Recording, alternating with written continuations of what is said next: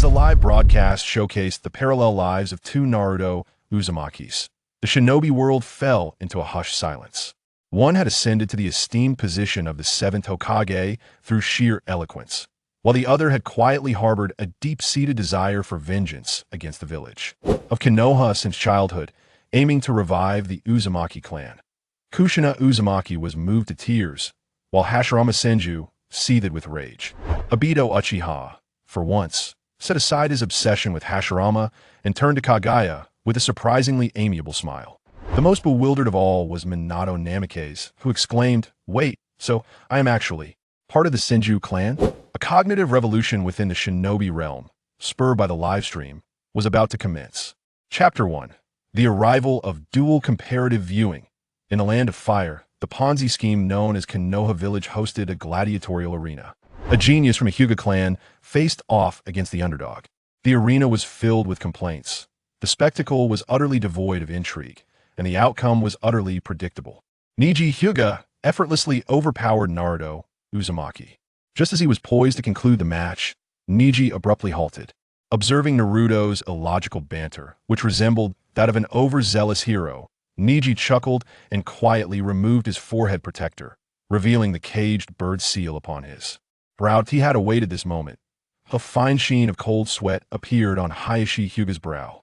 Why wait until this moment, amidst a gathering of dignitaries and villagers, to expose the Hyuga clan's disgrace? Clearly, Neji possessed a strong sense of purpose. At the highest tier of the stands, Orochimaru, disguised as the fourth Kazekage, cast a sidelong glance at the third Hokage, whose face betrayed discomfort yet was hastily masked. Orochimaru smiled, recognizing that his former mentor remained as resilient as ever. Truly, he was the epitome of a shinobi. Are you implying that with enough effort, anyone can become Hokage? Neji scoffed. Face reality.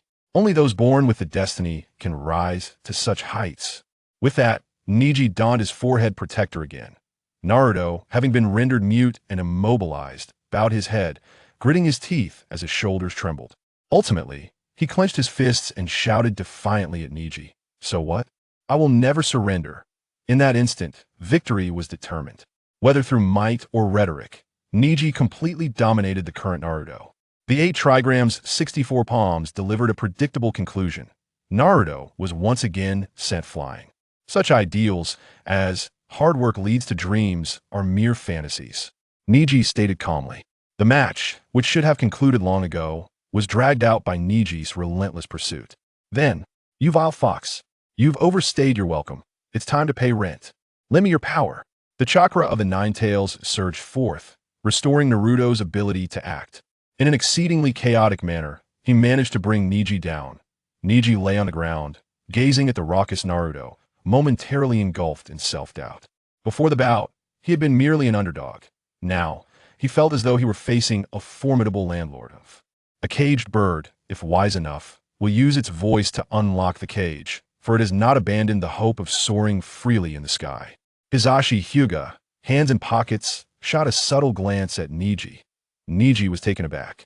Meanwhile, the stands erupted with applause. Suddenly, Neji felt a sense of release. The caged birds were not to blame for their confinement, nor the ones who imprisoned them. Rather, they were at fault for not being clever enough. Naruto Uzumaki, your sophistry has triumphed. Just as Neji closed his eyes in resignation, a mechanical voice rang out. Ding! The comparative livestream has commenced.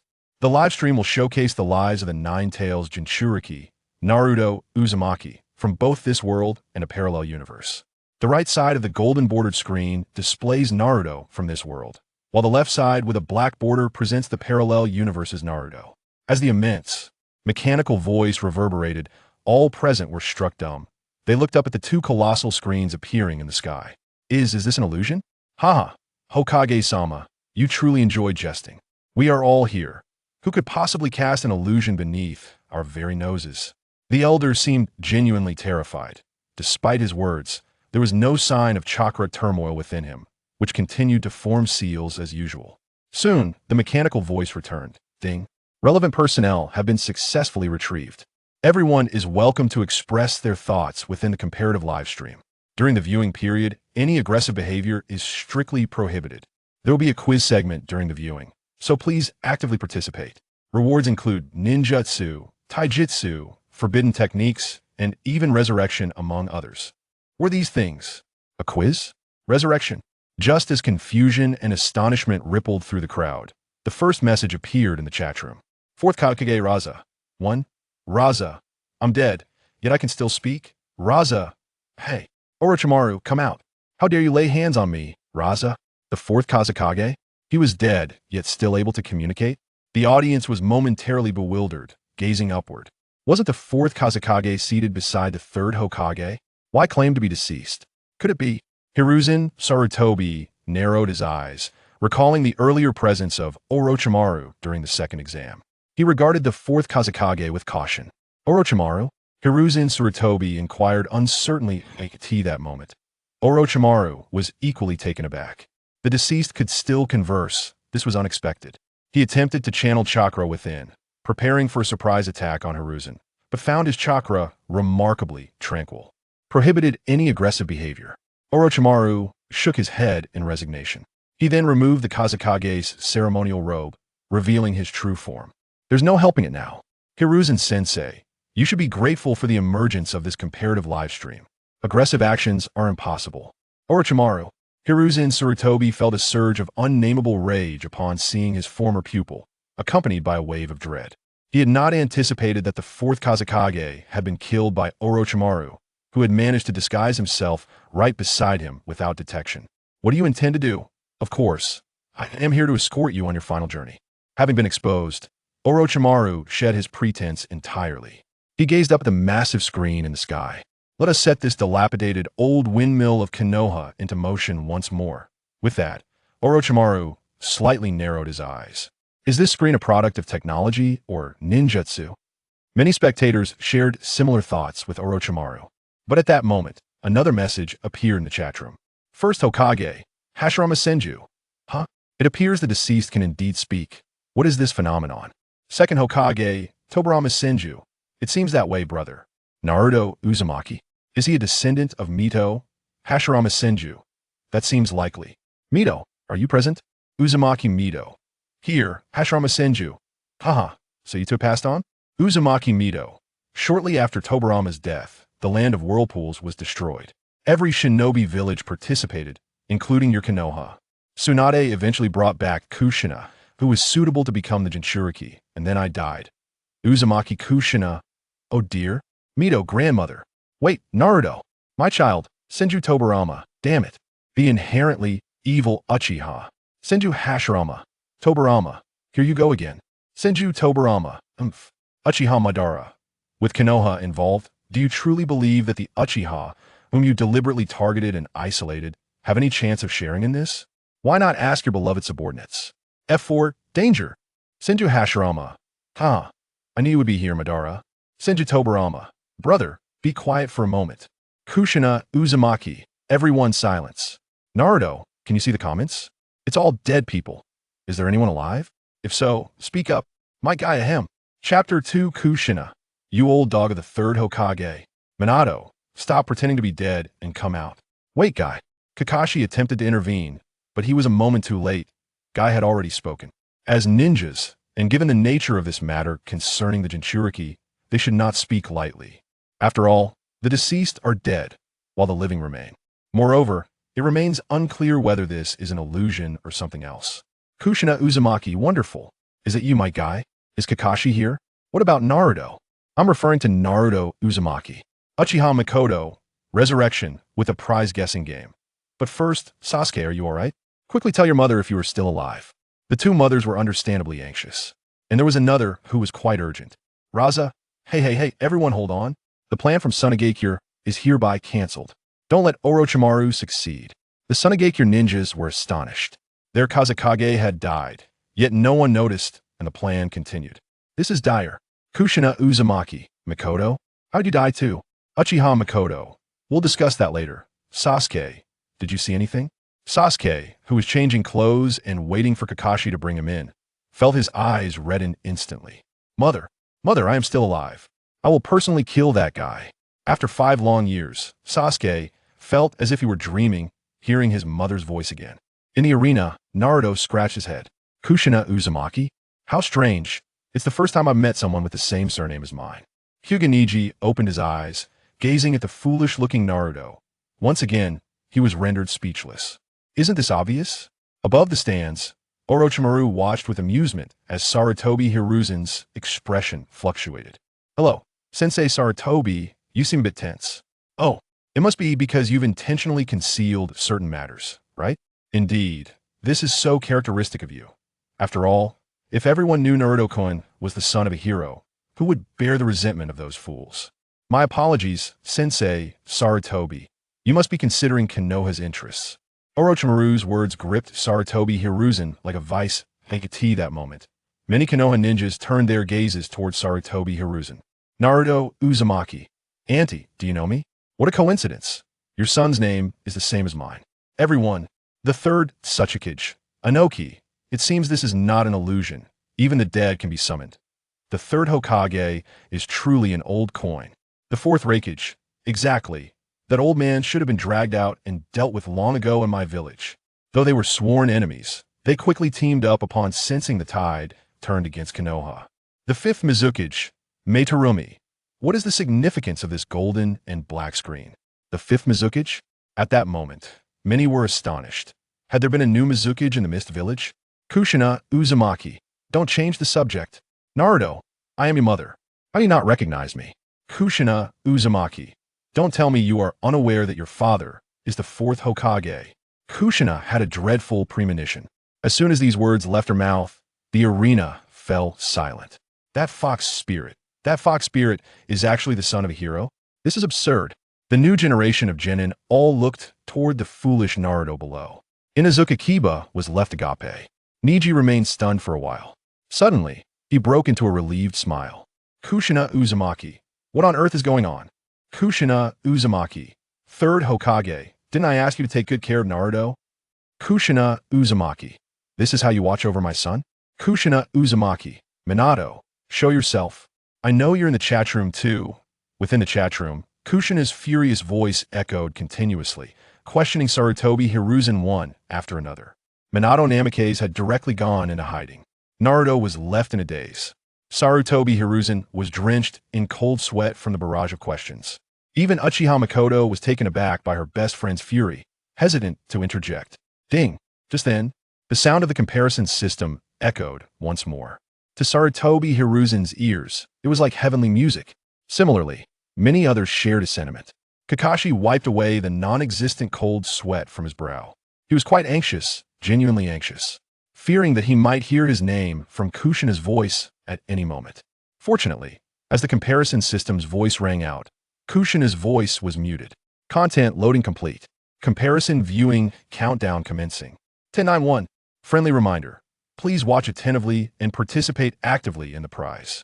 Quiz. Comparison viewing begins. Buzz. The moment the voice fell, the golden frame screen on the right lit up, displaying the scene. Land of Fire, Konoha. 3 years have passed since the Nine Tails incident. The infant Naruto has been taken in by the third Hokage, Sarutobi Hiruzen, at the Sarutobi clan's residence for 3 years. Today marks the day Naruto is sent out to live on his own. The scene shifted on the top floor of an old apartment. A ninja from the Sarutobi clan pushed open the door, a musty odor wafting out. From today onward, this will be your home, the Sarutobi ninja said, turning back with a look of disgust. At Katia's feet stood a frail child, helplessly gazing up at him. The child had golden hair, blue eyes, and most notably, 6 whisker-like marks on his face. This is your living allowance for this month. Once it's gone, you're on your own, the Sarutobi ninja said before tossing a sealed envelope containing 3,000 ryo and turning to leave, seemingly unwilling to linger for even a moment, leaving the child standing helplessly at the door. The child was none other than the young Naruto Uzumaki. Is this Naruto? Sakura Haruno was taken aback. In fact, the others recognized Naruto immediately as well. By the way, Naruto's home had plenty of instant ramen, most of which was provided by Sakura. Shikamaru leaned against the railing, gazing at the golden framed screen in the sky. Comparison viewing 2 entirely different lives of Uzumaki Naruto? This must be the Naruto from our world, the one we know. What will the other one be like? However, not everyone was as quick to react as Shikamaru on the Konoha side. The mood had grown significantly heavier. Kushina's remarks had evidently put Konoha in a difficult position. However, one cannot blame a mother for worrying about her child. As it stands, Konoha is reaping what it sowed. Orochimaru was thoroughly amused. Especially being so close, he could clearly see the changes in Sarutobi Hiruzen's facial expressions. How interesting. The only pity was that among the living, no one in Konoha dared to speak freely. After all, the third Hokage was still alive and right there in the stands. Orochimaru let out a quiet sigh. At this point, it was impossible for Sarutobi Hiruzen to die as a hero. Moreover, Orochimaru harbored an unsettling feeling. If he dared to persist, the fourth Hokage, who could not be resurrected by Edo Tensei, would appear. Uzumaki Kushina. Naruto? My child. How generous of you, old monkey. 3,200 a month? Truly, you are exceedingly magnanimous. What about my inheritance? Uzumaki Kushina. Minato, if you do not come forth and utter a word, Naruto shall no longer acknowledge you as his father. Fourth Hokage, Minato Namikaze. Ahem. Chapter 3. The Helpless Child, the Accursed Fox Demon. Absurd. Damn it. In that fleeting moment, many from Konoha found themselves in a state of bewilderment. Indeed, if Kushina's words had left them in turmoil, the emergence of the hero, the fourth Hokage, who perished protecting the village during the Nine Tails incident, was akin to obliterating the last vestiges of their hope that he's the son of a hero, you say? Gazing at the image framed in gold, it was disingenuous to claim they felt no regret. They all knew what images would follow. Why did you not say this sooner? All we have heard is about the fox demon. We merely needed to vent. This grand reunion has temporarily reached a conclusion. Hashirama Senju, Uzumaki Naruto. Is he of the Uzumaki clan? Tobirama Senju, brother. Is it not obvious? Who said Hashirama was dim-witted? Indeed, after the fourth couple fell silent, he hastily stepped in to mediate. This matter was, without a doubt, a disgrace for Konoha. Tobirama Senju quickly joined in support of his elder brother.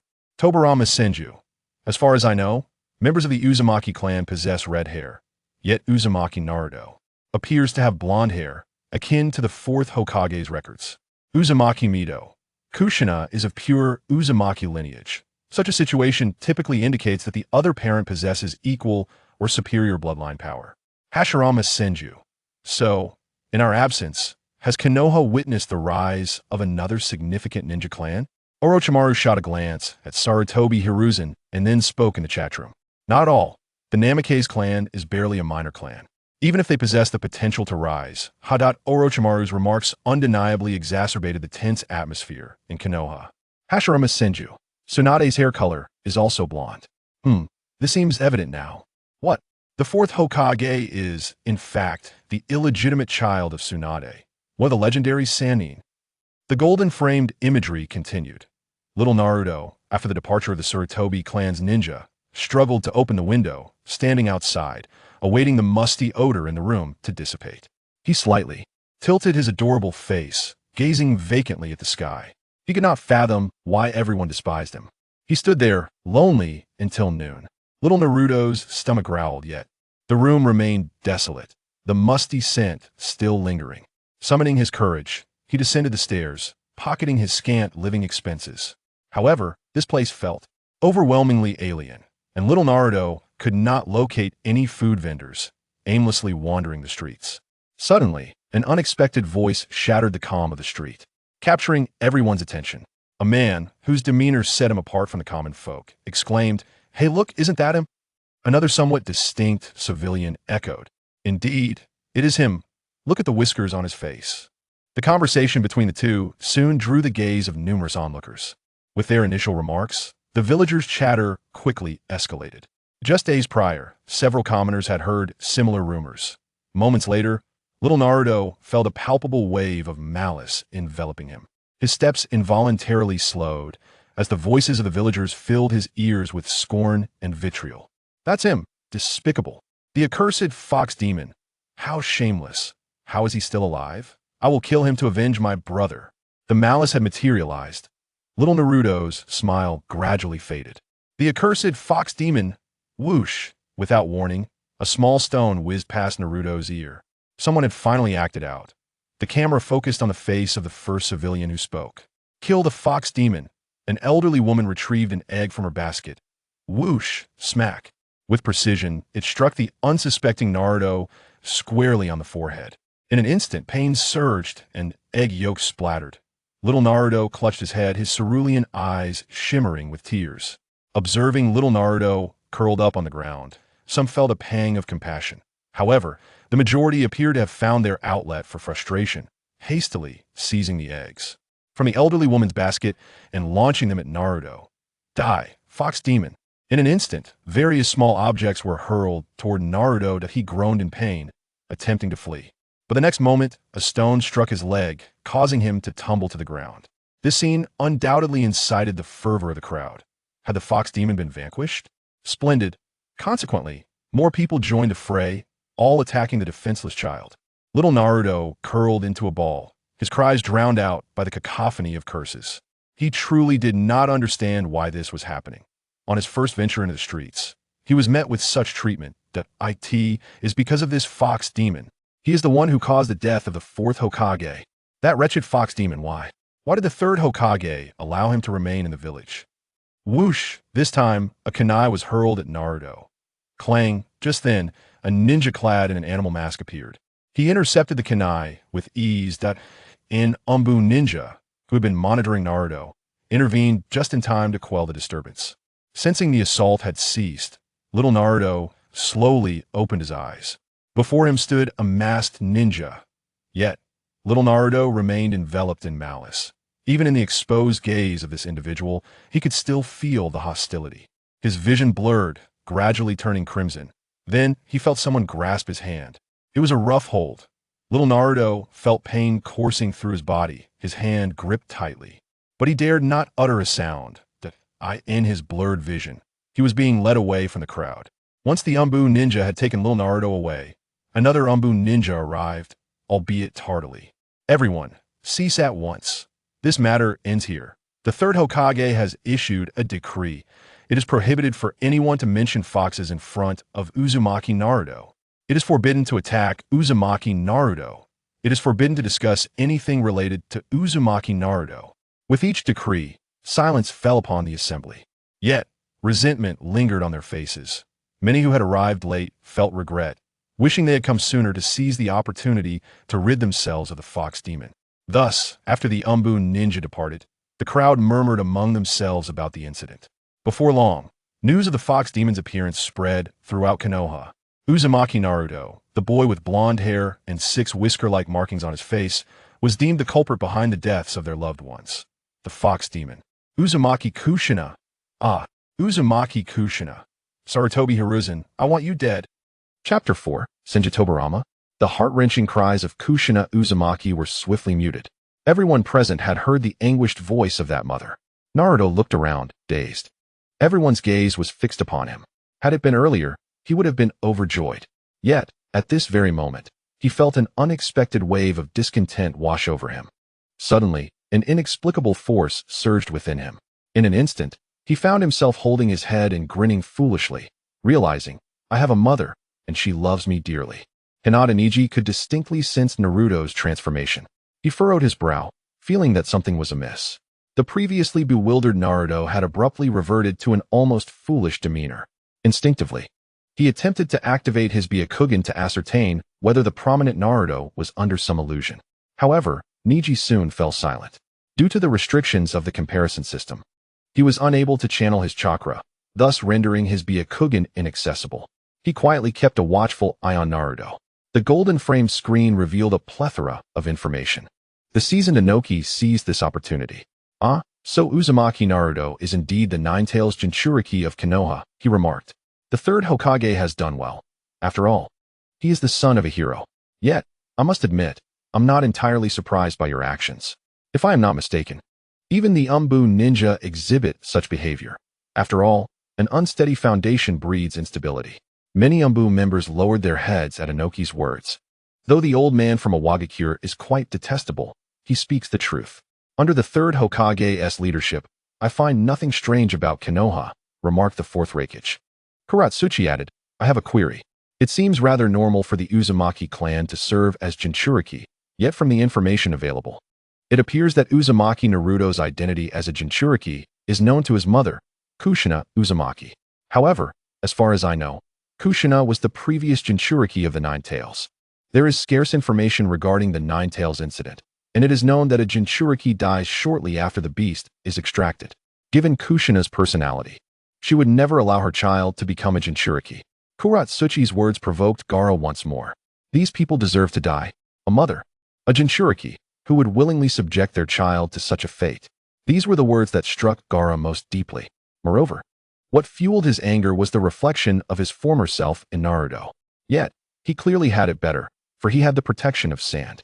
Temari and Kankuro exchanged complex glances with Gaara, as any aggressive action was impossible for them.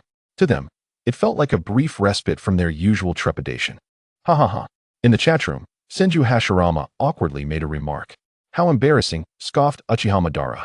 Brother, please refrain from speaking, Senju Tobirama interjected. Uzumaki Naruto. You should have heard or seen my remarks. Please tell me, is this footage genuine? Regarding his disciples' decisions, Senju Tobirama refrained from expressing his opinion. Naturally, as a competent politician, he quickly discerned Sarutobi Hiruzen's intentions. Even with limited information at hand, it was evident that someone would soon appear to rescue the beleaguered Naruto Uzumaki. As a deceased individual, Senju Tobirama had little desire to intervene. However, his sister-in-law's stance and the silence of his once adorable granddaughter filled him with an ominous premonition. Furthermore, due to the previous discussion, he had concluded that Naruto Uzumaki was a fusion of the Senju and Uzumaki clans. Had the Senju not integrated into Konoha, the fourth Hokage would not have been known as Minato Namikaze, but rather as Senju Minato. This was an undeniable fact, for apart from the Senju, there were only a few who could rival or match the Uzumaki lineage. Thus, even as a deceased entity, he felt compelled to intervene. Wait, is the second Hokage inquiring about me? Naruto pondered, scratching his head and grinning. I'm sorry, I didn't mean to paint over your shadow stone. I promise not to do it again. Senju Tobirama retorted, that is not what I am asking. Do you remember the images displayed on the screen? Uzumaki Naruto replied. I recall a bit, but I have mostly forgotten, hehe. Oh no. Sarutobi Hiruzen's pupils dilated sharply as a layer of cold sweat formed on his forehead. Tobirama-sensei had personally posed the question. The situation was becoming increasingly precarious. Kushina had inexplicably fallen silent. However, Hiruzen could not forget her previous words. He believed that if Kushina were to be revived, she would undoubtedly rush forth to confront him. Indeed, this comparison system seemed to have mentioned rewards for reviving the deceased. Coupled with Minato's demeanor, Hiruzen felt a chill run down his spine. Under the scrutinizing gaze of his subordinates, Hiruzen dared not meet their eyes. Orochimaru, with excitement, extended his long tongue, licking his dry lips. Hiruzen-sensei, I suddenly feel that the unfolding events have become quite intriguing. Shut your mouth, Orochimaru. Sarutobi Hiruzen replied, his composure faltering. Yet, this only served to excite Orochimaru further. Hiruzen-sensei, I have made my decision. I shall depart with my companions. Let this old, crumbling windmill of Konoha continue turning slowly. Someone will come to destroy it and rebuild anew. I wish to witness it all unfold. With that, Orochimaru turned his gaze toward Naruto. His interest in the young ninja surging to levels akin to his obsession with the Uchiha.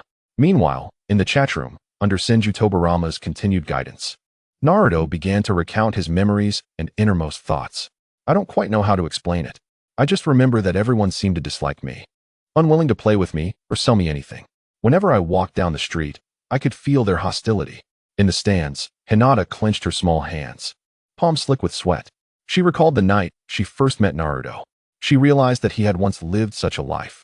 Her sister, Hanabi, sensing Hinata's emotional shift, quickly grasped her hand, trying to alleviate her sister's worries. With a forced smile, Hinata masked her concern. The other young ninjas felt a heaviness settle over them at Naruto's words. In the resting area, Sasuke slowly sat up. No wonder that fool behaves this way. Given his personality and that strange aura, it must be difficult for him to experience true empathy. It was not that he lacked empathy. Rather, as future Sasuke once remarked, Naruto could never fully grasp his pain. To Naruto, the struggles he endured were surmountable, and thus, he believed others should also overcome their adversities. Simply put, you suffer? I suffer too. If I can emerge from it, so can you. In his eyes, the concept of individual differences was non-existent. Therefore, when pain arrived, He finally began to comprehend a fragment of this truth. Chapter 5. Old man, what happened to your face? Fortunately, there was Iruka-sensei. Iruka-sensei was different from the others. Thankfully, there were many companions. Just as Naruto was about to continue, Senju Tobirama suddenly inquired, Iruka-sensei? Yumino Iruka replied, Lord Tobirama, I am Naruto's teacher at the Ninja Academy. Senju Tobirama pressed on. Tell me, were you different with Naruto from the very beginning? Iruka. No, Lord Tobirama. Initially, I harbored resentment towards Naruto just like everyone else. However, as a teacher, I am acutely aware that such animosity should not be directed at a child. Senju Tobirama. So, someone enlightened you and constantly suggested that you be kind to Naruto? Iruka. No, it is not that. I have profoundly comprehended the will of fire, and thus I have awakened to this truth. Senju Tobirama ceased his inquiries into Iruka, deeming them unnecessary. In such circumstances, even if Iruka had ultimately failed to change, a second Iruka would have emerged. At this moment, Senju Hashirama interjected. Senju Hashirama, I see, Fourth Hokage, your son is remarkable. He grasped the significance of companionship at a remarkably young age. Senju Tobirama, silence. Senju Hashirama, let me finish, Tobirama. Just as Tobirama was about to speak, the cunning Inoki jumped into the fray. Inoki, ha ha ha, Hashirama, you remain unchanged. Inoki, however, the facts are undeniable. To evade the essence of the matter is to deceive oneself. Inoki, how is the identity of the Jinchuriki exposed? It is hardly a mystery. What could a child possibly know or contemplate? In their most helpless moments, individuals grasp at any semblance of hope, especially a child. Inoki, in my view, it won't be long before we see the familiar visage of Sarutobi Hiruzen on this grand screen. Fourth Raikage, precisely. That is the crux of the matter. Inside the Raikage's office, observing the laughter of the fourth Raikage, Maki sighed, shaking her head in resignation. In the Pure Land, Kushina's lustrous red hair stood tall. 1, 2, 3, just perfectly 9. On the brink of uncontrollable rage, following the conversations in the chat room, Kushina erupted. Her eyes scanned the surroundings, searching for the spirit of Minato. In her state of madness, she had forgotten that Minato was currently ensnared in the belly of the Reaper. Azura, in the Pure Land. The Sage of Six Paths murmured softly. Then, with a wave of his hand, the souls surrounding Kushina were relocated. Shaking his head, tranquility soon returned to the Pure Land. Konoha Hospital. Naruto lay upon a hospital bed, remnants of blood still staining his body. His face had been cleaned, yet the medical ninja's actions were exceedingly rough. Clearly, the news of Naruto being a demon fox had reached this place. Naruto closed his eyes, succumbing to slumber, unaware of how he returned to that musty abode. When he next opened his eyes, hunger roused him. In his dazed state, he caught the scent of food and hastily began searching the room. Before long, he noticed the cold dishes on the table. Little Naruto paid no mind to their chill, sitting down to devour them ravenously, relishing the meal even if it had turned slightly stale. I seem to recall something about fishing. I shall give it a try tomorrow. Suddenly, a voice echoed in his mind, reminiscent of a sound he had heard in his stupor. Thus, after a night's rest, little Naruto dashed to the back mountains of Konoha. Ignoring his sorrows, if he did not find food today, he would once again face hunger. Not long after, Naruto fashioned a rudimentary fishing rod. He was uncertain how the fishing line and hook appeared there. Perhaps they were left behind by previous visitors. With a splash, it seemed to be a beginner's luck. Little Naruto's first fishing attempt yielded 3 fish, each the size of an adult's 3 fingers. The onlookers bore varied expressions. How fortuitous. Is this mere luck? It feels as though someone is guiding him intentionally. Why do those fish not appear lively? Could someone have hung them at the riverbed? Under the blazing sun, lunchtime quickly approached. Little Naruto felt an acute hunger and, mimicking previous teachings, set out to gather firewood. Before leaving the Sarutobi clan, others had impatiently instructed little Naruto in these matters. Once he ignited the fire, a smile graced his adorable face. He quickly skewered the fish with a stick, awaiting the coals before placing them over the flames. Lacking seasoning, the taste was hardly worth mentioning, but at least it sufficed for a meal. In the subsequent days, little Naruto repeated this existence, oblivious to what was edible and what was not. Nobody dared approach him. Even when he assisted others, he was driven away by a group of children. It seemed as though the whole world rejected him. Each night, little Naruto would secretly wipe away his tears. There was an occasion when rain drove the starving little Naruto into a ramen shop, where he first experienced the warmth of concern. This scene drove Kushina in the Pure Land to the brink of madness. Each time little Naruto wiped away his tears, Kushina felt as though her heart were bleeding. After some time, on this day, a figure intruded into little Naruto's world. As night descended, little Naruto placed the last fish on the coals. Sizzle, sizzle, sizzle. Before long, a thin layer of oil emerged from the fish, filling the air with a savory aroma. Little Naruto, however, had long grown accustomed to this. His eyes were vacant as he stared blankly at the flickering flames. So fragrant. A sudden, aged voice broke the silence. Little Naruto jumped in shock, tumbling to the ground. He turned swiftly to see an elderly man with white hair emerging from the shadows. The old man wore a gentle smile, and unlike others, Naruto sensed no malice from him. Who are you? Yet little Naruto remained on guard. Me? I am merely an old man passing by. The elderly man was none other than the third Hokage, Sarutobi Hiruzen. He gazed at the fragrant grilled fish, and his stomach rumbled in response. The strange atmosphere dissipated as the old man and the boy exchanged glances, both chuckling in unison. However, if this image were to be shown directly, it would undoubtedly evoke warmth. Yet, considering the preceding context, the flavor seemed somewhat different. Grandpa, this is for you. It's the first time I've met someone so kind to me. Little Naruto generously offered the grilled fish to the old man. Sarutobi Hiruzen accepted without hesitation, savoring it. Thank you. This fish looks incredibly delicious. This is a catch of mine. It must be tasty. Little Naruto beamed as he grabbed a piece of grilled fish. The grilled fish was somewhat hot, for little Naruto had not cooked much. In the blink of an eye, 2 of the few grilled fish had been consumed by Sarutobi Hiruzen. Onlookers, old man, do you have any shame? There were only 3 fish, and that was the child's dinner. After finishing the grilled fish, the old man and the boy sat by the campfire, gazing up at the starry sky. Look at the stars above. Inoki immediately sensed a different tone in the words. Senju Tobirama felt the same. Chapter 6. The Strongest Hokage. Senju Tobirama spits blood. Look at those stars. Each and every one of them is akin to the sun we see. Feeling the moment was ripe, Sarutobi Hiruzen pointed at the stars in the sky. Little Naruto looked up. The sun? The big, glaring one that appears during the day? Exactly. This world is vast, seemingly without end. Wow! Little Naruto's eyes sparkled. Grandpa, you know so much. Upon hearing this, Sarutobi Hiruzen revealed a hint of pride. Inoki, haha, you truly are remarkable, third Hokage. Terumi Mei, I sense that Naruto Uzumaki is unlike any ordinary child. Hashirama Senju, haha. Tobirama Senju, brother, please refrain from speaking too freely. In the face of this vast world, humanity is, in reality, remarkably insignificant. And our trivial concerns, as minuscule beings, appear utterly inconsequential against the backdrop of this world. Hiruzen Sarutobi shook his head. Young Naruto did not comprehend these notions, nor had anyone ever conveyed them to him. Grandfather, are humans truly so insignificant? As he gazed upon the starry sky, tears welled up in Naruto's large eyes.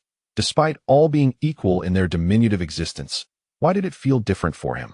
Hiruzen Sarutobi took a puff from his pipe. Grandfather, I feel you look somewhat familiar. Oh, what makes you say that? Hiruzen's eyes glimmered with intrigue. Well, you resemble the stones atop the village. Hee, you noticed that, did you? Hiruzen could barely suppress a smile. Do you know who it is that has their face carved into the Hokage rock? Naruto, of course, was unaware and simply shook his head in confusion. Those immortalized there are the great heroes who protect the village. Wherever the leaves flutter, the fire endures. Hiruzen began to instill in Naruto the will of fire. Naruto did not grasp the full meaning, but felt an inexplicable awe. Observing the yearning expression on Naruto's small face, Hiruzen knew his mission was accomplished. So that's it, grandfather, you're truly remarkable. Seeing Naruto's eyes light up, Hiruzen cleared his throat softly. Then, he gradually rose, leaving Naruto with a view of his back, hands clasped behind him. It's getting late. I must return. Naruto immediately felt a pang of disappointment, but then, with renewed hope, asked, Grandfather, can I become Hokage? Hiruzen turned back, offering Naruto an encouraging smile. Of course, one does not need to become Hokage to gain the villagers' recognition. It is through earning their acknowledgement that one can become the great hero, the Hokage, who safeguards the village. I believe, Naruto. that you will undoubtedly earn everyone's respect. Wow, Naruto exclaimed, then hurriedly inquired, so, grandfather, are you the strongest person in the village? He indeed. I am the mightiest among the four. The scene abruptly halted. Everyone fell silent, casting peculiar glances at Hiruzen Sarutobi on the platform. Hiruzen felt his cheeks flush with embarrassment. Orochimaru laughed unabashedly. Sakura Haruno. I see now. No wonder Naruto's dream since childhood has been to gain everyone's recognition and become Hokage. Ino Yamanaka. Indeed, I always found it strange why Naruto incessantly proclaimed his desire to become Hokage. It seems he was indoctrinated with such ideals from a young age. Shikamaru Nara. Ahem, Ino. Shikamaru offered a gentle reminder. Ino shot him a glare, but chose not to elaborate further. Sasuke Uchiha. That fool. Naruto Uzumaki. You're the fool. Sasuke. Sasuke fell silent. However, upon reflection, it was unsurprising that he, despite being at the bottom, was blissfully unaware while proclaiming his ambition to become Hokage. The seasoned Inoki made his voice heard. Hiruzen's eyelids twitched. Inoki. Ah, the will of fire. Inoki. Third Hokage, quite the strategist, aren't you? The fourth Raikage interjected. TSK. TSK. How impressive, third Hokage. The fourth Raikage. I recall that the strongest among the four also holds the title of the god of shinobi, does he not? Hashirama Senju, huh? The god of shinobi? Hashirama Senju, impressive. Monkey, I didn't expect you to surpass me. Tobirama Senju, brother. Silence. If anyone else had spoken thus, it might not have been taken at face value. Yet, coming from his own elder brother, it was undeniably literal. However, Tobirama soon grasped the underlying reasons. Konoha had lost both its elder brother and himself, and to avert the risk of losing formidable power while facing simultaneous threats from other shinobi villages, they had no choice but to craft a narrative of the once legendary god of shinobi. Even if self-proclaimed, it could somewhat alleviate external pressures. Yet, Tobirama felt that when Hiruzen claimed he was the strongest, he appeared genuinely serious. Deceiving others was acceptable, but deceiving oneself was unforgivable. Ultimately, for the sake of Konoha, Tobirama begrudgingly stated, I suppose one can understand the monkey's actions. After all, it is all for Konoha to instill a sense of belonging in the Jinchuriki. It was too much for Tobirama. He felt his face grow hot and could no longer fabricate excuses. Of course, from a politician's perspective, Hiruzen was indeed a competent politician. However, employing such tactics against Naruto, the son of a hero, felt excessively sordid. Hiruzen quickly asserted, yes, I adhere to my mentor's will. Everything is for the sake of Konoha. Tobirama, you scoundrel. The fourth Raikage. Ha ha, I see now. Everything is at the behest of the second Hokage. No wonder. Inoki chose not to continue speaking this time. After all, it concerned the second Hokage. He too had witnessed that era and understood well the legacies of the first and second Hokages. However, the fourth Raikage was evidently unbothered, and over the years, he showed no fear of Konoha, a self-destructive paper tiger. In recent years, during the most challenging times for the Cloud Village, they had the audacity to come to Konoha to recruit shinobi. Even when caught in the act, they believed they would face severe repercussions. Yet in the blink of an eye, Konoha would concede land as compensation. Madara Uchiha, truly, a master and apprentice, consistently repugnant. Hashirama Senju, Madara, one cannot speak so. Madara Uchiha, so what? Merely a Jinchuriki, and yet there is a need for such precaution. Are you counting on him to the point he can't even afford ramen? Is this what Konoha represents under your philosophy? Hashirama fell silent, while Tobirama seethed with anger. Yet, having just spoken against his better judgment to defend Hiruzen for Konoha's stability, he could only remain silent when confronted by Madara. Should he retract his earlier words? Madara would not miss this opportunity. He relentlessly criticized Konoha. He had long seen through this village and the Uchiha clan. Madara Uchiha. Therefore, up until now, I have yet to see a single Uchiha. Hehe. Have they all been eradicated? Foolish. Izuna Uchiha. Brother, I am here. I am here. Chapter 7. Black Frame Naruto. Konoha F4. Oh no. Why does this scene look different? Madara Uchiha. Izuna. Izuna Uchiha. Brother. The tone of the scene shifted abruptly. At that moment, a sudden voice emerged. Danzo Shimura. Hiruzen. I've long said that if you entrusted Naruto to me, none of this would have occurred. I never imagined you would resort to such foul tactics against an innocent child. Oh, are you attempting to impress the teacher? Hiruzen's beard bristled with anger. Inoki, Danzo. How dare you say such things? The fourth Hokage, Tisk, truly a den of thieves. No wonder Konoha is in such decline, with even its own disciple unable to restrain himself from wanting to kill you. Orochimaru's intentions to attack Konoha were becoming increasingly evident, especially with the fourth Kazekage occasionally making appearances to assert his presence. Terumi-me, it is entirely natural for the Jinchuriki to face rejection, such is human nature. However, as a leader, not only should one not incite this, but to actively stir animosity between the villagers and the Jinchuriki is no wonder Konoha has become what it is today. Of course, Terumi may refrain from saying too much, for the Hidden Mist village had only recently emerged from the Blood Mist era. In reality, none of the 5 great shinobi villages are in a position to criticize one another. However, everyone has their reasons, except for you, Konoha. With so many talented individuals, one can hardly imagine the scene had they been placed in another village. Konoha has endured for so long, yet it remains firmly situated in the most advantageous geographical position in the ninja world. It is no wonder the 4 great ninja villages are envious of Konoha.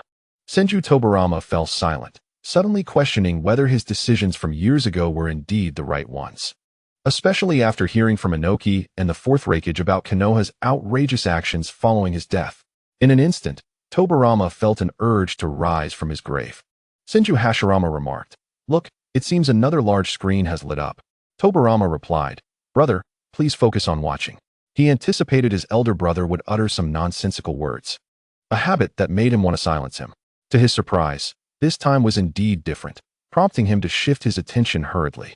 Buzzing in the air, after the golden frame screen went dark, the black frame screen quickly illuminated with an image of a dilapidated apartment's top floor. A ninja from the Sarutobi clan pushed open the door, a musty odor wafting out. "From today onwards, this is your home," the Sarutobi ninja said, turning back with a look of disdain. At his feet stood a frail child, expressionless.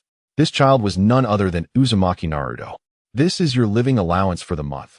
Once it's gone, you must fend for yourself," the Sarutobi ninja declared, tossing a sealed envelope containing 3,000 ryo before turning to leave, seemingly eager to depart without lingering. Little Naruto silently picked up the envelope filled with money and opened all the windows in the room for ventilation. Observing the sparsely furnished space, he furrowed his brow slightly. Sitting on a chair as if deep in thought, Haruno Sakura exclaimed, "Huh? Wasn't this scene just played?" Yamanaka Ino replied, "Yes, I remember. This is when Naruto was just sent out." Nara Shikamaru interjected, "No, this Naruto seems a bit different." With Shikamaru's reminder, they all noticed that little Naruto was no longer standing blankly outside the door. Instead, he appeared contemplative and curious. Just then, the little Naruto on the screen took action. He began to unfold the 3,000 ryo. "A month has 30 days, which means my daily allowance is only 100 ryo." He reflected, "That's so little. I remember that everything I saw when I was out with them wasn't cheap."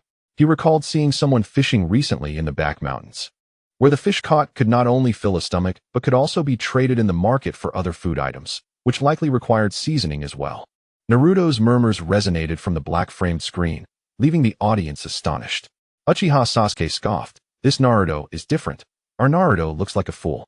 Uzumaki Naruto retorted, "Sasuke, you're the fool." Even Hyuga Niji, still lying on the ground, instinctively nodded in agreement with Sasuke's words. Other young ninjas also voiced their concurrence, and shockingly, even Sakura joined in. Naruto felt a wave of frustration. Was it just because he spoke a few extra words that everyone hastily deemed him inferior to another version of himself? In the Pure Land, after her anger subsided, Kushina regained some composure. Witnessing a different Naruto, tears streamed down her face uncontrollably. The rewards from the quiz must surely be related to this world's Naruto. There was a chance for resurrection. She had to seize it. Taking a deep breath, Kushina resolved to think critically. In that moment, her mindset shifted. The husband she once trusted so deeply now seemed somewhat unfamiliar. Throughout it all, he had only spoken once, compelled by her insistence regarding Naruto. Perhaps he too was regretting and feeling guilty? No, such matters were no longer significant to Kushina. Her mind was solely occupied with how to return to the ninja world and make amends for her child. Kushina understood that Naruto was undoubtedly undernourished. If this continued, even if he inherited the Uzumaki clan's physique, he would remain a small child, suffering from malnutrition. Her foremost desire was to rip Sarutobi Hiruzen's head off and kick it like a ball. To hell with Konoha, with the greater good. And with the will of fire. She was Uzumaki Kushina. Unexpectedly, just as the black-framed screen depicted little Naruto planning for his future, the scene abruptly shifted to a previously unseen image that the golden-framed screen had not shown. In the Hokage building, within the Hokage's office. Hokage-sama. My subordinates have delivered Uzumaki Naruto to the specified location, a ninja from the Sarutobi clan reported. I have also warned him not to return to the clan. As per your instructions. Understood. You may leave. Sarutobi Hiruzen nodded slightly, gesturing for the Sarutobi ninja to withdraw. As the scene extended, the Hokage's office now included 3 others alongside Hiruzen, his advisor Shimura Danzo, and 2 prominent consultants, Nara Shikaku and Mito Gate Kurinai. Konoha's F4. This is bad. Chapter 8. The entire ninja world witnesses my regretful moments when the black-framed screen displayed this scene. Konoha's F4 immediately sensed trouble. Did this not imply that the upcoming footage would be quite detailed? This was disastrous. The exposure of sensitive information was one concern. The other was that Konoha's F4 was well aware of the contents of their regular meetings. Sweat beads trickled down Hiruzen's forehead. Orochimaru's eyes sparkled with intrigue. The situation had become increasingly entertaining. In the underground base of the Root organization, Danzo's expression fluctuated ominously. He recalled his recent comments and suddenly felt a tingling sensation in his nose. Kurinai and Mito exchanged glances, both recognizing the panic reflected in each other's eyes. In a nameless tavern on Short Street, Tsunade slammed a bottle down heavily. You old fossils. Tsunade-sama, you really shouldn't drink anymore. Shizune, cradling a piglet, hurriedly advised. I am not drunk. Tsunade pushed her away. Don't turn away. She had been attentively monitoring the chat room, where Tobirama and Hashirama were present. Hearing their voices again was a delight, yet she still longed to hear from the 2 individuals she cared about most, leaving her feeling somewhat disheartened. Observing this, Shizune could only shake her head in exasperation, then quietly sat beside Tsunade, hugging the piglet. The footage continued. Hiruzen, this matter requires an explanation from you. Danzo's piercing gaze prompted Kurinai to take the lead in questioning. The Jinchuriki should be monitored within our control. This manner of allowing him to reside in Konoha leaves one to ponder the potential consequences. Should such a situation arise once more, it would be exceedingly perilous for Konoha at this stage. Following the counsel of Kurama and the advisor Mito, Inma spoke gravely. Yet, Sarutobi Hiruzen appeared unperturbed, leisurely savoring his smoke. Danzo, what say you? Sarutobi glanced at Danzo, signaling him to voice his thoughts. Danzo, maintaining a stoic expression, remarked, Hiruzen. Both Kurama and Inma present valid arguments. The Jinchuriki belongs to Konoha, not merely to you. You undertook this decision without consulting us. Out of respect and reason, the Jinchuriki should remain under our oversight. And what then? Sarutobi raised an eyebrow. Let Root take him. His demeanor upon departure unsettles me. If you cannot assure his absolute loyalty to Konoha, then do not play with fire. The dark reputation of Konoha is not unfounded. Here we go again. Inoki begins his tirade. I assure you, I act in Konoha's best interests, and this is an internal matter. Why do you persist in slandering us? Danzo retorted defiantly. Sarutobi remained silent, continuing to smoke. Hiruzen, entrusting him to Root is indeed a prudent option. It guarantees the Jinchuriki's unwavering loyalty to Konoha, Kurama interjected. Oh, loyalty? To Konoha or to Root? Sarutobi shot her a glance, prompting her to fall silent. I have made arrangements for this matter. No further discussion is necessary. Danzo, withdraw your men. I do not wish for Naruto to come into contact with Root. Hiruzen, are you aware of the potential harm that boy could inflict upon Konoha if he loses control? Can the few Umbu you dispatched ensure absolute security? Danzo demanded sharply. Sarutobi set down his pipe, asserting, enough, allow your men to return. Let this matter rest. Hiruzen, you. Danzo's words were cut short as Sarutobi interjected, Danzo, I am the Hokage. Danzo's expression froze, his face contorted in disbelief. Kurama and Inma similarly fell silent. You shall come to regret this. With his plans thwarted, Danzo saw no reason to linger in the presence of Sarutobi's disdain. He turned abruptly, slamming the door of the Hokage's office behind him. Ha ha ha, what an entertaining scene. The laughter of the 4th Raikage echoed in the chat room. Sarutobi's face reflected embarrassment. In the underground base of Root, Danzo's fist struck the table with force. Hiruzen, cursed be. However, just as Sarutobi and others exhaled in relief, the black-framed screen continued to display its content. Upon seeing Danzo depart, Mito and Kurama exchanged glances. They often found themselves caught in the middle, swaying in uncertainty. Hiruzen, let us set aside the matter of the Jinchuriki for now, Mito began. The Uchiha have been somewhat restless lately. At this statement, Sasuke's mind buzzed. What is happening? Could the Uchiha situation be entangled with these elders? Uchiha Madara remarked, Ah, truly. These are the worthless successors of Tobirama's will. Uchiha Madara continued, Come forth, an Uchiha, and tell me, has our clan been annihilated? A bunch of foolish failures. Were it not for Izuna's dying request, I wouldn't waste my time in Konoha. Uchiha Izuna, Onaikin, cease your words. Senju Tobirama exclaimed, The Uchiha have been exterminated? Monkey, do not tell me this is true. This was not the era of the Fourth Great Ninja War. Moreover, Tobirama was not facing a mere child. Naturally, he expressed his innermost thoughts. Sarutobi responded, Teacher Tobirama, by the time I became aware of this matter, it was already too late. I have stripped Danzo of his position as your advisor. Tobirama regretted it. He truly regretted it. Regretted speaking on Sarutobi's behalf moments ago. Regretted leaving things unresolved. Tobirama's mind raced. Was it his intention for them to act in such a manner? Targeting the Uchiha was acceptable, but annihilation? How could you do this? No wonder Konoha has become what it is today. Was this truly my directive? Shimura Danzo protested. Slander. Why are you so shameless, Hiruzen? I had no knowledge of the Uchiha situation. Furthermore, how can we ascertain that this black-framed world mirrors the original? Danzo, flustered, quickly typed in the chat room. Orochimaru interjected, Ah. The Uchiha have been extinguished. I still recall this matter. Orochimaru, silence. Sarutobi glared fiercely. Yet, Orochimaru merely cast a scornful glance at him. A smirk of derision forming on his lips. He continued, Itachi slaughtered the Uchiha clan. Just as he was about to elaborate, a somewhat unfamiliar voice emerged. Uchiha Fugaku stated, Let this matter rest, Orochimaru.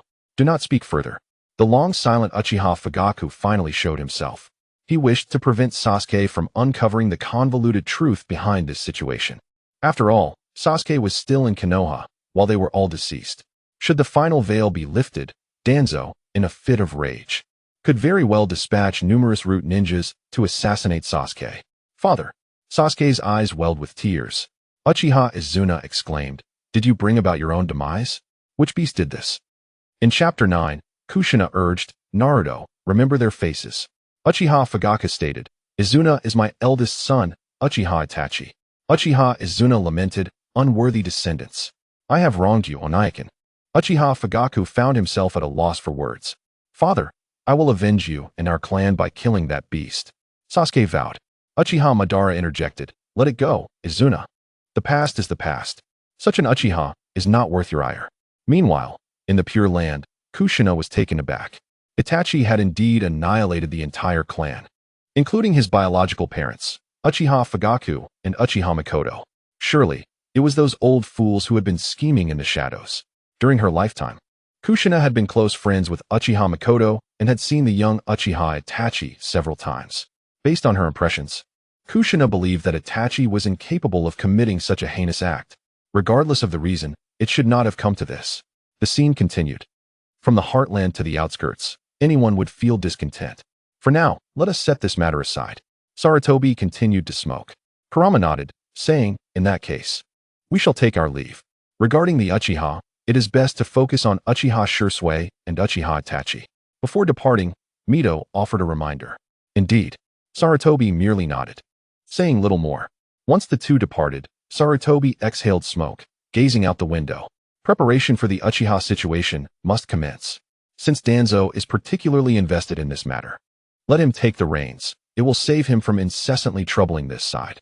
At present, for Sarutobi, the most crucial matter is undoubtedly the Nine Tails Jinchuriki. Inoki remarked, TSK, TSK, TSK, I knew it. How hypocritical. Loquat added, Humph, the darkness of Konoha? Merely a tool in the hands of the third Hokage. What could possibly escape his notice? Damn Orochimaru. Loquat mused. How could he not know how vile Konoha truly is? If it were not for the oppressive actions of the so-called ally, Konoha, which forced the Sand Village into a dire situation where even its precious gold could not sustain it, then Raza would not have resorted to collaborating with Orochimaru to seek vengeance against Konoha. utilizing the upcoming joint Chunin exams to strike against them. Sarutobi Hiruzen's expression darkened, taken aback by how past events were laid bare before him. I have no recollection of this matter, he stated. It seems that, as Danzo said, that world is entirely different from this one. Thus, whatever I did in that world bears no consequence here. At that moment, Senju Tobirama felt an overwhelming sense of frustration rising within him, caught in an unending cycle of passivity due to his single utterance. He longed to return to the past. When Sarutobi Hiruzen expressed his intention to remain behind, Tobirama quickly responded, "Very well, you shall go." Subsequently, Shimura Danzo also declared his intention to stay, to which Tobirama replied, "All right, then you too shall hold the rear." As of now, he had yet to hear from Akimichi Chofu and Uchiha Kagami, and he could easily surmise their fate. If Tenten and Mito Han could voice their thoughts, he would not hesitate to agree. Alas, there exists no remedy for regret. Senju Tobirama could only stew in frustration within this purgatorial realm. What could he do? Words had been spoken, and even his elder brother refrained from making any rash statements. At that moment, the black-framed large screen shifted its scene. Little Naruto stood before a mirror, gazing at his reflection. He raised a small hand to touch the six paths whiskers on his face. Why am I different from everyone else? Little Naruto felt perplexed. However, the hunger rumbling in his stomach interrupted his musings. He then took out some money and headed out. Would he be embarking on this journey once more? How would this world's Naruto respond? The onlookers couldn't help but feel a surge of curiosity and anticipation. However, the thoughts of Konoha's residents diverged significantly. They sensed that this Naruto on the black-framed screen might harbor resentment towards them, perhaps seeking revenge. Many were struck by such thoughts, feeling an instinctive fear. The scene continued, mirroring that of the golden-framed screen. Little Naruto observed the shops around him. Upon spotting a store selling fishing gear, he paused. Yet, before he could enter, he caught sight of the prices. They were exorbitant, far beyond what he could afford. Fortunately, the prices for fishing line and hooks were not steep. He spent 100 ryo and acquired a small box of hooks and 10 meters of fishing line. Undoubtedly, such a price was not attainable. The shopkeeper, seeing the boy's small stature and polite demeanor, generously gifted him some inexpensive hooks. Little Naruto silently tucked the items away, bowed respectfully to the shopkeeper, and thanked him before hastily leaving in search of a place to buy food. The shopkeeper waved goodbye with a smile. This scene was entirely incongruent with that of the golden-framed screen. Just as everyone pondered whether the entire world had changed, a familiar scene unfolded. A man, whose demeanor was incongruous with that of a commoner, exclaimed, "Hey, look, isn't that him?" Another somewhat different commoner chimed in, "Yes, that's him. Look at the whiskers on his face." He had appeared. As the crowd collectively breathed a sigh of relief, tension gripped them once again. Uzumaki Kushina's voice suddenly rang out, "Old monkey." Her shout was laced with a palpable hatred that felt almost tangible. Sarutobi Hiruzen felt a chill run down his spine. Yet, Kushina's voice was soon muted, perhaps due to its harshness. Senju Tobirama interjected, "Monkey, look at the mess you've created." Seizing the opportunity to distance himself from Hiruzen, Tobirama was determined to speak up. Otherwise, he would remain silenced indefinitely. Senju Hashirama inquired, "Tobirama, what is this about?" Tobirama responded, "Brother, look at what this monkey is doing. He is repeatedly plotting against a child, who is a tender green shoot of Konoha. When have I ever taught him such a notion of the will of fire?" Hashirama acknowledged, "Indeed, Tobirama, you have a point." Uchiha Madara scoffed, "Pathetic performance." Uchiha Izuna remarked, "On Aiken, isn't Tobirama just as shameless? No wonder he raised such a disciple." Tobirama retorted, "Enough. I have tolerated you for long enough." In that instant, Tobirama chose to create chaos, diverting attention from his previous remarks in favor of Sarutobi Hiruzen. Izuna challenged, "Are you afraid? Come out and face me one-on-one." Tobirama replied, "Come on then. What courage does a defeated foe have to bark?" Madara asked him. Hashirama laughed, "Let us keep it civil. Everyone, please cease the noise. Now, monkey, step forward and explain yourself." Sarutobi Hiruzen protested, "Lord Hashirama, it's not like that. I've never sent anyone to do such things. It must have been that Danzo fellow acting out of anger after leaving the office." Shimura Danzo shouted, "You're full of it." Anoki commented, "It's great to be alive long enough to witness Konoha's dogs fight each other." Due to the uproar, the chat room fell silent, allowing everyone to refocus on the screen. The conversation between the two soon attracted considerable attention. It was nearly identical to the scene on the golden framed screen. Before long, little Naruto sensed a thick malevolence surrounding him. He instinctively slowed his pace as he overheard the villagers' conversations and curses. It's him. Damn it. The cursed fox. How shameless. How is he still alive? I will kill him to avenge my brother. The animosity had become palpable. Little Naruto's smile faded. Soon, he noticed that the shopkeeper who had just sold him the hooks and line had also arrived, wearing an expression of disbelief. The once adorable and well-mannered child was indeed the fox demon. After a moment of internal conflict, the shopkeeper's eyes reddened. Yet he did not join in the cursing against the black-framed Naruto. Damn fox demon. Suddenly, a small stone whizzed past little Naruto's ear. He froze for a moment, swiftly turning to the direction from which the stone had come. There, he sensed an entirely different aura, one that felt distinct from that of the common people. Was it a ninja? The camera shifted back to the first commoner who had spoken, capturing his expression as he heard the thoughts of the black-framed Naruto. Chapter 10. Azura Unleashed, Black-Framed Naruto. Get lost. Kushina's utterance undoubtedly cast a heavy pall over the atmosphere in Konoha. In that moment, the villagers who had once harbored hatred towards Naruto felt a wave of panic. The entirety of Konoha, following that statement from Kushina, fell into an eerie silence. Initially, Kushina had solely targeted Sarutobi Hiruzen. They had held on to some hope. Now, Minato Namikaze spoke. Kushina. Yui hesitated, but in the next instant, Kushina's voice was again silenced. Uzumaki Kushina shouted, "Get lost. How I choose to act is none of your business. Just continue being your dog of a Hokage, protecting these fools." In the arena, Naruto stood in bewilderment. Why does Mama want me to remember their faces? As the referee, the still-present Shiranui Gunma twitched at the corner of his eye, but refrained from speaking. As one of the fourth Hokage's guards, they were undoubtedly derelict in their duty. Outside of his subordinates, how could he not be considered remiss? Gazing at Naruto's back, Shiranui Gunma, lost in thought, found himself with a sudden case of old age vision, murmuring to himself as he saw Minato's silhouette reflected in Naruto's form. The two figures quickly merged into one. Niji's lips curled into a subtle smile as he gazed at the figure of Naruto within the black frame. A smile graced his lips. How delightful it was. Yet, he pondered whether the memories of that event would resurface. He chuckled to himself, wondering how this framed Naruto would react if he were to hear his thoughts. Niji couldn't help but feel a sense of anticipation. The black frame screen continued to display images. Kill the fox demon. An elderly woman retrieved an egg from her basket. Whoosh. Despite his confusion, Naruto remained vigilant. The egg narrowly missed striking him, prompting him to duck instinctively. Crack. The egg shattered upon hitting the ground, splattering its contents at his feet. Naruto frowned, a wave of anger beginning to rise within him. Why are they treating me this way? What have I done wrong? I know nothing of this fox demon. It isn't me. As his fury escalated, a sudden chill swept over his heated mind. An inexplicable emotion emerged, soothing his ignited rage. Am I to forgive them no matter what they do? Impossible. Absolutely impossible. How could I entertain such thoughts? The inner voice of the framed Naruto echoed relentlessly, leaving everyone bewildered. What was happening? What was he saying? Niji's pupils dilated in realization. Could it be? He turned sharply to look at the present Naruto, noticing the bewildered expression on his face. It seemed Niji had stumbled upon something profound.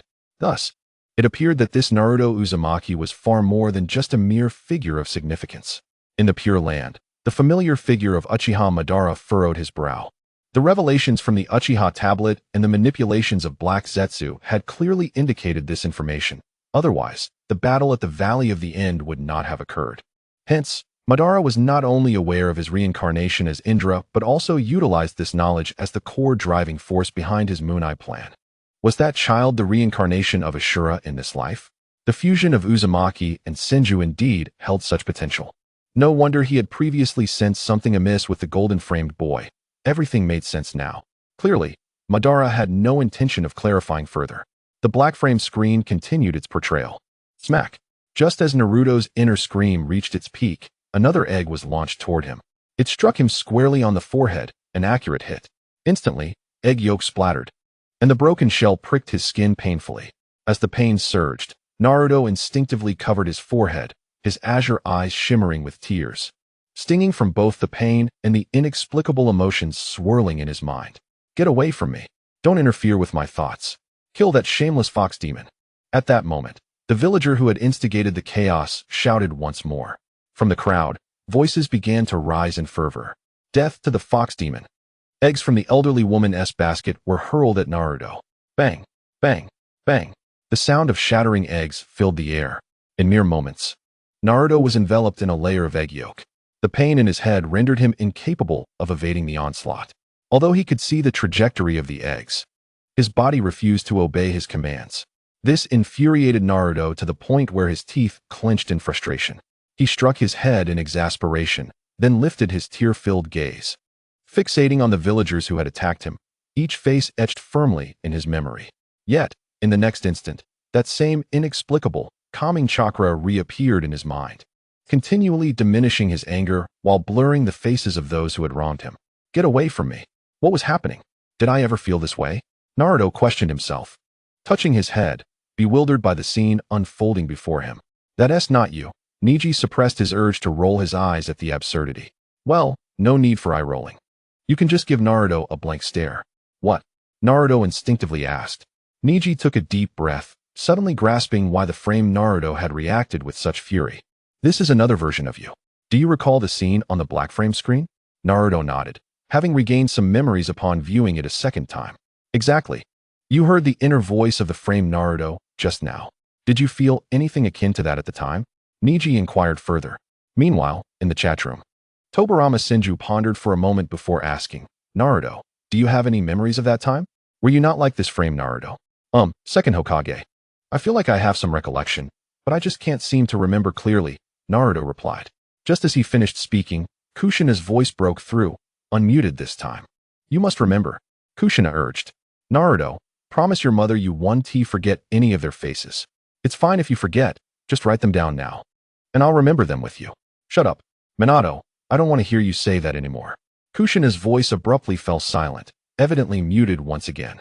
Minato Namikaze sighed, having intended to speak, but was preemptively silenced by Kushina's intervention. In the realm of the Shinigami, Minato's spirit sat quietly, a bittersweet smile gracing his lips. Life and death felt vastly different now. His thoughts were no longer confined by worldly constraints, and he found himself steeped in regret. Otherwise, Minato, Kushina is teetering on the edge of fury. I know her temperament better than anyone. It's best to remain quiet for now. By the way, if possible, I'd like to merge with another version of myself. The future is unpredictable, isn't it? The risks within your body are still too great. Otherwise, how could the illustrious Minato Namikaze gain the acknowledgement of the Nine Tails? Chapter 11. Neji, even as Naruto, you are capable of this. How strange. Why can't I remember their faces no matter how hard I try? Naruto lamented. I clearly looked at them with focus and care. Upon hearing Naruto's remarks, an unsettling scene unfolded in Konoha. A collective sigh of relief echoed, as though they had narrowly escaped the catastrophe. Orochimaru blinked, casting a glance at Sarutobi Hiruzen, who was not far off. The snake lady sensed that her self-proclaimed strongest Hokage seemed to have relaxed. This is unacceptable, Orochimaru thought, her smile taking on a wicked quality. As a competent disciple, how could she allow her teacher to feel at ease?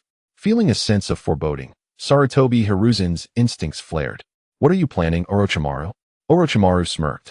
I initially thought my gift would go unpresented. However, it seems I might still be able to deliver it. Hiruzen's brow furrowed, unable to comprehend the nature of the gift she spoke of. Yet instinctively, he sensed that whatever Orochimaru had in mind would become increasingly perilous after this comparative viewing. Oh, are you beginning to anticipate what I have in store, Hiruzen? At that moment, Hiruzen's expression darkened. He regretted not having dealt with Orochimaru when he had the chance. Now, he finally understood the weight of that regret. The comparative viewing system may yield unforeseen consequences, yet its implications remain shrouded in uncertainty. Even as one feels the flutter of anxiety, this is a matter for the future. At this moment, the most pressing concern is the treacherous disciple at one's side. The threat he poses is neither delayed nor ambiguous. It is immediate and palpable. Were it not for the abrupt emergence of the comparative viewing system, an ambush might have already been underway. Of course, while such thoughts linger, resolve must be silently fortified. Orochimaru's words stripped away any pretense, inciting fear anew. Orochimaru, Lord Second, I have perfected your Edo Tensei technique and collected the DNA of both you and the first Hokage. The sacrifices have been prepared. By the way, the sacrifices were provided by Danzo. My plan to bring Konoha to ruin could not have been executed so boldly without his assistance. Danzo was taken aback. Orochimaru, have you betrayed me? Sarutobi Hiruzen exclaimed. Danzo. In a Wagakure, the seasoned Inoki helplessly swatted away his granddaughter's hands, preventing her from tugging at his beard. Enough of that. However, upon hearing Orochimaru's declaration, his eyes sparkled with intrigue. The plan to destroy Konoha? Inoki, Orochimaru, elaborate. The fourth Raikage interjected. Orochimaru, please, provide details. I can mobilize the army at once to assist you. Their statements almost synchronized. Damn that brat. Damn that old fool. Each silently cursed the other. Senju Tobirama, Uchiha Azuna. Ha ha ha. You have nothing to say now, do you? A shameless being who has raised an even more shameless disciple. Bah. In the Pure Land. Senju Tobirama was frantically pulling at his own hair. This cannot continue. Otherwise, I shall be remembered in infamy for eternity. Damn you, Azuna. How dare you belittle me? Meanwhile, Kushina was in a frenzy as well. After speaking too passionately, she had been silenced for 10 minutes and was desperate to voice her thoughts. Yet, her inability to speak was unbearable. Senju Tobirama, all right. Orochimaru, as soon as you can use chakra, immediately perform Edo Tensei on me. I shall personally slay that so-called darkness of Konoha. Shimura Danzo, Tobirama Sensei, do not heed the words of a traitor. Shimura Danzo, it is pure slander. Orochimaru is still a disciple of Hiruzen. Senju Hashirama, enough for now. I am curious about the black frame Naruto. The image on the large screen continued. Little Naruto widened his eyes, as though attempting to pop them out. Disregarding the dizziness, he fixated intently on the group of individuals. Egg fluid mixed with blood streamed into his eyes. The stinging sensation instantly stimulated his tear ducts, and tears spilled forth. A chilling, terrifying chakra suddenly emerged. Naruto froze, feeling a sudden lightness in his head. Yet, this sensation was fleeting. In the external world, Naruto's reaction was not overt. The chilling chakra appeared too swiftly and unexpectedly, dissipating just as quickly. Moreover, Naruto was bowing his head, shielding it with his arms. Thus, no one witnessed the moment when his azure eyes turned crimson and bizarre. The clarity of mind brought a sense of disorientation to Naruto. Could it be because of, indeed, ninjas possess jutsu, which is quite remarkable. They can even breathe fire. And there exists a technique that induces illusions, known as Jinjutsu. My current state must be linked to this jutsu. Who could it be? Is it the ninja who brought me out? How infuriating. I can hardly recall his appearance. Thanks to the sudden emergence of that chilling chakra, Naruto found a moment to breathe. At this instant, for Naruto, the suffering stemmed not from physical pain, but from mental anguish. The nearly palpable malice from the villagers left him perplexed and wronged. Equally, he felt a surge of anger and resentment. Yet, that emotion, whose origin remained unknown, continually influenced him. This was the core of Naruto's despair. Naruto paused momentarily. Was it truly like this before? I have no recollection whatsoever. Do you recall the appearance of the ninja from the Sarutobi clan who brought you back, as shown on the black frame screen? Neji inquired suddenly. Naruto instinctively replied, I don't remember. Naruto, I can now ascertain that a force within you is exerting influence. No, it is two forces. So that is how it is. The reason you were able to defeat me before was due to the tailed beast within you, correct? Neji took a deep breath, piecing together the fragmented information in his mind.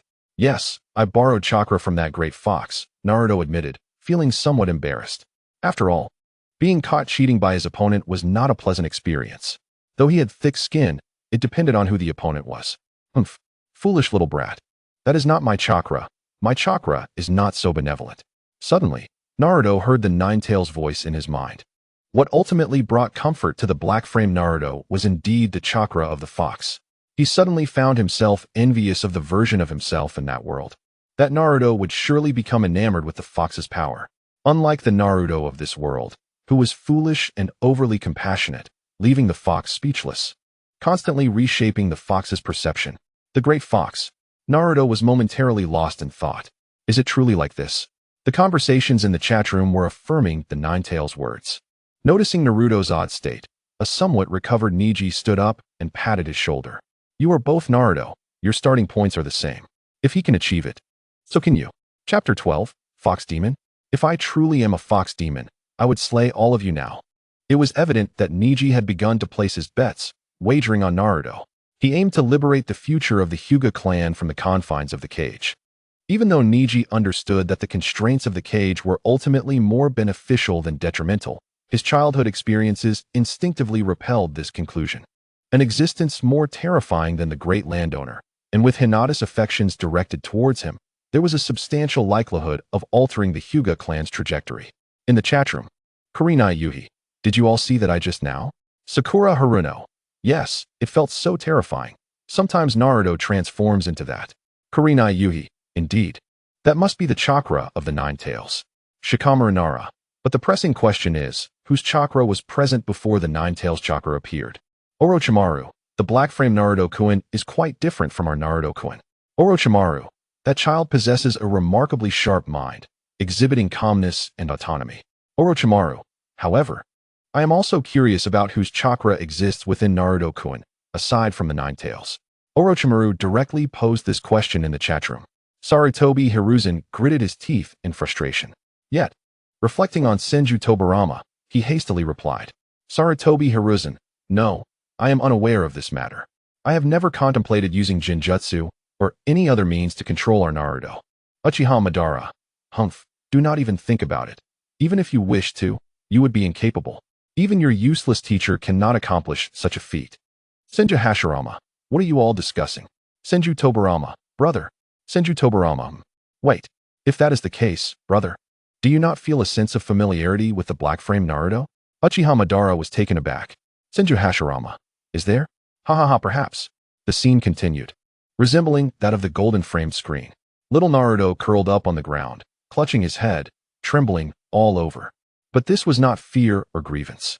It was rage and hatred. Naruto found himself grappling with an unsettling sensation within his mind. Observing this, a fraction of the crowd felt a twinge of compassion. However, the majority succumbed to the herd mentality, their memories of the Nine Tails rampage still vivid.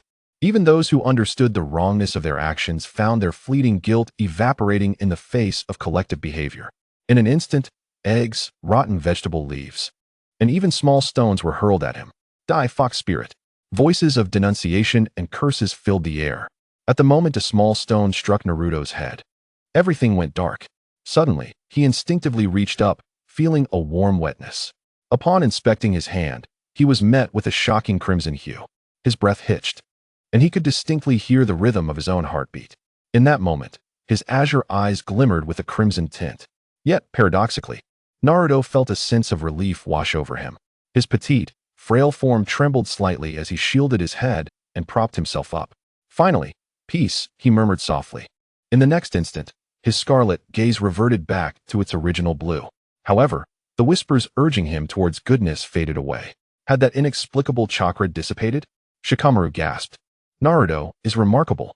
Being astute, he grasped the significance of the black-framed Naruto's prowess. Noticing the confusion on Choji and Ino's faces, he typed into the chatroom. If we compare the Naruto from the beginning, whether black-framed or golden-framed, the differences are minimal. Shikamaru continued, the black-framed Naruto preserved his identity, while the golden-framed Naruto became a slave to whispers. Tobirama Senju remarked, the Nara clan? That theory holds merit. Inoki chuckled. I suddenly look forward to the appearance of the third Hokage. Orochimaru added, count me in. Sarutobi Hiruzen responded, Inoki, did I commit any heinous acts upon my arrival? Minato Namake's voice echoed, previously yes. Upon seeing that username, everyone in Konoha was taken aback. The fourth Hokage, who sacrificed himself during the Nine Tails turmoil to protect Konoha. Hiruzen continued, Minato, you too are a bearer of the will of fire, yet you dare question me? He spoke in a tone befitting his status, for as the seventh Hokage, he was inundated with mountains of paperwork, while the fourth's desk remained immaculate, reflecting the light. To cover up the mistakes made on the front lines, Hiruzen chose to step down, diminishing Konoha's burdens, and subsequently promoted Minato to the position of fourth Hokage. However, this so-called fourth Hokage was merely a facade. The true power still resided with Hiruzen. The scene progressed. After the whispers in his mind subsided, Naruto felt a wave of relief. Just then, a small stone hurtled towards him at an alarming speed. The sound of it slicing through the air reached his ears. He tilted his head slightly, realizing that since the onset of this ordeal, He could perceive these attacks clearly. Is this due to the chakra within me? He pondered. When I am enraged, it feels as though the world slows down. But I overheard the ninjas discussing that chakra requires rigorous refinement. Could this be linked to that chilling sensation I felt earlier? Within the ceiling space, the Ninetales smirked slightly. This black-frame Naruto was quite appealing. The self from that world could undoubtedly inundate him with information while his mind was still malleable. The Ninetales narrowed its eyes, envisioning the black-frame Naruto personally unlocking the ceiling gate. Die Fox Spirit. Another stone whizzed through the air, aimed directly at Naruto's face. Yet again, he evaded it. You want me dead? What have I done wrong? This hurts. With a few low growls, Naruto picked up a small stone beneath his feet, rolling to dodge the onslaught. Then fiercely raised his head, locking eyes with the elderly woman who had thrown the first object at him. His fierce glare startled her. Without a moment's hesitation, Naruto hurled the stone back at her, aiming precisely for her forehead. Damn it! This fox dares to resist. Someone finish him off. A distinct voice rang out, imbued with a peculiar power, compelling everyone amidst the cacophony of insults and curses to listen. In that moment, Naruto's pupils constricted sharply as he beheld the elderly woman slumped on the ground. She appeared devoid of any relief for having dodged the stone. So that is how it is. Everything was orchestrated by someone, he realized. But regardless of the reasoning, why was such a primitive incitement directed at him? With this newfound understanding, Naruto's anger intensified. You wish to kill me? I don't care what you think. If I truly am a fox spirit, I will eliminate all of you. Chapter 13. The third? The leader of these scoundrels? Tobirama Senju interjected. This is bad. The black-frame Naruto should not have revealed that. Koharu Udatane added. Indeed, the second Hokage is correct. There are Umbu ninjas among the crowd, watching him and allowing him to be bullied. Perhaps even members of the Root organization are present. Koharu continued. Yet this also highlights that a clever child, in such circumstances, would abandon patience and utter such irrational words. She chose her words carefully. The Mist Village had already experienced chaos. Despite Koharu having ended the Blood Mist era, its repercussions were undeniable. Smart child? Ino and Sakura exchanged glances. They couldn't fathom how those words could apply to Naruto. Down in the arena, Naruto wore a pained expression. Niji, why does it feel like they all have more faith in the other me? They never praised me. Without comparison, there is no pain. I apologize, Naruto, truthfully. I have more faith in him. The Ninetales rolled its eyes. I'd be content with just half of what he possesses. This fox spirit dares to utter such words. Kill him. The crowd was undoubtedly incited, their sensitive hearts ignited. One by one, with reddened eyes and rolled-up sleeves, they surged forward to assault the defenseless child. Ah! Naruto screamed, frantically collecting various objects from the ground and hurling them into the crowd. I will take you down. Want me dead? I defy that. He shouted. Remember this. As long as I live, I will one day seek my revenge. Yet, amidst his seemingly chaotic attack, he focused on a particular group of civilians. Soon, he noticed several civilians who moved with unusual speed. They not only dodged his projectiles, but also retaliated with small stones, knocking down what he had thrown. As Naruto marveled at their extraordinary movements, which surpassed his comprehension, Kurinai Yuhi remarked, This black-frame Naruto 1T give Danzo a pretext to pressure the third Hokage, will he? As a member of the Umbu, I have not encountered this matter in any documents. Mitarashi Anko scoffed, Humph. They are adept at this sort of thing. And that damned Orochimaru. Orochimaru observed Anko, who had finally spoken, and subtly shook his head. He could never disclose that he had left Konoha with her years ago, only for her to regret her decision midway. Consequently, he had erased her memories and left her behind in the village. Senju Tobirama remarked, The possibilities you mention hold considerable weight. After all, as a Jinchuriki, if one were to harbor animosity towards the village, they should have accepted their volunteer status back then and allowed them to cover the rear.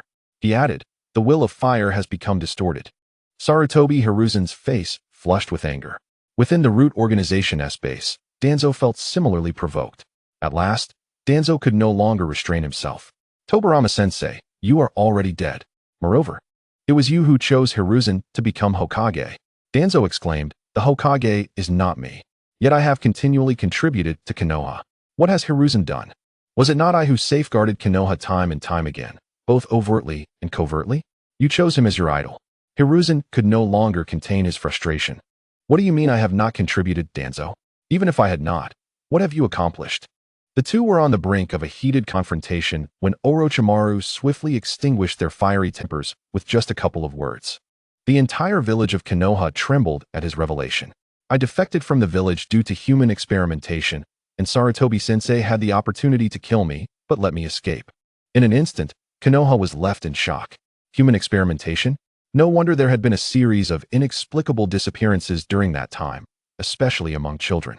However, before Hiruzen could regret or articulate a defense, and before Konoha could voice their inquiries and accusations, Orochimaru interjected, "Before you cast blame upon me, know that the individuals required for the human experiments were provided by Danzo." The other four great ninja villages widened their eyes in disbelief, yet swiftly concluded that it seemed quite plausible. The perpetrator was the notorious darkness of Konoha. Tobirama scoffed him. "Orochimaru, I shall refrain from discussing your issues for now. Monkey, Danzo, give me an explanation." Senju Hashirama added, "This matter has crossed the line for both of you." Hashirama's tone held a hint of admonition. Inoki interjected, "I do not believe for a second that the third Hokage was unaware of everything." Danzo affirmed, "Exactly. He certainly did it on purpose." After allowing his disciple Orochimaru to escape, he retained the majority of the experimental data. Uchiha Madara interjected, "Enough. I am weary of hearing about Konoha's misdeeds." Uchiha Izuna agreed. "Brother is right. This is getting tiresome. Furthermore, do not act as if Tobirama Senju is incapable of such deeds." Tobirama retorted, "I utilized enemies. I would not resort to such despicable means to manipulate an innocent child, especially the son of a hero who protects Konoha." The esteemed clans of Konoha and capable ninjas present in the chatroom began to question Hiruzen and Danzo. At this moment, their reverence for Hiruzen and Danzo diminished significantly, especially with the second and first Hokage leading the charge. Even the fourth Hokage emerged to demand accountability, and naturally, they felt emboldened to voice their concerns. The uproar was formidable, but it was quickly silenced. However, while the chatroom may have been muted, reality was not. On the stands of the arena, Hiruzen's expression darkened to the utmost degree as he was bombarded with inquiries. Orochimaru laughed unabashedly beside him, but as he laughed, tears shimmered in his eyes. The scene continued. Whoosh! A sharp sensation enveloped the air. Naruto sensed the impending danger, but his body could not keep pace with his perception. This time, the attack came in the form of a kunai. "Damn it! If I survive, I will repay them in kind. Let these fools taste their own medicine." Clang! At that moment, a ninja wearing an animal mask appeared. Just as Naruto felt despair, the kunai was deflected. Naruto paused momentarily, then quickly regained his composure. He had sensed this presence earlier in the crowd. These scoundrels! Whoosh! Before Naruto could further observe the situation, another sound of slicing air reached his ears. Immediately, another ninja, also masked, appeared before him. Naruto did not even cast a glance in his direction, but felt an overwhelming malice emanating from him. It was akin to the previous presence. Snap! In the next instant, Naruto's arm was seized by the Umbu ninja. It hurt. "Hiss! Let go of me!" Naruto growled. Yet the Umbu ninja paid him no heed, roughly dragging him away. Once they exited the crowd, Naruto, in pain, refused to be passive. Seeing he could not pry the man's grip loose, he promptly opened his mouth and bit down hard on the hand that held him. It is well known that ninjas often sacrifice defense for offense. As Naruto sank his teeth in, the Umbu ninja winced in pain and instinctively released his grip. Oh no! As the Umbu ninja registered the situation, he prepared to pursue. But he noticed Naruto remained in place. He did not flee, but instead rubbed his sore arm. "I can walk on my own." Naruto's tone was far from pleasant. He brushed past the Umbu ninja, wiping the grime from his face. Having been covered in egg liquid and then struck by small stones, blood mixed with the remnants of the egg, and after rolling on the ground, he was further coated in dirt. Naruto felt quite uncomfortable, but at this moment, he could only endure. If these scoundrels intended to kill me, they would have acted by now. I have no means to resist. As this thought crossed his mind, suddenly, a series of cold commands echoed in his ears. It was the tardy Umbu ninjas, announcing the third Hokage's decree to the villagers of Konoha. The third Hokage has issued a decree. All individuals are prohibited from mentioning the Nine Tails in front of Uzumaki Naruto. Attacking Uzumaki Naruto is forbidden. Discussing matters related to Uzumaki Naruto is prohibited. Naruto's adorable brows furrowed slightly. The third Hokage. Is he the leader of these scoundrels? Chapter 14. Chaos at Konoha Hospital. The performance of the black-framed Naruto naturally drew the admiration of many. This child is destined for greatness. His demeanor is akin to that of a mature adult. Senju Hashirama chuckled. Haha, Madara, I am already dead. Senju Tobirama replied. No, black-framed Naruto would not act so ruthlessly, but at the very least, many in the future Konoha will have to pay the price. Tobirama continued. After all, he differs from the golden-framed Naruto in one significant aspect. Upon descending the stairs, he purchased fishhooks and lines, sensing the goodwill of the shopkeeper. He added, moreover, under the instigation of the monkey and the ninjas sent by Danzo. The shopkeeper's conflicted expression was evident. Did you not notice how black-framed Naruto avoided targeting that shopkeeper when he threw things? Uchiha Izuna interjected. Tobirama, what delusions are you harboring? You would be better off hoping that in the black-framed world, your apprentice who inherits your will engages in fewer reckless actions, so that Konoha does not suffer such a dismal fate. The expressions of the Konoha villagers darkened significantly. However, they found themselves unable to refute this bloody truth that lay before them. Surprisingly, Tobirama did not engage in banter with Uchiha Izuna. The black-framed Naruto is astute, and the golden-framed Naruto has encountered many who harbor no ill will toward him. Senju Tobirama. Therefore, I believe that the dark-framed Naruto will never uproot the entire Konoha. For no matter how numerous they are, they cannot represent the whole. Uchiha Izuna. Ha ha ha, dreaming are we? Even if that were the case, I believe the dark-framed Naruto would find an excuse to let those he cares about leave first, and then, once they have departed, he would destroy the entire Konoha and subsequently establish a new village. Senju Tobirama. Uchiha Izuna. Uchiha Izuna. Not convinced? If not, why not wager on it? The two engaged in a heated argument. The scene continued to play, akin to the golden-framed grand screen. During the time the dark-framed Naruto visited the Konoha hospital, 3 years prior, the fox demon born from the Nine-Tails turmoil made its appearance. The news spread throughout Konoha as if it had grown wings. Vortex Naruto, with golden hair and 6 whisker-like markings on his face, is the very culprit responsible for the demise of everyone's loved ones. The fox demon. Konoha Hospital. Young Naruto lay upon a hospital bed. His expression was calm, yet remnants of blood still stained his body. He gazed at the medical ninja before him, who wore a look of disdain. The ninja roughly tended to his wounds. As the treatment pulled at his still-healing injuries, young Naruto grimaced in pain. The medical ninja shot him an irritated glare. Be quiet. Bang. Without warning, young Naruto delivered a kick to the ninja's lower back. Now? It was the medical ninja's turn to wince in pain. If you don't want to treat me, then get lost.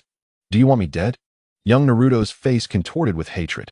However, upon closer inspection, there was a hint of tranquility in his eyes. Kurinai Yuhi, what a clever child. He is truly remarkable. Kurinai Yuhi, it seems he has already guessed something, testing the medical ninja's attitude. Kurinai Yuhi, if only he were from my village, the mist. Sarutobi Hiruzen, enough. Did you experience your blood mist? Kurinai Yuhi fell silent. Sarutobi Hiruzen, feeling triumphant, finally had a moment of vindication. Damn it. The medical ninja's face darkened with anger, yet he felt an instinctual fear when faced with young Naruto's fierce demeanor. With a haughty snort, he commanded, behave yourself. He then approached cautiously, preparing to cast the healing technique once more. This time, his movements were notably gentler. Young Naruto, uninterested, had already obtained the answer he sought. Young Naruto suddenly noticed that the small wound on his arm seemed to have completely healed. Could it be that I truly am the fox demon? But why do I know nothing? His adorable brows furrowed tightly. Before long, the medical ninja shot him another fierce glare and turned to leave with his medical tools. The Umbu ninja who brought him had mentioned that he could go home once healed. Young Naruto, unwilling to remain there, took a brief rest before washing his face and leaving the Konoha hospital alone. Even in a place like Konoha Hospital, which was meant for saving lives, young Naruto endured countless disdainful glances. Initially, he ignored them, uninterested in their opinions. However, these individuals, believing him to be an easy target, began to hurl insults at him. Young Naruto halted, returning their glares. Then, without looking back, he dashed toward the restroom he had previously passed. Upon emerging, young Naruto wore a mischievous grin. Come on then, hit me if you dare. His childish voice echoed in their ears. Damn fox, this is disgusting. Ugh. Slap, slap, slap. The sound of the mop striking faces echoed repeatedly. Kushina Uzumaki, yes? Kushina Uzumaki. My little Naruto should treat them like that. Kushina Uzumaki. After all, their mouths are already full of filth. They might as well have a feast. Many girls awkwardly closed their eyes. Sakura and Ino simultaneously slapped their foreheads. Yet, they couldn't help but smile. Most people felt disgusted, yet some managed to grin. Only those from Konoha wore dark expressions, especially as they observed familiar faces on the screen. Ha, I love this child. Ha.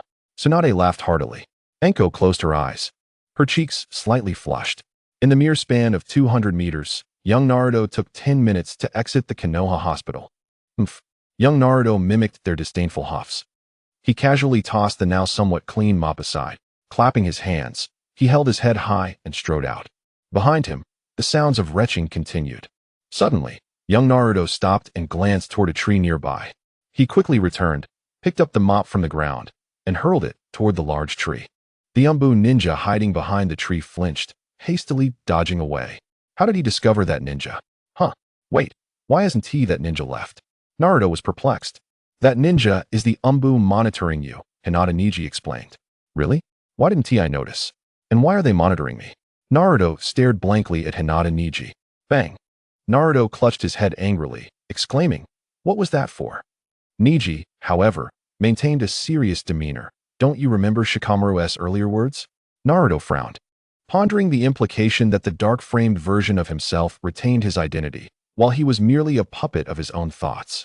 It seems you still recall. You should also remember how the other version of you changed after receiving a heavy blow to the head in that scene. Naruto nodded, then shook his head. Bang! Hinata Niji gave Naruto another hard smack on the head. Damn it, Niji. Niji rubbed his slightly sore hand. I'm helping you with an experiment. Did you hear your mother's joyful voice just now? Don't you wish for her to be proud of the current you?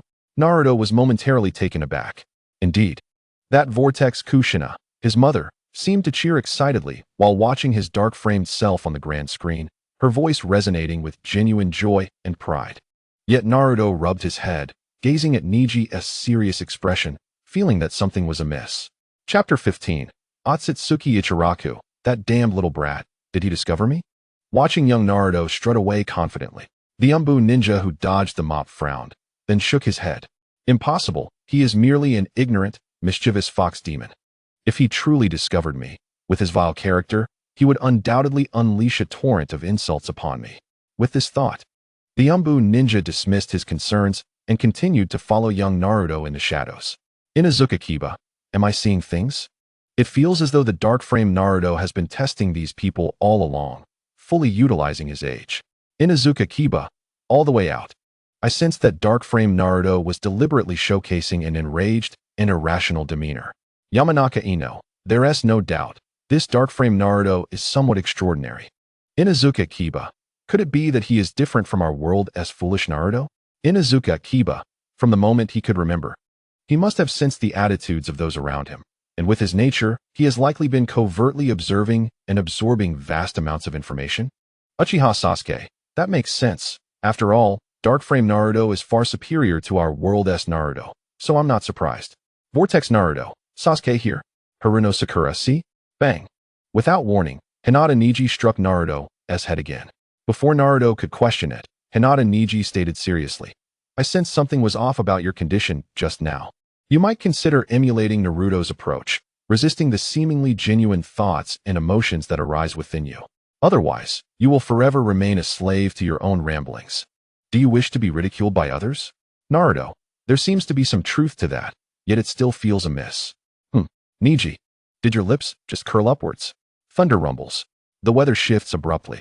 On a bright sunny day, dark clouds suddenly gather. On his way home, young Naruto continuously tests the boundaries of his hidden Umbu ninja's patience, until he throws a sharp object at a villager who speaks ill of him. Swish, a kunai intercepts the sharp stone. Naruto narrows his pupils but conceals his reaction, spitting at the man before turning to leave. If memory serves, someone just threw something at me from behind, but it appears to have been blocked. While harboring both trepidation and disdain towards me, they also ensure my safety. It must be the result of the third Hokage's orders taking effect. If they are to guarantee my safety, does that imply they have ulterior motives? As Naruto contemplates this, a ball rolls to his feet. He pauses momentarily, then looks up. Hey, don't play with him. Yes. My mother also warned me not to play with children who have blonde hair and 6 whisker marks on their faces. Observing his peers before him, Naruto's expression remains unchanged. He simply kicks the ball away, then walks off without a glance back. The group of children, witnessing his indifference, feels a twinge of fear. Gurgle. After walking for a while, Naruto's stomach suddenly lets out a mournful growl. Crash. At that moment, rain begins to pour. Caught off guard, Naruto becomes drenched. However, it serves to wash away the grime on him. He raises his hand to catch some raindrops. Looking at his arms, he notices that his injuries have healed. The person who treated him had a green glow emanating from their hands. Was that the medical ninjutsu they refer to as healing techniques? On one hand, he is astonished by his body's recovery speed, while on the other, he marvels at the prowess of medical ninjutsu. But as Naruto rubs his belly, he feels an even greater pang of hunger after the healing. Has he discovered his uniqueness so quickly? Kakashi muses. He then turns to Might Guy. Guy, prepare yourself. After this viewing ends, we must protect our subordinates. Might Guy, scratching his head in confusion, replies, all right. Though he does not understand Kakashi's sudden seriousness, he complies with his friend's request. What a delightful aroma. After all, he is still a child. The enticing scent wafts towards him. Naruto instinctively follows the fragrance. Boom! A flash of lightning strikes, and thunder roars deafeningly. The ramen shop owner glances back. This rain is really heavy, he remarks to his daughter. Upon turning, he notices a cute child standing at the entrance of his ramen shop, completely soaked. Standing at the door, he does not step inside. Due to being drenched, his short blonde hair hangs limply, and 6 whisker marks adorn his cheeks. The rumors of the fox spirit have undoubtedly reached here. Moreover, this is a well-frequented ramen shop, with many patrons discussing it while enjoying their meals. The shop owner recognizes the child's identity with just a glance. Gurgle. Just then, Naruto's stomach growls again, sensing the delicious aroma of ramen.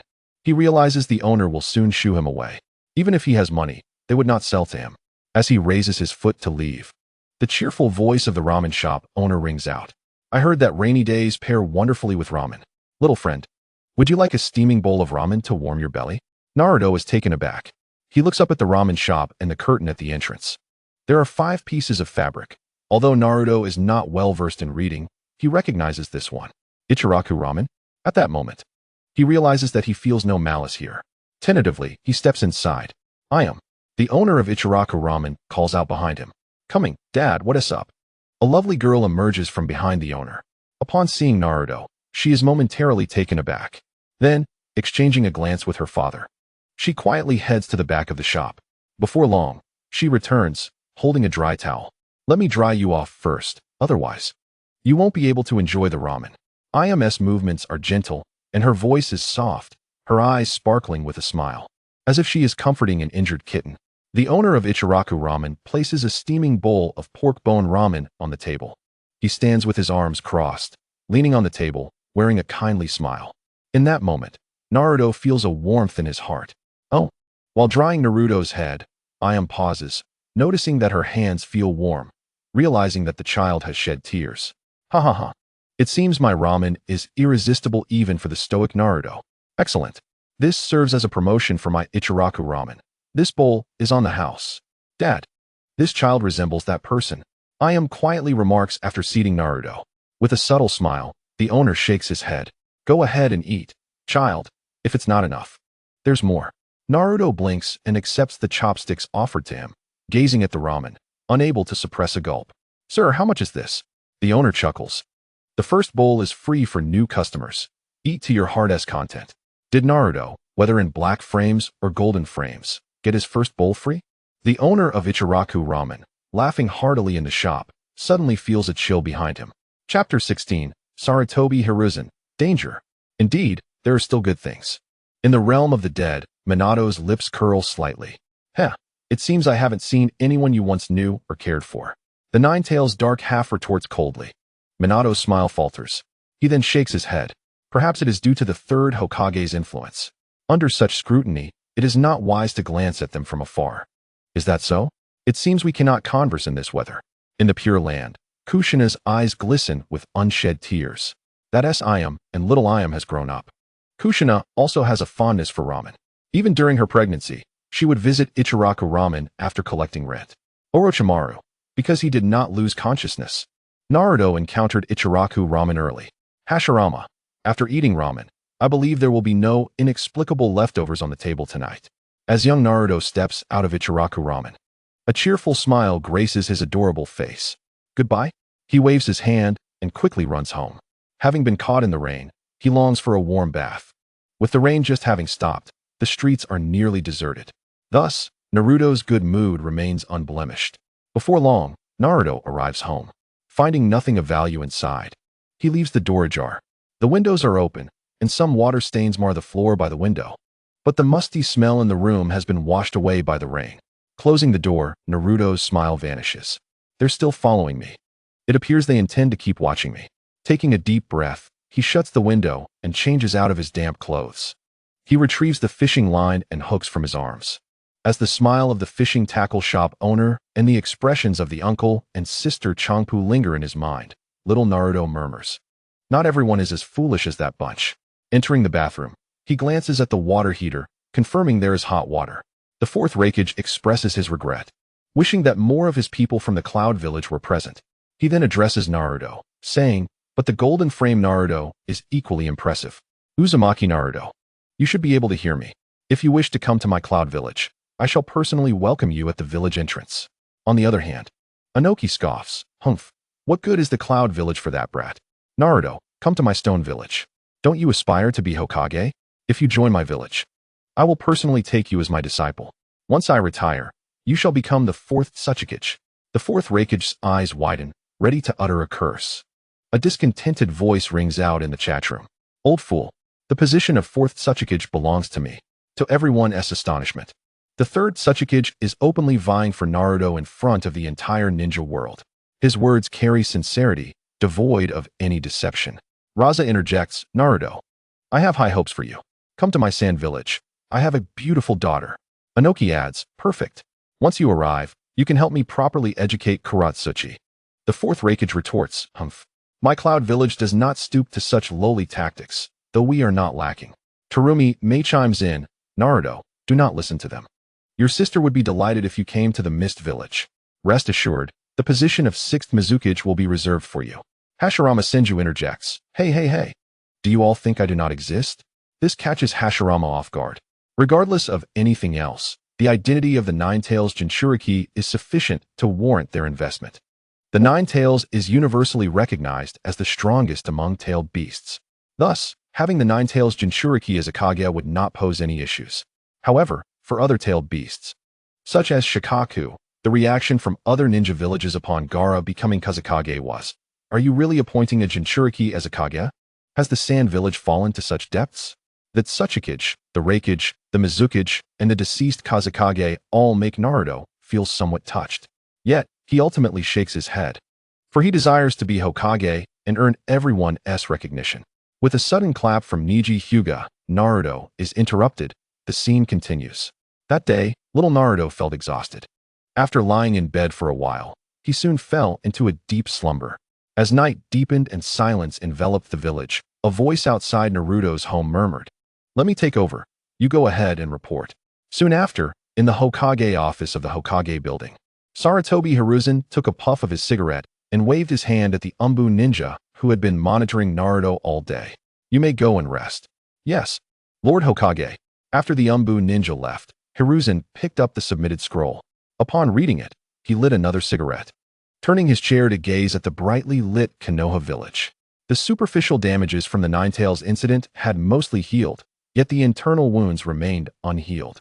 Recently, the village had faced many troubles. It would be prudent to let Naruto endure some hardships, allowing everyone to process their feelings and for the Umbu to protect him. It is only natural for him to feel some anger during this period. Hiruzen shook his head, knowing there was a right time to meet Naruto. It would be best to appear when he was at his most desperate, on the verge of collapse, ready to succumb to despair.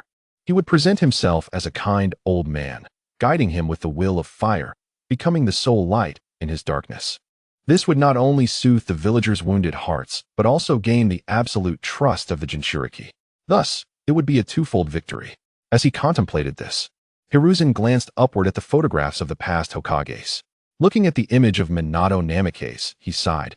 Minato, you would understand. Everything is for the sake of Konoha. He exhaled a puff of smoke, closing his eyes and silently counting to 10. 19. 1. Suddenly, the door to the Hokage office was violently pushed open. Hiruzen, how dare you? Hashirama Senju exclaimed. When did I ever teach you this? Orochimaru, think of something. Reincarnate me now. I need a clean house. Minato Namikaze remarked. No, I do not understand. As the black-framed large screen displayed Hiruzen speaking his innermost thoughts, Kushina did not respond immediately. Minato believed that Kushina had been muted again, as her first words had been too intense for her to voice. Minato seized this opportunity, experiencing the same feelings as Hashirama. Of course, he did not force the statement. However, in the chatroom, his next comment made Kakashi feel uneasy. Kakashi was nervous, his palms sweating. Kakashi, what's wrong? Might Guy noticed his friend's unusual behavior. Kakashi wiped away the non-existent sweat on his forehead, replying, It's nothing.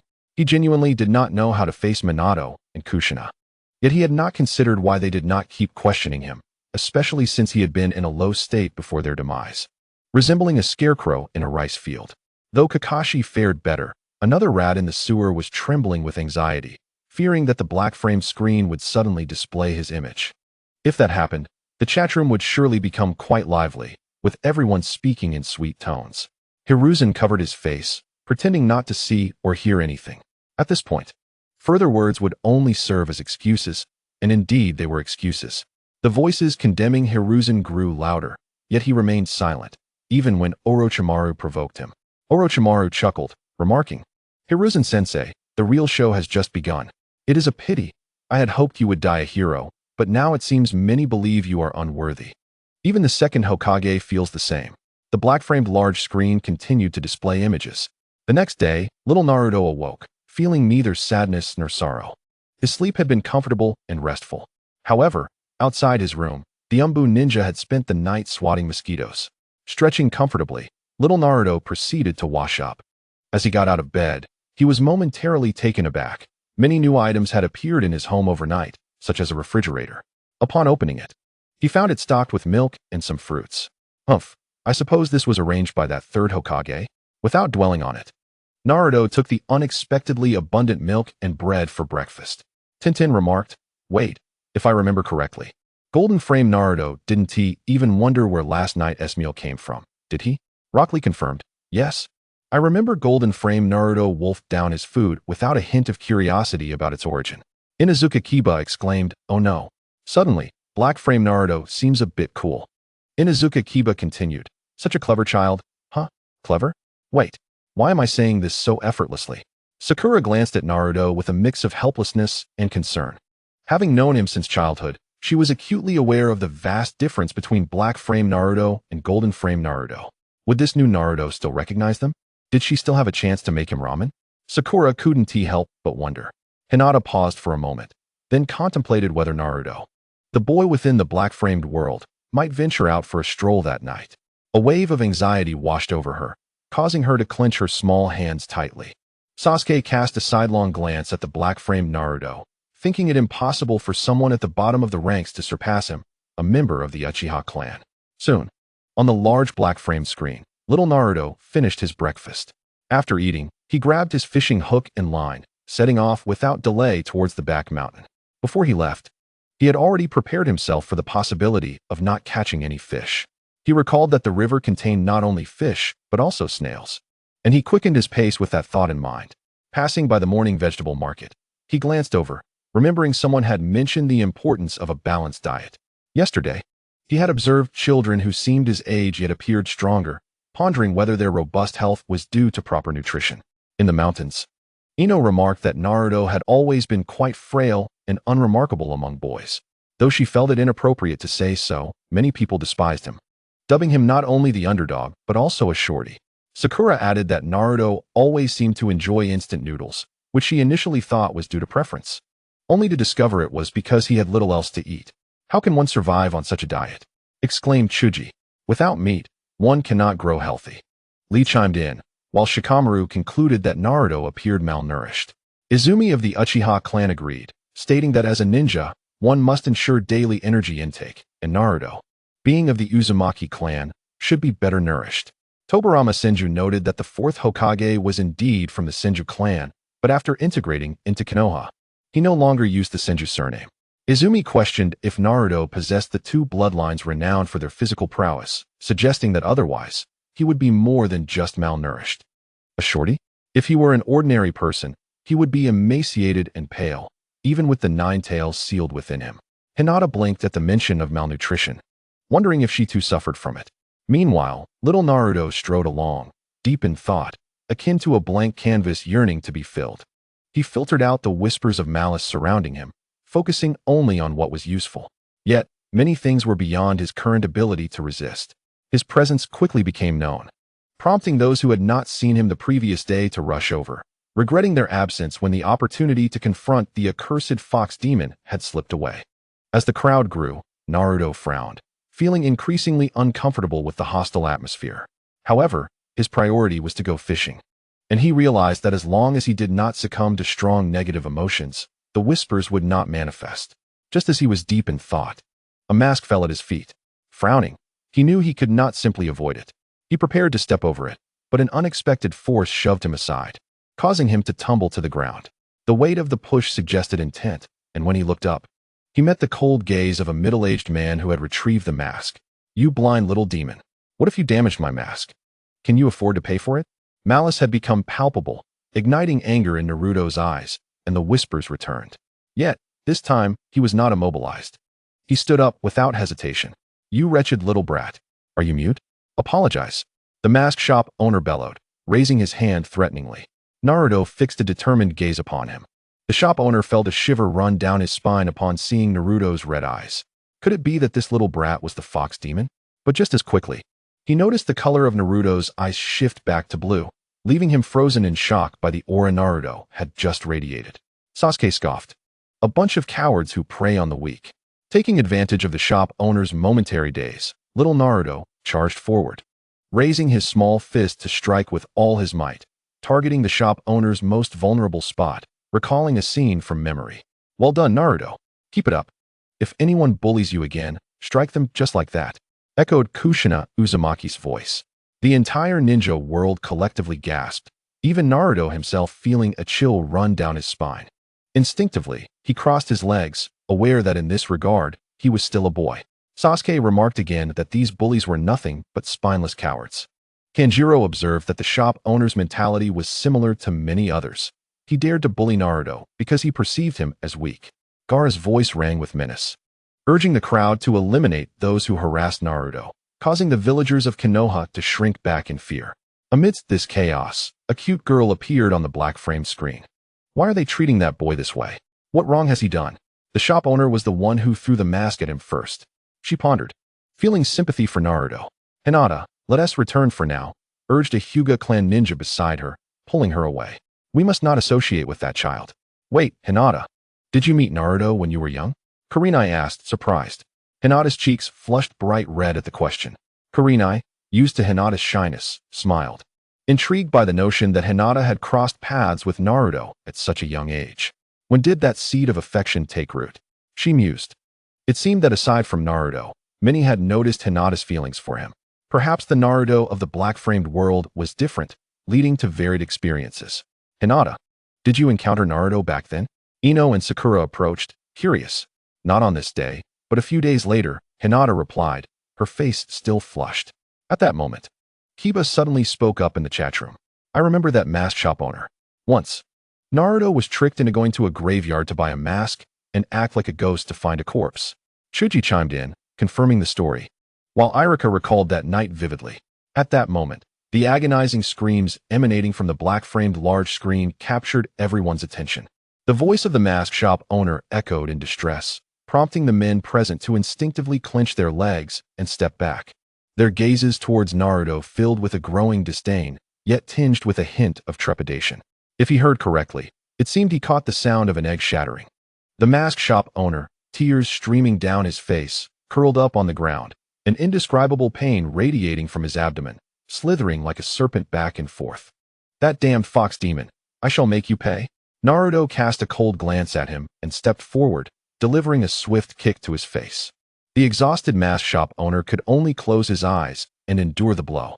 Due to yesterday's decree, the onlookers, despite their hatred, dared not intervene.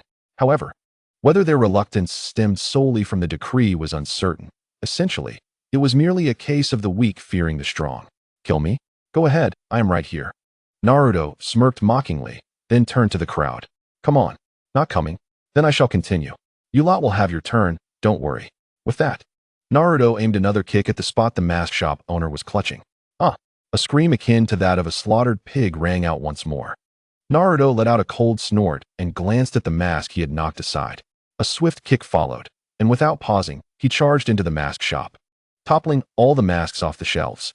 He then hurled those masks at the mask shop owner. Though his heart bled, the mask shop owner had no regrets about his actions, only a twinge of regret for not having dispatched that fox demon at the first opportunity. Are you blind? Can't you dodge? Naruto growled, preparing to advance further.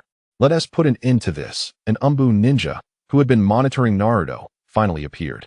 Naruto shot him a cold glare. Why didn't you show up when he was attacking? Beneath the mask, the Umbu ninja's gaze was icy. I said, this matter ends here. Naruto stepped forward, raising his hand. In an instant, the Umbu ninja deftly evaded. Clearly, he was wary of Naruto's egg-shattering fist. Humph. Naruto paused, taken aback by the swiftness of his opponent's movements, which he could not fully comprehend. Realizing he could not exploit the situation further, Naruto snorted and decided not to waste any more time there. As he turned his solitary back, the Umbu ninja let out a sigh of relief. He hadn't anticipated Naruto to be so direct. By the time he regained his senses, the mask shop owner was already sprawled on the ground. With the appearance of the Umbu ninja, the gathered villagers reluctantly parted ways as Naruto approached. After all, would they dare confront the fox demon in front of the Umbu ninja? Moreover, Naruto had clenched his fists, his gaze wandering to the absolute weak points. Did they not see the mask shop owner still lying on the ground, unable to rise? The foolish villagers hurriedly cleared the way for Naruto to leave. Once Naruto departed, the Umbu ninja turned to the sweat-drenched mask shop owner. You dare violate the Hokage's decree, which has been in effect for less than a day, he said coldly. Come with me to see the Hokage. With that, the Umbu ninja glanced at the crowd before dragging the mask shop owner away. Among the crowd, a civilian turned away, donned an animal mask, and swiftly formed hand seals, vanishing in an instant. Upon reappearing, he had changed into the attire of an Umbu ninja, leisurely following behind Naruto. On the mountainside, Naruto found a stick that no boy could resist. As he walked, he tied fishing line to its end, following his memories. He soon stumbled upon the river in the back mountains of Konoha. Yumwakaria, didn't you pick up the fishing line and hook along the way? Kurinai Yui, Naruto arrived around this time too. It seems the fishing line and hook were deliberately placed on his path. Chapter 19 Ino. I really like the black frame Naruto. Hashirama Senju, it seems someone really did set that up. Madara Uchiha. Is it really necessary to dwell on something so obvious? Hashirama Senju, ha. As it seemed to be a beginner's protection period, this little Naruto, on his first fishing attempt, successfully caught 3 fish, each about the size of an adult's 3 fingers. Witnessing this scene, everyone sighed in relief. They were entirely identical, though there were no hooks or lines found along the way. The fish caught were the same in size and liveliness. In the mountains, Ino remarked, someone must have hooked them. Sakura Haruno, yes. There must be Umbu ninjas lurking at the bottom of the river. Tintin, do you think the black frame Naruto will notice something amiss? Sakura Haruno, at least our Naruto hasn't noticed anything. As the girls spoke, many began to feel hopeful. And black frame Naruto did not disappoint. Is my luck this good? Naruto marveled at the 3 fish he had caught consecutively, all similar in size. He threaded a reed through the fish gills and placed them in the water, showing not a hint of movement. Eating these fish wouldn't turn me into a fool, would it? Naruto's inner thoughts elicited laughter from many. However, the main event was yet to unfold. How strange, that peculiar sensation at the bottom of the water feels like this. Naruto seemed to have an epiphany, his eyes brightening, a slight smile gracing his lips. Kiba Inuzuka, not good. Someone, quickly hold down the corners of his mouth. With a flurry of whispers, the ninja world watched as Naruto exclaimed, what a disgusting thing to do, burying landmines in the wild. Let us throw them in the water to feed the fish. With a splash, the Umbu ninja was taken by surprise. After tossing a stone, Naruto clapped his hands, observing the bubbles surfacing on the water. He snorted, seized his catch, and turned to leave. In the mountains, Ino remarked, "This naughty Naruto is so cute. I suddenly feel so fond of him." Kurinai Yuhi. It seems this child won't have to endure as much as the golden-framed Naruto. Kurinai Yuhi. Naruto, please give your sister an answer. Would you like to come to the Hidden Mist Village? I will personally support you to become the 6th Mizukage. 4th Raikage. Don't even think about it. Naruto Uzumaki should come to my Cloud Village. Anoki. Ah, look at you all, Naruto. The Hidden Stone Village is truly your best refuge. Orochimaru. Suddenly. I too wish to make a claim. The chat room erupted once more. The expressions on the faces of those from the Leaf Village darkened, while Kushina in the Pure Land was deep in contemplation. After her resurrection, she must first avenge her son. But what comes next? Where should she go? In the blink of an eye, the sun shone brightly. Glancing at the sky, little Naruto patted his stomach, picked up the 5 fish resting in the water, and stood up. Excluding the 3 fish caught by Umbu ninjas, the other 2 were his own catch. Indeed, there is a beginner's protection period. Holding the vine, the 2 fish still wriggled energetically. There are plenty of fish here, enough for my frequent visits. But what about meat and vegetables? Little Naruto furrowed his adorable brows. Oh right, trees grow, and vegetables don't just spring up. They must start from seeds, right? Little Naruto pondered as he made his way back. Where can I obtain seeds? The market should have them for sale. However, in an instant, little Naruto felt a sense of reluctance. Those people despise him, and he equally loathes them. Yet, soon enough, little Naruto found a solution. Thus, he hurriedly ran back, ignoring their curses and disdainful glares. He headed straight to the Ichiraku ramen shop. It was mealtime, and the shop was bustling with customers. Little Naruto paused momentarily before quickly realizing. He decided not to linger and headed home instead. I'll come back later. Otherwise, my presence would disrupt Uncle and Shobunichin's business. Senju Tobirama. Quite clever. I surmise that Black Frame Naruto intends to ask the owner of Ichiraku Ramen for assistance. Rock Lee. In that case, Naruto-kun will be able to procure vegetable seeds. And soon he can enjoy a balanced diet. My guy. Haha. I sense that Black Frame Naruto wishes to become my disciple Lee. Rock Lee, Sensei Guy. Mike Guy, you must take good care of your adorable junior from now on. You fizz. Before Mike Guy could finish, he was silenced in the chat room. Rock Lee Sensei. Ding Rock Lee was also muted. Meanwhile, within the Land of Fire, 2 figures crossed the border. Mike Guy, the Azure Beast of Konoha. One of them, a man carrying a massive weapon wrapped in bandages, pushed up the brim of his hat. Itachi, are we heading to Konoha? Beside him, a slightly shorter man remained silent for a moment before replying. Just a stroll. They were none other than Kisame of the Akatsuki and Uchiha Itachi. After the Chunin exams concluded, the 3rd Hokage passed away. To prevent Danzo from acting against Sasuke, Itachi returned to Konoha once. Now, it was merely a matter of time. Otherwise, how could they appear so coincidentally? Moreover, Itachi sensed that his body was nearing its limits. Upon returning home, little Naruto dashed to the kitchen. Uncle told me yesterday that to create delicious food, one must understand how to properly utilize seasonings. As little Naruto contemplated his words, he stood on a chair, attempting to prepare a meal himself. Anoki. From this perspective, the 3rd Hokage, that old rascal, should have a chance to show himself again, right? Shimura Danzo, Does Hiruzen's still dare to make an appearance? The Jinchuriki from this black-framed world will undoubtedly associate him with his identity. Shimura Danzo. Thus, I say, if you do not hand the Jinchuriki over to me, Hiruzen's, you shall surely regret it. Sarutobi Hiruzen glared, about to unleash a tirade at his dear friend. But Senju Tobirama spoke first. Senju Tobirama, silence. Senju Tobirama, do you wish to embarrass yourself even further?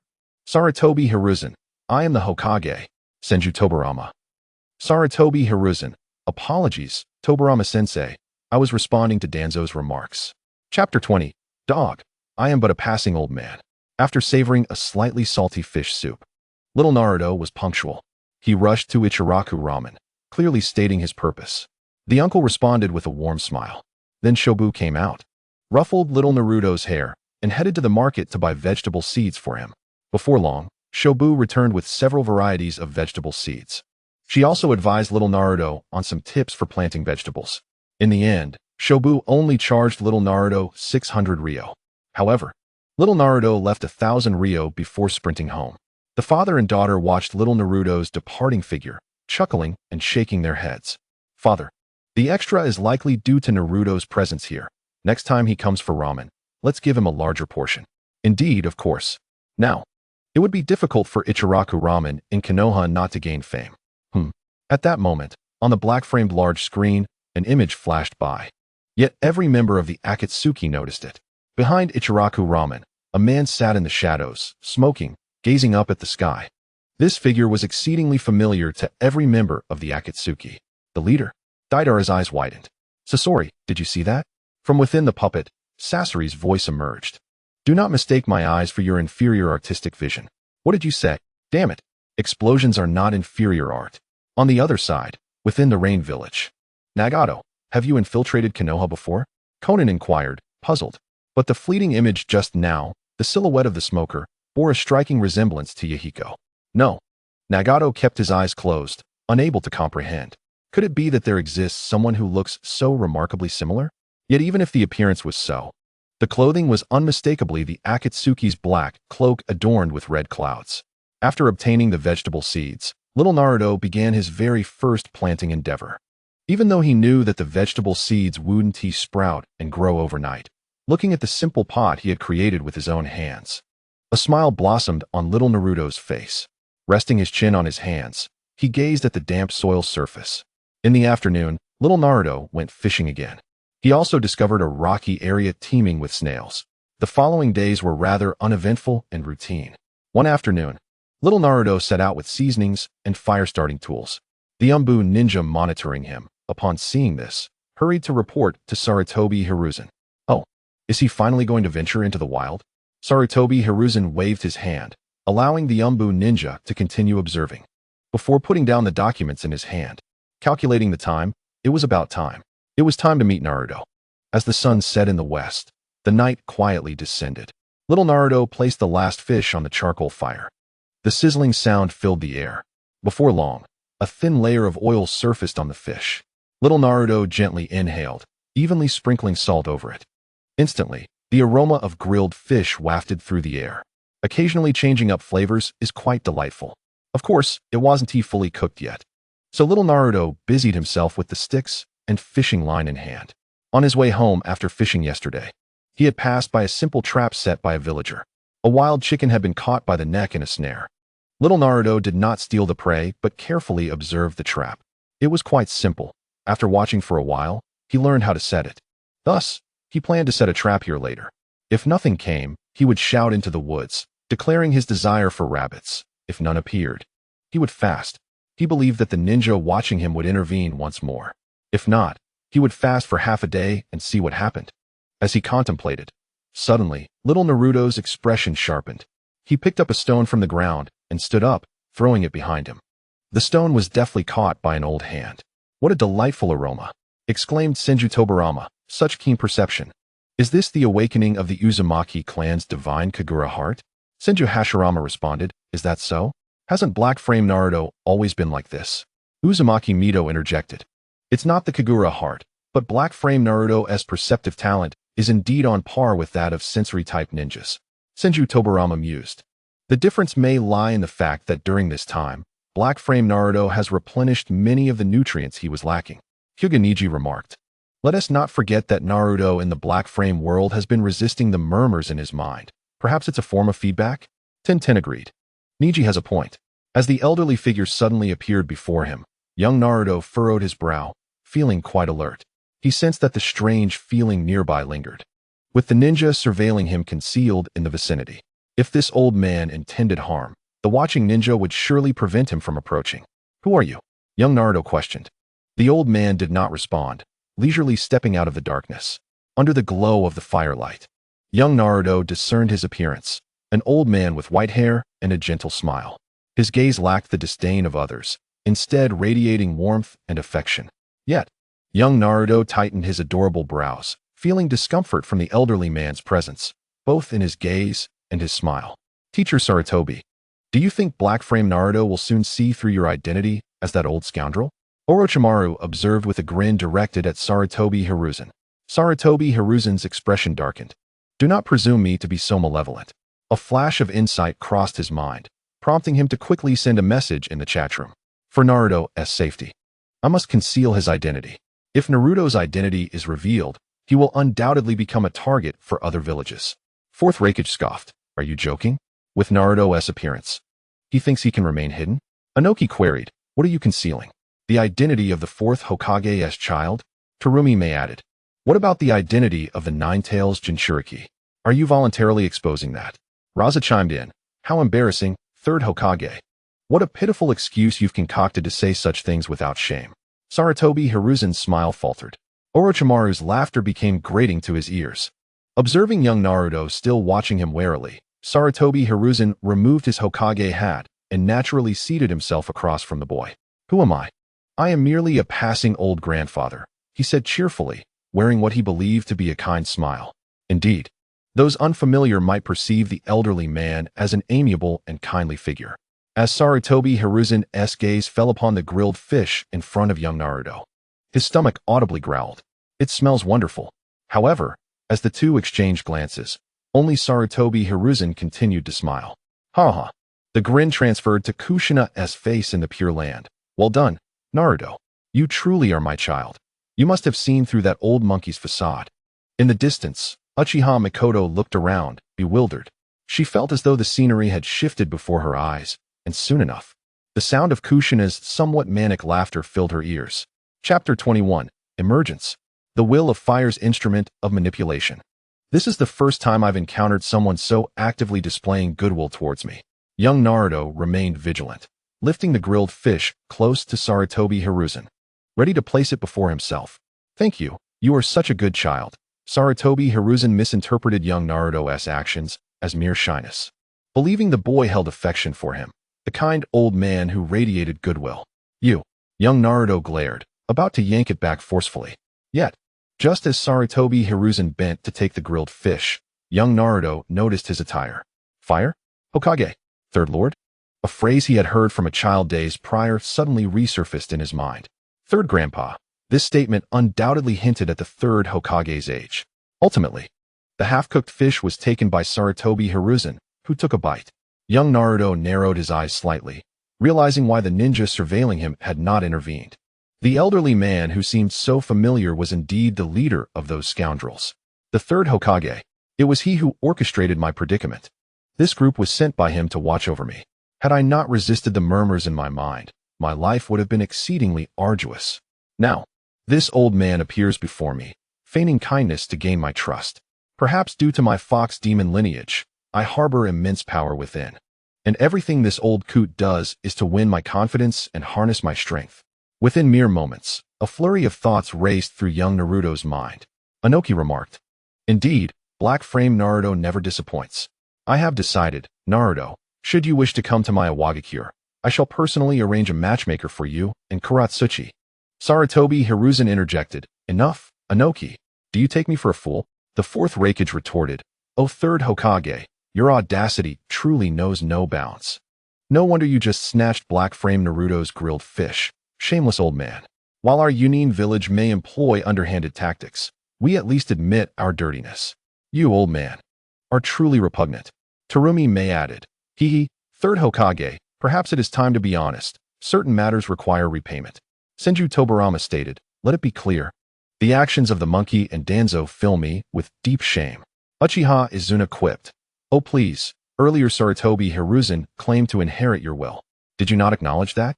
Now that the situation seems adverse, you wish to disassociate?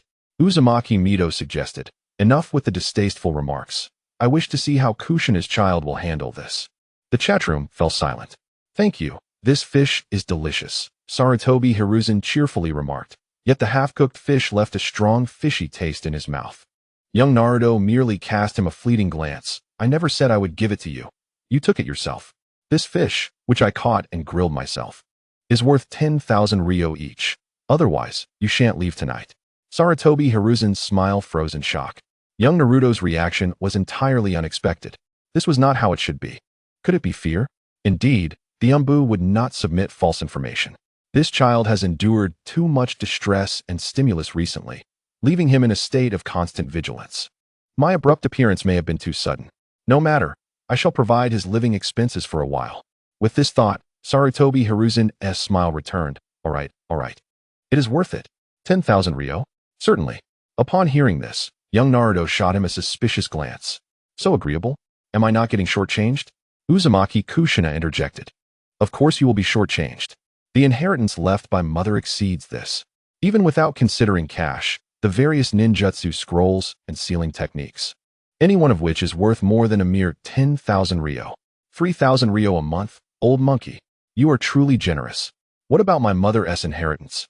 Don't tell me you don't intend to pass it on to Naruto. Ding. Soon, Kushina was muted again.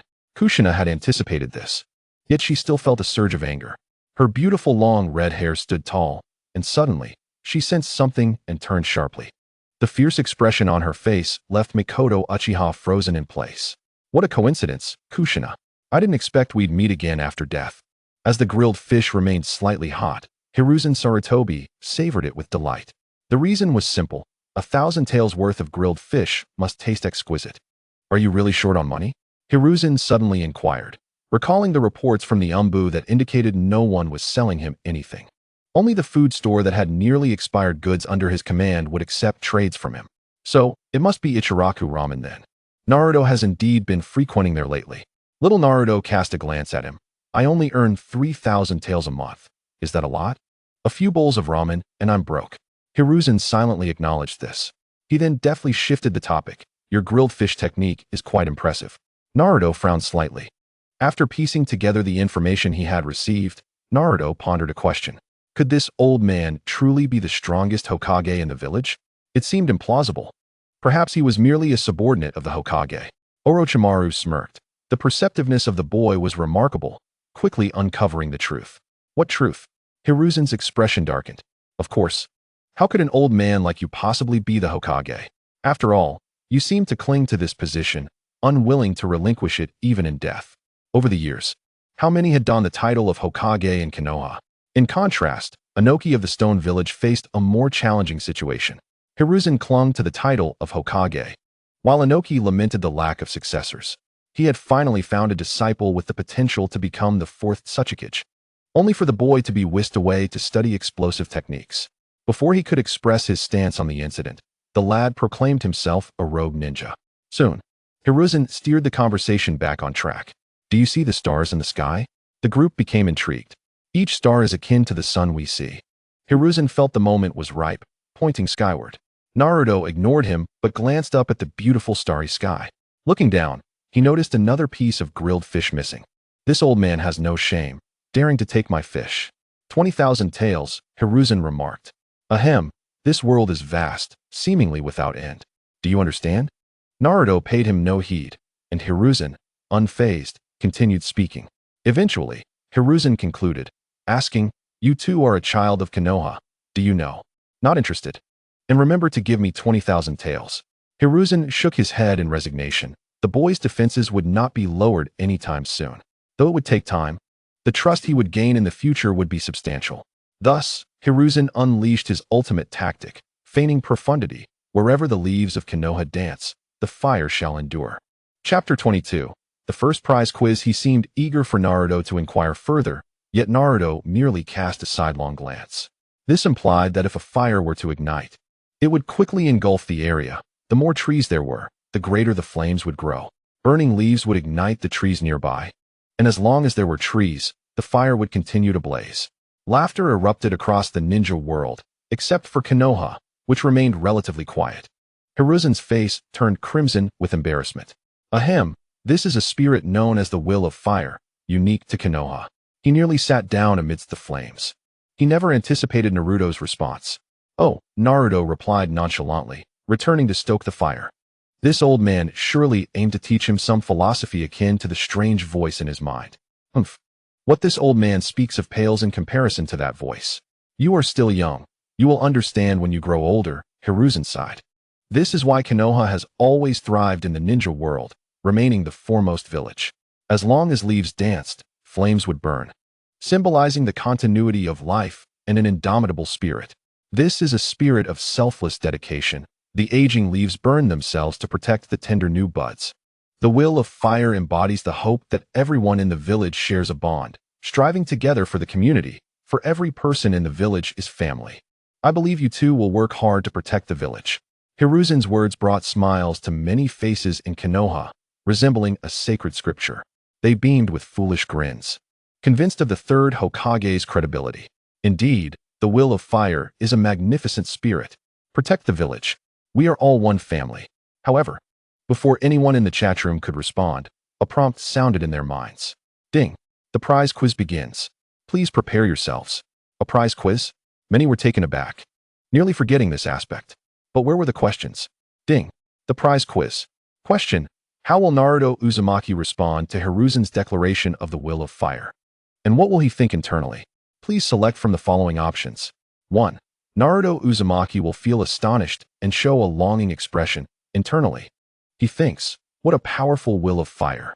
So this is how it is. We are all family, and family should support one another. As soon as option 1 appeared, countless people from Konoha chose it without hesitation. There was no need for contemplation. The will of fire was indeed the mightiest spirit. Born as Konoha's people, they would die as Konoha's spirits. Even the third Hokage unhesitatingly selected option 1, leaving no room for doubt. However, many in Konoha abstained from choosing. The ninja clan constituted the majority. 2. Naruto Uzumaki will leap up in excitement, asking Hiruzen if understanding the will of fire would allow him to become family with everyone in the village. Internally, he thinks, wonderful. If I grasp the will of fire, I can be family with everyone and never feel lonely again. Those who had chosen option 1 began to regret their haste. They realized option 2 was more aligned with reality. 3. Naruto Uzumaki will look at Hiruzen with a bewildered expression. Internally, he thinks, has this old man lost his mind? That bunch treated me like this. And I'm supposed to consider them family? What will of fire? Just a slogan for deceiving? Uncle and Sister Shobu are not ninjas. They might not even know what the will of fire is, yet they feel more like family than those who claim to understand it. As soon as option 3 appeared, those with sense quickly selected it. Unbeknownst to them, in the Pure Land, Kushina, frowning, decisively chose option 3, being the first to do so. In Konoha, many were left in disbelief. How could this answer be possible? How could the will of fire be perceived in such a manner? Moreover, how many times had this boy with glasses insulted the third Hokage? Deidara remarked, isn't the answer obvious? Deidara, a bunch of foolish individuals should truly experience my art. Kuratsuchi, Deidara, is that you? Kuratsuchi, you're still alive? Haiden, foolish Deidara, the leader has commanded us not to reveal ourselves easily. Anoki, the Akatsuki you say? At this juncture, you are not the main focus. It is evident that I have chosen option 3. Upon hearing this, a wave of indignation washed over the Leaf Ninjas. Fourth Raikage. Surely no one would actually choose options 1 or 2? To my surprise, quite a number have indeed chosen. After all, aside from the will of fire, there are various other convictions like the will of stone. How splendid, Mikoto! I am certain I shall answer correctly. How could my Naruto possibly be a fool? Mikoto, in the quiz, there is a reward for resurrection. Did you choose not to? We can revive together, eliminate those old relics, and then leave with Naruto and Sasuke. Kushina excitedly grasped Mikoto's fair hand. Uchiha Mikoto smiled faintly, feeling somewhat uneasy. I hesitated a bit in my choice. I wonder if it counts. At this moment, Kushina's beautiful red hair stood high, precisely 9 strands. Mikoto dared not speak out of turn, fearing that Kushina might ignite at any moment. Although she had faith in her dear friend, Kushina's current demeanor was too intimidating. Tobirama Senju. I selected 3. Tobirama Senju. For that child, the black frame Naruto. This option is the most reasonable. Tobirama Senju. The sensation that Konoha bestowed upon him is nothing but cold disdain and lingering resentment. Sakura Haruno. That is not entirely accurate. There is also Ichiraku Ramen. Whether it be the uncle or sister Shobu, both the black-framed and golden-framed worlds have shown kindness to Naruto. Rock Lee, yes. And there is us. Yamashiro Ino. We are not like those foolish individuals. Saratobi Hiruzen. Are you all planning to disrupt the stability and unity within Konoha? Yamashiro Ino. How dare you speak such words, you old fool. Saratobi Hiruzen. Just as Ino finished speaking, she quickly covered her mouth, inadvertently revealing her thoughts. Yet, in an instant, Ino questioned why she felt fear. Does this old man even have the strength to survive past the Chunin exams? Ino. At that moment, a gentle female voice resonated. Ino's mother paused, then swiftly turned to look. There approached her mother, observing her daughter's worried expression. Yamashiro Rina gently patted Ino's head and softly said, "It's all right. Even if the sky were to fall, your father and I would support you." Yes. Ino instantly transformed into a well-behaved child. Uchiha Madara, if I am not mistaken, Hashirama's mother, you must have chosen either one or two.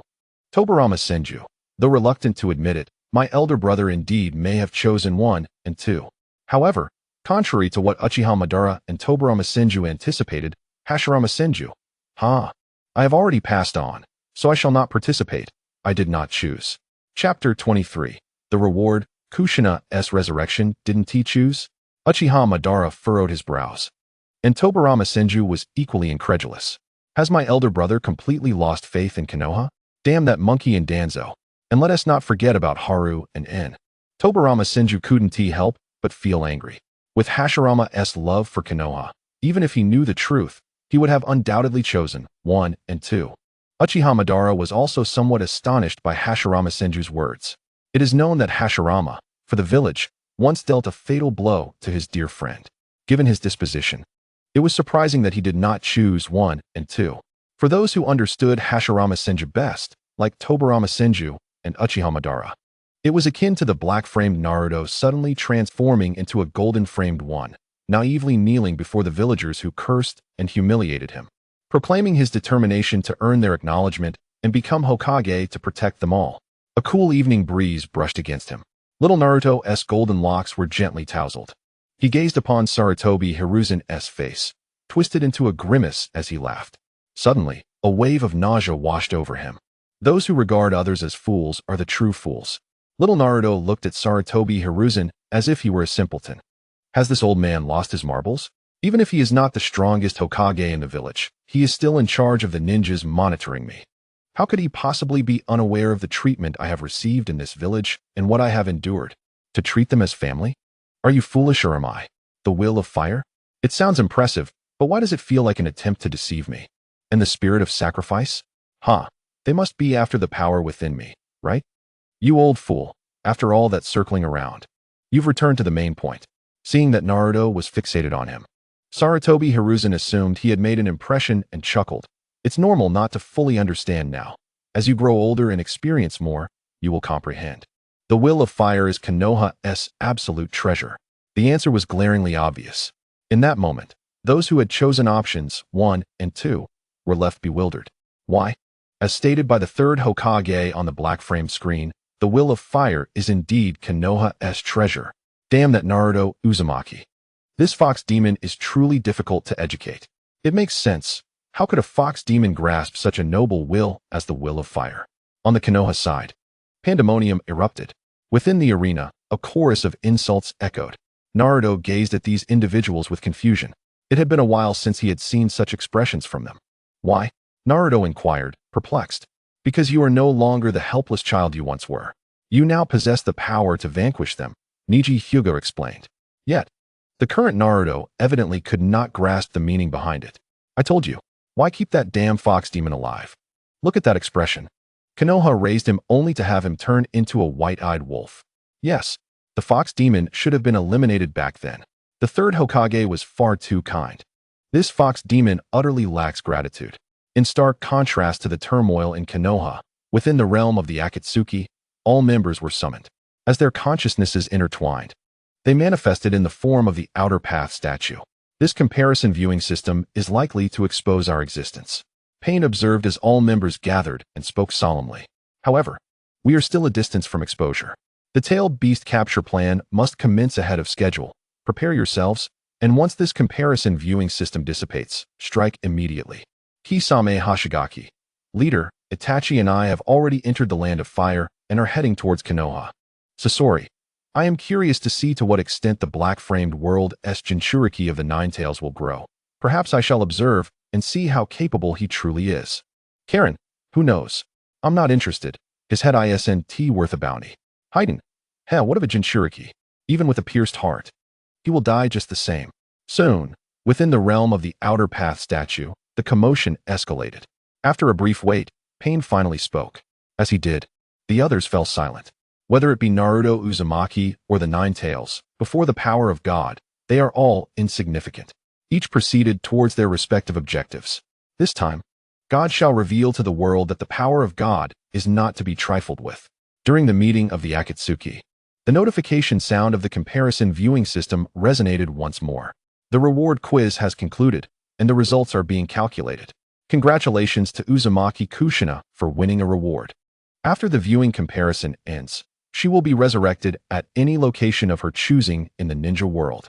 Congratulations to Yamanaka Ino for receiving a reward. After the viewing comparison concludes, her talents will be quintupled. Congratulations to Hyuganiji for obtaining a reward. After the comparison viewing, the cage bird seal will be removed, and the purity of his Byakugan will be enhanced. Note, if rewards are obtained again, one can choose to resurrect at any time and place or continue receiving random rewards suited to the winners. Note, if rewards are obtained again, one can choose to receive them at any time or continue acquiring suited rewards, with the default reward distribution occurring after the viewing comparison ends. What? Resurrection? This comparison viewing system possesses the ability to bring people back to life. On the stands, Sarutobi Hiruzen's pupils dilated sharply, and his body trembled involuntarily. Resurrection? Kushina will return? The image of Kushina's furious visage flashed in Sarutobi's mind, causing him to shiver. Kushina is not like Naruto. She could lose her sanity and unleash the Nine Tails, leading to catastrophic consequences. Sarutobi-sensei, things are becoming increasingly intriguing. Orochimaru, closest to Sarutobi, keenly sensed the change in him and smiled brightly. However, he was also more curious about this comparison viewing system, which surprisingly had the power of resurrection. The nature of the rewards suggested a genuine revival, not merely a reanimation like the Edo Tensei. Senju Tobirama. What a pity, I answered a bit late and missed the top 3. Senju Tobirama. Next time, I shall strive to be the first to respond. Resurrection? Excellent. Anoki. Alas, my reflexes were slow as well, but it's still fine.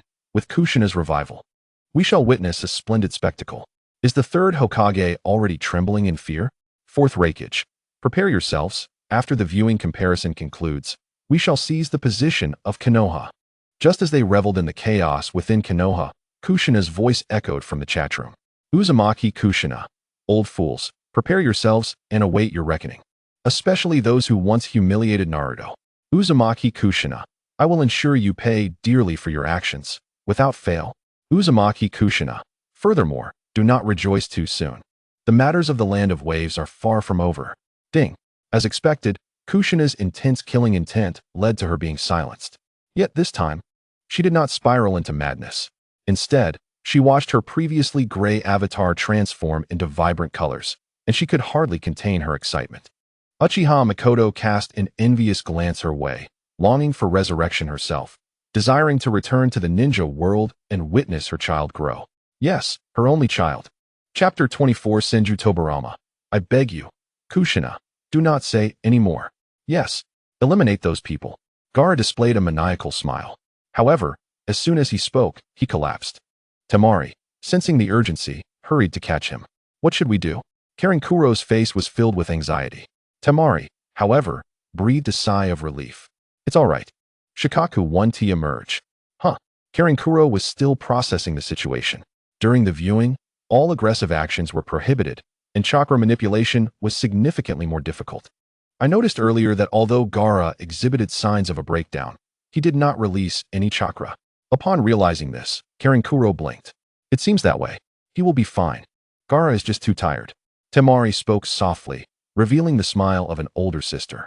Karinkuro rubbed his nose. After Temari's reminder, he remembered that Gaara hardly ever slept well. After 2 days without rest, he was nearly losing his mind. How much worse for Gaara, who had never had a moment's peace.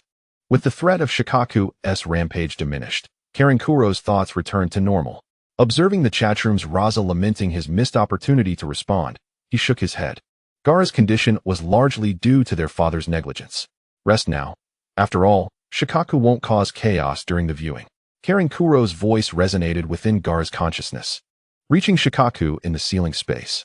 Shikaku roared frantically, his voice piercingly sharp. However, because it was an aggressive sound, Gaara could not hear it. On the other side, Ino excitedly clung to her mother's arm. Mother, I received a reward too. If Aunt Kushina can be resurrected, then my quintupled talents should be impressive. Yamanaka Rinya playfully tapped her daughter's nose, saying, "Silly child, your talents were never lacking to begin with." Nearby, Sakura watched Ino with envy, silently clenching her fists. She too wished to receive a reward. With quintupled talents, she would no longer be a burden. Meanwhile, Niji took a deep breath, striving to calm his excited heart. The cage bird seal on his forehead could be lifted, but the cage bird in his heart remained difficult to escape. An increase in Byakugan purity? Is there even a distinction in purity? After regaining some composure, Niji captured the key information. Such matters were unprecedented for him. After all, he had never truly understood the differences in Byakugan. At this moment, Naruto remained in a state of confusion. Niji glanced at him, suddenly sensing something different about Naruto's demeanor. Yet, he could not articulate what had changed. Moreover, his eyes had yet to receive purification. Is this a psychological effect? With that thought, Niji slapped the back of Naruto's head. Naruto clutched his head but did not protest this time. In his azure eyes, confusion still lingered. "Niji, another me. Is that correct?" Noting this, Niji quietly concealed his slightly numb hand behind his back. "Right or wrong, I cannot judge. Many things in the world do not possess an inherent dichotomy."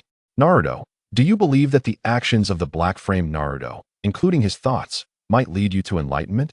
In response to this question, Naruto nodded and shook his head simultaneously. Niji sighed, clearing his mind and refraining from further thoughts. "Perhaps the reason for your resistance is not as intense as that of black-framed Naruto. He has pondered multiple times why he hears murmurs in his mind while you remain oblivious to their existence.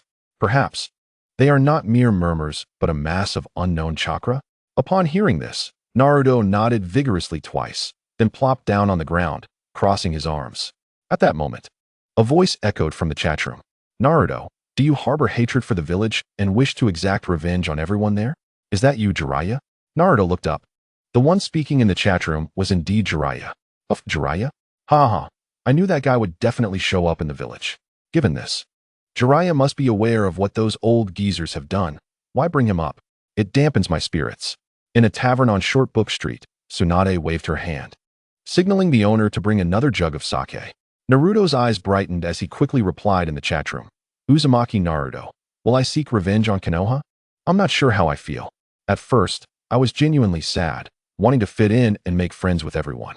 Uzumaki Naruto, but because I aspired to become Hokage, I resorted to pranks to gain attention and recognition.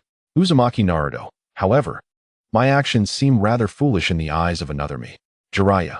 On the screen, Teacher Sarutobi is indeed correct. One need not concern themselves with the opinions of others, but rather live according to one's own beliefs. Orochimaru, live according to one's own beliefs? Jiraiya, are you suggesting that implanted thoughts can also be considered Naruto-kun's own beliefs? Jiraiya, Orochimaru, I've been searching for you. I never expected you to plot the destruction of Konoha. Orochimaru, if I recall correctly, you are quite aware of the deeds performed by Teacher Sarutobi and his companions, are you not? Orochimaru, what? Are their actions not detrimental to Konoha? Orochimaru, indeed, if Tsunade, the only visible member of the Senju clan, can be driven away, and you even pursued her to warn her that should she act against Konoha, you would personally eliminate her. Orochimaru intended to continue his discourse. However, before he could, Senju Tobirama spoke faster than him. Senju Tobirama, little Tsunade, driven away? You even wished to kill her yourself? Senju Tobirama, Orochimaru, who is this Jiraiya? Orochimaru, the second Hokage, he is a disciple of Teacher Sarutobi. In that moment, Senju Tobirama's demeanor shifted considerably. Wait, does that mean Orochimaru is also a disciple of the monkey? Tsunade is most likely also a disciple of the monkey, meant to secure her position as well. At this point, Senju Tobirama felt a mix of anger, frustration, and regret. He immediately intended to confront Jiraiya. Yet, someone was quicker than him. Uzumaki Kushina, go find your prophesied child. If you dare approach Naruto again, upon my revival, I shall eliminate you alongside him. Namikaze Minato, Kushina. Jiraiya-sensei Uzumaki Kushina, what nonsense. Calling him Jiraiya-sensei? You must be joking. He is as despicable as that old man of the third Hokage. Uzumaki Kushina, come now, Minato. Tell me, have you seen any trace of your esteemed teacher from the beginning until now? Whenever Naruto's name is mentioned, does he even think of anything related? I feel utterly disgusted. Who knows? When you ask him, he might be busy peeping on others. Uzumaki Kushina. If he were to spy on your wife and include her in his writings, you would still smile and claim he is Jiraiya-sensei? Rest assured, I would absolutely chop you into pieces. Uzumaki Kushina. But then again, you are all of the same lineage. Humph. Kushina launched into a tirade without restraint. Yet, ironically, what she said held truth. However, Senju Tobirama was momentarily rendered speechless. Of the same lineage? Right, I am the ancestral figure. Oh, Senju Tobirama remained unaware. Soon, Kushina's remark about the same lineage would cause him immense discomfort. If only he could return to the past and prevent everything from unfolding by publicly humiliating himself. He would not hesitate to slap himself. Noticing that his mother had once again been silenced, Naruto shrank his neck, hesitating to respond to Jiraiya. He quickly turned to Neji and said, "All right, I will attempt the method you suggested. I don't know why, but my heart feels so heavy." Chapter 25. The little girl under the streetlight. The scene on the black-bordered screen continued. "Oh," little Naruto replied in a nonchalant manner. Sarutobi's smile froze. Seeing this, little Naruto suddenly paused. Wait, if I don't show interest, will this old man become furious and devise another scheme against me? Thinking this, little Naruto hurriedly exclaimed, "The will of fire is truly remarkable. If I can comprehend the will of fire, will I not find happiness, and thus not be disliked by others?" Upon hearing this, Sarutobi's eyes lit up, and he nodded affirmatively. He then intensified his tone, saying, "Naruto, do you know what those stone statues above the village represent? The Hokage? The strongest person in the village." Two thoughts flashed through little Naruto's mind. But he still shook his head. He did not appear particularly interested, as the gap between them seemed too vast. Naruto. Those who are carved up there are all great heroes who have protected the village. Is that so? In that case, old man, you seem to resemble one of them, little Naruto said subsequently. In little Naruto's view, this served as a subtle compliment to the old man. However, little did he know that this old man was indeed one of them. Have you discovered that? Sarutobi lifted his chin with a hint of pride. It seemed he acknowledged little Naruto's perception. Where the leaves dance, the fire endures. Little Naruto was genuinely astonished. How could such an old man be immortalized? Wait, this old man truly is the third Hokage. In an instant, little Naruto felt a wave of apprehension as he glanced at Sarutobi, who was incessantly elaborating on the will of fire. He never imagined that this old man was indeed the third Hokage. Their leader was someone so utterly unremarkable. After pondering for a moment, little Naruto suddenly realized that the noise around him had ceased. Looking up, he saw Sarutobi smiling at him. Without a second thought, little Naruto adjusted his emotions, realizing, "So that's how it is, old man. You truly are impressive." Receiving little Naruto's praise, Sarutobi cleared his throat. "Do you wish to become someone like that?" "Yes," little Naruto replied eagerly, confirming that the person before him was the mastermind behind it all. Little Naruto's demeanor shifted. "Very well, then, Naruto, you must understand one truth. It is not by becoming Hokage that one earns the recognition of others. Rather, it is through gaining the recognition of others that one can become the great hero who protects the village as Hokage." Little Naruto, I understand. Little Naruto nodded vigorously. "By the way, old man, are you the strongest person in the village?" Of course. Not only that, I am the strongest among the 4 Hokages." The black-bordered screen abruptly ceased its display, much like the final image on the golden-bordered screen. The ninja world collectively mused, this old man. Whether in the world of the golden frame or the black frame, he remained equally shameless, equally audacious. Once more hearing himself declare that he is the strongest, Sarutobi felt his face flush with embarrassment. Orochimaru erupted in laughter. Initially, he had intended to declare Sarutobi's self-proclaimed title of the God of Ninjas in front of the first Hokage upon his resurrection. Now, it could almost be deemed Sarutobi's own admission, and not just once, but twice. Moreover, it was in front of the entire ninja world. Buzz. At that moment, the golden-bordered screen began to display a scene. This should be Naruto from our world, it seems. Time is running short. I must take my leave. Sarutobi waved goodbye to Naruto. The seed of the will of fire has been sown, and Naruto cherishes this singular white moonlight. Today's purpose has been fulfilled. Goodbye, old man. Naruto waved his small hand in farewell to Sarutobi. However, shortly after sitting down, Naruto's stomach rumbled. At this age, one is naturally inclined to eat. After a busy afternoon, having consumed merely a thin grilled fish, it was no wonder he felt hungry. Yet, a smile radiated from Naruto's face. Recognition from everyone. I will surely achieve it. Inoki, did you see that? The shameless third Hokage. Karatsuchi, my goodness. How can someone be so shameless? Yamanaka Ino, that despicable old man. You have no worries about food or clothing. Yet you steal the fish a child worked hard all afternoon to catch. Yamanaka Ino, return Aunt Kushina's inheritance to Naruto immediately. After receiving assurance from her mother and a reward from the comparative viewing system, Ino Yamanaka evidently grew bolder. Sarutobi Hizashi's expression darkened immediately.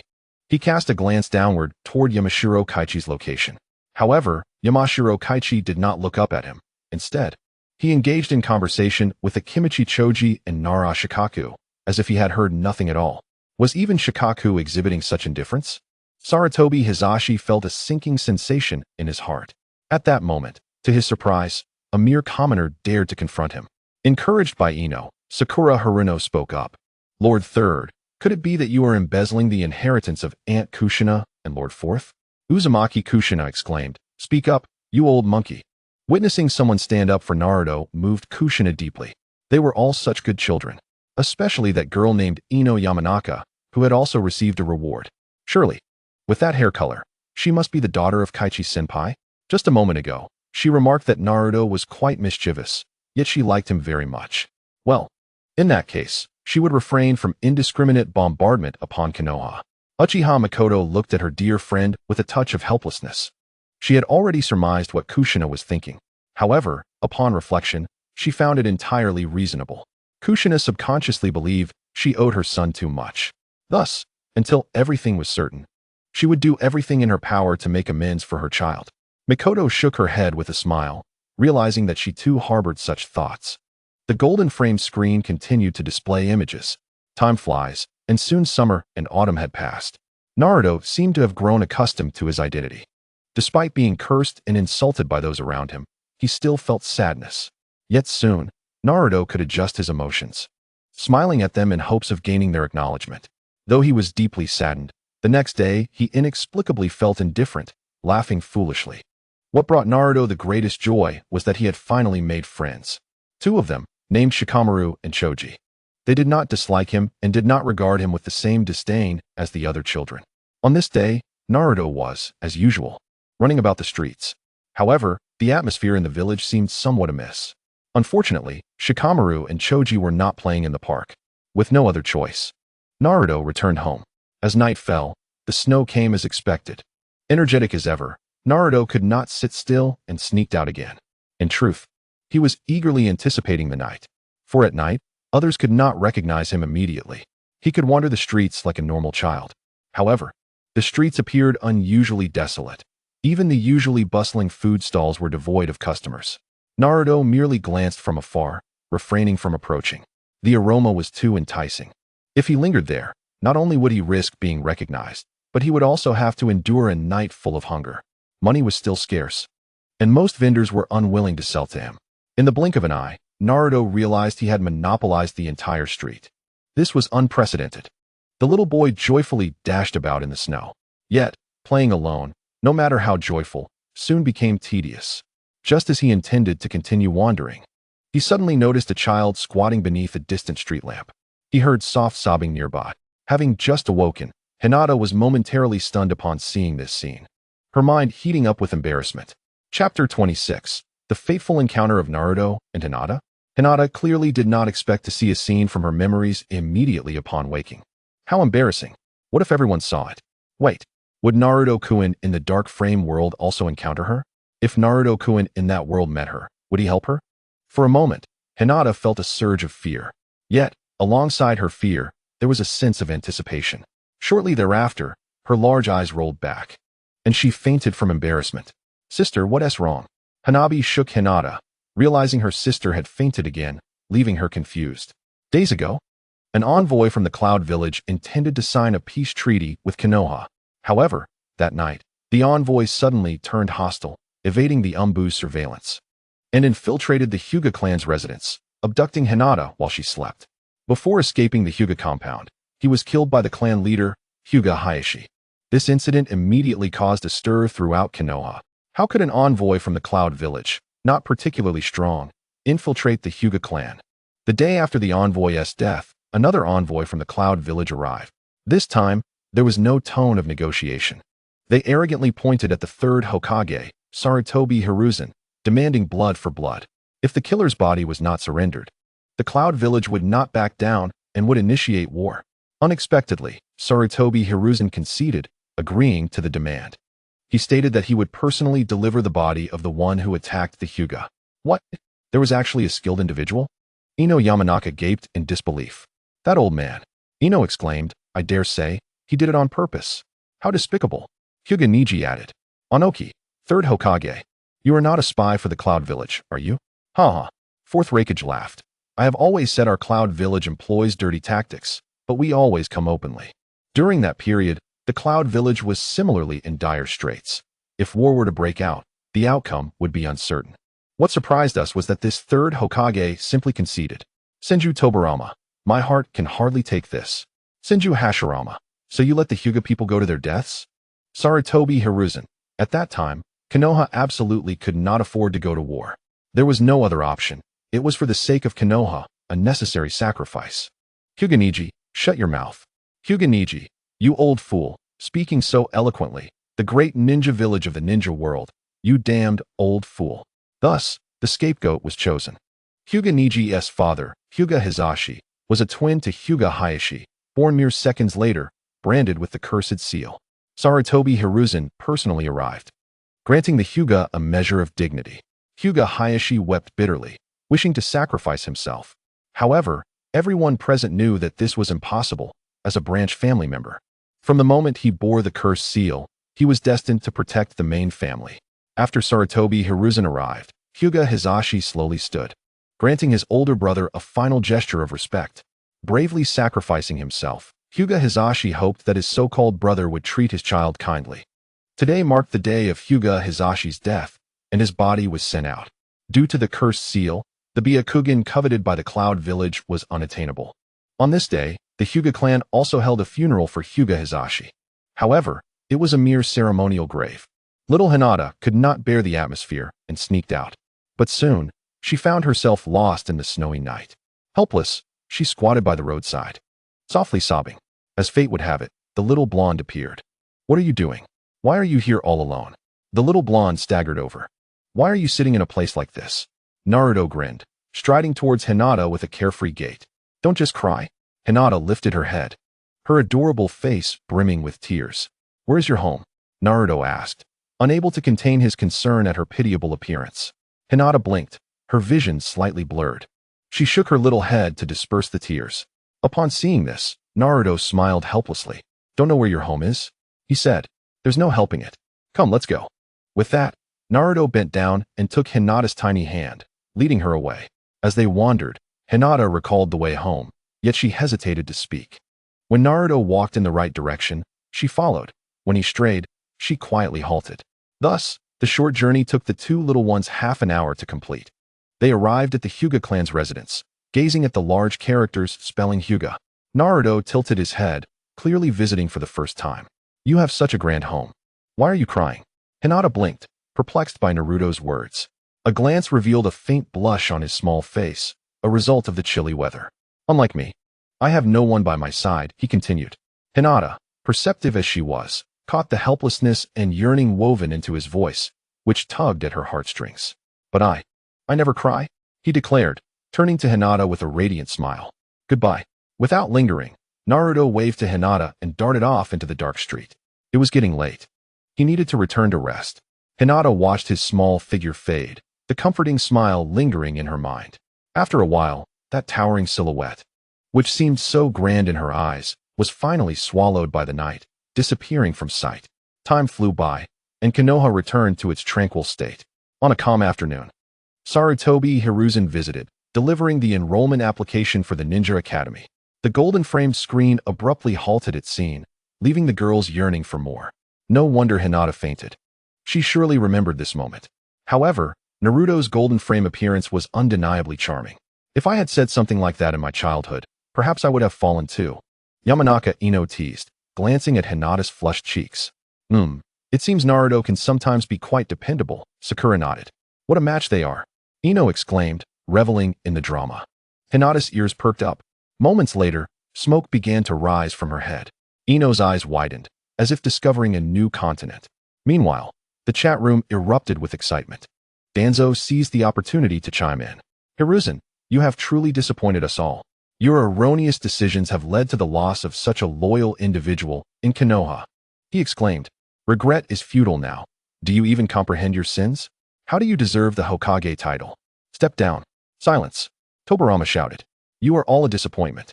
How could Konoha have devolved into this state? Hashirama added. This is the idol you chose. Uchiha Madara interjected. Chapter 27. Kurama, foolish child. Your ramen name is even more amusing. Kakashi nodded subtly, recognizing the connection. It was no wonder Hinata had actively offered medicine to Naruto. The seeds of affection had been sown in their childhood. Kakashi instinctively reached into his pocket, but at the moment he touched something warm, he recalled the words of Kushina.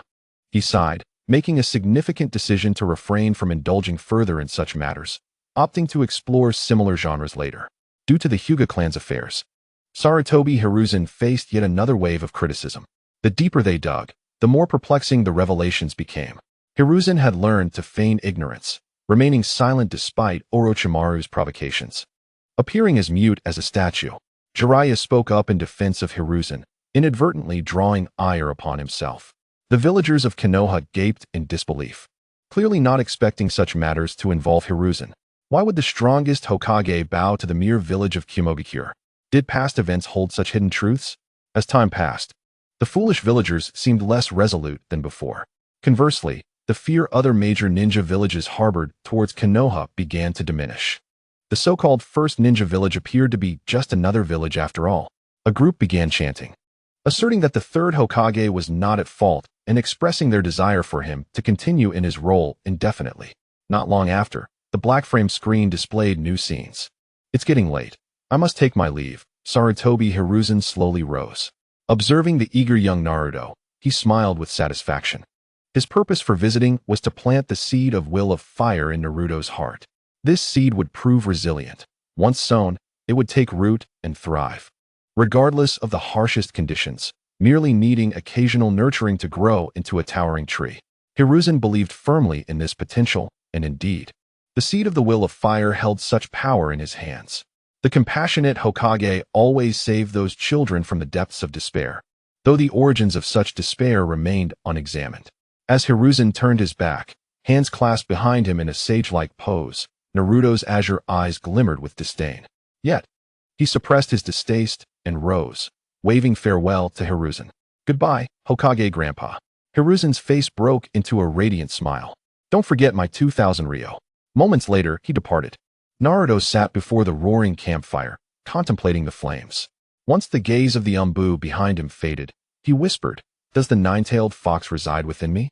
If you can hear me, tell me, do you possess the power to surpass that old man and elevate me above the entire village?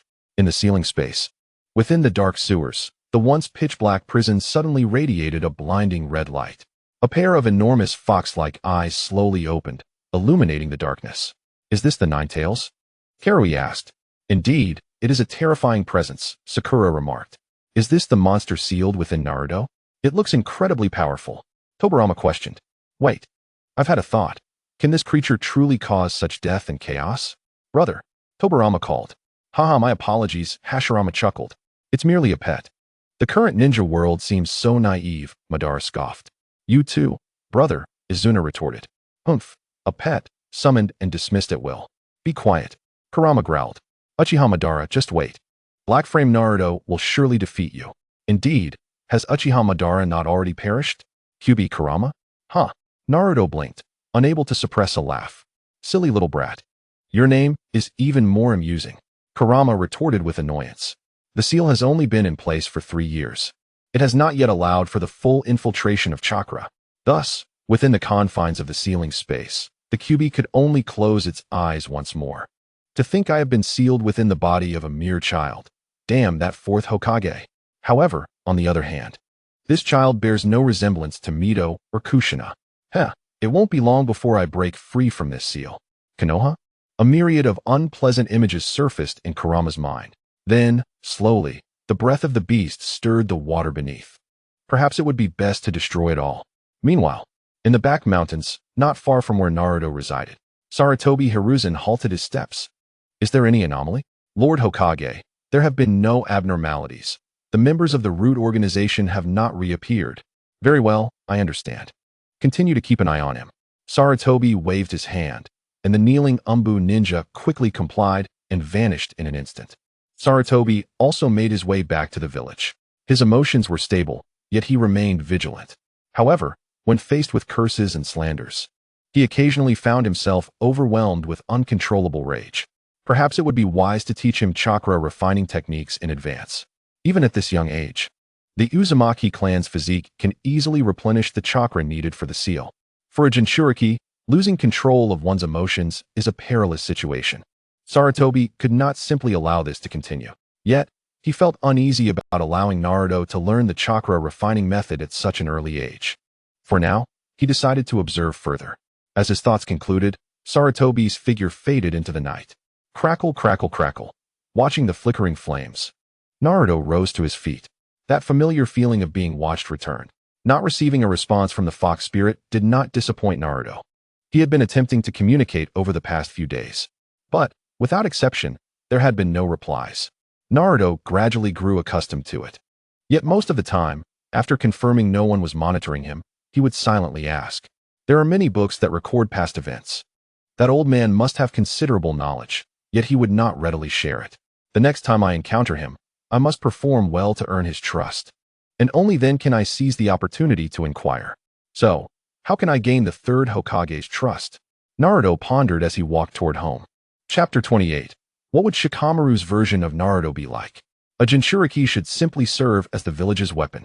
Raza looked on with a mix of disappointment and frustration at the image of Sarutobi Hiruzen on the large black-framed screen. Your approach introduces too many unstable factors. It would be better to hand him over to Shimura Danzo directly. At least, in this regard, Danzo is akin to myself. Emotional ties and friendships are burdens for a Jinchuriki. What of my own son? For the sake of the village, everything is worth it. Of course, Raza chose not to voice his beliefs. After all, he had not only made his youngest son the Jinchuriki of Shikaku, but had also frequently attempted to assassinate him. Ultimately, he had deceived his own son with the life of his brother-in-law. Such monstrous behavior was no different from the infamous F4 of Konoha. Raza never anticipated that. According to the timeline of the Golden Frame Naruto world, he would eventually be reincarnated through Edo Tensei, required to remain silent, ultimately evolving into a figure of paternal love, where all actions were justified by love. Sigh, what a facade. Time flew by. In the blink of an eye, a month had passed. During this period, Naruto grew like a wild weed, incessantly drawing nourishment and thriving.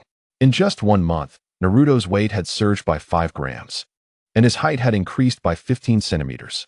This was the appearance he should have possessed at his age. His golden hair had grown slightly longer.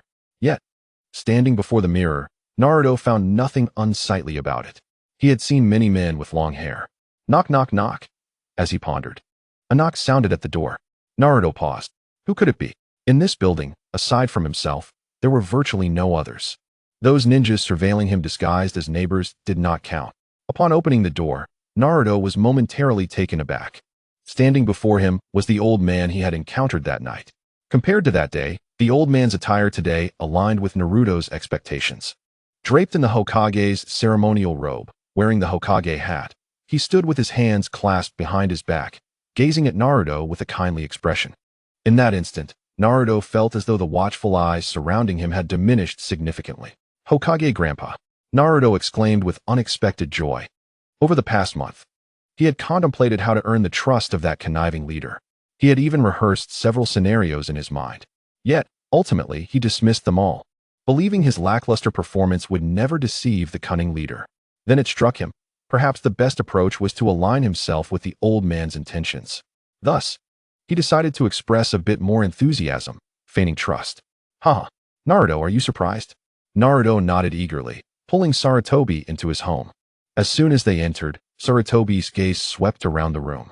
However, he failed to notice the vegetables and the potted plants on the balcony behind the curtains. Otherwise, Naruto might have had to endure an experience of having his vegetables stolen or destroyed. Regarding Naruto's physical transformation, Sarutobi felt little concern. Yet, observing Naruto's slightly longer hair, he squinted slightly. What do we have here? Sarutobi cut to the chase, placing a bulging envelope on the table. What is this? Naruto took it and opened it, revealing a stack of 1,000 yen bills. Upon a cursory glance, there were about 20 bills. Wow, Grandpa, you are so generous. Seeing Naruto's excitement, Sarutobi fondly ruffled his hair, of course. But you mustn't let anyone else know. Such privileges are exclusive to you. Yes. Naruto nodded vigorously. Sarutobi smiled, yet his heart sank. This hair, too much like Naruto's. If it continues to grow, many might recognize his identity. The thought crossed his mind, and Sarutobi regained his composure, adopting a gentle smile. You must decide how to use this money wisely. Do not waste it. Next month, I cannot grant you such privileges again. I understand. By the way, Hokage Grandpa. What is it? Sarutobi inquired cheerfully. I wish to learn to read. I have heard that learning can lead to progress. And I also want to understand the will of fire that Hokage Grandpa speaks of. Initially taken aback by Naruto's desire to learn, Sarutobi was reluctant. However, upon hearing Naruto express a desire to actively learn the will of fire, he changed his mind. Very well, I will prepare those materials for you. Tomorrow, someone will deliver them. Sarutobi's smile broadened. Naruto then recounted his recent life experiences, aligning them with the will of fire he had heard about that day. He remained truthful, knowing that the ninjas monitoring him would undoubtedly report back. Thus, Naruto leaned his thoughts towards embodying the essence of the will of fire. What a pity that everyone bullies me, yet I remain unfazed, quietly striving for acknowledgement. In a moment of inspiration, little Naruto exclaimed, Grandpa Hokage. Can I really become Hokage one day?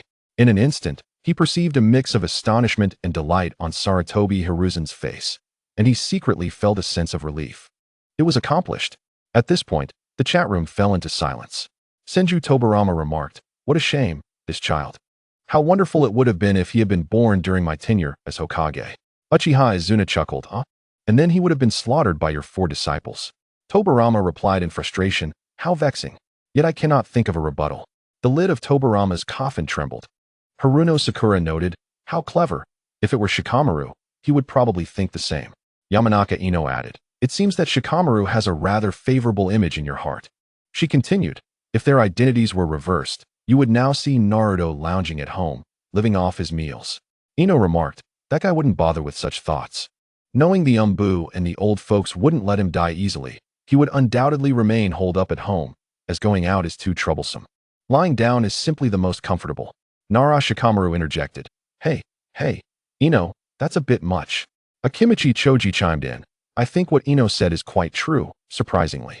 Sakura smirked slightly, and then an image of Sasuke appeared in her mind. If their identities were swapped, no, that's impossible. How could there be such an unreliable underachiever as Uchiha? Moments later, Sarutobi Hiruzen rose slowly. Very good, keep it up, he said with a smile as he departed from Naruto's home, stating he had to continue his duties of protecting the village. Naruto's eyes sparkled with excitement, and he waved goodbye, assuring Hiruzen he would continue to work hard. Hearing this, Hiruzen's smile radiated brightly, completely forgetting to remind Naruto to cut his hair. Chapter 29. An invitation from the young boar, deer, and butterfly Inoki remarked, the funniest joke I've heard is that, in order to protect Naruto, we must conceal his identity as the son of a hero. Terumi May added, not only that, but Kushina-senpai also mentioned that she entrusted the 3rd Hokage with taking care of Naruto before her death. Kuratsuchi commented, in the end, this old fool accidentally leaked Naruto's identity not long after. Even Kuratsuchi found it hard to bear. If you ask me, that old fool should have died alongside the old man. Inoki lamented, what a misfortune for the family. This great-granddaughter, alas, there's nothing we can do. Yuhi Kurenai said, to be honest, Naruto looks so much like Minato-sensei. She continued, if you remove the beard, he might resemble Minato-sensei as a child. Kurenai, being from the same generation as Kakashi, naturally knew Minato due to her position. Next to Kurenai, Mitarashi Anko raised an eyebrow. Minato Namikaze?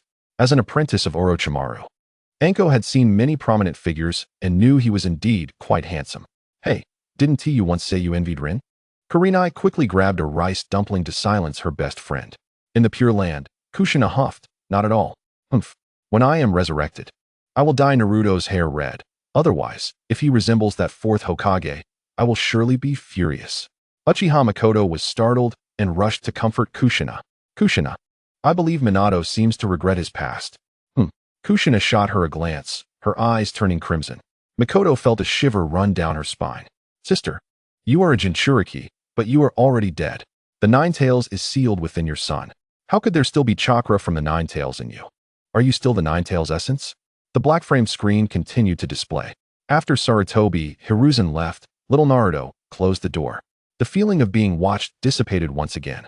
Naruto's smile vanished instantly, replaced by an awkward sensation, a wave of nausea washing over him. Despite not sensing any malevolence from Hiruzen, he still felt a strong aversion. That old man seemed quite concerned about my hair. Fox spirit, do you know why? Each time the sensation of being observed faded, Naruto habitually asked this question. Unbeknownst to him, the great fox lying in the ceiling space had indeed heard him, but since Naruto had yet to master chakra refinement, he could not summon any chakra to connect with the great fox, resulting in no response. Chapter 30. Still just a child, oh my, how could I? Ino lightly covered her mouth, sensing the gazes around her. She straightened her posture. After all, they were just little friends. What was there to be shy about?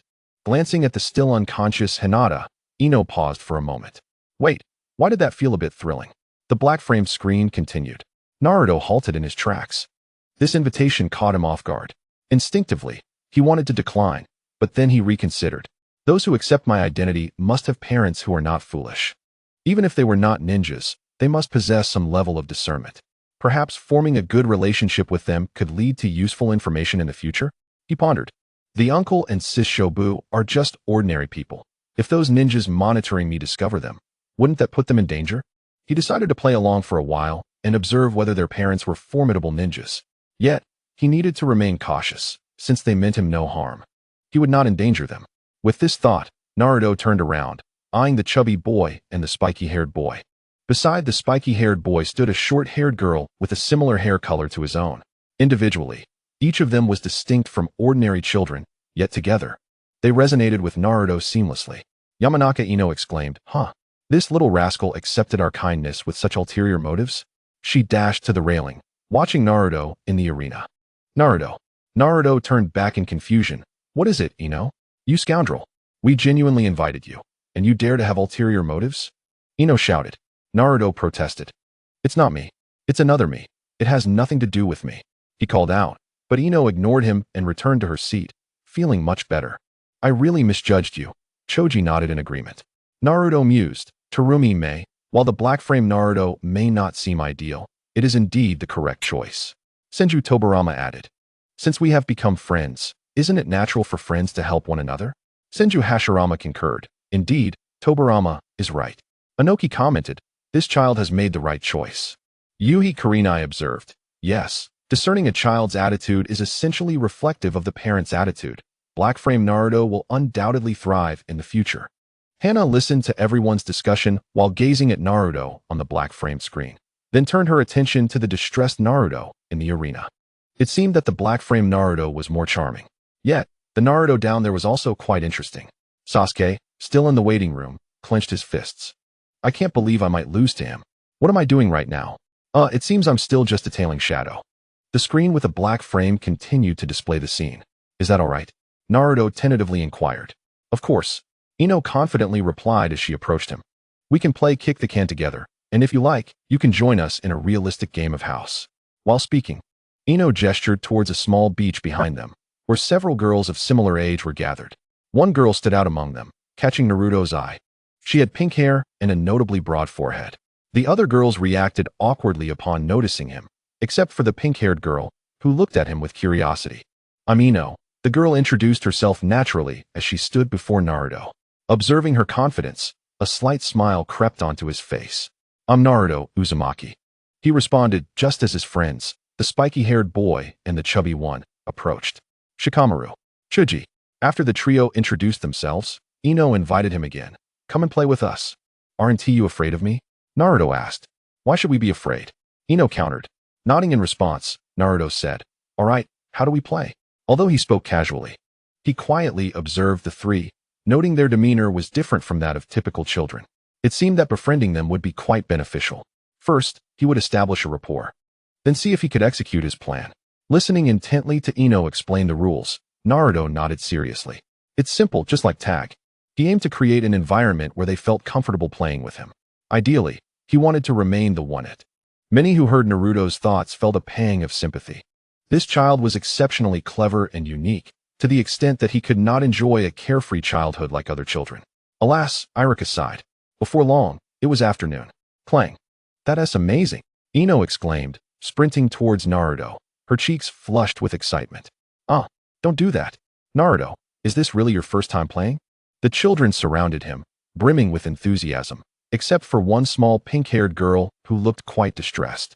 She had been it all morning, and after much effort and keen observation, had only managed to catch a few players, when suddenly, Naruto appeared like a specter beside the can and kicked it away, freeing those who had been caught. Sorry, let me be it now. Naruto realized he had become too engrossed and had forgotten his earlier decision. Oh no, our noses seem a bit red, Iruka chuckled. After all, no matter how clever Naruto is, he is still just a child. Indeed, Ino agreed. In the midst of their praise, Naruto began to lose himself. Truly a charming little rascal. Hey, why is no one cheering for me? Sakura exclaimed. That pesky Naruto.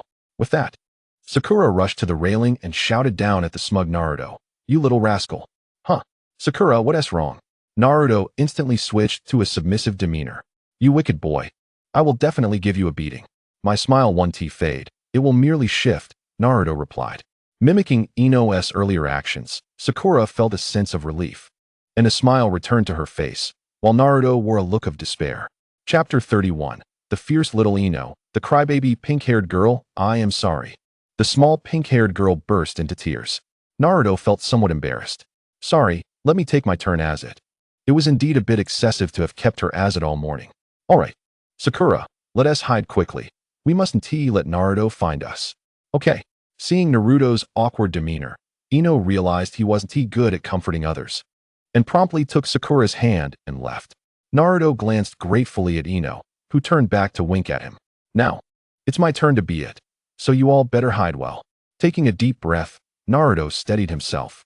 He needed to perform well as it and ensure everyone had a chance to kick the can. Closing his eyes, he counted to 60 before slowly opening them. The park was devoid of any children. However, with a single glance, he spotted the pink-haired girl hiding in the bushes. Sakura wouldn't be so foolish as to think she could go unnoticed just because she hid in plain sight, would she? He thought. No, she must at least get a turn to kick the can, otherwise, she would be very upset. With that determination, he made his way towards her hiding spot. Where could she be? Perhaps she is hidden in the bushes? If she hasn't concealed herself well, I'll have to find her. Huh, what's that? Is that a foot? Wait, I hear something behind me. Naruto abruptly changed direction and ran back. The sound was near. Sakura trembled in fear, suddenly feeling a chill at her backside. Oh no, this will definitely give me away. She quickly tucked her exposed lower half into the bushes. Naruto stayed put, shaking his head helplessly at Sakura's frantic movements. Sakura, ha. Ino laughed heartily. Sakura clenched her fists and lowered her head, her cheeks flushed. It felt like being exposed after a scandal. What was the difference? It's all right, Sakura. Ino stifled her laughter as she patted Sakura's shoulder. Though Naruto had his motives, he still showed a gentle side. Otherwise, someone would surely be in tears. Sakura continued to look down, muttering angrily. Once this viewing session is over, Naruto, you're going to regret this. Meanwhile, Naruto, who was thoroughly enjoying the game, suddenly felt a chill down his back. Shikamaru, found you. Chuji, I see you. Ino, be careful hiding there. You might fall. Come down. In no time, Naruto had located everyone. He had paid attention to their preferred hiding spots while they were concealing themselves. Naruto, you're amazing. You found us so quickly, Chuji said, a hint of resignation in his tone. If you hadn't been munching on chips while hiding, I might not have found you so fast, Naruto replied with a grin. Huh, Sakura hasn't been found yet? Ino asked incredulously. Shikamaru rolled his eyes, resting his hands behind his head. This is troublesome. Ino followed his gaze and, sure enough, spotted the pink-haired girl hiding in the bushes. Too conspicuous. Ino thought to herself. If I can find her easily, so can Naruto. Is Naruto intentionally avoiding finding Sakura? Perhaps he wants her to get a turn kicking the can to help us? With that thought, Ino's gaze towards Naruto shifted. Sakura, you're the last one left. Please hide well and find a chance to rescue us. Ino called out. The other children rallied to support Sakura as well. I'll find Sakura in no time, Naruto said with a cheerful smile. Afterward, he deliberately ran off into the distance, right to the spot where Sakura was hiding. Listening to the approaching footsteps, Sakura was so frightened that she could hardly breathe. However, she soon felt a gentle breeze brush against her face, and the footsteps gradually faded away. Surely, he must be hiding by the fountain. Naruto even intentionally left a remark for Sakura, concealed in the bushes, to overhear. The fountain was the furthest point from their location. Out of the corner of her eye, Sakura watched as Naruto moved away. She sighed in relief, but still dared not move. After a long while, Ino could no longer bear it, and urged Sakura to come out and rescue him. Finally, gathering her courage, Sakura dashed out. With a loud clatter, she watched as the can flew far away, her cheeks turning crimson. It was her first time kicking a can. Sakura, you're amazing. As the childhood leader, Ino was naturally generous with her praise. Wow, Sakura actually kicked it. Naruto quickly reappeared, and everyone scattered in laughter. Under Naruto's guidance, nearly everyone had a turn kicking the can, their faces alight with joy. Only Ino and Shikamaru noticed Naruto's true intention. Shikamaru, cradling his head, approached Naruto. What a hassle, let me be it instead, he said. Sure, that works for me, Ino agreed, pinching Naruto's arm. Did you really think we wouldn't notice? You don't have to go through all that, Ino whispered, her voice a mix of playful menace. Have I been found out? Naruto paused, but then realized it was only natural. Shikamaru appeared lazy yet seemed quite astute, while Ino was very observant. Moreover, he had assumed they were merely children and hadn't concealed his intentions too well. After all, aside from Shikamaru and Ino, weren't the other kids all happily engaged? Ino, did you think you could fool my discerning eyes? Izuna, what a pity for that child. If it weren't for that fool Tobirama, both Naruto and the other Naruto would grow up healthily. Tobirama, is it never ending? Is it my fault? Hashirama, it's mine, it's mine. Madara, as long as you know. Ino shrank her neck. She dared not interject as the ancestors argued in the chat room. Meanwhile, the large screen with the black border was nearing the end of the game. Naruto did not continue as the Seeker, but transformed into Shikamaru instead. Ino informed Sakura about her only successful kick of the can, embellished with her own flair, which moved Sakura to tears. Crying? You better keep track of the time. Soon enough, the crybaby will be the first to be found. Before long, Shikamaru located everyone. After finding Sakura first, he shifted focus to searching for Naruto. The game concluded, leaving the little ones somewhat unsatisfied. At that moment, 3 figures appeared at the park entrance. Is that the child? Yes, he looks just like Minato. Hey, Ino seems to like that kid quite a bit. Shikaku, is it really okay for the children to interact? Chapter 32. Tool Sakura is online, it's fine. As long as we maintain our positions. The third wouldn't intervene over such trivial matters. However, that child seems more remarkable than we imagined. Look at him. Probably eavesdropping on our conversation. Shikaku crossed his arms, a hint of amusement breaking through his serious demeanor. After all, he is the child of Minato and Kushina. Choji's chubby face lit up with a smile.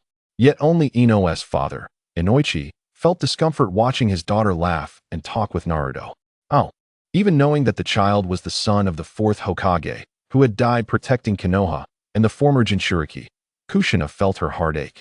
Her little girl hadn't even warmed up yet, and she worried about losing her too soon. Ino, Dad, what are you talking about? Ino, we're still just kids. We don't think about those things. Ino rolled her eyes at her father. Sakura blinked, pondering if this meant Sasuke would be hers alone. But as she gazed at her reflection on the black-bordered screen, something felt amiss. In the Pure Land, watching the black-framed Naruto, Kushina's eyes glistened with unshed tears. I'm sorry, Naruto, I couldn't be by your side. As a mother, she couldn't bear such scenes. Her child bore immense pressure, never considering himself a child and needing to be cautious even while playing with peers. In contrast, Kushina preferred this black-framed Naruto. Understanding children always evoked her compassion. As for the golden-framed Naruto, she adored him too, for he was also well-behaved, but he was too easily influenced, which pained her heart. Makoto sighed. Kushina, you know those old folks are always wary of us. That night when the Nine Tails appeared, its eyes bore the Sharingan pattern. Both Fugaku and I have investigated. There's no way it was one of our own. Later, they were pushed to the outskirts of Konoha, and due to his identity, members of the Uchiha clan were strictly forbidden from approaching Naruto, the new Jinchuriki. Kushina waved her hand, understanding her dear friend and not placing blame on her. After all, when Minato brought Naruto back, he mentioned that the assailant was that damned masked man, likely the Madara of that time. With Mikoto's reminder, Kushina furrowed her brow, revealing the details. Mikoto's beautiful brows knitted together slightly. A masked Uchiha? The two women pondered. The scene on the black frame screen continued. Honestly, why are you crying again? Ino patted Sakura's back in exasperation. She then turned to Naruto, intending to speak, but noticed his attention seemed elsewhere, as if he were listening intently to something. When she turned, she saw her father had arrived to pick her up. Dad. Ino waved at Inoichi. Seeing this, the previously somber Inoichi immediately broke into a bright smile. Ino. Shikamaru glanced at Naruto before looking at his father. Is he concentrating on listening to their conversation? My dad is here too, Naruto, goodbye, Chuji said excitedly, hopping on his feet. With his father arriving to pick him up, they would surely stop by the food street before heading home. Well then, I'll head back too. Goodbye, Naruto. Shikamaru thought for a moment, but did not extend an invitation. He knew Naruto's identity was somewhat sensitive. Even if nothing would happen, it would likely create trouble for his father. I'll head back too, Naruto. Ino hesitated, seeing Shikamaru's lack of response. She naturally would not act recklessly. Okay, goodbye. Naruto smiled and waved to the three as they followed their father away. In Naruto's heart, there was no particular feeling. However, soon, a slight smile appeared on his lips. Shikamaru's father seemed even smarter than Shikamaru himself. The things he had just said were clearly intended for him, and he had immediately sensed Naruto eavesdropping. Watching the three families depart, Naruto took a deep breath. Through their trio, I can acquire valuable information. The sensation of being watched has diminished compared to before. Is it due to the appearance of Ino's father? Naruto shook his head, deciding to wait until tomorrow. Should I obtain useful knowledge, I intend to refrain from using Shikamaru and his companions as a resource for the time being. Nara Shikaku remarked, a clever child. Aware that I spoke intentionally for his benefit. Yamanaka and Noichi added, that's not the point. It's that this child is indeed exceptional. Akimichi Choza commented, Minato. You have an outstanding son. Namikaze Minato replied, thank you, Choza-senpai. Uzumaki Kushina interjected, did I permit you to speak? Minato laughed heartily, for this jest was characteristic of Kushina. If possible, the half of the Nine Tails would prefer to remain in Naruto's sealed space, at least spared from suffering. It is advisable to avoid provoking the women of the Uzumaki clan, otherwise, inciting their wrath could be dire. Naruto glanced at the sun, realizing it was noon and time for lunch. Shall I check on my Sakura, why are you still here? He noted, as the other children had returned home for their meals. Unbeknownst to him, Sakura had been standing right behind him, clutching his clothing as he attempted to depart. Thank you. Ino already told me, she said, her eyes slightly red, shyly expressing her gratitude. You should head back too, Naruto smiled. He was eager to see if his trap had yielded any results, ideally catching a plump rabbit. Where are you going? Sakura instinctively inquired as he began to leave. To eat lunch, Naruto replied without turning around. Wait for me. Sakura hurried to catch up. What is it? Naruto frowned, observing her pink hair adorned with a red bow. He patiently asked, my parents are not home. They gave me a lot of money to eat out. I heard from Ino that you are brave and strong, treating others with kindness. Sakura continued, her excitement palpable. Despite lacking parents, you are unafraid of those bullies and even dare to resist them. Naruto, watching Sakura's fervent enthusiasm, did not deny her words. Thank you for the compliment. If there's nothing else, I really must go. I'm hungry. I want to treat you to lunch. Sakura blurted out. My house is not far from Ichiraku Ramen. I've seen you there a few times, and I know where to find delicious food at a bargain. Naruto paused in his tracks. Can I become as brave as you? Sakura asked, her eyes sparkling with hope. You want to treat me to lunch? Naruto queried, not directly answering her. Yes. I'll also take you to a shop that few know about. The owner is kind and won't bully anyone. Sakura's eyes brightened with excitement. Their items are half the usual price, but they can't be stored for long. Naruto glanced back at her before resuming his departure. Sakura stood there, somewhat dejected. She felt a deep gratitude toward Naruto for not bullying or mocking her when she kicked a can, even offering to take her turn at tag. Just as tears welled in her eyes, a small hand waved in front of her. What are you dawdling for? Keep up. Chapter 33. The long-term supporters of black-framed Naruto impossible. Sakura was taken aback. She was all too familiar with that gaze. That look is not. Sasuke will be joining our class in about half a month. Sakura, what are you doing? Suddenly, Sakura looked up to see Ino and Hanabi staring at her. And Hinata, when did you wake up? Wait, Hinata, why does your expression seem so forlorn? Hinata, I'm not. Sakura's heart raced. She hurried to the railing and looked down to see Naruto grinning foolishly. She could faintly hear his conversation with Neji. Haha, Neji, it seems Sakura falls for this. Should I try it too? I'm sure it would make Sakura infatuated with me. Neji sighed, feeling that Naruto was being deliberately foolish. Just as he was about to speak well of Hinata, Sakura's voice echoed from the stands. Idiot Naruto, give up. My heart belongs to Sasuke. Naruto's smile faltered. Damn Sasuke. I will challenge you. Stop. Neji couldn't bear to watch any longer and slapped Naruto. Naruto, not again. Calm down. Neji's expression was serious. But the strike was a bit too forceful, causing Naruto to roll his eyes. Did I hit too hard? Wait. Neji suddenly froze. Recalling the rules established when the viewing system first arrived, all aggressive behavior was prohibited. If I can hardly activate my Byakugan, how could I have hit Naruto? The black frame screen continued to display the scene. In the back mountain. Has Naruto not arrived yet? Sakura was already breathing heavily. Naruto glanced back at her. I'm here. Upon speaking, he halted. Ouch. Sakura, caught off guard, bumped into his back. I'm sorry, I didn't mean to. She quickly apologized, but Naruto remained silent. She moved closer, following his gaze. Before them lay a pure white rabbit, trapped in the grass, seemingly caught by something.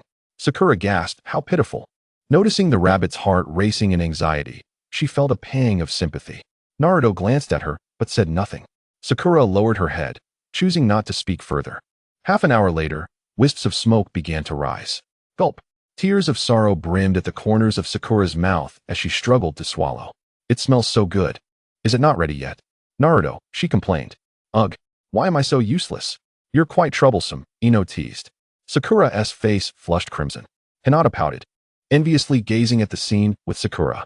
I was the first to notice Naruto's goodness. Is this for me? Sakura's eyes widened as she beheld half a roasted rabbit in her hands. Yes, but it's not enough to fill you up. You'll need to eat again later. Naruto nodded and took a bite of the roasted rabbit, savoring its delectable flavors. It's delicious, though it could use some vegetables. Not to worry. Someone will treat us later. Indeed, particularly the shop where prices are significantly lower. Seeing Naruto enjoy his meal, Sakura felt encouraged to join in. This is delicious, she exclaimed. Her eyes shining. She had never tasted rabbit meat like this before. Any prior reluctance was forgotten, and she nearly asked for more seasoning. Before long, the two had devoured the roasted rabbit, and Sakura licked her lips, still craving more. Do you enjoy outdoor barbecues? Naruto suddenly asked. Yes. Sakura nodded vigorously. Then let us go. We'll end it here for today. Naruto stood up and extended his hand. Sakura hesitated before shyly placing her hand in his. After pulling Sakura up and confirming that the sensation of being watched had faded, Naruto lowered his voice slightly, saying, Shikamaru and the others should also be very interested. If you enjoy it, we can frequently come here for picnics in the future.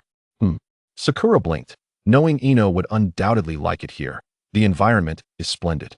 During school, Ino had taken us on a picnic, though it was not quite like the ones you had, Naruto. Naruto smirked slightly, suggesting that in a couple of days, they should all come here together, and he asked Sakura to inform Ino and Shikamaru. Sure. Sakura readily agreed without hesitation. Senju Tobirama, what a clever boy. Is he planning to make those little ones his long-term companions? Kurinai Yui. Now, the second Hokage, that is not quite fair. Naruto not only provides expertise but also brings joy, allowing those little ones to enjoy fishing, shrimping, and crabbing together. Kurinai Yui.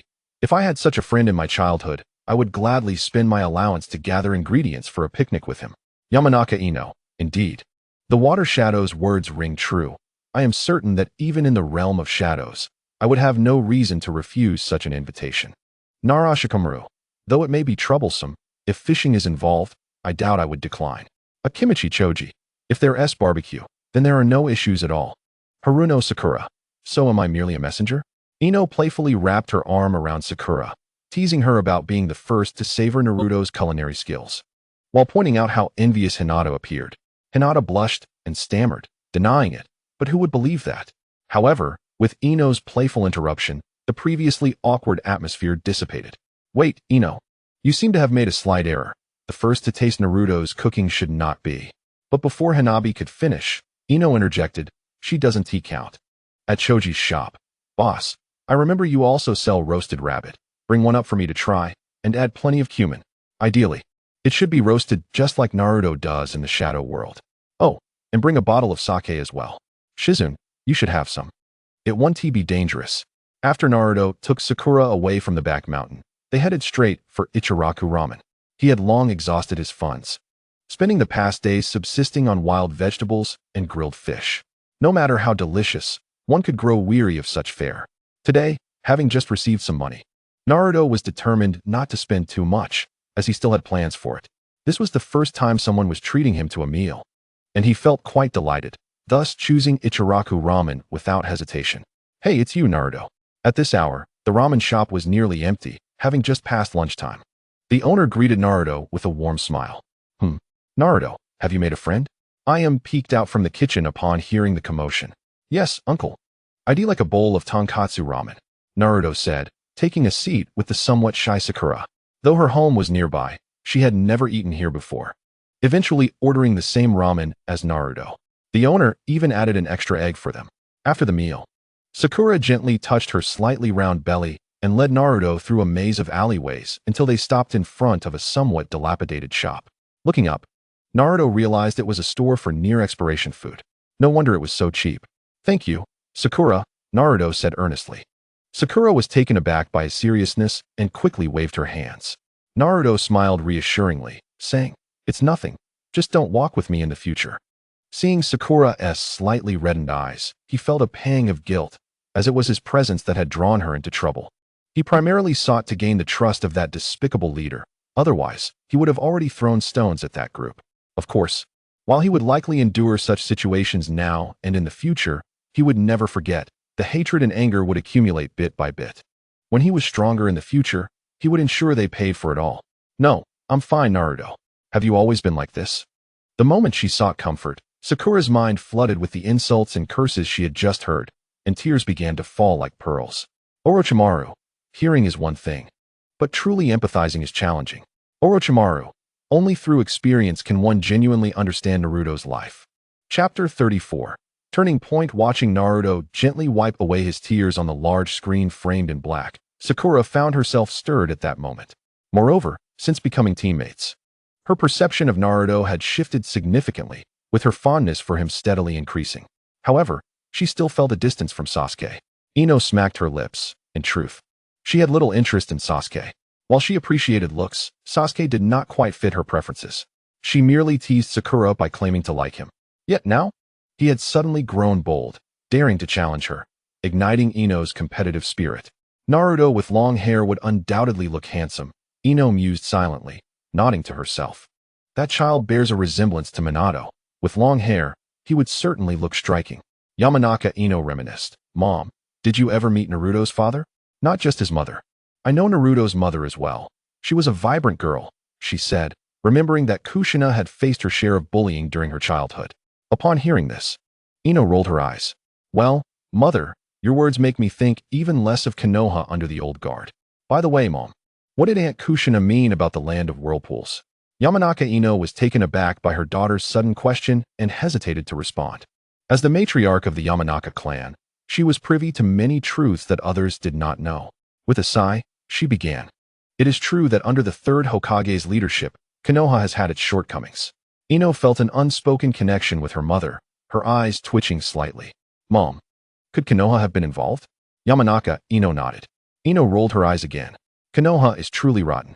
To this, Yamanaka Ino could only shake her head helplessly, gently tapping her daughter's forehead. The Inuzuka, Nara, and Akimichi clans are closely tied to the Hokage, so often, even when we might not wish to, we still share a portion of the spoils. This was the third's investment to solidify our alliances. Yamanaka Ino's meaning was clear, and Ino, no longer a child, understood well. What more could she say? In the end, after Sakura's insistence, Naruto returned home carrying a basket full of near-expiration food. Sakura, feeling it was not enough, wanted to grab more, but Naruto was already at his limit. Sakura patted her chest confidently. Don't worry. I have plenty of pocket money. Thus, Naruto found himself with an additional tail behind him, and for the first time, his home's refrigerator was genuinely full, with about 10 days until expiration. Given Naruto's current appetite, finishing it all within that time frame would be entirely feasible. Kushina Uzumaki. Thank you, Sakura. You are truly adorable. Haruno Sakura. No, Annie. You flatter me. Naruto is wonderful, but has been bullied by those people, and I cannot stand by idly. In the Golden Realm, Sakura had helped Naruto many times in her childhood. Otherwise, he would not have developed such fondness for her. Hinata. Aunt Kushina praised Sakura first. Sakura gazed at Naruto's empty room, feeling a twinge of sadness. Yet, Naruto was there to comfort her. For him, things were already looking up. If this trend continued, he would undoubtedly thrive like the young sprouts of vegetables. The following day, as dawn broke, Naruto awoke to find 2 thick books on his desk. He was not particularly surprised. After yawning, he ambled to the wash basin to freshen up, taking his time, knowing the books would still be there after he finished. Once the sensation of being monitored vanished, he brushed his teeth, mumbling, Fox Spirit, we are about to embark on a new chapter. Once I grasp most of the characters, I can obtain a wealth of useful books through Shikamaru and the others. After completing his morning routine, Naruto prepared his breakfast, bread and milk he had bought the day before, just before they were about to expire. After a brief warming, he sat at the table, savoring his meal while eyeing the 2 hefty tomes before him. One was titled The 50 Sounds and Characters, and the other The Will of Fire. Flipping through The Will of Fire, he noted it was authored by the 3rd Hokage, Hiruzen Sarutobi. 3rd Hokage, is it? No rush. Once I learn, I'll know the name of that old coot. Taking a deep breath, he quelled his rising excitement. The sight of the book on the 50 sounds and characters stirred his enthusiasm once more, prompting him to eagerly flip through its pages.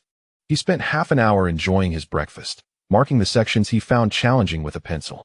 He had already planned to bring the marked book to Shikamaru the next day for help, confident that Shikamaru would assist him. Orochimaru remarked, "This is splendid. We are witnessing the first turning point in the life of the black-framed Naruto." Izuna Uchiha added, "This child is remarkable. If only he were one of the Uchiha." Mei Terumi expressed, "How I wish he were from the Mist Village and lived near my home." Anoki mused, "If only he were from the Rock Village and had grown up alongside Akatsuchi." The 4th Reikage chimed in, "If only he were mine." Following Izuna's comment, everyone quickly joined in the banter, much to Naruto's envy. However, he was not without his own merits. Whenever he spoke, if Kushina's voice did not interrupt, someone would immediately invite him to defect from Konoha to their village. The morning passed with Naruto absorbed in his studies, planning to spend the entire day at home. Having filled the old refrigerator the day before, it was ready for use. Meanwhile, in the park, the trio gathered as usual. Sakura was the first to relay the events of the previous day. "Is that so? Shikamaru, what do you think?" Chuji scratched his head, feeling intrigued, especially at the mention of the roasted rabbit, which made his mouth water. "It sounds troublesome, but fishing can be quite enjoyable. You can play while napping," Shikamaru shrugged. "That's what a picnic is about. There's adventure too. I want to go. When I get home, I'll ask my mom for money." Ino's eyes sparkled with excitement. "Well, let us not make Naruto pay. I'll ask my mom for money later," Shikamaru nodded. Sakura's words revealed much information. Although Naruto was poor, he possessed skills in catching shrimp and crabs, and was quite the cook. That was more than enough. After all, a few ingredients would suffice. And for the 3 of them, pocket money was more than adequate. "I'll just ask my mom for some meat," Chuji stated. "Why don't you all ask your dads?" Sakura inquired, puzzled. The trio exchanged glances before giving Sakura a look that suggested she should figure it out herself. Eventually, they lost interest in playing and began discussing their plans for the next day, eagerly anticipating the outdoor activity proposed by Naruto. "Wait." Ino suddenly halted their discussion. Turning to Sakura. "Sakura, didn't you just say you'd accompany Naruto home?" "Yes," Sakura nodded. Ino waved her hand. "Then let us go directly to him. No point in discussing here. He wants to know otherwise, so it's better to find him directly." "That makes sense," Chuji agreed. "I have no objections," Shikamaru added, hands in his pockets. Finally, all eyes turned back to Sakura. What's wrong? Is there a problem?" Ino asked. "Grr. I'm a bit hungry," Sakura admitted. "Perfect timing. I thought something was wrong," Ino replied. "Let us go taste Naruto's cooking." "I'll go home and grab some meat," Chuji hurriedly declared. At noon, Naruto set aside the literacy book and took a sip of warm water. It was time to eat, allowing his mind to digest the content. He was in no rush. Haste often led to mistakes. However, before long, he heard a knock on his door. Opening it, he found his three friends standing outside. Naruto. Ino grinned. "What is this?" Naruto asked, slightly bewildered, as he thought they were meeting the next day. But upon seeing the meat in Shikamaru and Chuji's hands, he began to understand. Smiling, he stepped aside to let them in. Once inside, the trio examined Naruto's humble abode, instinctively comparing it to their own. The disparity was stark. "Naruto, do you live here alone?" Ino asked sympathetically. Naruto nodded, accepting the bag Chuji handed him. It was the first time he had seen such fresh meat. "My dad knew I was coming and specifically had me bring this," Chuji explained. "Naruto, please." When it came to food, Chuji was extremely earnest. Naruto was startled by Chuji's enthusiasm. "Shall we prepare it the way I usually do? Soup and stir-fry?" "Of course." Chuji's eyes lit up. "I also brought some vegetables." Naruto nodded in agreement, then went to the balcony to gather some veggies, with the others following curiously, asking questions. Seeing Naruto busily working on a chair, Ino and Sakura volunteered to help. Chuji was eager to assist as well. Shikamaru shrugged, about to fetch a chair when Naruto suddenly lowered his voice. "Shikamaru, could you help me check the books on my desk? I've marked the parts one don't understand, and I think you'll know." Hearing this, Shikamaru shot him a look of mild annoyance. So troublesome. Watching Shikamaru's leisurely demeanor, Naruto smiled, feeling assured that Shikamaru could answer his questions. This thought brought an uncontainable smile to Naruto's face, subtly affirming that Shikamaru's family must possess a vast collection of books. "Naruto, how do we do this?" Ino's voice broke through his thoughts. "Ah, how wonderful. I wish I had such a childhood." Ino exclaimed, enviously hugging Hinata, who equally displayed admiration. "If only our Naruto were as handsome and capable," she mused, looking at him in this world. "I believe we will often be together in the future." As she spoke, Ino comforted Hinata, reassuring her that everything would be fine. "Perhaps by then, you will join us as well. Just wait a little longer. When winter arrives, it will be your time to shine." However, upon hearing these words, Hinata lowered her head slightly. Would Naruto still come to her rescue? He had so many friends now. Surely he wouldn't wander aimlessly anymore. It was no wonder Hinata felt anxious.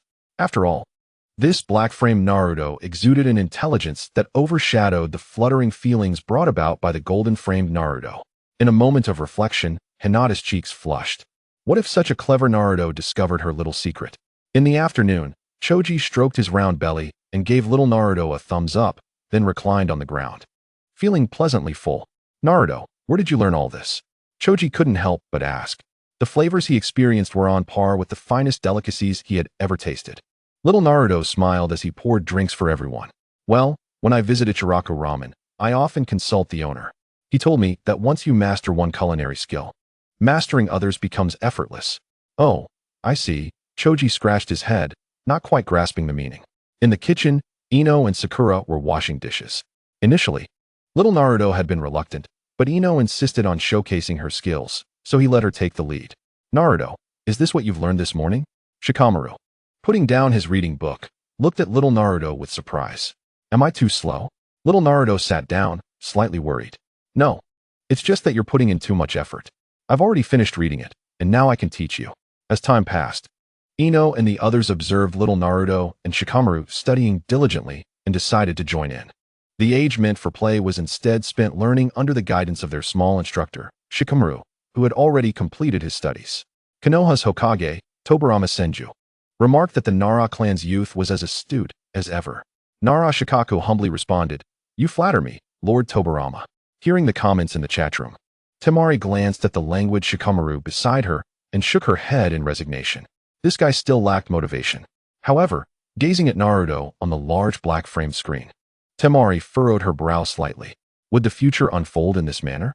She recalled her first encounter with Naruto, a seemingly harmless blonde boy, but now, it appeared that this boy was far from trivial, harboring within him a formidable spirit akin to the tailed beast. The five of them continued their studies until the sun dipped below the horizon. Not returning home all day would inevitably worry their families, prompting Shikamaru to lead Choji and Ino to leave first. "Shikamaru, could you bring me some books tomorrow?" Little Naruto requested, lowering his voice. "But keep it a secret. I don't want those guys to know." As Shikamaru pieced together the scattered information, he was taken aback by what he learned. Nonetheless, he expressed his helplessness regarding little Naruto's current situation. Little Naruto merely smiled, understanding that his identity was somewhat unique, and he would not impose on a friend he had only recently made.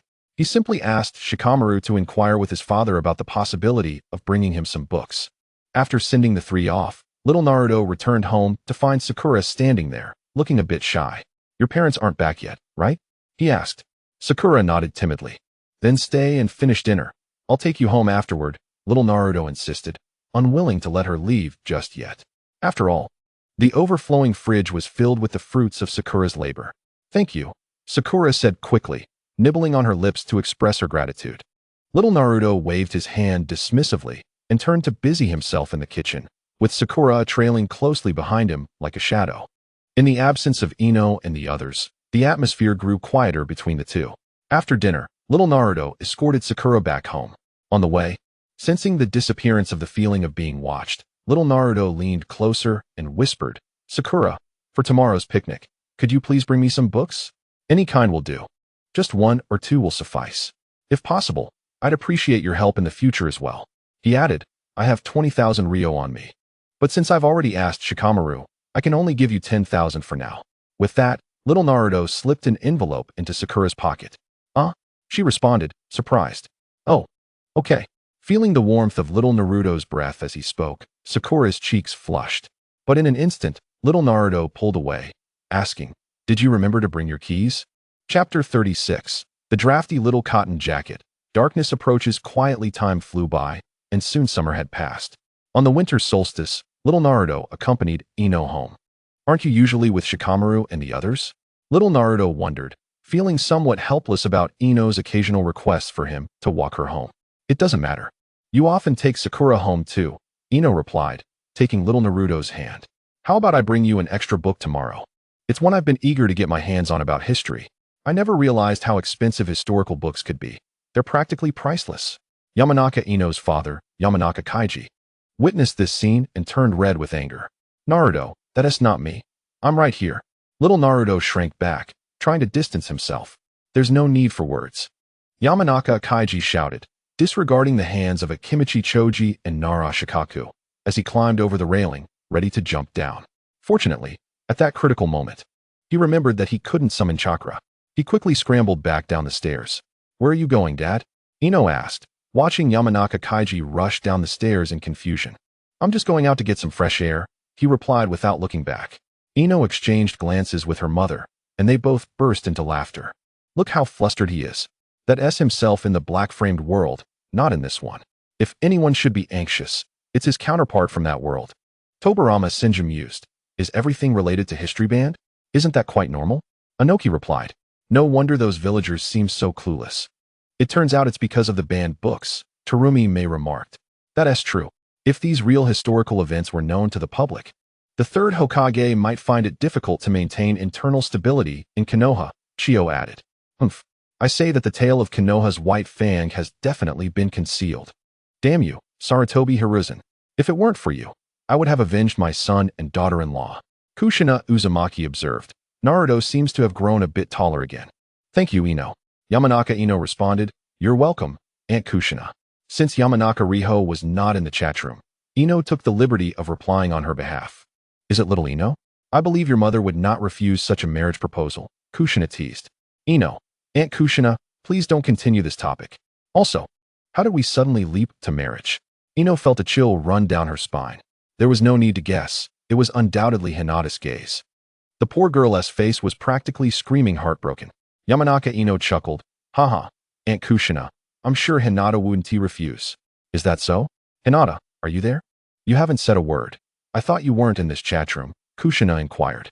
Hinata Hyuga stammered. "I am here." Ino glanced back at Hinata's crimson cheeks, secretly relieved. The corners of her mouth lifted slightly. This young girl was rather amusing. Thus, he leaned in closer and whispered a few words. Hinata's head began to steam with embarrassment. Naruto suddenly halted in his tracks.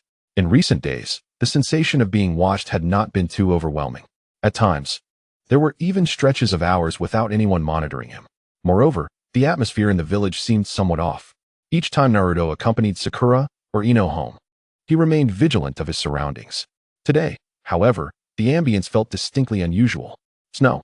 It's snowing, Ino exclaimed, her eyes gleaming with excitement as she gazed at the snowflakes gently descending from the sky. She tugged Naruto along, her laughter ringing like silver bells. Naruto raised his hand, catching a falling snowflake, which quickly melted in his palm. Winter had arrived with its first snowfall. After a brief silence, Naruto looked up and softly said, "Let us head back. Remember to wear warmer clothes tomorrow." "Okay." Ino turned back, her face bright with joy as she regarded Naruto. Yet, she soon noticed that Naruto's smile seemed to be gradually fading. "What are you looking at?" Ino waved her hand in front of him, noticing his lack of response. She followed his gaze. "Ah!" Ino shrieked, hastily retreating behind Naruto. Furrowing his brow, Naruto positioned himself protectively in front of Ino. "Who goes there?" he questioned, his expression taut with caution as he scanned the dim alley ahead. It was shrouded in darkness, but he could discern the silhouette of a tall figure. In the night, the person's eyes glinted ominously, fixated on them. This was troubling. Kaiba, the father of Ino, halted in his tracks. As a devoted father, he was immediately alarmed upon witnessing the scene. The onlookers couldn't help but feel anxious for Naruto and Ino in such a precarious setting, reminiscent of a horror film. Why hasn't Ino returned home so late? As the figure drew near, Naruto continued to shield Ino, retreating cautiously. Just then, the shadowy figure spoke, causing Ino to pause briefly before peering from behind Naruto. "Dad." Naruto was taken aback as well. When the figure gradually stepped into the faint light, Naruto confirmed it was indeed Ino's father. His gaze bore a hint of malice, yet it was a different kind of malice than he had previously encountered, one that didn't evoke discomfort. Instead, it left Naruto feeling oddly embarrassed. "Honestly, Dad, why were you hiding there without saying anything?" Ino exclaimed, exhaling in relief, yet casting an irritated glare at her father. Kaiba could only twitch his eye slightly. He intended to reveal himself, but he couldn't resist stepping out of the alley to scrutinize the two. "Is that really your dad? You nearly scared me to death," Kaiba exclaimed, his hand pressed against his chest, still shaken. "Indeed, that was terrifying," Ino remarked, shooting a glare at her father's retreating figure. "Is it coming?" Niji Hyuga squinted his eyes. He distinctly recalled the first snowfall of that winter, every detail etched in his memory. "Time to head home." Kaiba shook his head helplessly, suppressing the urge to reprimand Naruto. He had duties to attend to. "Got it," Ino replied curtly, then hurriedly led Naruto through the dimly lit street. However, Naruto's brow furrowed in contemplation. Ino's father, along with Shikamaru's and Choji's fathers, seemed to share a strong bond. Choji had mentioned that their families were known as the Ino Shikicho trio, Ino's family, Shikamaru's, and Choji's. This suggested that their social standing in Konoha was quite significant. Yet, Ino's father's demeanor had felt somewhat off. Had something occurred? Chapter 37. The Guiding Party, Black Frame Naruto, The Sunlit Conspiracy of Cloud Hidden. See you tomorrow. Yeah. A celebration will be held tomorrow. We'll come find you. After bidding farewell to Ino, Naruto did not retrace his steps, but instead took a detour. Truthfully, he had been a bit startled by the earlier scene. Ino's father's eyes had appeared rather resentful. Haha. Choji chuckled without restraint. Hashirama Senju remarked, "This child remains unfazed."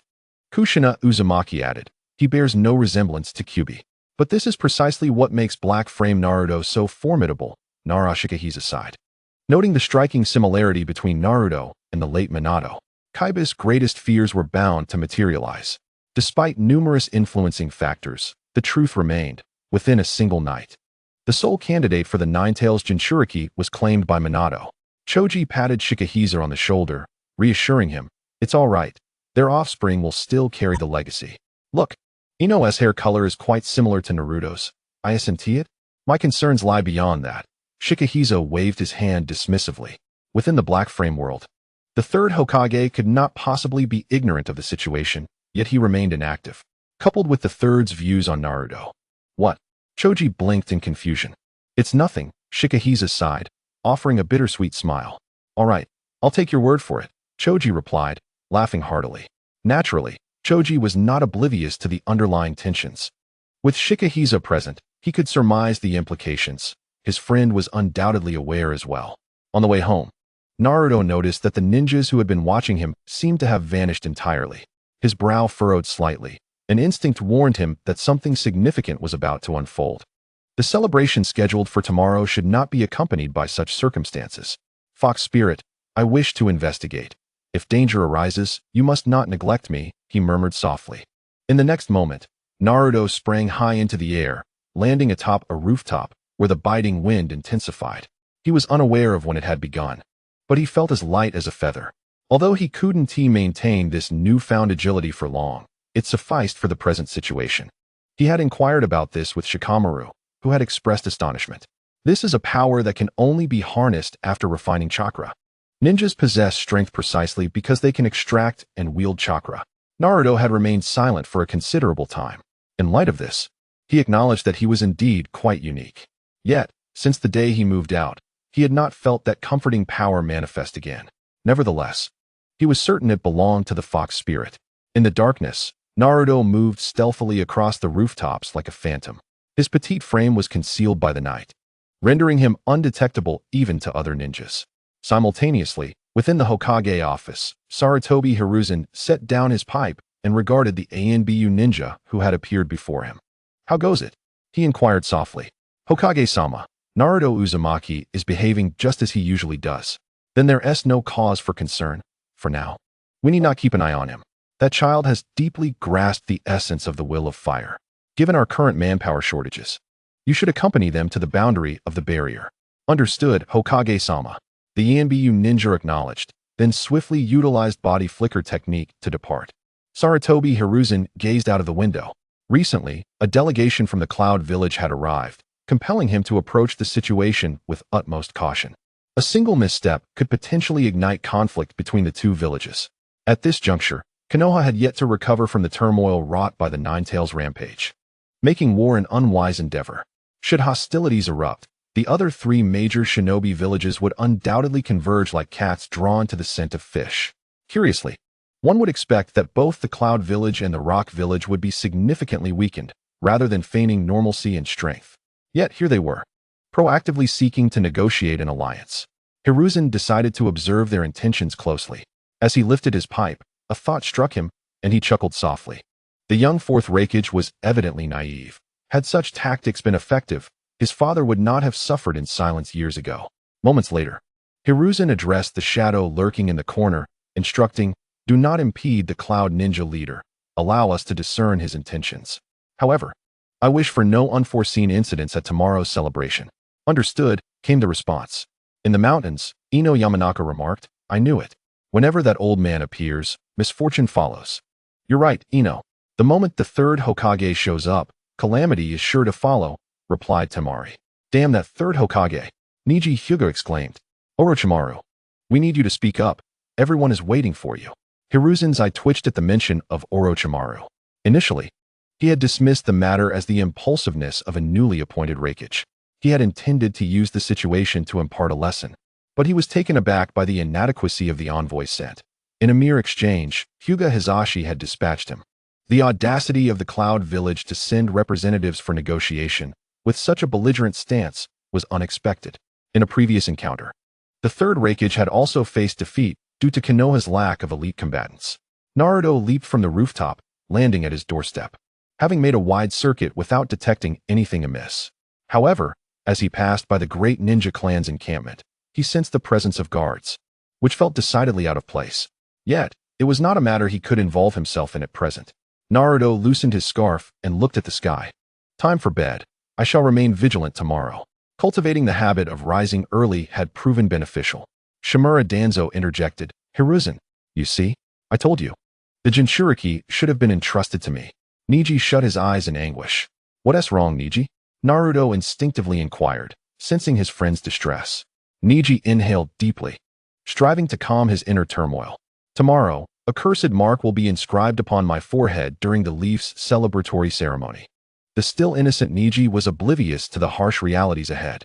After his training, he had planned to join the festivities, only to be taken to the dojo by his father, where he would undergo the caged bird seal technique imposed by his clan's elders. Meanwhile, in the Cloud Village, the fourth Raikage remained silent for a moment. "Thanks to my father, our village has retained its combat strength. Over the years, we have persistently harassed other nations. We have engaged in numerous skirmishes with Konoha. And truth be told, we are nearing our limit," he continued, suddenly laughing. Indeed, I have stated this before. All 5 great ninja villages have their own shortcomings. But the Cloud Village is different.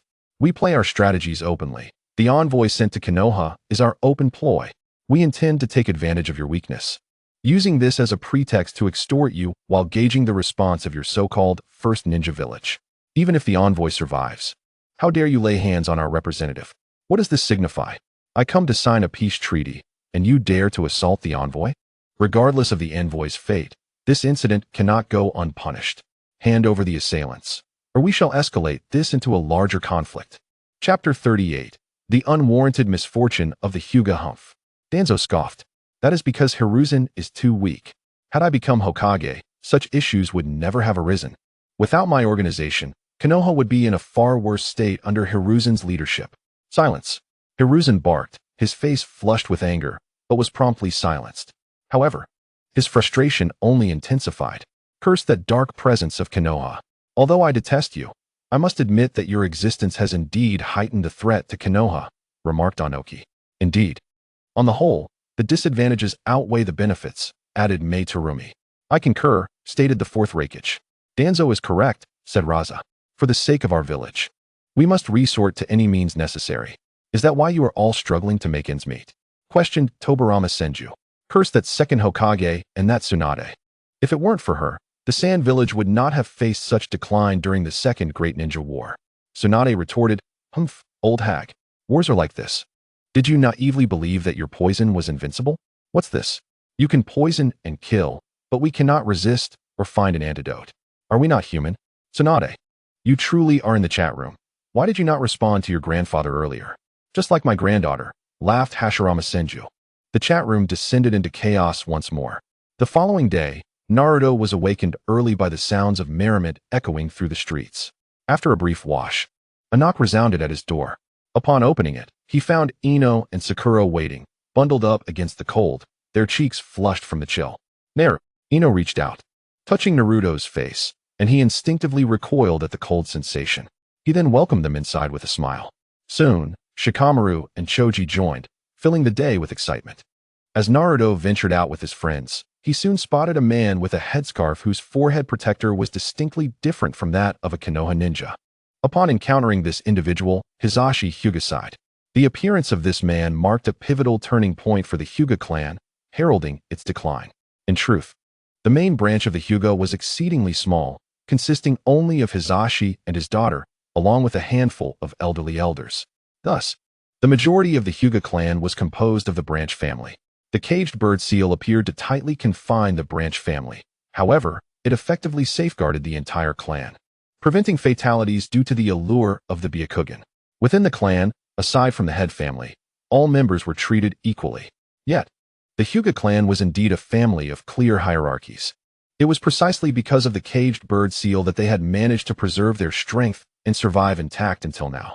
However, the combination of the caged bird seal and the 3rd Hokage's incompetence altered the dynamics when Hisashi's brother, Niji, became a scapegoat.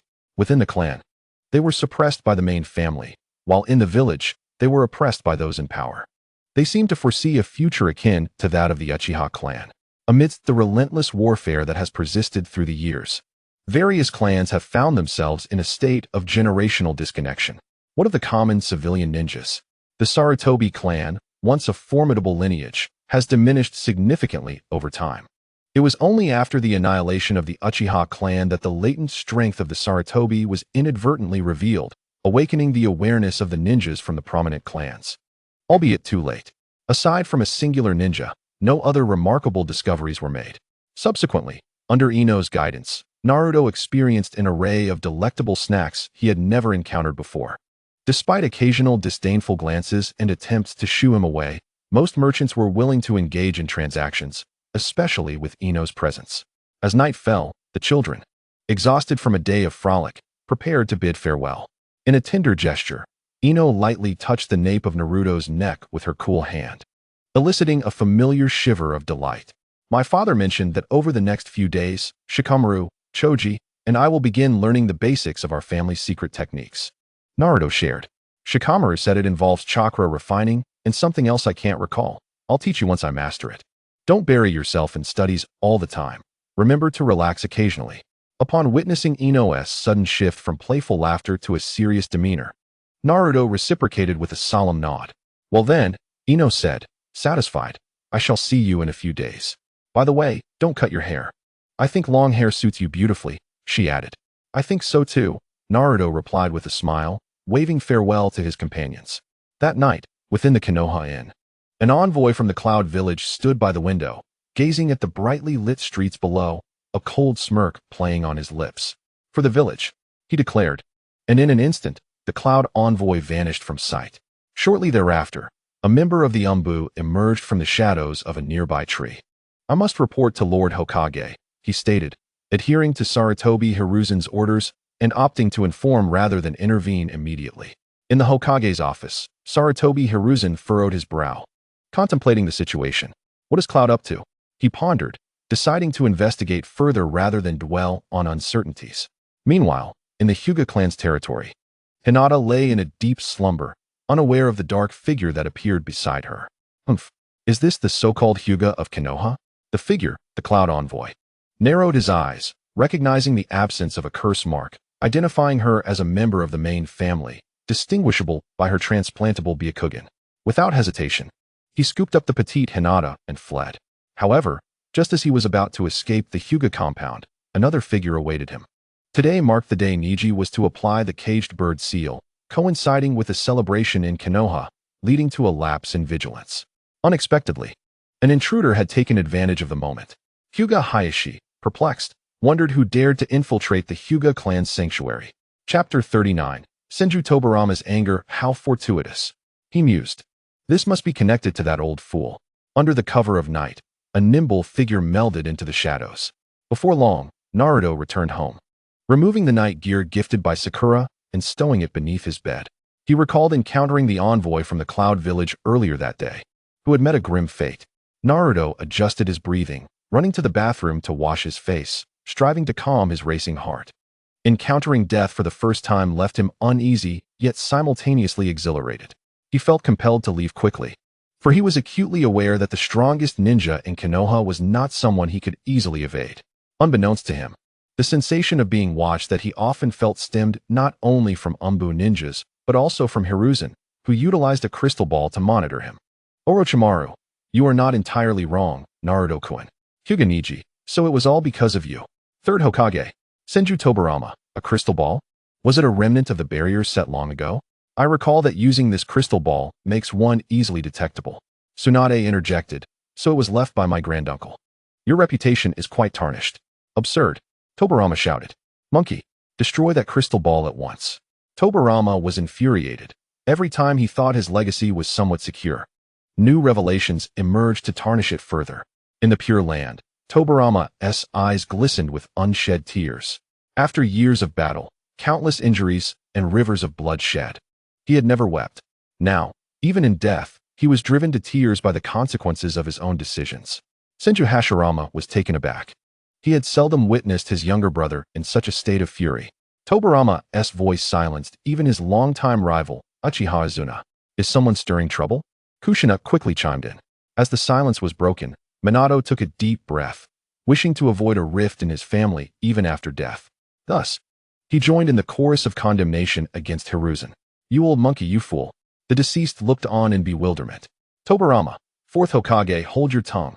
Kushina, silence. Hashirama chuckled. Brother, you two should be quiet. As expected, they were promptly muted. But their outcry spurred the other four great ninja villages to join in the fray against Hiruzen and Jiraiya, predominantly led by women. Hiruzen lowered the brim of his Hokage hat, realizing he had not only lost face, but would continue to do so. The Sarutobi clan had yet to reveal themselves. Could that crystal ball truly monitor him? Furthermore, it could even spy on the women's bathhouse? How enviable. Just as Naruto finished speaking, he felt a chill run down his spine, followed by a sharp slap to the back of his head. Niji, he exclaimed, I was only joking. However, upon turning, he found not Niji, but the unfriendly face of Yameka Inoichi. Naruto, you actually envy such behavior?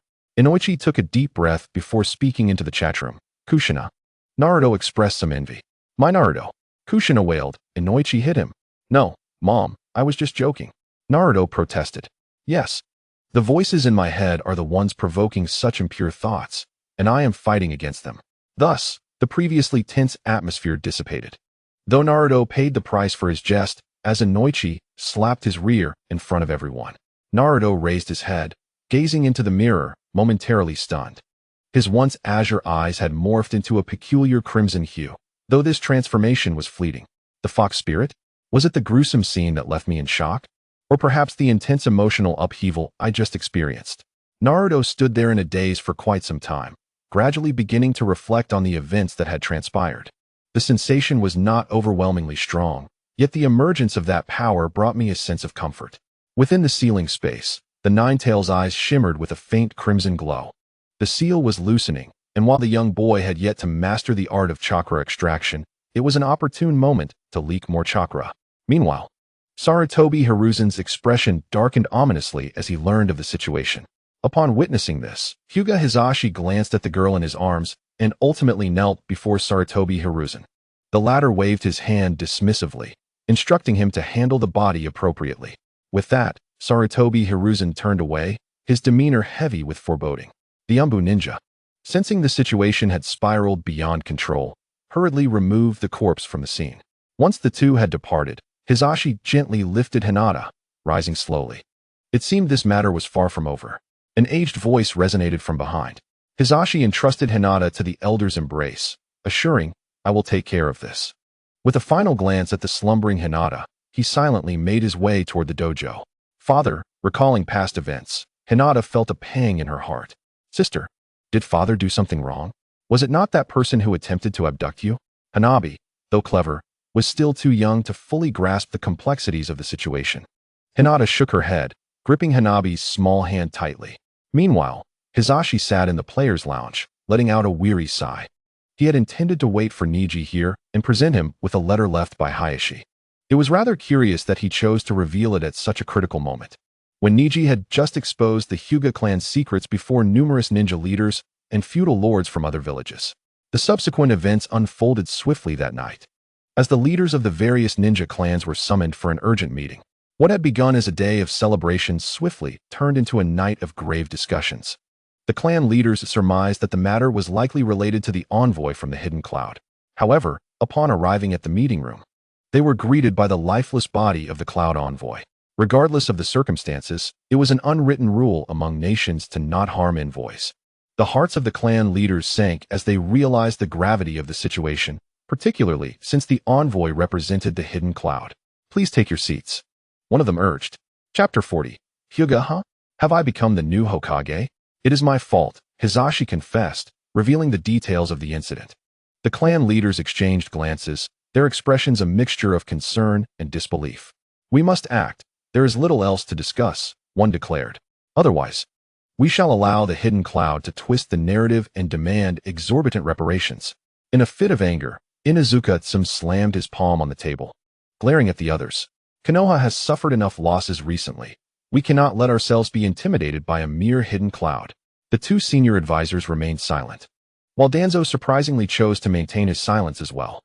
This situation was precarious, and given their understanding of Sarutobi Hiruzen, they knew he must have devised a cunning plan. With the issue of the Jinchuriki having just settled down, they were reluctant to speak on it, knowing that the old monkey would hardly listen.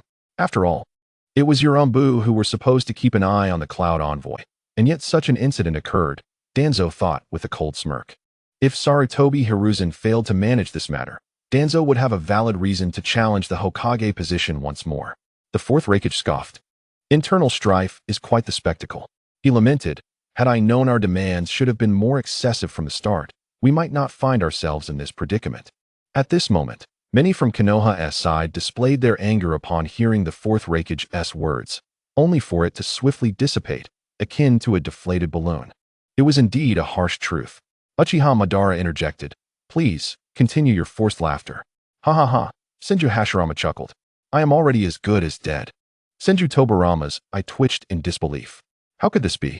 This group had even managed to make his elder brother seek excuses. If he were to inquire further, Uchiha Azuna would undoubtedly respond without hesitation. "Of course, they lack virtue and capability." "Calm down, Some. We have yet to confirm the situation," Yamashiro always interjected. Though it remains unverified, I urge everyone to prepare for battle. Nara Shikaku inhaled deeply, sensing trouble ahead, yet he had not anticipated it would manifest in this manner.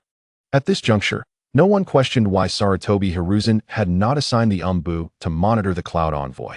Hisashi sat in his seat, his expression grim. For the Hyuga clan, this was indeed an unwarranted catastrophe. Hisashi asserted, they are merely Cloud Ninja. If we unite our strength, driving them back will not be difficult. The only complication lies in the stance of the other 3 major ninja villages, Uchiha Fugaku remarked, crossing his arms as he surveyed the room. One by one, the clan leaders voiced their positions. We must fight. Of course, we must.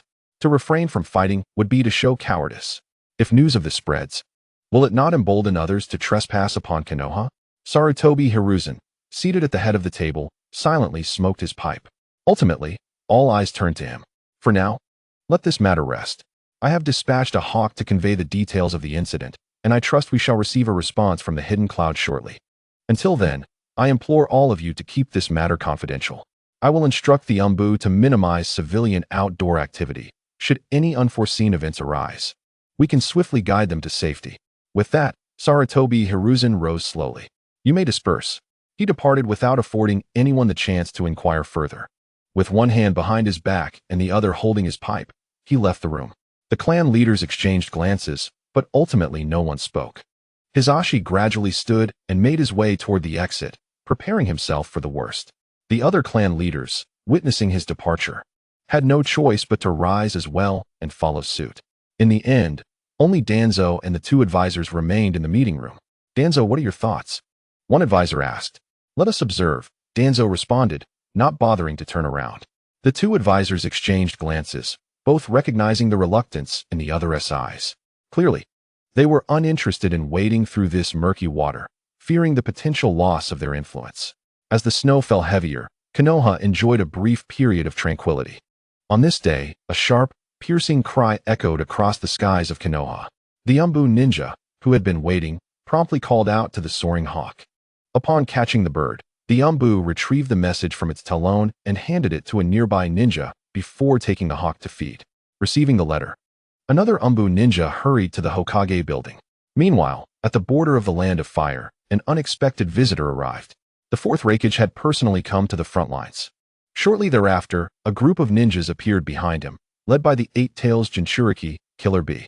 They did not cross the border into Konoha, but instead remained quietly in wait. Such a commotion would undoubtedly attract attention from Konoha. Damn it, the 4th Raikage exclaimed. What a shame, if only you were still here. We wouldn't dare to strut around so brazenly. He mused, perhaps we should remain more discreet. Minato chose not to respond, instead opting to lay low for a while. Having previously uttered a single remark, the original intention was to ease the relationship with Kushina. Little did I expect that a careless word would ignite the powder keg that is Kushina. Oh, it seems I have also offended the 2nd Hokage. In the ceiling space, Minato sat atop the head of the 9-Tails Dark Half, scratching his head in confusion. Kurama, did I say something wrong? I don't know. The 9-Tails Dark Half lazily lay there, barely lifting its eyelids. On the Konoha side, Sarutobi Hiruzen, after putting down the response from the Cloud Village, wore a look of helplessness. This situation cannot continue. This war absolutely must not break out otherwise. Just then, the door of the Hokage's office was abruptly pushed open by a ninja from the Sarutobi clan. He wore a panicked expression. Lord Clan Leader, the vanguard of the Cloud Village has appeared at the border, led by the 4th Raikage and the 8-Tails Jinchuriki. He sent word to you that if a satisfactory response is not given, they will lead an attack in 3 days. Upon hearing this, Sarutobi Hiruzen's eyes widened, and he slammed his palm on the table. This is outrageous. You may leave for now. After a long moment, Sarutobi Hiruzen weakly waved his hand, dismissing the Sarutobi ninja. Sitting in the Hokage's chair, Sarutobi Hiruzen rubbed his temples, feeling a headache coming on. This is bad. Even if the Cloud Envoy is monitored, there is a high possibility he may commit suicide in the guest house. But if that happens, no one will need to take the blame. Having experienced a similar scheme before, Sarutobi Hiruzen felt slightly confident, allowing the other party to act freely. Hoping to see what intentions the Cloud had, using this to devise a new plan. The outcome, however, resulted in the other's death, and the Hyuga family suffered an unwarranted disaster. For the Cloud, the result is death regardless of the method. In essence, they aimed to extort Konoha using this pretext. The secrets of the Byakugan would be the most desirable. As it turned out, things progressed even more smoothly than anticipated. They were preparing to send a message inquiring about the envoy's condition, only for Konoha to walk into the line of fire themselves. And for Konoha, the major clan's leaders cannot be unaware that this is, in fact, an oversight of the Umbu. Otherwise, how could the envoy have appeared unnoticed in the Hyuga clan? And the Umbu's oversight equates to Sarutobi Hiruzen's fault, does it not? Follow me to the Hyuga clan. Sarutobi Hiruzen took a deep breath. He had already made up his mind. Taking a few Umbu ninjas with him, he headed towards the Hyuga clan's territory. Chapter 41. Caged Bird.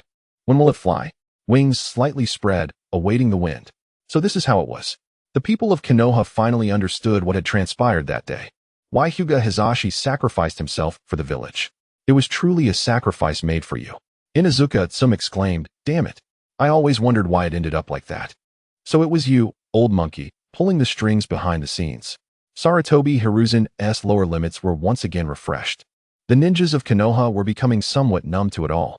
Sarutobi Hiruzen was in deep turmoil. At this moment, he sat at the highest point of the viewing platform, feeling as if he were being scorched by fire. Orochimaru's mocking gaze and the smirk filled with derision only served to further incite his anger.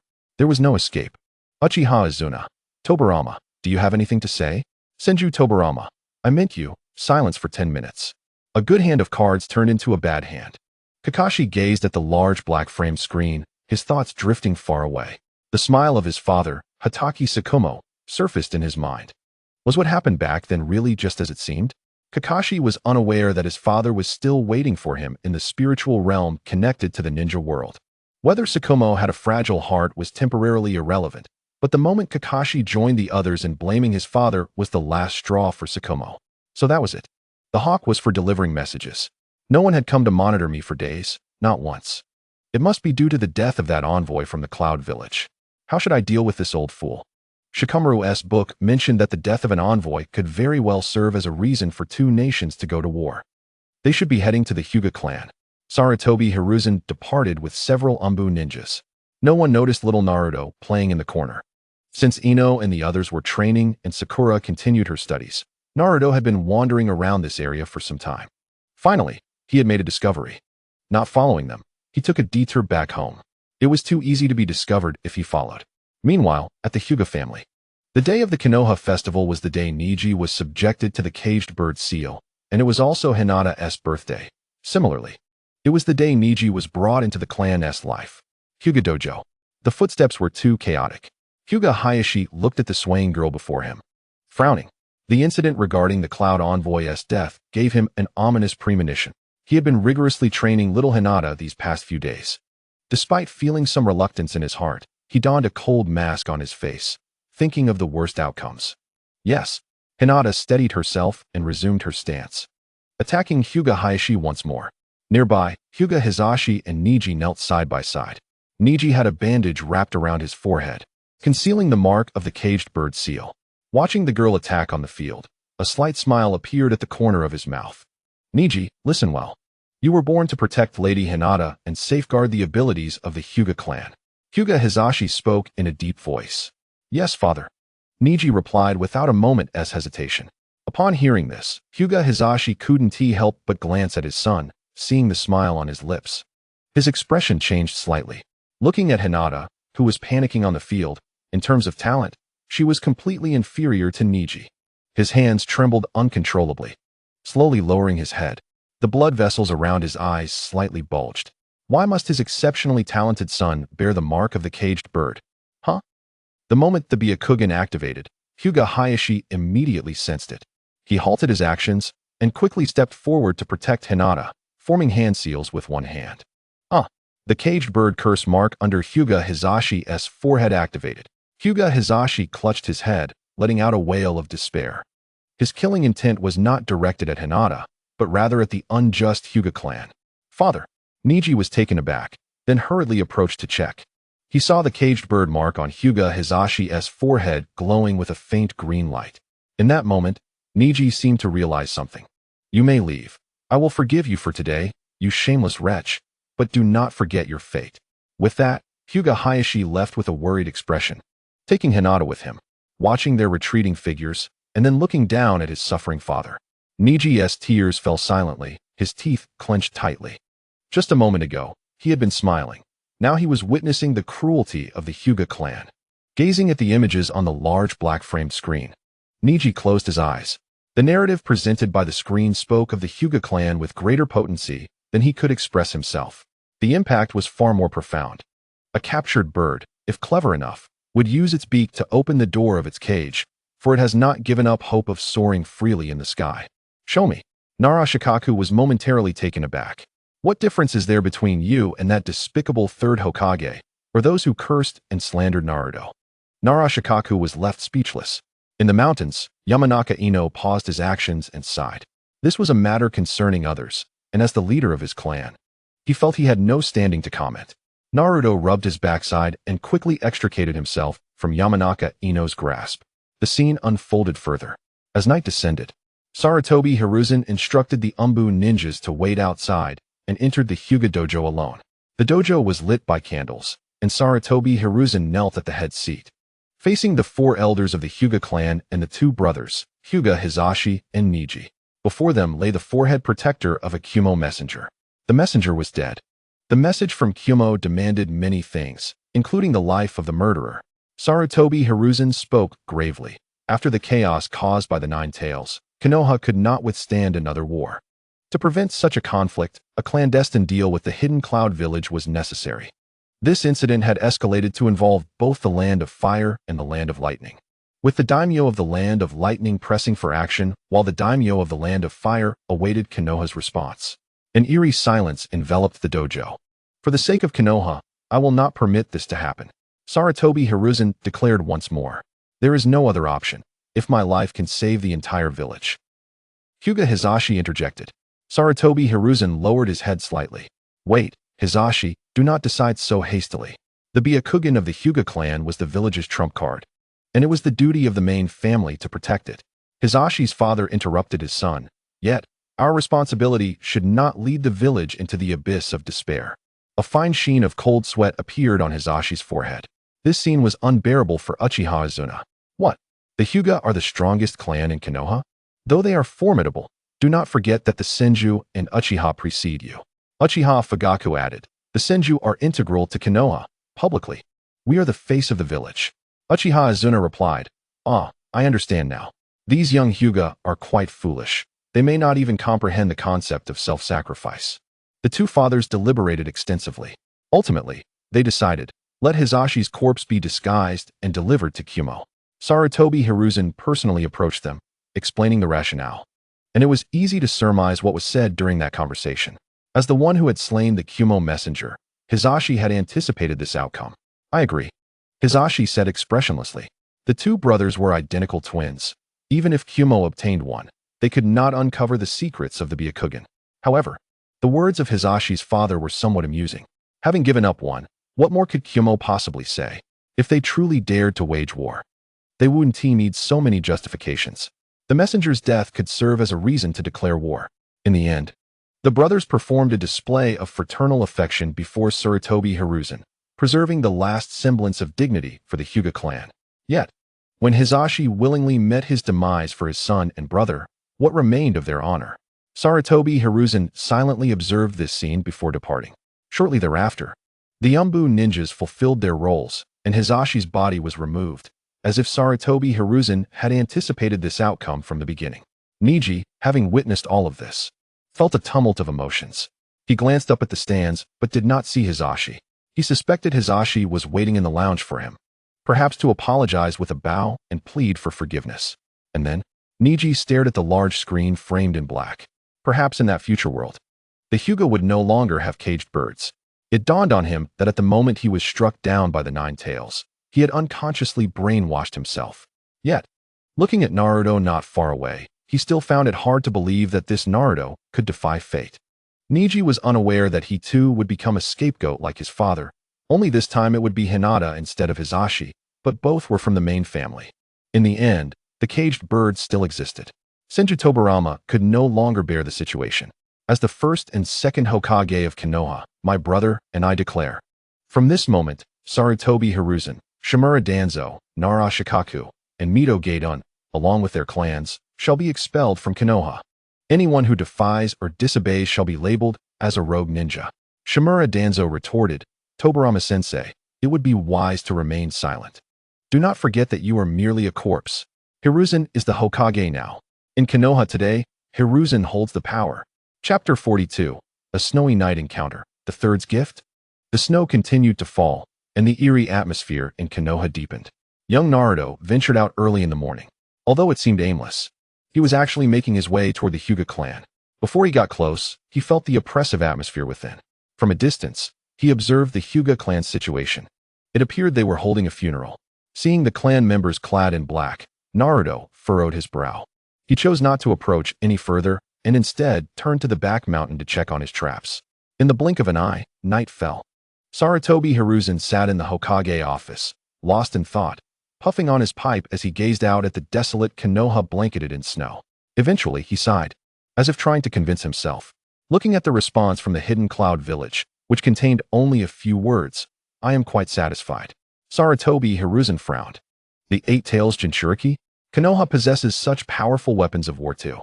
With this thought, his mind raced. Naruto had profoundly grasped the will of fire. It was time to prioritize chakra refining techniques. Contemplating the Eight Tails Jinchuriki of the hidden cloud, Sarutobi Hiruzen couldn't help but wonder what would happen if Konoha possessed such a weapon of war. Instinctively, he took out a crystal ball. What does this dead monkey intend to do?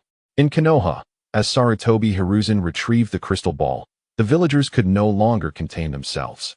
A woman pointed at Sarutobi Hiruzen in the stands, berating him. One person started a commotion, and others quickly joined in. Sarutobi Hiruzen turned his head away, pretending not to see or hear, yet he felt puzzled. It seemed he had not acted in such a manner. The crystal ball's image froze above the Hyuga clan before quickly shifting.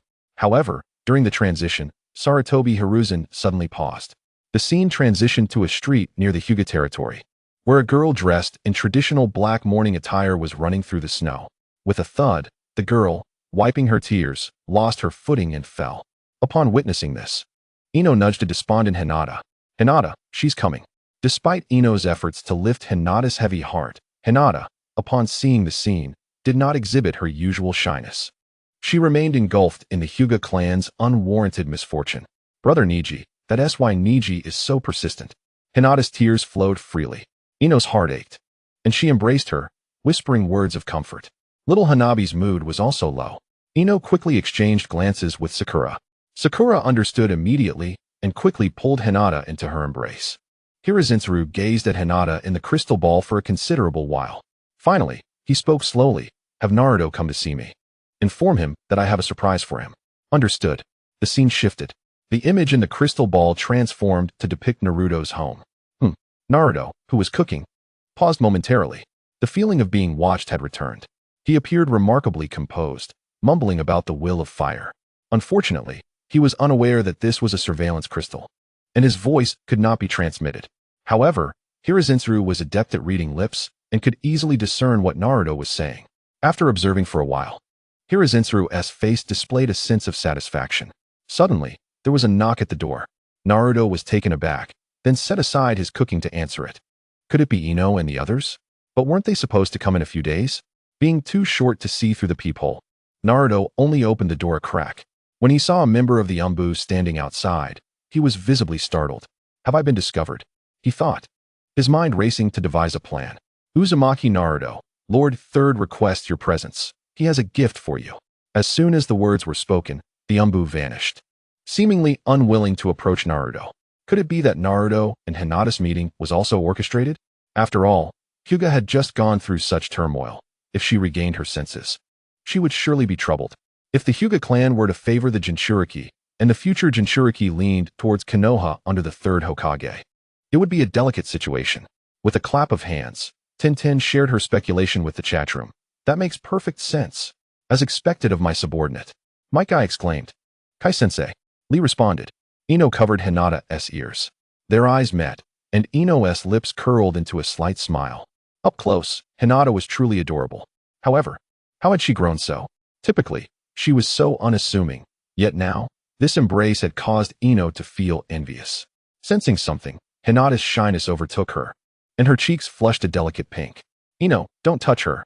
Watching Naruto leave the door, he furrowed his brow slightly, then returned to the kitchen to tidy up and don warm clothing. As he stepped outside, he felt the sensation of being watched dissipate, and he breathed a sigh of relief. Thank goodness. But what kind of gift could that old man be giving me? Surely it wouldn't be an illusionary banquet? By now, Naruto had pieced together this information. He was grateful for his earlier visit to the park and for Ino and the others. Soon, he would have access to some historical texts he had longed to read. Sakura had mentioned that due to her age, she was unable to make a purchase. Shikamaru had said that they couldn't bring such things out from the shinobi clans.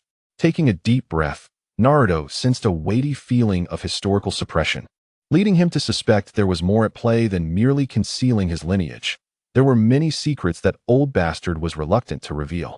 Was it to secure his own position? A sardonic smile crept across Naruto's face. While the history of the shinobi world was obscured, Ino could still acquire some legends and tales for Naruto to read. Before long, he traversed a small street where a few eateries remained open. After passing the food stalls, the streets ahead were deserted. He walked slowly through the snowy night, leaving footprints in the snow. Soon, he spotted a child squatting under a streetlight, hands covering her face. Soft sobs reached his ears. Furrowing his brow, Naruto was about to walk away when he noticed the girl's attire. Clad in black mourning clothes and her distinctive hairstyle, he recognized her. This was the girl the Cloud Envoy had attempted to abduct just days prior. Wasn't she? Wasn't she from the Hyuga clan? What was she doing here? Wait, what a coincidence. This was a necessary route to the Hokage building. As he pondered, the soft sobbing ceased. Looking down, their eyes met. Such white eyes. This must be the Byakugan of the Hyuga clan. Hinata recognized Naruto. Her large eyes blinked rapidly, and she shook her head to rid herself of the tears. Have you finished crying?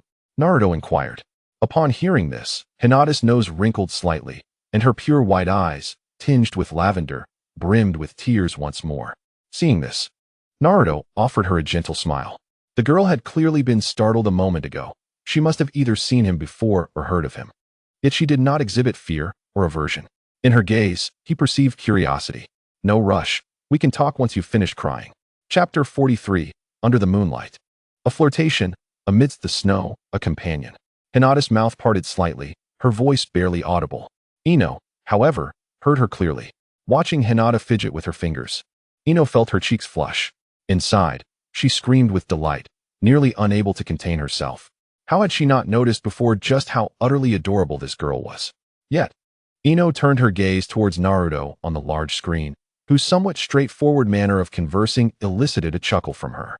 Hinata, thinking Ino was teasing her, lowered her head, her face instantly turning crimson. Why are you here all alone? Naruto asked. Hinata remained silent, staring at him intently, observing her pitiful demeanor. Naruto chuckled softly and extended his hand. Shall I escort you home? This was a task he was quite familiar with, often accompanying Ino and Sakura home. This place wasn't too far from the Hyuga compound and was en route to the Hokage building to see the old man. Despite his lingering curiosity about the coincidence of meeting this Hyuga girl, Naruto chose to extend his kindness, optimistic about the future. The Hyuga clan was formidable. Shikamaru had spoken highly of them. If he could establish a connection with this young Hyuga, Naruto felt that his chances of success in the future would significantly increase. Hinata gazed at Naruto's outstretched hand, remaining silent for quite some time. Eventually, Naruto grasped her hand and helped her up. I'm Naruto Uzumaki, what about you? Naruto's smile seemed capable of melting the snow around them. Lowering her head, Hinata hesitated before softly responding, Hinata Hyuga. Fortunately, it was quiet, and there were not many people around. Otherwise, Naruto might not have heard her clearly. Hinata, do you remember the way home? Hinata lifted her gaze, merely continuing to stare at Naruto. She was quite the introverted girl. Ino had once said that in such situations, boys should take the initiative. Indeed, Ino would surely take a liking to Hinata. She always loved helping those in need. The fact that the bespectacled Naruto could see through her was impressive. Truly, he was well worth the affection his sister bestowed upon him. Hinata was undeniably charming. In the quietude of the moment, Ino crossed her arms and slightly elevated her alabaster neck, exuding an air of pride. Sakura cast her a fleeting glance and whispered to Hanabi. Naruto only spoke half the truth. Ino, actually, cough cough. At that, Ino's ears perked up, followed by her deliberately clearing her throat twice. Come, let me take you for a stroll. Perhaps you will find what you seek. With that, Naruto exerted a gentle pull, guiding Hinata forward. Hinata gazed at his retreating figure, memories of their previous encounter flooding her mind. However, she hesitated to ask Naruto why such events had transpired. Observing his silhouette, she perceived Naruto as formidable and resilient. Have you recalled something? Naruto suddenly turned to inquire. Hinata quickly lowered her gaze, unable to meet his eyes. You are from the Hyuga clan, aren't you? Noticing her demeanor, Naruto altered his approach. Yes, Hinata murmured softly. I believe the Hyuga clan headed this way, correct? Naruto asked. Indeed. Hinata lifted her gaze to the snow-laden street, a wave of familiarity washing over her. She responded softly, then lowered her head, focusing on the imprints left by Naruto's footsteps. Grasping his hand, she cautiously followed in his path. Naruto made no haste, allowing them to stroll leisurely hand in hand. Such moments were cherished by Ino and Sakura as well. Naruto had grown accustomed to it over time. As the narration unfolded, Hinata paused momentarily. A shadow flickered across her lilac-hued eyes. Upon glancing at the quietly walking Hinata, a smile graced Naruto's lips. According to the texts, you embody the characteristics of a quintessential Yamato Nadeshiko. Observing her, he remarked, you are rather charming. Hinata, taken aback by such praise, was at a loss for words. She had never received compliments of this nature since her earliest memories. Before long, Naruto brought Hinata to the entrance of the Hyuga residence. Gazing upon the grand characters of Hyuga, he squinted slightly. The atmosphere felt more ominous than it had during the day. Thankfully, no one was present. Naruto was reluctant to return with a lost child from the Hyuga clan only to be surrounded by onlookers. Although he was indifferent to others' opinions and the Hyuga family might not harbor animosity towards him, the thought of being scrutinized by those clad in mourning attire made him uneasy. All right, we have arrived. Naruto released her hand, only to find her still gripping it tightly. After a moment's pause, Hinata seemed to regain her composure, hastily letting go and stepping back. I'm sorry. You should express gratitude, not apologies. You are home now. I have matters to attend to. So I shall take my leave. With that, Naruto departed without looking back. Hinata quickly raised her gaze, witnessing him wave goodbye without turning around. Her eyes sparkled like stars, reflecting Naruto's figure. Naruto-kun has grown quite tall and robust since our last meeting. How impressive. She inhaled deeply, unconsciously swallowing her breath. He must have been eating well to grow so strong. Before long, she watched as Naruto vanished into the darkened street, her mind drifting to his reassuring smile. Hinata. At that moment, a stern voice echoed. Turning around, she saw her father emerging with an umbrella, the accumulated snow atop it indicating he had been outside for a while. As an important heir of the main family, why do you act on your own accord? Hinata felt at a loss for words. For your sake, for the clan. How many have sacrificed themselves? You should be aware of these matters by now. At his words, Hinata lowered her head in silence, recalling the image of Niji in tears. After a moment, she instinctively glanced in the direction Naruto had departed, as if she could faintly see that small yet towering figure, smiling and waving goodbye. In the mountain, Ino remarked, is it any wonder Hinata feels this way? Sakura concurred, indeed, Uncle Hayashi, Hinata is still so young. Why impose such pressure on her? I too find it hard to watch, Tenten added. In response, Hayashi Hyuga remained silent, as he had been raised under similar pressures from a young age. The weight of the main family's expectations was substantial, while the branch families faced comparatively less stringent demands. Hinata tugged at Ino's sleeve, prompting Ino to tone down her demeanor. Grandpa Hokage, I have arrived. Chapter 44, Chakra Refinement Technique. Prize quiz. Upon seeing Sarutobi Hiruzen, a broad smile instantly illuminated Naruto's face, suppressing the urge to unleash his frustration. He hurriedly approached the third Hokage. Naruto's demeanor dispelled the gloom that had lingered in Hiruzen's heart for days.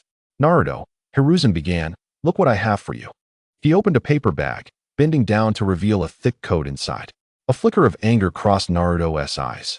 It has been snowing for days, and I have no warm clothing. If it weren't for the few items he inherited from Choji, he would have been freezing. It seems this old man intended to wait until I reached my limit before offering this, hoping to elicit my gratitude. Such thoughts raced through Naruto's mind upon seeing the coat.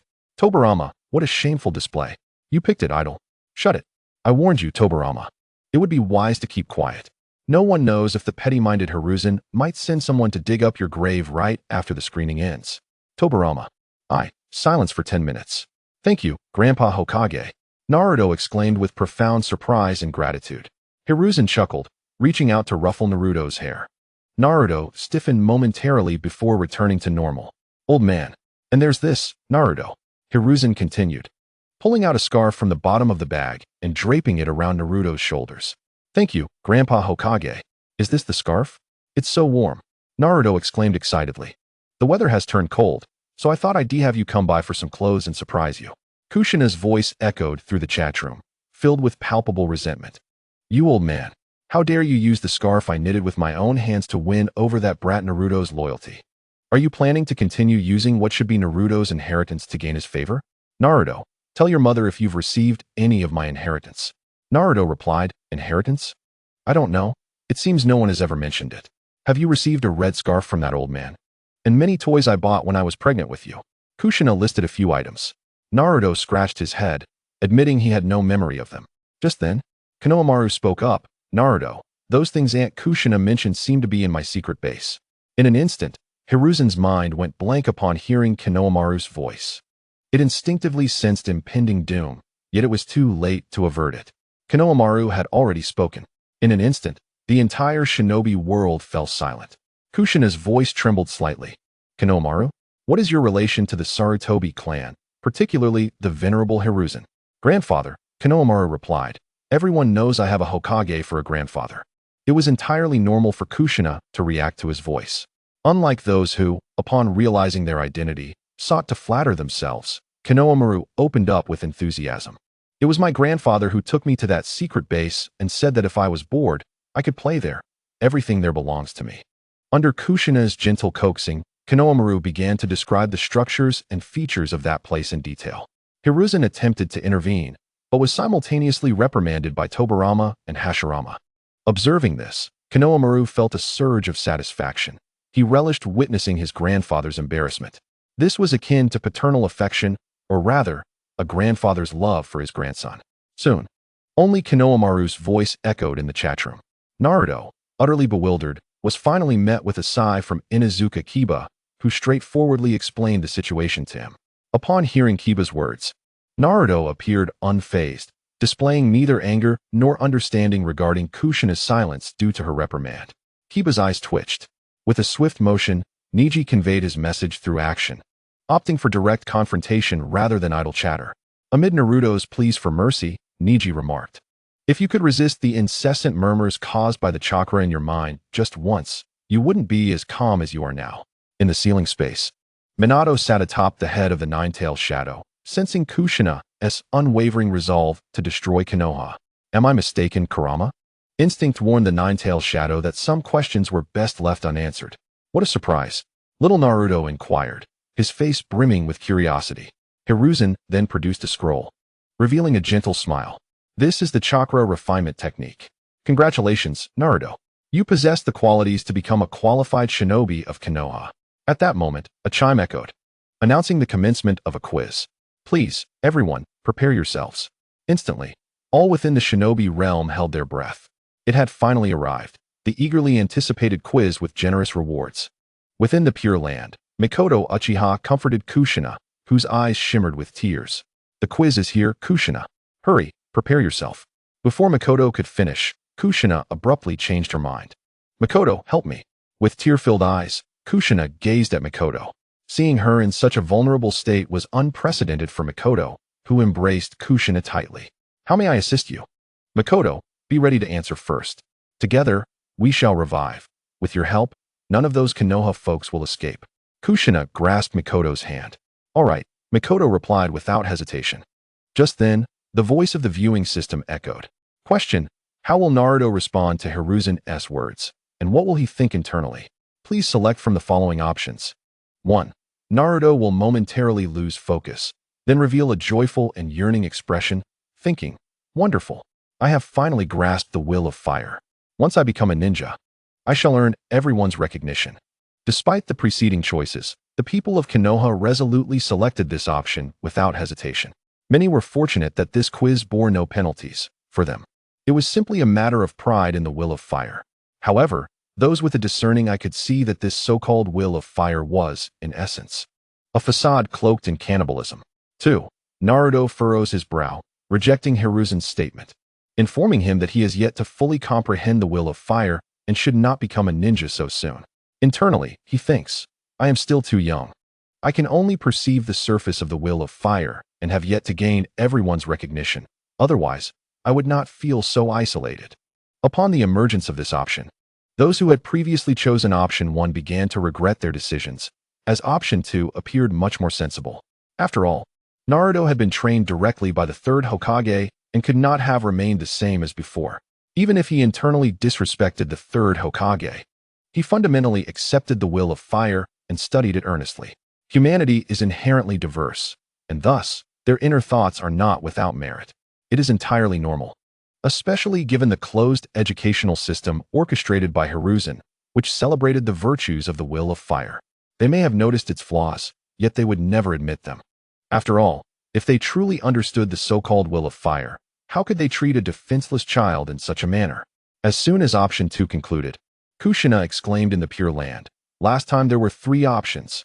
Makoto, prepare yourself. Make a bold choice. When option 3 appears, select it immediately. Otherwise, we will have no chance.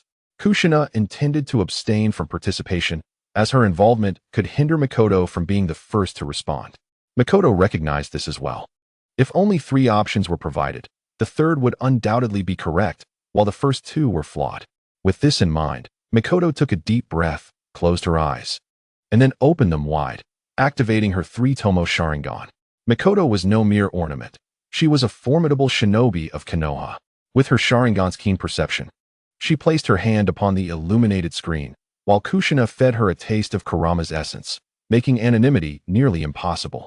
However, the outcome remained uncertain. 3. Naruto would leap with joy but, upon receiving the chakra refinement technique scroll, would look at Hiruzen in confusion, asking when he had acquired the qualities of a qualified shinobi. Internally, he thinks, that old man. After all this effort, he finally believes in me. What qualities do I possess?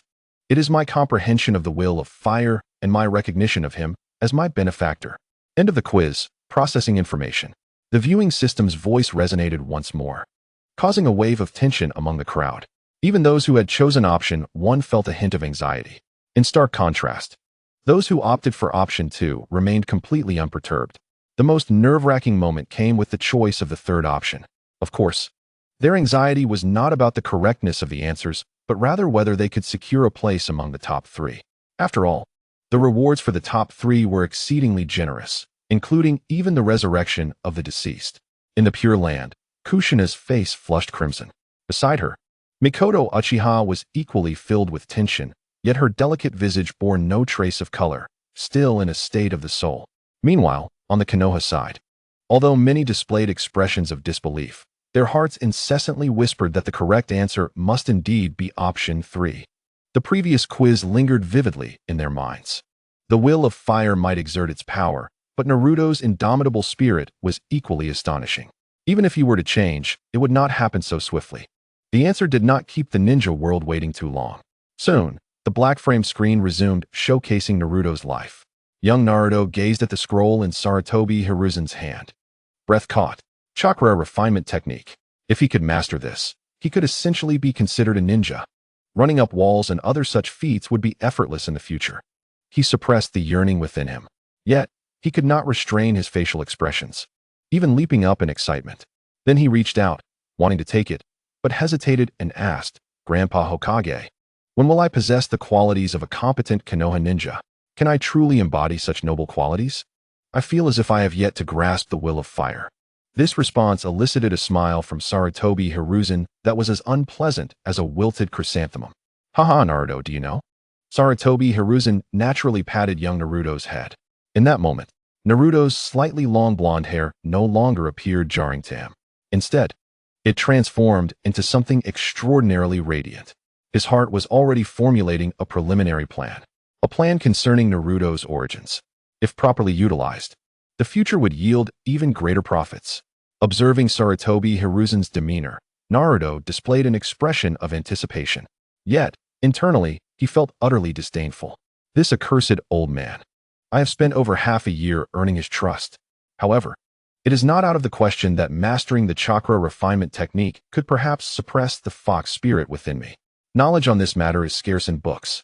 Nevertheless, Naruto pieced together a significant hypothesis through fragmented information, his own experiences, and all useful insights. That is, his so-called fox spirit embodiment might very well be due to the fox spirit imprisoned within him. The prior murmurs, the comforting sensations, and the sight of his eyes turning red in the mirror led Naruto to believe that this possibility was indeed substantial. At the moment Naruto grasped the chakra refinement technique, he unconsciously smiled. "Thank you, Grandpa Hokage. You are truly my benefactor. I shall not disappoint your expectations." Naruto's inner thoughts aligned closely with option 3. In an instant, those who chose 1 and 2 were left utterly bewildered once more. Impossible. Absolutely impossible. Uchiha Izuna. Still daring to choose 1 and 2? What kind of talent is this? Yamanaka Ino. A dog cannot change its ways. Ino's bluntness immediately garnered Uchiha Izuna's praise. Uchiha Izuna. Well said. Young girl. Speak more if you can. Uchiha Izuna. If resurrection is possible, I promise to grant you a wish. Uchiha Izuna. Of course, it must be within my capabilities. Ahem. If you wish to recognize me as your adoptive father, that is entirely acceptable as well. You, little girl, please me greatly, huh? Chapter 46 Hinata. It's over. Everyone knows now. Yamanaka Ino. Handsome adoptive father, please accept a bow from me. Yamanaka Ino. Uchiha Izuna. Huh? Ino's face flushed with excitement. This Uchiha Izuna was on par with Konoha's second Hokage. Behind him stood one of the founders of Konoha, Uchiha Madara. With this in mind, Ino naturally raised her chin. Finally, she could speak without restraint. Wait, if that's the case, what should Sasuke call me? Yamanaka Ino, old monkey. Speak up. You can only act but not speak, can you? Yamanaka Ino. Useless in everything but the internal strife. Shimura Danzo. Indeed, Hiruzen, speak up. Sarutobi Hiruzen was nearly driven to fury by Danzo's repeated provocations, wishing to expel the root organization immediately. Anoki, allow me to interject. While watching your internal strife is quite amusing, our focus should be on the quiz. Fourth Raikage. Indeed, who will take first place this time is uncertain. Terumi Mei, I hope I can also receive a reward. Mikoto, you will surely be first. Kushina grasped Mikoto's fair hand, soothing her tense emotions. Mikoto Uchiha forced a smile, albeit somewhat awkwardly, her palms sweating profusely. Likewise, even Sarutobi Hiruzen felt a surge of anxiety. Those who had chosen 1 and 2 remained oblivious that their omnipotent third Hokage had secretly selected 3. The viewing system did not keep everyone waiting long. Soon, the prompt sounded. Ding! This quiz is concluded. Calculations are underway. The top 3 to submit answers first. Congratulations to Uchiha Mikoto for receiving a reward. Upon the conclusion of the viewing, she will be resurrected at any location of her choosing in the ninja world. Congratulations to Namikaze Minato for receiving a reward. Upon the conclusion of the viewing, he will be freed from the death god's grasp. Congratulations to Hyuga Hinata for receiving a reward. Upon the conclusion of the viewing, her malnourished body will be restored. Note, upon receiving a reward again, one may choose to resurrect at any time and any place, or continue to receive the rewards most suited to the awardees. Uchiha Mikoto, resurrection. In the stands, Sarutobi Hiruzen's body jolted violently. Mikoto Uchiha would also be resurrected? Fortunately, it was within a controllable scope. However, she wouldn't be resurrected alongside Kushina, would she? That would change everything. The former Jinchuriki of the Nine Tails combined with an Uchiha is not simply 1 + 1. With this thought, Sarutobi Hiruzen could not help but feel regretful about his slow reaction time. Had he secured the first place in the viewing system, he would surely have heard his most fervent wish to restore his aging body to its prime. However, Sarutobi Hiruzen's worries were far from over. Orochimaru glanced at the visibly displeased Sarutobi Hiruzen and chuckled. Heh, Hiruzen, have you seen the second place? Minato's attitude seems somewhat different. They are all competing to answer, which means he internally acknowledges this answer and has even secured second place. Right. A sly smile crept across Orochimaru's face. He immediately spoke in the chat room. Orochimaru, Minato, have you emerged from the death god's belly? Orochimaru, the Reaper's sealing technique is indeed an ominous sealing jutsu. Orochimaru, after the viewing concludes, I believe my previous preparations will come into play. Orochimaru. This time, your Edo Tensei shall not fail. Uchiha Izuna. Orochimaru, give me one as well. Uchiha Izuna. It would be best if it also includes my older brother. I will let him tell you later where we are buried. Meanwhile, within the death god's belly, Namake's Minato let out a sigh of relief. As one of the quickest responders in the ninja world, the fact that Namake's Minato secured second place is hardly surprising. What a pity. The Nine-Tails half-shadow murmured a sense of regret. Then, he inquired, reanimation is it? That rascal Orochimaru must have desecrated your grave thoroughly. Minato let out a bitter smile, indifferent to it all. However, being reanimated does hold some merit. Then, I entrust this to you, Orochimaru-senpai. Certainly, certainly. After this viewing, I am quite eager to witness the funeral that is exclusively dedicated to Lord Sarutobi, Orochimaru replied. Such a lavish assembly. It is no wonder he is regarded as the strongest Hokage. Upon hearing this, Sarutobi Hiruzen's face darkened with anger. Traitor, Hinata you? The women were taken aback, gazing at Hinata's flushed face. When did she make her move? Ino was the most astonished. Hinata was right beside her. And yet she had not sensed a thing. Wait, this reward. Hinata, how can you be malnourished? I don't know, Hinata stammered. Too shy to respond. Yet, Hanabi suddenly brightened. Sister, it seems that big brother Naruto mentioned one should eat well and be full. I have heard your stomach growling at night, and then you would rush to the kitchen. So, sister, do you often not have enough to eat? However, before she could finish, Hinata swiftly pulled her into an embrace and covered her mouth. Hanabi, stop joking. How could your sister ever go hungry? The gazes of the girls shifted, observing Hinata's crimson ears as if they had uncovered a significant secret. What? Uzumaki Kushina exclaimed. How could my little Hinata be malnourished? Brother Hisashi, you are being too excessive. Minato added. Brother Hisashi, this has indeed gone too far. No matter how strict one may be, a child should never be left hungry. Upon hearing Kushina's words, Minato couldn't help but smile. Unbeknownst to him, Kushina was rejoicing in her dear friend's revival. Uchiha Mikoto expressed.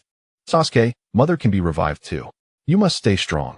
Once I return, let us take revenge on Konoha alongside Aunt Kushina.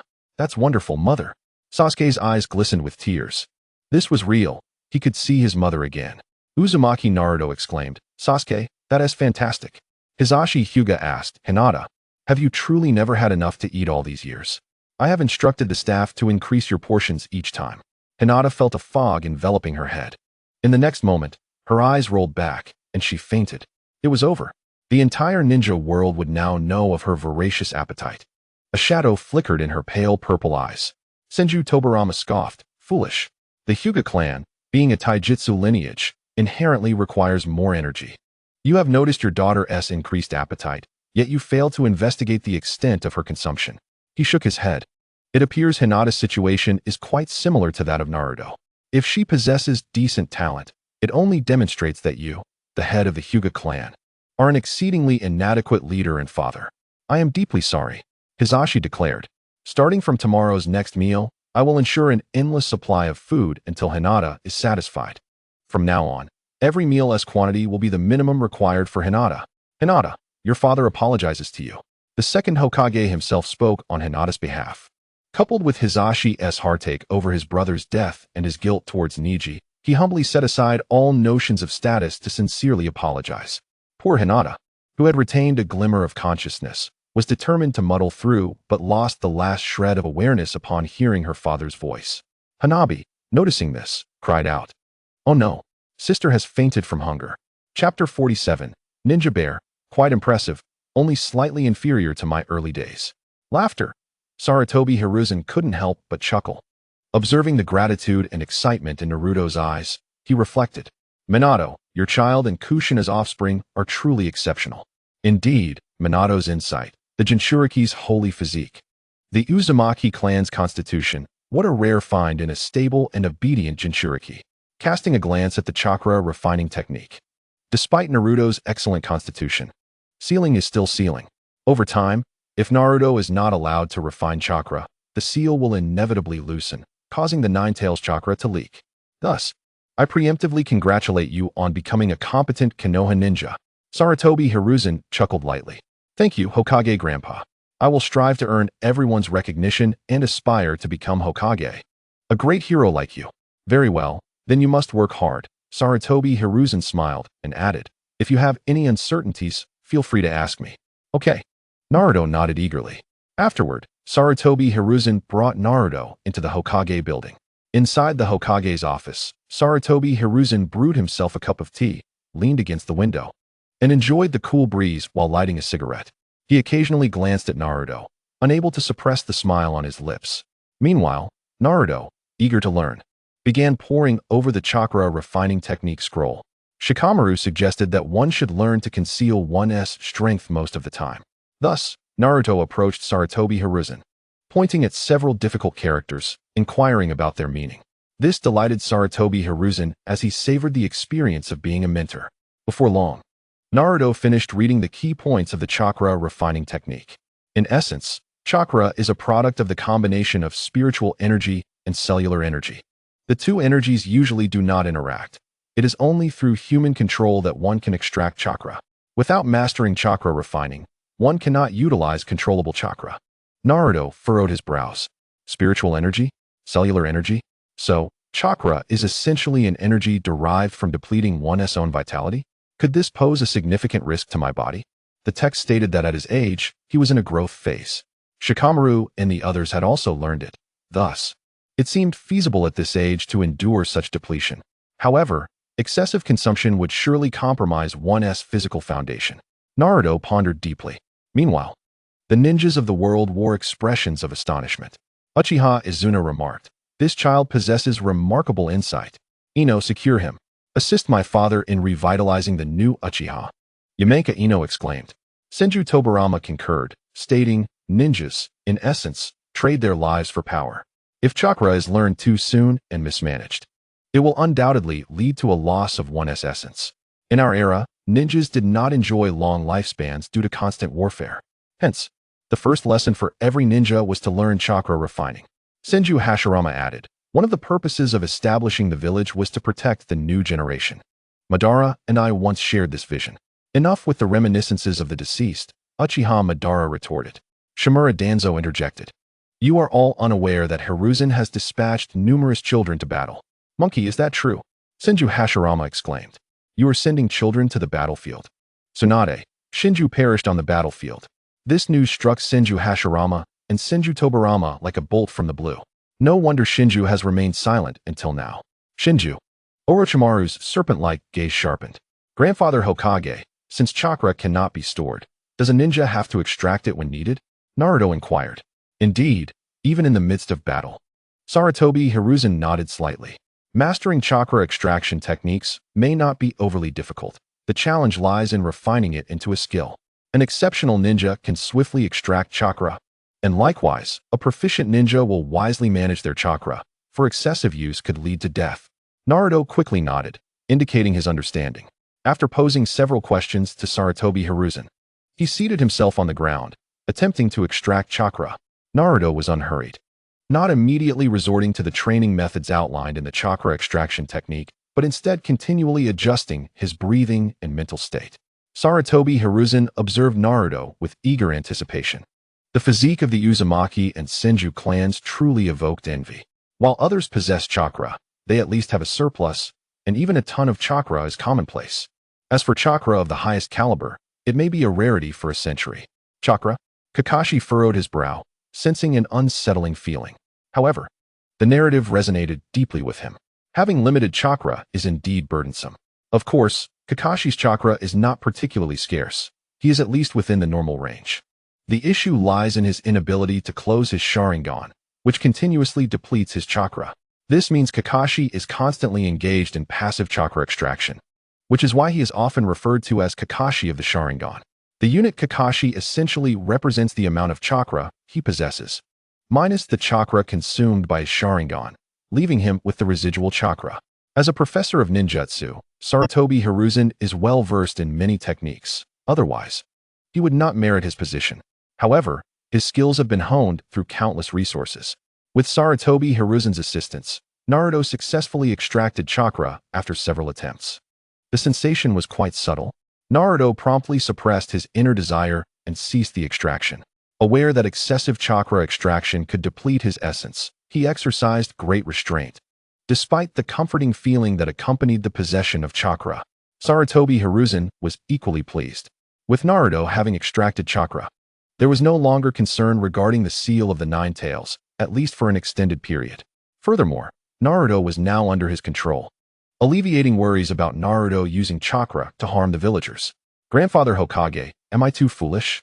You were undoubtedly more formidable than I at your age, Naruto said, lowering his head, feeling somewhat dejected. Sarutobi Hiruzen's eyelids flickered.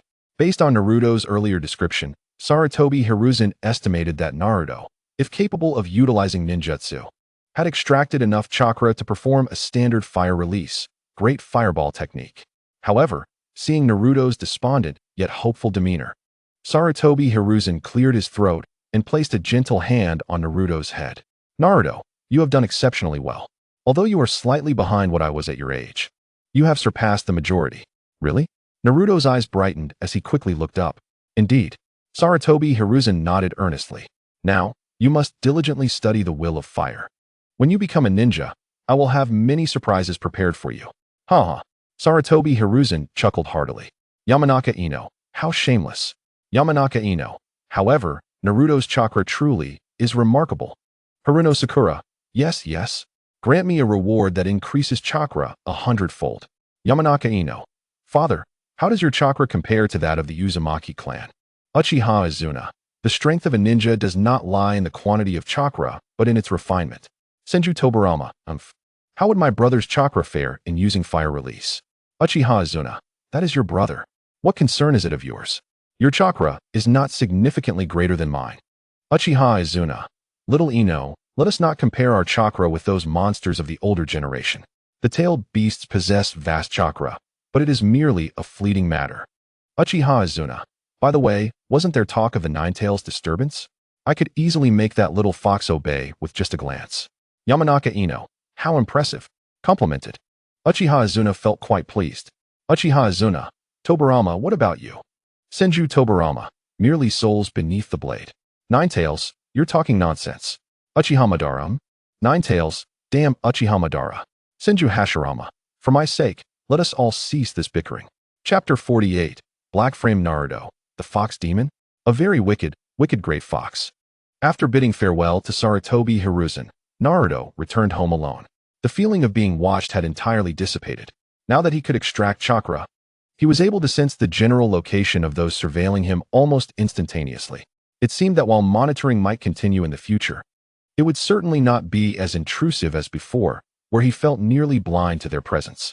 Upon returning home, the first thing he did was toss his winter coat and scarf into the washing machine. Then, he continued to work on filling his little belly. After satisfying his hunger, Naruto patted his round belly. Once digestion settled, he planned to try extracting chakra again to assess the specific consumption. Akimichi Choza. Heavens. This child is a perfect blend of Minato and Kushina.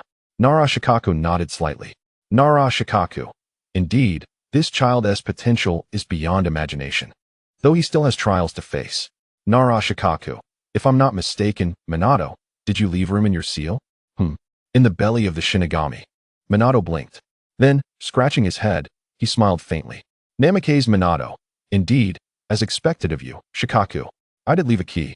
Namikaze Minato. At that time, I considered using 2 4-symbol seals, namely a double seal, which belongs to the 8 trigram sealing technique. Namikaze Minato. Its purpose was to convert the chakra of the Nine Tails leaking from the 4-symbol seal into Naruto's chakra. Minato did not divulge everything at once, as he had his own contemplations. Senju Tobirama. A commendable idea. No wonder that child possesses such talent. Senju Tobirama. I am referring to Black Frame Naruto. Uzumaki Naruto. Actually, you don't need to remind me so deliberately. This time, Naruto, somewhat begrudgingly, gave his head a light thump. Damn it, manifest already. Once you do, I will reject you at once. I will not lose to the black-framed version of myself. Night. After several attempts, Naruto concluded his training. He felt somewhat fatigued. For him, chakra extraction was still a bit premature. This was his belief. Typically, at this hour, even if Naruto felt drowsy due to his biological clock, he would never feel so weary, even slightly fatigued. With these thoughts, Naruto unknowingly closed his eyes. Buzz. In an instant, the latter half of the night arrived. Naruto abruptly opened his eyes, his mind flooded with the image of those enormous eyes he had seen in his dream. The crimson irises paired with vertical slits exuded an overwhelming sense of pressure. In the dream, Naruto seemed to plunge into an endless abyss of darkness, with only a pair of enormous, glowing red eyes before him. Drawing a deep breath, he felt cold sweat soaking his back. Yet, in the next moment, a smile crept across Naruto's lips. It must be you, the fox spirit. Although the eyes were terrifying, he felt a sense of familiarity, as if he had seen them in a mirror. His own eyes had transformed in such a manner during a surge of emotions. Humph, little brat. Are you referring to yourself as a fox spirit? Naruto widened his eyes and swiftly scanned his surroundings. It was a pitch-black silence. He released his senses and felt no presence of surveillance. So, where did this voice originate? Wait, why did he feel somewhat at ease? It was that kind of feeling. The fox spirit spoke of him, and also of itself. Taking a deep breath, Naruto calmed his inner turmoil. This transformation was undoubtedly due to the chakra refinement technique, which allowed him to converse with the fox spirit dwelling within him. Fox spirit? Such a term belongs to those foolish ants. Do you dare to accept it? Is my Jinchuriki truly that weak?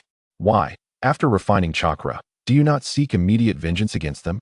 You have been incessantly whispering in my ear. And now that I have appeared, you may proceed with your desires without resisting my power. I will protect you. Is it that you cannot help but reveal your intentions upon appearing? Naruto was not easily swayed by the Nine-Tails' words. Why should this fox spirit assist me? And why should I not resist its power? A faint smirk appeared at the corner of Naruto's mouth. If he were trapped within another's body, he would surely seek to manipulate that individual for his own gain or to escape the confines of his prison. Very well, Naruto replied with a smile. A collective gasp echoed from many. If their roles were reversed, they might indeed have been swayed by the Nine-Tails. Kushina Uzumaki exclaimed, Nine-Tails, are you seeking death? By the way, you seem to have a name, Kyubi no Yoko? She coughed. Kyubi, speak. Her voice resonated through the chat room. Within the ceiling space, the Nine-Tails lay on the ground, not even bothering to lift its eyelids, as if it had heard or seen nothing. Minato Uzumaki remarked, so Kyubi, you actually have a name. The Nine-Tails thought, forget it, I shan't engage with these ignorant women. Hashirama Senju's laughter filled the air. The Nine-Tails nearly broke its facade, but ultimately chose to harbor its frustration. As the Nine-Tails slightly lifted its eyelids within the ceiling space, it conceded, if you have agreed, then let us proceed. All right, Naruto responded. The power of this fox spirit is beyond your imagination. With just a fraction, the entirety of Konoha, including that so-called third Hokage, will not stand a chance against you. All right, Naruto echoed. Little brat, do you not trust me? The Nine-Tails glared fiercely, growling. You and your... Naruto furrowed his brow, sensing a significant depletion in his chakra. Chakra does not simply vanish. He then felt compelled to check his abdomen, which radiated warmth. Upon inspection, he discovered the ceiling symbols of the 8 trigrams. What is this? Clearly, Naruto had not yet learned about such matters. A prison? Is this the prison confining that fox spirit? The recent chakra drain must have been due to this prison, which absorbed much of my chakra and severed my connection with the fox spirit. As these thoughts swirled in his mind, drowsiness overcame him. He hurried out of bed to document his initial communication with the Nine-Tails. At the end, he wrote, it is a very wicked fox spirit. During our first exchange, it tried to manipulate me, and it seems rather proud as well. Kyubi? Nonsense. Within the ceiling space, the Nine-Tails remained oblivious to everything concerning Naruto. Had the seal, which had shown signs of loosening, now been reinforced? Was it due to that little brat extracting chakra? Damn that Minato Namikaze. In the Pure Land, the Sage of 6 Paths slightly raised the corner of his mouth, then shook his head in amusement. Has Kyubi been split into 2 by Minato? Heh. The sage did not worry much. Even if divided, there would be sufficient chakra for Ashura's reincarnation. After all, when the 10 Tails was divided into 9 beasts, chakra was separated. One piece for Kyubi, another for Shikaku, and yet another for Kurama. Chapter 49. The excluded Uchiha. The following day, Naruto awoke from his slumber. After lounging in bed for a while, he sat up and picked up the notes he had written the previous day, reviewing his initial impressions of the fox spirit. A slight smile graced Naruto's lips. It should be an intriguing large fox. However, upon further reflection, he lifted his shirt once more to examine his now normal abdomen. That prison must have been reinforced. I wonder when I will get to converse with it again. One thing was certain. If he thought about the fox spirit, Everything he said and saw would be heard and witnessed by it. Upon waking, Naruto immediately documented his findings. After reviewing them several times, he heard a ripping sound as he tore the page detailing his analysis. To avoid unnecessary trouble, he decided to dispose of his notes once written. Finally getting out of bed, he reflected on the reason for writing. It was simple. Naruto had discovered that while his memory was quite good, the most effective way to retain information was to write it down and then review it, leaving a lasting impression. Gradually, this became a habit for Naruto, and both Ino and Sakura adopted it as well, finding it an efficient study method. While washing up, there was a knock on Naruto's door. Opening it, he found Sakura, bundled up tightly, her face flushed. She held a large bag of food nearing its expiration date. Upon closer inspection, he noticed her fair skin was still steaming. Clearly, the weight and distance posed a considerable challenge for her. Naruto quickly took the bag from her and welcomed her inside. Once seated, he hurriedly poured Sakura a glass of warm water. "You must be exhausted." Seeing Sakura recover and smile at him, Naruto playfully tapped her forehead. "Have you eaten breakfast?" "No." Sakura shook her head vigorously. Naruto chuckled. "What made you suddenly think of bringing me food?" "I figured that with the weather being like this, the traps in the back mountain would yield nothing. Plus, the water surface is frozen. It's winter and fishing is difficult, so I thought to buy these for you." As she spoke, Sakura, without waiting for Naruto's reply, quickly added, "I know you've spent all your money on books, and we usually study together. We can't let you bear the cost alone." As I gazed at the flushed cheeks of Sakura, who had become animated while explaining her emotions, a subtle smirk graced Naruto's lips. "This young girl is rather endearing." Kushina Uzumaki exclaimed, "Oh, my dear Sakura is truly adorable. Come here, let Annie give you a hug." Upon hearing Kushina's words, Sakura's face turned slightly crimson. "Why does Aunt Kushina always refer to my family?" The expression on Yamashiro's face instantly darkened. This highlights the difference between raising a daughter and a son. Of course, Kushina's words were more about the world of the black frame. Mikoto Uchiha looked on helplessly at her dear friend. "Kushina, you really shouldn't say that." However, before Mikoto could finish her sentence, Kushina confidently retorted, "I am also the mother of Naruto in the black frame world." Yet, after speaking, she playfully stuck out her tongue, feeling a tad embarrassed. Indeed, the girls in the black frame world were all quite charming, and she wished to gather them all to call her mother. Observing the current progress, Mikoto furrowed her brows slightly. It was nearly time. The screen depicting the black frame continued. "Yes, I understand, but let's keep things separate. I will remember this," Naruto stated while retrieving his ledger. It meticulously recorded the items he had received from his 4 companions, later converting them into monetary value. "When I am able to earn, I will repay you all. If you refuse, I shall transform this into delicacies." Noticing Sakura's desire to speak, Naruto adopted a stern expression, signaling that refusal was not an option. Reluctantly, Sakura nodded. Seeing this, Naruto couldn't help but chuckle as the image of another girl flashed through his mind. Perhaps Ino, being from the same ninja clan, might know her. It was likely that Sakura's family had little interaction with them. "By the way, Naruto, I couldn't find any history books, but I did hear some news," Sakura said as she entered the kitchen to assist Naruto in cracking eggs. "Oh, please share," he replied without turning his head.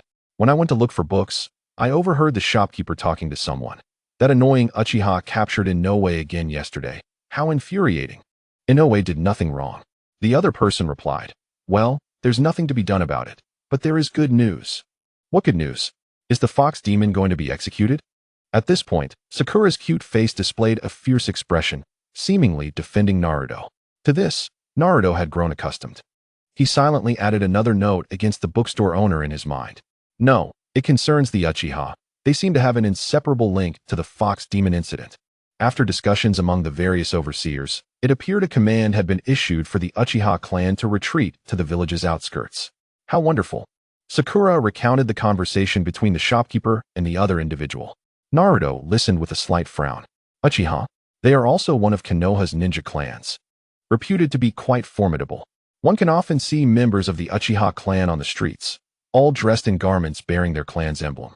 The Uchiha were responsible for maintaining order, so capturing individuals was normal. Why, then, were they so widely disliked? Is the fox demon incident connected to them? There was a possibility, as that old man must have issued a covert prohibition. Naruto recalled the earlier prohibition he had heard about. Moreover, He remembered that the Uchiha members seemed to deliberately avoid him, perhaps due to his association with the fox demon. Initially, he thought it was disdain for him. But upon hearing Sakura's news, he swiftly altered his perspective. The only regret was that the information was too scant. Thus, it seemed the Uchiha, this grand clan, might be facing ostracism. Upon further contemplation, maintaining order and executing their duties could lead to individuals speaking ill from the shadows. Naruto murmured to himself, and then his eyes brightened, as if he had grasped a crucial piece of information. However, that fleeting moment of clarity vanished, leaving him to ponder with a furrowed brow. "Ah!" Sakura exclaimed, pulling Naruto back to reality. Glancing down, he realized the eggs had been overcooked. The fourth Raikage laughed. "The good days for the Uchiha are coming." Inoki remarked, "The intelligence surrounding this matter has been well contained by Konoha." Terumi May added, "Currently, the Black Frame world seems poised to unveil much information, likely restoring the original sequence of events. I bet my A-rank water release ninjutsu that the Uchiha incident is undoubtedly related to those four from Konoha." The fourth Raikage interjected, Hey, isn't that a guaranteed win?" Tobirama Senju's expression darkened. "This is excessive." He continued, "With the Uchiha's temperament, they will certainly not remain passive. I refuse to believe that you few traitors cannot maintain balance. You simply wish to eliminate the Uchiha. Have I taught you this?" Danzo Shimura replied, "Hayashi is merely following your will, teacher Tobirama." "Nonsense!" Tobirama exclaimed. "You are forcing them to rebel against Konoha, aiming to wipe them out."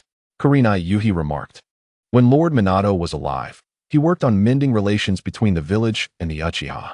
Alas, that effort was lost." Izuna Uchiha stated, "There is nothing left to say. It is time for retribution. For treating my elder brother this way." Izuna lamented, being toyed with only to end up facing annihilation by one's own kin. While Naruto and Sakura ate breakfast, the heavy snow continued to fall outside.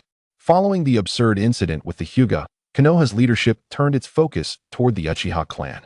This winter, they would be displaced from the core area of Konoha and forced to relocate to the outskirts. Discontent began to brew, and the seeds of a coup were sown.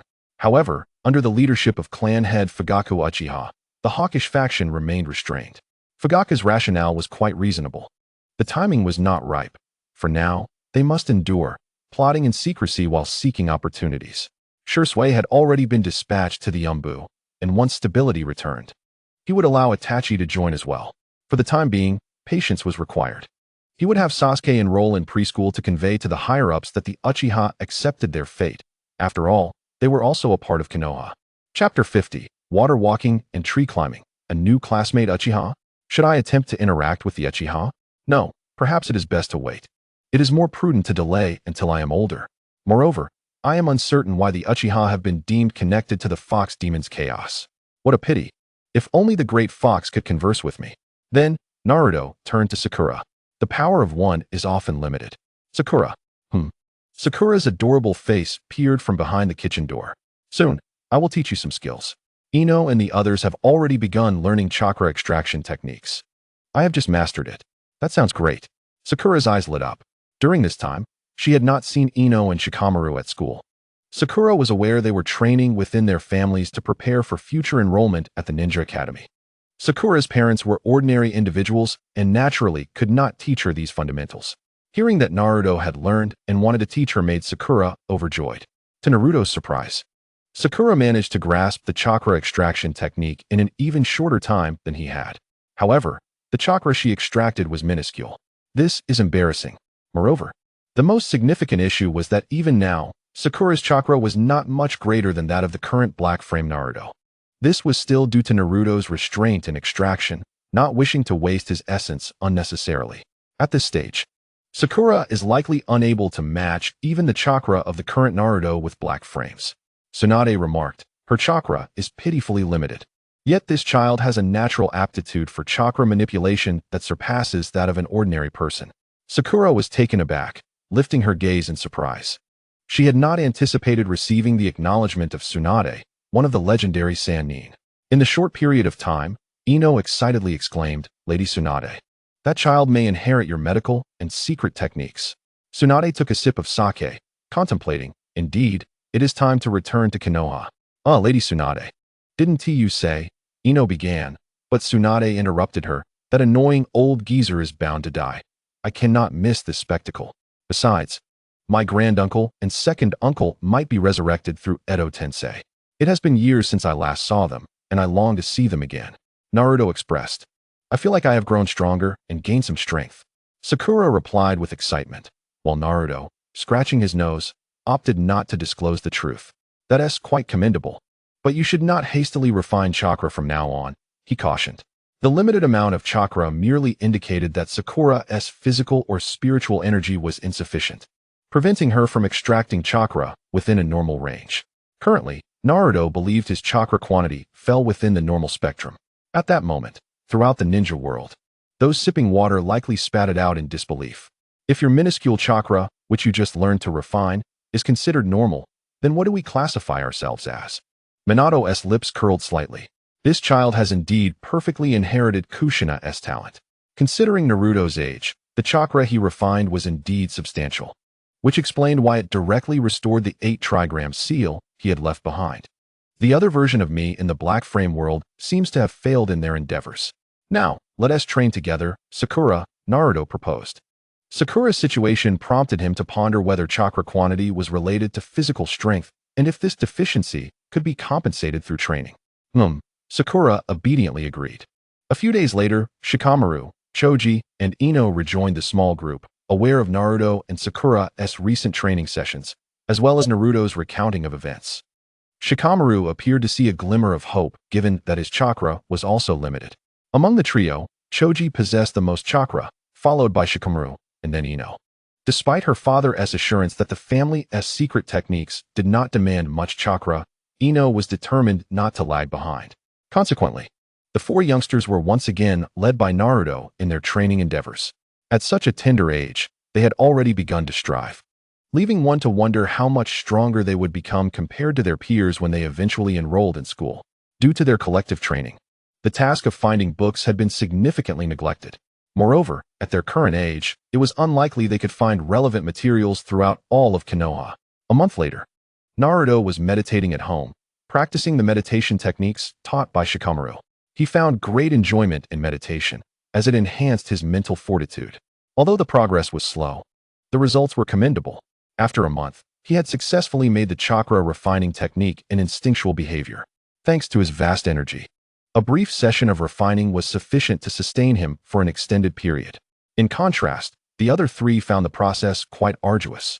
During chakra training, weight-bearing exercises, or running up the mountain, they struggled, needing to constantly focus on refining chakra. After the preschool class at the Ninja Academy, the 4 quickly rushed over, leaving a trail of tiny footprints in the snow. Naruto, Ino exclaimed as she burst through the door. You won't believe what we saw today. Her flushed cheeks reflected her excitement, though she struggled to catch her breath. Patting her back, Naruto encouraged, Take your time, you can tell me in a moment. He welcomed the other 3 into his home. Ino gulped down a cup of warm water from the table. No need to rush. Speak at your own pace. No one is going to steal your thunder, Shikamaru said with a resigned glance at the enthusiastic Ino. Yet, the look on his face betrayed his own interest. Once Ino caught her breath, she hurriedly exclaimed, Naruto, today, while we were at school, we saw people walking on water. It appeared those individuals were freshly graduated ninjas. Upon inquiring, they revealed that chakra could accomplish numerous feats. Before they practiced walking on water, they had already learned to climb trees. Ino said this all in one breath, her excitement evident. Climbing trees was not just a matter of using hands and feet. It involved attaching chakra to the soles of the feet, enabling one to traverse trees and walls as if sticking to them. Walking on water required even more advanced skills, as the surface was not calm and tested the control of chakra beneath the feet. Shikamaru feigned a look of annoyance, though his words flowed effortlessly without any pauses. After Choji distributed a round of chips, he eagerly gazed at Naruto, clearly intrigued by this newfound ability. Naruto merely smiled, a hint of exasperation in his eyes as he regarded the 4. Friends, I am not omnipotent. I am equally curious. Let us attempt this together. At this, the eyes of the 4 sparkled with anticipation. The usual training had been rather dull, so the prospect of something so entertaining was naturally exciting. Sakura felt similarly, but then suddenly recalled something. I remember you seemed concerned about a new student from the Uchiha clan joining our class today. Chapter 51, Training in Tree Climbing. Sasuke is motivated. Sasuke? Ino blinked, then turned to Sakura. noticing her somewhat unusual demeanor. "Sakura?" Ino called out twice, but Sakura did not respond. It was only when Hanabi tugged at Sakura's hand that she snapped back to reality. "Why are you so nervous?" Ino inquired, perplexed. Sakura forced a smile and replied, "I am a bit anxious. I wonder what my counterpart in the Black Frame world would think." "Goodness," Ino sighed, tapping Sakura's forehead. "Don't you know yourself? Didn't you notice that your counterpart in the Black Frame world didn't even blush? Is it that obvious?" Sakura stammered, clearly aware of something. Ino reassured her. "It's fine. The Black Frame world is the Black Frame world, and our world is our own. They won't affect each other." "A new student? Uchiha?" Naruto paused, instinctively asking, was there no one from the Uchiha clan enrolled before? At his words, the three blinked in confusion, clearly not grasping Naruto's intent. However, Shikamaru quickly responded. "Yes, the one named Uchiha Sasuke is likely the first." Naruto and Shikamaru exchanged knowing glances, and they both tacitly chose not to elaborate further. Speaking of Uchiha Sasuke, Ino crossed her arms and nodded, stating, "Just as rumored, members of the Uchiha clan are mostly handsome and beautiful. Uchiha Sasuke is indeed quite striking. The girls in our class blush at the mere sight of him, though he seems a bit arrogant. He is nothing like our Naruto, who possesses both charm and warmth. A quintessential gentleman. Perhaps I have digressed slightly." Shikamaru shot a glance at Ino. Their families share a close bond, making them inseparable, akin to siblings. "What does it matter?" Ino retorted immediately, then turned to Sakura, "Right?" Sakura raised the corners of her mouth, affirming with a simple mm. "Although Sasuke is the most handsome boy I have ever encountered, I hardly know him, and he appears disinterested in girls, often wearing a stern expression. He surely pales in comparison to Naruto." As she spoke, Sakura cast a furtive glance at Naruto. How could a mere replica of the fourth Hokage not be handsome? Ino's eyes widened in disbelief. "What? You actually think Sasuke is more handsome than Naruto?" Naruto, with a light laugh, interrupted the conversation. "Is everyone hungry?" A chorus of yes echoed in response. "Then I must rely on you for a moment," Naruto said with a smile as he rose. Choji sprang to his feet, dashing to the kitchen with the speed of a sprinter. Ino and Sakura also stood, whispering to each other as they made their way to the kitchen. Their roles had been assigned long before, specifying who would handle what before the pot began to boil. Naruto turned to Shikamaru. "Has the entire Uchiha clan relocated to the outskirts of Konoha?" Shikamaru seemed to anticipate Naruto's question. "Yes, it appears the Uchiha clan has no grievances regarding this matter." "Sasuke, I hear, is the youngest son of the clan leader. What about the eldest son?" Naruto inquired. "I'm not sure. My father and Uncle Hayashi ended their conversation there."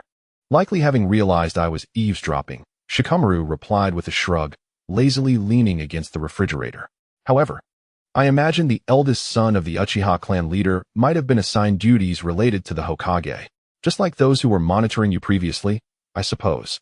He added, yawning, seemingly indifferent to the topic.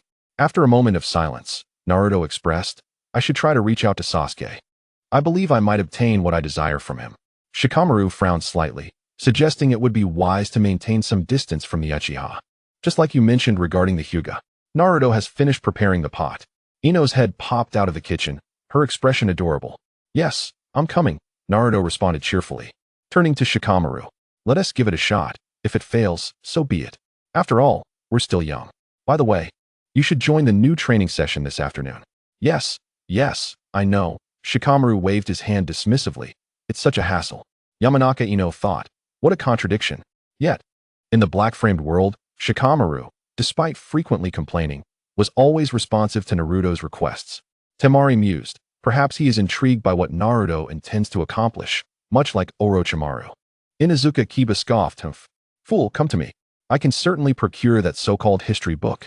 Yamanaka Shino remarked, "In this regard, I might find it easier to acquire knowledge. To understand insects, one often traces back to their predecessors, encompassing a vast array of information." Orochimaru considered, perhaps in this black-framed world, I too would develop a keen interest in Naruto upon encountering him. Uzumaki Kushina advised, "I suggest you remain more prudent." Minato Namikaze acknowledged, "Yes, Orochimaru-senpai. While I am grateful for your promise to reincarnate me, that is a separate matter." Kushina interjected, "When did I permit you to speak?" Minato replied, "Senju Tobirama, excellent. Let us grow robust. We must ensure to vanquish those 4 rebellious disciples in the future." Saratobi Hiruzen interjected, Tobirama-sensei, I. Shimura Danzo cut in, silence, Tobirama-sensei. Hiruzen may be too reserved to say it, but even if you are revived, you must refer to him as the greatest Hokage, the third. Danzo, having shattered his own vessel, was now only concerned with how to stir the waters. Suddenly, a deafening explosion echoed through Konoha, startling everyone. Soon, an elderly man rushed over, exclaiming, "Oh no, the cemetery has exploded." Looking in that direction, it seemed to be the resting place of the second and first Hokages. In the days that followed, life returned to a semblance of normality. Once Naruto confirmed there would be no more surveillance, he felt a significant sense of relief. The back mountain had transformed into a natural training ground. Following Shikamaru's recollections, everyone earnestly began practicing tree climbing. Initially, enthusiasm ran high, but eventually, the four children cried out to return to their previous training. Aside from knowing they needed to channel chakra to their feet, there was little useful information.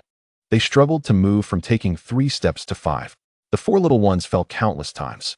Yet, Naruto, undeterred by setbacks, felt the influence of a certain power stirring within him.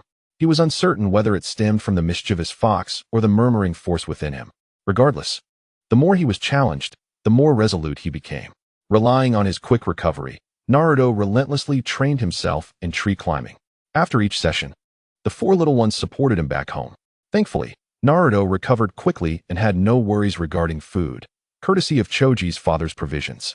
Within just half a month, Naruto successfully stabilized himself on the trunk for a full 5 seconds, greatly motivating his companions. In the chat room, many praised Naruto's perseverance. Only Kushina watched with a pained heart, tears falling like pearls. After another half-month, Shikamaru returned with news. The proud Uchiha Sasuke, upon overhearing Shikamaru and Choji's conversation about their secret training, became intrigued and approached Shikamaru. Before Shikamaru could respond, Ino interjected, "You want to train with us?" That's out of the question. We only acknowledge strong individuals as friends. And you? Humph. This nearly provoked Sasuke into action.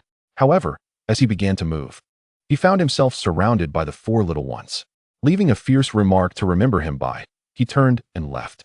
Chapter 52. Whenever Hinata appears, she is bound to be rescued by a hero.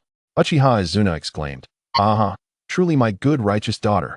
That boy will surely be provoked by you. Nara's boy. If you inadvertently climb a tree in front of that arrogant lad, he'll definitely come running to you, his face stern, eager to join you." Nara Shikamaru replied, "Izuna-sama. That is the me from the black-framed world." Yamanaka Ino added, "I believe even the Shikamaru from the black-framed world would do the same." Akimichi Choji concurred. Temari echoed her agreement. The little ones engaged in a game of wordplay.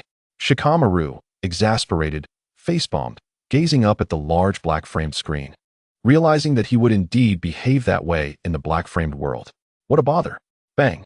Sasuke's cheeks flushed as he slammed his fist on the table. How could I fall for such a simple trick? Provocation will not work on me. This winter was nearing its end, yet snowflakes continued to fall over Konoha. After donning his attire, Naruto descended the stairs. The neighbors had all moved away. Naruto doubted that the old man would leave him so unguarded. He likely had been dispatched near the new Uchiha clan territory. During this time, Naruto had also noticed the Konoha guards on the streets. But their enforcement seemed even more brutal and direct than before. Due to the presence of the Leaf Village's guard, specifically the Uchiha clan, the attention of the masses is diverted. Currently, Naruto can walk through the streets without drawing the notice of those foolish enough to shout for attention, provided he does not intentionally make a scene. Perhaps, in their eyes, the little fox demon has long since perished in some forgotten corner of winter. Naruto's purpose for venturing out today is to visit Ichiraku Ramen, a place he hasn't frequented in quite some time. He intends to ask his sister Ayam to procure vegetable seeds for him, so he can plant them promptly when spring arrives next year. Hey, you can't possibly be the daughter of the Hyuga clan, can you? If so, show us your Byakugan. The once lush trees now stand bare. Snow absorbs sound, theoretically rendering the street's inhabitants unaware, yet Naruto's keen senses and heightened perception allow him to hear more than others his age. Initially, he had no intention of engaging, but upon detecting a familiar chakra and hearing the name Hyuga, he halted in his tracks. Hinata? A glance revealed 3 older children confronting a small girl with short black hair. Chakra? Naruto paused, taken aback. Hinata exudes an impressive aura. Is it due to the uniqueness of the Hyuga? Her chakra surpasses even that of Choji. Contemplating this, he made his way toward them. If you don't wish to demonstrate your Byakugan, don't look our way. Those eyes are eerie. What is the difference between you and a monster? Byakugan monster. Kushina, how outrageous. How dare they bully my Hinata? Naruto, go. Teach those wretched children a lesson. Ino blinked. Hinata, it seems every time you appear, it's as if Naruto the hero comes to your rescue. Hinata's cheeks flushed. I don't know, but I don't recall anything about that. Is that so? Sakura regarded Hinata with suspicion. Hinata simply covered her face, opting for silence, aware that the more she spoke, the more likely she was to slip up. Those despicable fools. Sister, teach them a lesson. How dare they call you a Byakugan monster? Hanabi waved her tiny fists in frustration. I envy you. When will I get my moment? Kiba expressed. Yes, I too wish to make an appearance. Shino added, but his words fell on deaf ears. At this moment, I must have encountered Gai-sensei. Lee exclaimed. Lee. Gai-sensei. Kiba declared, I propose we silence those two for an hour. Ding. Kiba has silenced them for 1 hour. The three older children surrounded Hinata, incessantly chanting. Byakugan monster. Hinata bit her lip, unable to hold back any longer. Her small nose quivered as she began to sob, her violet eyes clouded with tears. Amidst the mockery, Hinata covered her face and crouched down, quietly weeping. The three older children erupted into laughter at the sight of her distress. Hinata wept, feeling utterly wronged, when suddenly a familiar voice broke through. What are you doing here? Lost again?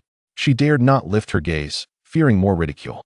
However, upon hearing the words lost again, she couldn't resist glancing up, only to see a small blonde boy, not much taller than the older children, looking at her with a gentle smile. Naruto.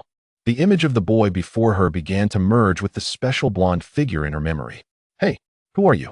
Wait, aren't you the fox demon my parents warned me about? The older children, fueled by their animosity, taunted her. That wretched fox demon, making my parents so heartbroken. The fox demon seems familiar with the Byakugan monster. Perfect. Let us send you both to hell. Fox demon. Fox demon. Byakugan monster. Byakugan monster. The three older children resumed their chant. Naruto cast a disinterested glance at the leader, the stoutest of the bunch. Oh, you want to fight? The two others rushed forward, attempting to seize him. Bang. To their surprise, Naruto did not flee. Instead, he advanced, stepping past them and delivering a punch squarely to the leader's nose. Do you think you're facing just anyone? I am the future Hokage. He turned, flashing a slight smile at the two stunned boys. He said this deliberately, knowing that even if the elders found out, he would have a reason to justify his words. Besides, he imagined they would be delighted to hear him boast while he fought. Monster. One of the older boys stumbled back, terrified. With a single blow, their leader was sent sprawling on the ground, blood pouring from his nose, and if one looked closely, they could see a tooth lost in the snow. Bang. Without any hesitation, Naruto landed a punch on each of the remaining two, knocking them to the ground as well, blood streaming from their noses. Don't play dead, or you'll freeze to death in the snow. The three older children, each receiving a kick from Naruto, scrambled to their feet and fled. Wait. Just as the stout boy attempted to circumvent Naruto, he was intercepted. What do you want? The boy trembled in fear. Naruto simply grabbed him, wiping the blood from his hands onto the boy's clothing. Get lost. The stout boy, relieved, clutched his bleeding nose and ran away. Taking down those bullies was merely a matter of moments. Naruto felt no pride from it, for he knew this level of strength was insufficient for retribution against the village. Are you not done crying? Naruto extended his hand. Hinata stood frozen. The familiarity of his words and the scene overwhelmed her. Yes. Little Hinata nodded earnestly. Wah. Grasping Naruto's hand and rising, she gazed at his increasingly familiar smile, feeling a pang in her nose before bursting into tears. Naruto, Chapter 53, Acquiring a Byakugan Little Girl. The pressure is on the wallet. Foolish Naruto, this is a sign of Hinata's trust in you. Ino muttered. No, I don't. Hinata protested shyly, pointing at her fingers. Ino shook her head. You're not being honest at all. Why not practice in front of a mirror? If you can deny it without blushing or racing heart, then I will believe you. Hinata dared not defy Ino. Without needing a mirror, she was already aware of the heat in her cheeks. Yet, each time she looked up at Naruto's silhouette on the large screen, her lips would involuntarily curve upward. Naruto-kun is so cool. Sasuke is not as cool as Naruto. Is that what you think? Hinata, Ino, you're terrible. This time, you must have cried enough, right? Naruto regarded the Byakugan girl with mild exasperation. After a moment's contemplation, he reached out, placing his hand on his own scarf. However, hesitating for a second, he redirected his hand to Hinata's scarf. Under Hinata's bewildered gaze, he used her scarf to wipe away her tears. There, now you look much better. As for the Byakugan monster, they are merely envious of your beautiful eyes. Hinata had ceased her tears, yet remained silent, gazing intently at Naruto. Surely you remember the way home? He inquired gently. Hinata lowered her head slightly, and upon regaining her composure, she found herself lacking the courage to maintain her gaze on Naruto. Very well. You may return on your own, Naruto said, giving her shoulder a reassuring pat. You are quite strong.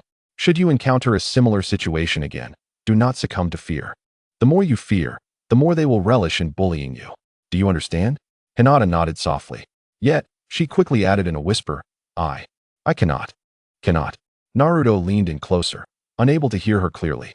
If I encounter you again, I will also bully you. Shikamaru observed this scene, momentarily taken aback as childhood memories flooded his mind. He recalled a particularly cruel boy who would always torment her, scaring her with bizarre insects. If only someone had stood up for her back then. With this thought, Shikamaru glanced enviously at Hinata's image on the large screen framed in black. All right, I must be off, Naruto declared, straightening up and waving at the girl whose cheeks were tinged with a faint blush. Thank you so much. Hinata responded with a deep bow. Not at all. Farewell, Naruto replied with a warm smile. Where are you headed, Naruto-kun? Hinata herself was surprised by her newfound courage to ask. I'm off to have breakfast. Ichiraku ramen is delightful, and I haven't been there in a while. Just then, Hinata's stomach emitted a loud growl. Instantly, her face turned crimson. Would you like to join me? Seeing her reaction, Naruto extended an invitation. It was fortuitous, as he was searching for a valid reason to ask Hinata to help him procure some useful books. Hinata stammered, her shyness resurfacing. Naruto found it curious. She hadn't been this easily embarrassed before. Shaking his head, he took her small hand in his. Come on, I'll treat you. Congratulations to Naruto for winning the affection of the shy little girl. Ino whispered softly to Hinata, who was blushing even more visibly.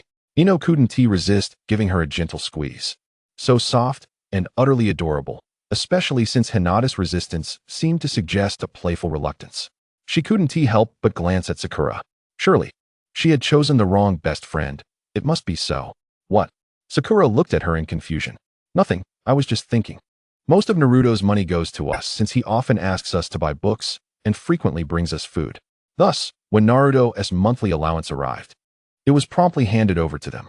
This time, it seemed he had set aside some funds for a visit to Ichiraku Ramen. Sakura nodded in agreement. That makes sense. But he must have saved quite a bit. He will surely bring us a takeout. Ino's eyes sparkled mischievously. No, Sakura, you seem to be overlooking an important detail. What? Sakura tilted her head, unable to grasp the implication. Ino decided to remain silent, realizing she might have overstepped. Hinata's large eyes glistened with uncertainty, and a fleeting shadow crossed her countenance. I'm sorry, Hinata, I shouldn't have made that joke. Hinata's reaction distressed Ino. The scene on the large black-framed screen continued. Naruto-kun. What is it? Naruto responded without turning around. Before Hinata could finish her sentence, Naruto turned around with a bright smile. We've arrived. With that, he took Hinata into Ichiraku Ramen.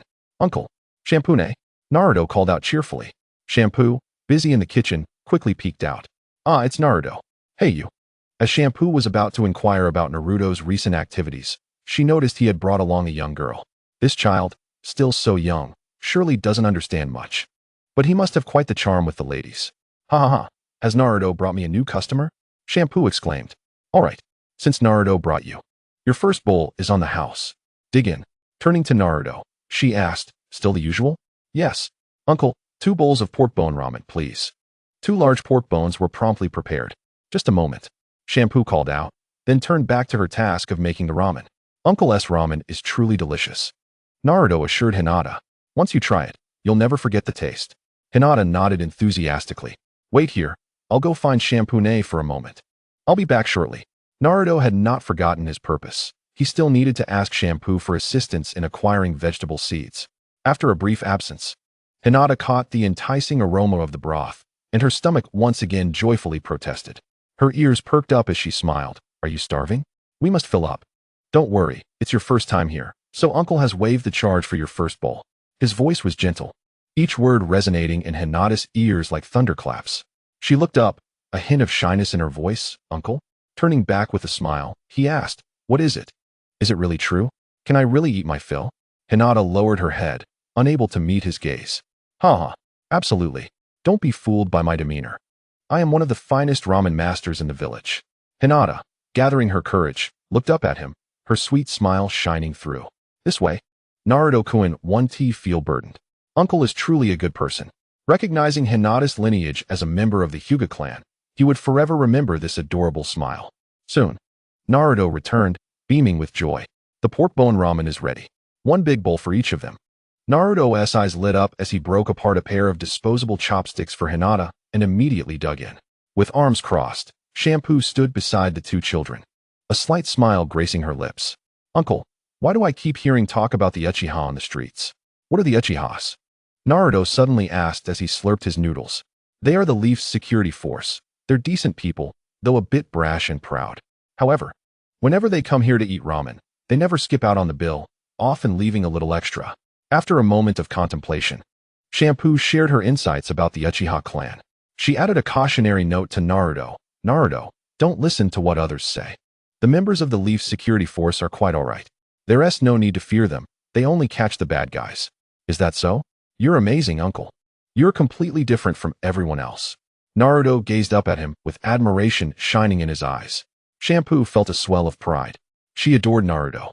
He was both handsome and adorable, always so earnest in his words. At that moment, a soft voice interrupted their conversation. Both Naruto and Shampoo turned in surprise. In front of Hinata stood a bowl larger than her own face, completely empty.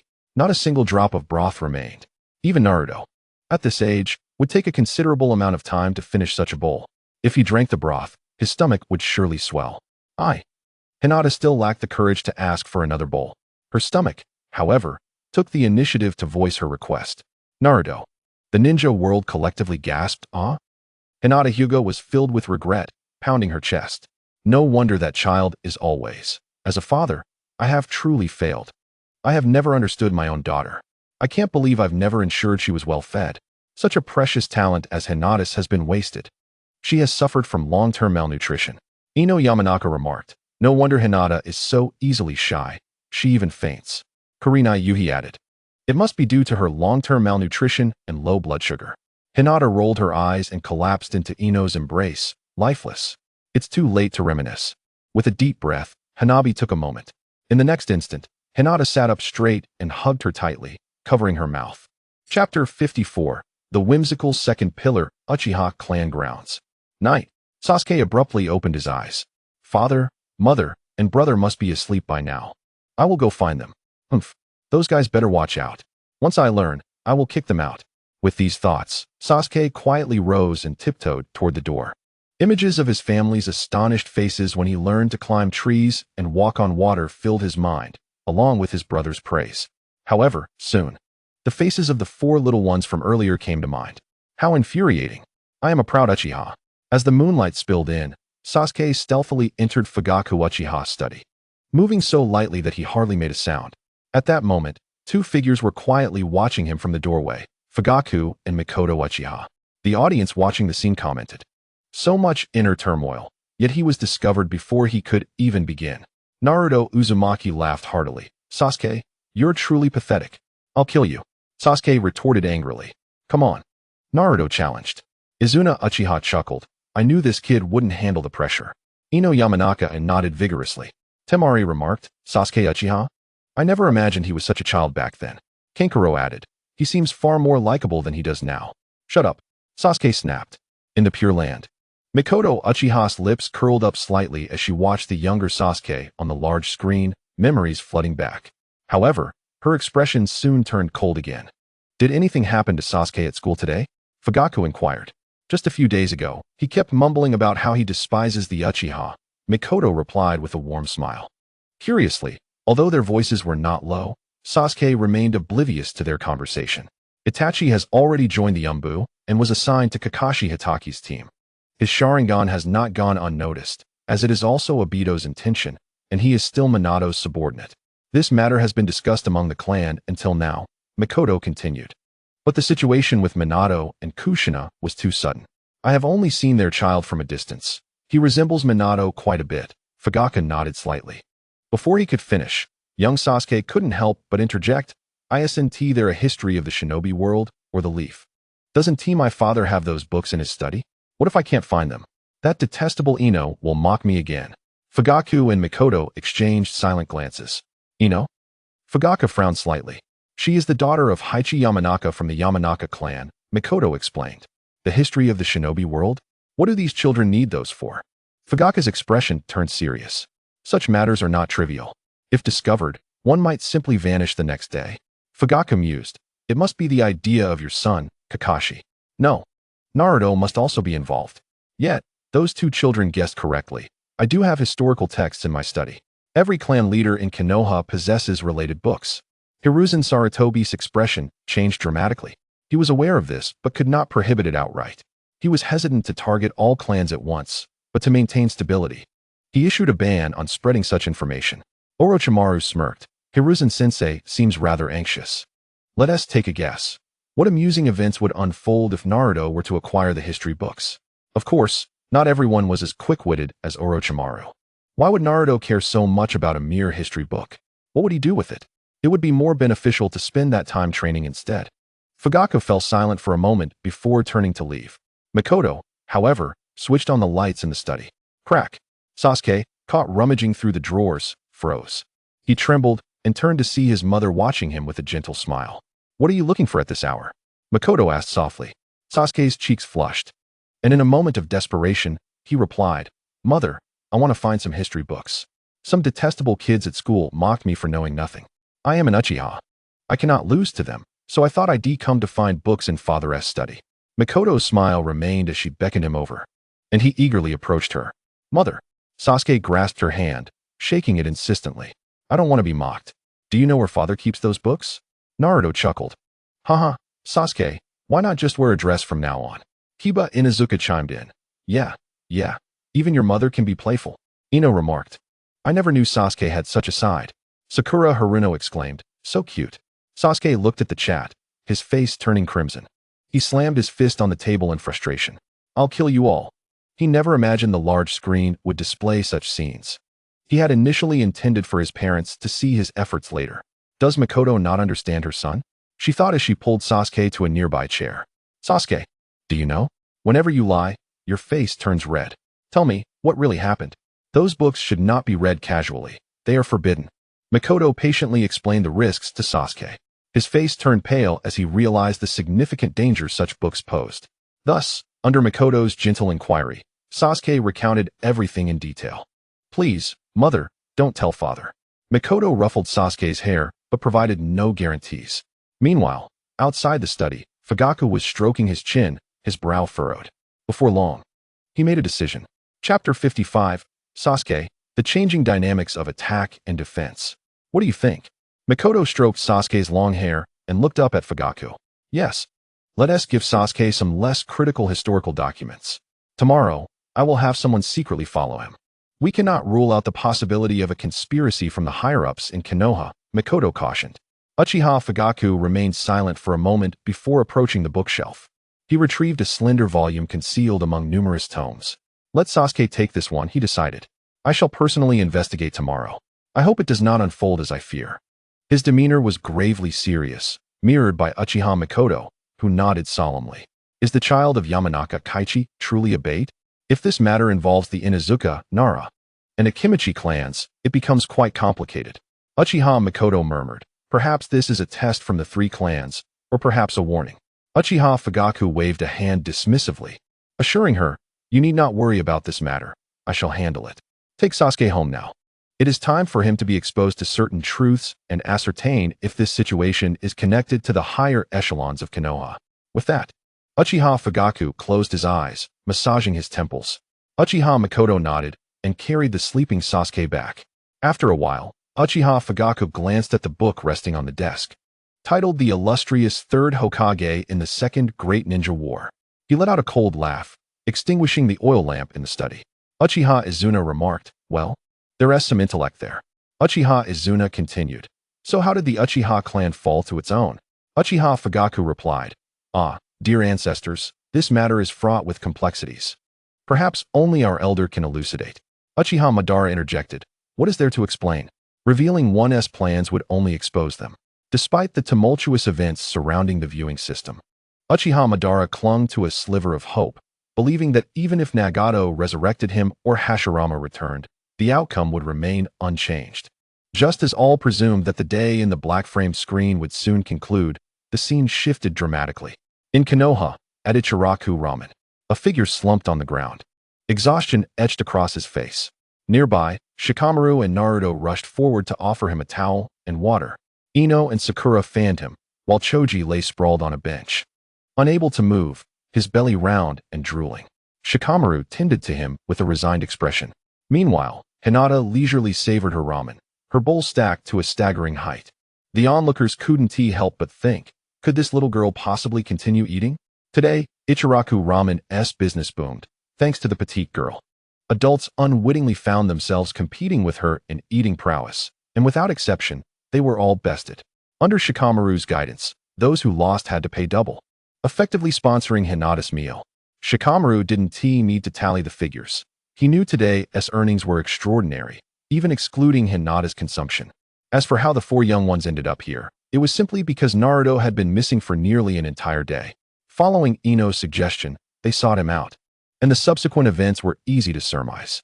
Hinata's father, Hayashi Hyuga, lamented, his heart filled with astonishment. Such terrifying combat prowess. This has never been witnessed before. How can such a tiny girl with such a small belly consume so much? Hinata blushed, unable to suppress a loud burp. The first time in her life she had eaten to such fullness. In truth, she had managed to eat so much primarily because her uncle was nearly out of ramen. Additionally, the noodles were too hot, necessitating a slower pace. Moreover, her rapid digestion played a role. Ramen is not meat, and it vanished quickly. Visibly, little Hinata appeared much healthier, her large eyes sparkling with vitality. She is a genius, exclaimed Senju Tobirama. This child's talent may well surpass that of any in the Hyuga clan's history. The Akimichi child, it seems, lacks even a fraction of her strength. How infuriating. Choji grumbled. I never imagined I would lose so thoroughly. Hinata, you are remarkable. Ino and Sakura exchanged glances, then looked at the still unconscious Hinata. How could she consume so much without her figure suffering? It was truly enviable. Thank you. I am full, Hinata declared, rising without a hint of discomfort, feeling as though she could still eat more. Well, as long as you're satisfied. Her uncle, the finest ramen master in Konoha, managed to muster, giving her a gentle pat on the head, enchanted by her adorable smile. Before long, the four young ones bid farewell to the exhausted uncle and departed with their new member, Hinata. Shikamaru rubbed his sore arms from washing dishes, preparing to speak, when suddenly, a tall figure appeared unexpectedly within Ichiraku Ramen. Father, Shikamaru gasped, turning around. Please, one bowl of ramen, the kind that child had. He instinctively wanted to refuse, claiming they were closing, but the seriousness of the visitor compelled him to sigh and continue preparing the noodles. Moments later, the ramen was ready. Hayashi Hyuga clasped his hands together, consuming the bowl with astonishing speed, feeling satiated after just one. He glanced at Shikamaru, who was still tidying up, then rose with a solemn expression, producing a stack of money from his sleeve and placing it on the table. Thank you for your service. Hayashi Hyuga thought. At least in this black-framed world, I shall not repeat the past. In front of the Hyuga family gate, Hinata, feeling slightly shy, waved goodbye to her companions. Hayashi observed the children from a distance, remaining silent for a long while until they disappeared from view, at which point he slowly made his way home. He did not seek out Hinata immediately, but when he reached his door, he found her small form kneeling before it. Having been missing for the better part of the day, how could she not feel anxious? Get up. We will discuss this tomorrow, he gestured, dismissing her disbelief and urging her to return to rest while he remained awake in his room throughout the night. The child's identity was indeed unique, but the absence of Umbu Ninja throughout the day suggested complete trust. Perhaps it would be prudent to allow Hinata to engage with the child, for she seemed quite fond of her. Could this also be a test from the third Hokage? It seemed necessary for him to accompany her tomorrow. The following day, at the Uchiha clan grounds, In the clan leader's residence, Sasuke smiled at the newly acquired book, the illustrious third Hokage in the Second Great Ninja War. After pondering for a moment, he took out paper and pen, transcribing the first page's content before placing it in his backpack with satisfaction. Humph, foolish little ones. The tables have turned. Unbeknownst to Sasuke, all his actions had been observed by Uchiha Fugaku, who departed from the window only after Sasuke had finished. He too needed to prepare. It had been a long time since he had acted, and the stakes were high. He must proceed with utmost caution. The onlookers exchanged glances. Their expressions varied. Could a confrontation be imminent? As events unfolded, they played out as they had anticipated, with the black frame screen transitioning once more. At the Hyuga clan. In the cafeteria, Hinata gazed at her breakfast, which was 10 times more than usual, and the little girl was bewildered. She anxiously scanned her surroundings, but did not see her imposing father. Instead, a maid softly remarked, "Miss, it is time for breakfast. Lord Hayashi has important matters to attend to these days and has given you a break. You are free to do as you please, including not training and going out to play with friends." The maid's voice was gentle, and Hinata listened as if it were a celestial scripture. Could such a thing truly happen? She was uncertain, yet the delectable meat bun in her mouth was undeniably real. In the distance, Hayashi Hyuga watched Hinata diligently eating and murmured, "Her body has been in a state of deficiency for too long. She requires a period of rest. In due time, I shall assess her true capabilities." After finishing her meal, Hinata lowered her head slightly and asked the now dumbfounded maid if she could indeed go out to play. The maid instinctively glanced at the fine snow still falling outside and replied, "Miss, if you intend to go out, please ensure you are properly dressed for warmth." Hinata was overjoyed. Hayashi's heart twisted with an inexplicable displeasure as he watched Hinata's small figure dash out of the house, and he felt compelled to follow her stealthily. "Sister, I told you, father is not as he appears," Hanabi exclaimed excitedly. Hinata nodded with a smile. She was well aware. Otherwise, either she or Hanabi would have long been marked as caged birds. In truth, Hinata had long been prepared for the possibility of being treated as such. Meanwhile, on the competitor's stand, Temari looked at Hinata's figure with growing envy, noting that she had a father who genuinely cared for her. Hayashi bore some resemblance to Raza, but that was merely superficial.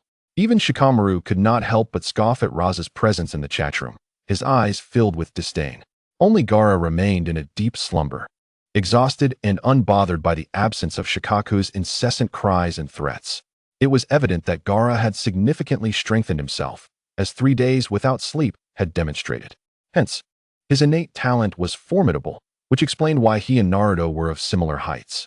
In the preschool of the Ninja Academy, during recess, Sasuke strode ahead with an air of arrogance, followed by 4 skeptical companions. Once they were alone, Sasuke revealed a page of notes he had hidden.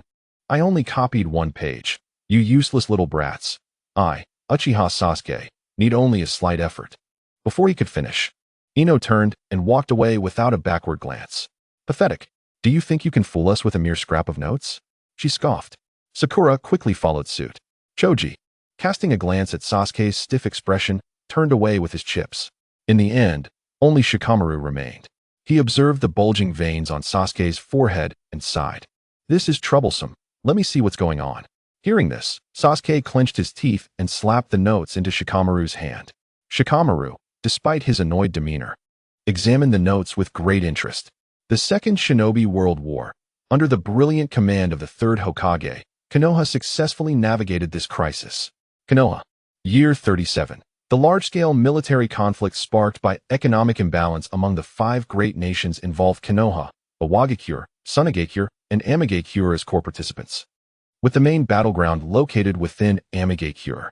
Under the astute guidance of the Third Hokage, Konoha repelled Iwagakure and simultaneously pushed back Sunagakure within Amagakure, and also confronted Amagakure's leader.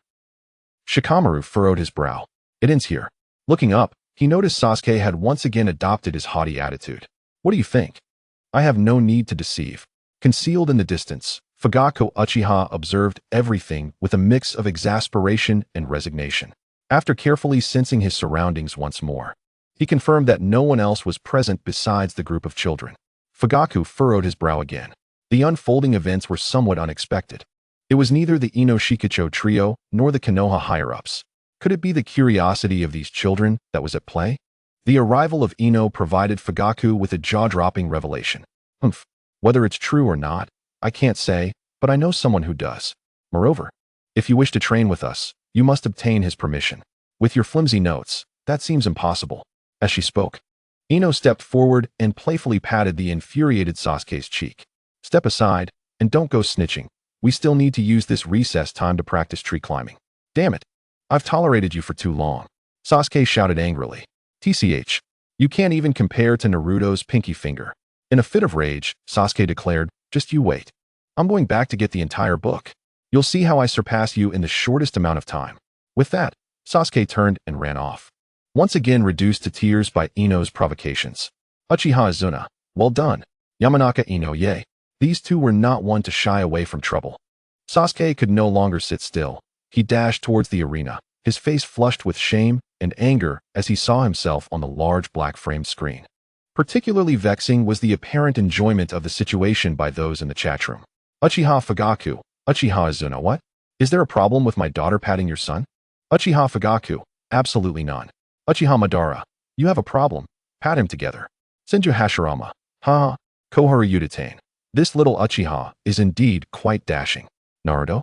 Could it possibly be that child? Uchiha Fugaku was taken aback. After piecing together the clues, he realized something, and a chill ran down his spine. If the person behind this was indeed the child of Minato and Kushina, then things were about to get interesting. Uchiha Fugaku suppressed his curiosity and continued to conceal himself in the brush, observing the four little ones diligently practicing tree climbing. He fell silent, realizing that their conversation hinted at a connection to the Nine-Tails Jinchuriki. Did the higher-ups of Konoha have any knowledge of this? With such questions and anticipation in his heart, Uchiha Fugaku remained hidden until the preschool class was dismissed. Watching his son's proud demeanor, he couldn't help but twitch at the corner of his eye. However, upon considering the potential implications of a Jinchuriki's opinion on Konoha or its higher-ups, his gaze towards Sasuke softened somewhat. Yet soon, Uchiha Fugaku was left bewildered. In a secluded thicket, he encountered an unexpected figure, equally incredulous as they locked eyes. Both had been stealthily following, and had it not been for their unfortunate collision, they might never have recognized each other. Are you here to take a dump? X2 Chapter 57.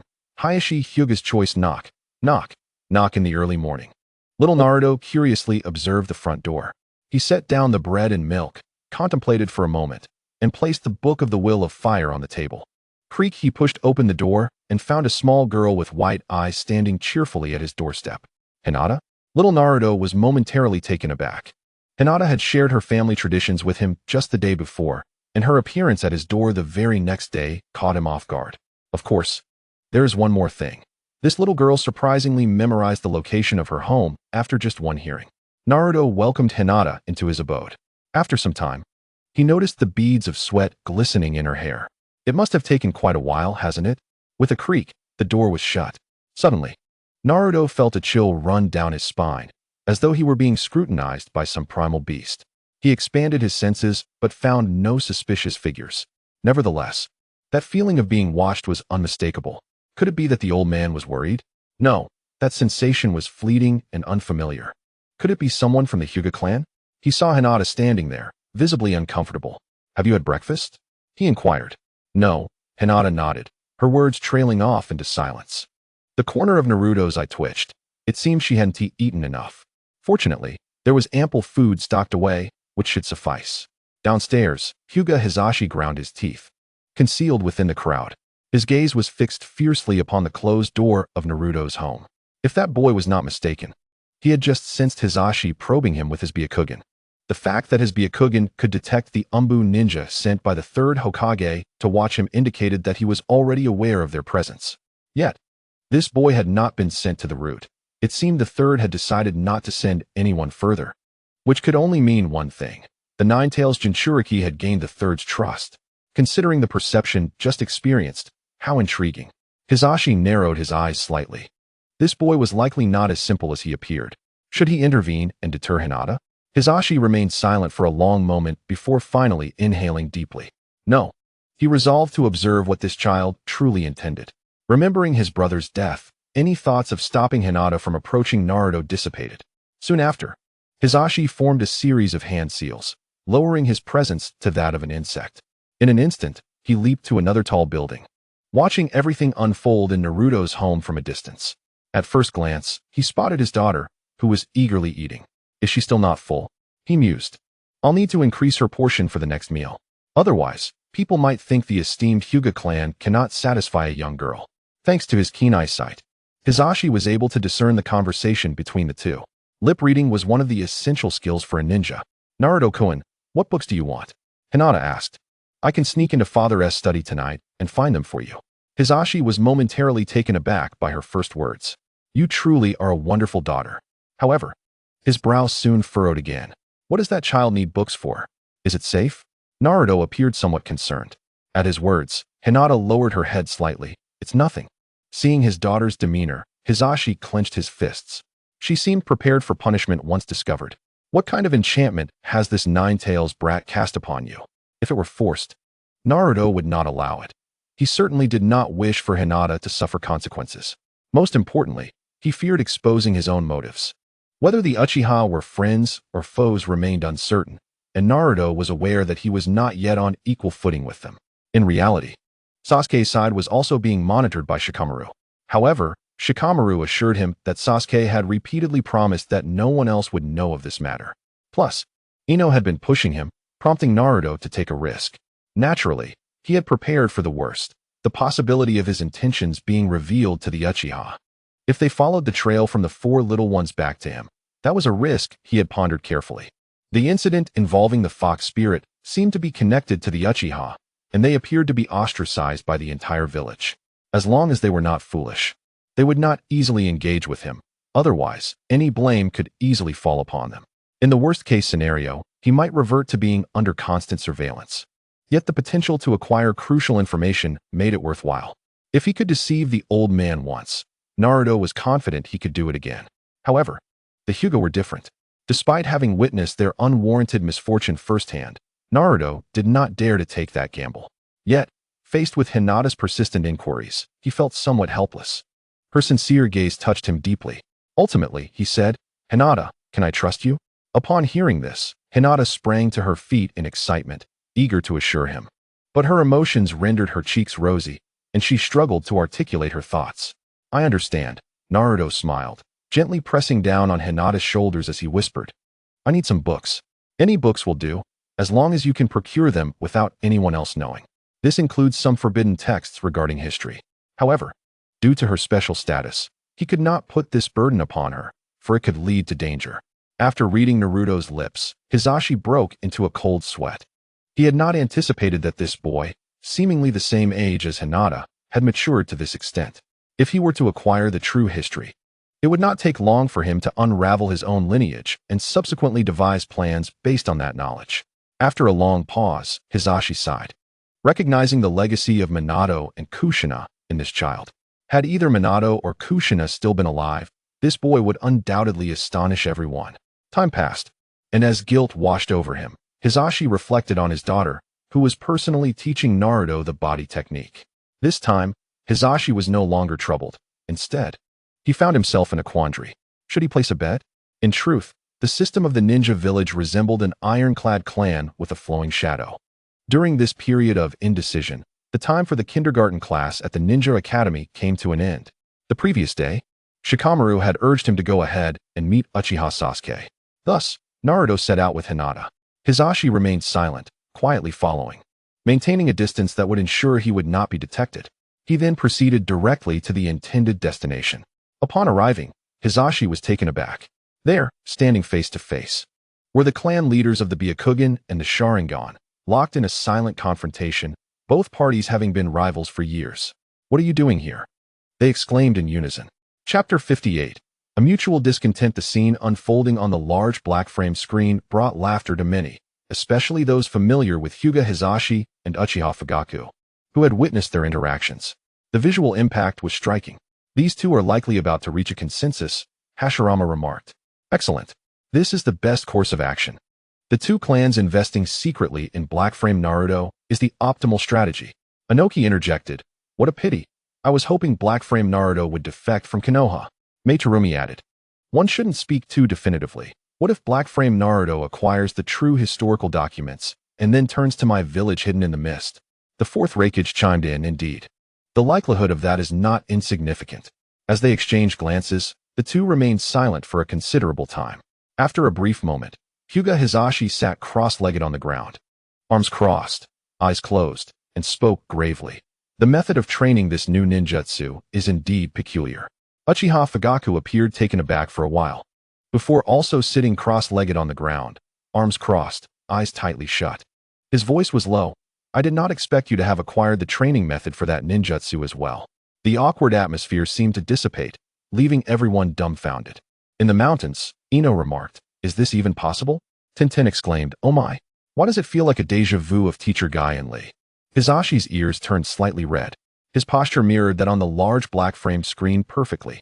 Uchiha Fugaku submerged into silence, allowing others to tease him as he remained tranquil. As long as he felt no embarrassment, the discomfort belonged to others. You are the famed Naruto Uzumaki? Sasuke said, arms crossed. Upon seeing the young Naruto, his anger flared instantly. Naruto frowned slightly, unsure why. Despite this being their first encounter, Sasuke's presence irked him so much. The more he looked, the more he found him displeasing, wishing to deliver a punch that would leave him in tears. No, was that feeling of murmuring returning? Naruto suddenly realized. The whispers in his mind had vanished for quite some time. Why did they resurface at the sight of Uchiha Sasuke? When Naruto snapped back to reality, Sasuke had already approached him, chin held high, scrutinizing him through his nostrils. Crack. Naruto clenched his fist. So annoying. He thought, no, I must restrain myself. I absolutely cannot act on those whispers. Yes, I am Naruto Uzumaki, and you must be the Uchiha prodigy, Sasuke Uchiha? Naruto offered a friendly smile and extended his hand. Sasuke hesitated for a moment. Observing the smile on Naruto's face, he remained silent briefly and then extended his hand to shake Naruto's. The saying goes, one cannot strike a smiling face, especially when the other party referred to him as the genius of the Uchiha clan. Naruto glanced at Shikamaru, who nodded, then patted his backpack, signaling that he had gathered his things. Only then did Naruto say to Sasuke, welcome to our team. Humph. Sasuke turned his head away. Ino shot him an eye roll, while even Sakura couldn't help but twitch at the corner of her eye. He looks good, but he loves to show off too much. Let's head home, welcome our new member, and continue training this afternoon. Upon hearing training, the four little ones immediately drooped their heads. In the distance, hidden among the grass, Hisashi opened his eyes. I should take my leave. Their eyes met. Quite a coincidence. Shall we go together? All right. They followed behind the little ones, maintaining a silence between them. As long as neither of them initiated the conversation to break that final barrier, the matter would not become serious. Thus, during lunchtime, Uchiha Fugaku accepted the bento offered by Hisashi. Thank you. After a while, Fugaku inquired, does the Nara family know about this? I have not seen them, Hisashi replied. Have you noticed anyone else? Fugaku remained silent for a moment before asking again. Hisashi discerned Fugaku's underlying concern. Others referred to the higher-ups of Konoha. No. Their conversation was rather monotonous, while laughter from children occasionally echoed from upstairs. Finally, Hisashi took a deep breath, intending to break through the final barrier. Lord Fugaku, have you placed a bet? Upon hearing this, Fugaku's gaze sharpened momentarily before returning to normal. Not yet. I only took a copy of an incomplete excerpt. Oh. Hisashi narrowed his eyes slightly. Fugaku smiled faintly. No need to guess. It is that book we were forced to study back in the day. The third Hokage's brilliance during the Second Shinobi World War. Realizing Fugaku was sincere, Hisashi no longer hesitated. Lord Fugaku, are you considering raising the stakes? Fugaku chuckled but remained silent. Hisashi glanced toward Naruto's house, thinking it was time for Hinata to learn some history and understand the great deeds of their ancestors. Isn't that right, Lord Fugaku? Yes, that is correct. I appreciate your reminder, Fugaku replied with a slight smirk. However, this matter is confidential. It is best that others do not know. Of course, especially the parties involved. Senju Tobirama, I told you they would reach a consensus. Onoki, the stakes are quite high. If exposed, both families will wait. Is there not a possibility? Koharu, they intend to drag the Inuzuka, Nara, and Akimichi into this. Nara Shikamaru, Dad would say it's just a matter among children. They never participate. Nara Shikaku, but that does not mean we won't place bets on both sides. Nara Shikaku, the Inuzuka clan is not like the Hyuga and Uchiha, where prudence is the correct choice. Of course, if it is within a bearable range. Taking a slight risk is not out of the question. As the sun set, Sasuke collapsed onto the ground, his chest rapidly rising and falling. His face flushed, and his fists clenched. Damn it! Thud! He slammed his fist heavily into the ground, casting a glance at the distant Naruto, who was wobbling along a tree branch. Feeling quite resentful. Hey, Uchiha young master, what's wrong? Suddenly, Ino's voice rang out from a nearby tree. Sasuke shut his eyes. Out of sight, out of mind. Wow. Hinata, you're amazing. Sakura exclaimed. You can walk more than 5 steps in just one afternoon. Ino then added a jab. Hinata is great, unlike some boastful guys. Uffed. Sasuke immediately lost his composure, sitting up and glaring fiercely at Ino. He turned and ran toward the large tree. Thud. His unstable mindset caused his chakra to not yet stabilize under his feet. One misstep, and down he went. Ha ha. Ino's laughter echoed. Even Sakura couldn't help but chuckle. Uchiha Fugaku's expression darkened, while Hisashi nodded with satisfaction. However, their attention was soon drawn back to Naruto's figure. Did you notice? Was he doing that on purpose? The chakra flow seemed very stable. It shouldn't have appeared so erratic. Chapter 59. The heart of Kagura. Uchiha Fugaku furrowed his brows, instinctively reaching to activate his Sharingan. Yet, Hisashi pressed down on his hand. No, that child's perception is quite sharp. In all of Konoha, only our 2 clans can observe that child from afar without being detected. Hisashi spoke solemnly. It must be the Nine-Tails chakra, right? Fugaku replied. Hisashi frowned in contemplation for a moment before stating, it's highly likely. The seal set by Minato must be far from simple. Could it be that he intends for the Nine-Tails to be used by Naruto? Fugaku speculated. That possibility is significant, but that child is exceptionally gifted. If our chakra were to be constantly interfered with, regardless of how well we train, our mental state would have likely exploded long ago. Naruto Uzumaki. Yes. If it weren't for Kurama constantly interfering with me, humph. I could easily crush Sasuke. Sasuke Uchiha. Clown, do you think anyone is listening to you? Senju Tobirama. Wait. You too. Did you not hear Naruto's voice in the black-framed world? Inazuka Kiba. Right. Naruto, have you heard any murmurs in your head? Yonashino. No wonder Naruto and Sasuke always seem to be at odds with one another. Upon hearing the inquiries from the others, Sasuke coldly replied, I feel nothing. There is nothing to say about such fools. Uzumaki Naruto. Huh? Did you see that arrogant demeanor? Uzumaki Naruto. There's no rambling involved. I simply can't stand that conceited guy. Uchiha Sasuke. What the hell are you saying? Uzumaki Naruto. Come and fight me one-on-one. The two were promptly silenced. Karui. It seems there's no need for verification. Anoki. I can't shake the feeling that Naruto is hiding secrets we don't know about. Fourth Raikage. I share that sentiment. Perhaps we can only glean answers from Black Frame Naruto. Orochimaru. That is certainly the case. It will be quite difficult to extract answers from Naruto-kun here. As dusk approached, Sasuke, with reddened eyes, ran off without looking back. Ino placed her hands on her hips, clicking her tongue. However, before Ino could speak, little Naruto lightly tapped her forehead. All right, if we keep provoking him. What if he takes it too far? Ino stuck out her tongue, shaking little Naruto's arm. After all, that guy's personality is unbearably annoying. Personality? Little Naruto seemed to grasp some critical information. Is this how all members of the Uchiha clan are? Not entirely. Shikamaru rested his hands behind his head and yawned. However, the reason the Konoha guard is disliked is indeed because most members of the Uchiha clan share traits similar to Sasuke. Little Naruto nodded in contemplation, then turned to everyone. Let's head back. Hinata Hyuga, having been a target for mosquitoes all day, stood up first.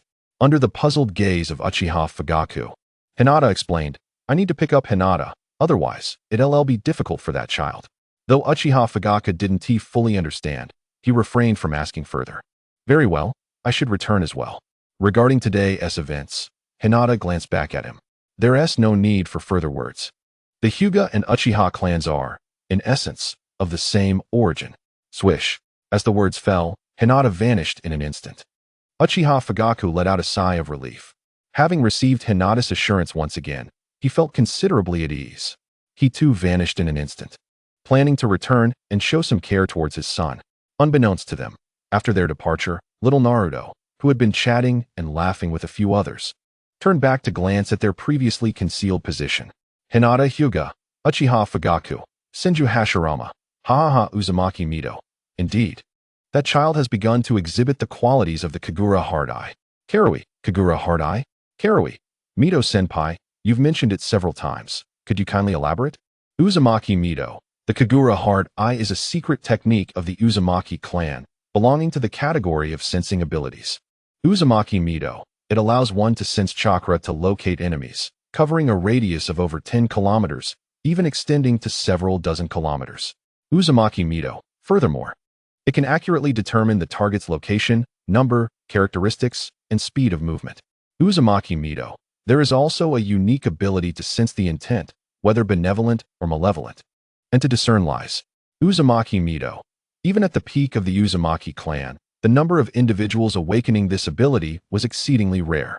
The introduction by Uzumaki Mito left everyone in the shinobi world utterly bewildered. No wonder the land of whirlpools was destroyed. This ability is simply outrageous. Orochimaru excitedly extended his long tongue, licking his dry lips. It was evident that Naruto-kun possessed the potential to awaken the Kagura Hard Eye. The scene on the black-framed screen continued. Who could it be? Little Naruto glanced at Hinata, who was keeping her head down beside him. Hinata's Byakugan indeed seemed to have perceived something. There was a sensation of being seen, yet without any malice. But if the target is 2, does that mean Sasuke was already discovered before he even started? This thought left little Naruto somewhat disappointed. He had hoped that the entity capable of triggering the ramblings would be exceptionally unique. To his dismay, aside from that proud exterior and fragile heart, there seemed to be no other strengths. Sasuke, am I being looked down upon by black-frame Naruto? Yet what he said seems to ring true. For a moment, Sasuke was at a loss for how to retort. Since there is no malice, and considering my previous tests, let us see how tomorrow unfolds. Little Naruto took a deep breath. If tomorrow Sasuke can present new historical documents, or if Hinata can bring that matter to light, it would be intriguing. Konoha is certainly not as unified as it appears. A turning point lies within, and I will seize it.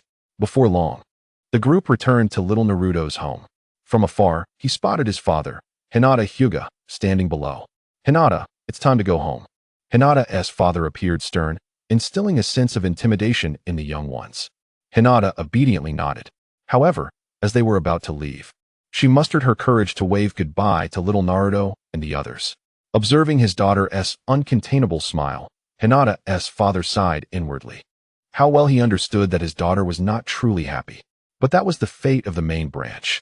The next day, as Hinata arrived punctually, little Naruto sensed that familiar, fleeting feeling of being watched once more. A slight smirk graced his lips as he welcomed Hinata into his home. Upon hearing the information he desired from Hinata, he realized his gamble had paid off. However, in the afternoon, when Sasuke began recounting historical documents, he was taken aback. After the initial shock came profound joy. Even his gaze towards Sasuke turned considerably friendlier. It was as if he could see the truth laid out before him. The black-frame screen abruptly ceased. Chapter 60. Those who are pitiable must possess something detestable? Has it ended? No, look. The golden frame screen has illuminated. Ah, I see. I was so engrossed that I forgot about the golden frame. Hey, what do you mean by that? Naruto, with his hands on his hips, complained in dissatisfaction. What is wrong with gold frame Naruto? Did he provoke you? To be honest, that is quite true. Slap. Neji delivered a strike. Naruto turned his head in anger. Awaiting him was another large hand. Slap. Yamanaka Ino also made a move. Naruto erupted in curses, wanting to retaliate, but found himself frozen in place due to his aggressive actions. Naruto, gather your composure. Don't let the ramblings control you, Neji kindly reminded him. You little brat, don't make me lose respect for you. We've all helped you so much. Can't you strive to overcome it? Yamanaka Ino added in consolation. Wah! Naruto's eyes widened. It was as if he was pleading, let go of me, don't bind me. The golden-framed screen displayed. Since that snowy night when he escorted Hinata home, Naruto resumed his normal life. Amidst the villagers' ostracism, the indoctrination of the will of fire, and the torment of his spirit and body, he was on the verge of collapse. As spring turned to autumn over the course of a year, Naruto finally concluded this seemingly endless existence. On a tranquil afternoon, Sarutobi Hiruzen personally visited, presenting him with an enrollment application for the ninja school. Thus, Uzumaki Naruto embarked on his journey in the ninja school. No longer would he wander aimlessly through Konoha like a despised stray dog. Numerous events transpired during his school days. On the very first day of enrollment, he faced harsh words from the students' parents. After enrolling, life did not unfold as he had envisioned. He did not make many friends. Gradually, Naruto became known not only as the fox demon behind his back, but also acquired the moniker of the underachiever. Disheartened, he opted for an alternative path. Time flew by. Uzumaki Naruto continued to grow like wild grass. The curse and insults of Fox Demon diminished significantly. This was not due to the acceptance of his existence, but rather because Naruto's performance had finally aligned with the expectations of those who defined what a ninja should be. In moments of carelessness, the Fox Demon lost control, and death seemed meaningless. Meanwhile, Naruto matured into a genuine menace for the Hidden Leaf Village. His subsequent actions focused on garnering attention and recognition from everyone around him. He engaged in endless pranks, frequently appearing before the villagers. With his already poor academic performance, he became the ultimate underachiever, achieving unprecedented levels of failure. His lack of ambition and increasingly brash demeanor reflected his unruly conduct. As the villagers of Konoha gazed at the screen adorned with garish paint, memories were stirred. The last incident was, after all, less than a year old. It was indeed an irksome presence. The third Hokage mused that had he dealt with it directly back then, many troubles could have been averted. Once negative memories were evoked, villagers quickly voiced their discontent. Naruto's antics not only tarnished his reputation, but also drew cold stares from fellow ninjas. The chaotic state of the Hokage monument further damaged its revered image in the eyes of the populace, leading to a complete obliteration of Naruto's rapport with passersby. Yet, time and again, Naruto faced no substantial repercussions, as the third Hokage seemed to indulge him. The initial handling of property damage by the Hokage's office waned over time, forcing villagers to silently endure the losses. While many initially targeted Naruto out of a herd mentality, blaming him for the chaos of the Ninetales incident, his actions over the years had genuinely bred a deep-seated hatred among them. Senju Hashirama laughed heartily, remarking that the golden frame Naruto was a vibrant child. Senju Tobirama expressed his embarrassment, urging his brother not to overly praise him. Inoki sighed, noting that the child merely sought to fit in with Konoha. Kushina Uzumaki lamented that her son, despite knowing his actions would only exacerbate conflicts rather than ease them, received no intervention and instead was continuously given psychological encouragement. At school, students did not consistently target him. However, whenever Naruto acted foolishly, he faced relentless ridicule. In both humanities and sciences, he was always at the bottom. His chakra refinement took him twice as long as others, and he struggled to control it, rendering basic ninjutsu nearly impossible for him. Initially, Naruto's reputation suffered primarily among the boys, as the girls paid little attention. However, once he turned his focus towards Uchiha Sasuke, even those who had previously ignored him glared at him in disdain. Inuzuka Kiba remarked that Naruto could be quite annoying at times. Yamanaka Ino concurred, attributing his behavior to the third Hokage's influence. Kiba acknowledged that merely being tasked with cleaning the graffiti on the Hokage monument was a form of indulgence. Karui expressed surprise at Kiba's insight, while the tension between them was palpable. The will of fire had finally taken root.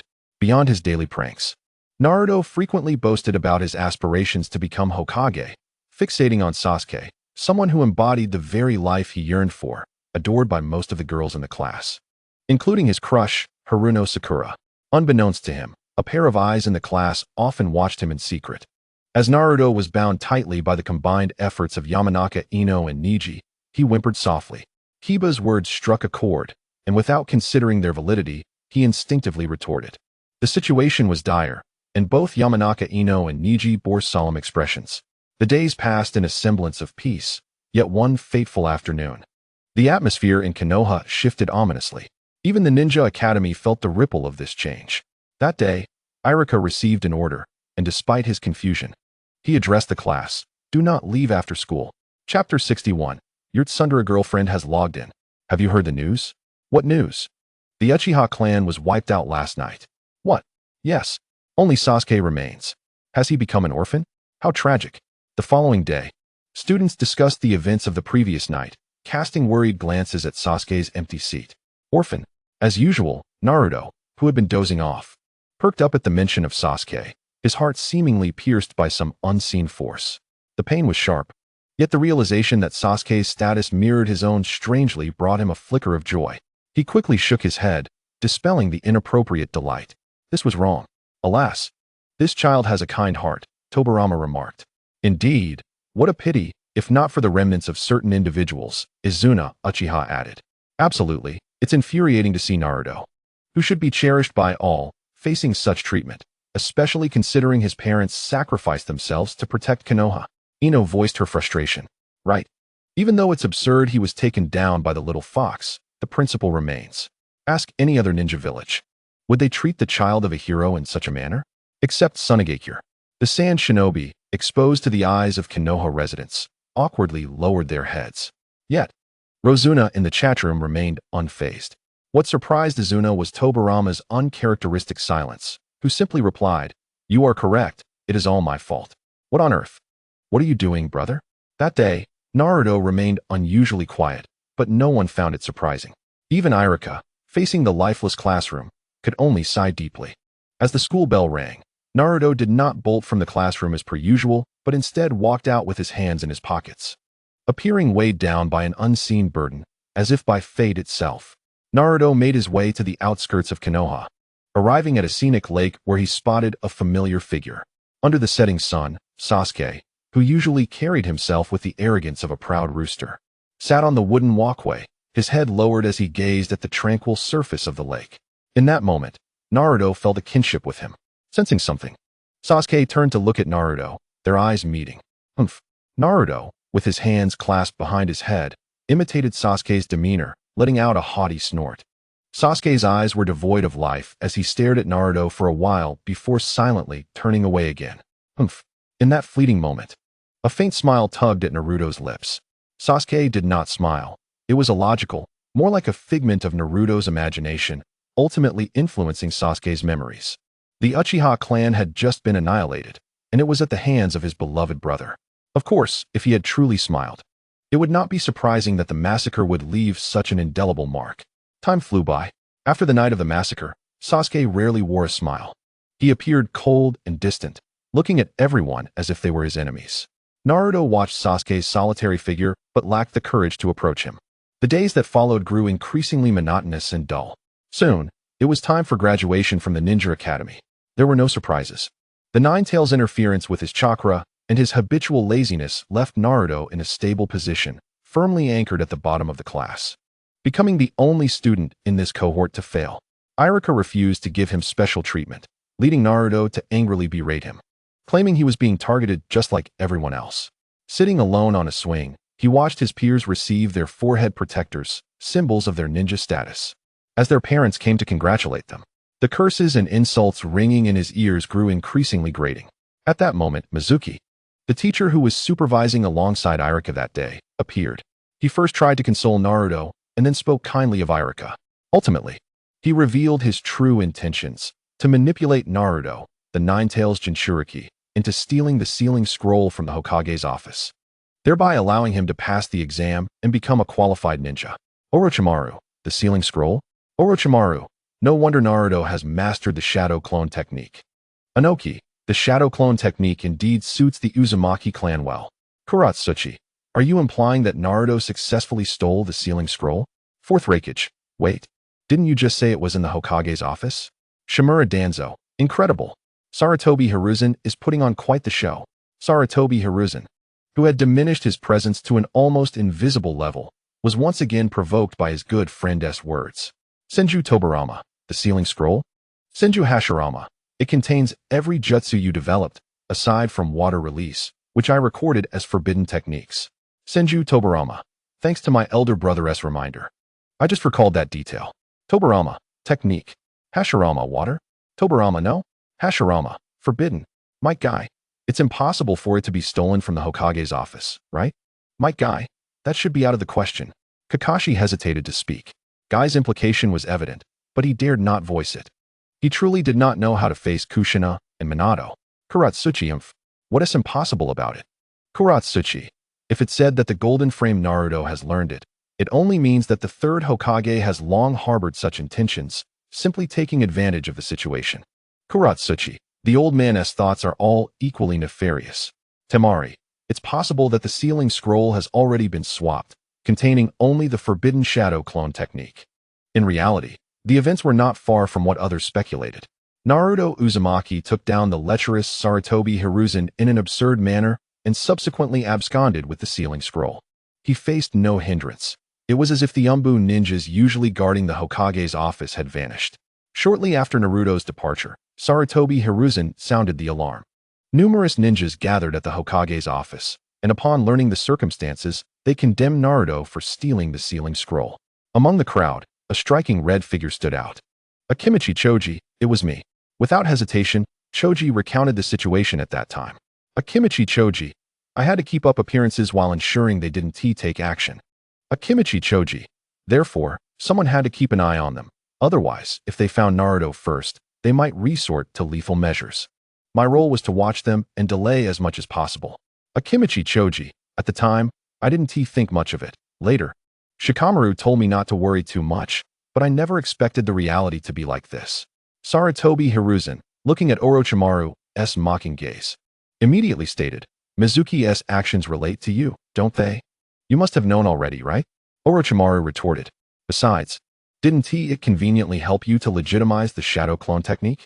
However, I can't fathom why you would hastily conclude such an operation that could easily garner goodwill. Wouldn't it have been better for you to teach Naruto directly? Are you losing your touch? Sarutobi Hiruzen's face flushed with anger, his finger trembling as he pointed at Orochimaru. Meanwhile, on the golden frame screen, after kicking Mizuki away, a flash of crimson flickered in Naruto's eyes. Dare to make a move, and I will kill you.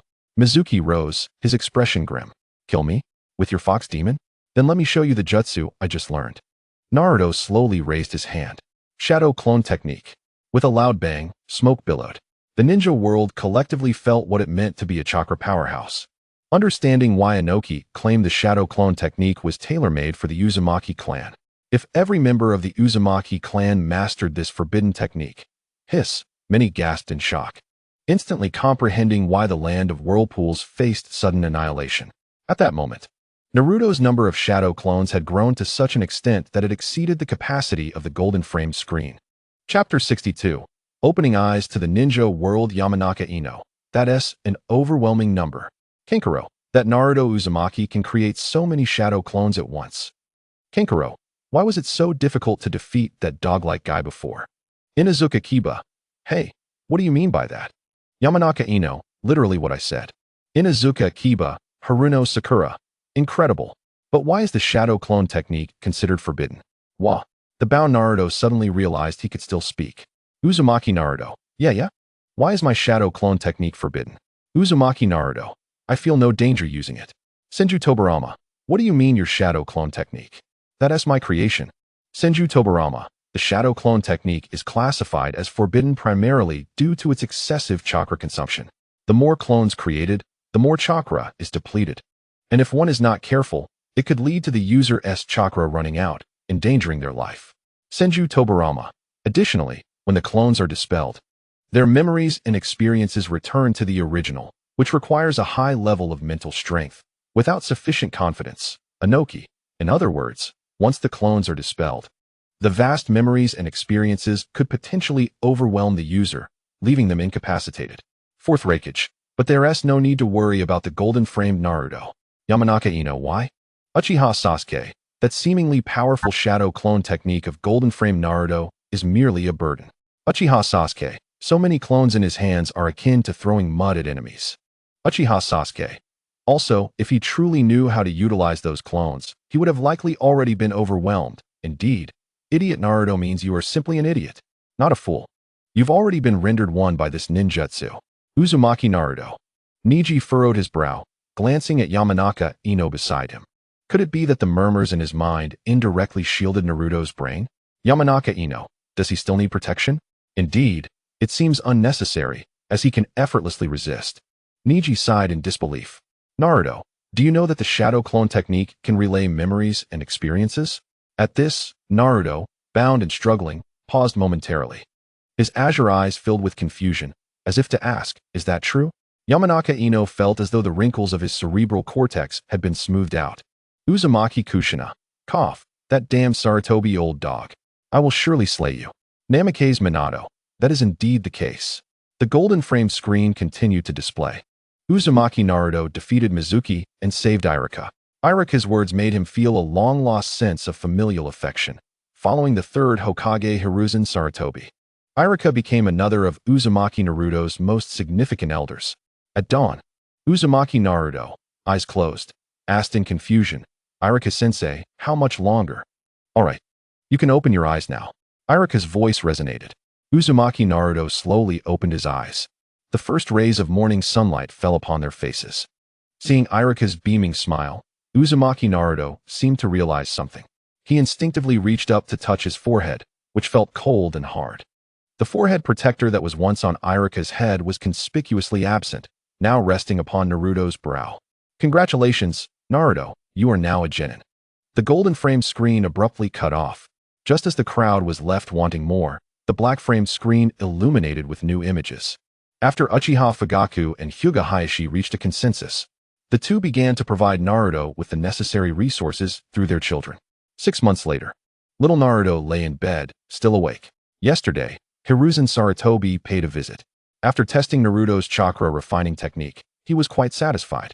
Of course, he was even more pleased with the admiration shining in Naruto's eyes, his yearning for the will of fire, and his desire for the Hokage title. In his delight, Sarutobi increased Naruto's monthly allowance by 1,000 ryo. At the same time, he left behind a scroll. Inside were recorded the most fundamental techniques of the three body techniques: the clone technique, transformation technique, and substitution technique. After providing a brief lesson, Sarutobi departed, satisfied. Speaking of ninjutsu, it appeared that Sasuke had recently begun to attempt learning his family's fire release techniques. Shikamaru and the other two were similarly engaged. Hinata, at this stage, would not focus on this aspect. Only Sakura and himself lacked direct resource support. Perhaps he should invite Sakura to learn together tomorrow. During this period, Sakura's chakra had increased significantly. The training was indeed beneficial. Images of Sakura struggling through exhaustion, tears in her eyes, yet determined not to give up, flashed through his mind. Little Naruto shook his head and smiled. Sakura exhibited remarkable talent in chakra control. Regrettably, he did not possess an appropriate training method for her. Nevertheless, this current approach was better than doing nothing at all.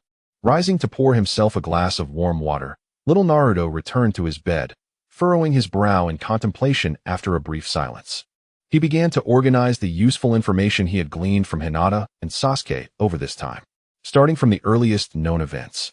During the Warring States period, the Uchiha and Senju clans clashed, with the Senju emerging victorious, yet they did not annihilate the Uchiha, but rather joined forces to establish the Hidden Leaf Village.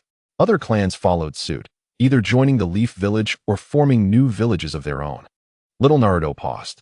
This portion of history was consistent between the Hyuga and Uchiha accounts, though there were some minor discrepancies. Afterward, the ninja world, as it is now called, began to take shape. The established structure of the ninja world included the Hidden Leaf Village, Hidden Mist Village, Hidden Sand Village, Hidden Stone Village, and Hidden Cloud Village. Furthermore, these villages became the cores of the 5 great nations: fire, water, wind, earth, and lightning. Senju Tobirama. Good. Finally, I can open my eyes to the world. Anoki, indeed. I hope that Black Frame Naruto can gather valuable information from the 5 great ninja villages and quickly defect. Terumi Meiba? What do you mean by defect? Such a harsh term. Little Naruto's brow furrowed deeply. His intuition suggested that there were many secrets between the Senju and Uchiha clans. Regrettably, there was scant information. After the establishment of Konoha by the Senju and Uchiha, both the first and second Hokage were from the Senju clan. With not a single Uchiha ascending to the position of Hokage, something is amiss. Very amiss. Chapter 63. Akatsuchi, first Hokage of Konoha. Why have you become less inclined to smile? Logically, it should not be this way. This implies that the Uchiha must have faced instability. Yet up until now, the Uchiha seemed to have never resisted, allowing the village to oppress them. Little Naruto felt that something was off, but the information was truly limited. The only slightly detailed pieces of information were the names of the first and second Hokages. However, little Naruto could understand, as this involved certain secrets of the Uchiha clan, and it was normal for them not to reveal it to him. The first Hokage fell ill after a great battle, leading to the outbreak of the First Ninja World War upon his death. Little Naruto grew even more curious. A war erupted right after his death? What transpired during that time? However, from this perspective, Konoha must have been the strongest ninja village in the world. Who could have inflicted such an ailment upon the first Hokage, shortening his lifespan? With such strength, why did they not expand further? Even if they did not, given Konoha's leading position and some gaps in power, the death of the first Hokage should have left a lingering influence. Did the other four great ninja villages possess something as a counterbalance? Could it be the nine-tailed fox within me? Little Naruto's murmurs and inner thoughts plunged the entire ninja world into silence. Senju Hashirama. Ha! Senju Tobirama. What an impressive child. Senju Tobirama. Brother. I always said, why share the tailed beasts with other ninja villages? What? Tobirama's words sent tremors through the ninja world. The tailed beasts were actually distributed by Konoha. Just how powerful was Konoha back then? Yamanaka Ino, wait. Yamanaka Ino. According to what the second Hokage said, does that mean that Konoha could easily sweep through every ninja village back then? Uchiha Madara. That is indeed the case. But some individuals prefer to indulge in their delusions. Uchiha Madara. The superficial peace attained through force, huh? After I depart, and after Hashirama's mother passes away, let us see what remains of Konoha. Uchiha Izuna. Brother is right. Peace obtained through intimidation will reveal its true form once the threat of force dissipates. Uchiha Izuna. So, the tailed beasts were distributed? Uchiha Izuna. I am not particularly surprised, haha. Akatsuchi. First Hokage of Konoha. Why have you become increasingly less inclined to smile? Anoki. Akatsuchi. After the First Ninja World War, the second Hokage of Konoha sacrificed himself to protect the future third Hokage and other disciples. This indeed resembles the will of fire. However, isn't the third Hokage supposed to be the strongest Hokage? How could that be possible? Was he too young at the time and had not yet reached his peak? The Hidden Cloud Village was unpredictable, employing underhanded tactics, yet unafraid to display them openly. Deep in thought, little Naruto provided a preliminary evaluation of the Hidden Cloud Village. The fourth Raikage. Haha, I appreciate the compliment. Senju Tobirama. I would rather not have the acknowledgement of Black Frame Naruto. Now I regret it, as if my heart has been severed. The Second Great Ninja War. The information here is completely different from the first version Sasuke provided me. Sasuke's first version is as absurd as the will of fire written by that old man himself. Why did the Konoha White Fang and the legendary Sannin ultimately lead to the suicide of the White Fang and the departure of the Sannin from the village? And is the strongest Hokage truly as formidable as claimed? Why have we yet to witness that old man in action? The first and second Hokage. Along with these heroes, led by example, why does this so-called strongest Hokage remain in the rear? During the Third Great Ninja War, Uchiha had a shunshin named Shursui. While among the common ninjas emerged the Golden Flash, Minato Namikaze, the future fourth Hokage. His accomplishments overshadowed the frontline commander Orochimaru, winning the hearts of the people and becoming the fourth Hokage. Not so. Orochimaru, as one of the legendary Sannin, is among the elite in terms of both experience and ability. A frontline commander should not falter unless making an absolute mistake. Wait a moment. That old man. During the Third Great Ninja War, even students fresh from the Ninja Academy were sent to the battlefield, while he remained comfortably seated in the rear. Where is the prestige of the strongest Hokage? What of the will of fire? Is it not the case that old Konoha burns itself to illuminate the tender sprouts? In reviewing this, Naruto felt a bit overwhelmed. There were simply too many questions. This was after he had deliberately waited around half a year to organize everything, fearing he would miss critical information. All he could do was patiently wait. He felt he was still not trustworthy enough for them to invest in him. Damn it, it makes me anxious. Akatsuchi. I feel the same way. Akatsuchi. The heads of the Hyuga and Uchiha clans are truly frustrating. Akatsuchi. If they are going to share information, they should provide it all at once instead of bits and pieces. Yamanaka Ino. Exactly. Haruno Sakura. I too wish to see the most crucial information. Tintin. If they shared a bit more, perhaps Black Frame Naruto could uncover his true heritage. Yamanaka Shino. That makes sense. Perhaps that is precisely why they have not revealed everything at once. Despite the lack of follow-up, Naruto continued to let his thoughts wander. With the fourth Hokage's appointment and Orochimaru absent from the village, I have not heard anything, and neither have Shikamaru and the others recognized him. Disheartened? It is quite possible that the third Hokage has survived to this day not because of the so-called title of strongest Hokage, but rather by wielding the will of fire as a weapon. After all, when it came to dealing with me, the will of fire served such a purpose. Although these historical documents are incomplete, some significant events remain recorded, yet there is a conspicuous absence of details regarding the Nine Tails incident. Moreover, there is scant information about the fourth Hokage that halts at the Nine Tails incident, indicating a substantial connection. Naruto pinched the bridge of his nose, feeling a headache coming on. Never mind, I shall not dwell on troublesome thoughts for now. For the time being, focusing on development is paramount. Akatsuchi, a wise choice. Temari, indeed, let us wait a bit longer for the two clans to provide their information. Otherwise, the suspense is agonizing. Shimura Danzo, what good will it do to know? Shimura Danzo, Hizashi, speak up. Senju Tobirama, silence you. I am in quite a predicament. Senju Tobirama, speaking of which, how long have you been in office, you old monkey? Why haven't you stepped down?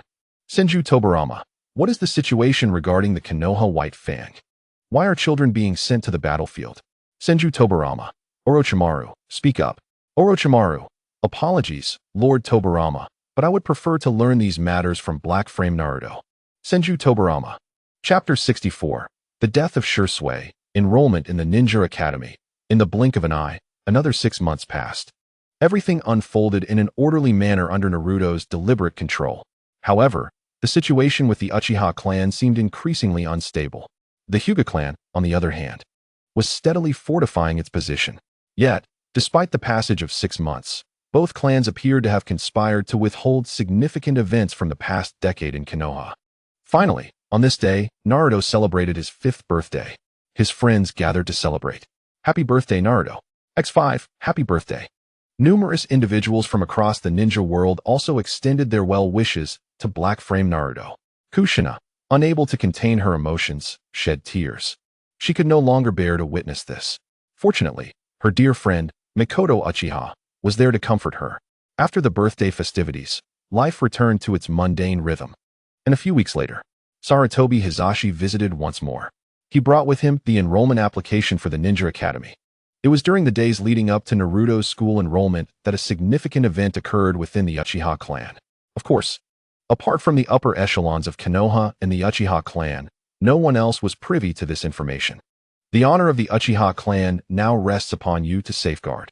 Uchiha Shursui removed one of his eyes and entrusted it to Uchiha Itachi, a slight smirk gracing his lips. After delivering his final words, Uchiha Shursui leaned back and jumped off the cliff to his demise. As he fell into the Southie River, he was carried away by the flowing water. Shursui. The 11-year-old Uchiha Itachi witnessed the death of his dear friend and mentor, Shursui Uchiha. This traumatic event deeply affected him. He closed his eyes in agony, shedding tears of blood. When he opened his eyes again, his Sharingan evolved into the Mangekyo Sharingan. Uchiha Izuna, strange. Uchiha Izuna. That fellow named Shursui should also possess the Mangekyo, right? Uchiha Izuna. Why was his eye taken from him? And why did he weakly choose to end his own life? Senju Tobirama. That demeanor suggests he is a descendant of the mirror, does it not? Yamanaka Ino. Father. Do not doubt. If it feels off, just blame the 3rd Hokage. Shimura Danzo. Quite right. Hizashi, speak up. Feeling guilty now. Ultimately, Uchiha Itachi left with Shursui's eye. He did not avenge Shursui. Faced with suspicions from his clan regarding Shursui's death, his pride prevented him from offering any explanations. That night, in the study, Uchiha Fugaku instructed him to manipulate a high-ranking official in Konoha. Uchiha Itachi closed his eyes and remained silent. Having completely lost faith in the Uchiha clan, he was disinclined to explain anything. He had his own thoughts and a clear goal, knowing precisely what actions to take and when. Observing his son's demeanor, Uchiha Fugaku furrowed his brows. In the end, he merely waved his hand, allowing Uchiha Itachi to leave. Subsequently, Uchiha Fugaku departed from home, venturing deep into the clan's territory. In the shadows, a figure slowly turned around. A visage adorned with a tiger mask, long black hair, revealing only one eye, exuded an overwhelming sense of pressure. Uchiha Madara. Let me refer to you by your self-styled name. Is Shursui's fate connected to you? Uchiha Fugaku's voice was cold yet composed. Ultimately, Uchiha Fugaku seemed to trust his son, Uchiha Itachi, more. Doubt me? Perhaps I should reconsider whether to collaborate with you. The masked man claiming to be Uchiha Madara spoke coldly. Uchiha Madara? ISNT Uchiha Madara, already dead? How has this man resurfaced? Moreover, isn't he supposed to be in the chat room as a deceased person? Questions arose among the crowd. Uchiha Obito. Who is this fellow? Uchiha Obito. Could it be that Shirsue's demise is truly connected to him? Hatake Kakashi. Obito. Kakashi shuddered, casting aside all reservations, and spoke directly in the chat room. Obito. That is indeed him. Uchiha Obito. Humph. Foolish Kakashi. You remain as dense as ever. Kurizetsu, alarmed, hastily rapped on the laboratory door. Obito, what do you intend to do? Even Uchiha Madara narrowed his eyes slightly. This useless fool. Could he be on the verge of exposing himself? Humph. What a waste of time. Having already captured the Nine Tails. Why engage in such trivial antics in Konoha? If it weren't for that night, how could there have been so many troublesome matters? That Naruto Uzumaki. Even if he were the reincarnation of Ashura, without the identity of the Nine Tails Jinchuriki, he may not have flourished. Fortunately, the world within the black frame is still largely stable. In the underground base, Obito cast an impassive glance at Kurizetsu. Clear my name. I've already appeared in the black frame world. If I'm linked to this, it would be detrimental. Ultimately, I must speak up, otherwise it wouldn't align with my style in this illusory world. Kurizetsu, foolishness. Shouldn't you review your own statements? Kurizetsu was genuinely furious. This guy? Truly a waste. Beneath the mask, Obito's brow furrowed. He then realized that his attempt to clear his name had inadvertently led to his own exposure. The avatar was illuminated, and his words were enclosed in quotation marks. In that instant, Obito felt a sting to his pride. However, few cared about him, especially since Kakashi was still enveloped in astonishment, oblivious to Obito's transformation. Of course, the most crucial aspect was the captivating developments on the grand screen framed in black. For the future of the Uchiha, a coup is imperative. At present, Shirsue, who possessed the Manjikyu Sharingan, has vanished, and it can be largely presumed that he is deceased. The clan can only place its hopes on Madara, who once instigated the Nine Tails incident. I understand. Uchiha Fugaku took a deep breath and bowed to Uchiha Madara. Humph. The masked man snorted, and a spiral-like spatial fluctuation enveloped him, vanishing before Uchiha Fugaku after a few breaths. Uchiha Izuna. Who is this brat? Uchiha Izuna. The one thing my brother despises is lurking in the shadows. Uchiha Madara. Indeed, this lad possesses considerable audacity to impersonate me, but alas, he does not comprehend my true nature. The day of the Ninja Academy's opening has arrived. On this day, little Naruto, dressed neatly, clutched the enrollment application given by Sarutobi Hiruzen and made his way towards the Ninja Academy. As he walked down the street, it remained unchanged. He completely ignored those around him. As for seeking their approval, pranks and such were merely talk. Taking it seriously would only lead to defeat. Naruto, over here. At the entrance of the Ninja Academy, a few small figures had arrived early. Since they were brought by their parents, they did not come to register with little Naruto. Yamanaka Ino's eye twitched as she suppressed her daughter, casting a resentful glance at the distant blonde boy. Hyuga Hayashi remained stern-faced, glancing at little Naruto before lowering his gaze to his daughter, raising an inquiring look. Go on. Do not slack off at school, and do not bring shame to the Hyuga clan. Yes, father. Hinata immediately beamed a sweet smile. Watching his daughter dash away, Hayashi sighed. Yet thinking positively, Hinata was the most talented among the Hyuga in many years. Just 2.5 months after she had enough to eat, she had already battled to a standstill against the prodigy of the branch family, Hyuga Niji. A year passed, and in the Hyuga clan, her peers could hardly catch a glimpse of Hinata's taillights. Niji, Hinata, Hanabi, Chapter 65. The man who will become Hokage, carrying the burden. Dad, I'm heading over too. All right. Shikamaru, you should go too. How troublesome. Understood. Soon, everyone gathered together again, except for one individual. Oni-chan. Just as he was about to complain, the person arrived. Ino and Sakura exchanged glances. Then Ino rolled her eyes, pulling little Naruto towards the school. There's no need to waste time waiting for that brat. After the opening ceremony, let's go pick out ninja tools together. Sakura changed the subject. Clearly, as she grew more aware of Sasuke, he had become nothing more than a handsome facade in her eyes. Uzumaki Naruto, CC. I told you, that arrogant Sasuke is nothing without that face. He has no charm with women. Uchiha Sasuke, idiot. Uzumaki Naruto, what did you say? Uchiha Sasuke, idiot. Nara Shikamaru, among those named Naruto. The one in the black frame world feels much more appealing. Yamanaka Ino. Yes, I agree. If it were the black frame Naruto, there wouldn't be any issues at all. Haruno Sakura. Indeed, even without Sasuke, I absolutely dislike the golden frame Naruto. Hyuga Hinata. Tintin, you like him, don't you? Hyuga Hinata. I prefer the black frame Naruto a little more. He would feed me well. Uzumaki Kushina. It's alright, Hinata. Both are yours. Uzumaki Naruto. Wah. I'm so vulnerable. Why is that brat here? What is he doing here? What is the Hokage thinking?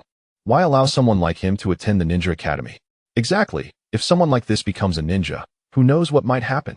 Shoo. Stop talking. Don't forget the ban. Damn it. I'm just worried that this wretched thing will harm my child. To this, little Naruto had long grown accustomed. However, Ino and the others could not quite accept it. Ino clenched her fists, turning to retort. But every time, little Naruto would place a hand on her shoulder. There's no need. Besides, I am destined to be the man who will become Hokage. I will surely earn everyone's recognition. Little Naruto smiled gently, calming everyone. Yet, each time little Naruto spoke these words, even Hinata couldn't help but feel goosebumps. It was an indescribable sensation. The scene below was indeed lively. Isn't that child from the Uchiha clan? Indeed, he is quite handsome. Tintin, aren't you coming over to take a look? Handsome? What good is that? I need to return to the shop.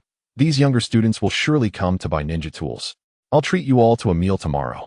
On the second to last floor of the teaching building, in a second-grade classroom, a girl with her hair in a bun waved goodbye to her friends. Rock Lee. Tintin. Tintin. Haha, I didn't expect such a hasty entrance. Haruno Sakura. By the way, we all indeed went to buy our first ninja tools back then. It was at your shop. Yamanaka Ino. I think I bought mine from another store. Sorry, Tintin. Tintin, no worries. All the ninja tool stores on that street belong to my family. They're the same. Temari. No wonder you have so many ninja tools to throw around. Tintin, how ridiculous. You only won by relying on my restraints. If you're so great, try throwing ninja tools to take me down. Just relying on restraints is nothing to brag about. Hey, look at you all, quietly letting the younger ones approach. Surprisingly, it's still you, Hayashi. At some point, the heads of the ninja clans had gathered. The boy with long golden hair was surrounded by several future heirs of various ninja clans, making it hard not to be noticed. It really resembles him. Inuzuka Kiba grinned. Isn't that right, Shiho? Yes. Yamanaka Shiho nodded. If it were not for Inuzuka's call, even the leaders of the 4 great ninja clans would have difficulty recognizing him. Outwardly, we must maintain confidentiality, Yamashiro Hachi said helplessly. Inuzuka's expression was one of disbelief as he gazed at him. Yamashiro touched his face, inquiring what was wrong. Are you blind? He exclaimed. That face. That hair color and style, not to mention the name Naruto Uzumaki. What is there to keep secret? Yet, some individuals are indeed foolish, forgetting everything after just a few words. All right, Nara Shikaku waved his hand, swiftly changing the subject. I have a feeling something significant is about to happen, though the specifics remain unknown. The leader of the Uchiha clan did not attend today. Otherwise, he would have been among this small group. Thus, it became evident who had brought Sasuke here. Oni-chan. Sasuke joyfully took Itachi Uchiha's hand. Uchiha? Goodness. Look, isn't that Uchiha? How wonderful to be in the same class as him. Shincho, remember, you must learn from that child. Outside, facing the Konoha guards, they were filled with disdain.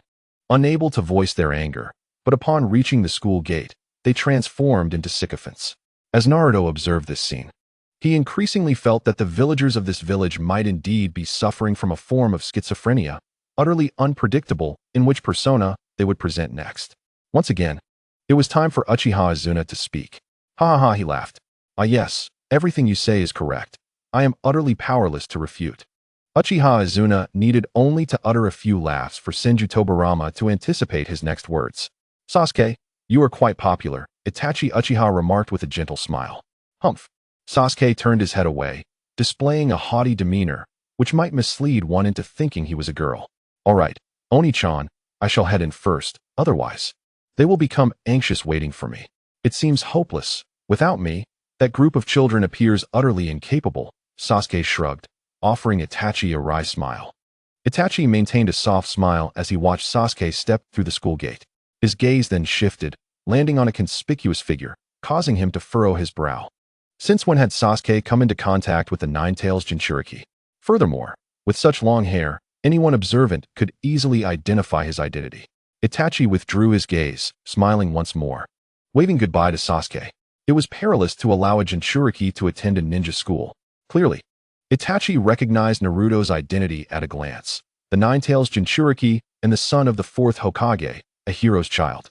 His attitude mirrored that of the surrounding villagers. Indeed, if possible, Itachi would like to advise Sasuke to keep his distance from the Nine-Tails Jinchuriki. However, Itachi soon departed. As he discreetly observed Naruto, several gazes fell upon him almost simultaneously, devoid of any warmth, even bordering on hostility. After Itachi left, Inuzuka's brow furrowed. That kid is the eldest son of Fugaku, isn't he? The scent alone is unappealing. I remember the last time you said that, Yamashiro began, only to be interrupted by Inuzuka. Yes, only a dog that bites its owner could possess such an odious scent. Chapter 66. The PUA before enrollment now. Let us welcome the beloved third Hokage to speak. Hee, children, hello? Wherever the leaves of Konoha flutter, the fire endures. Naruto wore a broad smile, though his thoughts had already wandered far away. Shikamaru dug at his ear, casting a glance at Chuji, who was sneakily munching on snacks, and then positioned himself in front of Chuji, leaning back, half closing his eyes in sleep. Ino pulled Sakura and Hinata aside, whispering among themselves. Proud Sasuke was still putting on airs, yet his late arrival caused the others to tacitly ignore him. On stage, Sarutobi Hiruzen seized the microphone and did not cease speaking. His favorite topic was the will of fire, and as the principal of the ninja school, it was a perfect fit. The will of fire. The strongest Hokage. The third Hokage. This was something these children had absorbed since childhood, especially given that the speaker was the strongest Hokage. Their eyes sparkled with fervor as they became one with Naruto. The five little ones were no longer surprised. Naruto-kun is amazing. Hinata secretly glanced at Naruto, a smile unconsciously gracing her lips. This is the 8th time. Hinata. Ino lightly tapped Hinata's head. We are having a serious discussion. Don't just stare at Naruto. Yes, yes. Sakura quickly nodded in agreement, only to receive a similar tap from Ino. You too. In the blink of an eye, 10 minutes had passed. This group of children displayed remarkable patience. Noticing this, Sarutobi's smile broadened. He quickly took a sip of water to gather his emotions and words. However, aside from the poetic phrase about the leaves of Konoha fluttering and the fire enduring, his other rhetoric was akin to excrement. Whether others felt the same, Naruto did not know, but he certainly felt this way. It seemed he could only bully these foolish villagers, constrained by their upbringing, their perceptions shaped from within. Otherwise, this old man's words would hardly reach any level of persuasion. He was merely an old parrot. Orochimaru. That metaphor is quite vivid. Orochimaru. It seems Sarutobi-sensei only ever knows those few lines. Shimura Danzo. That accursed Jinchuriki. I never expected his words to possess such wisdom. But the strongest Hokage does not rely solely on words, right, Hiruzen? Sarutobi Hiruzen. Danzo, shut your mouth. Shimura Danzo. Tobirama-sensei. Look at this as the Hokage you chose. TSK. TSK. Senju Tobirama. Danzo. Shimura Danzo. No wonder this legacy persists. I shall take my leave. You may be Hokage if you wish. Temari, with the heart of a beast. Children, do you remember what we discussed today? Sarutobi Hiruzen scanned the enraptured faces of the children, his expression warm and gentle. Little did he know, at this moment, his demeanor seemed exceedingly repugnant to Naruto. The entire group of villagers elicited a similar disdain from him, as if none of them were normal. As for the so-called will of fire, whether he comprehended it or not, Naruto was oblivious. However, should he place a blade at the throats of those who insulted and cursed him, they would immediately recite the will of fire, declaring that everyone in the village was one family. No, this precisely proved that these people had indeed grasped the will of fire, albeit in a manner unique to the third Hokage. Kushina Uzumaki. Well said. Kushina Uzumaki. These people truly are of that ilk. How did I not realize this? Kushina Uzumaki. No wonder you are my son. You hit the nail on the head. These people are as hypocritical and sinister as that old monkey, solely driven by self-interest. Uchiha Izuna. The Senju clan has always been like this. Senju Tobirama. That's the Sarutobi clan. If you want to criticize me, do so. But don't drag the Senju into this. Uchiha Izuna. You must remember the will of fire. The future belongs to you. You are the tender shoots of Konoha. The hope.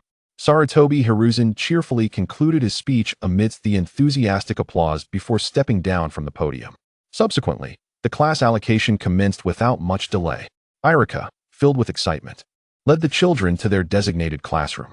After allowing the students to choose their seats, he prepared to leave, as classes were set to officially begin the following day. All right, children, please be cautious on your way home, Irika reminded them, feeling quite nervous as it was his first time leading a class. Yes, goodbye, teacher. The children cordially bid farewell, and Irika responded with a warm smile. However, as the last student departed, Irika's smile faltered for a moment. He hastily closed the classroom door and rushed to the office, only to find that Hiruzen had already disappeared. With a heavy heart, Irika sat beneath a large tree on campus, waiting with his head bowed. That child is unmistakable. It is indeed him, he thought, recalling the commotion surrounding the boy over the past 2 years. Why did he have to be assigned to our class? Despite his efforts to remain composed, a strong disdain surfaced on Irika's face. Naruto observed the scene in silence. Often, he comprehended many matters, yet he frequently masked the harsh truths with a logical bravado. Initially, Irika had indeed been like that. However, Irika was different from others. I believe that Naruto with the black frame will not have extensive interactions with this Irika teacher, Kurinai noted. Naruto can easily sense the intentions of those around him. Moreover, Irika had a penchant for referencing the third Hokage and the will of fire on the golden frame screen. Given the extent of Naruto's disdain for the will of fire, this Irika teacher stands little chance of becoming another beacon of hope for him, Temari remarked. Humph. Tobirama interjected. The monkey deliberately arranged this. Just wait and see. No. Lord Tobirama, as you saw on the golden frame screen, it is largely due to my own shortcomings, Irika countered. I am not saying you are inadequate. On the contrary, you are a commendable teacher. Though your abilities are average, your heart is undeniably noble, Tobirama replied. It is a pity you do not grasp what this entails. Chapter 67. Is it a result of brainwashing, or is it inherently malevolent? How handsome. Indeed, he is every bit as captivating as Sasuke. He is exactly my type. Hey, that boy is undeniably attractive. The surrounding girls gushed, prompting several boys to respond with jealousy. Oh, you're in for it. I'll tell your parents what you said. Prepare to be grounded. Damn it, shut his mouth. You go ahead. I want to steal a few more glances. Or I'll be the one getting scolded. Exiting the classroom, Naruto's small group quickly drew attention. Those who had just been infatuated with Sasuke turned their gaze to Naruto. Shikamaru rolled his eyes in annoyance, while Choji's focus remained solely on food. In an effort to shield Naruto from the girls' gazes, Ino proactively pulled Sakura and Hinata alongside her and then playfully kicked Sasuke, effectively pushing him forward to take the brunt of the attention. You. Sasuke glared in anger. But as he noticed Ino's warning expression, he seemed to recall something. TCH. Ultimately, he quietly turned back, hands in pockets, and attracted the spotlight. Naruto envied him immensely but dared not reveal the dull ache at the back of his head. Niji, as if reading his thoughts, unexpectedly struck the back of Naruto's head again. What does this have to do with mumbling? Niji feigned ignorance to Naruto's intended message. Wait, did that boy just glance at me? One girl mused. He is so handsome. Could he possibly be interested in me? He smiled again. Sister, wake up. He is smiling at the person beside him. Yet, Naruto indeed smiled at them. Why? Ino fumed, positioning herself in front of Naruto. She then boldly clutched Naruto's arm and turned to face the girls, lifting her chin defiantly. This provocative display naturally ignited the competitive spirit among the girls. Naruto shook his head in resignation. Naruto-kun must have his reasons for this, Hinata whispered. Hearing this, Naruto affectionately ruffled Hinata's hair, appreciating her unwavering belief in him, albeit with a tendency to overthink. Indeed, I do have something I wish to verify. What is it? Can we assist? Sakura eagerly inquired. Naruto waved his hand, signaling that he did not require assistance for that matter, but he indeed needed help with something else. What is it? They chorused. Help me choose a piece of ninja gear that you like best. That old man is surprisingly generous today, Naruto decided, intending to gift each of his companions a piece of ninja equipment. As for the reason behind his earlier smile towards the girls, it was simple. Naruto aimed to experiment and observe which of these infatuated girls would choose between him and their parents.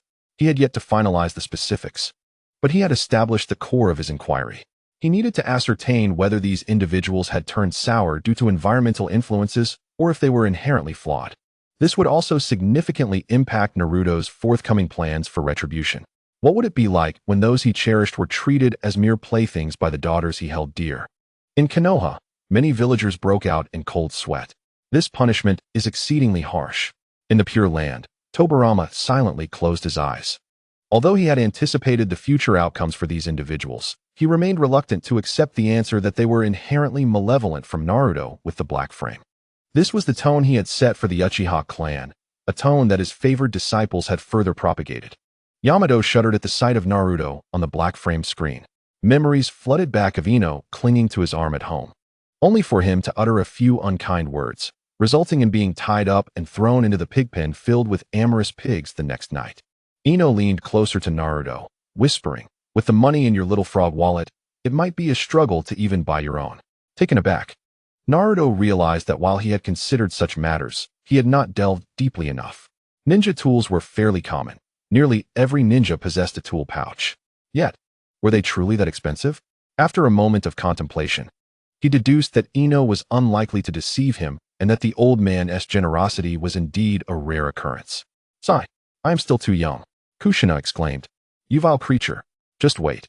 If I secure first place again, I assure you, I will not let you off easily." Silence for 10 minutes. "Of course," Naruto replied. "I can lend it to you first, but you know my interest rates are quite steep." He felt the familiar weight of his little frog wallet. With a hint of disbelief, they gazed at Ino. How did it seem that she had anticipated everything and was fully prepared? Moreover, where had she learned such flirtatious gestures and mannerisms? Sakura looked towards Ino, joined by Hinata, who shared a similar gaze. Even Hanabi, upon noticing, turned her attention to Ino. Despite her usual confidence, Ino felt a twinge of embarrassment and ultimately conceded, discreetly gesturing towards her mother. The other girls were naturally skeptical. Yamanka Satsuki was the epitome of a dignified lady. How could that be? "Madam, what does your raised hand signify? This isn't a classroom, and you're certainly not a student. Why do you raise your hand so naturally and charmingly?" Eventually, Ino relented after enjoying the moment a bit too much. Poor Sakura remained oblivious to the unusual atmosphere. Suddenly, Hinata's eyes displayed a few prominent blood vessels, but just as swiftly, her demeanor returned to normal, her pale purple eyes momentarily shadowed. The speed of her transformation was alarming. Naruto sensed a sudden disarray in Hinata's chakra, yet it quickly stabilized. He furrowed his brow, fearing that Hinata might be hungry again. After observing for a while and not hearing the slight rumble of her stomach, he finally relaxed his guard. It was unclear when it had begun, but Naruto realized he no longer needed to worry about food. As for nutritional balance, that was an even lesser concern, though he felt somewhat inept. Before long, they arrived at a street lined with shops selling ninja tools. Sasuke glanced at the sky and, with a swift change of mind, declared, "I won't choose anything. I have other matters to attend to and must return home first." "Kana," he exclaimed, turning on his heel and running away. "Kana, I'm going to find my big sister. Big sister, please help me pick out some ninja tools." Ino rolled her eyes and remarked, "I'm utterly speechless with Sasuke. If it were his big sister, I could still understand." Uchiha Izuna, ahem. Yamanaka Ino. Apologies, but the version of me in this black frame world is still young. My offensive capabilities are indeed somewhat lacking. Uchiha Izuna. No, it's quite sufficient. No need for further improvement this time. Ha ha ha. Senju Tobirama. Heh. Big sister, big sister. Senju Tobirama. Ugh. Senju Hashirama. What do you mean, Tobirama? That feels so disgusting. You Haven T called me that since you started remembering things. Senju Tobirama. Shut your little mouth. Senju Hashirama. What do you mean? Uchiha Izuna. Silence. Chapter 68. The young heiress of Konoha. Everything is packed, the shop assistant said to Naruto. The total comes to 20,000 ryo. Naruto was examining the various ninja tools when the assistant suddenly spoke up. That includes 4 shuriken. Shikamaru and Choji had chosen shuriken as well. It seemed the assistant was planning to engage in long-term transactions with Naruto and his friends. So Shikamaru and Choji's shuriken became complementary gifts. In most cases, shuriken were categorized as consumable ninja tools, thus their price was relatively low, often given as bonuses with the purchase of kunai. Of course, the total could add up quickly. "Thank you. Would you like to sign up for a membership card?" the assistant offered. "Purchasing ninja tools will be cheaper in the future." "No need," Ino replied, watching warily as the assistant, with her bun hairstyle, rested her chin on her hand, scrutinizing Naruto. "Do you offer customized ninja tools here?" Naruto suddenly inquired. Tintin's eyes lit up. Could this charming young man be a hidden major client? This would be different. Of course, Tintin exclaimed, jumping from her chair to stand in front of Naruto. On this street, I confidently assert that my family runs the finest ninja tool customization shop. No one dares to dispute that. Tintin patted her chest, assuring Naruto of her claim. Yuhi Kurinai, this child, the entire street belongs to your family. You're essentially the little boss. Who would dare oppose you? Tintin, haha. That's the gist of it. Tintin, I just want to earn some extra pocket money. Temari, Konoha is truly enviable. Kuratsuchi, that much is indeed true. Kuratsuchi, even with such high-ranking officials for many years, the living standards for both Konoha's ninjas and civilians remain unparalleled in the ninja world. Senju Tobirama, it's merely the rich legacy left behind by my brother and me. Senju Tobirama, but it's quickly being squandered away. Orochimaru, indeed. Tsunade he. Uchiha Madara, the issue remains unresolved. Uchiha Madara, what the future holds, I foresaw long ago. Senju Hashirama, Madara. Uchiha Madara, what is it? Senju Hashirama, shut your little mouth. Tintin, seizing the moment when Ino wasn't paying attention, pulled Naruto further inside. She began to introduce him to the customized ninja tools they had previously crafted. If needed, they could adjust the data based on the original molds left behind and produce them directly. Of course, the price would certainly not be cheap. Tintin explained in great detail, her attitude becoming more enthusiastic, unlike earlier when she seemed to be teasing a junior. For Tintin, securing this order would mean a lifelong business opportunity, uniquely hers. Although all customers would eventually be hers, she needed to work for her pocket money for now. Noticing that Naruto was not paying attention to the uniquely shaped ninja sword in her hand, Tintin smirked slightly, anticipating this outcome. In fact, whenever someone inquired about customized ninja tools, Tintin would deliberately let them feel slightly disappointed with previous works. This strategy often proved advantageous for future developments. It seemed that none of her previous offerings caught the charming young man's eye. Let us see this one, she said, dashing deeper into the shelves. Carefully, she returned holding a small box. Observing her demeanor, even Shikamaru, who was usually indifferent, became intrigued and gathered closer. Hiss! Tintin shot them a warning glance, her expression serious. Step back. What's inside is not mere ninja tools. This is a tool personally customized by the second Hokage himself when he visited our shop, crafted by my grandfather. Senju Tobirama. Senju Tobirama, what a clever young lady. I didn't expect to meet the descendant of an old acquaintance. Gulp. Sakura felt a mix of fear and curiosity rising within her, particularly excited by the revelation. Do you have any proof? Ino raised an eyebrow, skeptical. She had encountered such self-aggrandizing claims before. Moreover, she had her own experiences, such as this flower, which had previously been purchased by a certain noble lady, among other tales. The flower shop was filled with such stories. Haha, I knew you would ask that. Tintin suddenly retracted the small box, lifting her delicate neck and tilting her chin. Ino raised an eyebrow, feeling provoked. However, after this series of little tactics, Ino admitted that her skills in assessing shops were somewhat inferior to Tintin's. Seeing the impatience on their faces, Tintin smirked slightly, feeling a twinge of pride. After all, if she controlled the rhythm, the price would eventually be dictated by her. Wouldn't it? However, when she noticed that Naruto still wore the faint smile he had from their first meeting, her heart sank. He was not an easy catch. It seemed she would need to present something truly valuable to entice him. Placing the small box aside, she suddenly opened it while the others were still caught off guard. The photograph attached to the box was deliberately revealed to their view. Naruto narrowed his eyes slightly. The second Hokage, with silver hair and crimson eyes, adorned with an iron forehead protector resembling a mask and 3 red marks gracing his cheeks. The imposing figure exudes a palpable sense of pressure merely by gazing at the photograph. Konoha's second Hokage, Tobirama Senju, chuckled heartily, relieved that no points were lost with the bespectacled Naruto. Izuna Uchiha smirked in response. Beside Tobirama stood an elderly man, clutching a kunai larger than the usual size, its handle embellished with intricate details. Behold, do you see the kunai my grandfather wields? He exclaimed. This is the very kunai customized by the second Hokage himself. If Tintin had a tail, it would be soaring high in delight. Incredible. Sakura marveled, while Hinata nodded in agreement. Shikamaru, too, noted the distinctive features of the kunai, suspecting it might serve as a medium for a particular ninjutsu. What do you think, Naruto? Shikamaru inquired. The strange patterns on the blade and grip hint at a jutsu. Naruto replied. Tintin blinked in disbelief, astonished that the two had deduced this without her prompting. No, we cannot allow the momentum to falter. It must be regained. With a click, the mechanism revealed the kunai, previously concealed beneath layers of wrapping. Chapter 69. The trident kunai of Tintin. The presence of a woman only affects my speed in drawing my weapon. However, a wealthy lady would procure me a fine kunai. Tobirama inquired. Is there a photograph of me? That should provide Naruto with a wealth of useful information, Izuna quipped. What constitutes useful information in your case?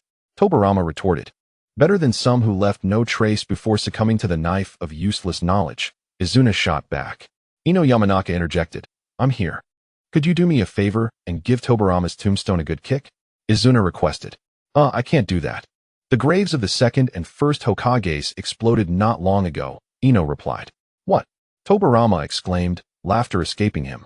I'm nearly dead from laughter for the third time. Of course it exploded. Did it truly explode? Sakura confirmed. We all heard the noise.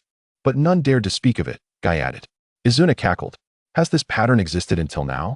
Naruto wondered, his eyes widening at this newfound knowledge. Indeed, Tintin nodded confidently. If all goes as expected, it will endure indefinitely.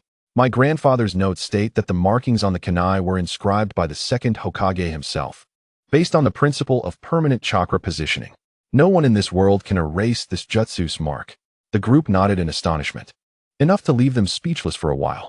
Naruto reached out, but Tintin swiftly closed the small box. Why not let us have a closer look? Ino huffed. No. This is a precious item, not to be handled carelessly.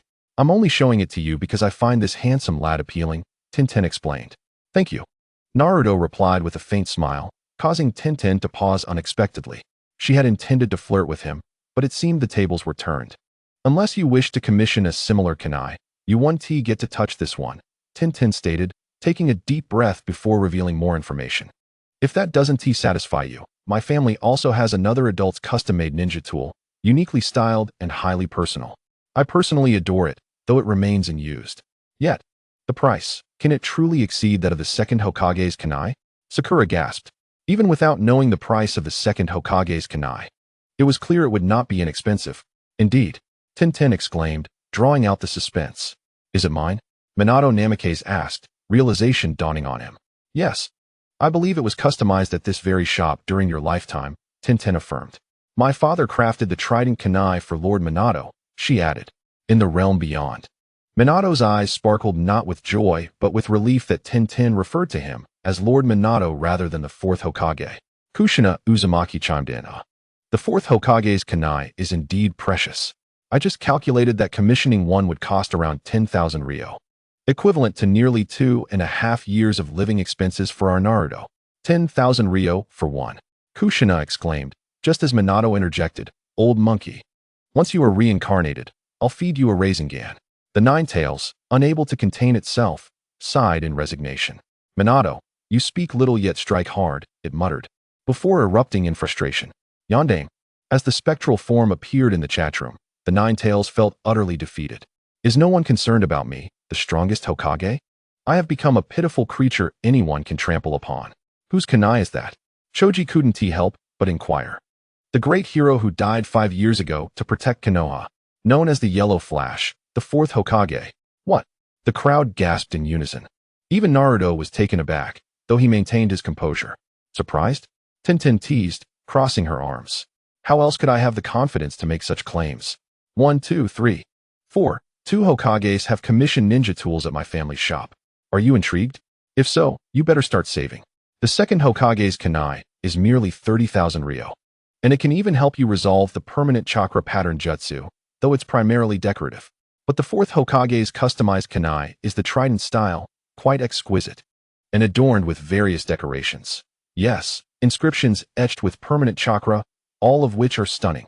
I shall show you its appearance. 10,000 ryo, no deception. That was the price even the fourth Hokage paid back then. Upon hearing the price, the group fell silent, astounded. That's exorbitant. With that amount, one could purchase 20 kunai or 50 shuriken, and that's without including any bonuses. Yet, they did not stop Tintin from retrieving it. For an average person, such a sum was indeed significant. However, This figure was presented before the heirs of the Akimichi, Nara, and Yamanaka clans, as well as the Hyuga clan's main family. Ino glanced at Naruto. As Tenten opened another small box, his azure eyes remained fixated on it. Do you like it? I can gift it to you, Ino offered, tucking a strand of hair behind her ear. I can also gift it to Naruto-kun, she added. Hinata blushed and spoke quickly. Sakura, gritting her teeth, was about to say something but was stopped by Shikamaru. They all perceived the yearning in Naruto's eyes, a rare sight indeed. But why? Shikamaru was perplexed. He understood that such items, for their custom creators, were worth their price, yet to others, they held little value, much like custom insoles. In that case, let us pool our money together to gift it to Naruto, Ino suggested with a light chuckle as she gathered a few friends. Shikamaru's reminder snapped Ino back to the moment, having previously lost herself in her thoughts. No, it's too expensive, Naruto shook his head, regaining his focus. He simply felt an inexplicable familiarity with the trident kunai once wielded by the fourth Hokage. Lifting his gaze, he earnestly looked at Tenten, who felt a bit shy under his scrutiny and averted her eyes. But we can't haggle, okay? Of course, unless you insist, Naruto replied with his signature gentle smile. Could you please show me a photograph of the fourth Hokage? Chapter 70. Golden? Gleaming? Tenten. Did your family keep any photographs of the fourth Hokage? Tenten. I forgot about that. Tenten. Custom ninja tools are quite rare. Tenten. It never sold, so I just let it slip my mind. Anoki. If there really is a photograph of the fourth Hokage, it would be invaluable for Naruto, as it could clarify many mysteries. Orochimaru. Indeed. Naruto would undoubtedly suspect a connection with his lineage at first glance. Orochimaru, moreover. He might deduce why the Hyuga and Uchiha clans have been so reticent about the Nine-Tails incident. Orochimaru. Perhaps I should just quietly observe. As Orochimaru concluded, he glanced at Sarutobi Hiruzen, who appeared lost in thought. Hiruzen had been in this state for quite some time. Orochimaru smirked, pondering why he had not acted sooner. Hiruzen might indeed be regretting his past decisions, though not for his own mistakes, but rather for failing to eliminate potential threats. Balancing both overt and covert matters is crucial. Hashirama Senju. I am already looking forward to hearing Naruto's thoughts. You want a photograph of the fourth Hokage? Tenten furrowed her brows. This matter could be significant or trivial. Fourth Raikage. Oh, wasn't he supposed to be a hero who died? Fourth Raikage. Are you suggesting we should also prohibit the dissemination of photographs of his family? Karatsuchi. If Konoha is that rotten to its core. Mizuki. It's evident. If they didn't restrict its circulation or even archive memories, Naruto's heritage would have been revealed long ago. Mizuki. I believe there have been those who spoke up for Naruto, even recognizing him as the child of the fourth Hokage. However, speaking out could cost them their lives. Shimura Danzo. Indeed, Hiruzen has always favored such schemes, hasn't he? Shimura Danzo. Isn't that right? Koharu Hamura? Koharu, indeed. Hamura, perhaps. What? Nothing. Disappointment flickered in Naruto's eyes. Actually there is. Tenten quickly responded. But it's not easy to obtain. Just then, a visitor arrived. Here, she called softly, opening a box. You can look at it, but you must customize one. With that, Tenten dashed to the front desk. The others frowned slightly. It's just a photograph. Yet, it is rather peculiar. I have seen photos of the first Hokage. I've seen the second Hokage's photo. But my family doesn't have a picture of the fourth Hokage. Why? Could it be related to the events before the Nine-Tails incident? They exchanged simple banter as Naruto approached the trident kunai, noting it was not only its appearance that differed from the second Hokage's kunai, but also the permanent chakra techniques inscribed upon it, one in pattern, the other in textual form. This trident kunai resonated with Naruto's aesthetics. If given a choice, he would prefer this one. However, that was not the crux of the matter. Naruto squinted and lowered his head slightly, leaning in closer to inspect. Thud. That familiar feeling surged again. The great fox within him seemed to react significantly to this kunai, once belonging to the fourth Hokage. Why? Was it due to the particular ninjutsu inscribed upon it? Yet, the second Hokage's kunai had garnered no such reaction from the fox. Could it be because this was a unique tool of the fourth Hokage? Indeed. That sister had mentioned the hero who saved the village 5 years ago. Could the fourth Hokage's demise be intricately tied to the great fox? Hashirama Senju, look. It's exactly as I described. The excitement in his voice was so intense that he was silenced. Izuna Uchiha, divine being, it aligns with what you said. If you don't speak, how can Naruto realize it? Hashirama Senju. Ha ha ha. It seems everyone has already deduced the truth. Ino Yamanaka. Indeed, this isn't a secret anymore. It's quite apparent now who would doubt Naruto's deduction. What does Golden Gleam mean? Could it be related to this trident kunai? What connection exists between the fourth and second Hokages? Their techniques seem similar, yet the fourth's appears more refined and utilizes text. However, that's reasonable. The fourth may not have been born when the second passed. After all these years, many things can be perfected. Moreover, previous intel from the Uchiha indicated that the second was a high-mobility combat ninja. Speculatively, the fourth Hokage's gleam may refer to high mobility. Literally, it suggests remarkable speed. But what could Golden imply? It can't merely be a literal interpretation. That seems unlikely. I can't shake the feeling that some crucial information is missing. Minato Namikaze astutely observed. You've practically pieced it together. Minato Namikaze, cough, as expected of Kushina's child. You are as exceptional as she was. In the Pure Land. Kushina opened her mouth, but ultimately chose not to speak again, noticing Mikoto Uchiha giggling nearby. Kushina, feeling a mix of embarrassment and annoyance, remarked, I just don't want to be silenced again over someone inconsequential. Crack. Just as Naruto was lost in thought, Ino suddenly opened a small box. She blinked her big eyes at him. Here is something you might like. Take it, 100,000 Ryo. We plan to pool our money to buy it for you. Yes, yes. After Ino spoke, the others nodded in agreement. Naruto was taken aback. No, that is too expensive. He shook his head. 100,000 can buy many things. Buying even a kunai you somewhat like feels extravagant. However, Ino promptly retrieved it from the box and placed it in Naruto's hands. Naruto was stunned. If that girl with the bun sees this, I'll surely get scolded. Shoo, are you worried about wasting our money? Is it not worth the price? Then let us run. As Ino finished her sentence, everyone froze. Ino had initially been joking, but once voiced, it felt different. Her eyes lit up. Right. That guy wouldn't sell such a treasure, but if I snatch it away and later return to pay, Naruto could have this gem without it being theft. Naruto's enthusiasm was indeed rare. However, when Ino glanced up, she noticed that everyone's expressions were somewhat unusual. Run? Where are you planning to go? Tintin's voice resonated from behind her, accompanied by the gentle touch of her small hands on Ino's shoulders. Chapter 71. Expected yet unexpected Ino. Don't rush, don't rush. That's the world of black frames. Ino hurriedly reassured Tintin, who was sprinting towards them. Suddenly, the girls burst into laughter, as they found a strong sense of identification in the situation. Only Naruto, as the contrasting protagonist, did not share the same level of relatability. I'm just joking, Ino. Let us put on a show of resilience, she declared. Since it's all opened, let us sell it then. After all, leaving it here, nobody will follow their custom. Not even the former Hokage, right? Sister. Tintin initially felt quite upset that these people dared to take out her collection without permission. Even though Ino's argument was reasonable, she still felt uncomfortable. Nevertheless, after being called sister a few times by the younger ones, Tintin's breathing calmed significantly. All right, she exclaimed, 100,000, take it. Sister is the best. The three girls exchanged glances and immediately coordinated their efforts. Tintin crossed her arms and turned her back.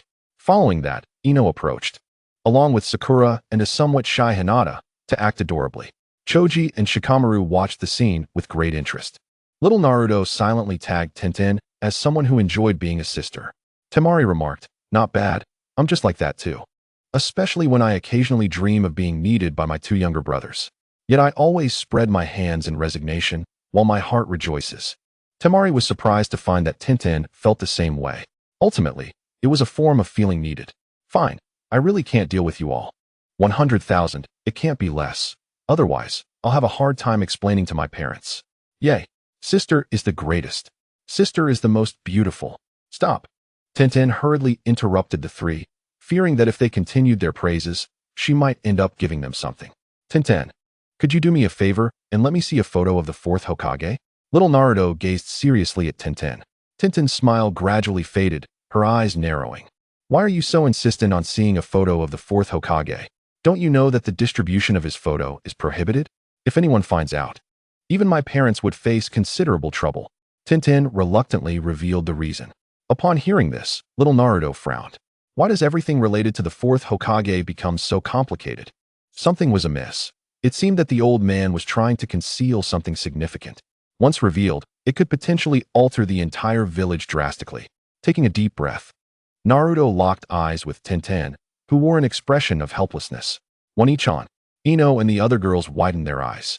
Oh no, Naruto-kun has never called us so proactively. Tenten was also taken aback. Seeing her lack of response, Naruto slightly turned his head. Please, One-chan. Shikamaru and Choji were utterly stunned. This can't be real, can it? Naruto. All right. To everyone's astonishment, Tenten was genuinely considering breaking the ban to show Naruto a photo of the fourth Hokage. Kakashi remarked, the third Hokage truly has a guilty conscience. The fourth Raikage added, that's the truth. Otherwise, he wouldn't be the strongest Hokage. Every time I hear the strongest Hokage, I can't help but laugh. Indeed, Senju Hashirama noted, it seems the youngsters from the Cloud Village are becoming excessively powerful. They cannot continue to roam freely like this. Naruto resumed his smile, although his cheeks were slightly flushed. Ino widened her eyes, suddenly feeling regretful.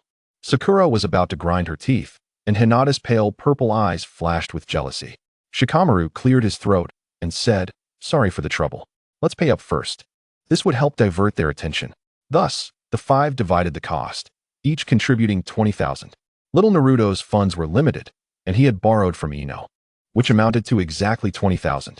However, he needed to repay the money he owed for the kunai, leaving him unable to offer any at the moment. Staring at the 100,000 laid out before him, Naruto fell silent. He suddenly realized that as time passed, he might find it increasingly difficult to commit acts of destruction against Konoha.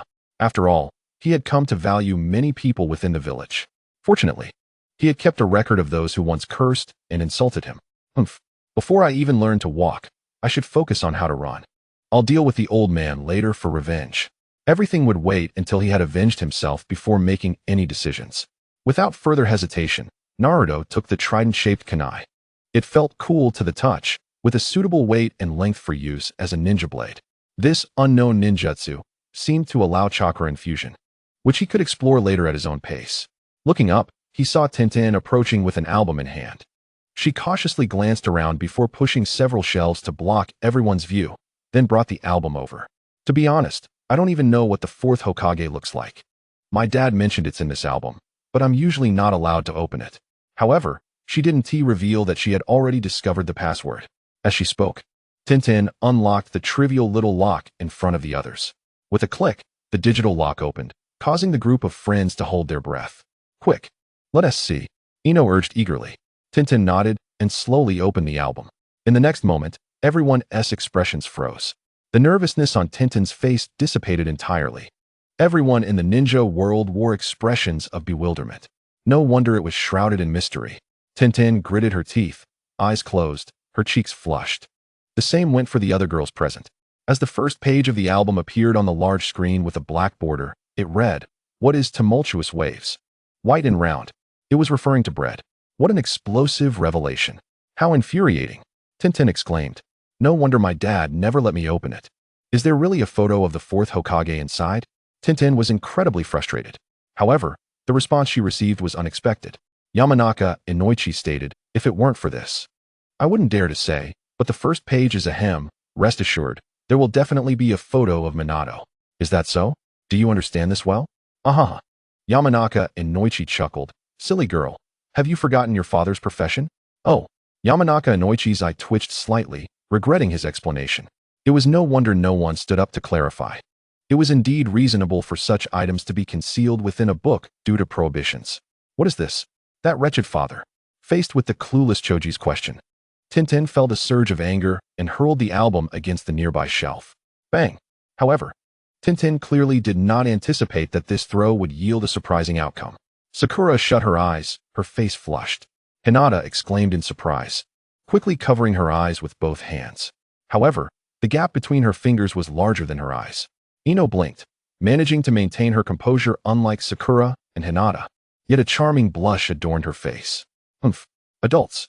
Shikamaru spread his hands in mockery, though his eyes had brightened at the sight moments before. Ino looked at him with suspicion, wondering if it was truly bothersome. Naruto's handsome face showed no signs of distress. Indeed, he had masked it well.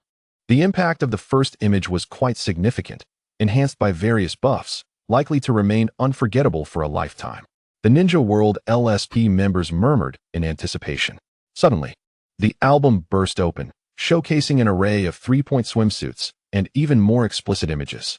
The Ninja World LSP members were perplexed. Why is everything black? Why is it all blurry?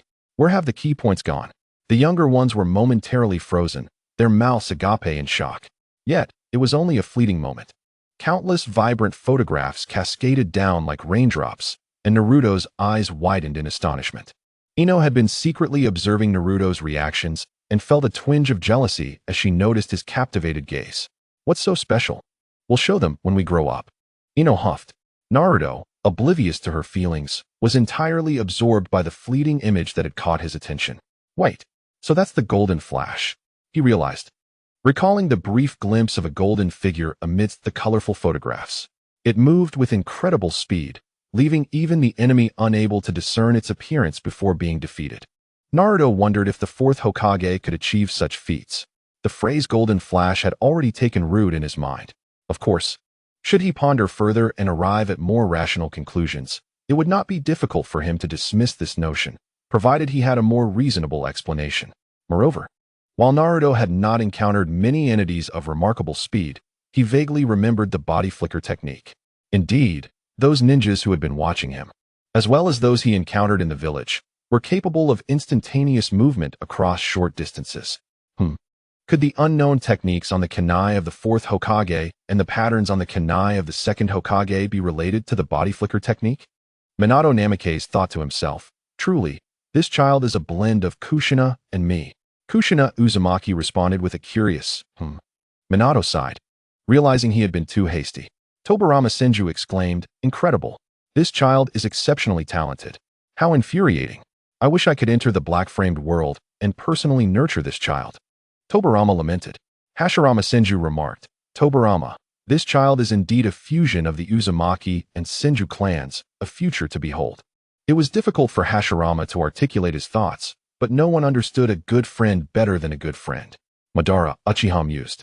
The future is a combination of Hashirama's and Tobirama's essence, with higher potential than Hashirama and a lower threshold than Tobirama. Exactly. That's the essence. Hashirama confirmed. As expected of you, Madara.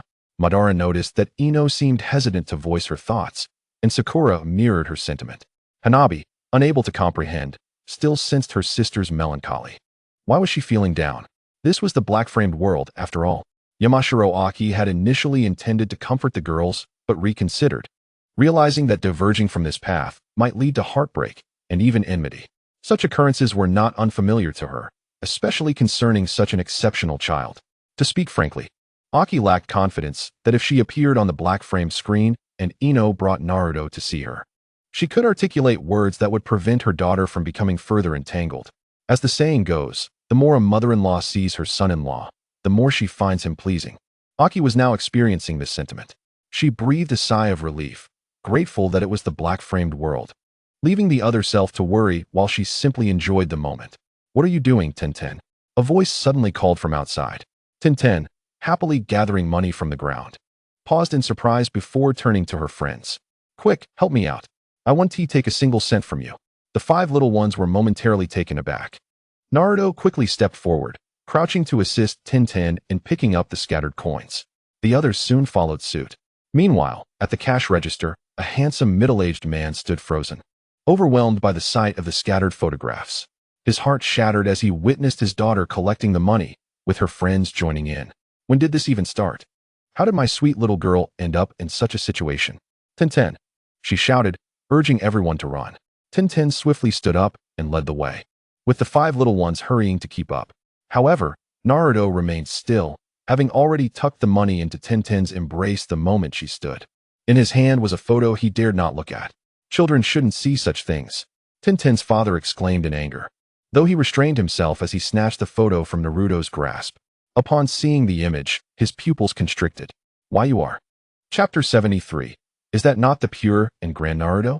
Temari asked, have you noticed? Kinkaro replied. There aren't many things that could make the black-framed Naruto lose his composure. Shikamaru remarked, it seems that way. Danzo sighed. Poor Naruto, cursed Danzo. Do you have any last words? Hiruzen Sarutobi retorted, Danzo, I'll get you back for this. I can't believe the black-frame Naruto guessed his heritage with just one glance, Ino stated. It's not that simple, my dear Ino, Mei Terumi cautioned. That child's worldview has likely been completely overturned. I sense that he is constantly being destroyed and rebuilt, repeatedly undergoing this cycle. Kushina lamented, my poor child. Do whatever you wish, and I will always support you. Minato added, and I will always stand behind you. Orochimaru interjected, the time is too short. The black-frame Naruto won't he experience what you mentioned, my boy. At least, he needs time to recuperate. The fourth Raikage nodded. I find myself agreeing with Orochimaru. It's quite normal to recognize one's heritage at a glance. Even if I hadn't seen much beforehand, I would still recognize it. No wonder the third Hokage restricted it. It's only logical. But you Leaf Village residents are both foolish and blind. In the hidden Leaf Village, anger was palpable. Yet the opposing party continuously presented various pieces of evidence, rendering them speechless. Oh no. The five young ones abruptly halted their steps. What are you doing? Run. Tian urged, her voice firm. You go on ahead. Ino returned the money she had found to Tian's hands. Upon witnessing this, the other four hurriedly returned their own found coins to her. Tian was momentarily taken aback, confused by their actions. Naruto hasn't come out yet. We must go back and check, Hinata stated with newfound clarity. What? Tian exclaimed. Just then, a figure gradually emerged. Naruto-kun. The five felt a surge of joy, yet their expressions soured upon seeing the forced smile on his face. It was all too apparent. Even Tian noticed, her brow furrowing as she stepped forward. Hey there, handsome, what's the matter? Your father isn't giving you a hard time, is he? Just wait. I'll go back and make him apologize. How dare he? She declared, her resolve unwavering. I'll just tell him I don't want his secret stash of money. I'll give it all to my mom. Young Naruto stopped her with a shake of his head. No, Tian nay, your father didn't trouble me at all. In fact, he let me take the most crucial item. That photo? Tian inquired. Naruto nodded. By the way, your father asked me to convey a message to you. Not listening. Tian rolled her eyes and began happily counting her money instead. Once it's spent, it's over. Don't tell your mom, Naruto advised. Oh, if I run out, I'll come find you. That's secret. Tian paused mid-sentence, stunned at her own slip. How did I reply so casually? She mused. Oh well, it doesn't matter. Her beautiful eyes sparkled like crescent moons. Yours and yours. Subsequently, she stuffed a bill into nobody's hands. Great. At least I won't have to come to the shop for 2 months. Haha. I'll treat you all to tea and snacks. Tian proudly patted her bulging pocket, seemingly devoid of any guilt over discovering her father's secret and pilfering his hidden funds. Rather, she felt a sense of pride for it. This scene left the fathers present with reddened eyes. How could this little cotton-padded jacket let slip such secrets? No, this was not merely a slip. This was akin to a floodgate bursting open. But before that, could you show us the fourth Hokage's photo, handsome? Tian's voice trailed off as she suddenly froze. Why had the tables turned, with her now asking him for the fourth Hokage's photo? Naruto forced a smile, his lips twitching as he observed the eager yet puzzled expressions of the five. He sighed and slowly retrieved the photo from his possession. The group quickly huddled around him, holding their breath in anticipation. Finally, the photo of the fourth Hokage appeared before them. What greeted their eyes was a handsome figure with golden hair, blue eyes, adorned in a green vest typical of a Leaf Village jonin, paired with blue tight-fitting pants. Huh. Naruto-kun, are you sure this is the fourth Hokage? Naruto-kun. Is this your brother? Heavens. The handsome boy has transformed into a dashing man.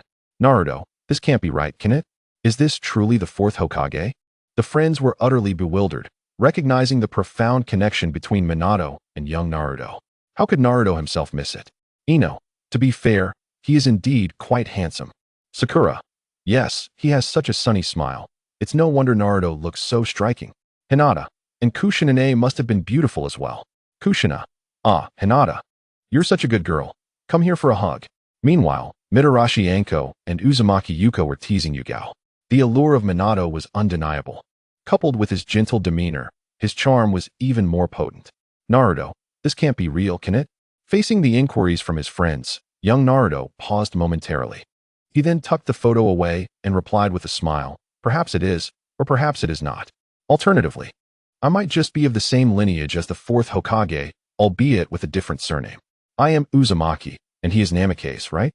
A familiar smile graced Naruto's lips, which eased their anxiety. Yes, yes, Naruto is correct. Otherwise, how could such a thing be possible? Ino quickly nodded in agreement. Indeed, that is true. But handsome boy, you really do resemble the fourth Hokage, as if you were carved from the same mold, Tion remarked. Rather than believing that young Naruto was the fourth Hokage's brother or son, she preferred to accept his explanation. The other girls shared this sentiment, and even Choji came to a similar conclusion. However, Shikamaru harbored doubts. He immediately thought of why the Hyuga and Uchiha clans had hesitated for nearly a decade to provide Naruto with historical documents. The source of everything was now clear to him. Shikamaru felt an overwhelming sense of revelation. Observing young Naruto returning to normal, he felt a pang of sympathy. As they walked toward the tea shop led by Tion, he discreetly inquired, "Naruto, are you really okay?" "I'm fine," young Naruto replied without missing a beat. His expression still cheerful. But the four girls walking ahead slowed their pace, their ears perked up. Before Shikamaru could finish, young Naruto smiled and retorted, "What if it is true? The deceased are gone. Besides, I don't know him at all." Chapter 74. The False Copy Ninja Kakashi and the True Copy Ninja Senju Tobirama. Black Frame Naruto speaks no lies. Senju Tobirama. Although it may be impolite to ask, I must inquire, how could the Nine Tails allow the fourth Hokage couple to meet such a hasty demise? Young Naruto fiddled with a trident kunai, feeling quite adept with it. He tossed it into the air, watching its graceful form as it floated. His brow furrowed slightly as he focused on the inscriptions on the handle. Suddenly, he sensed a subtle change in the chakra of the great fox within him that interfered with his own. It seemed to fluctuate each time he threw the kunai or caught it. Why was this happening? Could it be that the trident kunai left behind by the fourth Hokage could influence the chakra of the great fox? Young Naruto shook his head, feeling something was off. The speed was remarkable, akin to a flash. Was this technique merely a rudimentary body flicker? Several images flashed in his mind. After mastering the inscriptions on the trident kunai, he could inject his chakra into it, achieving a certain mark. He envisioned himself as the ninja executing the body flicker technique. Subsequently, he imagined tossing the kunai and instantly appearing beside it, ignoring distance and obstacles. Perhaps this method was feasible. However, utilizing the body flicker technique required considerable preparation and could not be used continuously for extended periods, or else the precision of distance and positioning would significantly diminish. Although he had not studied it, he surmised that these were its drawbacks. Hence, the second Hokage developed this convenient body flicker technique. It seemed highly plausible.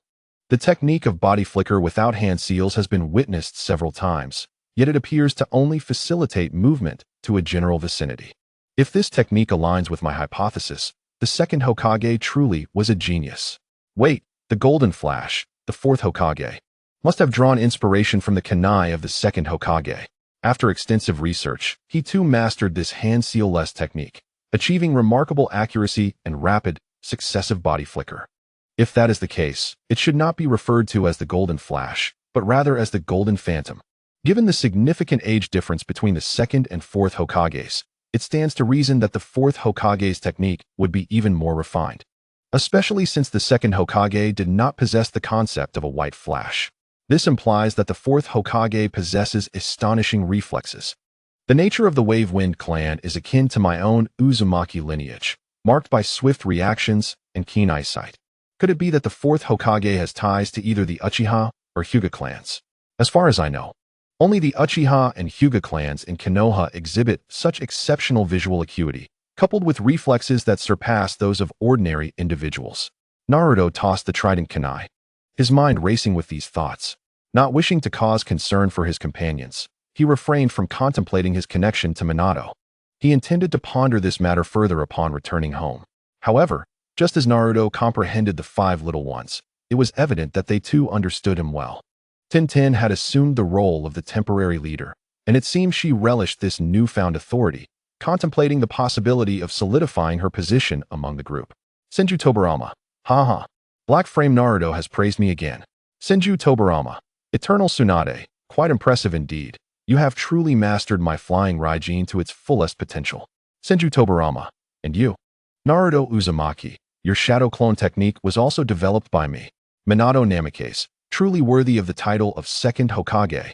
Tsunade. Could it be that this kid intends to derive his own version of the flying Raijin from the techniques left by my grandfather and Minato? Kuratsuchi, the possibility is significant. However, directly developing the flying Raijin would be exceedingly challenging. The second Hokage possessed abundant resources and information, which required not only immense talent, but also a wealth of knowledge.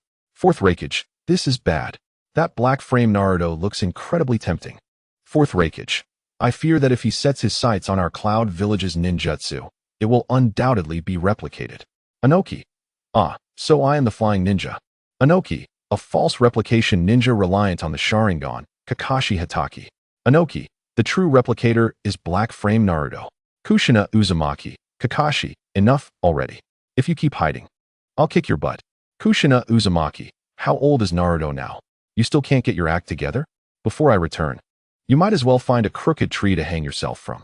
Kushina Uzumaki. That way, you won't have to fear us or feel indebted to Naruto. Playing dead all the time. Kushina Uzumaki. I'm granting you permission to just go ahead and die. Kakashi Hatake. Kakashi's eyes twitched slightly. Looking at Anoki's avatar, he sighed. At the Konoha tea house, Tintin seemed to be irregular. She entered a large private room with a few little ones in tow. Tintin skillfully laid out snacks and tea leaves, awaiting the hot water. Naruto-kun, may I see that kunai? Hinata asked, sitting beside him, her breath quickening. Seeing Naruto fondling the trident kunai with evident affection, Hinata felt an overwhelming desire to take it from him. Hinata, I'm tired, let us destroy it. It's too embarrassing. Naruto handed the trident kunai to Hinata. Watching her accept it with a flushed face made him smile involuntarily. Hinata was adorable and remarkably strong. During their last encounter, when Sasuke provoked her, she nearly retaliated. Just as her hand lifted, Naruto sensed that if her strike landed, Sasuke would have been in grave danger. Fortunately, he intervened just in time. Of course, Sasuke remained unaware that he had narrowly escaped death. Sasuke felt as if he were about to crack. Well, since it had already happened, he might as well fast forward to his night of growth. Even Black Frame Naruto could not save the Uchiha from that time. Sasuke only grasped a vague understanding of this now. His insights into politics were minimal due to lack of exposure. If it weren't for the detailed information provided by the black frame screen, he likely wouldn't have contemplated these matters. After all, he was solely focused on how to become stronger quickly, to subsequently stomp on that Uchiha clan scum. Naruto, share your thoughts with us. You don't want us to worry, but do you not realize that by doing this, you only heighten our concerns? Finally, Sakura could no longer contain herself. The little ones exchanged knowing glances, aware that Sakura would be the first to inquire about Naruto again. Tintin glanced at them and sought to integrate herself into the conversation. Not for any other reason, but to solidify her role as the official leader among them. Stop. Let us discuss this later. Ha ha ha, the tea is here. Chapter 75. The first black frame Naruto blows. Take a break, moi. What exquisite tea. Tintin's beautiful eyebrows danced as she turned to the little ones. Noticing that aside from Naruto and Shikamaru, the others were somewhat forced smiles, she had anticipated this. Subsequently, she retrieved ice cubes and milk from the fridge. Then you may have milk tea. Her mixing was swift. Upon tasting it, the girls all found themselves enamored with the flavor. Choji's eyes lit up with delight. He hadn't expected such sweetness. Naruto chuckled and remarked, in truth, the moment I first laid eyes on the fourth Hokage's photograph, I felt an inexplicable connection to him. I might have been born during the time he saved the village 5 years ago, not knowing who my parents were. My thoughts immediately wandered in that direction. Upon hearing this, the little ones nodded in agreement, recognizing the likelihood of this connection. Shikamaru took a sip of the milk tea Tintin had just prepared, his eyes brightening. In terms of timing and the attitudes of the Uchiha and Hyuga clans, there were numerous intriguing points to ponder. Moreover, even our parents exhibited a rather nuanced stance. Yes, when Dad and Mom realized I was bringing meat to find you, they first inquired whether Shikamaru was around, and then seemed quite relieved to let me go, even being generous. Choji added. Ino reflected, Dad rarely expresses himself. But Mom seems very curious about you, Naruto. Yet, she is always stopped by Dad. In fact, they never discuss you in front of me. Naruto-kun, if you really are the child of the fourth Hokage, then why does everyone still treat you like this? Hinata blurted out, her urgency causing her to stumble over her words. Clearly, Hinata had improved immensely compared to before, mainly due to the affectionate support of her friends, which had bolstered her confidence. Of course, if Naruto dared to smile solely at her, she would still blush like a steam princess. This is precisely the part one cannot comprehend. Shikamaru furrowed his brow. Naruto took a deep breath and replied, I think I have a general idea about this matter. But if I disclose it, you all will. Before Naruto could finish his sentence, Hinata seized the opportunity of returning the trident kunai to tightly grasp Naruto's hand. Her head was practically smoking. Naruto-kun, father has instructed me to heed Naruto's words diligently. Hyuga Hinata rolled her eyes, overwhelmed by her emotions. In a swift motion, Tintin caught Hinata. So hot. What is this child shy about? However, just as Tintin was about to help Hinata regain her composure, Hinata suddenly opened her eyes and glanced at her. Immediately after, her body went limp and she fell straight towards Naruto. Yamanaka Ino remarked, Well, Hinata, it seems you have learned some mischief. No, I didn't. Hinata stammered, her face flushed crimson. But, sister, you seem to be doing it on purpose, said Hanabi. Hinata pressed her toes tightly together. Hanabi, you're becoming a bit unappealing. What? Hanabi blinked in surprise. Meanwhile, in the ceiling space, Kurama frowned deeply. Why has it taken so long? This fox has yet to show itself. Is this fool still not comprehending? The black frame Naruto was clearly not foolish. Why does he persistently interfere with my chakra? The disturbance has yielded minimal results, and in frustration, I cannot pull the black frame Naruto into a conversation. Kurama was genuinely distressed. Yet, it could only stand and complain.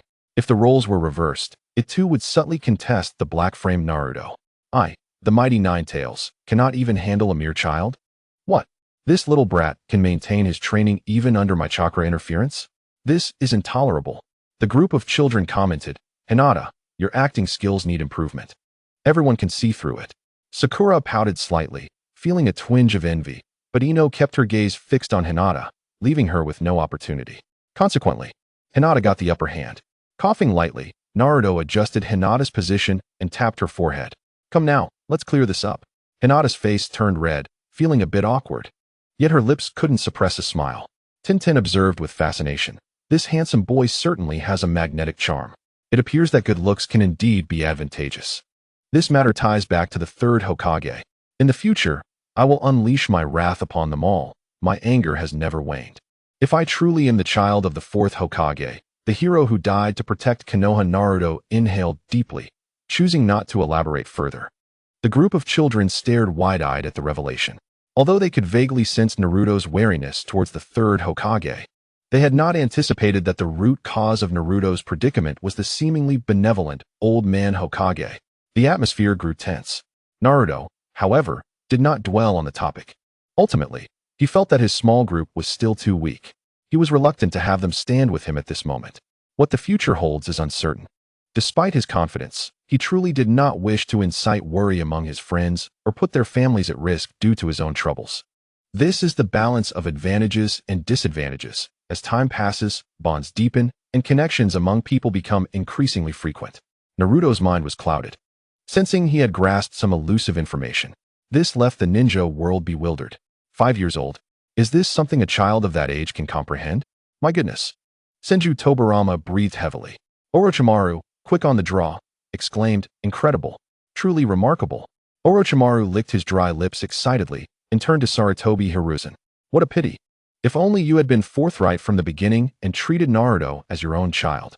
No, as you promised Kushina on her deathbed, sincerely caring for Naruto. This child would never disappoint you. Black Frame Naruto has never changed. He remains that passionate heart, Orochimaru declared. From this moment forth, the first Black Frame Naruto of the ninja world has been born. Chapter 76, lacking nothing except time. However, I believe that thought should not remain linear. I can sense that a great fox is sealed within me. I've even conversed with it and vaguely glimpsed its form. As Naruto's words fell, the children widened their eyes. A great fox spirit? Is that so? Nara Shikamaru inhaled deeply. So that's why they call you a fox spirit behind your back every day? That seems to be the case, Naruto nodded. Aside from the possibility of being the fourth Hokage's son, there is also a blood relation. In any case, one thing is certain, the fourth Hokage is my blood relative. Of course, there is another possibility. Noticing Naruto's solemn expression, the children instinctively swallowed hard, feeling a bit tense. Yet, Naruto suddenly smiled and said softly, Don't be so tense. It's just a possibility. They all nodded quickly, even Tintin, who set her milk tea down, her palms sweating. I wonder if there's a chance. The great fox sealed within me may have cost the fourth Hokage a great price. Was I just born then?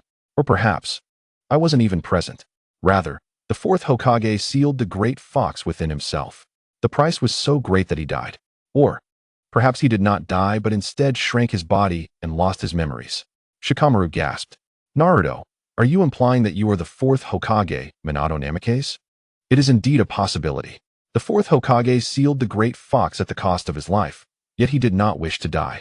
So he chose to exhaust all his chakra to return to his childhood, but in doing so, lost his memories. The group of children, after Shikamaru's continuous explanations, began to understand. Their gazes toward Naruto shifted.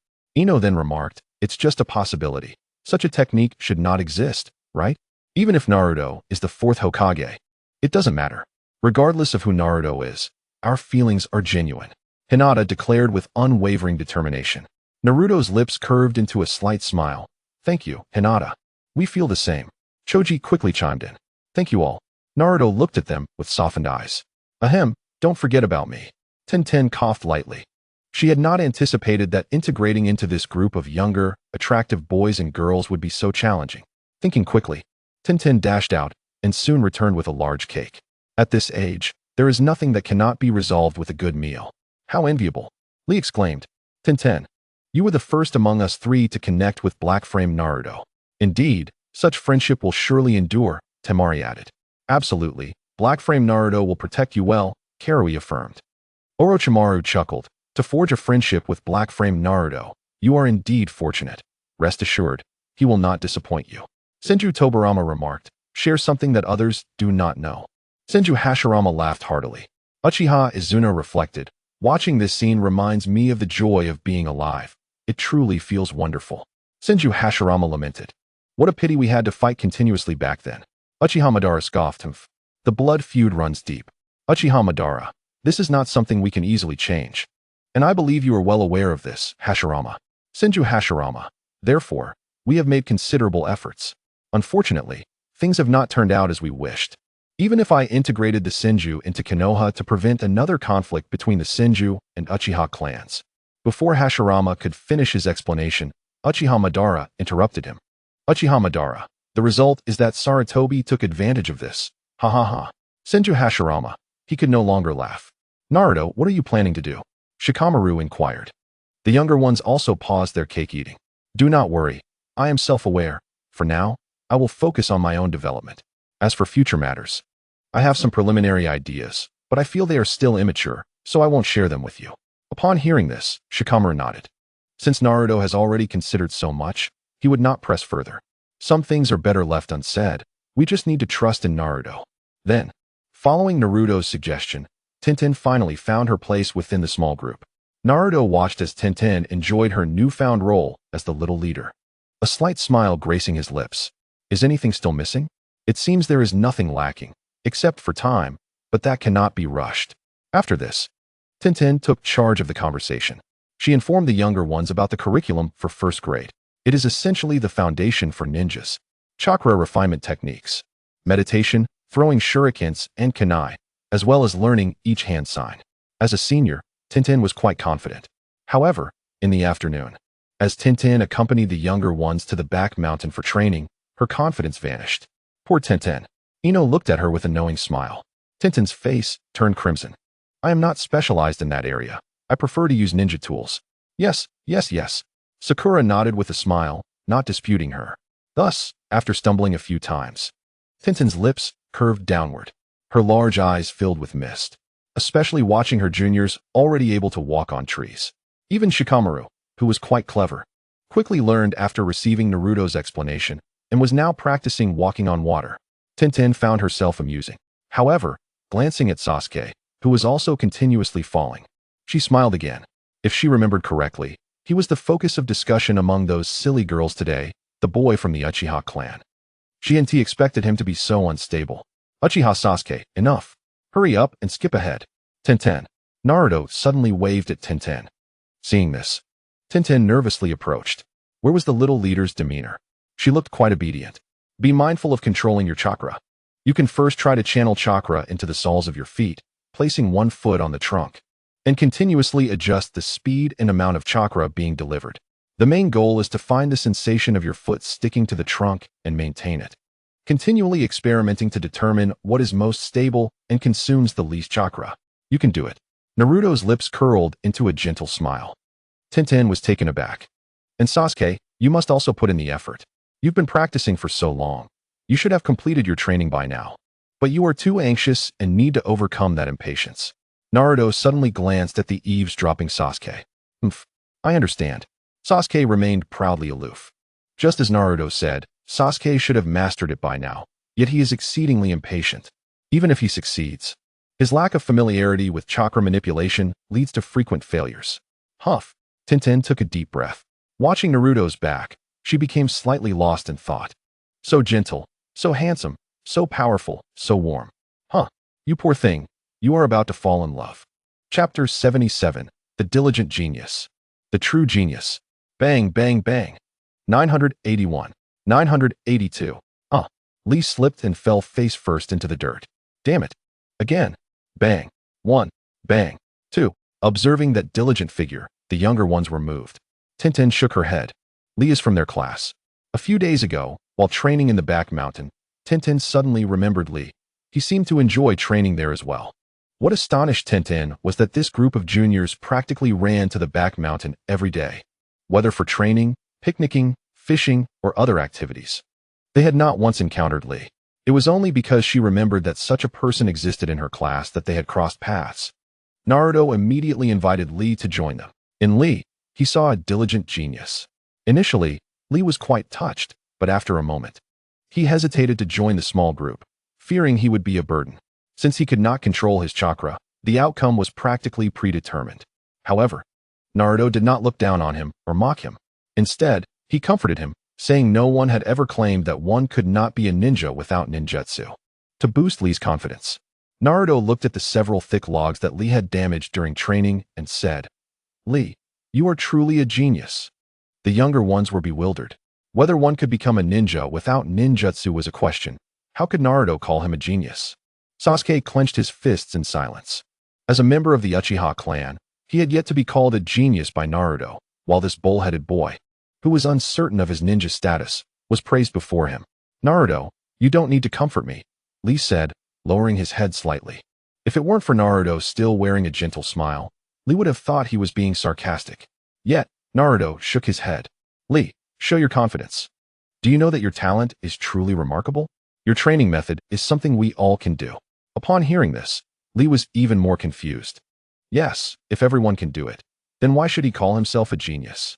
Shikamaru quickly grasped the point. In that moment, Shikamaru became serious. He scrutinized Lee carefully. It was no longer something that could be simply described with the word effort.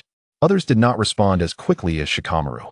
Though they believed in Naruto, if one were to forcefully declare Lee a genius. Soon, under Naruto's explanation, everyone was moved, and their gazes towards Lee changed. Lee himself was also taken aback, unable to believe it. However, Naruto's lips curled up as he pointed to the battered logs that Lee used for training and said, Everyone, not a single one can commit to such inhumane, high-intensity training day after day like you do.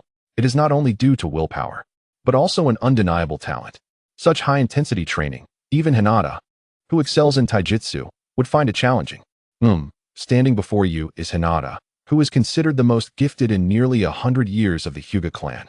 Naruto pulled Hinata over, who shyly stood beside him. Hinata, please demonstrate. Hinata obediently nodded. She then approached the battered log used for Lee's training. Taking a deep breath, she prepared her starting stance. In an instant, Hinata's entire demeanor transformed, akin to a sword drawn from its sheath. Lee felt the change acutely, though others may not perceive it as intuitively. Merely observing Hinata's stance and initial movements reveals the remarkable strength of this young girl. Given that it was Naruto who initiated the conversation, Hinata harbored no intention of concealing her capabilities. As her chakra surged to a critical threshold, her aura intensified, with subtle blood vessels appearing around her eyes. Her pale, violet gaze deepened in intensity. With a determined shout, she thrust her palm forward, creating a resounding impact that left everyone astounded, their mouths agape in disbelief. Naruto had anticipated this, yet the spectacle still took him aback. The battered log, previously kicked by Lee, remained steadfast on the ground, only to be decisively shattered by Hinata's strike at the tender age of 5. Not only a few were left speechless, the entire ninja world was astonished.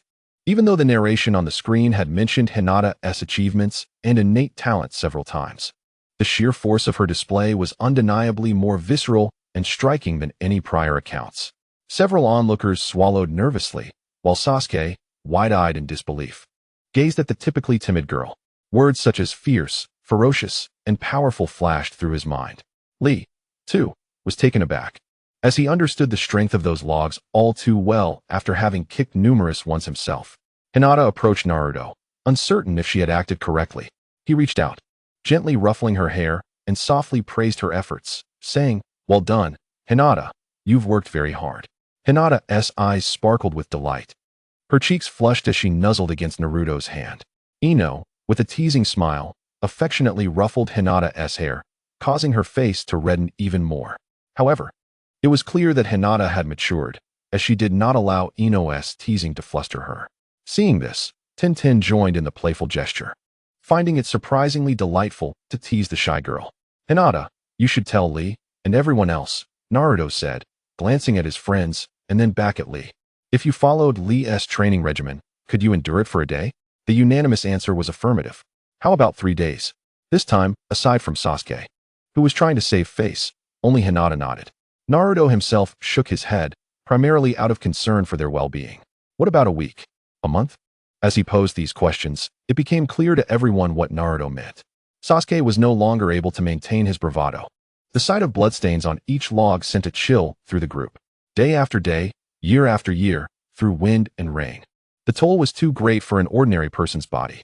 Even a ninja would struggle to endure such trials.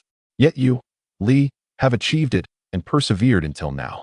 Shikamaru took a deep breath and added, "If you have not been using medicinal baths, I must say, you are a genius. Of course, I will consult my father about the necessary treatments for such intense training." "Lee, do not doubt it. You are indeed a true genius." Ino nodded in agreement, exclaiming, "After hearing all this, I feel Lee is not just a genius, he is a monster." Chapter 78. Outdoor Lessons. Orochimaru. Truly, Naruto with the black frame stands out from the rest, adept at recognizing the strengths of his comrades. Orochimaru, Lee Rock, if you have not been using medicinal baths, then aside from Might Guy, you are the strongest talent I have encountered. Might Guy Lee. Lee Rock. Yes, Teacher Guy. Might Guy, the sweat of your hard work will not betray your youth. Tobirama Senju. Indeed, such physical prowess is rare even among the elite ninja clans. Tobirama Senju. Struggling to control your chakra? Perhaps that is the price you pay, but it is not insurmountable. The Ninja Academy I founded is based on tailored education. It seems that future ninja schools will not prioritize physical prowess. Fourth Raikage. Lee Rock, come to my village. I will ensure you learn to control your chakra and utilize the lightning release chakra mode. Such ninja body techniques are designed for geniuses like you. Might Guy, he is my dear subordinate, Raikage-sama, you. Fourth Raikage. I know you, the Azure Beast of Konoha. Might Guy, you should come along as well. Might Guy. At the Ninja Academy, Naruto observed Ino and Hinata seated beside him, shaking his head in exasperation. Naturally, no one dared to vie for Hinata's attention after her recent display. However, Ino and Sakura had been at odds for several days. Ultimately reaching a consensus, Ino would sit on odd days, and Sakura on even days. Today being an odd day, Ino sat to Naruto's left. Temari, huh? Naruto with the black frames is quite popular. Temari, the girls in class will likely be torn between Sasuke and Naruto. Kushina Uzumaki, just like my child, haha. Naruto Uzumaki, darn it. What is so good about that smug Sasuke? It's still me. Lee Rock, Sakura is truly enviable. Kiba Inuzuka, indeed, it's infuriating. Sasuke is one thing, but why is even Naruto, no, black frame Naruto, so appealing? Naruto Uzumaki, what do you mean? Shino Aburame, it is quite clear, Kiba is speaking literally. Sasuke Uchiha, humph, boring people. Sakura and Ino exchanged awkward glances, relieved that their faux friendship had not been exposed in front of the entire ninja world, which would have been quite embarrassing. Naturally, they had accepted the identity switch between black frame Naruto and Sasuke. Indeed, If this world's Naruto were like the one from the Black Frame world, they would undoubtedly find themselves infatuated as well. Both were handsome, but clearly, Black Frame Naruto possessed a charm that neither the tsundere nor the aloof version of Sasuke could match. Clapping his hands, Iruka called the class to attention. Everyone, follow me to the playground. Starting today, we will have outdoor lessons every other day. Have you all been practicing refining your chakra? And have you been practicing your throwing techniques? Great. Let us head out with the teacher, Iruka said cheerfully, leading the students to the playground. Before long, everyone had gathered at the playground, where Iruka produced a scoring board. This will affect your overall grade, so be sure to take it seriously. After the initial test of your throwing techniques, we will have a combat drill in the afternoon. Therefore, students who finish their throwing assessments can engage in free activities to prepare for the afternoon exercises. All right, the children shouted in response to Iruka. Now, I will begin calling names. When your name is called, step forward and demonstrate your throwing technique. Iruka cleared his throat and announced, first up, Kiba Inuzuka. Is Kiba here? As he looked up, a somewhat laid-back boy stepped forward, shrugging his shoulders. Teacher, our clan doesn't need to practice this. I haven't even touched a shuriken. Kiba stated, realizing Iruka's oversight. My apologies for forgetting about the Inuzuka clan, Iruka replied with a hint of exasperation. Next, we have Shino Aburang, the teacher. I am the little boy in sunglasses from the Oil Woman clan who just stepped forward. Iruka smacked his forehead, apologizing for his oversight. The Oil Woman clan, like the Inuzuka clan, are insect manipulators and do not require practice in this regard. However, as this is foundational skill, it is best to practice. Although you won't be evaluated this time, you will be next. Iruka took a deep breath, suddenly recalling the procedure. Everyone has a first time, and Iruka continuously noted the mistakes he had made. What of the clan ninjas? If they cannot even master such basic skills, then the so-called clan ninjas are rather unimpressive. Suddenly, a haughty voice rang out, drawing everyone's attention. At that moment, Sasuke stepped forward and seized several shurikens from beside Iruka. With a swift motion, Sasuke hurled the shurikens.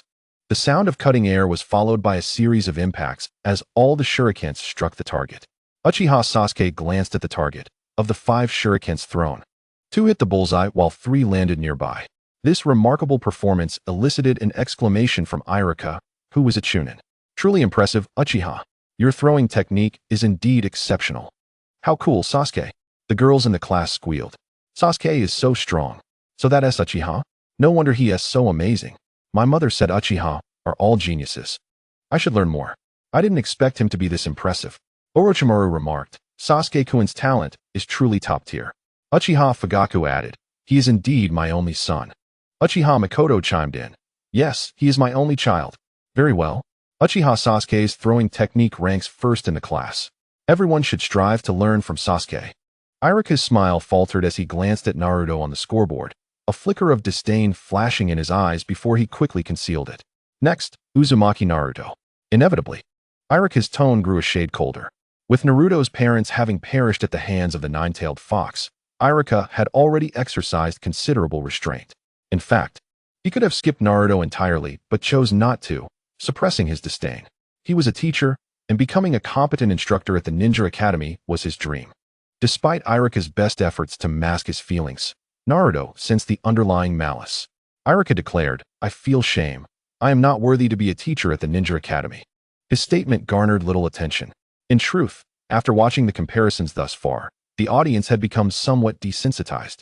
Now, they were more eager to see how the Black Frame Naruto would perform. At that moment, a system notification chimed in. Ding! The quiz begins. Everyone, please be prepared.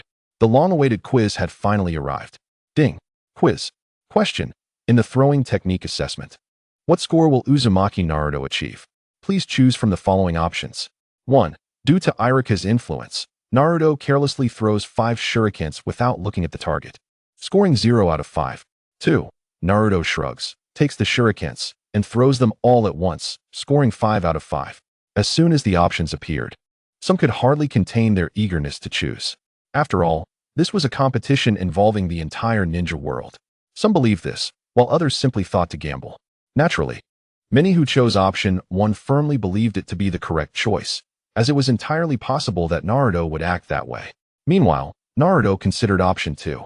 He shrugged, took the shurikens, and threw them all at once, scoring 5 out of 5. I'll choose this. Uzumaki Kushina frowned after reading the options and exchanged a glance with her close friend, Uchiha Mikoto, before clicking the choice. However, neither would likely secure a spot in the top 3, despite their speed. Of course, this answer did not inspire as much confidence as before. In the arena, Sasuke shook his head upon seeing option 2. Impossible. This cannot be true. While the black frame Naruto is indeed strong, he cannot possibly surpass me in throwing technique. Besides, he has not had the same training as I have. For Sasuke, choosing option 2 felt like admitting he was inferior to Naruto, which was an uncomfortable notion. Despite his hatred for that man, Sasuke had to acknowledge that the beast had indeed honed his throwing technique to an extraordinary level. In Sasuke's mind, no one could compare to him. Even when he activated his Sharingan, he did not dare claim he would easily defeat that beastly brother of his, who was younger and had not activated his Sharingan. The answer was clear. The black frame Naruto could not possibly excel in throwing shurikens and would certainly not adopt the casual attitude. Therefore, the correct answer must be option 3. I must prepare myself. Otherwise, I will struggle to secure first place. Shouldn't we select option 2, everyone? Naruto inquired, but no one responded, save for his best friend, as they were all deep in thought about the answer. Nonetheless, some would still believe Naruto's own answer. Sasuke retorted, "Idiot. You're saying that your throwing technique, which ranks at the bottom, can compare to mine, and Uchiha." Inoki interjected, "Uchiha boy, one cannot speak so lightly." Orochimaru added, "Is there truly any doubt regarding the strength of Black Frame Naruto? As for your claims, Sasuke, that pertains to the Golden Frame world and not this one. It lacks objectivity. Jealousy has clouded your judgment." Hearing this, Sasuke's face darkened in anger. "Am I jealous of Black Frame Naruto? No, that is utterly impossible."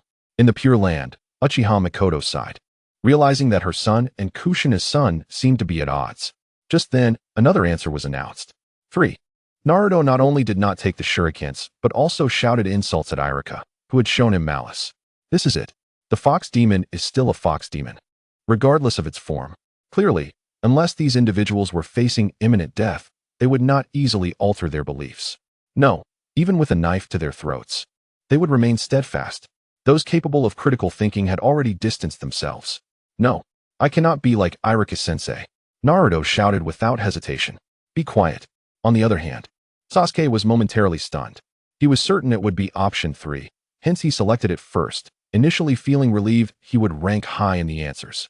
However, when option 3 appeared, he was taken aback. Is this nonsense? Given Naruto's character, ignoring would be the most rational response. But if that is the case, doesn't that imply I am envious of Black Frame Naruto and too afraid to choose option 2? Orochimaru. Haha.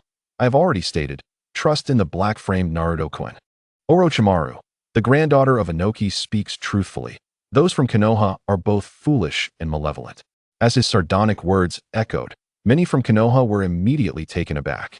Yet, recognizing that he was one of the legendary Sannin, possessing the power to instigate war at will, they quickly subdued their indignation. Observing this, Orochimaru sneered, cowardly against the strong. Foolish and malevolent indeed. Uchiha Madara, there is no need to protect those from Konoha. Uchiha Madara, had it not been for Hashirama's mother feeling pity for their plight years ago, Konoha might have been a true ninja village. Watching as others bullied them once more, many turned their gaze to the high stands, seeking the omnipotent third Hokage.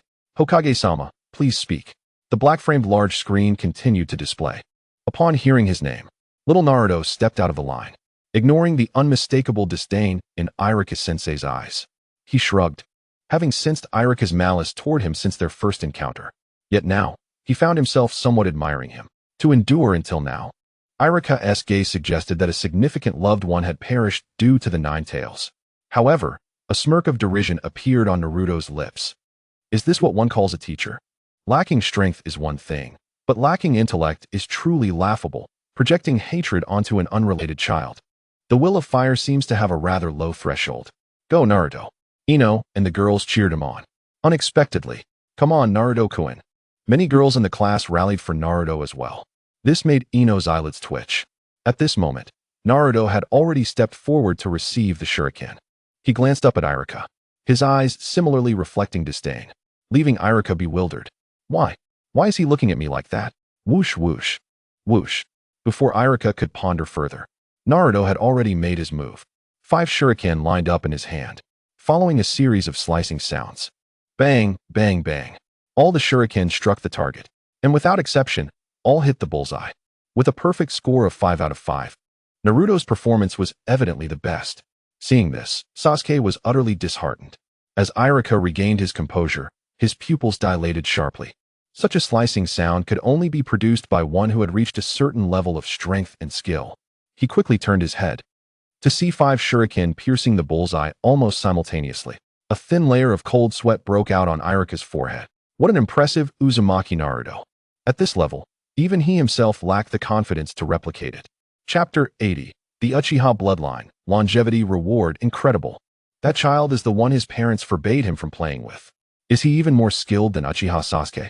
Indeed, look at that Uzumaki Naruto. He too hit the target with 5 shuriken, yet all struck the bullseye.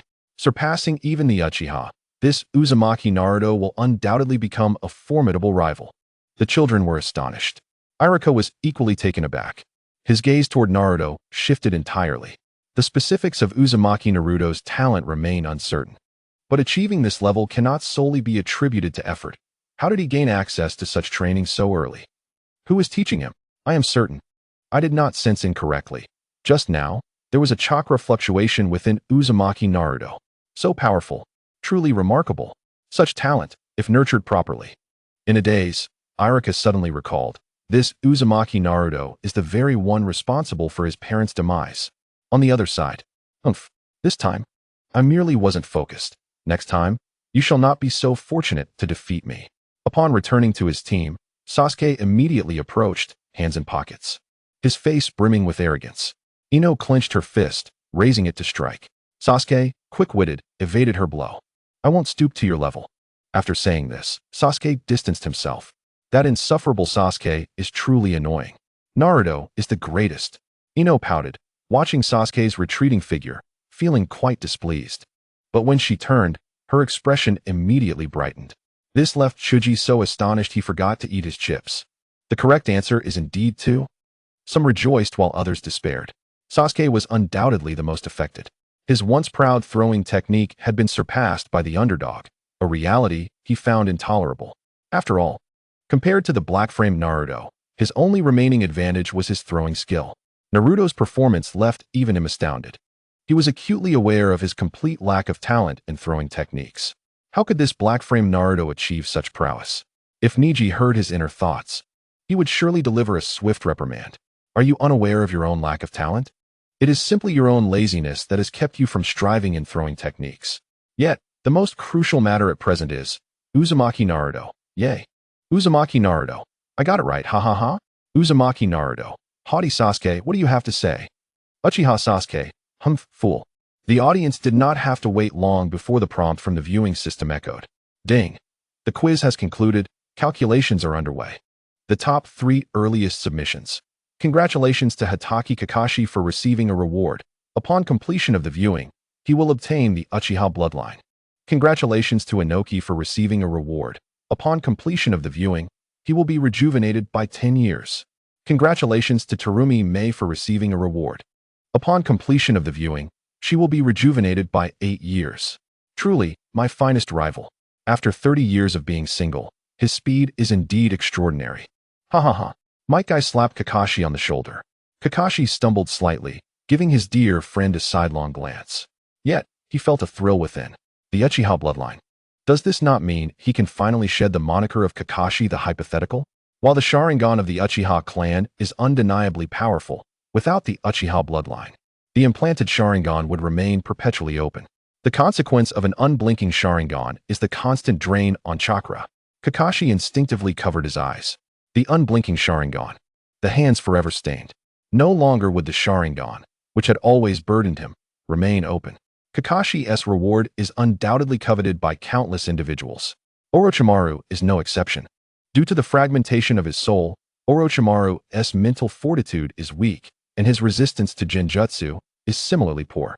Otherwise, Uchiha Itachi's desire to eliminate him with a mere glance would be quite unrealistic. However, this has fostered an almost obsessive yearning in Orochimaru for the Uchiha Bloodline. His fixation has only intensified, shifting from Uchiha Itachi to Uchiha Sasuke.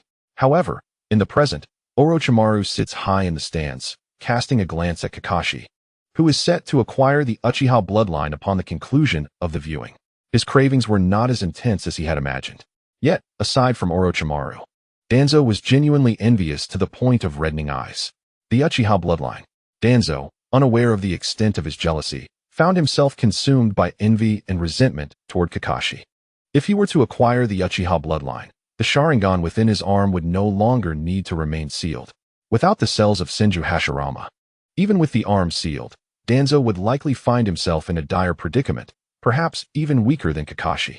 Not to mention the Kodo Amatsukami of Shusui's Mangekyo Sharingan, which could only be used once every 10 years. The reward bestowed upon Kakashi has sparked excitement among many in the ninja world. The existence of bloodline rewards is simply exhilarating. Inside the realm of the Reaper, Minato sighed, momentarily hesitating. He never anticipated that he would be unable to break into the top 3. As time progresses, the frequency of the reward-based quizzes only intensifies the competition, making it increasingly challenging to secure a spot among the top 3. Anoki, haha. I never expected this old man to actually snag a top 3 position and feel 10 years younger. Haha. Living long truly has its advantages. I can't believe I have another decade to live. Anoki was genuinely elated. The significance of feeling 10 years younger was monumental. He no longer needed to rush. 10 years would be ample time to cultivate a successor. Even though a Wagakure might still be in a state of transition, he now had a decade to prepare thoroughly. The 4th Raikage, that damn old man. No wonder he suddenly became quiet. He was fully focused on answering. Rashi, damn it. I must secure the 1st place for resurrection. Tobirama, it's a pity I'm only in 3rd place, but being 8 years younger is an exquisite reward. Tobirama felt an immense sense of relief. There was no longer an urgent need to search for a marriage partner. No, she should be more anxious. Tobirama, I'm 8 years younger now. Naruto Uzumaki. Are you coming to Kirigakure to find your sister? Tobirama, how about I personally present it to you as a reward? Gulp. Naruto Uzumaki instinctively swallowed. No. It must be the whispers in my mind affecting me. My heart belongs to Sakura, yet that sister is truly splendid. This quiz has ignited a fervent desire for power within many, as well as a yearning for youth, exhibiting remarkable performance. Naruto Uzumaki currently holds the top position in the class. Iruka took a deep breath. Forcing a smile, he looked at Naruto and encouraged. But don't let this make you complacent, Naruto-kun. Naruto paused for a moment. He observed the conflicted expression in Iruka's eyes. This teacher seems not as inadequate as I imagined. Iruka, perceiving Naruto's thoughts, silently sighed in relief while an inexplicable sorrow surged within him. He truly did not feel worthy of such admiration. Before he could finish his thoughts, Naruto's voice echoed in the chat room. Naruto Uzumaki, does my black-framed vision match yours? Naruto Uzumaki. Iruka-sensei is indeed a wonderful teacher. Chapter 81. The benevolent father Iruka emerges often. Naruto Uzumaki's thoughts are quite intricate. He can sense Iruka's inner turmoil. One might say he has an inkling. Thus, his previous remarks were intentional. All right, the morning assessment concludes here. Upon returning, everyone should practice their throwing techniques earnestly. This afternoon, we will have a combat exercise, so please be prepared. After gathering everyone, Iruka shared a few words before dismissing them for lunch. He then hurried towards the Hokage building with the score sheet in hand. The performance of the Fox Demon has been exceptional. He must inform the 3rd Hokage of this. This is not a favorable situation. If word spreads, it could incite panic. Soon. Knock, knock, knock. Inside the Hokage's office, Sarutobi Hiruzen took a puff of smoke.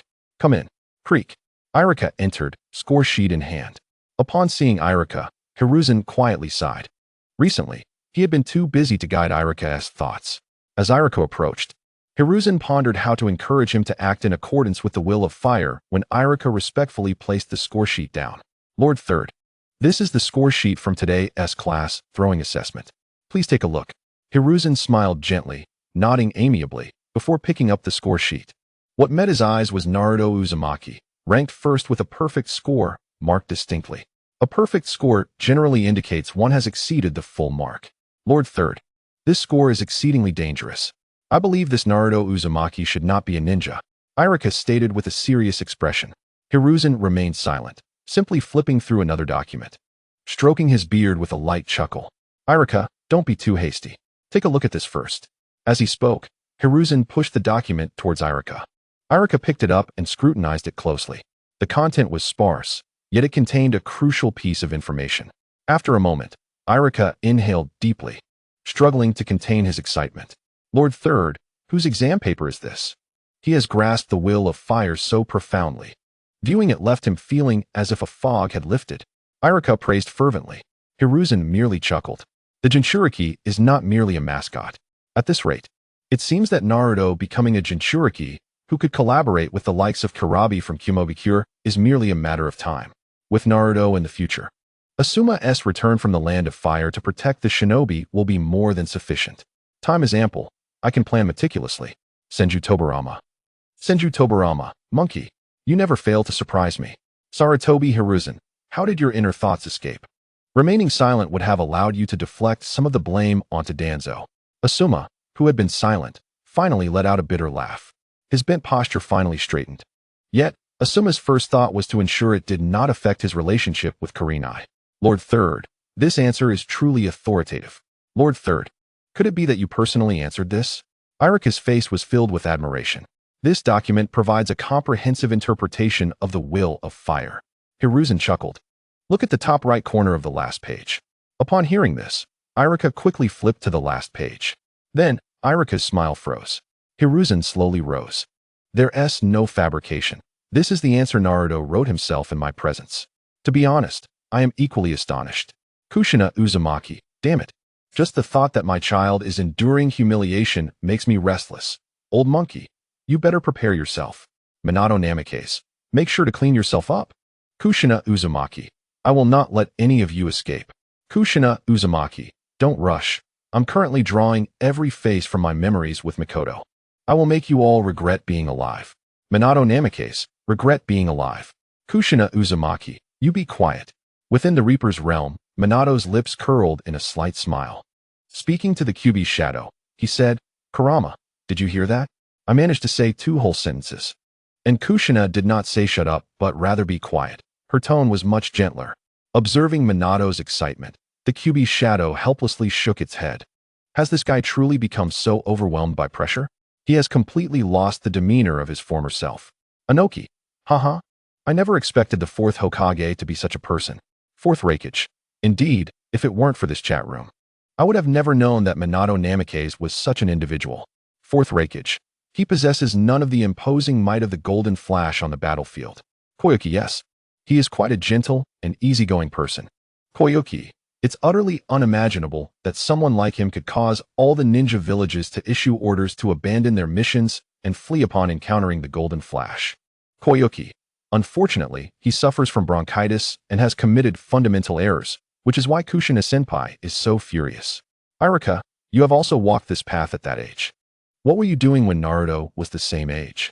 Having endured the rain yourself, you wish to hold an umbrella for others. You are an exceptional ninja. You have deeply comprehended the will of fire. You should know that Naruto is also a part of Konoha. He is family. In Konoha, as Sarutobi Hiruzen began to encourage Irika, they all displayed expressions of nostalgia. Each one bore a look of deep emotion and excitement. The will of fire is the most potent will in the ninja world. Whenever their resolve wavered or faltered, as long as the will of fire appeared within the confines of the black-framed screen, their resolve would become steadfast once more. In a sense, Sarutobi Hiruzen, as Hokage, still possesses some merit, albeit limited. I understand. Thank you, Lord Third. Irika bowed solemnly to Sarutobi Hiruzen. Sarutobi Hiruzen chuckled and patted his shoulder. It's good that you understand. I will not let you down. Just as Sarutobi Hiruzen was about to solidify this, he suddenly sensed something. He then patted Irika on the shoulder and said, Let us go have lunch. There's an assessment this afternoon. You've worked hard. Not at all. Lord Third, I take my leave. Sarutobi Hiruzen nodded with a light smile. After Irika departed, Sarutobi Hiruzen returned to his position as Hokage. After a few breaths, there was a loud knock on the door. However, from the force and rhythm of the knock, Sarutobi Hiruzen immediately recognized who was arriving. Bang! Without any warning, the door to the Hokage office was kicked open. An old man, leaning on a cane and wrapped in bandages, strode in with a single eye glaring menacingly at Sarutobi Hiruzen. Chapter 82 Ninja Bear, winning without doing anything? Here he comes again? When the people of the ninja world saw Danzo's appearance, it seemed that they were not particularly surprised. Instead, they were taken aback by the manner of his entrance. Inoki, truly the shadow of Konoha and the god of ninjas, one might mistake him for the Hokage, ha ha ha. Fourth Raikage, I wondered who it was. Turns out it's the infamous shadow of Konoha, Koyuki. To be honest, this entrance is rather embarrassing. Is this how a subordinate should make an entrance? Rashi, Danzo. Shimura Danzo, what is wrong with me? Did I eat your rice? Koyuki, no. I actually hope that Lord Danzo becomes Hokage. Sasuke narrowed his eyes slightly. Observing Danzo's ID, it seemed there was still a score to settle with Konoha before he could destroy it. Kakashi let out a sigh of relief. Thankfully, it wasn't too severe. He was nearly suffocating. Fortunately, Kushina and Minato did not truly blame him. Otherwise, Kakashi would have become emo again. Danzo, next time you enter like this, you need to appear here again. Sarutobi Hiruzen's tone was flat. A lot of uncomfortable things have transpired recently. I just had to patiently counsel Irika. Though the matter concerning little Naruto has slightly improved Sarutobi Hiruzen's mood, Danzo still walked straight into the line of fire. Humph. Danzo snorted coldly, seemingly unfazed. He then approached Sarutobi Hiruzen. Speak, what is it now? Sarutobi Hiruzen silently tucked away the important documents on his desk. Danzo cast a glance. His pupils constricted sharply. The perfect respondent of the will of fire, Naruto Uzumaki. Damn it. Has Hiruzen completely brainwashed the Jinchuriki? Now, unless we bring the Jinchuriki to the base, it's unlikely he'll ever betray Hiruzen. Danzo took a deep breath, then fixed his cold gaze upon Sarutobi Hiruzen. Still, it's about the Uchiha matter. I've said it before, that group is nothing but trouble. Use Itachi to deal with them yourself. Upon hearing this, Sarutobi Hiruzen narrowed his eyes. In truth, regarding the Uchiha situation, he had seen through it long ago. He merely needed to do nothing, and in the end, he would be the ultimate victor. Regardless, he would never actively issue commands. He would let his closest allies make their own mistakes. As long as he could step in at the end, he would emerge as the final victor without incurring any losses. When Sasuke witnessed this scene, his fists clenched tightly. In the Pure Land, Uchiha Makoto watched them with an impassive expression. It was entirely normal for the Uchiha clan to develop a sense of rebellion. Of course, the true catalyst for the Uchiha's decisions was the appearance of the masked Uchiha Obito, along with the talents displayed by Itachi and Shursui, the two new representatives. Regrettably, what the Uchiha did not anticipate was that the masked Uchiha Obito had no intention of collaborating with them at all. Furthermore, long before the Uchiha found him, he had already made contact with Danzo. As for the new generation of outstanding Uchiha, both were mere pawns who subscribed to the will of fire. Was it you who caused Shursui's death? Sarutobi Hiruzen feigned ignorance. I don't know what you're talking about. Danzo squinted his eyes. Old fox. Shursui's other, I must be in his possession. Danzo thought so, thus he dared not use Kodoame Tsukumi against Sarutobi Hiruzen. Sarutobi Hiruzen, on the other hand, believed that possessing the Mangekyo Sharingan, Uchiha Shursui would absolutely not allow Danzo to succeed. But Shursui had deeply comprehended his own will of fire. Thus, he would undoubtedly live a life filled with suffering. His eyes must have been given to Uchiha Itachi in a suicide. And how obedient a dog Uchiha Itachi is. With Kodoame Tsukumi in his hands, the threat is minimal. Uchiha Obito, useless. Uchiha Izuna, it pains me to see such foolishness, and to have two of them at that. Uchiha Izuna, if given a bit more time, I fear that even that brat Sasuke will become like them, burdened with no psychological weight while being a pawn. Senju Tobirama, humph, a clan born of evil. Uchiha Izuna, it's better they die. Such individuals do not deserve to be called Uchiha. Uchiha Izuna, yet some others, having died, left behind several calamities. They cannot be compared. Senju Tobirama, what did you say? Uchiha Izuna, just stating the facts. Senju Hashirama, enough. Tobirama, these issues indeed require resolution. Senju Tobirama, I understand. I will cleanse the house. Uzumaki Naruto, since just now, what on earth have you all been discussing? Everyone, Hiruzen, if that is the case, then allow me to handle the Nine Tails Jinchuriki. The potential threat of the Uchiha is far too great. If we allow the Nine Tails Jinchuriki to continue wandering in the village, it's likely they will incite the Nine Tails incident once again. Hiruzen, how could you allow a Uchiha to be so close to the Nine Tails Jinchuriki? Are you not concerned that the damage caused by the previous Ninetales incident was insufficient? Or has sitting in this position for too long rusted your brain? Danzo pressed on aggressively. Sarutobi Hiruzen appeared unfazed, leisurely igniting his pipe as if teasing his close friend. However, it was evident that Danzo had overstepped. Hiruzen's countenance gradually darkened as their gazes met, and he discerned the confidence radiating from Danzo. Quietly shaking his head, he resolved that once the matter concerning the Uchiha was settled, he would address his friend firmly. I have stated numerous times, he declared, do not bring up the Jinchuriki issue again. I possess my own judgment. The root organization's model is ill-suited for the Ninetales Jinchuriki, and you are well aware of this. As for how I plan to manage the Jinchuriki, that is for me to decide. Just focus on your own responsibilities. Hiruzen. Danzo slammed his palm against the table. The talent of the Ninetales Jinchuriki is exceptional. If we do not secure his allegiance to Konoha, we will undoubtedly face troubles akin to the Ninetales incident in the future. Do you not grasp this?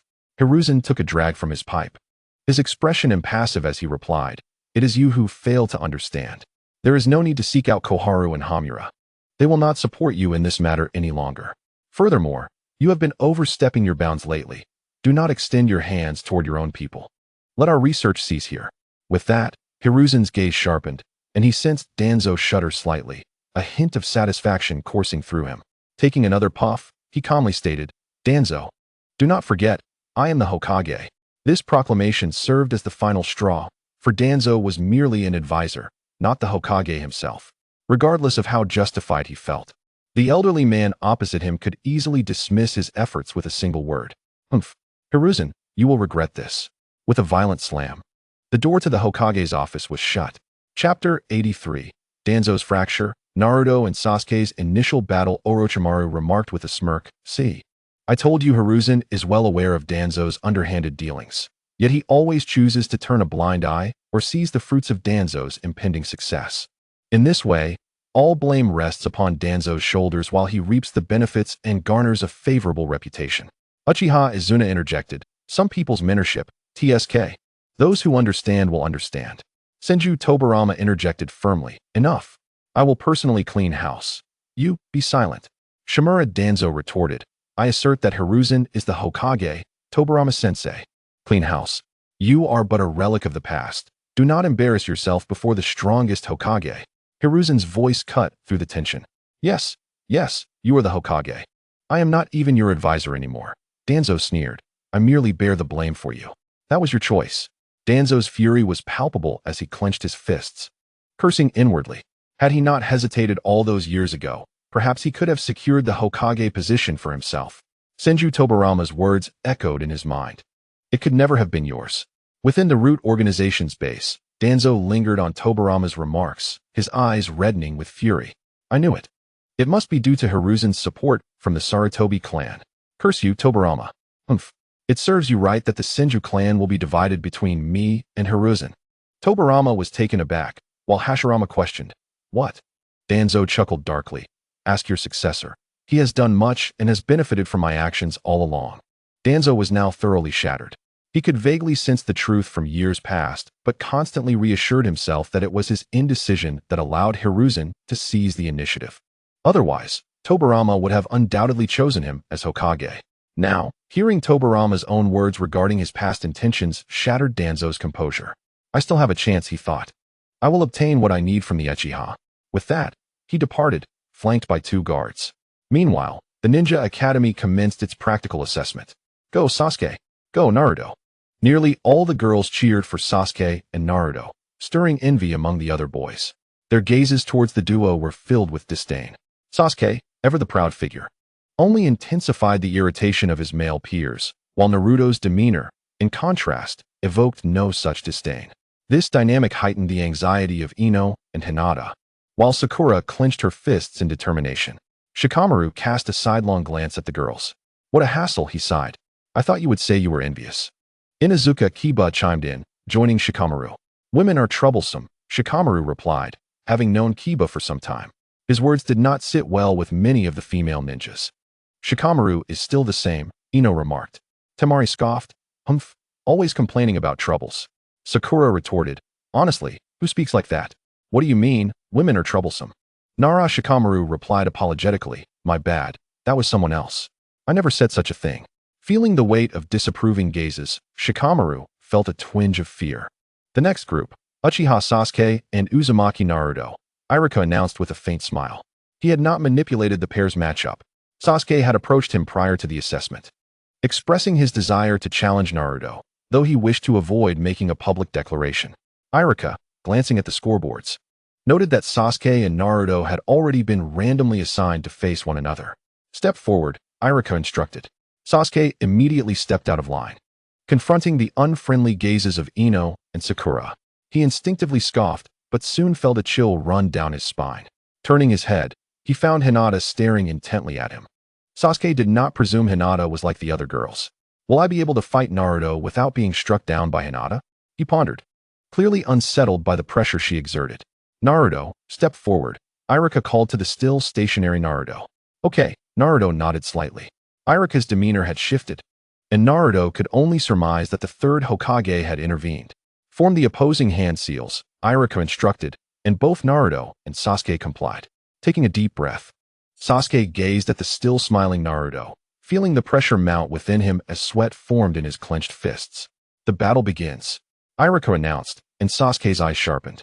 He had awaited this moment for far too long. At present, a decisive advance is underway. Naruto remains still, observing Sasuke's movements. In the next instant, Naruto slightly furrows his brow, seemingly sensing Sasuke's impending action, a straight punch aimed directly at his face. In the blink of an eye, Sasuke closes the distance, launching a powerful strike toward Naruto. However, Naruto swiftly counters, kicking Sasuke's attack aside and deftly dodging to the side. Realizing the impending danger, Sasuke quickly retreats. He studies Naruto, brow furrowed in confusion. Why does it feel as though Naruto has anticipated my moves? No, that's impossible. Sasuke renews his assault, but soon finds himself bewildered. The girls who had been chattering excitedly now watch in astonishment at Naruto's prowess. Naruto is incredible, they exclaim. Sasuke is no match for him. The contrast between their battle feels akin to that of an older child playing with a younger one. Go, Naruto. They cheer. Sasuke, try attacking lower. Chapter 84, Girlfriend Power. The war god Hinata. In the mountains, Ino remarks, wow, Naruto and Sasuke are on entirely different levels. Sakura, though incredulous, muses that if it were Naruto with the dark frame, it would indeed make sense. Orochimaru chuckles. As expected, Naruto with the dark frame does not disappoint. Is this the evolution of Kagura's hard eye? Tobirama posits, that is quite possible.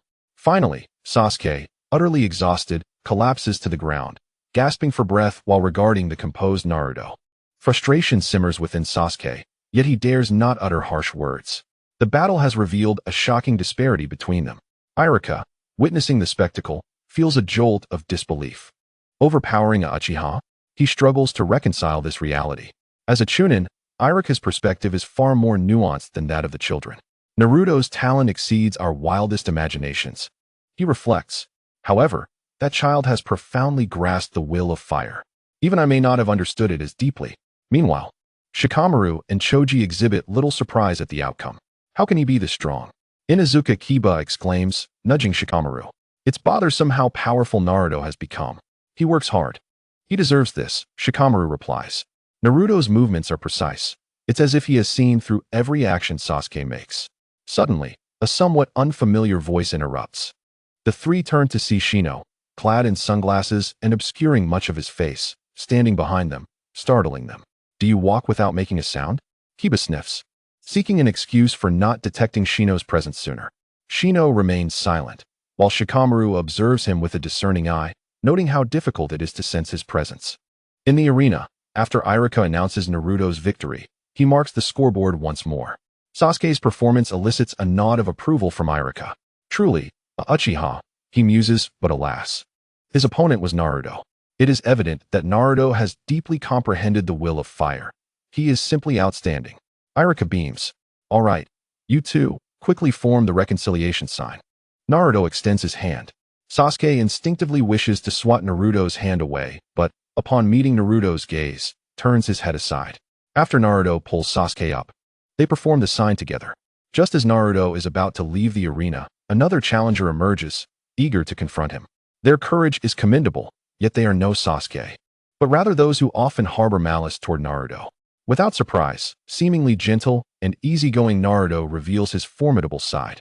3 challengers step forth, all swiftly defeated by a single punch from Naruto. Iruka's smile persists. 2 hours prior, he might have felt discomfort, but now, even though Naruto's strikes are somewhat heavy-handed, they appear entirely justifiable in Iruka's eyes. Indeed, the will of fire possesses immense power. Inoki exclaims. No wonder the hidden leaf under Sarutobi is so stable, Kuratsuchi remarks. How useful. The 4th Hokage adds. This is the hidden leaf, Raza states.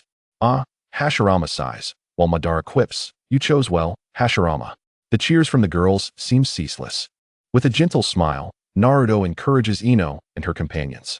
However, internally, Naruto feels a pang of disappointment. Is this all there is to the Ninja Academy? My time here will be wasted. Thus, he resolves to increase his meditation time to enhance his mental strength. According to the textbooks, once my mental prowess reaches a certain level, I will be able to consciously enter the spiritual realm. The existence of the great fox is likely sealed within me. A remnant of the 4th Hokage's seal. Taking a deep breath, Naruto attempts to dismiss thoughts of his connection to the 4th Hokage. What father would seal such a monster within his own child? Kushina retorts, there truly are. Kurama growls, humph. Isn't that right before your eyes? Damn it. Within the ceiling space, the Ninetales genuinely feels uneasy, plagued by an ominous premonition. What is the dark-framed version of myself doing? Why hasn't he yet drawn Naruto into the ceiling space? The longer this drags on, the more knowledge the dark-framed Naruto acquires, complicating future attempts to manipulate him. He may even end up playing with fire and getting burned. 5 more years, he resolves. Once I become a ninja, I will have the chance to leave the village. The weight of unanswered questions bears heavily upon him, causing immense discomfort. Just then, a girl who had previously spoken ill of Naruto collapses to the ground. Iruka promptly declares, winner, Hinata Hyuga. Hooray, Hinata is the best. Ino cheers. Sakura excitedly stomps her feet. That is how you should treat those annoying girls. She huffs. Who told them to speak ill of Naruto behind his back? Hinata maintains her stance, her gaze coldly sweeping over the remaining girls. In front of Naruto and his friends, she appears meek and shy, yet to those girls, she resembles a formidable demon. Hinata retracts her hand, casting a glance at the girl clutching her chest on the ground. Then, she turns to Iruka. Ahem, Hinata, wait a moment. We still need to perform the reconciliation sign. Iruka begins, but before he finishes, Hinata shifts her attention to the other girls. She has closely observed who bears ill will toward Naruto and who harbors feelings for him. Those with malicious intent will surely be met with no mercy. As for those with admiration, while their intentions may be commendable, they must understand that they are my rivals. Since we are competitors, there will be no quarter given. The crowd murmurs in anticipation. Hinata declares, come at me all together. Let us not waste any more time. She gazes resolutely at the girls. Even with a shift of gaze, the attention turned to the boys on the other side. Hinata, Ino, and Sakura gasped, their eyes widening in astonishment. So handsome. Ino's eyes sparkled, and Sakura mirrored her excitement. Damn it. She belongs to the Hyuga clan. What is she trying to prove? They were incensed by her audacity to challenge them openly. Observing the group of girls and several boys stepping onto the field, Ino immediately pulled Sakura along. Wait. There's us too. Yet, something unexpected unfolded. Sasuke couldn't help but gasp in disbelief. So fierce. Faced with the overwhelming presence of the girls, Hinata did not retreat. Instead, she charged forward. Iruka was left dumbfounded. What is happening? Wasn't Hinata supposed to be gentle and obedient? How could she have transformed so drastically? Just as Iruka was about to intervene and restore order, Hinata had already become a veritable warrior, cutting through the crowd with ease. No one could withstand even a single exchange against her. Suddenly, her aura surged, veins around her eyes bulging, her white eyes flashing with a hint of purple. Byakugan. Chapter 85. Finding one's path, the 4th Hokage remarked. This is Konoha. Makes sense, Inoki replied. No wonder it's the #1 ninja village. The depth of its heritage is impressive. Honestly, if it weren't for the 2nd Hokage's legacy, it seems we wouldn't have much to do with it. Damn it. The ninjas of Konoha are indeed formidable adversaries. I can't comprehend how this is happening. Tobirama exclaimed. Calm down, Tobirama. Hashirama advised. Izuna Uchiha commented. A well-played hand has been utterly squandered. The Mizuki's remarks hold truth. Without certain legacies, I fail to see how Konoha could lose. Newly enrolled students, when engaging in fights, resembled gang wars. This starkly highlighted the disparity among the other 4 great ninja villages. As long as Konoha's great ninja clan exists, it will forever surpass the others in terms of heritage. However, Konoha's own actions have led to a gradual weakening of its ninja clan. Nonetheless, all strength seems to have concentrated under Sarutobi's command. Yet, Sarutobi possesses numbers without quality. Even so, Konoha remains unrivaled in its heritage. Wait, Hinata. Iruka snapped back to reality and rushed forward to halt the battle. However, it was clear that Hinata had already entered a fierce state. Sensing someone swiftly approaching from behind, she showed no hesitation, turning to deliver a powerful strike. Iruka was taken aback. The force of her blow was significant. An instinct warned him that if he did not evade, his leg would surely be broken. Just then, a golden figure appeared before Iruka, grasping Hinata's hand. "All right, it's over now," Naruto said with a gentle smile. Hinata stood frozen for a moment, her bulging veins subsiding, her head lowered slightly, a blush creeping onto her cheeks. It was not that she believed she was wrong. Rather, she felt that her violent side had been inadvertently exposed to Naruto. Ino and Sakura were ecstatic. Hinata's earlier demeanor had been incredibly impressive. Shikamaru and Choji, accompanied by Kiba and Shino, rushed over and gasped in unison. Is this girl a chameleon? One moment she was fierce, knocking down countless classmates, and even a teacher dared to approach her, only to be instinctively targeted. The next moment, she transformed into this obedient girl. Naturally, many noticed Naruto's recent intervention. However, few could perceive the immense chakra contained within him. Sasuke was one of the exceptions, standing frozen in shock. In that fleeting moment, he sensed Naruto's chakra surging so powerfully that it created an illusion of him being a mountain looming over everyone. Iruka, slowly coming to understand, realized that Hinata's overwhelming strike had seemingly been effortlessly neutralized by Naruto. Now, Iruka's perception of Naruto had shifted entirely. He felt a surge of joy. This child, embodying the will of fire, was undoubtedly superior to the others. All right, let us conclude this matter here. Today's practical exercises end now. Classmates, please return to the classroom. I will fetch the medical staff to check on everyone, Iruka announced, then turned to Naruto. Naruto, please help me guide everyone back. Seeing the trust in Iruka's eyes, Naruto nodded slightly. The will of fire, just a few lines of text, held such immense power. No, it was the will of fire in the hands of the third Hokage that wielded such influence. Observing Iruka's demeanor, Naruto deeply grasped the power of information and public opinion. It could genuinely transform a person. Once this force is established, it will continue to ferment among the masses. If one's will is not steadfast, it is all too easy to be assimilated and conform. Orochimaru noted. Watching Naruto with those black frames feels akin to witnessing the rise of a future leader of the ninja world. However, his words did not garner much approval. For no matter how strong an individual may be, as long as they are human, invincibility is unattainable. The notion of a ruler over the ninja world seemed even more far-fetched, especially considering neither the Senju nor Uchiha could achieve such a status. Of course, the 4 great ninja villages held this belief due to their ignorance of the true strength of Hashirama and Madara. Tobirama found some resonance in Orochimaru's words. If Naruto with the black frames can grow to the level of my brother or Madara Uchiha, then, Orochimaru, your words may indeed ring true. Second Hokage. There are no ifs. Naruto with the black frames will undoubtedly surpass all predecessors. Sarutobi Hiruzen observed the madness flickering across Orochimaru's face, his brows knitting together in concern. Surprised yet alarmed, he now had to contemplate an escape route. Suddenly, an idea struck him. The Konoha Tsukumi. One of Shirsue's eyes was in Danzo's possession. Just the thought of it sent chills down his spine. Fortunately, Danzo believed he had the other eye, or else Konoha Tsukumi, a technique capable of altering one's will, could pose a significant threat.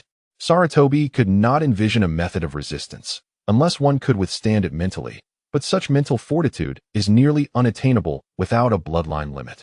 Taking a deep breath, Sarutobi resolved that as long as Danzo could use Konoha Tsukumi to control Naruto, the subsequent complications could be addressed later. For now, he needed to navigate the aftermath of this viewing. The return to the classroom was brief. Naruto would certainly put on a show. To his surprise, the group suddenly became obedient in the face of undeniable power. Even if they were unwilling internally, they dared not express it. On the way back, Naruto pondered how to proceed. He had already recognized the great fox as a double-edged sword. If there were any other options, he preferred to strengthen his own wings before seeking the great fox again. Observing the small ones, Naruto understood that if he asked, they would undoubtedly reveal their family's secret techniques. However, Naruto had no intention of doing so, due to the numerous paths, none of which he wished to tread. It was fortunate that upon Iruka's return, Naruto sought his guidance directly. Iruka, already under the influence of the will of fire, could not refuse him. However, Naruto would occasionally utter a few phrases embodying the will of fire, and despite some irregularities, Iruka willingly answered his inquiries. Ultimately, Iruka was but a chunin, and his talent was not particularly remarkable. At this juncture, he could perhaps still assist Naruto. Upon learning that Naruto had refined his chakra to an extraordinary level, even matching his own, Iruka was both astonished and delighted. He suggested that Naruto first learn the fundamental technique of the three-body jutsu. Yet, Naruto had already mastered this and gained recognition from Sarutobi Hiruzen. Iruka found himself in a quandary. He then proposed that Naruto could come to him after class for further reinforcement of his foundational skills. Chapter 86. It is time to showcase true talent. Iruka Umino. I never expected the boy with the dark frames would seek me out. Iruka Umino. However, it appears that my reservoir of knowledge may not sustain him for long. Iruka Umino. I surmise that it won't be long before he masters all the fundamentals, perhaps even surpassing me, after which I shall recommend he practice tree climbing and water walking. Kuratsuchi. After that, it will be the advanced three-body techniques. Anoki. No. I have a strong premonition that he will surprise us greatly. Kuratsuchi. Have you lost your senses? It's merely the basic three-body techniques. Along with tree climbing and water walking, what surprises could there be? Kuratsuchi. If there is to be a surprise, it might come after mastering the advanced three-body techniques. Fourth Raikage. Do not underestimate the fundamentals of being a ninja. Konan. Indeed, a Uchiha has emerged who has rekindled the significance of the three-body technique. Gaara. He is renowned alongside the fourth Hokage as Shunshin no Jutsu. Sasuke Uchiha Shursui. Orochimaru. Shursui, you say? Orochimaru, the shadow clone technique, combined with his Sharingan Jinjutsu, creates an illusion that blurs the line between reality and deception, further enhanced by his mastery of the body flicker technique. Orochimaru, had he not been an Uchiha, his fame would rival that of the Golden Flash. Orochimaru. Of course, it was Sarutobi-sensei who elevated Minato's reputation. Shino. Back in the day, we attempted a surprise attack on Konoha under the cover of night. Shino. I led the reconnaissance team, and we encountered Shunshin no Jutsu along the way. Shino. That individual, from a considerable distance, incapacitated many of my team members before we even engaged in combat. Shino. Upon using my Byakugan, I instantly recognized him as Shunshin no Jutsu. Shino. There was little left to say. Encountering Shunshin no Jutsu was akin to facing the Golden Flash. Following this, Naruto visited Iruka daily. Under Iruka's tutelage, Naruto embarked on a new regimen. Initially, he did not place particular importance on the basic three-body technique. However, upon realizing Naruto's prodigious talent, Iruka felt compelled to uphold his dignity as a teacher. Therefore, while sparring with Naruto, he emphasized the significance of the foundational three-body technique. There exists no weak ninjutsu, only weak ninja. Even the most rudimentary three-body technique, when wielded adeptly, can rival advanced ninjutsu. The essence lies in the thought process and execution of ninjutsu, which pertains to the ninja himself rather than the technique. Iruka found himself convinced by his own discourse. Naruto pondered deeply. Consequently, he paused his training to meditate and thoroughly digest Iruka's advice. The following day, during another spar with Iruka, Naruto exhibited his exceptional combat prowess. Clone Jutsu, Transformation Jutsu, Substitution Jutsu. Naruto realized that his chakra reserves, when utilized for ninjutsu, truly distinguished him from others. Whether it was Clone Jutsu, Transformation Jutsu, or Substitution Jutsu, it seemed as though he could use them without limit. As a chunin, Iruka soon found himself outpaced by Naruto's application of the basic three-body techniques. It was as if Naruto was perpetually honing his skills. Despite the interference of the Nine-Tails chakra on his ninjutsu execution, Naruto's relentless practice bore fruit. Within just a few exchanges, Iruka sensed that Naruto had surpassed him. The number of shadow clones was overwhelming, rendering Iruka hard-pressed to keep up. With the aid of his clones and an explosive surge of chakra, Naruto darted through the illusions with remarkable speed. Mere moments into the skirmish, Iruka found himself beaded with sweat. It became increasingly difficult to discern reality from illusion, especially as Naruto continually employed prepared wooden objects to further obfuscate the situation with substitution and transformation jutsu. Ultimately, Naruto recognized that Iruka could no longer provide a suitable challenge and ceased his assault. This encounter with the foundational three-body techniques was enlightening. The substitution jutsu tests the caster's reflexes and reaction time, while high-speed movement techniques, such as transformation jutsu, create cognitive distractions, demanding a high level of mental acuity. Perhaps the prerequisite for learning Jinjutsu lies in mastering the clone jutsu, which requires control over chakra. My mental fortitude appears to have ample room for growth. Teacher Iruka, Jinjutsu is indeed linked to mental capacity, is it not? Iruka wiped the sweat from his brow, momentarily taken aback, replied instinctively, that is correct. Teacher Iruka, could you instruct me in Jinjutsu? I believe that if I could integrate it with my recent combat style, it would yield even greater results. Could you also teach me advanced three-body techniques? If I could master Shunshin, Kinobori, and invisibility techniques, combined with Jinjutsu, my combat approach would become far more elusive. As Naruto contemplated and murmured to himself, he pondered, could it be that the fighting style of the fourth Hokage was similar? I subtly attempted to utilize the three-pronged kunai left by the fourth Hokage as a medium for substitution jutsu, and the results exceeded my expectations. Moreover, unlike ordinary wooden blocks, which require a single use to inscribe the substitution technique, if I could perfect the substitution jutsu, I could achieve a jumping substitution while in motion, and perhaps elevate my stock of three-pronged kunai like the Golden Flash. Perhaps I could accomplish this. Coupled with the body flicker technique, my offensive strategy would be impeccable.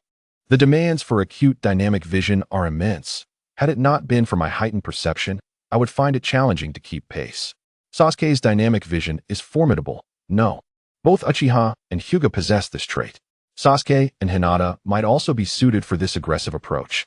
Iruka stood in stunned silence, observing Naruto's attempts to achieve infinite jumping through substitution jutsu. His mouth agape, Iruka was filled with disbelief. Is this truly a 5-year-old child? No wonder he is recognized as an exceptional heir of the will of fire. It is no surprise that the third Hokage would personally guide him. How foolish I was. I nearly missed the opportunity to witness the birth of a genius, a true successor of the will of fire. After a brief moment of self-reflection, Iruka's gaze towards Naruto became infused with fervent admiration. The omnipotent third Hokage likely anticipated such events long ago. I must exert my utmost effort. The third Hokage also needs to attend to the various matters of the village. If I cannot manage this minor issue, how can I dare inform the third Hokage? I cannot allow him or Naruto to be disappointed. Due to Naruto's performance, Iruka's approach has undergone subtle changes. However, this also means that Naruto's progress will remain unknown to Sarutobi Hiruzen for a considerable time. Chapter 87. Despairing Iruka, the Sealing of Shadow Clone released. Orochimaru. The moment everyone begins to harness chakra, the innate talent of the black-framed Naruto will instill fear in all. Orochimaru. Many ninjas remain stuck at the Chunin level, unable to advance to Jonin, not merely due to differences in foundational skills, but also due to disparities in chakra reserves. Orochimaru. Without sufficient chakra, one cannot continuously accumulate experience. For instance, to learn and master a certain chakra nature transformation, one requires considerable resources, specifically, enough chakra to experiment and make mistakes. The pursuit of strength becomes exceedingly arduous without these resources. Kakashi, I am familiar with this. Senju Tobirama. Indeed, is the true strength derived from my brother's wood release? Senju Tobirama. No, the true power has never resided in wood release, but in my brother himself. Uchiha Izuna. That is indeed the case. It is akin to the fire release, great fire annihilation, executed by my elder brother versus other fire release ninjas, entirely different ninjutsu altogether. Observing Iruka's expression, Naruto sensed the underlying thoughts within him. Uchiha Sasuke, a top-tier ninja, can perceive the inner thoughts of their opponent during battle. Sasuke inhaled deeply. He truly did not wish to admit it, but the performance of the black-frame Naruto had completely won him over. Achieving this at such a young age is no less impressive than one of Uchiha lineage. Moreover, Black Frame Naruto places immense value on his health. The path ahead is destined to extend far beyond. Senju Tobirama and Uchiha Izuna had previously elaborated. During the growth phase, if one does not exercise the same restraint as Black Frame Naruto, they will undoubtedly harbor numerous incurable maladies in the future. This thought inevitably led Sasuke to recall the Uchiha he loathed so deeply. In retrospect, that man occasionally exuded a sickly aura. As Naruto's thoughts continued to flow, he generated a multitude of ideas. Sakura possesses delicate chakra control. If she meditates frequently to enhance her mental fortitude, her genjutsu will undoubtedly improve. Iruka-sensei mentioned that ninjas typically operate in teams of 3. One is the primary attacker, another as support, and the third mastering medical ninjutsu. This is the optimal combination. Perhaps Sakura could develop towards the roles of support and medical ninja. Shikamaru, Choji, and Ino form a trio, bound together since birth. In my humble opinion, I may not offer them the best advice. It would be wiser for them to continue their familial paths. As for Sasuke, he is an Uchiha with a distinct style. Yet he could explore the offensive techniques I am currently experimenting with. Hinata's style, however, does not suit her. Her Byakugan grants her exceptional insight. Yet she appears to lack agility. She is better suited for counterattacks, as that style would perfectly showcase her unique brilliance. Tintin and Lee are set to graduate a year earlier than us. Tintin's innate talent in ninjutsu is quite comparable to Lee's. Perhaps her development should also align with Sakura's focus on support and medical ninjutsu. Listening to Naruto's inner voice, everyone felt a sense of disarray. This child has become invincible. While pursuing his own development, he is already charting the future paths for his companions. It is difficult to fathom the terrifying insights he could derive if he were to acquire the complete history of the ninja world. Senju Tobirama. Such a child is destined to bring an end to the ninja world. Jiraiya, the child of prophecy. Uzumaki Kushina, you better stay away. Namikaze Minato, stay away. Uzumaki Kushina, I warned you, if you dare approach Naruto again, you will regret ever entering this world. Namikaze Minato, regret entering this world.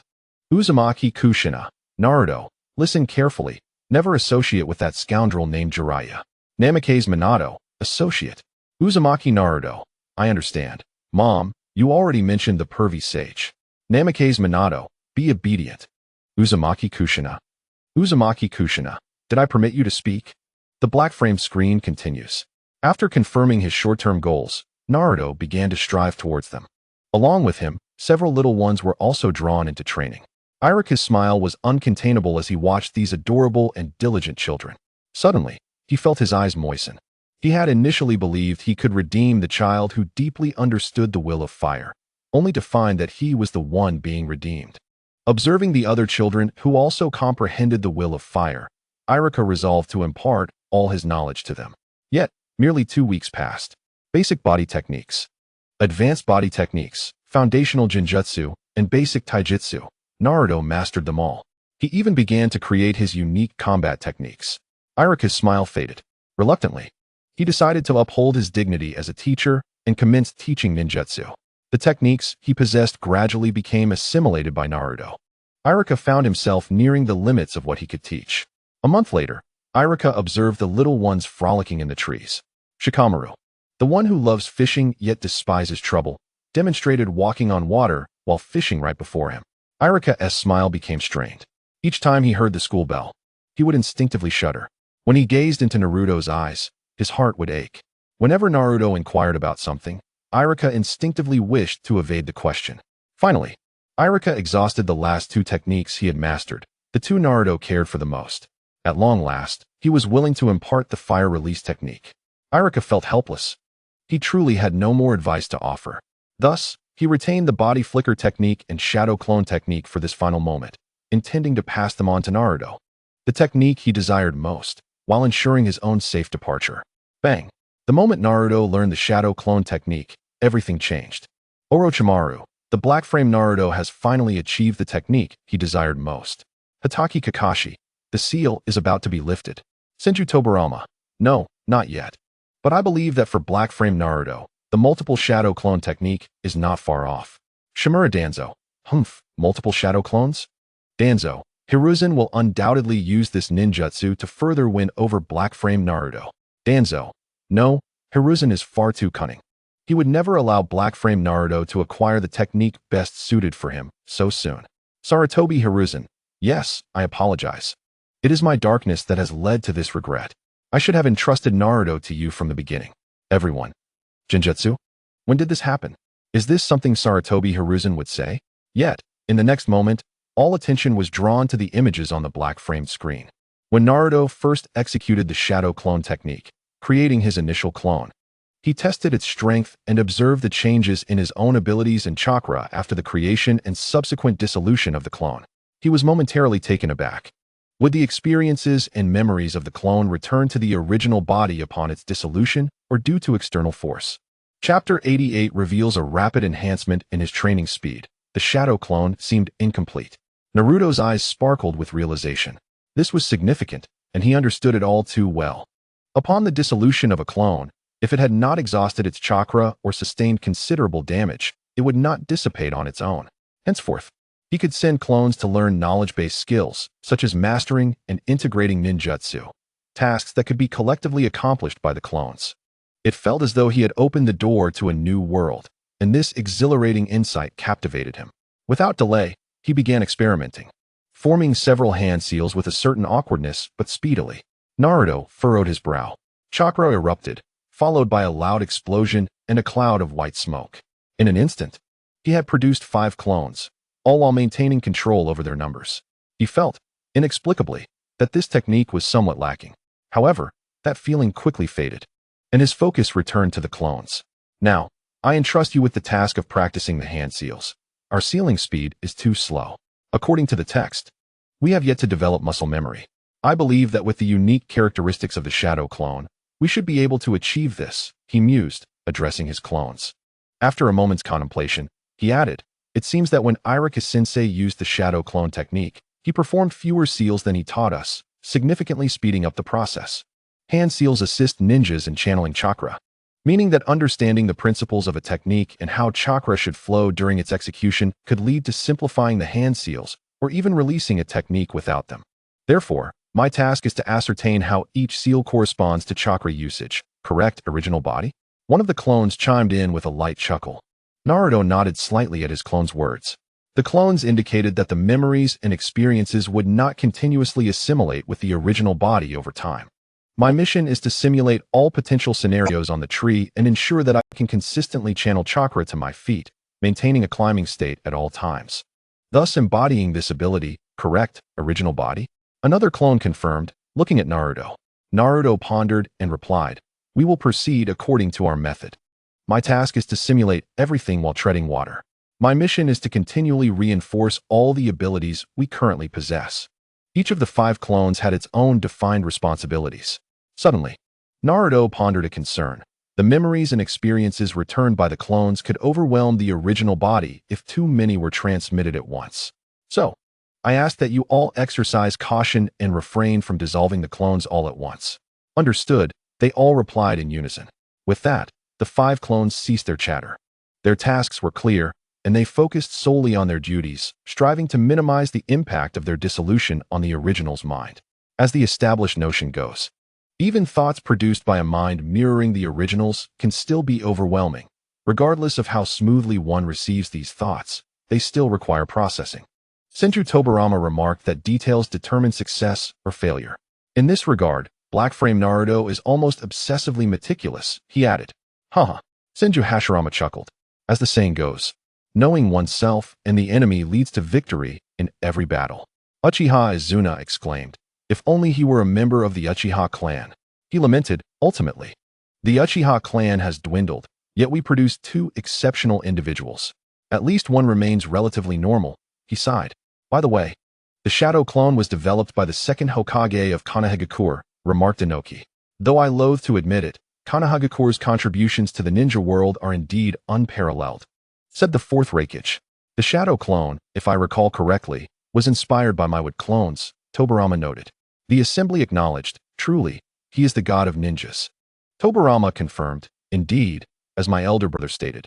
However, the technique I initially developed was the multi-shadow clone technique, which has fewer critical seals than the shadow clone. It can actually be considered 2 distinct techniques. The risks associated with shadow clones are not as great, while the multi-shadow clone technique is perilously hazardous. Indeed, which is why I inscribed it in the Book of Seals. Meanwhile, Naruto did not remain idle. He ventured to another area to observe the progress of a few younger trainees. Unintentionally, he had been utilizing the substitution jutsu to expedite his travel or alternating between body flicker techniques during his training. A clear question loomed before him: the issues of distance and precise positioning. Yet, these appeared inconsequential in light of Naruto's chakra reserves, as time alone would hone these skills. Closest to him was Hinata, whose face bore an expression of frustration. Naruto chose not to intrude. The truth was that Hinata's talent for ninjutsu was not particularly remarkable. For the time being, he decided against intervening. Subsequently, Naruto arrived at Sasuke's usual training spot. It seemed Sasuke had received some motivation and was forcing himself to maintain composure. He was now practicing the water walking technique. Observing Sasuke drenched, Naruto opted to leave. This time, he had a clear objective. Shortly thereafter, he arrived at Shikamaru's training location. Coincidentally, Shikamaru was practicing the shadow clone technique. At a crucial moment, Naruto considered offering guidance, but ultimately refrained from interrupting. "I'll come back in a bit," he thought. Shikamaru alone was insufficient. Sakura demonstrated considerable talent for chakra manipulation. Although her chakra reserves were limited, she should be capable of producing 2 clones by now. A lingering question remained. Why did the chakra of shadow clones reach a near-average level? Not only did it feel incomplete, but it also seemed tailored to a specific ninjutsu or ability. Who was its creator? With this inquiry in mind, Naruto approached Sakura, only to find her meditating to restore her energy. Noticing the beads of sweat on her forehead, he realized that she had successfully cultivated the shadow clone technique. Though her condition appeared less than optimal, in a flash, Naruto appeared before Sakura, deliberately making some noise to attract her attention. Upon opening her eyes, she saw Naruto standing before her without any apparent surprise. She had grown accustomed to his sudden appearances. "Sakura, come with me."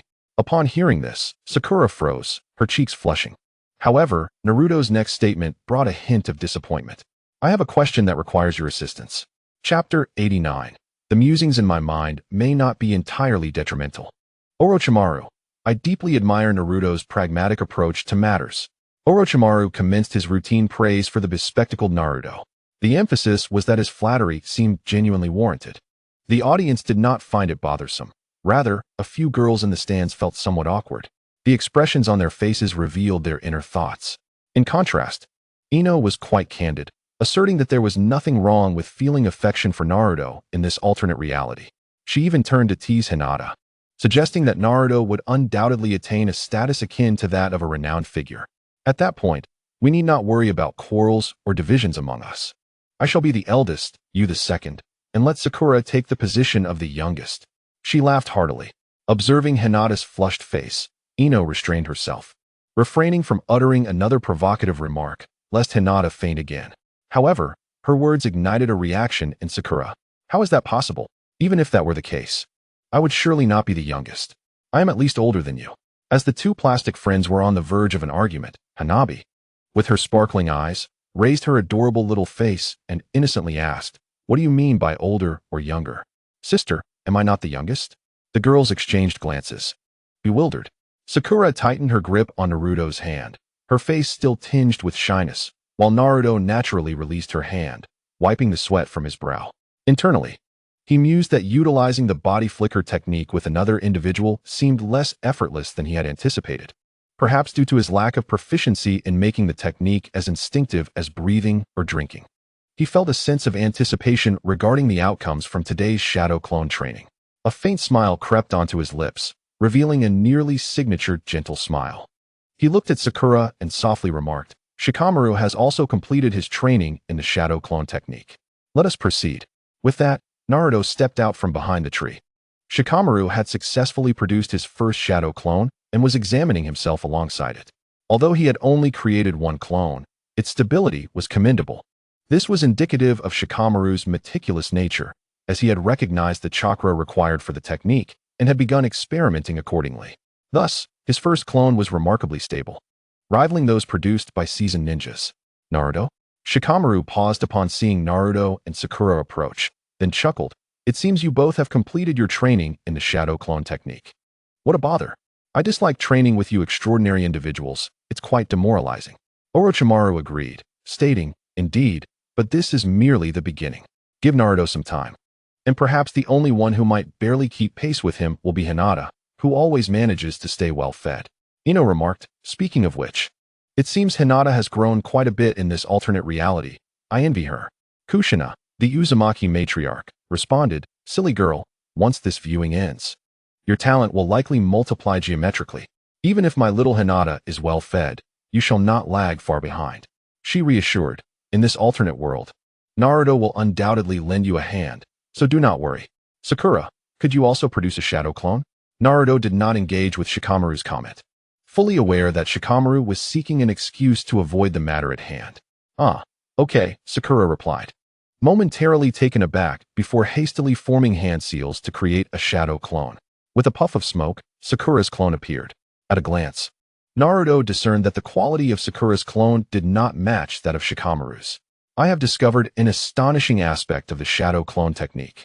Shikamaru's expression shifted slightly. It was rare for Naruto to express such high praise.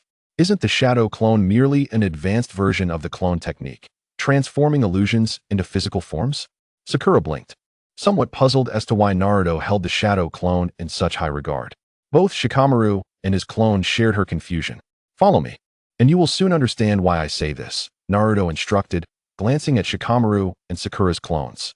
The two were even more perplexed, but chose not to question further and followed Naruto. What are we doing? Sakura inquired. I don't know, but it feels like it will become quite troublesome, Shikamaru sighed, resignedly sitting down. Despite his subconscious hinting at a significant discovery, he instinctively sensed that his days ahead would be filled with training.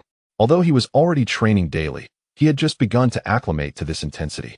Sakura and Shikamaru did not have to wait long. Soon, a loud bang echoed from afar as their clones dispelled. Shikamaru frowned slightly, and Sakura mirrored his expression. A familiar yet somewhat unfamiliar wave of memories and experiences surged back to them. It was as if they had personally undergone those experiences, whether passively or actively dismissed. The shadow clone would relay all its experiences and memories back to the original. This technique held immense potential. If applied to training or learning, it served as an extraordinarily powerful auxiliary ninjutsu. The genius who devised this technique was truly remarkable. Of course, it carried substantial risks. Did you find it challenging to digest the memories and experiences received from your clones? Naruto inquired. Shikamaru furrowed his brow, replying, it was rather abrupt. Yes. I think if we had been better prepared, it might have been easier, Sakura added. If the information increases and painful memories return, this technique indeed necessitates cautious application. Particularly in combat, she thoughtfully supplemented. Shikamaru nodded slightly in agreement with Sakura's assessment. However, when utilized for learning and training, it is an impressive ninjutsu. I felt quite uncomfortable. Although I know they are merely my own thoughts, receiving an overwhelming amount of information at once can still affect the mind. Shikamaru hesitated before continuing. Naruto, did you mention to my clone that this technique seems incomplete? Yes, I have that impression, Naruto confirmed. It may have been truncated. Could you inquire about it? He requested. Understood. Shall we commence the experiment now? Sakura tilted her head, puzzled by Shikamaru's mention of an experiment. No rush. Let us rest for a bit. You should utilize the shadow clone technique as much as possible, but remember not to dismiss all of them at once. I'll have the others try it as well. Naruto maintained a smile, yet internally grew solemn. Shikamaru and Sakura's responses diverged from his expectations. Why did I not experience such pronounced sensations upon receiving the information? Despite having encouraged his clone to restrain errant thoughts, the volume of information he received still surpassed what the two had just processed, albeit felt faint in comparison. Could it be due to that peculiar chakra associated with the murmurs in my mind? Chapter 90. If it cannot be exorcised, then it shall be utilized Tion. So, what exactly is that peculiar chakra described by the black-framed Naruto? Shomaru, fool. Such matters are beyond even our world's Uzumaki Naruto. Tion, hey, you're quite annoying. Shomaru, likewise, defeated one. Tion, just you wait. In the black-framed world, I will certainly reclaim my honor. Tion, it merely involves restraint. Shomaru, you could also learn to restrain my ninjutsu. Tion, cursed. The two girls suddenly clashed again, much to Tion's exasperation. Yet, Shomaru seemed impervious to her ire. No, rather, whenever a disadvantage arose, Shomaru would swiftly retort with defeated one, immediately shattering Tion's composure. Their bickering evoked memories of Sarutobi Hiruzen and Shimura Danzo, particularly Hiruzen's proclamation of being the Hokage, as if to assert that he was the first to stand up. Subsequently, little Naruto sought out several of his companions, informing them of the shadow clone technique's utility. As a result, Sasuke promptly focused his training on mastering this technique. With Naruto's assistance, Sasuke quickly calmed his mind and initially grasped the shadow clone technique. To catch up, Sasuke exerted considerable effort. Once his hair had dried, he successfully unleashed the shadow clone technique. Under Naruto's guidance, the others eagerly began their training, demonstrating a solid foundation in ninjutsu. With Naruto's help, it was no surprise that Sasuke swiftly mastered the shadow clone technique. Following this, Naruto replicated the process to assist his companions in mastering the shadow clone technique together. He encouraged Hinata to activate her Byakugan to discern which clone was the original. Blushing, Hinata shook her head after some time. Naruto furrowed his brow. It seemed this ninjutsu truly was intended to counter the capabilities of the Byakugan, akin to the Uchiha Sharingan. Naruto held a profound impression of the term Sharingan. Recalling how Sasuke would often whisper to himself, "Once I awaken the Sharingan, I will surely bridge the gap between us." Thus, did the inventor of the shadow clone technique harbor animosity towards the Uchiha or Hyuga clans? This information was evidently not easily obtainable, leaving Naruto to suppress his curiosity. Ruffling Hinata's hair, he noted how easily she blushed and wondered what she might be daydreaming about. "You continue your training. I will inquire with others about their experiences using shadow clones," he said. Hinata nodded obediently, instinctively rubbing against Naruto's hand. Observing Hinata's cat-like clinginess, Naruto smiled before vanishing in a flash. After Naruto departed, Hinata stood lost in thought, her cute face quickly flushing red. Following Ino and Sakura's suggestions, she had let go of her short hair, which now cascaded down to her shoulders, showcasing her talent. Hisashi Hyuga was thoroughly impressed and relaxed his restrictions on Hinata. After realizing her appetite and recognizing her talent, Hisashi felt immense gratitude towards Naruto. Had it not been for that somewhat irksome yellow-haired boy, this inadequate father might have allowed Hinata's talent to languish in obscurity. Watching his daughter's transformation, Hisashi smiled more frequently. Moreover, due to Naruto's influence, Hinata's personality underwent significant changes, which brought Hisashi true joy. Though he occasionally felt displeased seeing his daughter behave so sweetly around Naruto, he could not help but find the boy increasingly likable. Were it not for various concerns, Hisashi would have gladly welcomed Naruto into the Hyuga clan. Recent attitudes from the Uchiha made Hisashi subtly aware of certain matters. For the sake of his clan, he had maintained minimal contact with Uchiha Fugaku, both parties tacitly avoiding certain topics. A thought crossed Hisashi's mind. Should he ask Naruto to convey some messages as a reminder to the Uchiha? Hisashi, what a pity. If only this world's Naruto were the same. Hisashi, I apologize, Hinata. It is I who have subjected you to unwarranted grievances over the years. Sighing, Hisashi continued, Fugaku. It seems I can no longer remind you of this matter. Uchiha Fugaku, its fate and destiny, but I believe Sasuke will surely share some information with Black-Framed Naruto. Uchiha Fugaku, perhaps, in the Black-Framed world, the Uchiha will not all face annihilation. I hope that the me in that world will come to value Black-Framed Naruto more due to Sasuke's transformation. Orochimaru, you underestimate Black-Framed Naruto. Orochimaru, if you two fools would entrust all of history to Black-Framed Naruto without harboring ulterior motives, behaving like Lord Hiruzen, he would have soared long ago. Orochimaru, the trivial issues of the Uchiha clan, Black-Framed Naruto could easily see through all schemes. Orochimaru, at that time, there would be no night of clan extermination. And even if the coup failed, the Uchiha would escape unscathed. One must admit, being acknowledged by the legendary Sannin Orochimaru felt immensely gratifying, even if it was in reference to another self. Yet, Sarutobi Hiruzen's expression darkened further.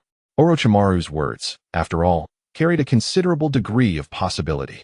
Shimura Danzo, what credibility can a rogue ninja possess?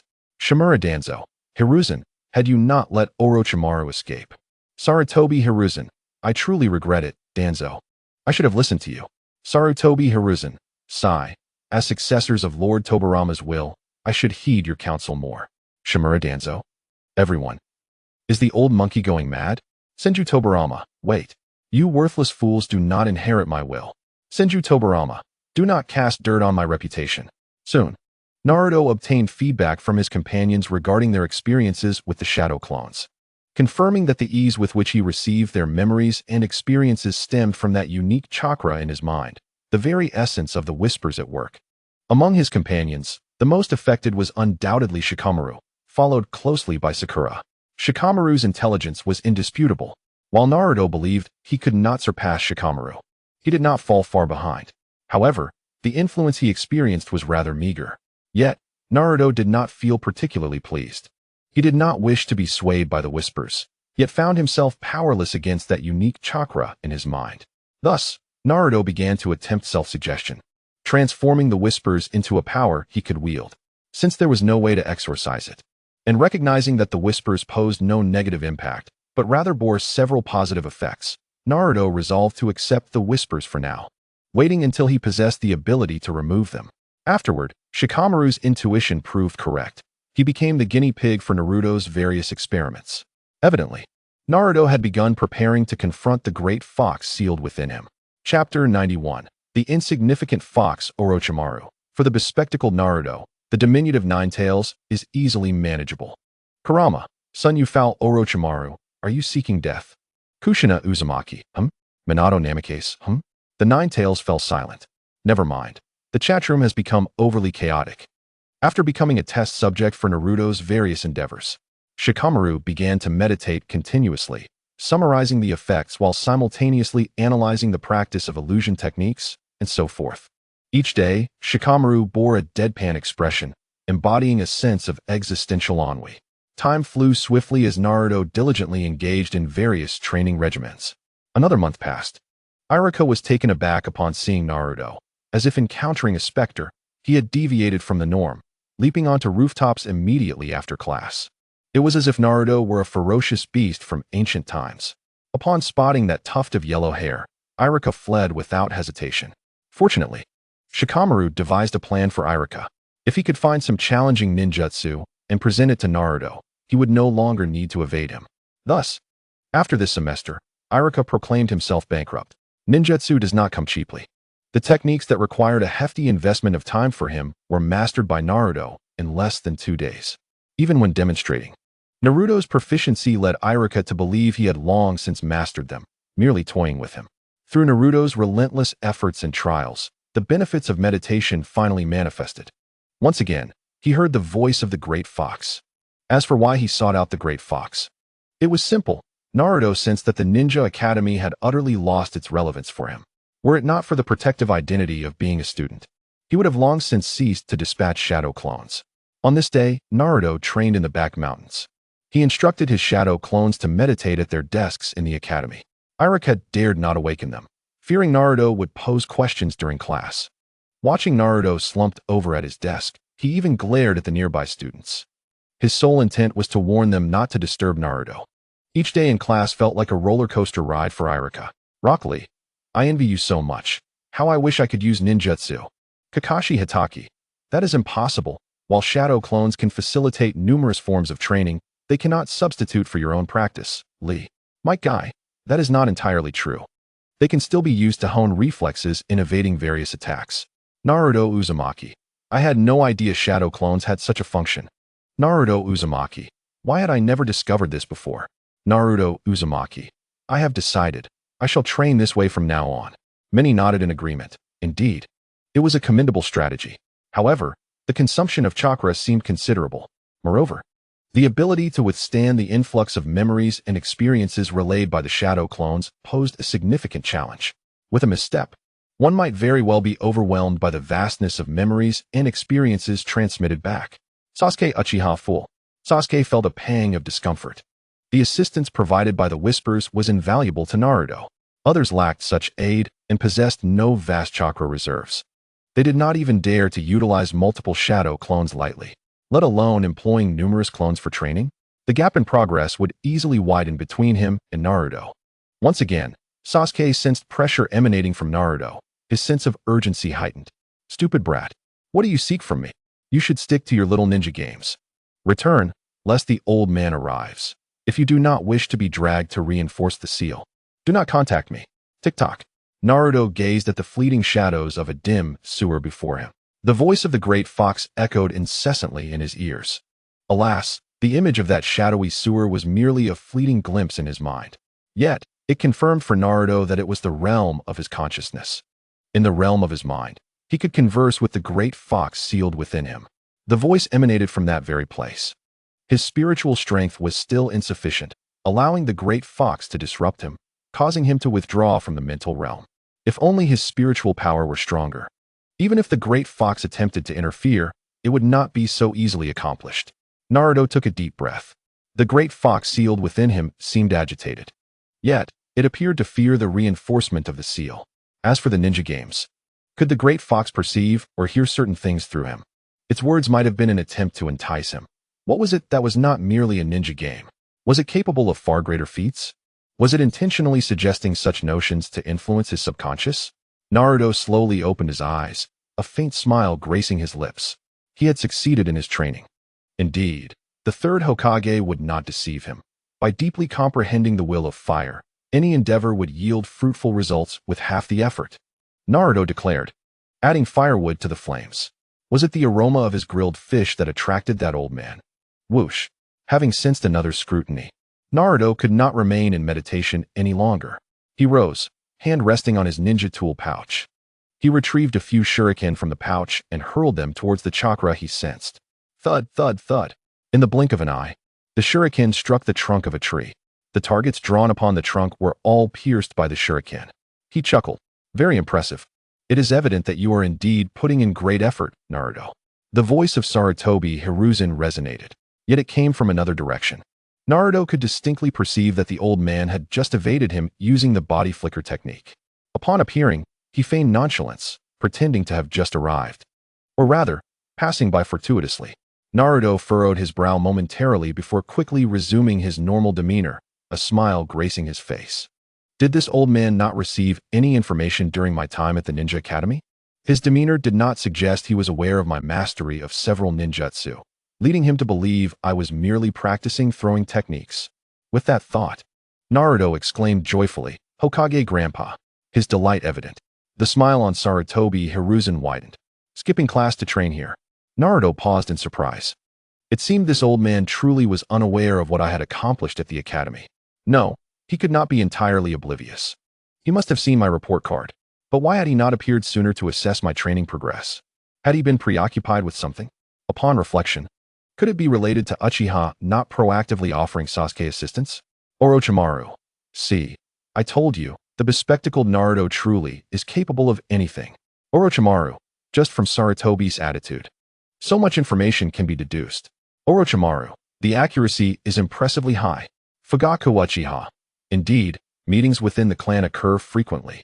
I did not expect the third Hokage to have already begun plotting how to deal with us. Orochimaru, that is a matter for Danzo. Sarutobi should be busy helping Asuma establish connections, taking care of him as he becomes a guardian ninja in the land of Fire-S Daimyo's residence. Asuma Sarutobi, Orochimaru. I did not become a guardian ninja solely due to my father's influence. Chapter 92. There is an art to honesty, Orochimaru. Do you believe that yourself? He laughed, a mocking sound that grated harshly on Sarutobi's ears.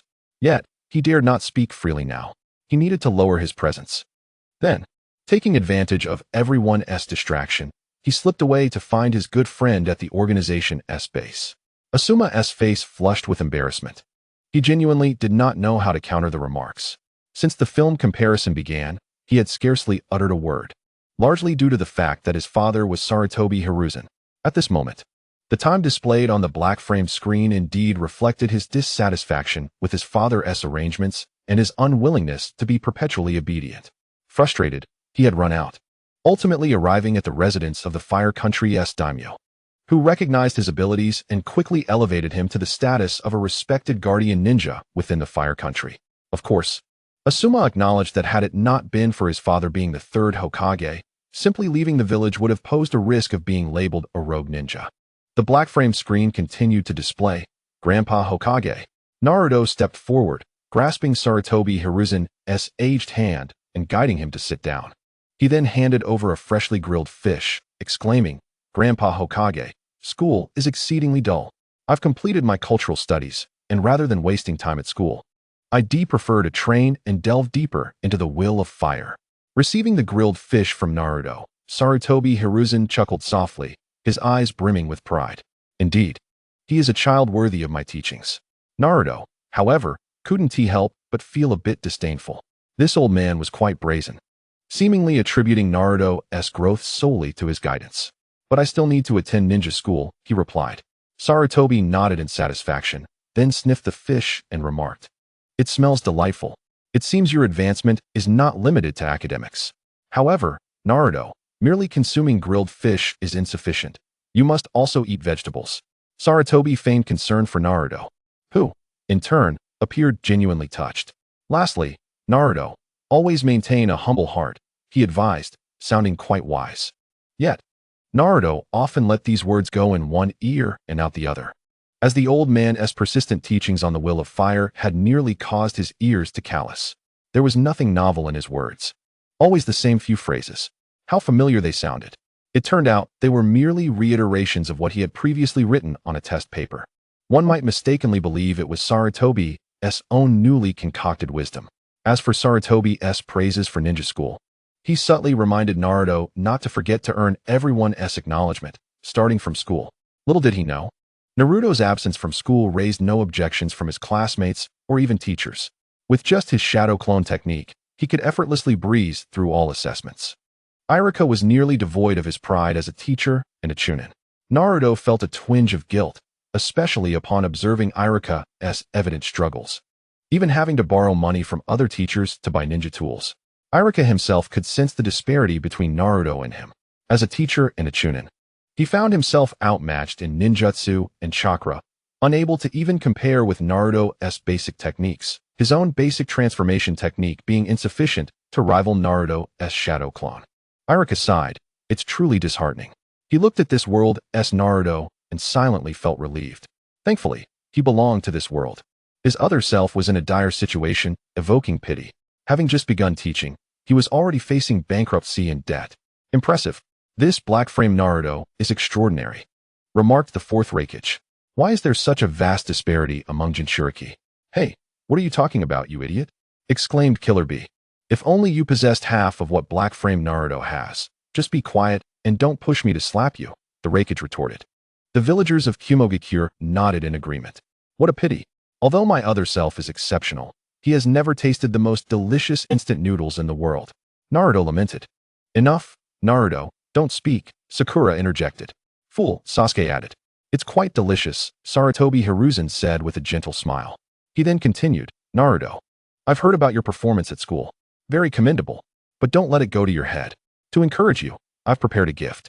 Upon hearing the word gift and witnessing the expression on Sarutobi's face, Naruto leapt in excitement. A gift? Thank you, Grandpa Hokage. Seeing Naruto's enthusiasm, Sarutobi nodded slightly and produced a scroll.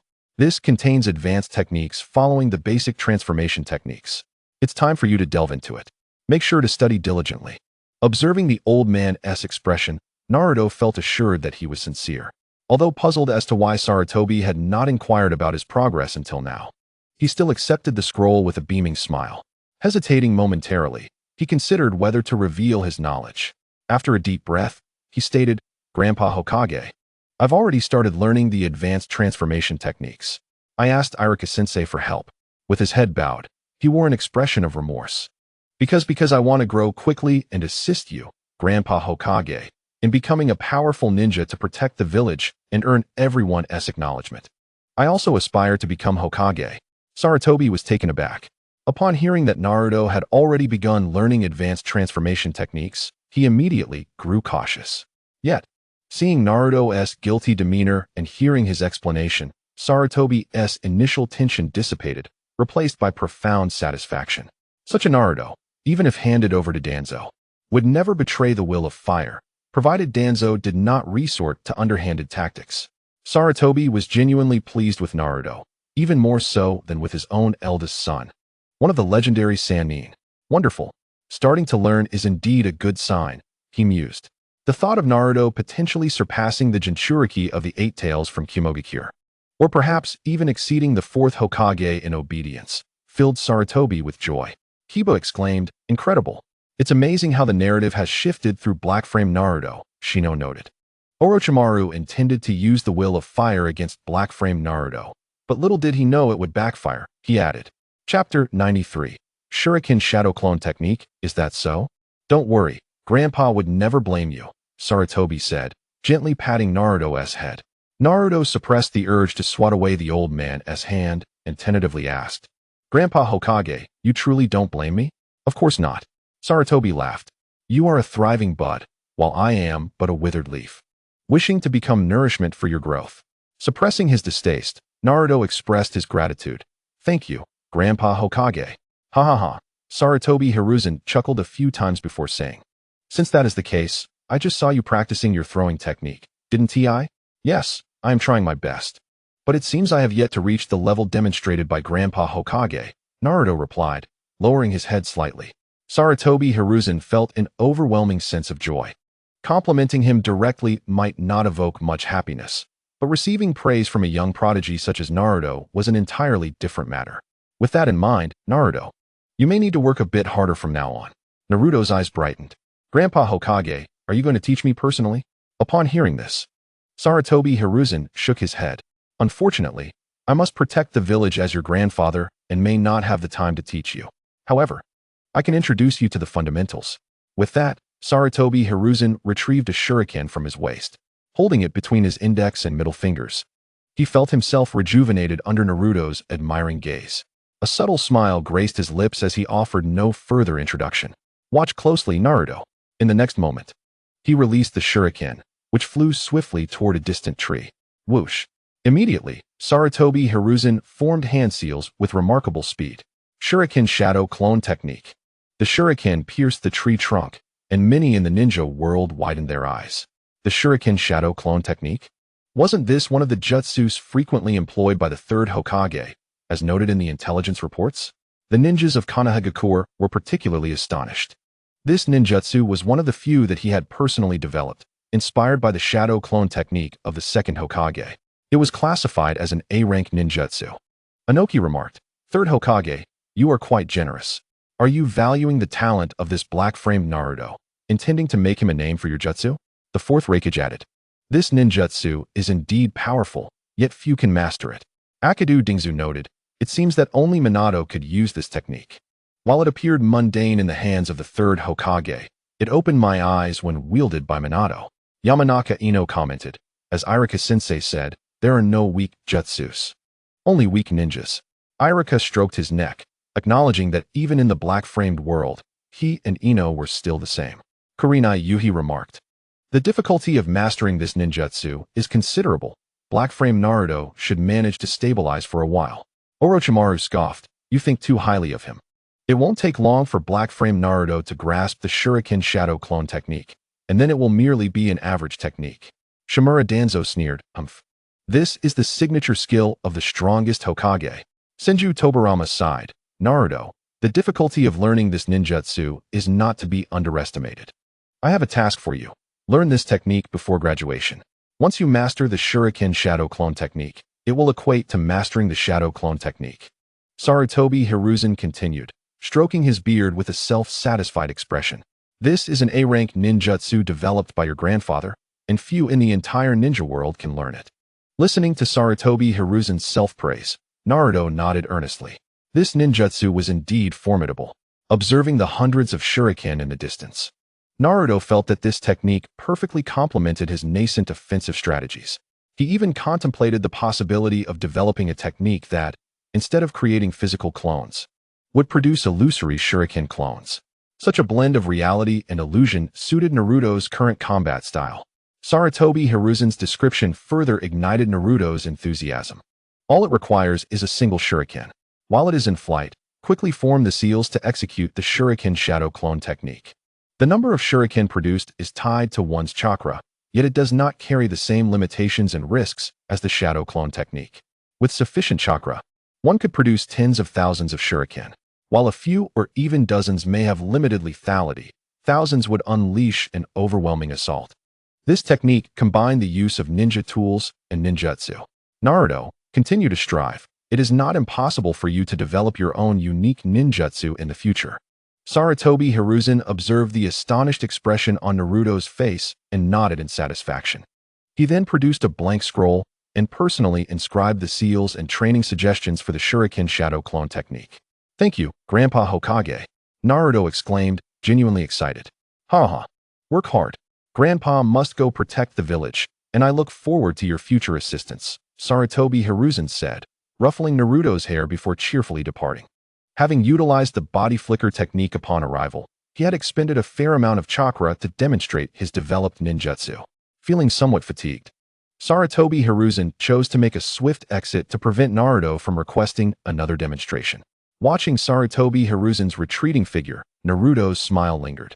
How would he react when faced with the jutsu he had developed himself?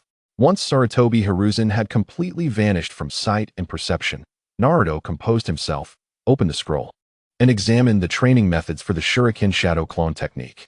After reading it twice, Naruto formed hand seals. He had simplified the Shadow Clone technique down to 3 seals for execution. He believed that it would not be long before he could perform it with just 1 seal. He then began to practice using one hand, eventually striving for the no-seal execution. Furthermore, following his own ideas and Shikamaru's advice, he began to explore a complete version of the Shadow Clone technique. Boom. After producing 2 Shadow Clones, Naruto did not rush them into training. Instead, he instructed them to familiarize themselves with the hand seals for the Shuriken Shadow Clone technique and observe how chakra circulated within their bodies after forming the seals.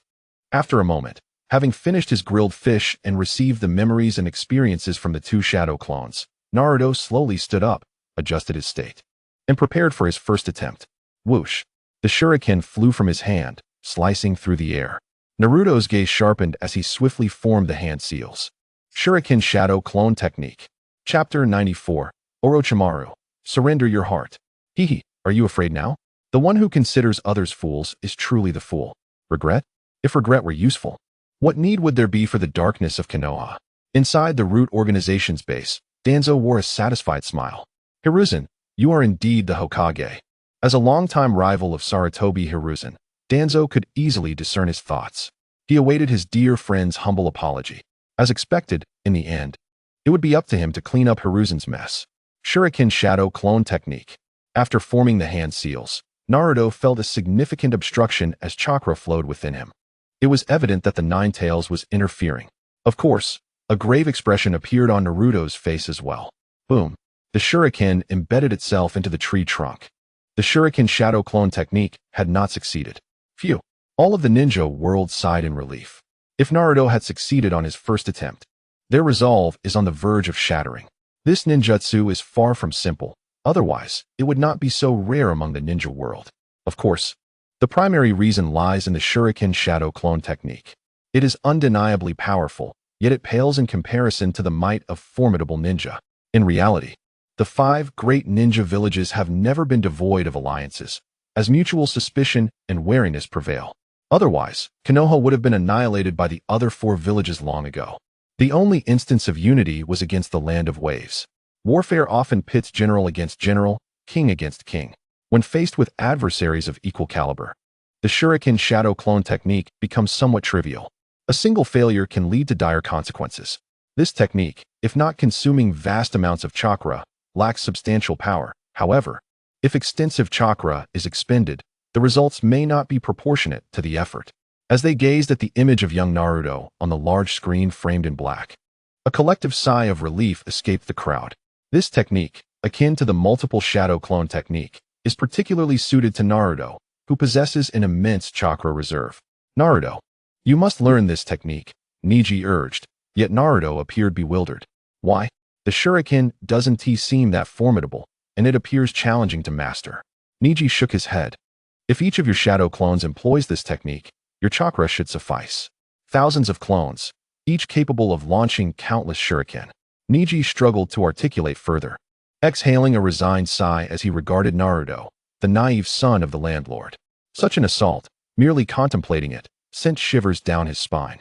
Nearby, Yamanka Ino flinched at the thought. The imagery was too brutal. Naruto squinted slightly, pondering. The old man's self-developed ninjutsu is no small feat this time. My proactive communication with the Nine Tails yielded substantial insights. The Great Fox seems rather proud. Although the interference is significantly stronger than usual, it won't last long before the fox returns to its former self. As my mental fortitude strengthens, the fox's disturbances will inevitably wane, akin to a tug of war. Yet, the fox remains a passive observer. Perhaps its former prowess has instilled a sense of arrogance. With a deep breath, Naruto formed hand seals, and suddenly 10 shadow clones emerged. Shikamaru had mentioned that shadow clones are indeed a diluted form of ninjutsu. Since achieving the complete version is unattainable, one must endeavor to innovate. For now, producing 10 clones is the limit, not due to insufficient chakra or lack of proficiency, but rather the inherent constraints of the technique. Exceeding 10 clones complicates the matter, as the chakra consumption escalates geometrically, leading to instability among the clones beyond that number. Suddenly, a flash of inspiration struck Naruto as he observed the shuriken embedded in the distant tree. According to Iruka, the old man style suggests that the shadow clone technique is widely disseminated. If this is truly a technique developed by that old fool, it would surely have been publicized extensively. Thus, it seems plausible that the old man was inspired by the shadow clone technique and subsequently devised this shuriken shadow clone technique. Much like how I conceived the shuriken clone technique after observing the shuriken shadow clone technique. However, while the shadow clone has limits, the shuriken shadow clone technique does not, implying that the authentic shadow clone technique, like the shuriken shadow clone's properties, is limitless, with the number of clones depending solely on the user's chakra reserves. Wait, if shadow clones are perilous, disregarding their quality and chakra consumption to produce thousands or even tens of thousands of clones. A shiver ran down Naruto's spine. No wonder it would be considered a forbidden technique. The term forbidden technique was new to Naruto. He had only recently gleaned this information from Iruka after confronting him several times. If the complete shadow clone technique is forbidden, it all makes sense now. Naruto regarded the 10 shadow clones he had summoned. No need for further words. After their creation, his innermost thoughts were conveyed, and the clones naturally heard him. I entrust you all with this. Rest assured, our original, we shall give our utmost effort. The 10 shadow clones nodded slightly.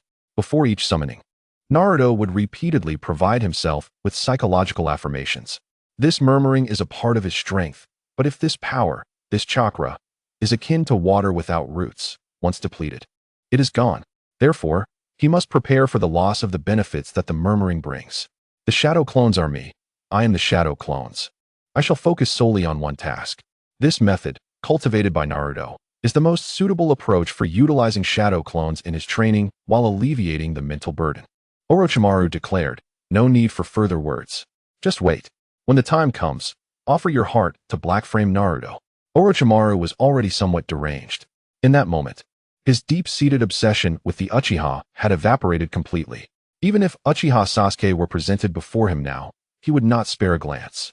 Gazing at the image of young Naruto on the black frame screen, he longed to supplant his own existence in that world. He yearned to witness firsthand the growth of Black Frame Naruto. Genius and madness are but a thought apart. In the ensuing moments, Naruto immersed himself in the training of the Shuriken Shadow Clone technique.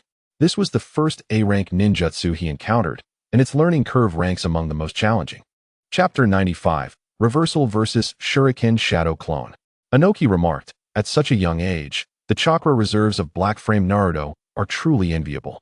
Originally, Inoki intended to mention the Uzumaki clan, but promptly changed his mind, recalling that Kushina was still listening. He had not forgotten that she had vowed to revisit the matter of the Uzumaki clan's extermination after the events in Konoha. Suddenly, Inoki's pupils constricted sharply. The truth behind the extermination of the Uzumaki clan would undoubtedly not remain concealed from Black Frame Naruto. If he were to discover this, would he not seek vengeance against the entire ninja world? This thought lingered in his mind, refusing to dissipate. Kuratsuchi noticed her father's unusual demeanor and asked several times, but he remained silent. Meanwhile, in Amigakure, Nagato observed the image of young Naruto on the black frame screen, his brow furrowing slightly. The talent displayed by Naruto had begun to instill a sense of wariness in him, the newly anointed god of Amigakure, who had been excessively exalted. If Black Frame Naruto were allowed to develop unchecked, what might transpire in the future of the ninja world? The shadows of Konoha and the third Hokage were nothing but a joke to Nagato. Fools. A group of weaklings who only dare to commit villainy. He closed his eyes, forcefully suppressing the urge to eliminate Konoha. The pressing matter was to contemplate how to address the exposure of their plans after this viewing.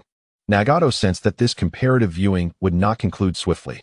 Then let everyone make a trip to Konoha while everything remains unstable. The plan to capture the Nine Tails is to be expedited. From the moment Uchiha Madara spoke in the chat room, the notion that the masked Uchiha Madara was a fake was solidified. I will take pain to Konoha. You should rest well, Conan said with a cold expression. This is not surprising. I had even prepared for it long ago. Nagato gave a slight nod. I beg of you. As her words fell, Nagato slowly closed her eyes. The seasons changed. Little Naruto has been attending school for a year and a half now. In the mountains behind, the shadow shuriken technique was unleashed. In an instant, countless shadow clones emerged from that unassuming shuriken. The sky appeared to darken momentarily. In the distance, Inuzuka Kiba, who was training to climb trees and walk on water, stood stunned, losing his balance and crashing to the ground with a heavy thud. Yet, he ignored the pain, staring in disbelief at the overwhelming number of shuriken. The same was true for Aburame Shino. However, Shino did not fall into the water. Incredible! Exclaimed Tenten, her eyes wide with amazement. This ninjutsu was truly the dream technique she had longed for. Only this could genuinely use ninja tools to strike an opponent. Humph. Hanabi scoffed. What are you huffing about? Is that all you can do? Defeated foe, you cannot replicate this. Hanabi replied, even if you could, it would be mere child's play to me. Ah, how infuriating. So arrogant. Black-framed Naruto, you cannot abandon the leader. In the black-framed world, I too must strive and defeat that woman. Sakura's eyes shimmered with a peculiar light. Shikamaru and Choji were stunned. The chakra was undeniably formidable. Only Lee remained focused on his training. Sasuke, practicing the fire technique, almost burned himself, sitting in shock. After the initial shock, he clenched his fists. Damn it. I am Uchiha. If only I could activate my Sharingan like my brother, I would surely catch up to Naruto. Ino, taken aback, could not help but worry for Hinata. Standing amidst the onslaught of shuriken was indeed Hinata. What? Hyuga Hayashi exclaimed. Foolish Naruto. How dare you engage in domestic violence? Minato Namikaze responded, domestic violence? The tension that had just arisen dissipated with Kushina's words. Hinata, who had been nervous, turned beet red upon hearing this. Aunt Kushina seemed eager to have all the girls become her daughters-in-law. Hashirama Senju laughed heartily, while Naruto Uzumaki remarked, Kushina, you haven't changed a bit. Everyone felt somewhat helpless. Yet soon, their attention was captivated by the scene on the large black-framed screen. In no time, everyone on the Hyuga side fell silent, even Hinata herself. Moreover, the ninjas from Konoha seemed to realize something as they gazed at the blushing girl in the stands. For the first time, they felt a deep sense of shock and apprehension. Orochimaru commented, the brilliance of black-framed Naruto is so overwhelming that even ordinary geniuses pale in comparison. Even the most exceptional talents merely stand at the threshold before black-framed Naruto. Even the god of ninjas, the first Hokage, would find himself overshadowed by black-framed Naruto at this age. Orochimaru chuckled ominously, his eyes gleaming. For a non-ninja, encountering black-framed Naruto is akin to a frog staring at the moon from a well. For a ninja, it is like an ant gazing at the vast sky. Reversal. A youthful voice echoed throughout the ninja world. Instantly, the viewpoint on the black-framed screen zoomed in. A beautiful girl raised her snow-white neck, gazing at the shuriken that glittered like stars in the sky. Her pale purple eyes shimmered with a hint of violet, the blood vessels around her eyes bulging. Byakugan. With a hum, in the next instant, the girl with shoulder-length hair slowly raised her hand, her aura shifting dramatically. Taking a deep breath, her chakra erupted. A vibrant blue energy spilling forth, immense in quantity. 8 trigrams. Reversal. Reversal? Isn't that a high-level taijutsu of the Hyuga clan? Gasps of astonishment filled the air. Niji stared at the black-framed screen showing little Hinata, momentarily frozen. Just as Orochimaru had said, the brilliance of black-framed Naruto was so radiant that even Hinata's remarkable talent was overshadowed. It was known that this technique was one Hinata currently could not perform. Hayashi Hyuga was so shocked he could hardly speak. Hanabi's eyes widened as she continuously clapped her hands for Hinata. Sister, look, that's the technique that can always fill our bellies. As Hinata closed her eyes, the moment she opened them, Chakra surged from her tenketsu. With a swift motion, she stepped forward, her hands and feet executing specific techniques in a rapid succession. The movements quickened, causing tension to mount among the onlookers. The same was true for the gathered ninjas. Hinata did not disappoint anyone. Just as the shuriken neared within 10 meters, she spun like a top, her speed accelerating dramatically. Chapter 96. The unique flying thunder god of black-framed Naruto.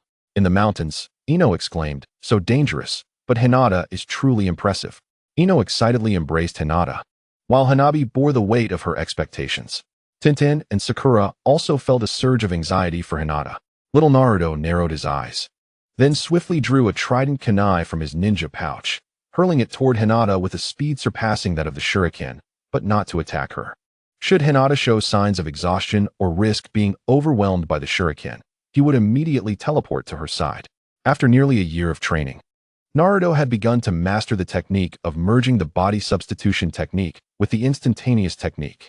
The principle was straightforward, using the trident kunai as a medium for the substitution technique. The formula inscribed on the kunai allowed for a perfect connection to the substitution technique. Of course, the most crucial aspect was that it did not require him to inscribe the substitution technique each time. The trident kunai left behind by the fourth Hokage contained a permanent chakra inscription, with virtually zero consumption.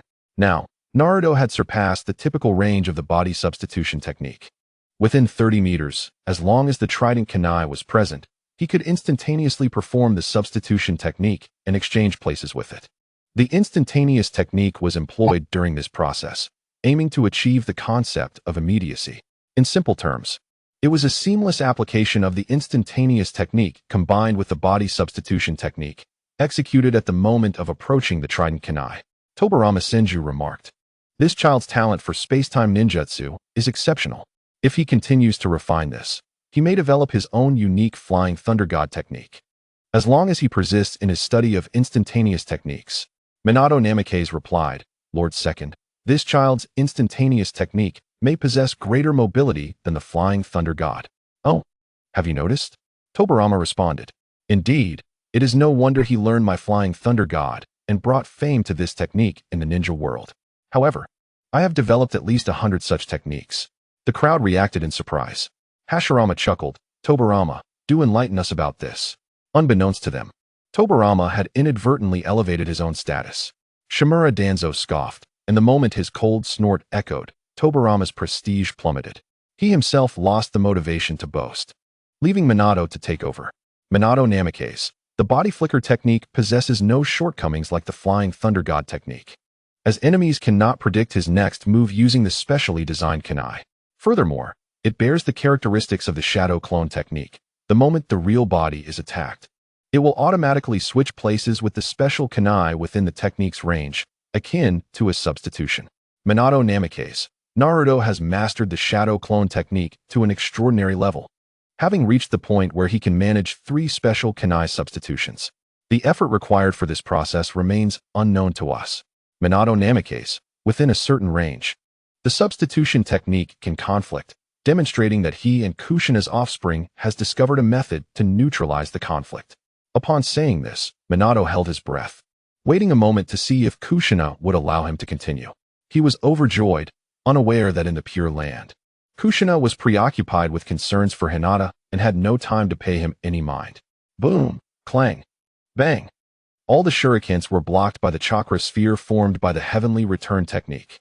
After a metallic screech, another explosion echoed as the technique was passively dispelled like a shadow clone. Amidst the storm of shurikens and shadow clones, Hinata, without her Byakugan, would likely have become blind and deaf. Upon seeing this, everyone sighed in relief and marveled at Hinata's prowess. Little Naruto also quietly let out a breath of relief. However, as he landed, another explosion erupted around him, creating a cloud of white smoke. Several shadow clones instinctively performed hand seals. They intended to execute the phantom body flicker technique, while simultaneously using basic illusion techniques to disrupt Hinata's chakra flow. Wait. Little Naruto hurriedly stopped the shadow clones. That was close. Goodness. Has this become instinct? Fourth Raikage. Black Frame Naruto is about to overshadow all the prodigies in the ninja world. Kahakume. What a pity. If Black Frame Naruto could learn more ninjutsu. The power of this technique would surely be even greater. Fourth Raikage, Lightning Release, Earth Walk. Kuro, Earth Release, Earth Movement Core. Temari, Wind Release. Not only can it attack enemies, but it can also enhance the power of the Shuriken Shadow clones. Uchiha Sasuke. No, Fire Release is the most suitable. Combining the Shuriken Shadow clone technique with Phoenix Fire would deliver a truly devastating blow. Uchiha Fugaku. Sasuke, that's a shadow clone.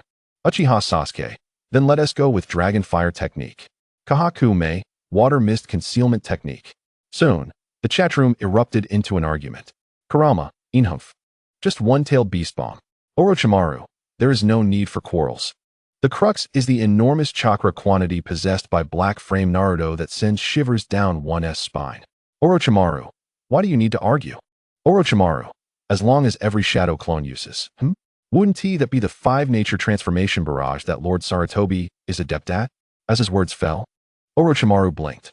He had been so enamored with Naruto on the large black frame screen that he completely forgot about Sarutobi Hiruzen.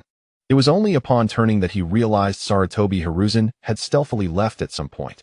In the stands, neither ninjas nor civilians had noticed the disappearance of Sarutobi Hiruzen. Orochimaru shook his head. It was not difficult to guess where Sarutobi Hiruzen would go. He even speculated what he would do immediately. Orochimaru, truly unseemly, Lord Sarutobi. Smoke and dust rose. Thousands of shuriken attacks were entirely thwarted. When the smoke cleared, Hinata emerged unscathed. Her small face flushed. Her gaze fixed intently on little Naruto. Little Naruto naturally noticed the yearning in her eyes. He reached out, gently ruffling the girl's hair. Chuckling, Hinata has been working hard too. That's impressive. Hinata squinted her eyes. At some point, she had developed a fondness for the sensation of little Naruto ruffling her head. Honestly, it's worrisome. Ino, who had rushed over, crossed her arms, shaking her head helplessly at the sight. That's amazing. The crowd was generous with their praise. Sasuke and Shino were not adept at giving compliments. Yet their gazes offered Hinata immense affirmation. Little Naruto's recent maneuver was something no one present, apart from Hinata, could withstand. After imparting some guidance, the little ones dispersed again to continue their studies. Hinata wished to cling to little Naruto a bit longer. Be good and focus on your training first. I'll prepare something delicious for you at noon. Since little Naruto said so, Hinata could only nod in agreement. However, upon hearing about the delicious food, Hinata could not help but swallow hard. The attitude of Hinata, whether well-fed or hungry, towards food was entirely different. Seeing the little ones begin to exert themselves, little Naruto gradually reined in his smile. He approached Sasuke, who was practicing fire release. Sasuke, come with me for a moment. There is something I need to ask you. The Uchiha in the chat room immediately tensed up. Has he already discovered it? Truly the black frame Naruto. But what could he deduce from such scan information? And what would he do? Chapter 97. The eve of the clan's annihilation, an instinct warned little Naruto of an impending storm. Observing Sasuke's bewildered expression, he subtly shook his head. Has this child been overly sheltered? Little Naruto suddenly frowned, scrutinizing Sasuke for a moment longer. Sasuke felt a chill at being stared at. What is it? Sasuke instinctively intensified his tone.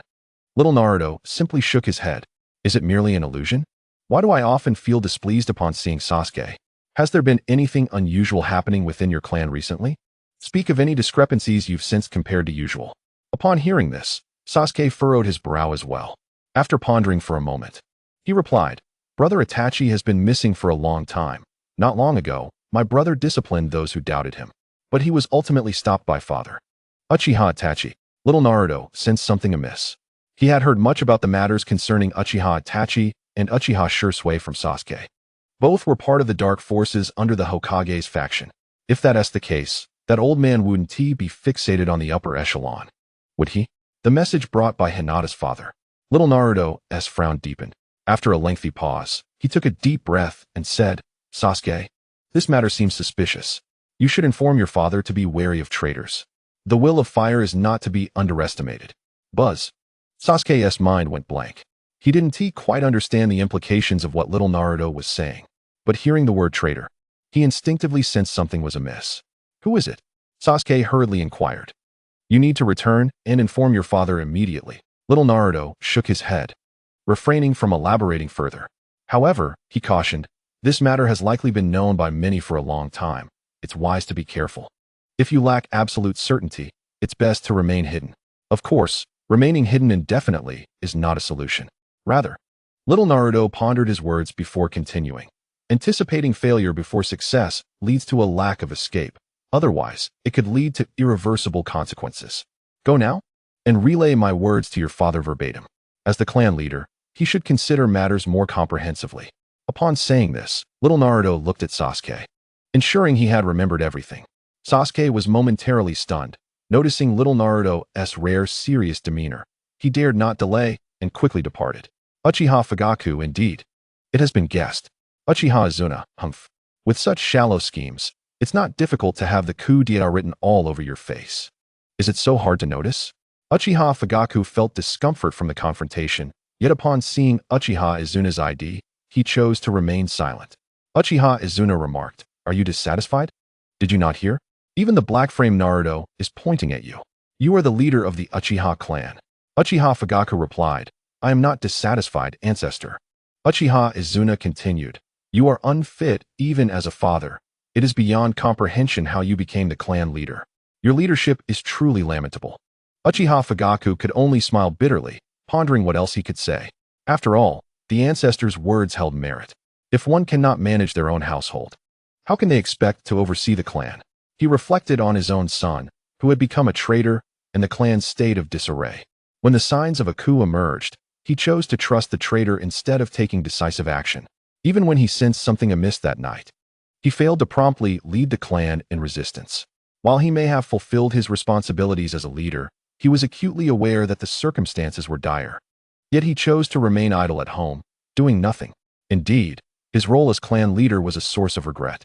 Observing Sasuke's hurried departure, Naruto fell into silence, deciding not to dwell further on the matter.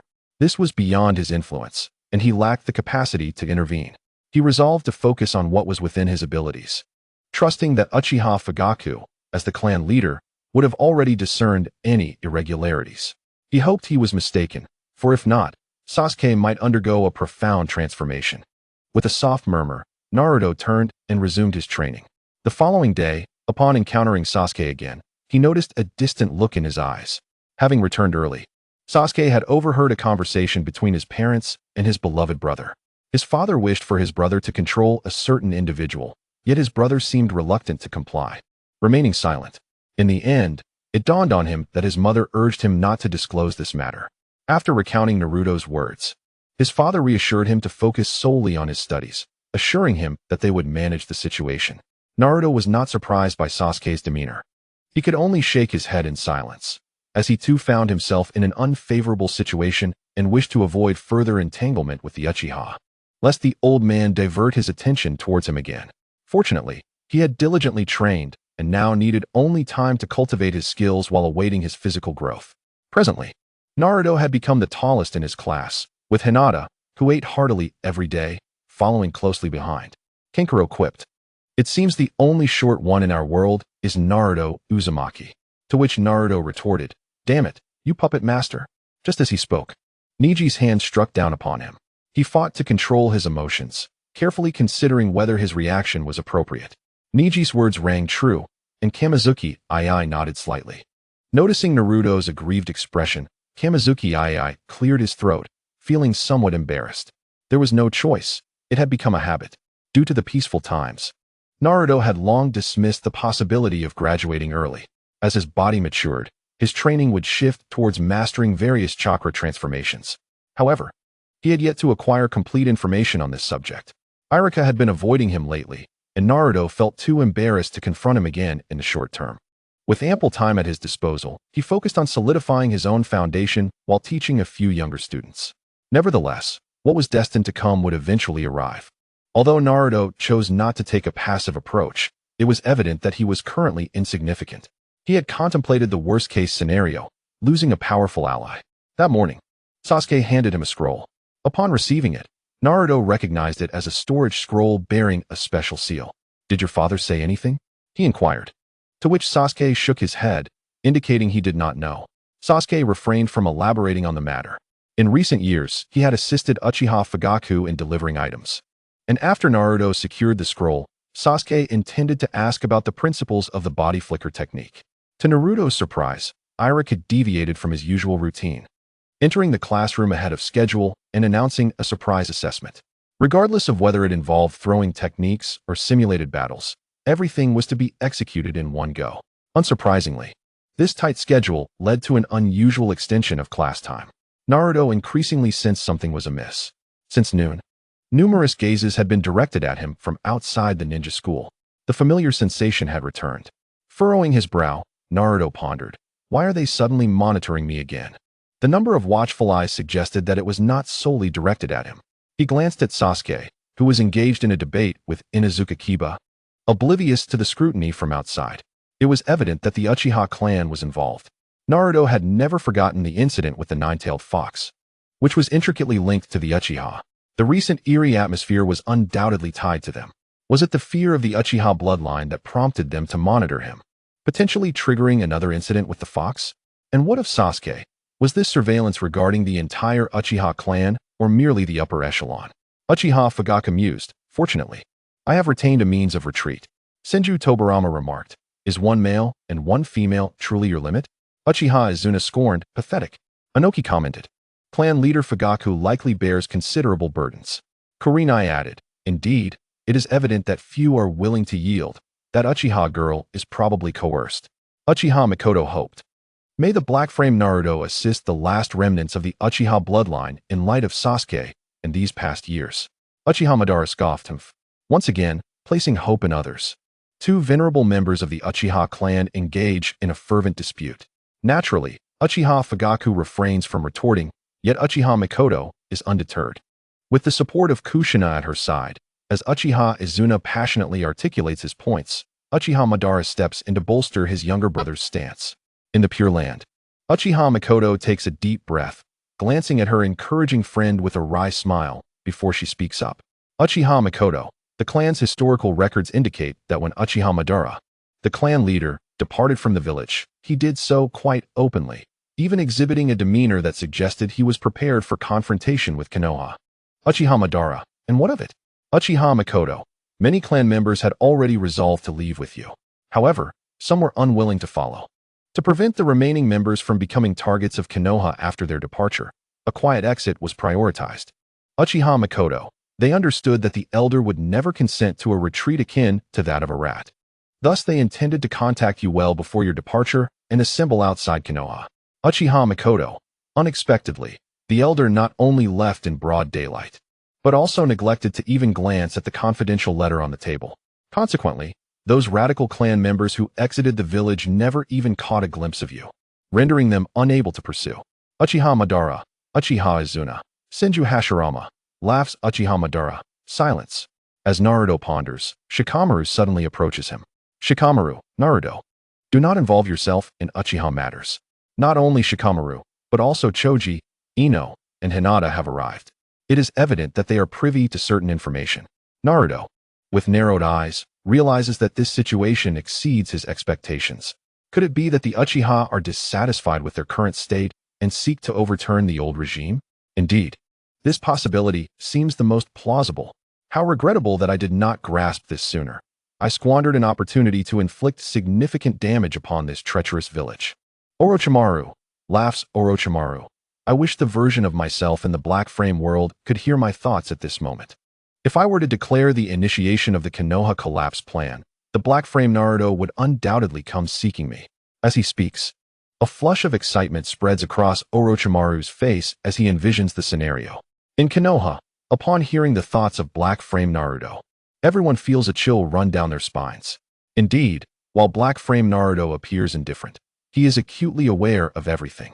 Irika, observing his listless students, sighs in resignation. Students, please be cautious on your way home.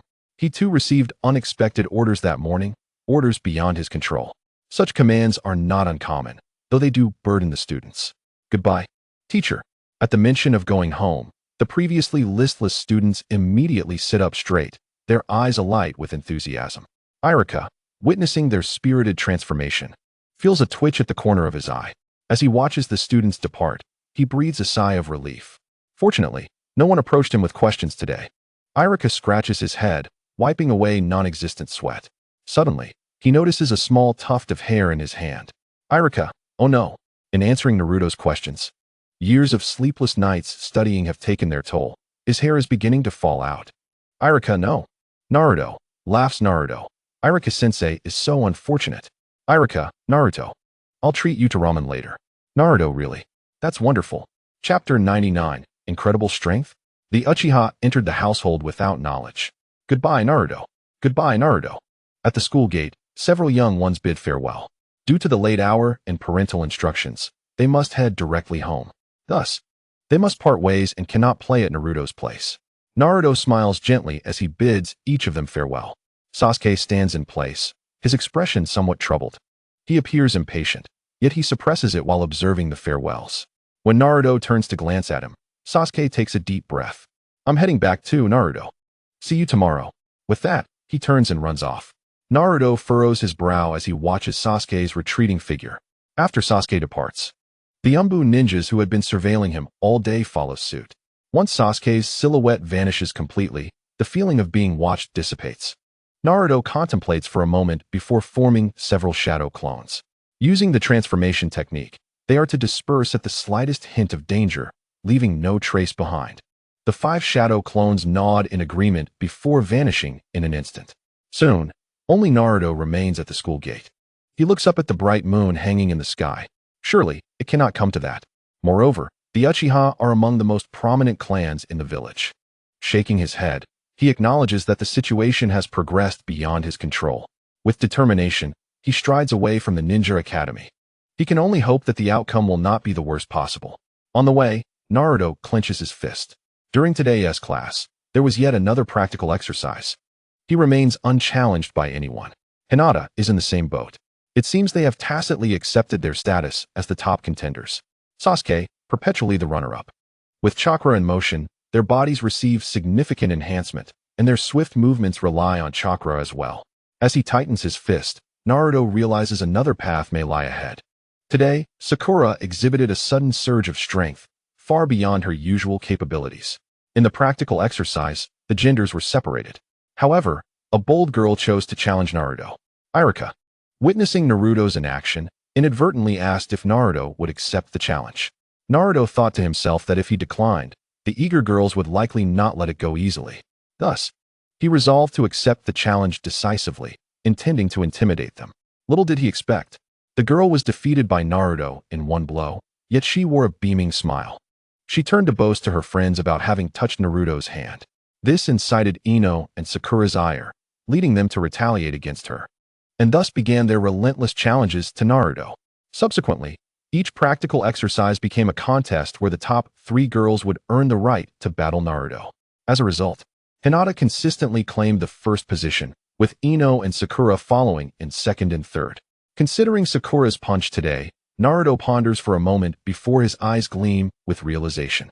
However, he quickly suppresses the urge to experiment. Tonight will not be tranquil. Patience is required until tomorrow for an attempt. Delicately manipulating chakra to flow into his arms in pursuit of enhancing his physical prowess. If my conjecture holds true, our martial arts could ascend to a new level. In the streets of Short Book, Taiya's eyes widen in surprise. Lady Tsunade, could it be that this black-framed Naruto has grasped the principles of incredible strength? Her face pales in alarm. Tsunade remains silent, shaking the sake in her cup. Suddenly, a smile breaks across her face. After all, if even Grandpa Tobirama's flying thunder god was self-discovered, uncovering incredible strength may not be beyond reach. Of course, Tsunade's inner turmoil belies her calm exterior. At that moment, the voice of Senju Hashirama resonates in the chat room. Senju Hashirama, it seems that way. Senju Hashirama, as long as I concentrate chakra in my arms, my strength will see a significant enhancement. Senju Hashirama, however, there are certain complications. Senju Tobirama, brother, the abundant chakra within you is sufficient to elevate you to a level unmatched by ordinary shinobi. My guy, indeed it feels that way. Upon unlocking the 8 gates, chakra surges to several times its usual capacity, enhancing the physical body as well. Fourth Raikage, goodness. Fourth Raikage, I have grave doubts that the black-frame Naruto will develop his own unique ninjutsu, perhaps even crafting a lightning chakra mode exclusively his own. derived from mere snippets of descriptions from my father and me. Kurinai Yuhi. By the way, what type of chakra does Naruto possess? Kakashi Hitaki. It hasn't been tested yet, but judging by his performance in the black-framed world, it seems to encompass all 5 types. Naruto Uzumaki. What chakra types? Everyone. Rock Lee. In his excitement, Naruto recalls Rock Lee. Rock Lee struggles with chakra control. Thus, even if he can extract chakra, its enhancement on his physical body won't be as effective as others. Were it not for Rock Lee's extraordinary efforts, his soul taijutsu would likely fall behind his peers by a considerable margin. There must be a way to resolve this. With this in mind, Naruto has taken on another task. His preliminary thought is that since chakra can be emitted and Jinjutsu can disrupt others' chakra to create illusions, perhaps if Naruto masters the control of emitted chakra to perfection, he could guide the chakra within Rock Lee, coupled with the illusionary effects of Jinjutsu. While it may seem like disrupting the opponent, it could also lead them to a different manipulation of chakra. But first, he must refine his chakra control to a certain degree. Creek. Lost in thought, Naruto finds himself at his doorstep in the blink of an eye. Surprised that he has arrived home so quickly, he shakes his head with a smile and raises his hand to push the door open. Suddenly, he senses someone inside the house. He immediately becomes alert. Could it be an Uchiha? Naruto's gaze sharpens. Great Fox, come out. Otherwise, the Uchiha will strike at us again. Thinking quickly, Naruto connects to his spiritual world. He indeed receives a response. Foolish little brat. Are you trying to amuse this fox? Do you not sense that the person inside harbors no malice? Leave me alone if there's nothing important. The contemptuous fox. It seems this great fox has yet to devise how to manipulate me, which is why it hesitates to communicate directly or meet face to face. He is once again cast out from the spiritual world. Naruto takes a deep breath. He certainly cannot fully trust the Uchiha. It is possible that they harbor intentions regarding the great fox within him. Creak. In the instant he pushes the door open, Naruto forms a hand seal. The 3-pronged kunai left in the room is instantly activated. Whoosh. In the next moment, Naruto vanishes from his spot. Don't move. Who sent you? The house is dark. Yet, Naruto is intimately familiar with his own home. The kunai in his hand is poised at the stranger's neck. His eyes quickly adapt to the darkness. Soon, he is met with a delicate and charming face. The girl has beautiful long black hair, a ninja headband across her forehead, and a tear mole beneath her right eye. She is clad in a purple coat bearing the Uchiha clan symbol. I am not your enemy, she says. The clan leader sent me to seek your protection. Chapter 100. The most filial child in the ninja world, Kushina Uzumaki. Of course. You can stay as long as you like. Minato Namikaze, stay. Mikoto Uchiha. Izumi hasn't said she wants to stay with Kushina. Please don't act this way. Kushina Uzumaki. What does it matter? Minato Namikaze. It's no trouble. Kushina Uzumaki. You're annoying. Be quiet. For the sake of the village, this is a necessary sacrifice. Instability could plunge the village into crisis. Tonight, I shall personally eliminate the Uchiha clan. Observing Shimura Danzo on the screen, the atmosphere in Konoha has grown tense. The chat room has suddenly quieted down significantly. Only Senju Tobirama is infuriated. Uchiha clan grounds. Under the dark moonlit sky at the Nanga shrine, Uchiha Itachi remains expressionless. Uchiha Madara, come out. With a hum, a figure with long hair and a mask appears. Accompanied by the masked man's arrival is a mocking laughter. You have made your decision. The spiraling waves dissipate. Beneath the mask, a Sharingan with 3 tomo is revealed. You chose Konoha, didn't you? The masked man jeers. Hearing this, Itachi's expression remains unchanged. Does this not align with your expectations? The masked man falls silent. I need your assistance. Alone, I cannot annihilate the clan. You require the Sharingan, which I do not. Leave the Konoha guards to me. The masked man gazes deeply at Uchiha Itachi, then speaks in a low voice. Itachi turns to leave. I hope you won't disappoint me. And do not harm Sasuke. That is a condition we agreed upon. The masked man chuckles softly, and then spirals into a fluctuating space before vanishing in the blink of an eye. Minato Namikaze, Uchiha Madara, Kushina Uzumaki, that detestable villain. Kushina Uzumaki, Uchiha Madara. Kushina Uzumaki. Damn it, if it weren't for that guy, I would never allow Naruto to suffer such treatment. Kushina's emotions surge. In the Pure Land, Uchiha Madara observes the black-framed screen impassively. Meanwhile, in another base, Black Zetsu breathes a sigh of relief that the viewing system's narration does not reveal Tobi's identity. Inside the Uchiha clan grounds, Uchiha Itachi stands atop a power pole, gazing up at the full moon. "Forgive me, Sasuke, this will be the last time." Whoosh! In the next moment, Uchiha Itachi vanishes. Outside the Uchiha clan grounds. Within this area reside the Uchiha civilians, devoid of any shinobi. As night falls, it is mealtime, and every household remains brightly lit. Yet, a pair of pitch-black, three-tomo Sharingan eyes appear in the darkness, surveying the illuminated residential area below. There is no flicker of emotion in his gaze. Whoosh! In the next moment, the first household's light extinguishes. Whoosh! A shadow flits like a reaper among the homes. With each departure, a household's light fades, and upon its face, crimson stains begin to appear. That is the blood of Uchiha clan civilians. The blood of his own kin. Splattered on his face, it burns like boiling water. Yet, he remains as unyielding as an ancient glacier, feeling no discomfort. Instead, his movements grow increasingly jubilant. "Time to eat. Who goes there?" "Itachi, what happened? Why are you covered in blood?" "Young clan leader, is it an enemy attack?" "Stop." In a swift motion, the blade glimmers coldly. An elderly woman's body is severed. The old man gazes at Uchiha Itachi in disbelief. Every household knows him. He had often visited as a child, receiving countless treats. He has watched him grow up. "Why?" The old man's voice trembles. In response, Uchiha Itachi offers only his emotionless kunai. Thud. Watching his granddaughter, who could barely speak, lose her head in a single stroke. The old man crumbles. Without hesitation, he charges at Uchiha Itachi. Thud. Again, an emotionless strike. As swift as a wraith, Uchiha Itachi vanished. The lights extinguished, plunging the surroundings into darkness. The flickering continued, shadows dancing ominously. A desperate cry pierced the silence. "No, please." The voice of the young head of the clan echoed in the night. The curtains parted, moonlight spilling onto Itachi's cold visage, illuminating the terror-stricken face of a child no older than 3 or 4.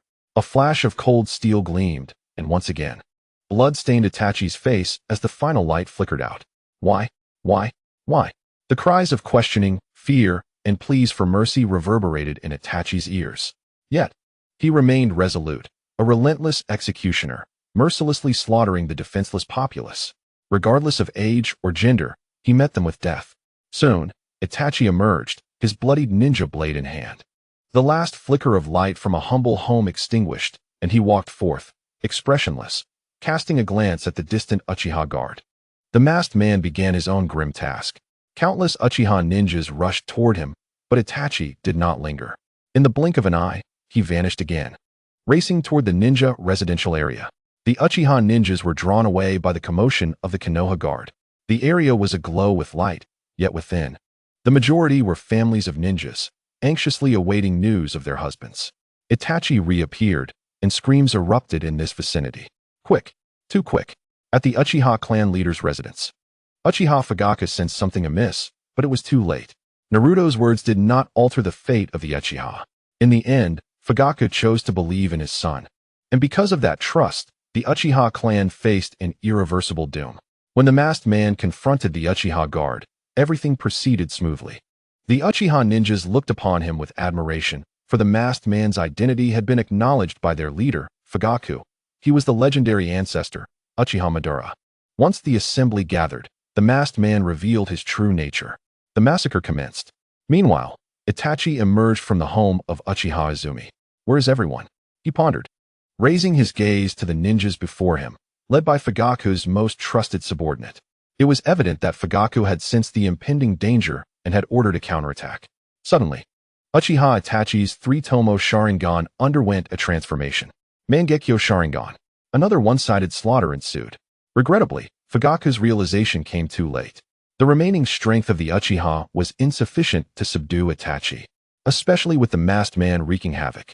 Within mere 10 minutes, the last vestiges of Uchiha's fighting force fell, like a specter soaked in blood. Itachi entered the familiar threshold of his home. The interior was devoid of light. Pushing open the bedroom door, he beheld Uchiha Fugaku and Uchiha Makoto. Their backs turned to him. Chapter 101.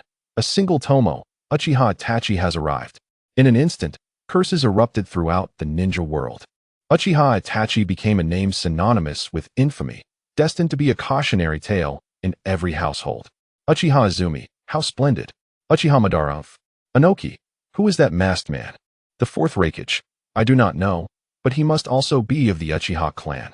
It is a lamentable fate for such a prestigious family to meet such an end. Kuratsuchi. This slaughterer, what difference is there between him and livestock? Konoha Tsunade. How can one be so devoid of emotion? Senju Tobirama. Alas, it is all my fault. Witnessing the downfall of the Uchiha clan. Senju Tobirama's emotions were profoundly complex. In the chat room, F4's voices fell silent, for Sarutobi Hiruzen had already appeared at the entrance of the Root Organization's base. Danzo awaited him in silence, refraining from further comment. The stains of this night could not be washed away, neither by him nor by Hiruzen. At this moment, Senju Hashirama found himself at a loss for words. The leaders of the various ninja clans fell into silence. They had all been aware of the situation. Yet Hiruzen had instructed them to remain within their clans, awaiting further notice. Should the Uchiha truly rise in rebellion, they might have intervened, obstructed, or covertly assisted the Uchiha. Or perhaps refrained from involvement, awaiting a new regime. However, none had anticipated that the night would conclude so swiftly, without even the slightest sound of conflict. The following day, Danzo was stripped of his position as Hokage's advisor, and the Uchiha clan was annihilated overnight. You have made your choice, Fugaku's voice resonated. I'm sorry, I'm so sorry. Itachi wept, gripping his blade tightly, his hands trembling uncontrollably. A subtle ripple of chakra emerged, unnoticed by all. Through layers of obstruction, a gaze fell upon the room, capturing every detail. You truly are a considerate child, Fugaku remarked, his expression devoid of emotion. Beside him, Mikoto knelt, equally expressionless. The two sat numbly, like marionettes. Itachi, promise me, Sasuke is in your hands now. I understand. Trembling with each step, Itachi approached his parents, who remained turned away from him. Do not fear. This is the path you have chosen. Compared to your suffering, ours is but a fleeting moment. Uchiha Sasuke, how could such a person possibly suffer? Uchiha Sasuke, damn you beast. You are unworthy of the title of human. Uchiha Sasuke, I know you are in the chat room. Come out and speak. Beep, as expected. Sasuke was muted. With tears streaming down, his heart bleeding, Itachi's hands did not falter. Fugaku and Mikoto lay dead. Itachi's eyes involuntarily opened to the Mangekyo Sharingan. At that moment, Sasuke returned, witnessing the horror unfold before him. His face was a mask of disbelief as he sank to the ground, retreating in shock. Why? Why? Brother. In response, Itachi unleashed Tsukuyami. Because I killed them with my own hands. Witness it. The world around Sasuke warped as he was drawn into the illusion. Forced to witness the brutal deaths of his kin, Sasuke broke down, and in the final moments, he watched in horror as his beloved brother took the lives of their parents. Overwhelmed by the trauma, he lost consciousness. At that moment, Sasuke's dark eyes transformed into a vivid crimson. The Sharingan awakened, one double tomo, one single tomo. Ninja World, Senju Tobirama, the inherently malevolent Uchiha. Senju Hashirama, Tobirama. Tobirama opened his mouth, yet ultimately chose silence, accustomed to the weight of their shared history. My foolish little brother. Hate me, curse me, and then, like a wretched insect, cling to life until you possess eyes like mine, and then seek me out. And with that, Sasuke succumbed into unconsciousness. A flicker of barely perceptible disappointment crossed Uchiha Itachi's eyes. Is this all there is? The thought settled in. Uchiha Itachi abruptly turned his head. Bang. Shadow clone. Umbu? Or root? Uchiha Itachi cast a deep glance at the unconscious Sasuke before stepping out of the house. He could not bear to look again at the tragic scene of his parents. After his departure, a figure slowly emerged. It was Naruto's shadow clone. The clone glanced at Sasuke, ignoring him, for he was the last of his kind. One had been discovered by Uchiha Itachi, the other by the masked man. And both had dispelled immediately. This particular shadow clone had been hidden, remaining undetected. The other two clones had been gathering intelligence outside the Uchiha clan grounds. Unbeknownst to this clone, the other two had already dispelled themselves. The clone witnessed the late arrival of the third Hokage and Danzo Shimura in a tense standoff. The third Hokage stripped Danzo of his position as Hokage's advisor. Time was running short. The clone sought to gather whatever it could for the original. With that in mind, the clone began to search the room. Soon, it discovered a vast number of storage scrolls. Without hesitation, the clone started to collect everything. The movements were swift. But by the time all was gathered, a multitude of ninjas had appeared outside. There was no other option. The clone hid the scrolls and prepared to dispel itself. Yet, a memory of the masked man collecting eyes surfaced in its mind. Hesitating for a moment, the clone retrieved another storage scroll, suppressing its discomfort, and extracted the eyes of Uchiha Fugaku and Uchiha Mikoto, placing them within the scroll. Once everything was completed, the clone dispelled its jutsu. Bang! A wealth of memories and experiences surged back to the original. I am not your enemy. It is the clan leader who sent me to seek refuge with you.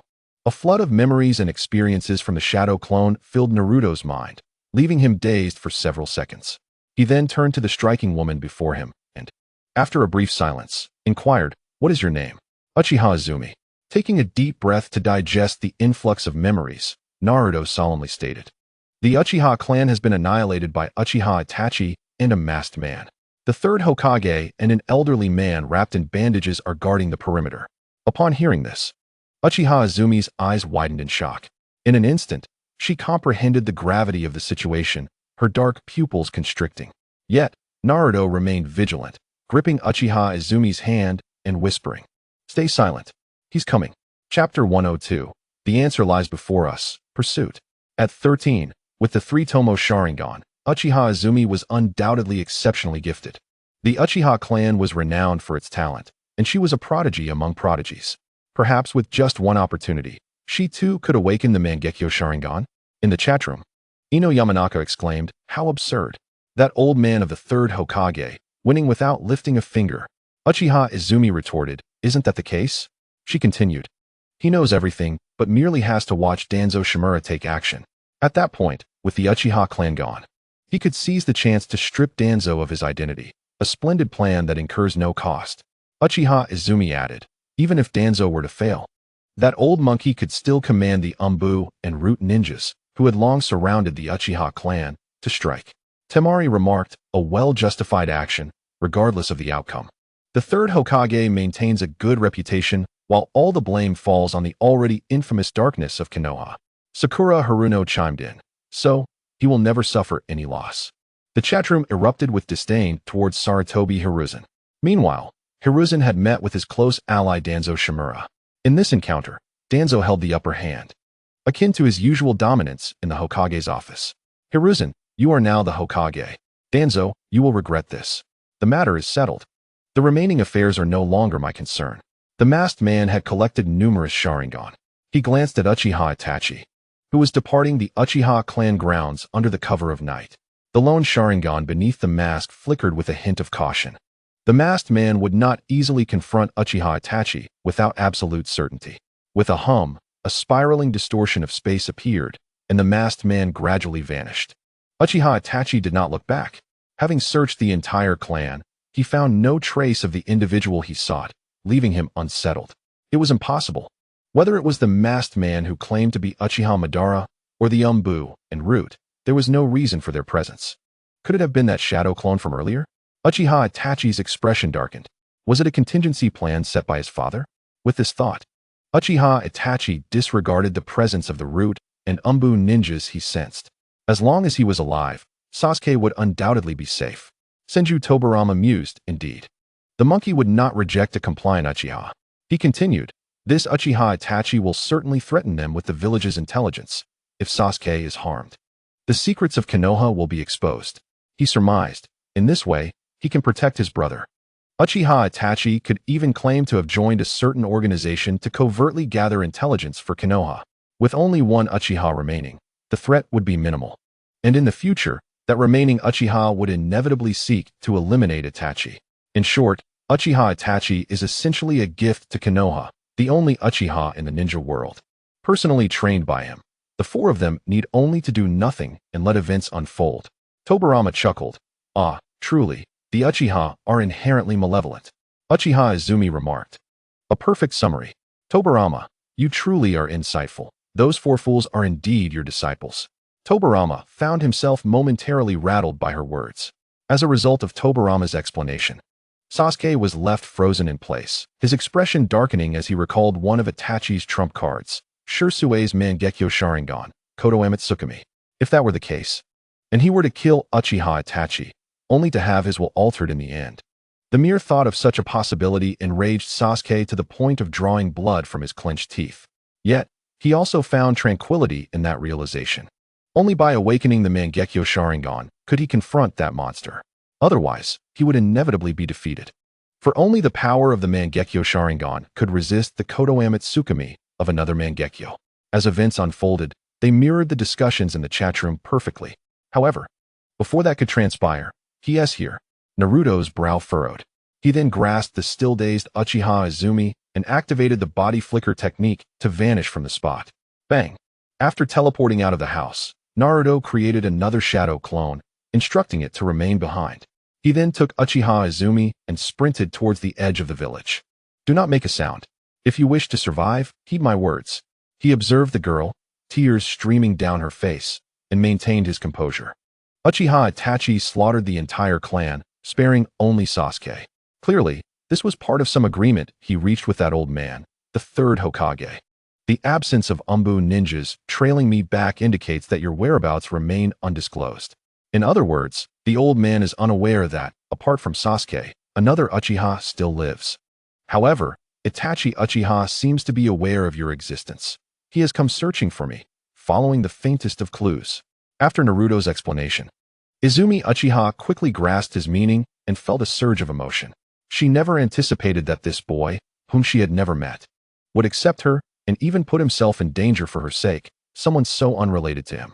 Naruto easily discerned her inner thoughts, yet he remained silent, as he too was motivated by self-preservation.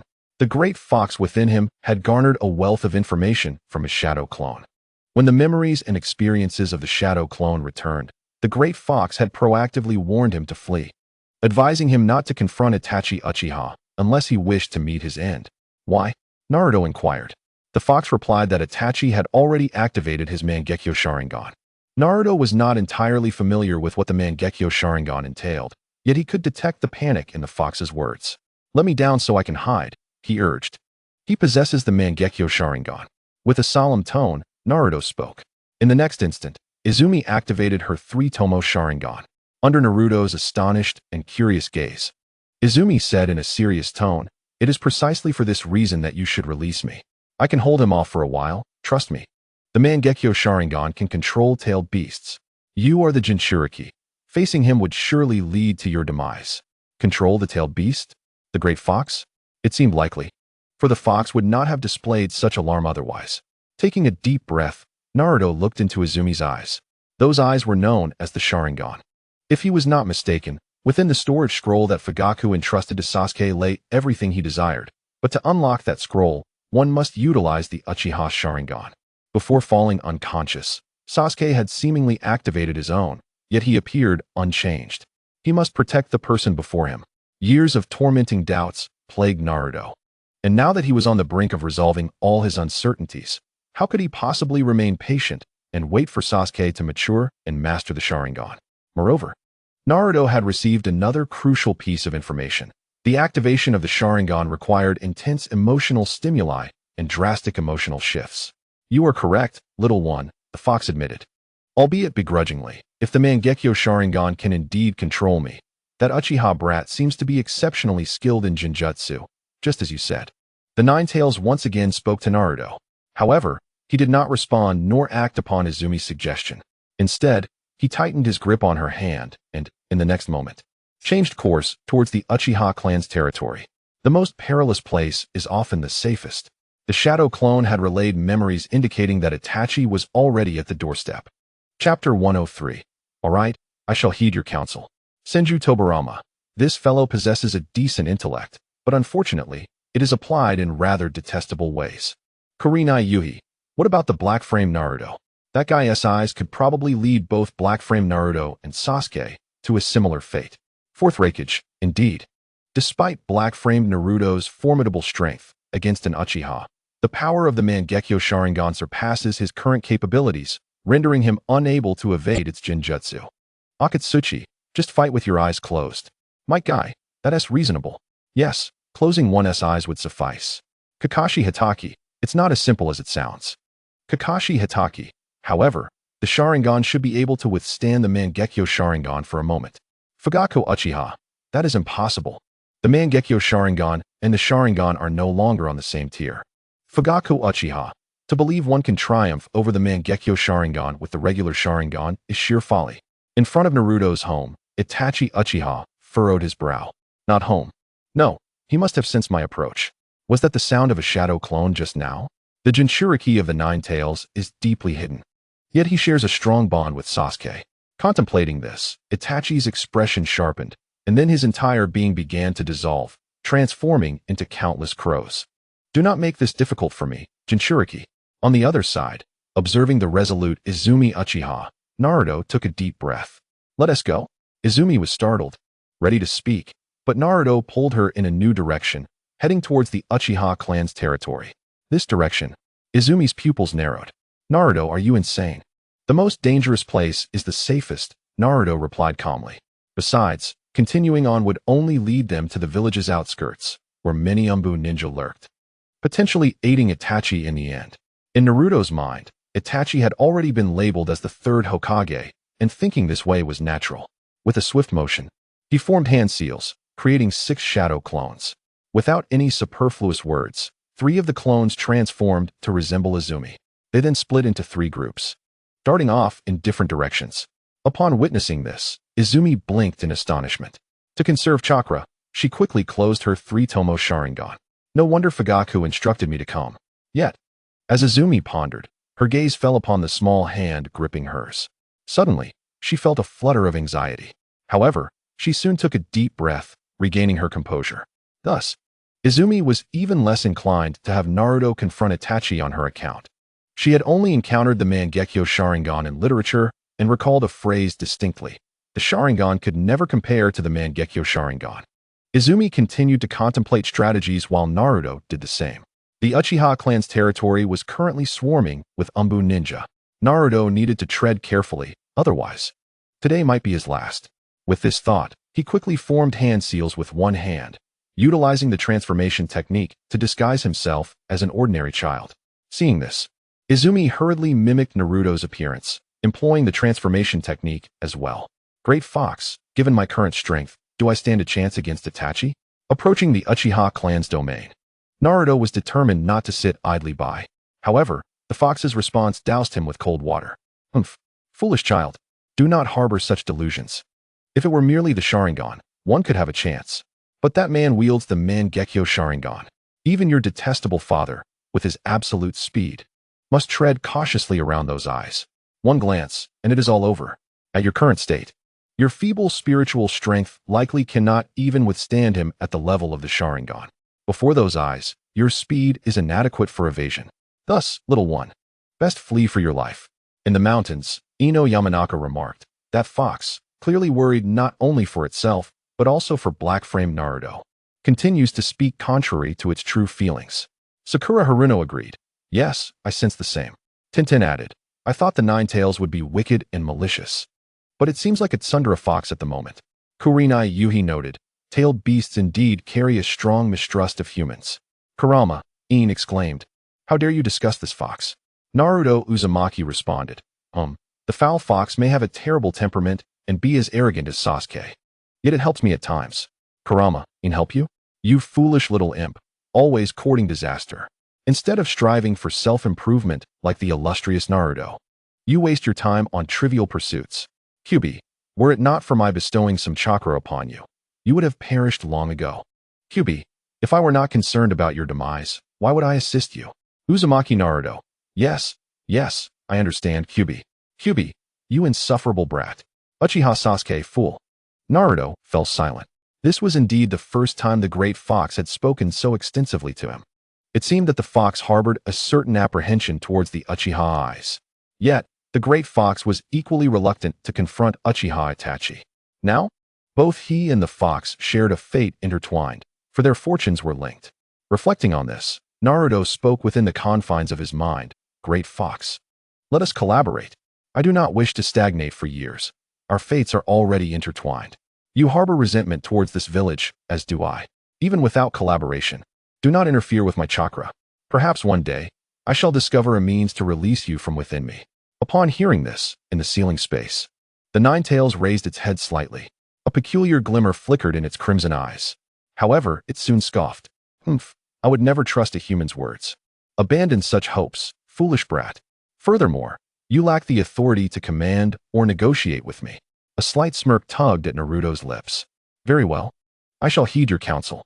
QB, let us survive this trial first.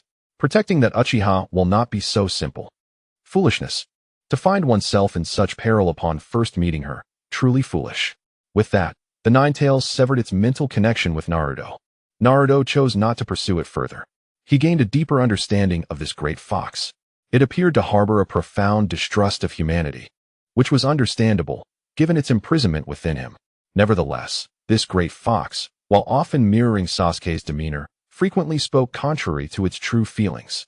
Buzz, Naruto suddenly halted, pulling Uchiha Izumi behind a tree before she could react. His thoughts snapped back to the present. Before him lay the Uchiha clan grounds. Numerous Umbu ninjas were present.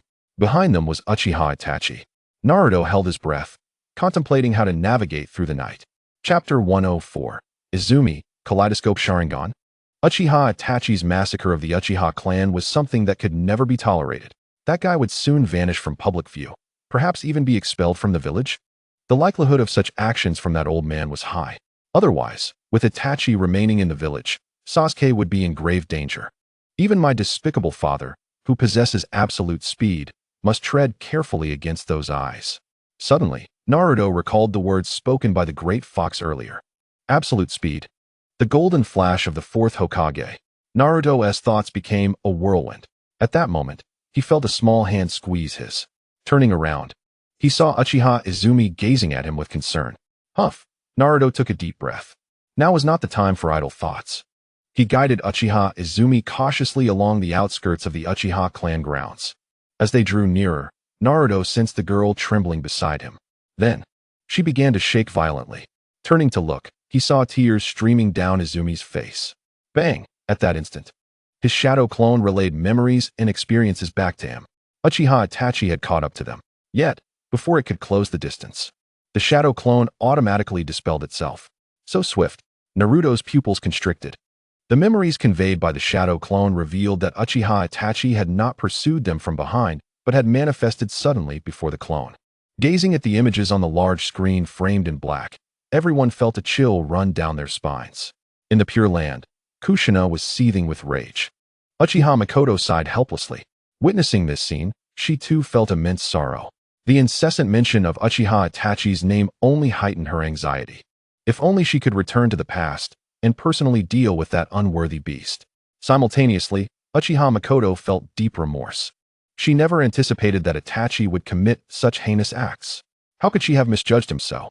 The wretched creature, with a human face and a beast's heart. Not only did he pursue Naruto and Izumi, but he also took your life. Kushina turned to her dear friend.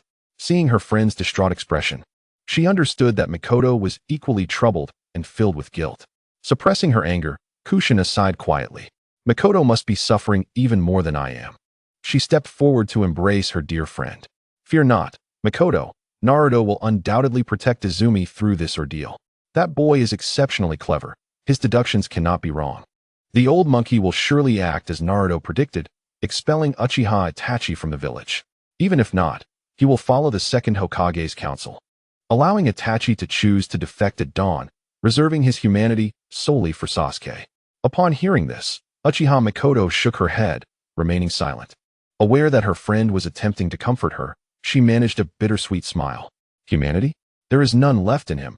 His blood runs cold. As a mother, Uchiha Mikoto knew her two sons all too well. Observing the present circumstances, she had come to see through it all. That beast despised the proud Uchiha? Humph. He himself is the epitome of pride. If he truly loved his brother, he would not have forced Sasuke into a life he had meticulously planned for him. Ultimately, he would not have resorted to manipulating Sasuke's will with the Konoha Tsukumi. Huff. Naruto exhaled in relief. Fortunately, there were not many Umbu ninjas here. Izumi's eyes were filled with tears. Naruto followed her gaze. He saw those Umbu ninjas attending to the corpses of Uchiha civilians. Looking at the infant still in its cradle and the children far younger than himself, Naruto fell silent. If he felt this way, how much more so for Izumi and Uchiha? He tightened his grip on the girl's hand. In doing so, he felt her emotions more acutely. She trembled uncontrollably. Yet she understood that they must not make too much noise. Otherwise, they would jeopardize the boy protecting her. As she felt Naruto's warm hand, she could no longer contain herself. In a hushed, trembling voice, she exclaimed, "That child, I just held him yesterday. Why has he become like this? Why must even those who are not ninjas be killed?" Naruto remained silent, unsure of how to respond. He could only maintain his silence, guiding Uchiha Izumi slowly along the wall. Once the Umbu ninjas departed, he would swiftly take Izumi to the home of clan leader Fugaku. That should be the safest place. If they could endure until dawn, everything would come to an end. Sensing the girl behind him trembling more violently, Naruto quietly concealed a trident kunai within his ninja tool pouch. He prepared for exposure, leaving himself an escape route. At last, the Umbu ninjas in this area finished their grim task. Naruto took a deep breath. As I gazed upon the somewhat unsteady Uchiha Izumi, I discreetly channeled my chakra, instantly amplifying my physical abilities several-fold. Grasping Izumi's hand tightly, I swiftly utilized the body flicker technique to vanish from our original location. My intention was to seize this opportunity to dash towards the residence of clan leader Fugaku, while simultaneously retrieving the storage scrolls and various jutsu scrolls that my shadow clones had previously gathered. However, to my dismay, I was soon compelled to halt my advance. The sight before me was troubling. The Umbu ninjas were relentlessly collecting the eyes from the fallen Uchiha clan members. The gruesome state of the corpses stirred a sense of profound discomfort within me, making me acutely aware of the merciless nature of the ninja world. Were they gathering the Sharingan from the Uchiha clan? Did they intend to cultivate a new generation of ninjas to transplant these eyes? Reflexively, I began to analyze their motives. Suddenly, I sensed that Izumi's psychological defenses were on the verge of collapse. Without hesitation, I pulled her back along our original path, thereby averting the risk of exposure. I could feel warmth emanating from behind me. Turning to glance, I saw blood tears streaming from Izumi's eyes. The Uchiha eyes are known to change due to intense stimuli and emotional fluctuations. A chill ran down my spine. Could it be that Izumi's eyes were about to evolve? Yet, this was hardly the moment for such an occurrence. I felt Izumi's chakra surging uncontrollably, prepared for the potential of exposure. I was caught off guard when Izumi seemed to reach her limit. Her eyes rolled back, and she was on the brink of losing consciousness, much like Sasuke had moments before. However, her eyes appeared different from the Sharingan that had just manifested. It felt as though there was a distinction, though I could not place it. With a sudden gasp, Izumi collapsed into my arms. Was this the end? The commas in her eyes did not seem to connect as they had in Itachi's. Could it be due to her physical condition? Sasuke had succumbed to unconsciousness after awakening his Sharingan. Was Izumi, too, meant to evolve into the Mangekyo Sharingan but lacked the physical strength to support it? Or was the stimuli insufficient? Perhaps it was her brain's instinctual self-preservation? These thoughts flashed through my mind in an instant. Cradling the unconscious Izumi, I remained acutely aware of our precarious situation. I had to seize the moment to reach Fugaku's residence or continue to trail behind the Umbu ninjas. Chapter 105 Death? Senju Tobirama, the inherently malevolent Uchiha. Uchiha Izumi. Silence, will you? Uchiha Izumi. I never anticipated so many prodigies to emerge during the twilight of the Uchiha. Uchiha Izumi. What a pity. Had this clan leader been of any worth, the outcome would not have been so dire. Uchiha Madara. Uff. Our world has been left with nothing but a useless wretch who has awakened a single Tomo. Uchiha Madara. How infuriating that someone so pathetic dares to bear a visage akin to Izumi's. Madara's attitude towards the Uchiha had undergone a notable transformation. Observing Sasuke, who bore a striking resemblance to Izumi, and appeared to be the reincarnation of Indra, the son of the Sage of Six Paths, only fueled his ire further. On the night of the massacre, with the assistance of Tsukuyomi, he had barely activated a single Tomo. Inoki, perhaps, as the black-frame Naruto suggested. It is their bodies instinctively protecting themselves? Senju Tobirama. If that Izumi had awakened the Mangekyo Sharingan, she would likely suffer from numerous hidden ailments, possibly not living beyond the age of 25. Kurinai Yuhi. Is it truly that severe? Senju Tobirama, the Uchiha clan. Before Tobirama could finish, Izumi interrupted him once more. Uchiha Izumi. Enough, Tobirama. Stop your incessant prattling. Uchiha Izumi. You speak of inherent malevolence, yet the Senju are equally wicked. Otherwise, you would not have produced 4 shadowy individuals. Senju Tobirama. Enough. I shall say no more. Tobirama felt his blood boiling. Izumi's penchant for belittling him with the very existence of those four was infuriating. Sasuke sensed he had been mocked, yet he could not retort. Was he truly akin to that beast, possessing a facade of humanity while harboring a cold-blooded heart? In a single night, witnessing his clan's annihilation, he had only awakened a single tomo of the Sharingan. Sasuke found it hard to fathom. At present, I could not afford to dwell on such matters. Holding Izumi, I followed the pace of the Umbu ninjas as they continued their grim task of collecting the eyes of the Uchiha clan members. Soon, they departed from the area, heading towards the Konoha guard headquarters. I hastened my steps, and before long, I arrived at the entrance to Fugaku's estate. After waiting briefly to ensure the coast was clear, I entered, still cradling Izumi. The bodies of Mikoto and Fugaku Uchiha were nowhere to be found, leaving only bloodstains on the floor. Moreover, Sasuke was absent. Yet the spot where he had collapsed bore no trace of blood, reinforcing my conviction that he would be unharmed.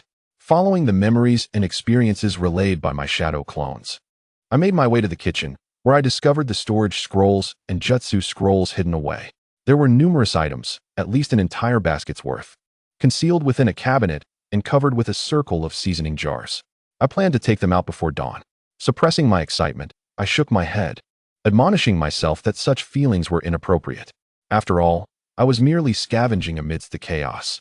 If I had been able to secure such a bountiful haul, one could only imagine the treasures the third Hokage had stashed away.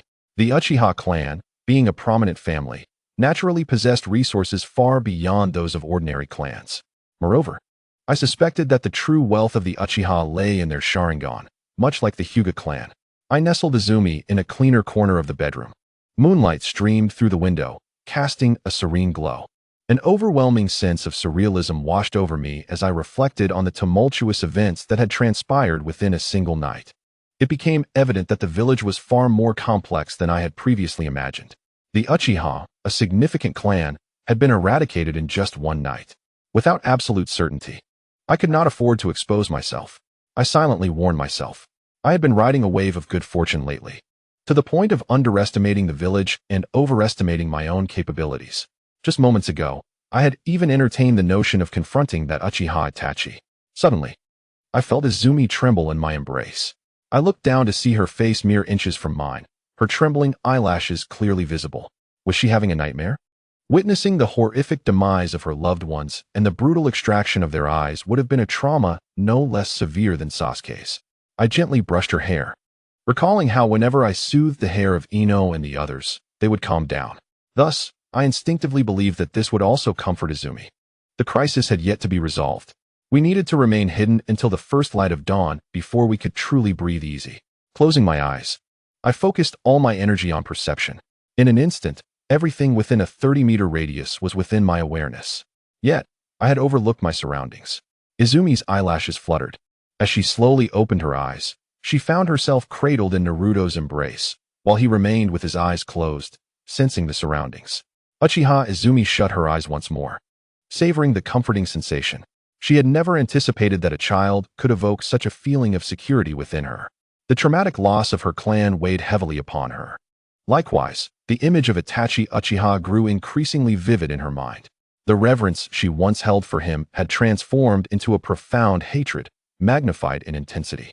She reflected on many things: the mundane occurrences of daily life, the horrific demise of her kin, and the words spoken by Fugaku and Mikoto Uchiha when she was summoned there the previous night. Suddenly, she sensed a presence approaching. Naruto quickly became aware of the stirring in his arms. Upon realizing that Izumi had awakened, he lowered his voice to a whisper, almost directly against her ear. Startled, Izumi's body tensed, and she opened her eyes wide. However, seeing the calm demeanor of the young boy, her racing heartbeat gradually returned to normal. She let out a barely audible hum and mirrored Naruto, holding her breath in silence. With his eyes tightly shut, Naruto sensed the familiar figure entering their vicinity. The chakra emanating from that presence felt chillingly foreboding. Did murderers return to the scene of their crimes to admire their handiwork? Or was it more likely that Itachi had come to verify whether the third Hokage had adhered to their agreed-upon conditions? Naruto speculated on the reason behind Itachi's return, believing that with so many distractions, he could not possibly deduce that he and Izumi were hiding in this perilous location. He would come in to check on Sasuke, and all it would take was for him to open the door to confirm his suspicions. Slow down. Without hesitation, Naruto adjusted his hold on Izumi. Moving as gently as possible, they chose to conceal themselves beneath the bed. Noticing Naruto's serious expression, Izumi complied with his actions. The two of them huddled closely together beneath the bed. Before Izumi could let her thoughts spiral, the sound of a door creaking open pierced the air. In an instant, both Izumi and Naruto felt their bodies stiffen, as if they had forgotten how to breathe, the only sound being the pounding of their hearts. In his perception, Itachi stood at the door. The creaking persisted for what felt like an eternity, accompanied by the faint sound of footsteps on the wooden floor. They locked eyes, their pupils dilating in alarm. Were they exposed? No, not yet. As Izumi's eyes gradually turned crimson, Naruto tightened his grip on her, signaling her not to panic. They had not yet been discovered. Yet, Izumi activated her Sharingan, the three tomos swirling ominously. The rhythm of their heartbeats echoed as if they could overturn the bed above them. Time ticked away, and the footsteps gradually receded. Just when Naruto thought they were in the clear, he suddenly sensed something amiss with Izumi. Looking down, he saw her eyes widen, her pupils constricting. An unsettling feeling gripped Naruto's heart as he turned to look. What met his eyes was a pitch-black crow. This is bad. When did that crow get in here? We must not let it make a sound. However, at that moment, he felt Izumi's body press against him, her softness adapting to him. A warm sensation trickled onto his hand, which was wrapped around her. Naruto's heartbeat seemed to halt. Run. The faint, desperate whisper from Izumi reached his ears. When he glanced at her again, he noticed blood trickling from her lips. Their faces were mere inches apart, and he could see the expression behind her, a face that was cold and menacing. The kunai embedded in her back was slowly being withdrawn by its owner. In that instant, Izumi's body went limp, as if all strength had abandoned her. In the darkness, the glint of the blade shone ominously against that icy visage, and the pattern of the Sharingan expanded before him. Chapter 106. Tsukuyami Inuzuka Kiba. How could this happen? Inuzuka Kiba. Damn Itachi Uchiha. How could he do this? Uchiha Izumi. Such a traitor is truly a disgrace to the Uchiha clan. Uchiha Izumi. Where is that useless Itachi Uchiha? Kisame Hashigaki. Itachi-san. They have been searching for you. Aren't you going to say something? Kisame's voice echoed in the chat room, prompting the Akatsuki members to eagerly anticipate a response. Yet they restrained themselves. They knew that revealing too much could expose their approach to Konoha, which would be disastrous. Uchiha Sasuke. Damn beast, come out. Uchiha Mikoto. Izumi. Are you there? Uchiha Izumi. Yes, I'm here. The chat room descended into chaos. In the short street, Tsunade narrowed her eyes, observing the scene displayed on the large screen bordered in black. She shook her head inwardly. Judging by the location of the kunai's entry, there was no hope. Given the events of the night, unless they could reach Konoha Hospital in the shortest time possible, with skilled medical ninjas present, it was unlikely to stop the severe internal bleeding. Otherwise, Izumi Uchiha would succumb to the loss of blood. Yet, one was a despised Jinchuriki of the Nine Tails, and the other was an equally unwelcome member of the Uchiha clan. Even if they faced no obstacles, their identities would likely cause them to miss the critical treatment window at Konoha Hospital. Shizune's eyes glistened with unshed tears as she downed the sake in her cup. A feeling of despair washed over her. After so many years of effort, was she destined to perish like this? As the alcohol took effect, Shizune's usually gentle tone became sharper. Tsunade cast a glance at her, thinking, foolish girl, only Izumi will perish. The Nine-Tails Jinchuriki and Itachi would not dare to act. If he did, Sasuke would not be safe either. In fact, even his own escape from Konoha would be in jeopardy. Meanwhile, in the arena, the atmosphere shifted with the scene displayed on the black-framed screen. Ino turned her head away in frustration. Everything within that black-framed world appeared to have reached its conclusion, igniting a desire within her to tear that face apart. The other women felt equally enraged. Many in the ninja world were aware that the current scene on the black-framed screen was but a reflection of the countless Uchiha clan members. That beast, Itachi Uchiha, had spent the night slaughtering the most vulnerable, innocent children, the elderly, and the defenseless. Countless innocent Uchiha, like Naruto and Izumi, had hidden away. Yet many still fell to the blade of death. It was no wonder he wielded his weapon with such expertise. The black-framed screen continued to show. Buzz. The patterns of Itachi's Sharingan expanded, as Naruto's pupils constricted further. Do not look into his eyes. Damn it. You foolish child. Inside the ceiling space, the Ninetales was frantic. However, in that instant when Naruto turned his head, it was already too late. The moment he met the gaze of Itachi's Sharingan, both the Ninetales and Naruto were stunned. The Jinjutsu interfered with the flow of chakra within their bodies. In that fleeting moment of confrontation with Itachi's Sharingan, Naruto felt his chakra spiraling chaotically, yet it possessed a unique rhythm of its own. However, everything transpired too swiftly.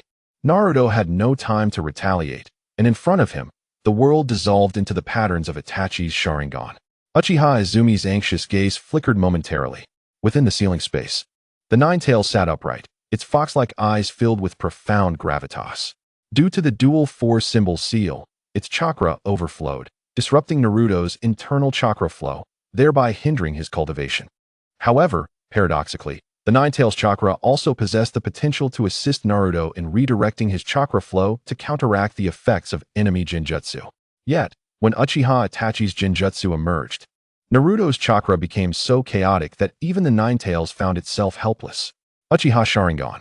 The Ninetales ground its teeth in frustration, yet at this moment, it could offer no aid to Naruto, only hoping that the foolish boy would not meet his demise within the illusion. Now was not the time for concealment. Buzz. In the next instant, a cold, malevolent chakra erupted from the four-symbol seal. The Ninetales chakra overflowed, and in the blink of an eye, a crimson cloak enveloped Naruto's body. Unable to interfere with the flow of the Ninetales chakra, this dark energy spread to Uchiha Izumi, who was cradled in Naruto's arms. A sudden shock coursed through Uchiha Itachi. Almost instantaneously after casting Tsukuyami, Naruto unleashed the Ninetales chakra. His cerulean eyes transformed into a vivid scarlet, the pupils elongating into slits. Buzz.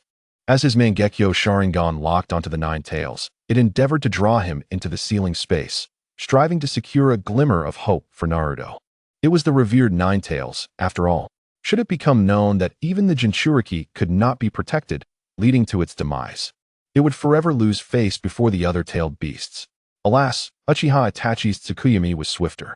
In an instant, his consciousness entered the realm of Tsukuyami, where time, place, and quality were entirely under his control. Uchiha Izumi. So this is the ocular technique.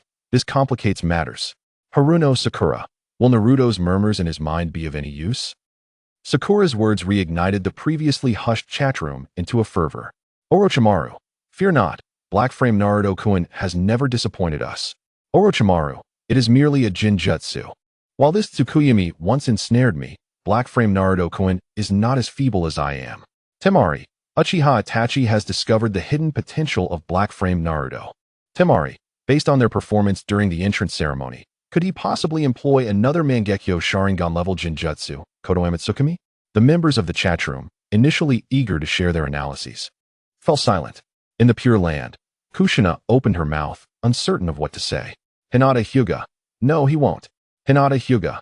Naruto-kun will surely overcome this crisis. Hinata Hyuga. I believe in Naruto-kun. The other girls exchanged incredulous glances at the blushing Hinata, as if those few words had drained her of all energy. Yet, Hinata's resolute voice brought a smile to Orochimaru's face. Orochimaru. Indeed, even if the ninja world were to suddenly perish, I believe Black-frame Naruto-kun would still survive. The black-frame screen continued to display Tsukuyami World. On the streets of Konoha. Look, it's that little brat. Damn fox demon. How can he still be so brazenly alive? I can't fathom what the third Hokage was thinking, allowing this fox demon to persist. Naruto gazed at the familiar scene before him. Such a sight had not graced the reality for a long time. Uzumaki Naruto. At that moment, Uchiha Itachi's voice resonated. Buzz. The instant Uchiha Itachi's voice echoed, the once familiar scene abruptly vanished, and the villagers' expressions grew eerily distorted. Simultaneously, the previously azure sky morphed into a blood-red hue. Seeing this, Naruto's expression shifted. This Jinjutsu far exceeded his expectations, utterly overturning his understanding of illusions. Here, just as in the real world, Naruto felt his mental strength completely suppressed, with not a shred of possibility for resistance. Is this the level of a Mangekyo Sharingan Jinjutsu? He feared that every sensation experienced here would mirror that of reality. How long can this technique endure? Naruto recognized the terror inherent in this Jinjutsu. Yet, even though his subconscious believed that such a potent illusion could not possibly last long, he dared not let his guard down. Just as this thought crossed Naruto's mind, Uchiha Itachi unexpectedly responded to his innermost feelings. It seems many have misjudged you. No wonder Father prompted Sasuke to approach you. You are truly exceptional, Uzumaki Naruto. As he spoke, Uchiha Itachi appeared before Naruto. This world will last for 72 hours. We have ample time. What? 3 days? Such a genjutsu can persist for that long. The expert in illusions, and a special jonin, Yugao Yuzuki, widened her eyes. The genjutsu she took pride in would likely be powerless against this technique. Tintin, if he can manipulate everything within that Tsukuyomi world, does that mean he can repeatedly kill Black Frame Naruto and bring him back to life? How can 3 days pass like this? Nara Shikamaru, this is truly troublesome. Enduring 3 days of death's agony, even with Black Frame Naruto's steadfast will, he may very well crumble. Yamanaka Ino, what should we do? Ino fretted, her palms slick with sweat. Yet, no matter how hard she thought, she could conceive no solution. To endure 72 hours of death's torment is not something a normal person can withstand. At the border of the land of fire, Uchiha Itachi gazed at his image on the black-framed screen, his expression unchanged, yet inwardly he sighed. During that time, he was unaware of his own physical condition. It seems I must resort to Kodoame Tsukumi against black-framed Naruto, for the stability of the village. Such a Jinchuriki cannot be allowed to continue developing. Observing that Naruto remained silent and was attempting to break free from the Tsukuyomi world, Uchiha Itachi spoke softly. What are your thoughts concerning the village? Are you attempting to brainwash me? Naruto, wary, did not respond but retrieved a kunai from his ninja tool pouch. However, the moment he touched the kunai, the world before him shifted once more. He found himself immobilized. Bound to a cross, the world around him turned a vivid crimson. Uchiha Itachi stepped forward slowly. Damn! Naruto watched as Uchiha Itachi slowly drew out his ninja blade. At this moment, he was no match for this foe. This illusionary world is the absolute reality. Buzz. Naruto attempted once more to disrupt the chakra within his body. Yet everything remained unchanged, seemingly unaffected. Great Fox. Seeing that his attempts to break the illusion were in vain, Naruto shouted desperately to the great fox within him. However, in this world, the Ninetales could not communicate with him mentally. As Naruto struggled to escape, the ninja blade in Itachi Uchiha's hand had pierced through his heart.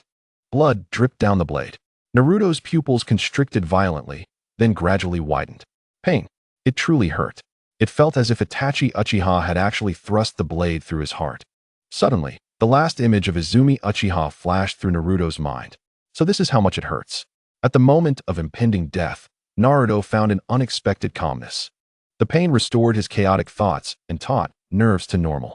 A bitter taste surged in his throat, and he uncontrollably spat out a mouthful of blood. Itachi Uchiha looked at him expressionlessly. Tell me your innermost thoughts. Otherwise, for the next 72 hours, you shall endure this pain.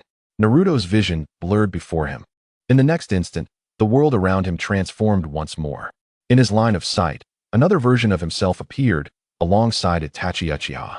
The scene before him was the very moment Itachi had just killed him. Yet, Itachi remained before him, still gripping that very blade, though its edge was now pristine. If you wish to escape this suffering, reveal everything to me. Itachi's voice was so cold it seemed to lower the temperature around them. Naruto's expression was tranquil, his azure eyes reflecting a deep stillness, as he gazed back at Itachi with equal calmness. Seeing this, Itachi raised his hand again, the blade drawing ever closer to Naruto's heart. The sound of the blade piercing flesh echoed ominously. The noise was unsettling, enough to make one shudder. Yet, Naruto maintained his serene demeanor. Suddenly, Itachi's typically expressionless face betrayed a surge of intense emotions, disbelief flooding his kaleidoscopic Sharingan. His eyes widened, staring at the calm Naruto, as the once dominant confidence began to waver. Similarly, all in the ninja world stared wide-eyed, disbelief etched across their faces. Mouths agape as they watched the scene unfold on the large screen framed in black. At that moment, even the spirits observing from the Pure Land were astounded. How could this be possible? No one anticipated such a turn of events. Orochimaru, momentarily taken aback, could no longer suppress the madness in his gaze. He erupted into a bizarre laughter, his chest heaving, feeling a rush of heat coursing through his body as if his blood were boiling. At the border of the land of fire, Itachi Uchiha and Kisame Hoshigaki, who were slowly advancing towards Konoha, halted in their tracks. Itachi's typically expressionless face displayed an emotional shift upon witnessing the scene on the black frame screen. Kisame's eyes widened in shock. Could this person truly be a monster? It was utterly inconceivable to perform such feats within the realm of Tsukuyomi. Meanwhile, hidden beneath the Kanabi bridge in a concealed base, Obito's Sharingan spun uncontrollably beneath his mask, unlocking the most distorted form of the kaleidoscopic Sharingan. Impossible. Absolutely impossible. Even he needed to tread carefully around Itachi's Jinjutsu. But the Naruto on the black frame screen was merely a 7-year-old child. He wasn't even of the Uchiha clan, lacking even a Sharingan. How could he achieve such a thing? Ino and her companions, after their initial shock, were ignited with an unusual glimmer in their eyes. Hinata's Byakugan, uncontrollably activated, glimmered with an increasingly radiant purple light. The black frame screen continued to display events. With a gentle push, the ninja blade completely pierced through Itachi Uchiha's heart, blood splattering forth. At this moment, the one bound to the cross became Itachi Uchiha, while the one wielding the blade transformed into Naruto. "Reveal to me your innermost thoughts," Naruto stated calmly, his right eye shifting to a crimson fox slit. Chapter 108, Breaking Free. Is this the god of the heavens? Orochimaru. This is simply too astonishing. Orochimaru. Black-framed Naruto-kun. Black-framed Naruto-kun. Bang. Orochimaru struck his chest forcefully, gasping for breath as his chest heaved violently. Gazing at Naruto on the black-framed screen, he trembled slightly, a trail of drool hanging from his lips. The longing in his eyes, if directed at a woman, would surely frighten her into fleeing. In the ceiling space, the Nine Tails sensed the shift and lay down anxiously, its 9 fluffy tails thrashing about. How could things have changed so suddenly? Would the Naruto in the black-framed world suffer a devastating defeat, losing both the battle and his comrades? The black-framed screen displayed. The blade pierced through Itachi Uchiha's chest, chilling his heart. Coughing violently, Itachi's complexion darkened, blood splattering forth, some even landing on Naruto's face, creating an eerie contrast with his singularly seductive fox eye. Yet, Naruto's expression remained unchanged, his voice steady. "It appears your blood is warm as well." Then, coldly, he continued, "Tell me everything." At this moment, the combination of Naruto and Itachi here starkly contrasted with the duo not far from them. Itachi slowly lifted his gaze, incredulity lacing his voice. "How did you accomplish this?" "This is a technique of the Sharingan, a Jinjutsu of the kaleidoscopic Sharingan. How could a child who is neither of the Uchiha clan, lacking even a Sharingan, rebound such an illusion? Even more so, the child was a host, containing within him a tailed beast, the very entity most susceptible to Jinjutsu." "Humph." The Nine Tails voice echoed in Naruto's mind. "Foolish child, I told you not to confront the Uchiha. Those eyes are not as simplistic as you perceive." At this moment, within the ceiling space, the Nine Tails chakra was nearly materializing. Were it not for this, it would have been impossible to penetrate chakra into Naruto's body, ensconced within the Tsukuyomi. However, Naruto did not perceive this as something the great fox could achieve. Rather, it was the unique chakra whispering within his mind. Indeed, at the moment Naruto was pierced through the heart by Itachi's blade, subtle changes occurred in the Tsukuyomi world. Simultaneously, the intense pain that should have made him wince was abruptly suppressed. The special chakra residing in his mind interfered with the chaotic flow of chakra caused by the Tsukuyomi. It appeared that the great fox was entirely unaware of the whisper's existence. Presently, that unique chakra was aiding in restoring the flow of chakra, while the great fox's chakra was also assisting. Yet even upon contact, the fox could not sense its presence.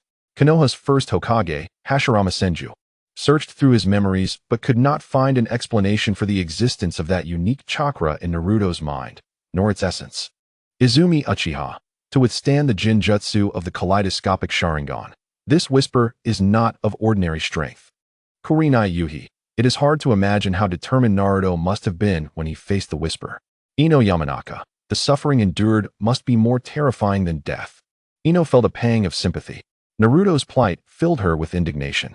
The fourth Raikage declared, "The crisis is not yet averted." Anoki remarked, transforming such ramblings into one's own strength.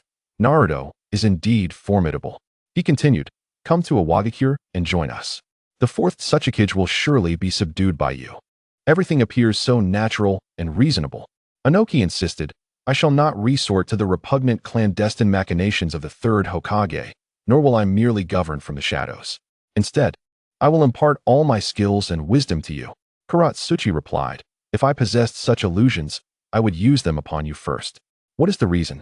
Naruto closed his eyes, and when he reopened them, the other azure eye had also turned crimson. Simultaneously, the whiskers on his cheeks thickened, bristling like fur.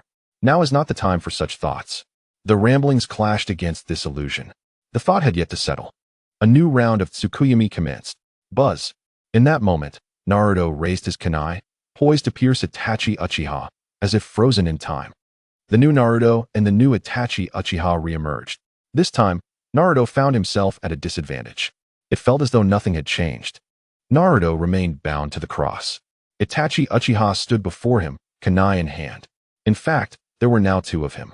Observing the two Itachis, Naruto keenly sensed something was amiss with Itachi's condition. The great fox. He silently called out. Unfortunately, this time there was no response. Can I only enter this world for a fleeting moment? Is it because the chakra that permeated is insufficient, the mental energy within it too scant? Naruto took a deep breath. Upon opening his eyes, one of the Itachis had raised his hand, directing the kunai towards his heart. Illusion release. Illusion reversal. Never had Naruto felt so mentally acute. Indeed, the prolonged psychological suggestion had taken effect. The ramblings were no longer a burden, but rather a pure boon. Of course, harnessing this power demanded considerable mental effort. Moreover, this chakra was not what Naruto had envisioned. It was not without roots. Its recovery rate was exceedingly slow.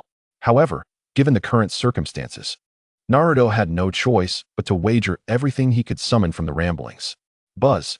At the instant the chakra of the ramblings manifested, the illusion of Itachi Uchiha vanished. The kunai, which had been so close, also disappeared along with the illusion. Now, only one Itachi Uchiha remained. What power is this? The Ninetales? Itachi whispered, his voice distinctly reaching Naruto's ears. Ninetales? The great fox's appellation? Crack. At that moment, a sudden sound akin to shattering glass resonated. Immediately, the world before Naruto appeared to fracture like a lens. Itachi knelt, raising his hand to cover his left eye, blood seeping forth. Tsukuyomi was the technique of his left eye. Yet, having eradicated the Uchiha clan, he was nearing his limits. Once again, he used Tsukuyomi against Naruto. Just moments ago, he had been rebuffed by the illusion. Now, Itachi's ocular power had drained to its utmost limit. The pain in his body and eyes shattered the freshly formed realm of Tsukuyomi. As the illusion collapsed, Itachi's eyes reverted to the Sharingan. Buzz. Returning from the realm of Tsukuyomi. Only a second had passed in the external world. Itachi's eyes, like the Tsukuyomi world, transformed back into the three-tomo Sharingan. Whoosh. As consciousness returned, Naruto felt a transformation within himself and the urgent voice of the great fox echoing in his mind. Without any preparation, he sensed the tightening grip around him. Then, Itachi formed hand seals. Body flicker technique. The two vanished from their location. Itachi, covering his left eye, hesitated not for an instant. Such a Jinchuriki must not be allowed to grow further. For the peace of the ninja world, this is a choice that must be made. Please, I implore you. The pitch-black crow cawed. Spreading its wings, it soared from the room. Crack. The crow crashed through the glass at breakneck speed. Under the moonlight, it flew swiftly, resembling a dark line extending rapidly. At the tip of that line, a faint crimson glow shimmered. That glint was the kaleidoscopic Sharingan of this crow. Kodo Amatsukami. Chapter 109. Kodo Amatsukami and the Ramblings Clash. Naruto, enveloped in the chakra of the Nine Tails, had yet to fully recover. He could only allow Itachi to endure the pain in his chest as he carried him away. You won't be harmed. I'll hide you. Stay silent, and I will lure it away. Itachi's voice was frail, yet brimming with resolve. Her life was already on a countdown. Great Fox, save her. Naruto urgently called out within the mental realm. Yet, at that moment, the crow caught up. Caw.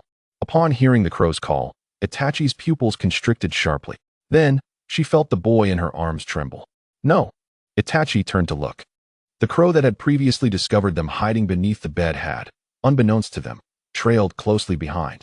Under the moonlight, Itachi beheld the crow's left eye, a kaleidoscopic Sharingan. Feeling the changes in Naruto, the crow's kaleidoscopic eye began to rotate. Kodo Amatsukami. Itachi sensed something amiss. Her heart felt constricted. Instantly, the blood gushing from the wound at her back intensified. Crack. The rhythm of her heartbeat diminished. Itachi could clearly sense the aura of death encroaching. When she looked back, she found Naruto's eyes vacant. No. Itachi's pupils widened in terror. All of this was her fault. If only she had insisted on staying, if only she had not gone to Naruto's home, none of this would have transpired. Perceiving Naruto's chakra becoming erratic, Itachi's eyes turned crimson, the three-tomo Sharingan spinning wildly. At that moment, she felt her head spinning, her breath growing shallow. No, I cannot fall now. With a surge of determination, Itachi quickened her pace. Unbeknownst to her, Naruto's chakra was gradually enveloping the wound on her back. Just then, on the brink of collapse from guilt and self-reproach, Itachi heard Naruto's faint yet urgent voice. Let me down. Hurry to the Konoha hospital. There may still be a glimmer of hope. I'll be fine. Just get away from me. As his words faded, the crow behind them, with its kaleidoscopic Sharingan, slowly reverted to the Sharingan. Ugh! Naruto's eyes widened in shock, his pupils expanding. Strange voices suddenly invaded his mind, as if enchanted, relentlessly eroding his consciousness. To protect Konoha, to be absolutely loyal to Konoha. To protect Konoha, to be absolutely loyal to Konoha. To protect Konoha, to be absolutely loyal to Konoha. The sound grew increasingly louder. Naruto felt his head growing heavy. The world before him plunged into darkness. The howling wind and the voice of Uchiha Izumi gradually fading away. Only the enchanting voice persisted, echoing in his mind. Slowly, Naruto felt compelled to act in accordance with its call, believing that such obedience was the correct path. Uchiha Izumi exclaimed, "This is disastrous. This Kodoame Tsukumi must be akin to the eye technique of Izanami." Senju Tobirama cursed, "Damn Uchiha, born of innate malevolence." Uchiha Izumi retorted, "Silence." Senju Hashirama reassured, "No, Naruto.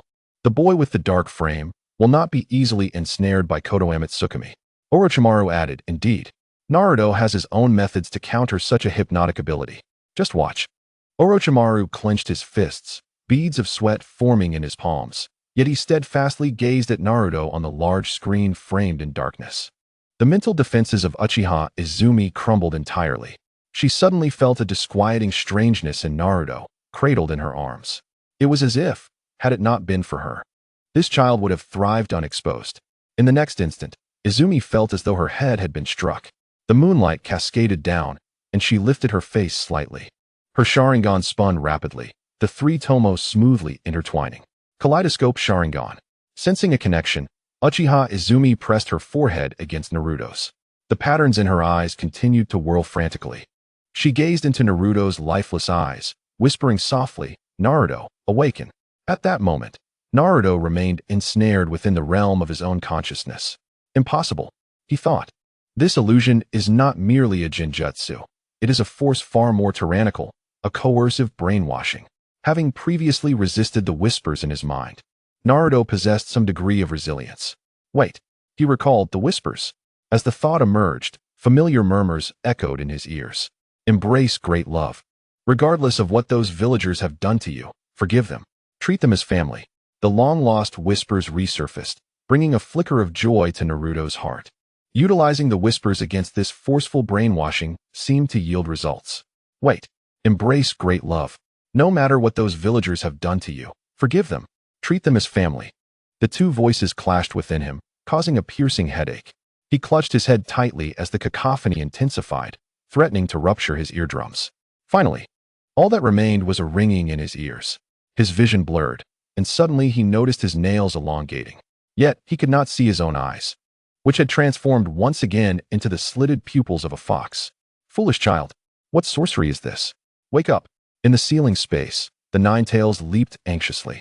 It sensed that Naruto was engaged in a profound battle of perception and spirit, undoubtedly connected to that raven.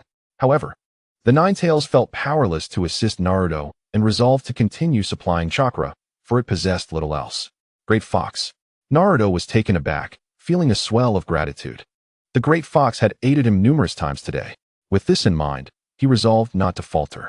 As he contemplated this, Naruto endeavored to manipulate the whispers. In no time, he sensed a unique chakra in his mind, alongside another unfamiliar chakra. He recognized that this foreign chakra was the very force attempting to brainwash him. Without hesitation, he directed the whispers towards it. To his surprise, the once formidable force of brainwashing diminished significantly.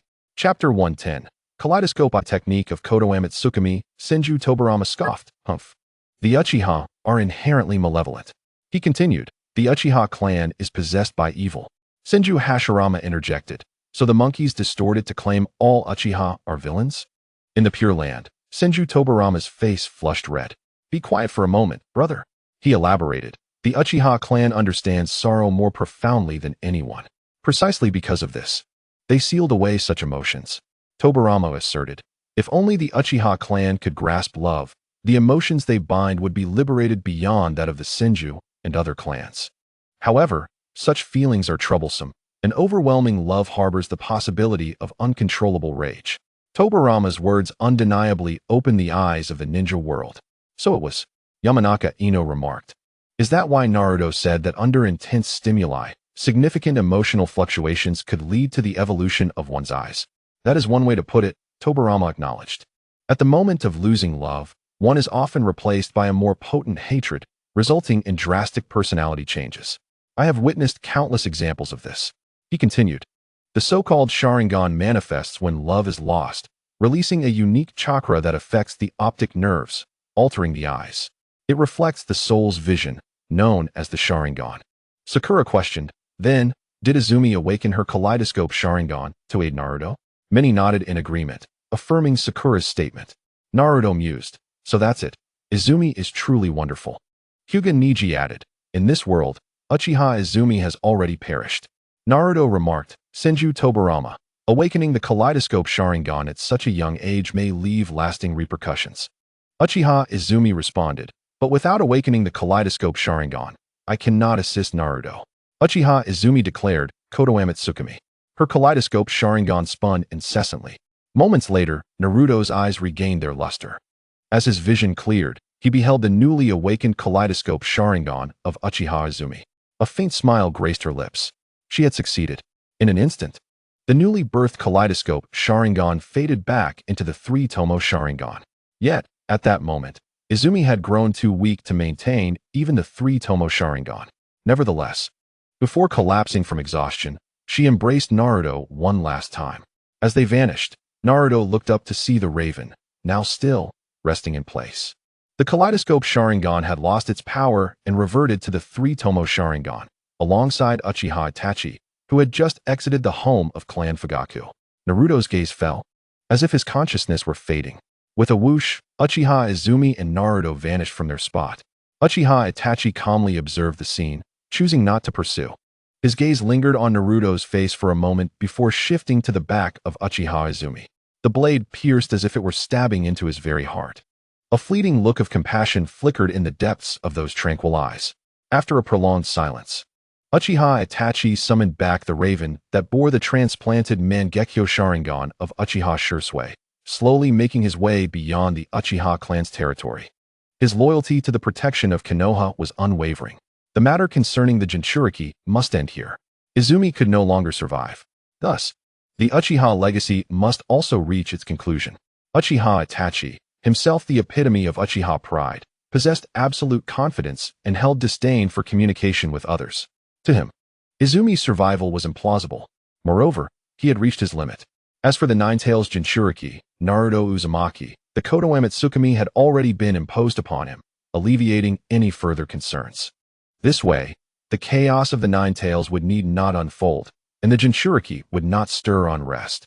His plans were destined for success. It was time to prepare for departure. Uchiha Itachi murmured, a glint of coldness passing through his gaze. He had to leave the village and ensure his own survival. As long as he lived, Sasuke would remain unharmed. What was that noise? Meanwhile, on the other side, Izumi Uchiha, cradling Naruto, had finally reached her limit. Both collapsed to the ground. By chance, not far away, Root Organization ninjas were gathering eyes. Izumi was barely breathing, and Naruto had regained control of his body. Izumi, seeing her pale complexion, filled Naruto with an overwhelming sense of urgency. What should he do? He could distinctly feel the waning life force of Izumi Uchiha. Just then, he sensed the chakra located at Izumi's heart. That chakra was slowly mending the wounds of her heart, but at a painfully sluggish pace. There wasn't enough. Naruto was certain that it was not his chakra, yet it bore a familiar essence. At that moment, he noticed the blood-red chakra enveloping his body. In a rush, he connected to the spiritual realm. Great Fox, you must have a way to save Izumi, right? I implore you, help me save her. Without hesitation, Naruto pleaded for assistance. What obligation do I have to assist you? Do you think I was helping you earlier? That was merely for my own preservation. Upon hearing this, Naruto took a deep breath. Time was running out. Great Fox, I promise. I vow that in the future, when I possess the power, I will grant you your freedom. Then you shall die. In the sealing cage, the Nine-Tails sat up. I will find a way to set you free without sacrificing my life. Naruto spoke seriously. However, after a moment of silence, the Nine-Tails did not respond. Naruto, unable to contain himself, urged. The Great Fox didn't deny it. It merely mentioned the cost, which must mean there is a way to save the ailing Izumi. Stop pestering. If you continue to disturb my focus, let that Uchiha girl wait for death. Upon hearing this, Naruto's eyes brightened, and though he opened his mouth, he remained silent, intending to withdraw from the spiritual realm when he heard, "Do not resist. Any hint of resistance will lead to failure." Chapter 111. Preserve life. Masked man blocks the way? Is there a way to save Izumi's life? In the world of the Black Frame, the Nine-Tails' voice rang out, causing many to perk up. Naruto instinctively inquired within his mind. The Nine-Tails unhesitatingly told him to get lost. Within the belly of the Shinigami, it seemed that another self in the Black Frame intended to sustain Izumi's breath with pure chakra for the time being. The half of the Nine-Tails that resided in the shadows smiled wryly. If this trend continued, the other half of the Black Frame would likely end up slapping its own face. However, no one knows oneself better than oneself. The shadowy half of the Nine-Tails began to anticipate the future interaction between the bright half of the Black Frame and Naruto of the Black Frame. What do you mean? Minato, initially tense, instinctively inquired upon hearing the Nine-Tails' words. You have split us in two. I represent the shadow half, while the one within Naruto embodies the light half. The chakra within him possesses remarkable self-healing abilities, akin to the Senju clan's regenerative prowess, which is a manifestation of yang release. Coupled with Naruto's Uzumaki lineage, it explains his formidable self-healing capabilities. Of course, this is in comparison to others, not the kind of miraculous healing exhibited by Hashirama Senju. Hearing this, Minato breathed a sigh of relief. It seemed that Izumi would be all right. Do not resist. Withdraw from the spiritual realm. Naruto felt an innate resistance to the Nine-Tails' suggestion, akin to asking him to empty his mind and allow delirium to take control of his body. Yet, just then, he felt a gentle grip on his hand. Looking down, he saw Izumi Uchiha gazing at him, a faint smile gracing her lips. Let us go? In that instant, Naruto cleared his mind and tightened his embrace around Izumi. You will be fine. I promise. Izumi merely nodded gently. Hurry, the others are coming. Her voice was soft and melodious, reminiscent of a flower's beauty before its petals fall. Suddenly, Naruto's pupils constricted. He felt a sharp pain in his heart, and then the chakra within him began to flow away rapidly, converging towards his lower abdomen. It was scorching. Without lifting his shirt, Naruto knew the sealing pattern on his lower abdomen would undoubtedly manifest. Chakra surged like a stream into the seal. At that moment, within the sealing space, the Nine-Tails sat cross-legged, hands clasped together, a look of disdain upon its face. Foolish little brat. If I weren't afraid that Uchiha Itachi would return and no one would be able to oppose him, I wouldn't bother helping you. Enough. As Naruto lost at least half of his chakra, he instinctively sought to resist. But soon, he halted his resistance due to the warmth of the person in his arms. Fortunately, at this moment, the seal ceased its absorption of chakra. Naruto realized that it was not the seal absorbing his chakra, but rather the great fox within the seal. It was as if the great fox could supply chakra to him. However, soon Naruto was astonished. His lower abdomen felt scorching, yet it was not uncomfortable. Then, suddenly, the blood-red chakra enveloping his lower abdomen erupted with a pure stream of golden chakra. Naruto's eyes widened. Within that chakra, he sensed a vibrant life force. This was the result of sacrificing much of his own chakra to obtain it from the great fox. Without needing the great fox to instruct him, Naruto instinctively knew how to use it. He attempted to control the shimmering golden chakra, using his own chakra as a guiding thread. In no time, that golden chakra, which melded with the blood-red chakra yet appeared incongruous, surged towards Naruto's right hand. In an instant, it arrived at the palm of his right hand. Then, Without requiring Naruto's additional concentration, that golden chakra immediately flowed towards the wound on Izumi's back. Izumi's previously drooping eyelids widened in disbelief as she gazed at Naruto. Feeling the wound on her back, it seemed as if a torrent of searing warmth surged within her. Subsequently, this liquid-like warmth enveloped her heart, stirring the nearly dormant organ into a rhythmic pulse. After just a few breaths, faint thuds resonated from Uchiha Izumi's chest. Concurrently, a subtle sizzling sound emanated from her back, where the wound inflicted by a shinobi blade was slowly mending. The pain was excruciating. A look of agony crept across Uchiha Izumi's delicate features. Sensing her sudden resurgence of spirit, Naruto realized that the golden chakra, which had cost him much of his own, was finally taking effect. Suddenly, Naruto froze in surprise. He couldn't help but draw in a sharp breath. Izumi gritted her teeth, evidently enduring an indescribable torment. Her previously relaxed hands suddenly wrapped around Naruto, her small fingers clutching tightly at his back. Naruto felt as though his back was being torn, a sensation amplified by the voice of the root organization ninja outside, warning of a potential remaining survivor from the Uchiha clan. In an instant, the pressure on his back intensified. Indeed, the massacre by Uchiha Itachi left no room for survivors. Thus, the third Hokage's intent in sending reinforcements was not merely to collect the Uchiha clan's eyes, but also to deal with the few remaining survivors of the clan. Damn that third Hokage! Uchiha Sasuke cursed. Kakashi Hitaki noted, Naruto is unaware of the existence of the root organization. The ninjas on the black-bordered screen are not Umbu, but members of Danzo's root. In the arena, Naruto's face flushed red, struggling to suppress a smile. Knowing that laughing aloud would likely result in him being pummeled by Yamato and Niji Hyuga, Naruto, however, would not allow them to discover his presence. He swiftly departed, cradling Uchiha Izumi, deliberately avoiding Uchiha Itachi. He opted for a longer route, relying on the memories and experiences relayed by the 5 shadow clones he had previously dispatched from various directions, ensuring he would not lose his way within Uchiha territory. Unbeknownst to him, this detour would exact a heavy toll. All he was aware of was the immense pain the girl in his arms was enduring. She was clinging on desperately, her grip tightening against his back, clearly at her limit. If only she could vocalize her pain, it might provide her with some relief.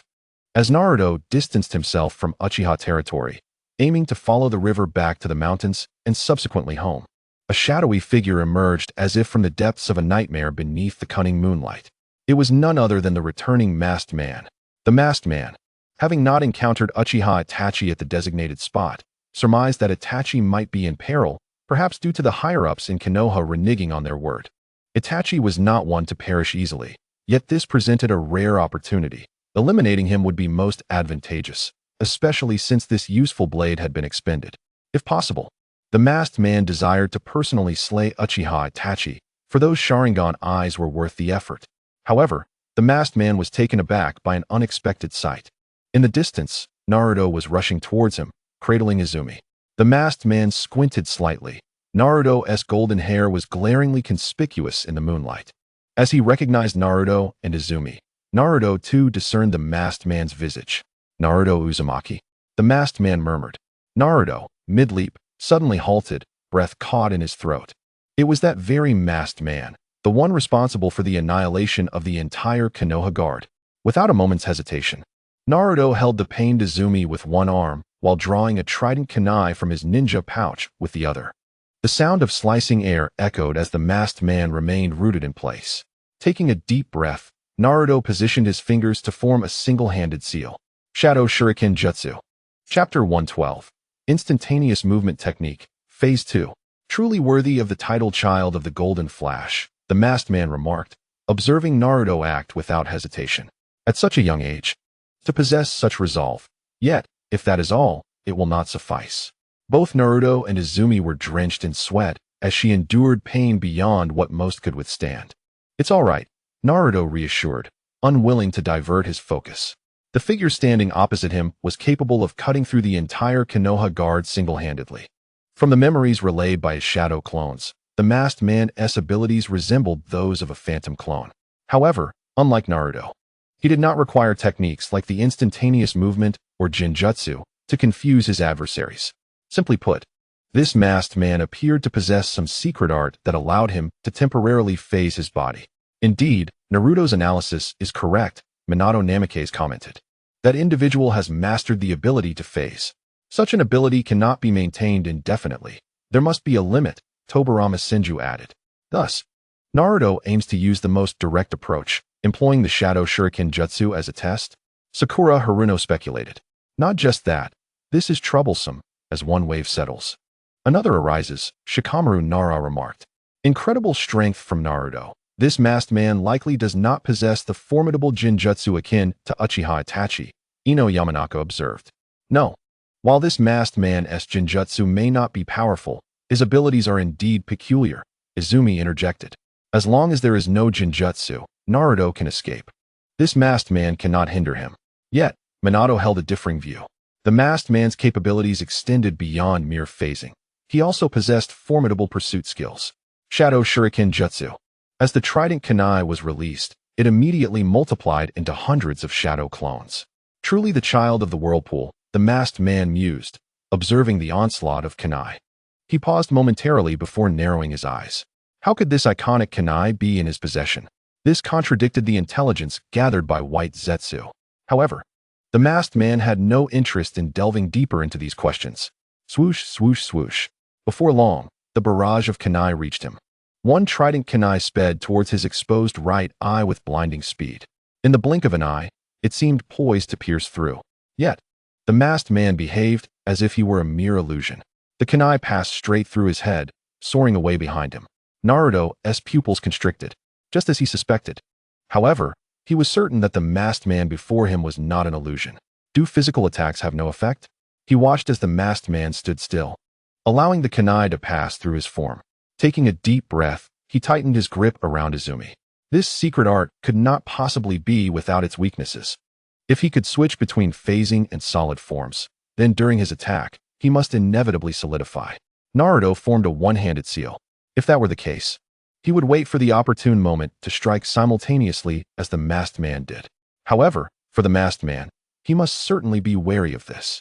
Striking out an attack is accompanied by its own risks. Yet, faced with my current self, he will undoubtedly let his guard down. Considering the opponent's abilities, Naruto resolved to take a chance. Moreover, a swift resolution was imperative. The commotion here would inevitably attract those Umbu ninjas.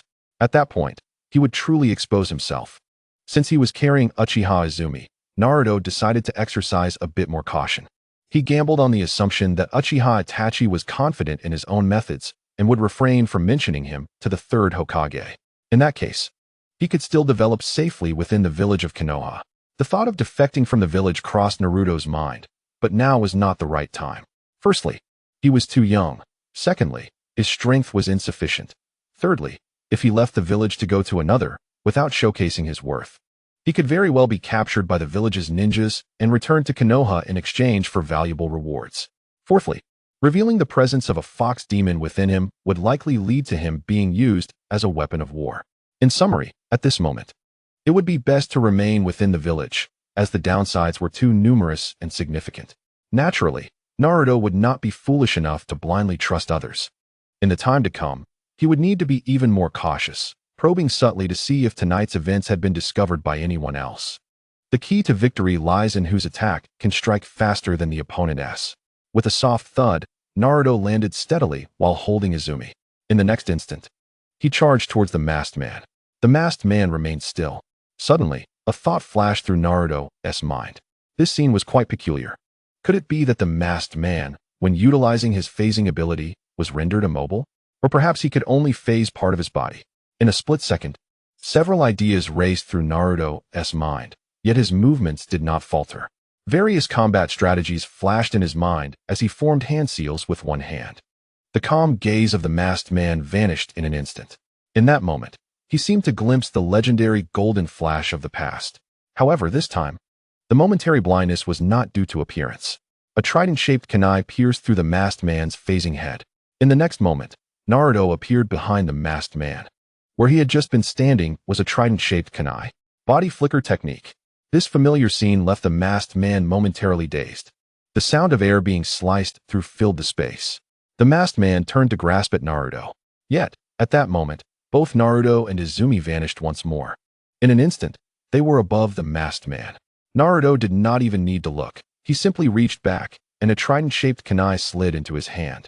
Clearly, Naruto's understanding of the Shuriken Shadow Clone technique had surpassed that of the third Hokage, who had originally created this ninjutsu. Body flicker technique, second stage. Now was the time. Gripping the trident-shaped kunai tightly, Naruto lunged toward the masked man's head. This same tactic will not work on me. Compared to your golden flash father, your speed is far too slow. This statement held significant implications. It first confirmed that his father was indeed the fourth Hokage. Additionally, did the fourth Hokage ever battle this masked man? Wait, the Ninetales chaos was related to the Uchiha clan. This masked man was mentioned by Uchiha Fugaku, who claimed that the calamity which caused great losses to Konoha had nothing to do with the Uchiha clan. This masked man had fought against the Golden Flash. The fourth Hokage, could he be the mastermind behind that disaster? In a flash, these thoughts raced through Naruto's mind as the trident-shaped kunai pierced through the masked man's head. In the moment Naruto's attack was evaded by the masked man's phasing, his wrist was seized. The masked man raised his head, and within his Sharingan, Naruto's face was reflected. It was over. Chapter 113. Learning from defeat. Watching the scenes on the black-framed large screen, everyone felt a surge of tension. The abilities of this masked man were exceedingly strange. The black-framed Naruto was merely a 7-year-old child. First, he had faced the pursuit of Uchiha Itachi, then endured the top-tier Jinjutsu of 2 Uchiha's Mangekyo Sharingan, and finally, he had made a pact with the Ninetales, expending vast amounts of chakra to ensure Uchiha Izumi's safety. Now, he was able to fight and execute such a large-scale Shuriken Shadow Clone technique. At this age, black-framed Naruto was already on a different level. Could this truly be the end? Kushina, that accursed masked man. Minato, that damned masked man. Hinata and the other girls were also tense, their palms slick with sweat. Yet soon, everyone was astonished. Without the slightest hesitation, at the moment his hand was seized, Naruto decisively released his grip, forming hand seals with one hand. In the next instant, he vanished with Uchiha Izumi from the spot, leaving the masked man with an additional trident-shaped kunai in hand. Substitution technique? No. The substitution technique could not achieve this. As the Shuriken Shadow Clone technique continued, trident-shaped kunai kept piercing through the masked man's body. Where is he? The masked man narrowed his eyes slightly, realizing something. A mere child possessed such combat prowess. He had no choice but to reevaluate the situation. Moreover, the opponent was the Jinchuriki of the Ninetales. Just then, as the masked man finished his thoughts, Naruto appeared, charging directly at the masked man alongside the rapidly flying trident-shaped kunai. At a glance, the masked man dismissed it. After all, he was just a child. Such an illusory clone would be easily seen through. Moreover, charging head-on was clearly inconsistent with the previous attack method. It must be a feint. As expected, the masked man sensed the chakra fluctuations behind him.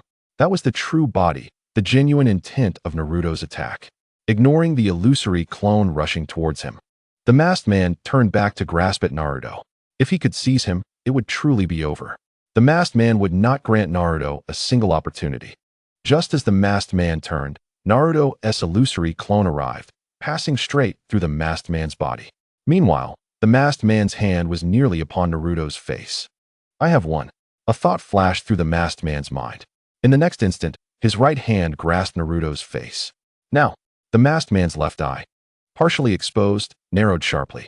He saw Naruto's face, which he had grasped, yet there was a faint smile at the corner of his mouth. The masked man's eyes began to whirl, evolving toward the patterns of the Mangekyo Sharingan. Simultaneously, the Naruto he had seized, along with Uchiha Izumi, became enveloped in spiraling spatial fluctuations. Both their bodies began to distort with the swirling spatial energies. However, at that moment, the masked man tightened his grip. The face he had just grasped transformed into an illusion. Illusory clone. Body flicker technique. How could this be?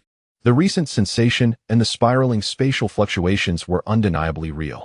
With a swift motion, the blade of the trident-shaped kunai glinted in the moonlight. With a decisive strike, the battle continued. Naruto held Izumi tightly, maintaining his speed as he surged forward, undeterred by the numerous trident shurikens raining down behind him. His mastery of the shadow clone technique with shurikens was unparalleled. The masked man's eyes had transformed into the kaleidoscopic Sharingan, rendering him momentarily frozen in place, staring in disbelief as Naruto whisked away with Uchiha Izumi. In the blink of an eye, both Naruto and Izumi vanished again. A cacophony ensued as countless trident shurikens pierced through the masked man's body, stirring tumultuous waves of shock within him. Meanwhile, all eyes glued to the large black-framed screen widened in astonishment. The black-framed Naruto had once again shattered their perceptions, even within the belly of the Reaper. Minato's eyes were wide with incredulity. Just how old was his son? At that age, he had been a terror. Such thoughts echoed in the minds of all present, even causing Uchiha Obito to tense up. A youth of such caliber, if allowed to mature, would surely alter his future plans. In the mountains, Ino exclaimed with joy, "Yay!" The other girls chimed in with relief. Temari gasped, "Incredible! Haha, truly, the masked man is insignificant." Naruto laughed heartily in the arena. Neji and Shikamaru exchanged knowing glances. "Just as I thought," remarked Sasuke. "Instantaneous water." Uchiha Fugaka declared, as the masked man's sleeve fell empty. The hand that had previously grasped Naruto's face lay lifeless on the ground. At that very moment, Naruto's form with Izumi vanished as well, only to reappear beside the first trident shuriken that had pierced the masked man's head. Another trident shuriken appeared before the masked man, this one entwined with a burning explosive tag, a preparation Naruto had swiftly executed within mere breaths. Regardless of the outcome, Naruto would be linked to the trident shuriken adorned with the explosive tag, which he had procured from Izumi's ninja tool pouch. With a swift motion, Naruto grasped the original trident shuriken that had struck the masked man's head. He could not afford to waste it. The commotion would undoubtedly attract the attention of those lurking Umbu ninjas, and he did not wish for this trident shuriken to be discovered. Fearing it might lead them to Hinata, Orochimaru laughed heartily. "What did I say? Haha." Senju Hashirama chuckled as well. The ninja world collectively exhaled in relief. As for Naruto Uzumaki, despite being overly audacious and having received a beating, he continued to grin widely. The Naruto on the black-framed screen was but another version of himself, and the immersion was unparalleled. He truly felt exhilarated. In stark contrast, Uchiha Obito, serving as the backdrop, fell silent, his expression concealed beneath the mask, darkened by frustration. Once again, he had been bested by this spatial ninjutsu, and though he had merely lost a hand and had not technically been defeated, his adversary was merely a 7-year-old boy, and the child of Minato at that. Humph, he scoffed, while Black Zetsu despaired, shaking his head. It was over. Everything was over. Given the trajectory of the black-framed Naruto's development, exposure was merely a matter of time. A plan that had been in the works for millennia was about to crumble. In the next moment, the explosive tag detonated behind Naruto and the trident shuriken he had substituted. The timing was impeccable. Surprisingly, the masked man remained calm, ignoring the hand that had fallen to the ground. Strangely, the severed hand had gone limp, oozing a milky white liquid instead of red blood, which also seeped from beneath the masked man's sleeve. "What is this?" Orochimaru squinted, but despite his extensive knowledge, he found no relevant information. Senju Tobirama, a fellow researcher, was equally baffled. Clearly, the masked man had undergone some form of body transplantation, yet the flesh he had assimilated did not appear human. With the explosion's reverberations, the commotion caught the attention of root ninjas who were collecting Sharingan. Immediately, several rushed toward the scene. As the shadow clone technique concluded, the shadow clones of the trident shurikens began to dissipate. Instantly, the smoke cloud triggered by the explosion was blown away. The masked man, unharmed at the center of the blast, glanced in the direction where Naruto and Izumi had vanished, ultimately deciding against pursuit. He had a more pressing matter to confirm. Although missing a hand diminished his combat prowess, he was still capable of fighting. In a flash, spiraling spatial waves enveloped the masked man, and in an instant, he vanished, leaving behind the milky white object that once resembled a hand. Meanwhile, Izumi's suppressed cry broke the silence, but she quickly stifled it, gritting her teeth as blood trickled from the corner of her mouth, clearly enduring immense pain. "It's all right, we'll be home soon," Naruto reassured her, unable to offer any further aid as he quickened his pace. Before long, guided by memory, Naruto arrived at their secret training base in the back mountains, a place they frequented. Here, they would be relatively safe. With a thud, he dismissed his shadow clone. The memories and experiences relayed back did not indicate that the masked man or Itachi Uchiha were in pursuit, nor had any Umbu ninjas caught wind of his trail. Home. Naruto breathed deeply. If he could choose, he would rather not return in this manner. Both Itachi and the masked man seemed capable of a counterattack. However, he soon shook his head. Neither posed a threat to him at this moment. His escape was primarily due to their carelessness, and he sensed no murderous intent from Itachi. Nor did he feel any immediate danger from the masked man. Naruto sighed inwardly, realizing he was still not strong enough. If he were truly powerful, he wouldn't have to feel like a lost dog in this situation. The ninja world murmured in disbelief. How could he, despite such achievements, still liken himself to a lost dog? Even though the black-frame Naruto was only 7 years old, the Jonin who witnessed his exploits that night dared not claim they would survive a role reversal. Unlike the black-frame Naruto, who had not only escaped but had also fled with a wounded Izumi. With a creak, he pushed open the door and carefully laid Izumi on the bed. Naruto immediately summoned several shadow clones to keep watch through the night. His own mental state was far from stable, and naturally, these clones would not fare much better. Although he could not study while keeping watch, taking turns was still feasible. It was only at this moment that Naruto felt a sense of relief. Yet he dared not let his guard down. He needed to ensure that the events of this night were known to the third Hokage and be prepared to support Uchiha Izumi should she decide to defect from the village. The worst-case scenario would be hiding in those small nations. Lost in thought, Naruto suddenly felt a hand grasp his. Looking down, he saw the unusually pale face of Uchiha Izumi, her lips devoid of color. Her voice trembled with a hint of tears as she spoke. In a rush, Naruto leaned down, whispering reassurances that she would be all right. He reached out to the great fox within his mind. Great fox, she won't be harmed, will she? I still have plenty of chakra. Can I exchange some of that golden chakra from earlier? Within the ceiling space, the Nine-Tails' long ears twitched, clearly displeased. That chakra is sufficient to mend her heart. Do not trouble me. The Nine-Tails was in disarray, uncertain if its actions tonight were correct. Wait, the Mangekyo Sharingan. Why did I act so recklessly? If that Uchiha brat survives, won't it mean another pair of Mangekyo Sharingan? No, she must not live. However, just as the Nine-Tails contemplated its course of action, it recalled Naruto's earlier promise. After a lengthy pause, the Nine-Tails resumed its resting position. This Uchiha girl has expended too much energy. Awakening the Mangekyo Sharingan at this age is quite taxing on her body.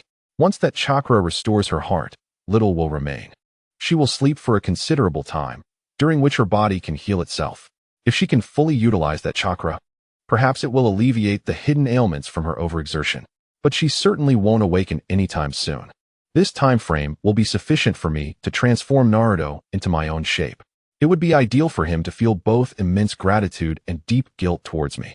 After forcefully convincing itself, the Nine-Tails slowly rose to a seated position on the ground, preparing for its future. Before that, it needed to ensure that the newly manifested Mangekyo Sharingan remained dormant for a protracted period. Naruto held Uchiha Izumi's small hand, wiping the sweat from her forehead. I'm so cold and thirsty, Izumi's weak voice emerged. Instantly, Naruto made to fetch water, but his hand was grasped tightly. Don't go. I'm so sleepy. A tear slipped from the corner of Izumi's eye. Naruto's breath caught in his throat. You can't sleep. Not now. You must stay awake, or you may never wake again. I'm here, he reassured her. Izumi's tears flowed freely. I don't want to die. She expressed her innermost feelings, a sentiment completely natural given her temporary safety. Her will to survive surged forth. Naruto managed a slight smile. Rest assured, you will be fine, I promise. After gazing into Naruto's azure eyes for a moment, Izumi managed a faint smile. I'll get you some water. As Naruto attempted to rise, Izumi tightened her grip on his hand. Don't go. All right. Thus, Naruto settled back down beside Izumi. Gradually, her eyelids grew heavy, her body drenched in sweat and trembling. Naruto, I'm so cold and sleepy. Upon hearing this, Naruto hesitated for a few moments. Just then, a notification chimed. A quiz is starting. Please prepare. A quiz? Many were taken aback. What questions could possibly be asked? Question: given the current situation, how will Naruto Uzumaki warm Uchiha Izumi and keep her awake? Please choose from the following options. 1. Naruto will gently help Izumi up, then slap her hard, telling her not to sleep, afterwards making her run a few laps outside to warm up. Absolutely not. As soon as option 1 appeared, many, upon seeing the word gentle, unhesitatingly chose it, for only the top 3 could receive rewards. There was no time for hesitation. However, once everyone read through the entire option, dark lines appeared above their heads. Was this truly something a person would do? Did this seem like something Naruto would do? Well, I'm out. You all carry on. The fourth Raikage echoed the sentiment. Clearly, many had faltered with option 1, including even Minato, who was in the belly of the Reaper. In the Pure Land, Uchiha Mikoto wore a helpless expression, while Kushina, slower to react, was lost in thoughts of her new daughter-in-law. Missing the first opportunity to choose, and now witnessing the chatroom filled with lamentations. Even Mikoto was caught in the fray. Instantly alert, Kushina realized this quiz could be deceiving. Before long, the second option appeared. 2. Naruto will send a shadow clone to boil water while he fetches thicker blankets and lights a fire to warm Uchiha Izumi, continually chatting with her to keep her awake. Reasonable. Extremely reasonable. Those who selected option 2 were filled with excitement, feeling as if they had been injected with adrenaline. This was undoubtedly the correct answer. Almost everyone who chose option 2 felt their faces flush, praying no one was quicker than them. Haha, I chose option 2. Once I win the reward, you better prepare to step down. I believe Naruto would indeed do this. I'm confident in my speed. I think so too. I'd be satisfied just to make it into the top 3. I've had my Sharingan activated the whole time, waiting for option 2 to appear. This time, I will surely make it onto the leaderboard. I think my speed should be decent as well. Unlike option 1. The atmosphere in the chatroom was jubilant after option 2 was revealed. Aside from those grimacing over option 1, those who chose option 2 were in high spirits. As for what option 3 entailed, no one paid attention anymore. Option 2 was simply too reasonable. In the Pure Land, Mikoto observed her frowning best friend and gently reassured her, "It's all right, Kushina. If you missed this one, there will be plenty of opportunities. Next time, we just need to be quicker. And who knows, maybe your speed is quite fast. Your name might appear in the top 3. At this, Kushina shook her head. No, I didn't choose option 2. Something feels off about it. Perhaps it's a mother-s instinct. I feel as though option 2 is missing something. I'll go straight for option 3. Taking a deep breath, Kushina focused intently on the screen before her. As soon as option 3 appeared, she would choose it immediately. Soon, option 3 was revealed. Naruto Uzumaki would directly shed his clothing and burrow into the covers, using his own body to provide warmth for Izumi Uchiha. Simultaneously, he would whisper some rather intimate words to keep her alert. The crowd exclaimed in disbelief, "Impossible. Absolutely impossible. This is entirely inconsistent with the character of the black-framed Naruto." Mikoto's eyes twitched slightly, yet Kushina was overjoyed, declaring, "It must be option 3. My Naruto has finally matured." Hearing Kushina's voice, Mikoto shook her head in resignation. This option hardly seemed like something black-framed Naruto would do. Hanabi commented, "Why does this feel absurd, yet strangely plausible?" Tintin remarked, "Gambling enthusiasts." Hanabi replied, "It's certainly not easy to secure a place in the top 3. Indeed, there are quite a few gamblers. Rather, they are mostly gamblers. Otherwise, when option 1 was fully revealed, there wouldn't have been such a cacophony of despair." The trivia time concluded, and the large black-framed screen resumed. "Naruto, I am so cold and sleepy." Hearing this, Naruto hesitated for a few seconds before taking a deep breath, his mind racing with thoughts. He then removed his clothing and crawled into the bed. The crowd questioned why. Kushina laughed heartily, exclaiming, "As expected of my son." In contrast, Kushina was genuinely thrilled. Even the prospect of winning first place did not bring her such joy. Izumi Uchiha was bewildered, her eyes wide with disbelief as she gazed at Naruto nestled under the covers. In that moment, her mind short-circuited, overwhelmed by the image she had just witnessed.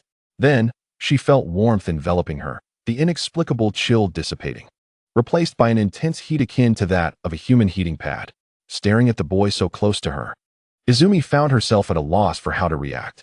They simply exchanged glances, and after a while, the pallor of Izumi's face regained some color, a sickly blush rising on her cheeks as her gaze fell.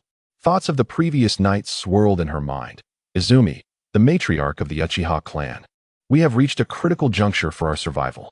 Mikoto's voice echoed in her head, and Izumi sensed that Naruto might have inferred something significant. With a soft murmur, Izumi thought of the revival of the Uchiha clan. Gone was the fragile demeanor she had exhibited moments ago. As her heart raced, the accompanying pain muted by her mind. "All right," she said, lifting her gaze to meet the smiling boy. The unhealthy flush on her cheeks deepened as she felt a wave of dizziness wash over her. How had things escalated so suddenly? The heat radiating from Naruto drove away the chill that had enveloped her. Fugaka sent you here not only for refuge, but for another purpose, he said lightly. Now that I have ensured your safety, you cannot simply succumb to sleep. If you do, it would be a futile endeavor. Naruto chuckled, knowing that he could not refuse Fugaka's last request, especially given the substantial gift he had received. Moreover, he had recently contemplated how to address Ino and the others. As Naruto's words hung in the air, the atmosphere grew somewhat intimate. Izumi was no longer like Ino and the others. She was 13 and understood many things. She dared not meet Naruto's gaze, but fortuitously, her peripheral vision caught sight of his discarded clothes. A clan-specific storage scroll, she realized, noting the seal that could only be unlocked by the Sharingan. She sprang up to retrieve it, but felt a sudden sharp pain in her heart, collapsing back down. Naruto, quick to react, prevented her from sustaining further injury. Thus, for a considerable duration, Izumi buried her burning face in Naruto's embrace, too shy to look up. Chapter 116. What malicious intent could the cunning fox have? Sister, I can hardly breathe. Hanabi struggled. Hinata, instinctively activating her Byakugan, quickly released her grip. What has happened to my sister? Why has she suddenly become so terrifying? Hanabi thought, recalling how gentle Hinata had been just moments ago, now transformed into someone almost unrecognizable, nearly causing her demise in her sister's embrace. You will help me unlock the seal on this storage scroll, won't you? Naruto asked, looking down at the shy Izumi nestled in his arms. He couldn't help but chuckle at her bashful demeanor. Despite being the older sister, she seemed to blush as easily as Hinata. Nevertheless, the current situation was promising, and some matters needed to be addressed directly. Naruto preferred to be straightforward rather than circumnavigate issues, for failing to do so could lead to complications in the future. Izumi clearly appeared to have prepared herself mentally before coming to him. However, he recalled that his current age was not suitable for such conversations. He would consider these matters later, perhaps after becoming a genin. Izumi murmured softly. After a short while, regaining some composure, she slowly raised her alabaster neck, her eyes now revealing the three-tomo Sharingan. With a snap, the special storage scroll in Naruto's hand was unsealed. Following this, Izumi lowered her head again. Naruto laughed gently, adjusting her position, careful not to put pressure on her back, where she was wounded. Izumi's mind went blank as she allowed Naruto to position her. Finally realizing what he intended to do, confused thoughts swirled in her head, and her cheeks flushed with a sickly hue once more. What was happening to her?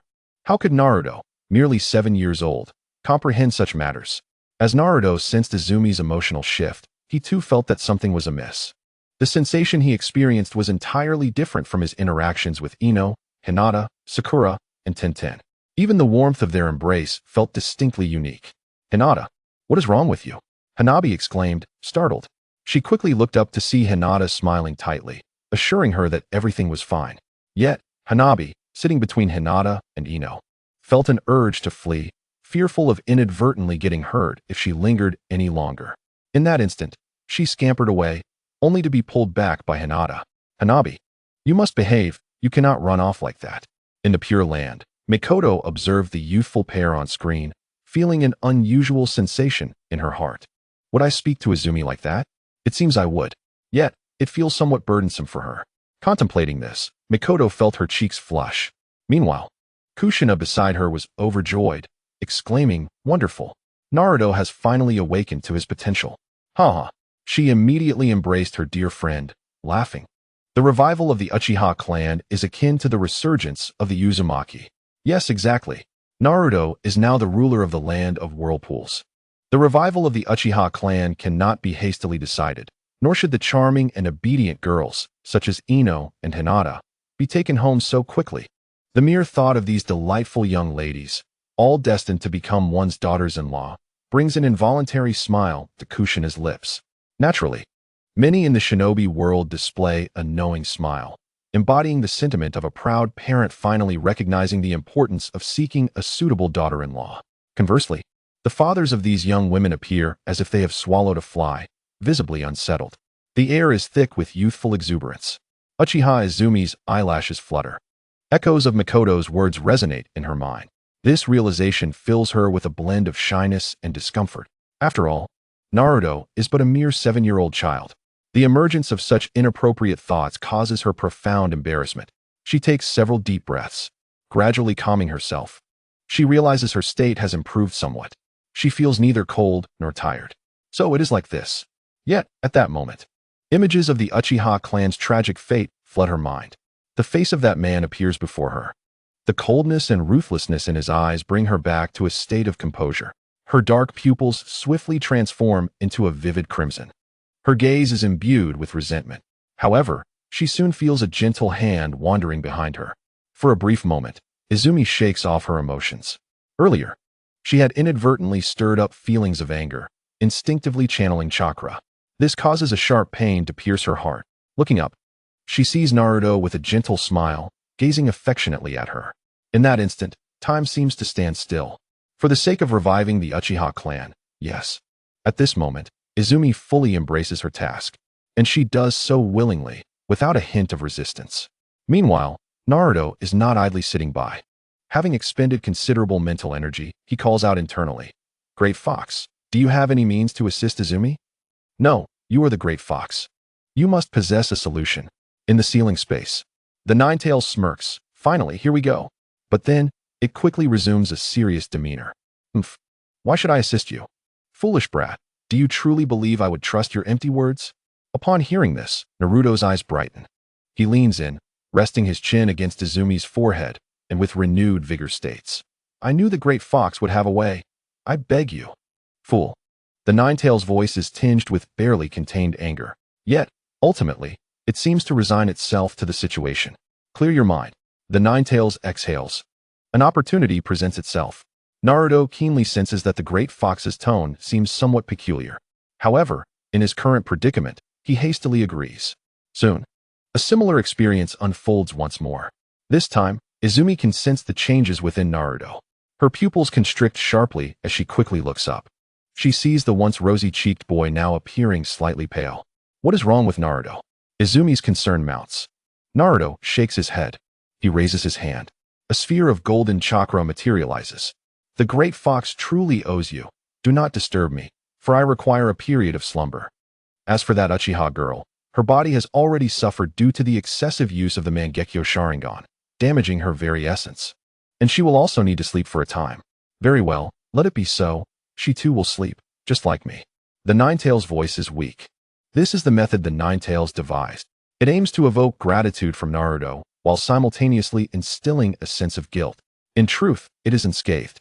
Chapter 117. The acquisition of a Mangekyo girlfriend. Naruto, naturally, detects the fatigue in the Great Fox's voice. He quickly calls out several times.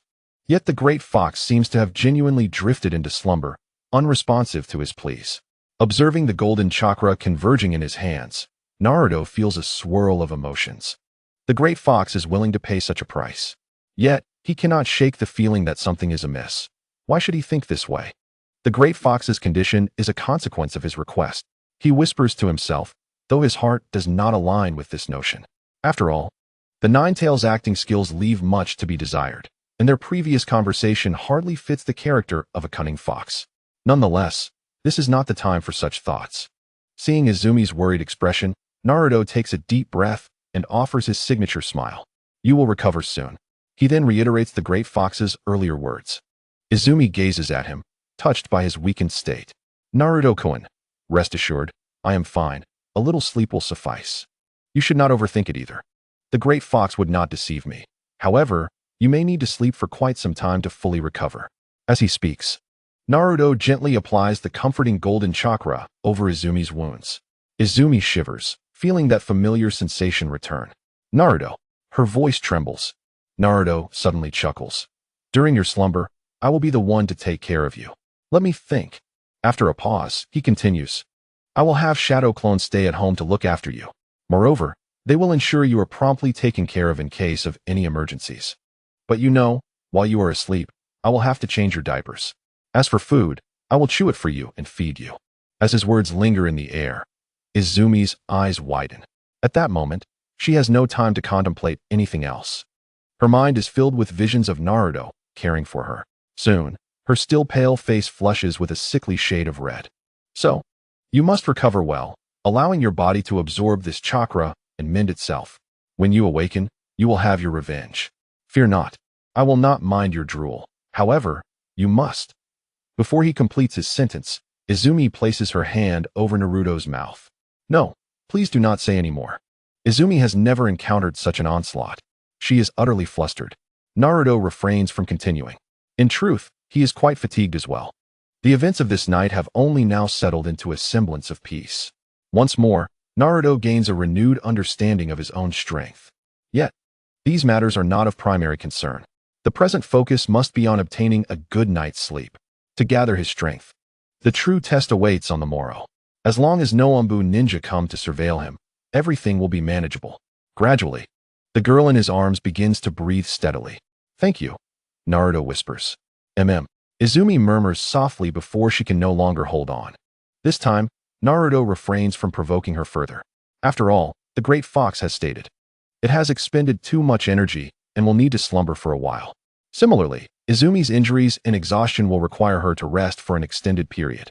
Once the rhythmic sound of her breathing reaches his ears, Naruto feels a renewed sense of alertness. His thoughts drift. The storage scrolls and ninjutsu scrolls hidden within the Fugaku clan's home should not be lost. He must find a time to retrieve them. Such items could arm him well. Then, considerations for the future arise.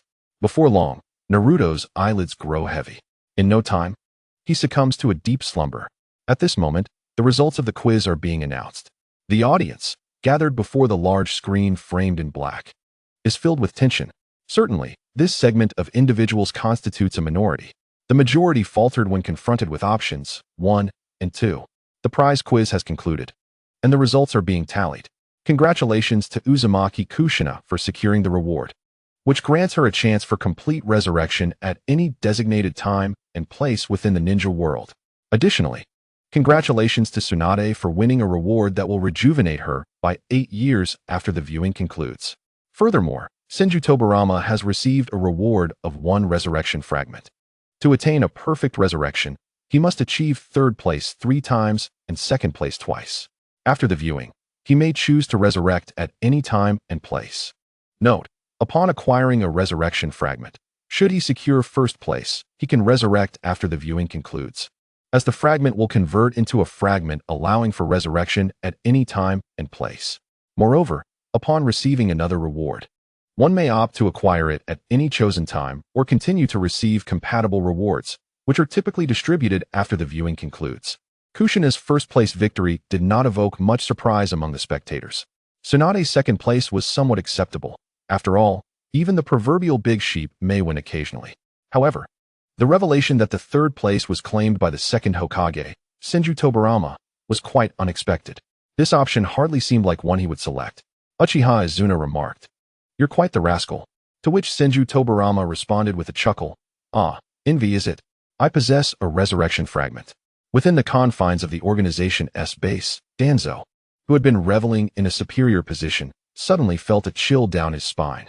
Without hesitation, he declared, "I agree. Let's collaborate." Upon hearing this, Sarutobi Hiruzen finally cracked a smile. However, upon hearing Tobirama's remarks in the chatroom, his countenance twitched again. Tobirama warned, "Monkey, Danzo, and you 2 advisors who have aided and abetted. When I return, it shall be time to cleanse the ranks. You shall pay for your transgressions." Orochimaru added, "Indeed. Because of them, our dear Naruto has endured much hardship. It is time for reckoning." Kushina interjected, "Hold on, everyone. It seems I can resurrect right now. Old monkey, where are you? Show yourself." At her declaration, all inhabitants of the ninja world were momentarily stunned. Resurrection? Frankly, many still found it hard to believe that answering questions could grant one a chance at resurrection. Moreover, no one had yet received a reward, as most were to be distributed after the viewing concluded. Kushina was the only one to have won 1st place twice. If she truly could resurrect. A wave of longing swept through the crowd, knowing that the challenges of securing 1st place in the subsequent quiz would only escalate. Tobirama lamented, "Alas, had I answered a moment sooner, I could have achieved a complete resurrection." Inoki sighed. This option truly misled many. Yet, witnessing others stumble like himself provided some psychological comfort. Kurinai Yuhi remarked, "Now there's truly a spectacle to behold. Will Kushina resurrect in the ninja world? Has the 3rd Hokage gone into hiding?" The 4th Raikage chuckled. "It seems the 3rd has been silent for quite some time." Orochimaru noted, "Indeed, Sarutobi-sensei has likely gone into hiding to conspire with Danzo." Meanwhile, in the Pure Land. Kushina joyfully embraced her dear friend. "I can finally meet my son," she exclaimed, brimming with happiness. Yet, observing Mikoto's smile, she quickly regained her composure. She suddenly recalled that during the viewing, she would be unable to take action. Even if she resurrected now, she would be powerless to seek vengeance. Torn between her son and her close friend, Kushina pondered, "Mikoto, for the next quiz, I'll assist you." Mikoto replied, "You should resurrect first. After all, you have yet to truly meet your son." However, Kushina shook her head. "Answering here is actually more advantageous. Besides, I haven't fully prepared myself for the encounter with Naruto. It would be too sudden. We should allow both him and me some time to adjust. And it's just the next quiz. It won't be long. We'll resurrect together, and I won't leave you behind." Mikoto felt a surge of emotion. Most importantly, here, they were undisturbed, allowing them to focus on answering questions and maximizing their rewards. They could then resurrect with a greater chance of turning the ninja world upside down. By the way, before that, let us explore the vicinity and see if we can find Izuna, Kushina said excitedly, while Mikoto smiled with resignation, accompanying her friend in playful antics within the Pure Land. The following morning, Naruto awoke, gazing at the slumbering Izuna nestled in his embrace. After a moment, he gently rose, ensuring Izuna was well cared for before exiting the bedroom. Upon his emergence, his shadow clone dispelled, transferring a wealth of memories and experiences back to him. After a brief moment, Naruto inhaled deeply. The first hurdle had been cleared, as no Ombu had approached him throughout the night.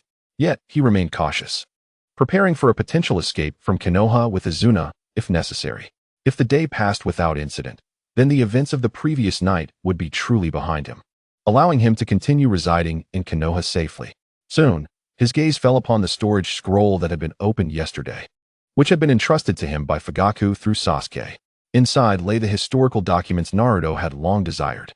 The questions that had plagued him for years were finally poised to receive answers. Chapter 118. Tranquility. Orochimaru mused. "The liberation of my training has already begun. Soon, a liberation of thought will follow. I eagerly await the emergence of the black-framed Naruto. Perhaps then he will seek me out." He chuckled, envisioning the inevitable encounter. "Humph. Seek you out? More likely to eliminate you," retorted Anko Mitarashi. Naruto, gazing at the solitary book before him, furrowed his brow. Approaching it, he discovered it to be an ancient tome devoid of a title. However, judging by its thickness, it likely contained substantial content. Taking a deep breath, he suppressed his inner yearning, then proceeded to wash up and prepare breakfast for both himself and Izuna. Naruto merely intended to tease Izuna, not to use his mouth to feed her. Nonetheless, he dedicated considerable effort to the meal, though this was the work of his remaining shadow clones. Today, he could not afford any mistakes. After breakfast, Naruto set off towards the Ninja Academy with the book in hand. The little ones had been confined at home in recent days, unable to visit him. While he had left 3 shadow clones at home, 2 on guard duty and 1 caring for Izuna. Before departing, he had ensured Izuna was clad in a fresh diaper. Before long, Naruto arrived at the gates of the Ninja Academy, having remained vigilant throughout his journey to confirm that no Ombu were surveilling him. Only then did he allow himself to relax. Everything appeared as usual, as if nothing had transpired the previous night. However, Naruto keenly sensed a shift in the village atmosphere. It felt somewhat oppressive. At the academy gates, he encountered fathers escorting their children to school. "Naruto!" Ino exclaimed, rushing towards him, much to the annoyance of Shikamaru nearby. "How troublesome. Dad, let us just go home on our own," he grumbled, hands in his pockets. Narashikaku shook his head and patiently awaited us. After a moment, he cast a glance at Naruto, who was carrying Ino on his back. Once the group had entered the school gates, Narashikaku remarked, "Let's go." The situation had escalated significantly. In a single night, the mastermind had vanished, leaving Konoha unscathed. Truly, they are quite capable. Yamanaka Inoichi and Akimichi Chuji approached. Narashikaku noticed Hinata being escorted to school by Hyuga Hizashi not far away. Their eyes met, and they exchanged a knowing nod before departing together. Inazuka Kiba and oil woman Shiho followed closely behind. The Uchiha clan had been annihilated. In just one night, such an event could not simply fade into silence. A meeting was imperative. The scapegoat had already been determined last night. Upon entering the school, Naruto behaved as usual, though his focus was heightened. After confirming that no Ombu ninjas were present, he finally breathed a sigh of relief. It seemed all was well. Uchiha Itachi, as he had surmised, was indeed a rather arrogant individual, keeping his silence. As for that masked man, Naruto squinted slightly, uncertain of the identity of that fellow. Soon after, Iruka entered the classroom, and Naruto's gaze instinctively drifted to Sasuke's usual seat. He was absent. This did not surprise Naruto. However, he was uncertain whether Sasuke would undergo brainwashing after being taken away. Yet, recalling Sasuke's proud demeanor, Naruto felt confident that Sasuke would not succumb to such manipulation. Deep down, Naruto sensed a certain resemblance between himself and Sasuke. In the Pure Land, Uchiha Madara sat cross-legged. Should the historical documents left by Uchiha Fugaku for Naruto be sufficiently detailed, he was likely to reveal himself prematurely. This notion displeased Uchiha Madara, yet there was little he could do, as he could not reach into the world of shadows. Furthermore, had Obito truly chosen the right person? Certainly, he had erred. However, at that time, there had been no other option. If given a choice, Uchiha Madara would have preferred not to select him. It appeared he had set his expectations for the fool too high. In the classroom, Iruka commenced his usual explanation of the questions left from the previous day. Naruto felt it was time to take action and stood up to excuse himself to the restroom. Iruka naturally did not object. Upon reaching the restroom, Naruto summoned a shadow clone. I'll leave the scroll from Fugaku's residence to you. Understood, don't worry, my original won't be exposed even if I fail. With that, the shadow clone vanished. After spending a moment in the restroom, Naruto returned to the classroom. Upon sitting down, he was surprised to see Ino unusually fishing for attention. Have you sensed anything while diligently practicing the clan's secret techniques? Naruto ruffled Ino's hair, waking her from her reverie. Upon seeing Naruto, she exhaled in relief, then glanced at Iruka, who had resumed his usual lecture about the will of fire. Without hesitation, she slumped down, resting her head on Naruto's desk, offering him a sweet smile before swiftly drifting off. This scene caused Sakura, seated behind them, to clench her fists. Hinata blinked, feeling inspired by Ino's boldness, and leaned against Naruto's shoulder, pretending to sleep. However, her flushed cheeks betrayed her act. This spectacle did not escape Iruka's notice, and he felt a twitch in his eye. Not again with these little rascals. No, I will not fall for this. He thought to himself. You think you can trick me into waking you up just to ask questions? Due to their seating arrangement, aside from Sakura, who paid attention in class, the others were often preoccupied with their own matters, and Iruka seemed indifferent. This drew both envy and astonishment from their classmates. Some bolder students attempted to imitate them, but were promptly called upon by Iruka to answer questions. Poor kids could only gaze enviously at the troublemakers in the back row. Eventually, after Naruto felt a sense of ease, he retrieved a book. Placing it on the desk, he glanced sideways and caught a glimpse of Hinata's trembling eyelashes. Doesn't that hurt? He inquired.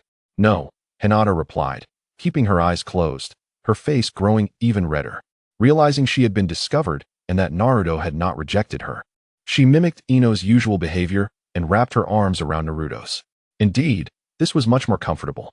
Naruto chuckled, shaking his head, and chose not to address the little girl further. Taking a deep breath to calm his restless heart, he opened the ancient historical texts.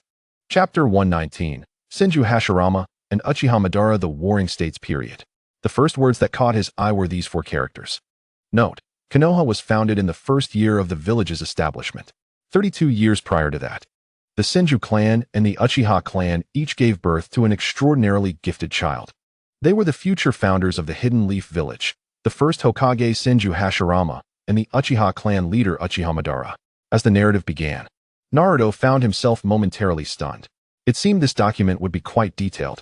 He continued reading. In an era filled with chaos and bloodshed, commoners and children were drawn into the conflict. It was said that Senju Hashirama and Uchiha Madara had known each other since childhood, unaware of each other's identities.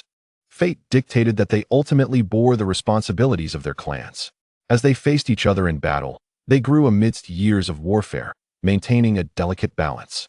However, this equilibrium was soon shattered when Uchiha Madara's beloved younger brother, Uchiha Izuna, was gravely injured by Senju Tobirama's newly developed space-time ninjutsu, the Flying Thunder God, ultimately succumbing to his wounds. The Flying Thunder God. So that was the nature of space-time ninjutsu. The technique inscribed on the kunai must be the Flying Thunder God. With the balance disrupted, Uchiha Madara was enraged and led his clan against the Senju in a decisive battle. Uchiha Madara transplanted his brother's eyes, evolving his Manjikyu Sharingan into the eternal Manjikyu Sharingan, which would never lead to blindness. The implication that the Manjikyu Sharingan could indeed cause blindness was a crucial piece of information, especially since Izuna had awakened his own Manjikyu Sharingan and had even overexerted himself in the process. Continuing further, this battle marked the first valley of the end. It ended with the defeat of the Uchiha. After the Great War, Senju Hashirama once again proposed a truce and alliance to Uchiha Madara, although he did not agree. The prolonged conflict had drained both clans, and surrender and integration became inevitable. Yet, with his beloved brother gone, Madara was unwilling to accept such an end. He then made an outrageous demand. If Senju Hashirama's remaining brother were to die, he would consider surrendering. Senju Hashirama, reluctant to continue the fight, prepared to sacrifice his life with a kunai. Uchiha Madara was moved by this gesture. In the end, both sides agreed to cease hostilities and form an alliance. To protect their loved ones and their shared childhood ideals, under the leadership of Senju Hashirama and Uchiha Madara, they jointly established what is now the Hidden Leaf Village. The Warring States period had come to a close. This segment of content was neither extensive nor overly detailed, yet it opened Naruto's eyes. The descriptions of the battles were nothing short of grand, though conveyed only in fragments. However, it also allowed Naruto to gain a preliminary understanding of the might of the Senju clan and the formidable strength of Hashirama Senju. Additionally, he recognized the value of the Uchiha clan's eyes.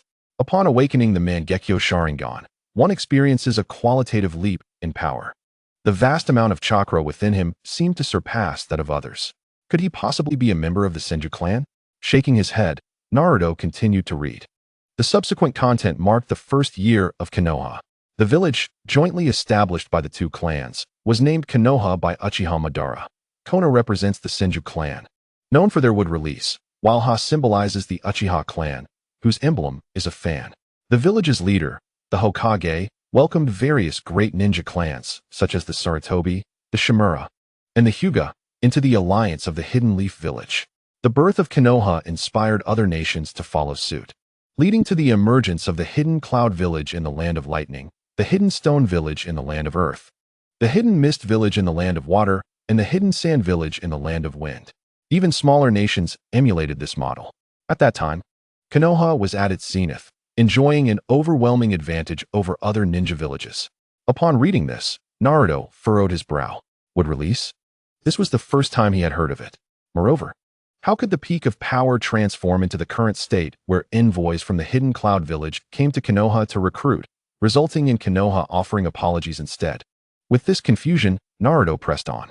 Due to ideological differences, 2 years later, Uchiha Madara left Konoha alone. Uchiha Fugaku noted that many clansmen had observed coldly that day, unaware that they were sowing the seeds for the future decline of the Uchiha clan. Of course, many clansmen were waiting for Madara, but he left brazenly, leaving them disappointed. Naruto then recalled the first 5 Kage summit. Hashirama Senju gathered the tailed beasts and distributed them evenly among the great nations and ninja villages. Subsequently, Uchiha Madara controlled the 9 tails and launched an attack on Konoha and Hashirama. The two engaged in a titanic battle that lasted a day and a night, reshaping the terrain and ultimately transforming the battlefield into the Valley of the End. At this, Naruto was stunned. Tailed beasts? Was he referring to the Great Fox? It appeared that there were many entities akin to the Great Fox. But why distribute them evenly? The 9 tails alone had caused significant casualties in Konoha. If they had taken advantage of Madara's presence and deployed all the tailed beasts, wouldn't that have achieved peace? Perhaps it was a concern that ineffective leaders might reignite chaos? During Hashirama's era, other ninja villages would surely not dare to act recklessly. But what about after his death? Wait, the Uchiha. The Uchiha's eyes. Although the Great Fox did not explicitly state it, it seemed that the Uchiha's eyes could control the tailed beasts. No wonder the Great Fox reacted so strongly upon seeing Itachi's eyes. Therefore, the chaos caused by the Great Fox 7 years ago was likely due to that masked man. But who was that masked man? Fugaku? Shaking his head, Naruto suppressed his inner doubts, knowing that this was a more recent event, and continued reading, believing answers would emerge. From this perspective, while it appeared that the tailed beasts were gifted to the various ninja villages, as long as the Uchiha were present, those distributed tailed beasts were not a blessing, but rather concealed explosive tags. If they detected hostility from Konoha, or even the use of tailed beasts. The Uchiha clan would immediately turn those tailed beasts against their own. The black frame screen echoed with Naruto's thoughts, silencing the ninja world. The chat room fell silent as well. It was evident that Naruto's analysis was correct, as the parties involved did not refute it. The Kage also fell into silence. Moreover, through Naruto's analysis, everyone began to believe that it might have been as he described. However, Konoha's heart soon raised again. Why would the village sever its own arm? The Uchiha were annihilated. It was indeed due to the incompetence of the third Hokage. Therefore, was the first Hokage concerned that after overpowering the other ninja villages, a useless leader would surface and lead to renewed chaos?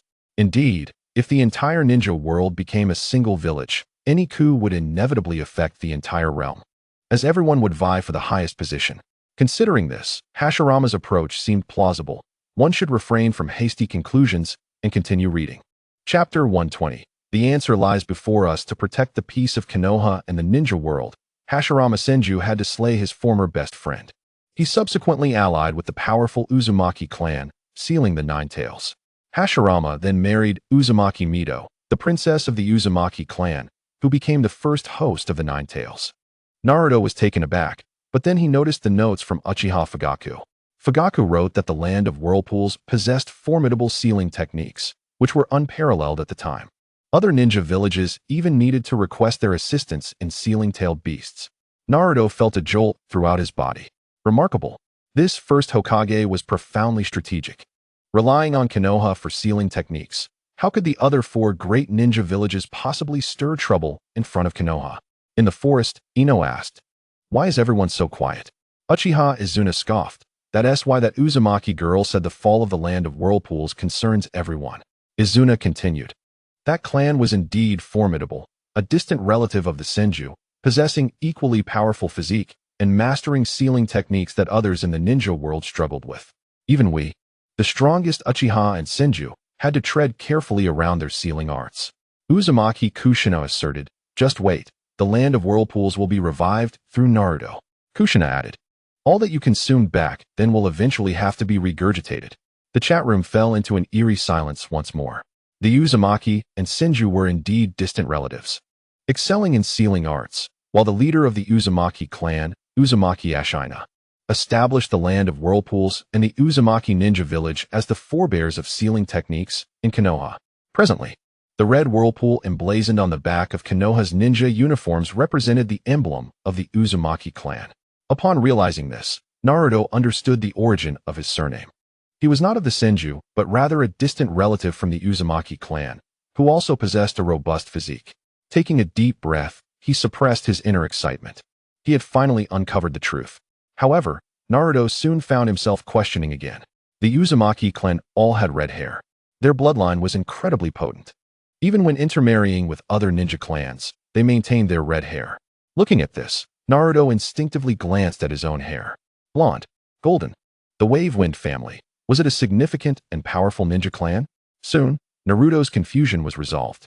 Uchiha Fugaku noted that the second Hokage, Tobirama Senju, instructed members of the Senju clan to abandon the Senju surname and establish their own families.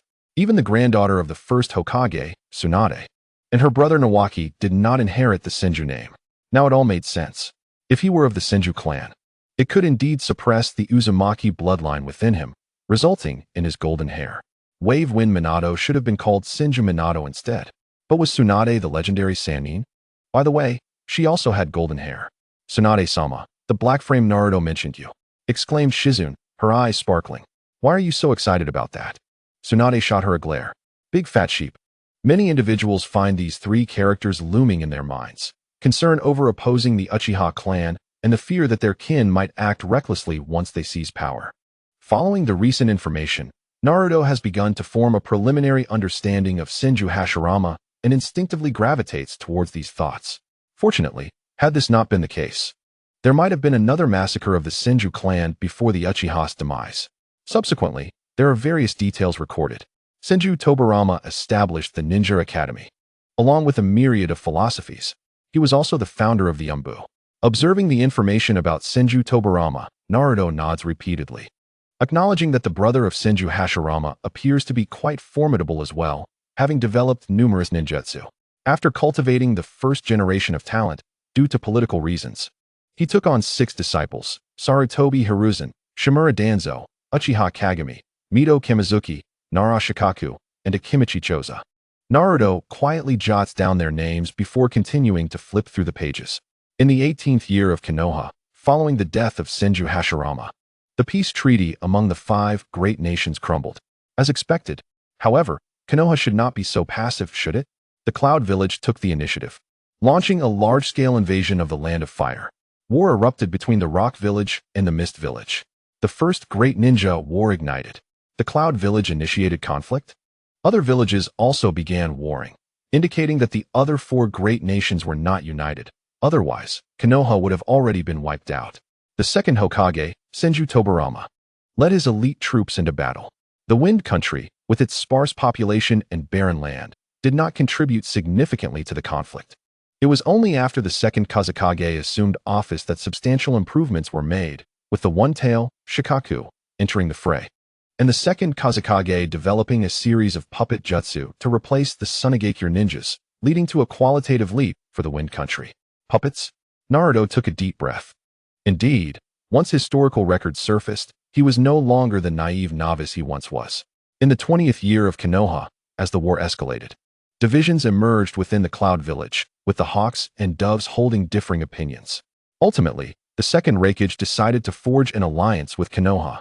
Is an alliance so effective? Merely verbal. Yet, an unexpected upheaval arose. During the alliance ceremony, the brothers Kin and Jin staged a coup, murdering the second Raikage and injuring Senju Tobirama.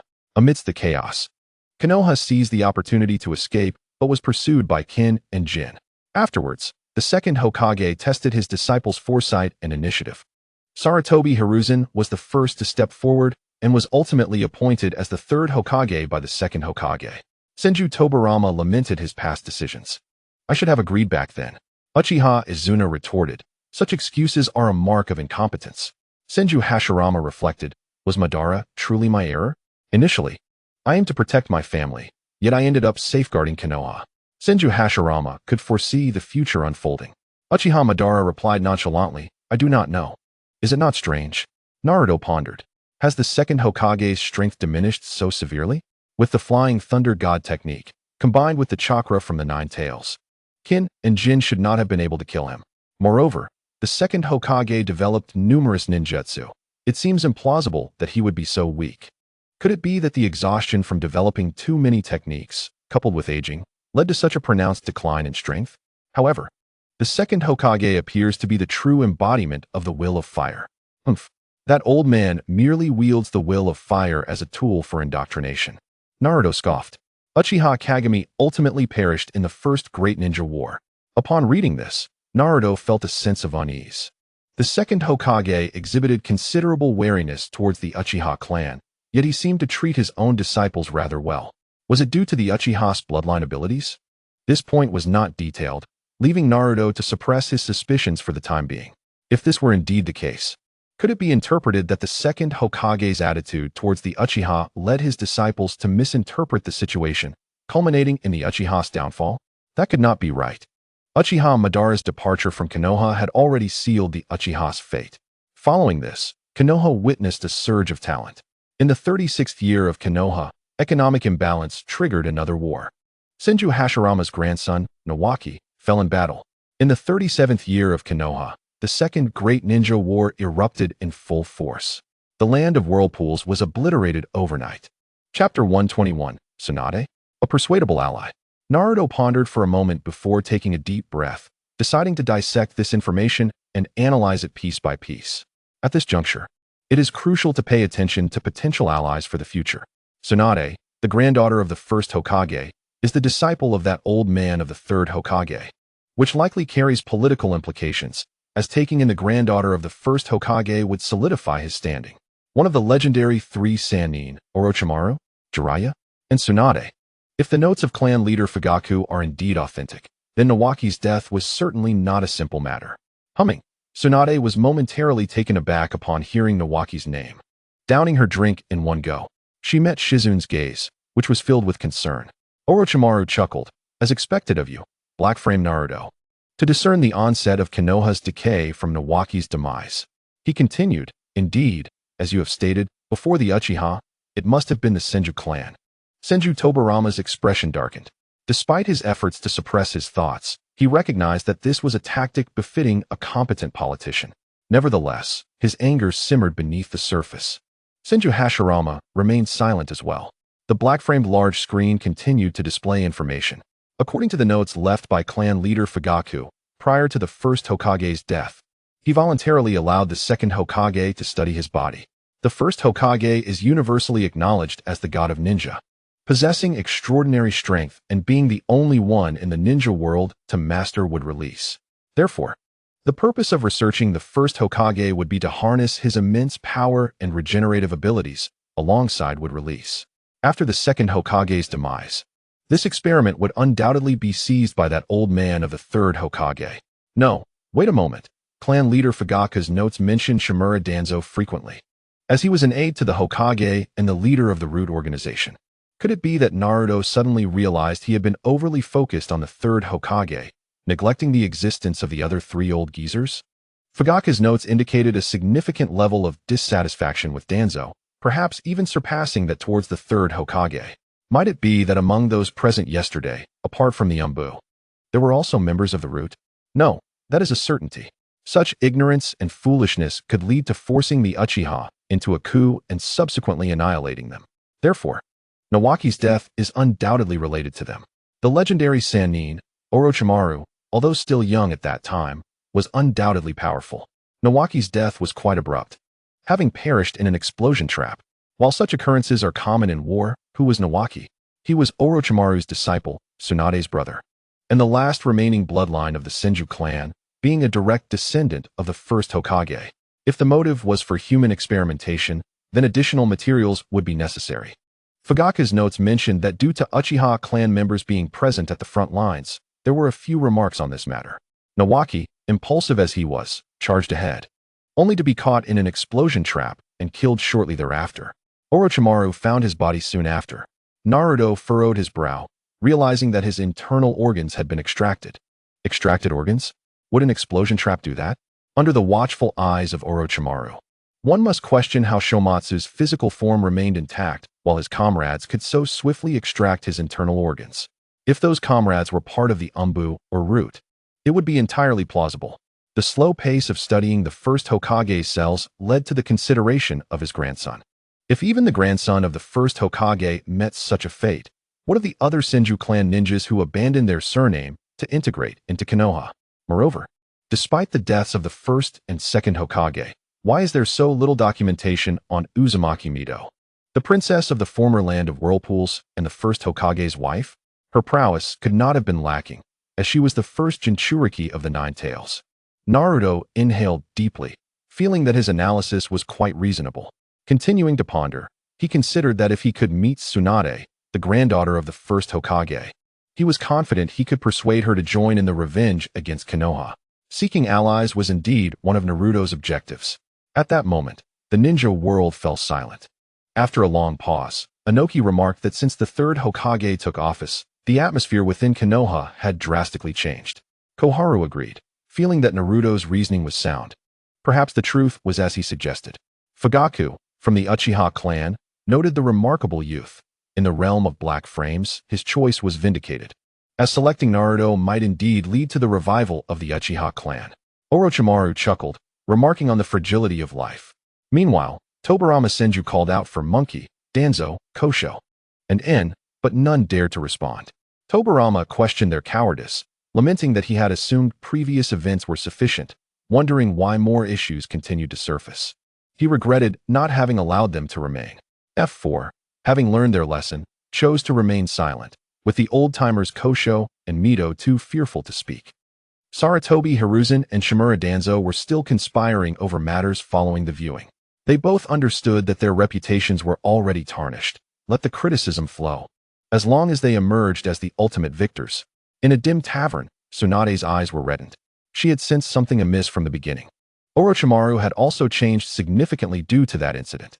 With a heavy fist, Tsunade struck the table, causing those around her to steer clear. Damn you, Danzo! Damn you! Old monkey! Suddenly, She turned to Shizune, asking if Jiraiya was aware of their actions. For those beasts, he had previously warned her that should she take action against Konoha, he would personally end her life. Tsunade felt her earlier restraint was too mild. Such a person deserved to be struck down. The Second Great Ninja War erupted in the year 37 of Konoha, leading to the overnight destruction of the Land of Whirlpools. The turmoil surrounding the Nine Tails occurred in the 48th year, with Kushina perishing at the age of 24. She arrived in Konoha at the age of 8, marking the timeline of the events that unfolded. The destruction of the Land of Whirlpools coincided with the selection of the second Jinchuriki. Naruto felt a weight settle upon his heart as he considered the obliteration of the Land of Whirlpools. Yet, in an instant, his gaze grew cold. He had never truly belonged to Konoha. Upon learning of his heritage as an Uzumaki, he felt an innate connection to his clan, despite having never received their care. Witnessing the annihilation of the Uzumaki clan elucidated why he was the only Uzumaki in all of Konoha. However, a bitter smile crept onto his face. Allies. This was the most futile endeavor in the ninja world. The ninja vests adorned with the Uzumaki crest merely served as superficial decoration. Subconsciously, Naruto glanced at Iruka, who was diligently writing on the blackboard, the red whirlpool emblem unmistakably marking his back. The Uzumaki clan had established the Land of Whirlpools, employing a system of one nation, one village, with the hidden village of Yuzushiogakure. In terms of sheer strength, it was indisputable that the Land of Whirlpools was on par with the other great ninja villages. Its unique sealing techniques and abundant economic resources, bolstered by alliances with Konoha, ensured its prosperity. Furthermore, Fugaka's notes mentioned various mysterious powers derived from rituals associated with the Land of Whirlpools. An overnight annihilation? Surely, it could not have been orchestrated by the Uchiha alone. Naruto's gaze grew icy. The major ninja villages must have collaborated. The innocent had perished due to the greed of the powerful. The Land of Whirlpools wielded the strongest sealing techniques in the ninja world, which was certainly a significant factor in its demise. Despite being supported by Konoha, it still succumbed to obliteration. Naruto clenched his fists, cursing the third Hokage and the wretched village. Kushina, the Uzumaki matriarch, declared resolutely that her child would restore the Land of Whirlpools to existence. She vowed that in the realm of black frames, her child would seek retribution. Mito sighed. While Tobirama and Hashirama fell into silence, their intended speeches stifled. Minato's attention wavered, consumed by worry for Kushina. As Naruto perused the records of the Land of Whirlpools, furrows formed on his brow. Was it possible that the wife of the first Hokage, the first Jinchuriki of the Nine Tails, had been subdued and rendered powerless? It would explain the lack of documentation. In the year 37 of Konoha, 8-year-old Kushina was brought back by Tsunade. The sole survivor of the Land of Whirlpool's destruction was none other than Uzumaki Kushina. Naruto gazed at her name, his heart heavy. Ultimately, he closed his eyes, recognizing that based on the information he had gathered, she was undeniably his mother. Among the recorded Uzumaki clan members in Konoha, Kushina was the only one aside from Mito. Was her return to Konoha a necessity due to Mito's advanced age, needing a second Jinchuriki? The darkness of this village and the ninja world was palpable. It was a shame that Hashirama's ideals could not manifest in reality, leading to a schism with Madara Uchiha. Following a series of upheavals, the conflict escalated. But Madara's ocular prowess raised concerns about the potential for Jinjutsu akin to dreams. Was Uchiha Madara truly dead? As Naruto's thoughts echoed, a tremor coursed through the netherworld. Madara, taken by surprise, wondered if the moment had arrived so swiftly. Tobirama questioned the possibility, while Fugaku and Izuna uttered their disbelief. The concept of Izanagi lingered in the air, and Tobirama condemned the Uchiha as inherently malevolent. The entire ninja world was left in shock. Madara had not perished after all. Soon, within the dark framed screen, Naruto provided the answer. With a furrowed brow, he flipped forward, discovering the records regarding the Uchiha clan's ocular powers and legends. The forbidden technique of the Uchiha, known as the ultimate ocular technique Izanagi, came at the cost of blindness of the Sharingan, yet it was countered by Izanami. Members of the Uchiha clan, possessing the Sharingan, could activate Izanagi by forming the signs of the rabbit, pig, and sheep, allowing them to negate adverse events that transpired within a certain time frame. Regardless of the harm inflicted upon the user, even death, they could revert to their original state, with the duration dependent on the user. Upon reading this, Naruto's pupils constricted sharply. Could it be that the masked man was Uchiha Obito? According to the records, the only individual not of the Uchiha clan, yet possessing the Sharingan, was indeed Uchiha Obito. As this thought settled, within the underground base of Kamui Bridge, Uchiha Obito and Black Zetsu were left in shock. What were you thinking? Why give him this information? Now everyone's secrets will be laid bare. Uchiha Izuna remarked, if it is indeed Ancestor Madara, then it seems to make sense. Uchiha Izuna questioned, brother, did you not die back then? Uchiha Madara chose not to answer, but the one asking was his beloved younger brother. Uchiha Madara replied, I utilized Izanagi. After speaking, he refrained from elaborating further, confident that Izuna would comprehend his reluctance to divulge more. As expected, Uchiha Izuna fell silent. Yamashiro Aoi exclaimed, so it was like this. He continued, but Madara, even if you did not perish, you must have been gravely injured, right? Uchiha Madara simply replied, indeed. Senju Hashirama inquired, when did you employ it? Senju Tobirama, frustrated, accused. Damn you. So it was all part of your scheme. Uchiha Izuna retorted, humph. Are you implying that our dilapidated village is also a result of my brother's machinations? For a moment, Senju Tobirama found himself at a loss for words. On the Konoha side, upon hearing Uchiha Izuna refer to Konoha as a ruined village, they fell silent as well. In that instant, Konoha felt entirely different compared to when the viewing system first arrived. The news of Uchiha Madara's survival sent shockwaves throughout the shinobi world. Anoki took a deep breath and sincerely remarked in the chatroom, truly impressive, Uchiha Madara. Kahaku may mused. I never expected the Uchiha to possess such an unfair forbidden technique. Why is it that every one of your bloodlines is so extraordinary? Chapter 123, The Scheme Against Tsunade. The dilapidated village, the fourth Raikage commented, sometimes I ponder what Konoha would be like had the second Hokage not perished. He reflected, during the Second Shinobi World War, who among the legendary Sannin, Konoha's White Fang, was not exceptionally talented.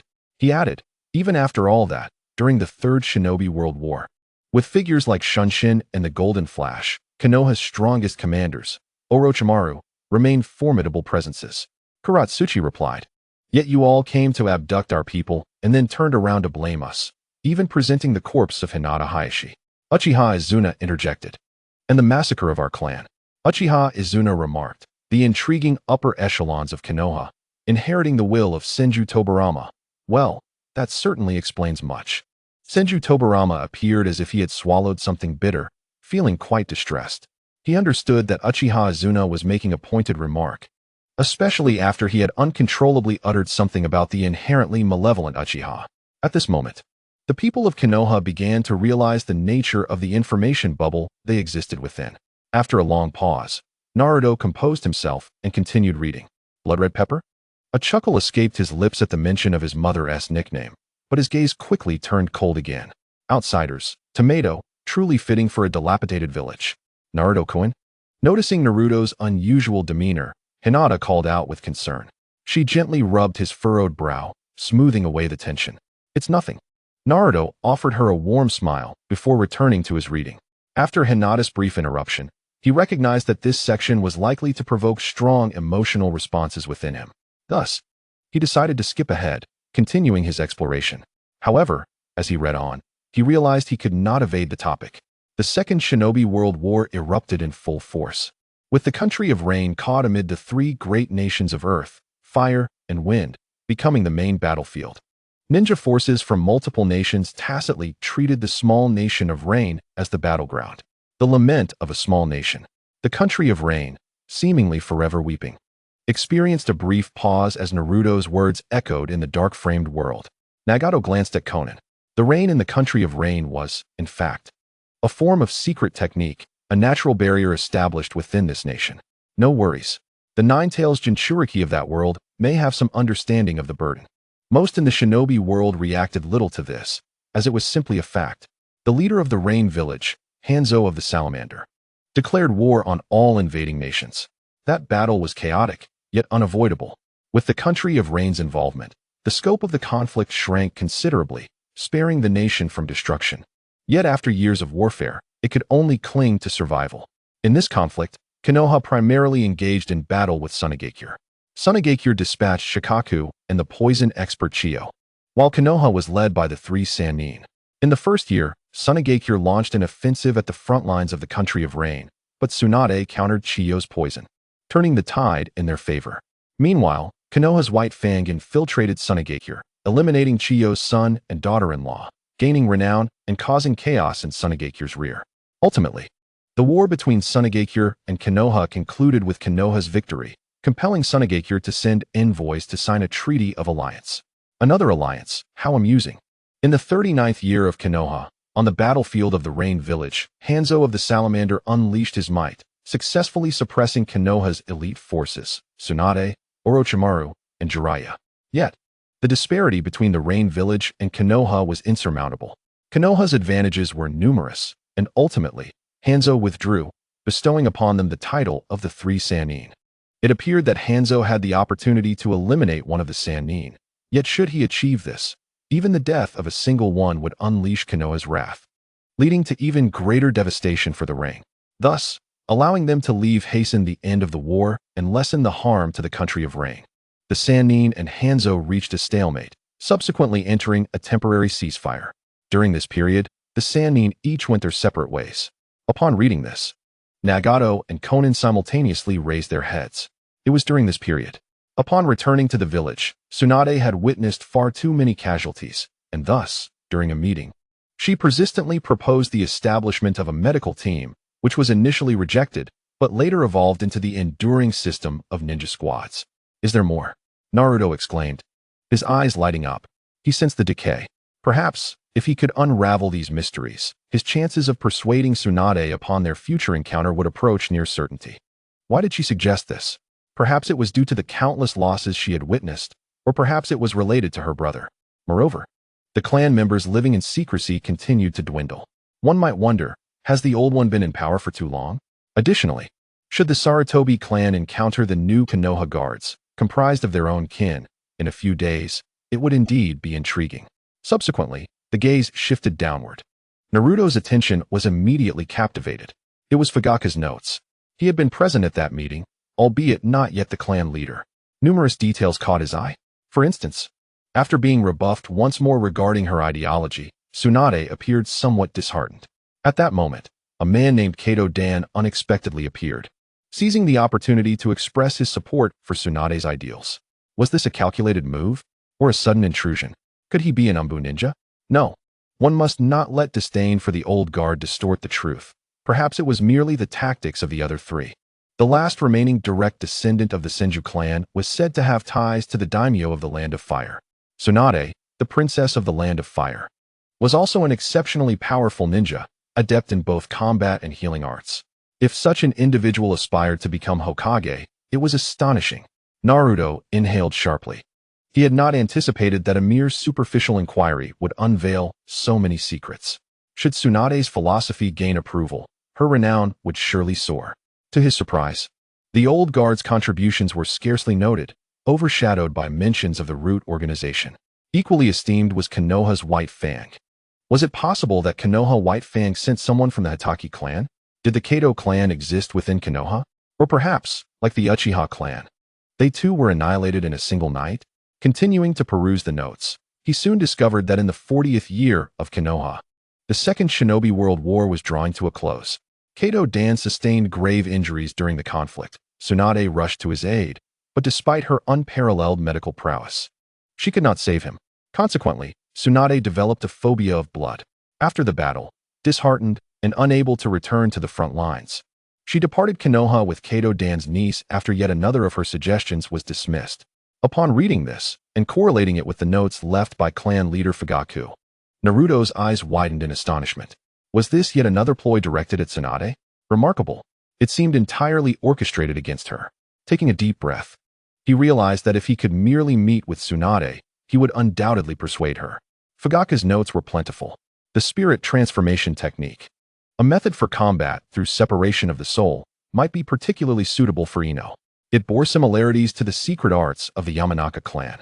Thus, such a combat style would likely remain in safer rear positions, guarded and secure.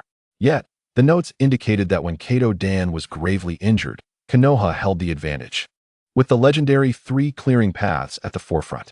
If this was an ambush, how could Kato Dan have survived long enough for Tsunade to arrive? Was it an insider's betrayal? Very plausible. Such treachery was the specialty of this wretched village. The question arose, why target Kato Dan specifically? This was undoubtedly a scheme aimed at Tsunade, yet it abruptly halted, leaving only one possibility. Kato Dan harbored ulterior motives, intending to leverage Tsunade's identity and prestige to ascend as Hokage. Thus, those behind him would act, simultaneously targeting Tsunade. Moreover, the Kato clan that backed Kato Dan seemed to vanish as well. Konoha White Fang, the Hatake clan, was merely a minor ninja clan incapable of such machinations. Thus, the only suspects could be two individuals, the third Hokage of the Umbu and Danzo from Root. It was not inconceivable that the two had secretly colluded. Before Naruto could catch his breath, he caught a glimpse of references to his mother, Kushina Uzumaki.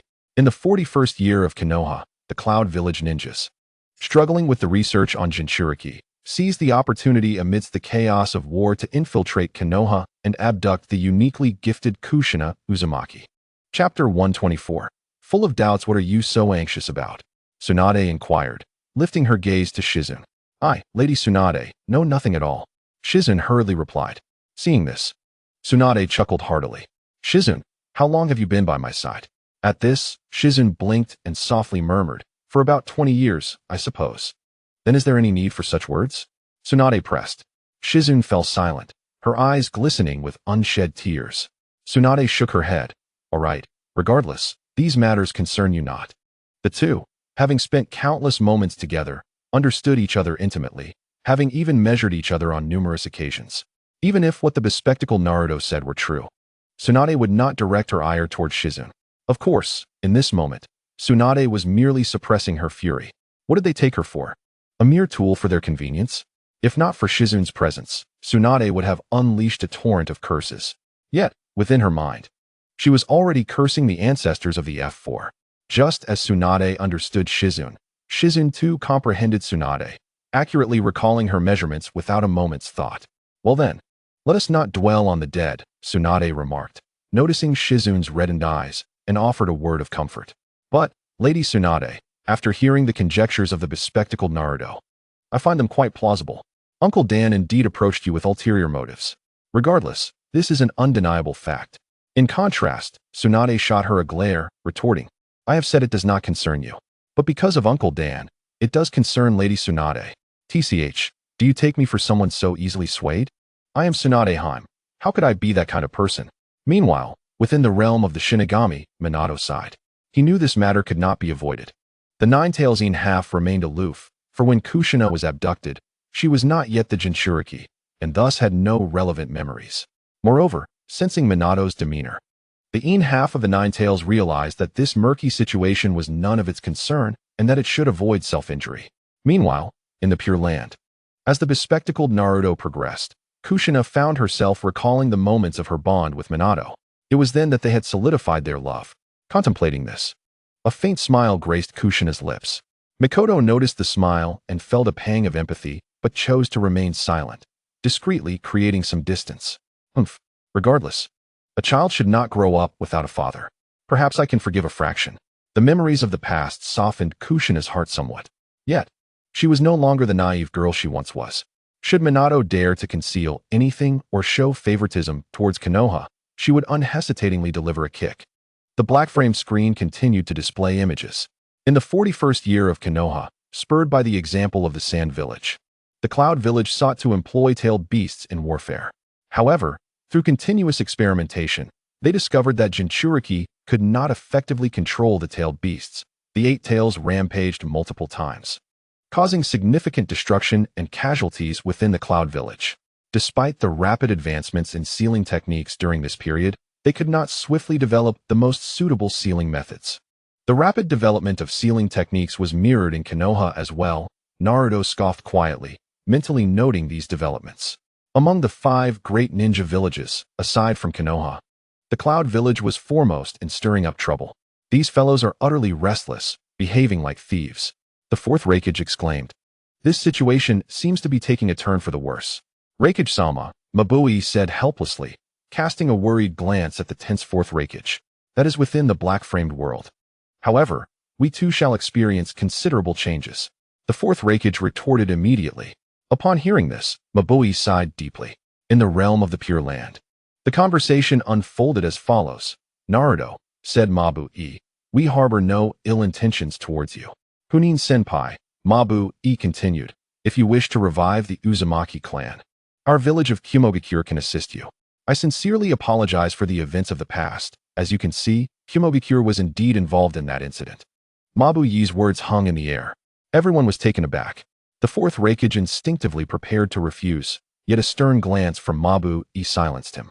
Is that you? Mabui? Anoki remarked, as clever as ever. Are you seeking to cling to someone powerful? With Anoki's comment, the tone of Mabui's earlier statements shifted dramatically. In the Pure Land, Kushina furrowed her brow, deep in thought. This won't do, Kushina exclaimed. Only one? That's far too inadequate. The crowd murmured in agreement, acknowledging her insatiable appetite for more, yet it seemed reasonable. The screen before them continued to narrate. Kumogakure, grappling with the research on Jinchuriki, took advantage of the chaos of war to send ninjas into Konoha, abducting the uniquely gifted Uzumaki Kushina. However, the newly minted genin Kushina was utterly defenseless. According to later accounts from Mikoto, it was revealed, it appears she shared a close bond with her mother. Subsequent records intertwined numerous accounts gathered from Mikoto regarding Fugaku. Upon digesting this information, Naruto's brow knitted with concern. Something feels amiss, profoundly so, he thought. While my mother may have just become a genin, she is an Uzumaki and the sole candidate for the Nine-Tails Jinchuriki at that. Even if the village was lacking in combat strength, they would not have allowed Kumogakure's ninjas to infiltrate so easily. It seems as though someone intentionally permitted their entry. This incident bears an uncanny resemblance to the previous infiltration of the Hyuga clan by Kumogakure's envoy. Naruto inhaled deeply, striving to regain his composure before continuing his analysis. Uzumaki Mito was right. She must have been under house arrest at the Senju compound. Her influence diminished. Otherwise, she would never have allowed her kin to be brazenly abducted. After all, she is of the Uzumaki clan. Their blood flows through her veins. Furthermore, I refuse to believe that Mito was unaware of the circumstances surrounding her clan's annihilation. Moreover, my mother resided within the Senju compound at that time. Returning to the events, after my mother was captured, she was not taken away immediately, but instead bound, forced to walk on her own. Mikoto recounted that my mother had even torn away her conspicuous red hair in an attempt to leave a trace. How then could the Kumogakure ninjas, capable of infiltrating Konoha and abducting the pivotal candidate for the Nine-Tails Jinchuriki, have overlooked this? How could they have been so foolish as to allow my mother to walk freely? It felt as if they were awaiting a rescue. It was only at the borders of the Land of Fire, in her moment of despair, that she was finally rescued. In Chapter 125, Kushina's Fury. The death of White Fang, the scene in the Pure Land depicted Kushina frozen in shock, her mind blank. Mikoto opened her mouth to offer comfort, but upon witnessing her friend's state, she quickly retreated. The vibrant red hair of Kushina rose without wind, signaling an impending outburst. At that moment, a golden light materialized behind Kushina, revealing thick iron chains, Vajra ceiling. How powerful is it? Just ask the Nine-Tails. Upon seeing the emergence of the Vajra ceiling, Mikoto hastily turned to flee. Kushina was on the brink of losing control. Even if she did not intend to harm Mikoto, the Vajra ceiling would ensnare her tightly. Just as my mother felt despair, that man arrived. The three Kumogakure ninjas, who had stealthily infiltrated the village to abduct my mother, were completely oblivious to his presence. He swiftly incapacitated two of them and quietly defeated the last remaining ninja. Ultimately, it was the newly minted genin Minato Namikaze who saved her. Naruto fell into silence. Perhaps this was merely a test from Kumogakure. The dispatched ninjas were indeed not formidable. Yet, if they were not strong and lacked extraordinary skills, how could they have infiltrated Konoha? How could they have entered the Senju compound? Unless the old man, as Hokage, permitted it. Unless those Kumogakure ninjas could fly. Otherwise, all the ninjas of Konoha must have feigned ignorance.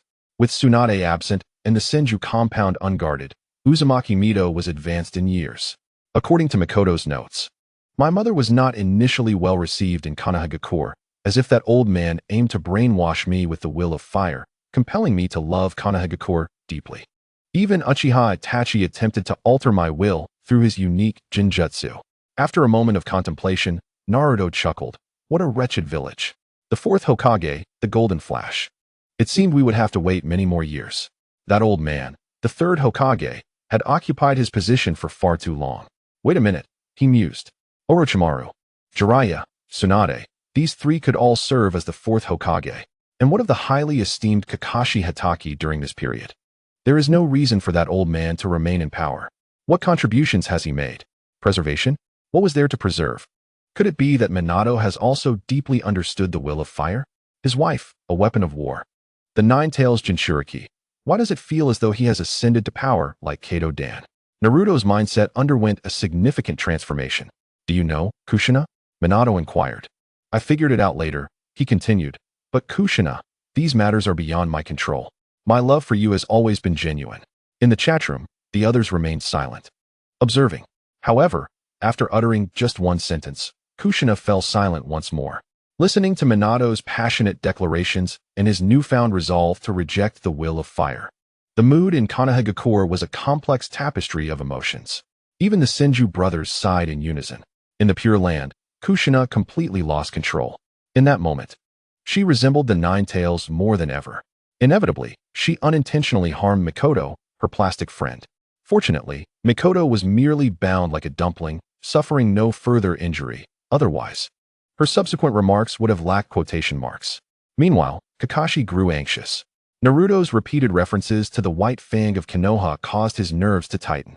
Sometimes, after the passage of time, even if one realizes their past errors, they tend to romanticize their former selves. When he too believed it was the fault of the White Fang, it became the final straw that broke the camel's back. After all, he was but a scapegoat. How unfortunate, Naruto thought with a twinge of sympathy, forcing himself to read on, shifting his focus elsewhere. In the year 45 of Konoha, White Fang took his own life. After reading this, Naruto scoffed. The blame fell upon Konoha's allies and those he had saved. Even his own son Kakashi eventually believed his father had erred. White Fang of Konoha, his reputation exceeded even that of the legendary Sannin at the time, nearly rivaling that of the fourth Hokage, yet this incident transpired. Why does this remind me of when I was expelled from the Sarutobi clan's compound? Ah, yes, those foolish individuals, they were most fond of listening to rumors. Who initiated this? Orochimaru? No, the death of Rope Tree affected him greatly. Jiraiya? No, he seemed perpetually occupied with wandering outside the village for research. Ah, forget it. It's not important. Wait, according to the notes, this fellow seems to have taken Minato as his apprentice? In the village of relationships. It is surprising to see that Minato Namikaze would choose such a person as his mentor. Kato's demise and his control over the village's public opinion. Huh? Is it the third Hokage or the other three? White Fang violated regulations for the sake of his comrades, yet those very comrades, in turn, slandered him, resulting in great losses for the village. The will of fire, treating villagers as family, all for the sake of the village. How laughable. Naruto refrained from overanalyzing, for the answer was evident. His son must have felt despair in his mistakes, but perhaps White Fang discerned the intentions of those individuals. His suicide may have been an act of protection for his son. White Fang's actions, to be frank, were a challenge to the rules of Konoha, yet they did not conflict with the will of fire. However, the old man who set the rules deemed that failing to selflessly contribute to the village was a violation. Those who did not obediently sacrifice for the old man faced targeting and ultimately annihilation. Uchiha was a prime example. Such actions harmed the village's interests while advocating for the individual benefits of every shinobi in Konoha, rather than blindly adhering to the will of fire and sacrificing everything for the village's profit, the direction of which remained uncertain. One cannot allow those who gather firewood for all to freeze to death in the snowstorm. In Konoha, many bowed their heads. Kakashi stood frozen, while Guy beside him found himself at a loss for words. They had heard about past events and Kakashi had undergone a significant change in temperament, prioritizing missions above all, ultimately paying the price for it. The mention of the once-renowned Konoha White Fang evoked a sense of melancholy among the crowd. The 5 great ninja villages were all tainted, which was quite normal, but Konoha was especially dark. In the year 47 of Konoha, the death of White Fang rendered the shinobi world uneasy. The so-called strongest third Kazekage, deceased. One cannot help but feel a resemblance to the old man. Internal strife began, and to prevent being targeted, Tsunade initiated wars against the surrounding small nations and villages. attempting to disrupt the balance of the shinobi world. Thus, the Third Shinobi World War erupted.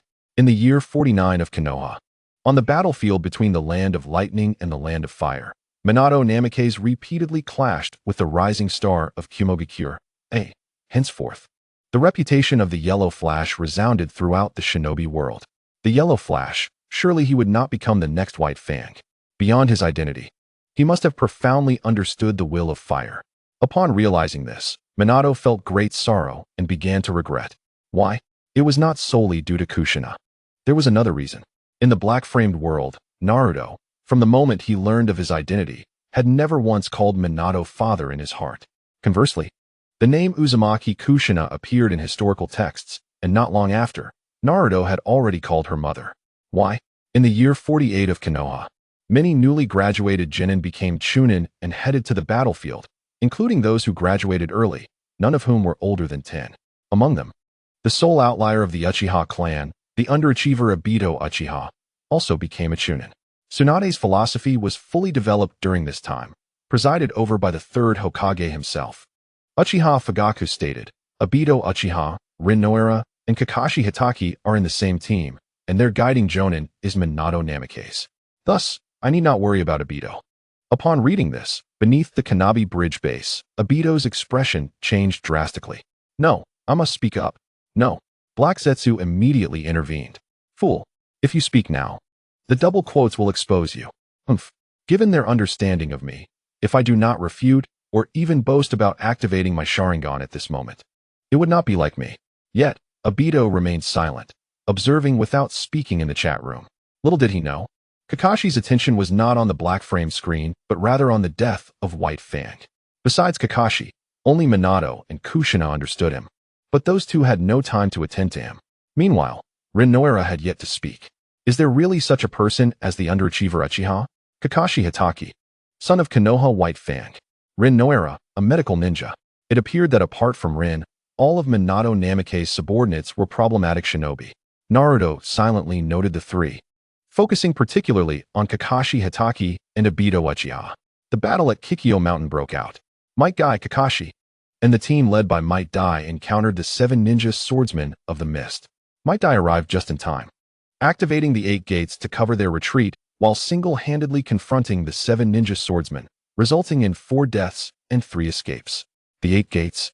Might Dai seemed merely a genin, weak in ninjutsu.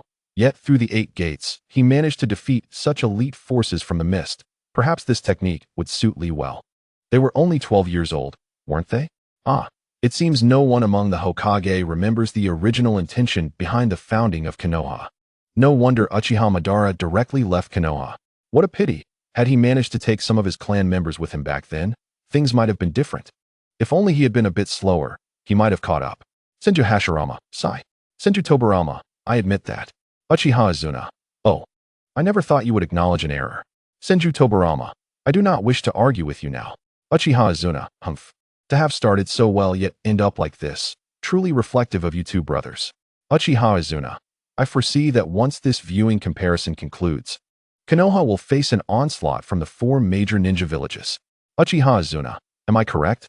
3 shadows, 4th Raikage. Haha, indeed. I mentioned earlier that the army has already set out. Anoki, cough, a disgrace to the shinobi world. Let us all eradicate it. Kuratsuchi, we fight to welcome the 6th great ninja village, Uzumaki village. Gaara, humph, it seems we can gain a share as well. Sunagakure, proceed with Konoha's collapse plan. Uchiha Azuna, who asked you?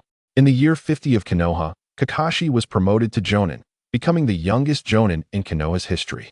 While there may be some exaggeration, Kakashi's innate talent cannot be denied. He truly lives up to being the son of Konoha White Fang. The Wagakure breached the land of grass, reaching the borders of the land of fire, extending the front lines. The Kanabi Bridge served as a vital stronghold for a Wagakure, dispatching 3 Jonin to guard it. Guard the bridge? Why must we guard it? Isn't a Wagakure most adept at Earth-style ninjutsu? It's just a bridge, even if it is lengthy. We could send more people to rebuild it in no time. Kuratsuchi, foolish old man. Anoki, that is merely a trap. Moreover, maintaining the logistics requires continuous chakra infusion to uphold the bridge's form. This poses a substantial burden on the logistics. Kuratsuchi, I don't care, you are foolish. Hurry and step down for me. Inoki, you infuriate me. Naruto, come to a Wagakure and help me deal with him. Naruto. Uzumaki Naruto me? The battle at Kanabi Bridge was under the command of Minato's team. However, due to the presence of a Jonin in the squad, Kakashi Hatake was appointed as the team leader, while Minato Namikaze was required to provide frontline support. The records are quite detailed. Concerning the perception of the Sharingan in the eyes of others, Minato's team fell into an ambush, and the medical ninja Rin Noara was abducted. Kakashi Hatake steadfastly prioritized his mission over personal attachments, resolutely choosing to abandon Rin Noara in favor of fulfilling his duties. A heated exchange ensued between him and Obito Uchiha, leading to their parting ways. Ultimately, Kakashi returned, while Obito activated his Sharingan, experiencing a significant surge in power. After successfully rescuing Rin, Kakashi, who had sacrificed one of his eyes to save Obito, sustained a grievous injury during his escape, which impaired his judgment, resulting in him being struck by a rock. In a twist of fate, as Obito rushed to save Kakashi, he was crushed by a boulder, severely injuring the left side of his body, coincidentally, the same side as Kakashi's blinded eye. In a poignant moment before his demise, Obito entrusted his left Sharingan to Kakashi as a parting gift, urging him to protect Rin. This account is meticulously documented. Following the battle, Obito understood the circumstances and chose not to pursue Kakashi regarding his Sharingan. Naruto furrowed his brow upon reading this.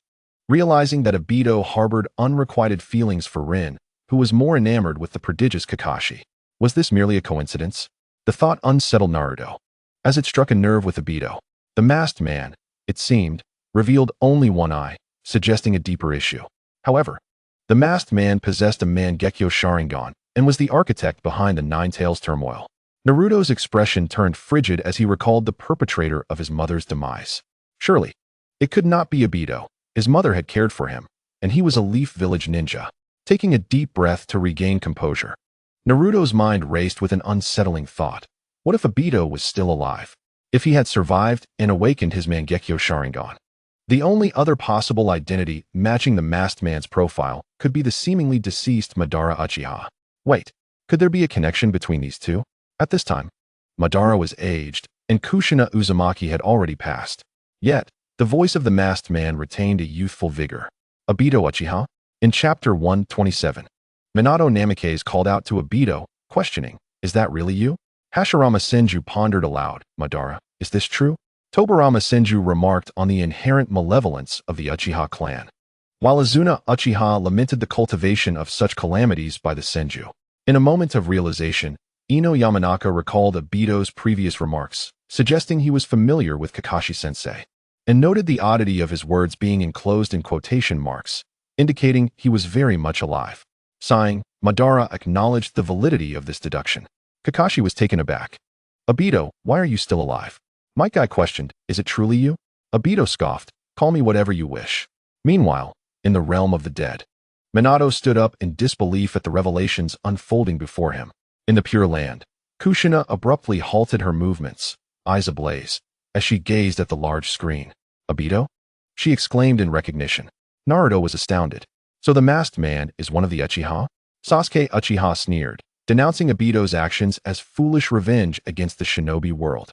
Kurinai Yuhi expressed her surprise, realizing Obito's true nature had eluded her previously. Red Bean Mitarashi remarked on Rin's disinterest in Obito, suggesting there was a reason he was the only Uchiha to be seen as a failure. Tobirama noted the Uchiha's propensity for malevolence, claiming that awakening their eyes often led to drastic personality changes.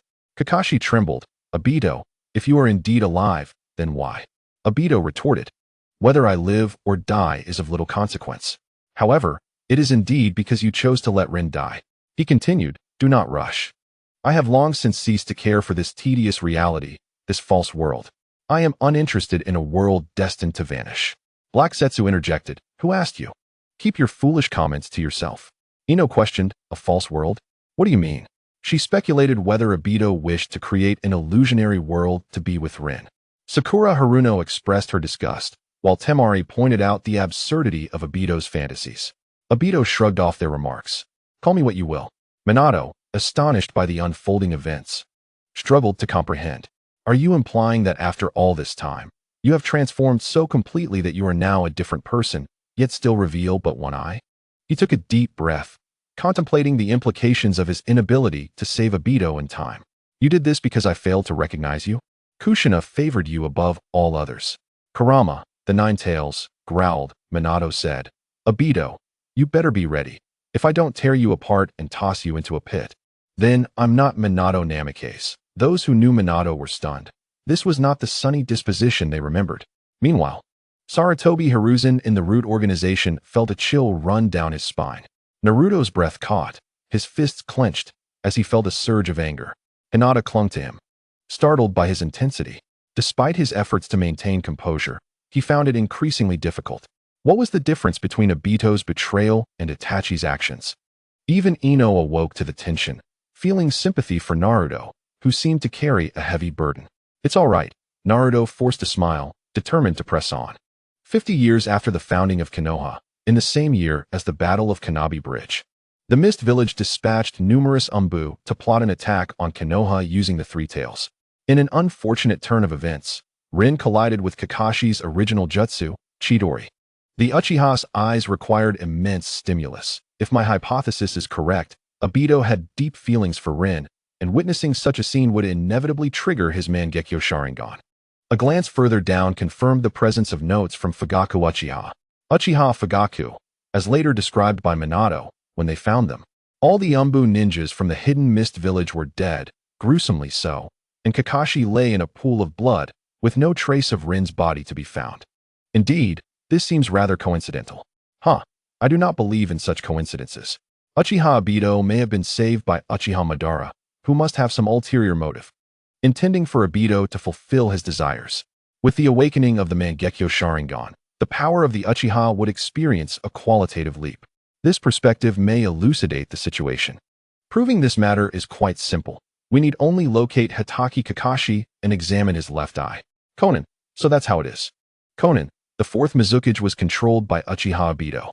Konan, the aim was likely revenge for Rin. With this realization, Konan understood. Within the Hidden Rain Village, Konan and Nagato exchanged knowing glances. Yahiko's death was undoubtedly not so straightforward.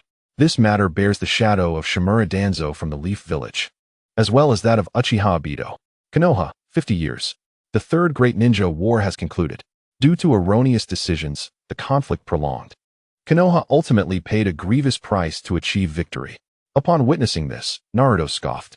On the surface, the disappearance of the Third Kazekage was the catalyst for the Third Great Ninja War.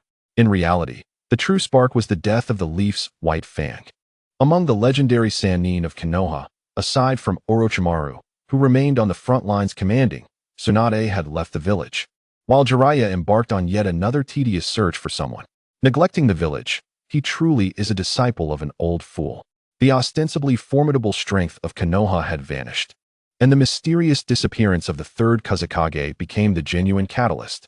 If that old man truly wished for what he claimed, how could the strongest Hokage end up in such a state? In the face of the heavy losses inflicted upon Konoha by the war, the third Hokage, Sarutobi Hiruzen, chose to resign from his position as Hokage. He was succeeded by Minato Namikaze, who had established his reputation through remarkable feats during the war. Without covert machinations, that group likely would not have had the audacity to voice their criticisms. Yet, when confronted with the heroes of Konoha, they dared to express their pity, their sorrow, their hatred. This ninja world is far more twisted than I had imagined. The voice of black-framed Naruto echoed from the screen, silencing many. However, at that moment, Uchiha Fugaku's notes re-emerged. Uchiha Fugaku. Minato is a steadfast bearer of the will of fire, yet he differs from others. Uchiha Fugaku. What a pity, had he spoken sooner. The Uchiha might have retained sufficient influence to help him reclaim the rightful power of Hokage. Uchiha Fugaku, logically, Orochimaru would not be inferior to Minato in the selection for the fourth Hokage. Uchiha Fugaku. Thus, it appears Konoha remains under the dominion of the third and Danzo, along with the two advisors. Minato has made earnest efforts to improve relations between the village and the Uchiha, yet ultimately, his voice carries little weight. Uchiha Fugaku. The fourth Hokage holds little authority. What difference is there for me, Uchiha? Uchiha Fugaku. The clan is struggling to maintain control. It is time to contemplate a new path. In the Pure Land, Kushina suddenly fell silent. Mikoto felt a chill run down her spine. She would rather face the rampaging Kushina than the unsettling quiet that had enveloped her, especially when Kushina looked up at her with a remorseful smile. Makoto instinctively took a step back. Indeed, how could that old fool relinquish power? In Konoha's 51st year, Hatake Kakashi joined the Umbu to help Kakashi emerge from the shadows. Minato had him secretly protect the pregnant Kushina Uzumaki. In October of Konoha's 51st year, the Ninetales incident occurred. Upon witnessing this, Naruto's pupils constricted. It has come. The great fox's tumult. In the dead of night, the Ninetales suddenly appeared in Konoha. The tailed beast extraction from its host inevitably leads to death. The situation unfolded too abruptly. Although Konoha's response was swift, it still resulted in immense destruction. Many who witnessed this displayed expressions of agony. Yuhi Kurinai gazed at black-framed Naruto. Years ago, her father sacrificed himself to protect the new generation. 3 years later, when rumors of the fox demon resurfaced, she had long since emerged from the shadows. Understanding that her father's actions embodied the will of fire, the old leaves sacrificed themselves to shield the tender sprouts. He, too, was a hero of Konoha. As for the notion of the fox demon transforming into a child, Kurinai naturally would not believe such a tale, nor would she harbor hatred against a mere 3-year-old child. The 4th Hokage and his wife, the current host of the Ninetales, perished in this incident. Uchiha Fugaku. Kushina was most vulnerable during childbirth, when the seals were weakest. Uchiha Fugaku. This incident bears no relation to the Uchiha, yet the ability to control the Ninetales undeniably lies with the Mangekyo Sharingan. Currently, no member of the Uchiha clan possesses this eye. Uchiha Fugaku. Yet we remain under suspicion. For our own salvation, we must locate the Uchiha, who can control the Ninetales. Soon after, we encountered someone who indeed possessed the Mangekyo Sharingan and claimed to be Uchiha Madara. Prior to this, he seemed to have acquired the location of Kushina's childbirth through Shimura Danzo. Shimura Danzo. Naruto narrowed his eyes.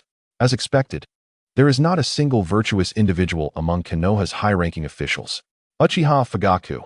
After the Ninetales incident, various ninja clans sensed something amiss, for it was the couple, Minato and Kushina, who died, and it was Minato who sealed the Ninetales. Logically, with Minato's abilities, Kushina's death was inevitable. Yet why did he perish? I cannot comprehend. Uchiha Fugaku. The related matters were suppressed after the 3rd Hokage resumed his position. Uchiha Fugaku. The 5th Hokage is out of the question. The 3rd holds tight control. And it seems Danzo still covets that position, which may explain why he revealed Kushina's childbirth location to Uchiha Madara. I never expected that the outcome would not be the selection of the 5th, but rather the old fool's return to power. Played into a state of stagnation.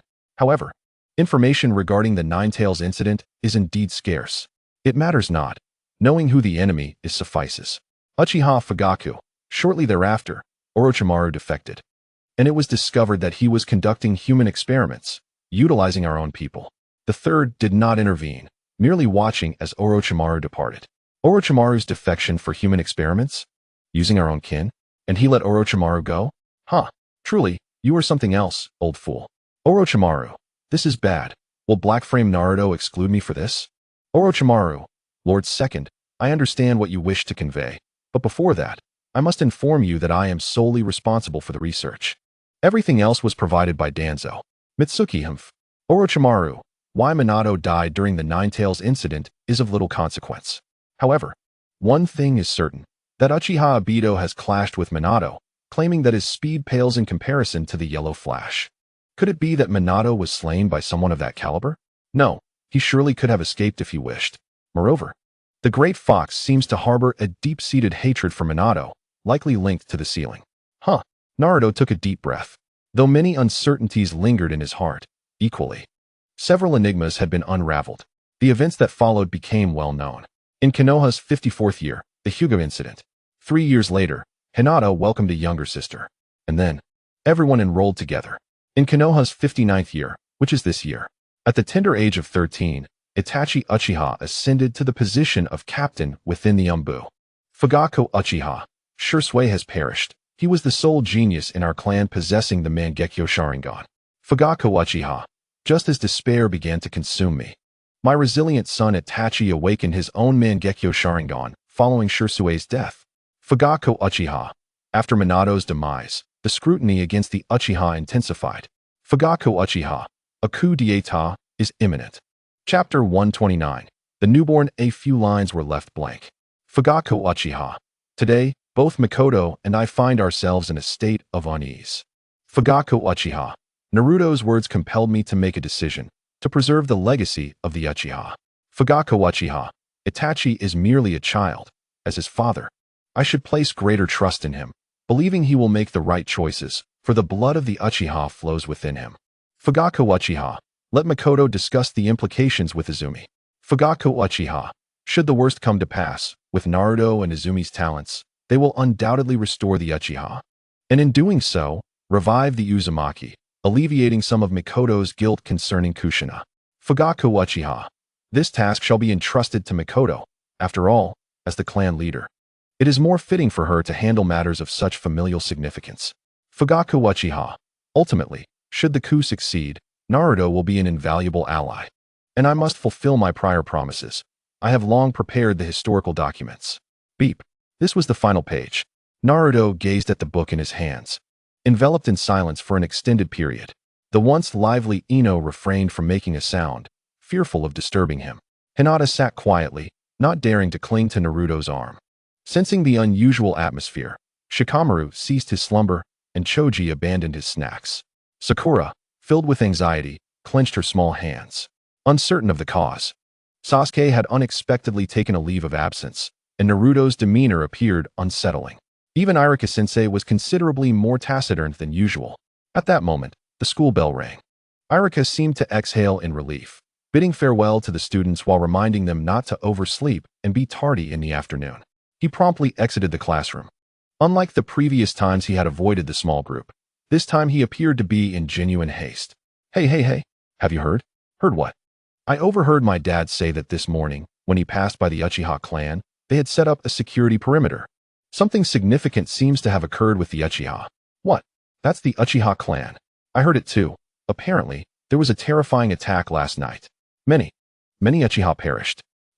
No wonder Sasuke-kun suddenly took a leave. He wouldn't be in danger, would he? Right. I haven't seen any Uchiha today. My mom is quite pleased, for the great third Hokage has finally rid us of the detestable Uchiha, allowing the Sarutobi clan to temporarily take over their duties, which is certainly preferable. As they walked home from school, the students chattered animatedly about the events of the previous night. Suddenly, a thought flashed through Naruto's mind. His mother's sealing techniques were undoubtedly exceptional.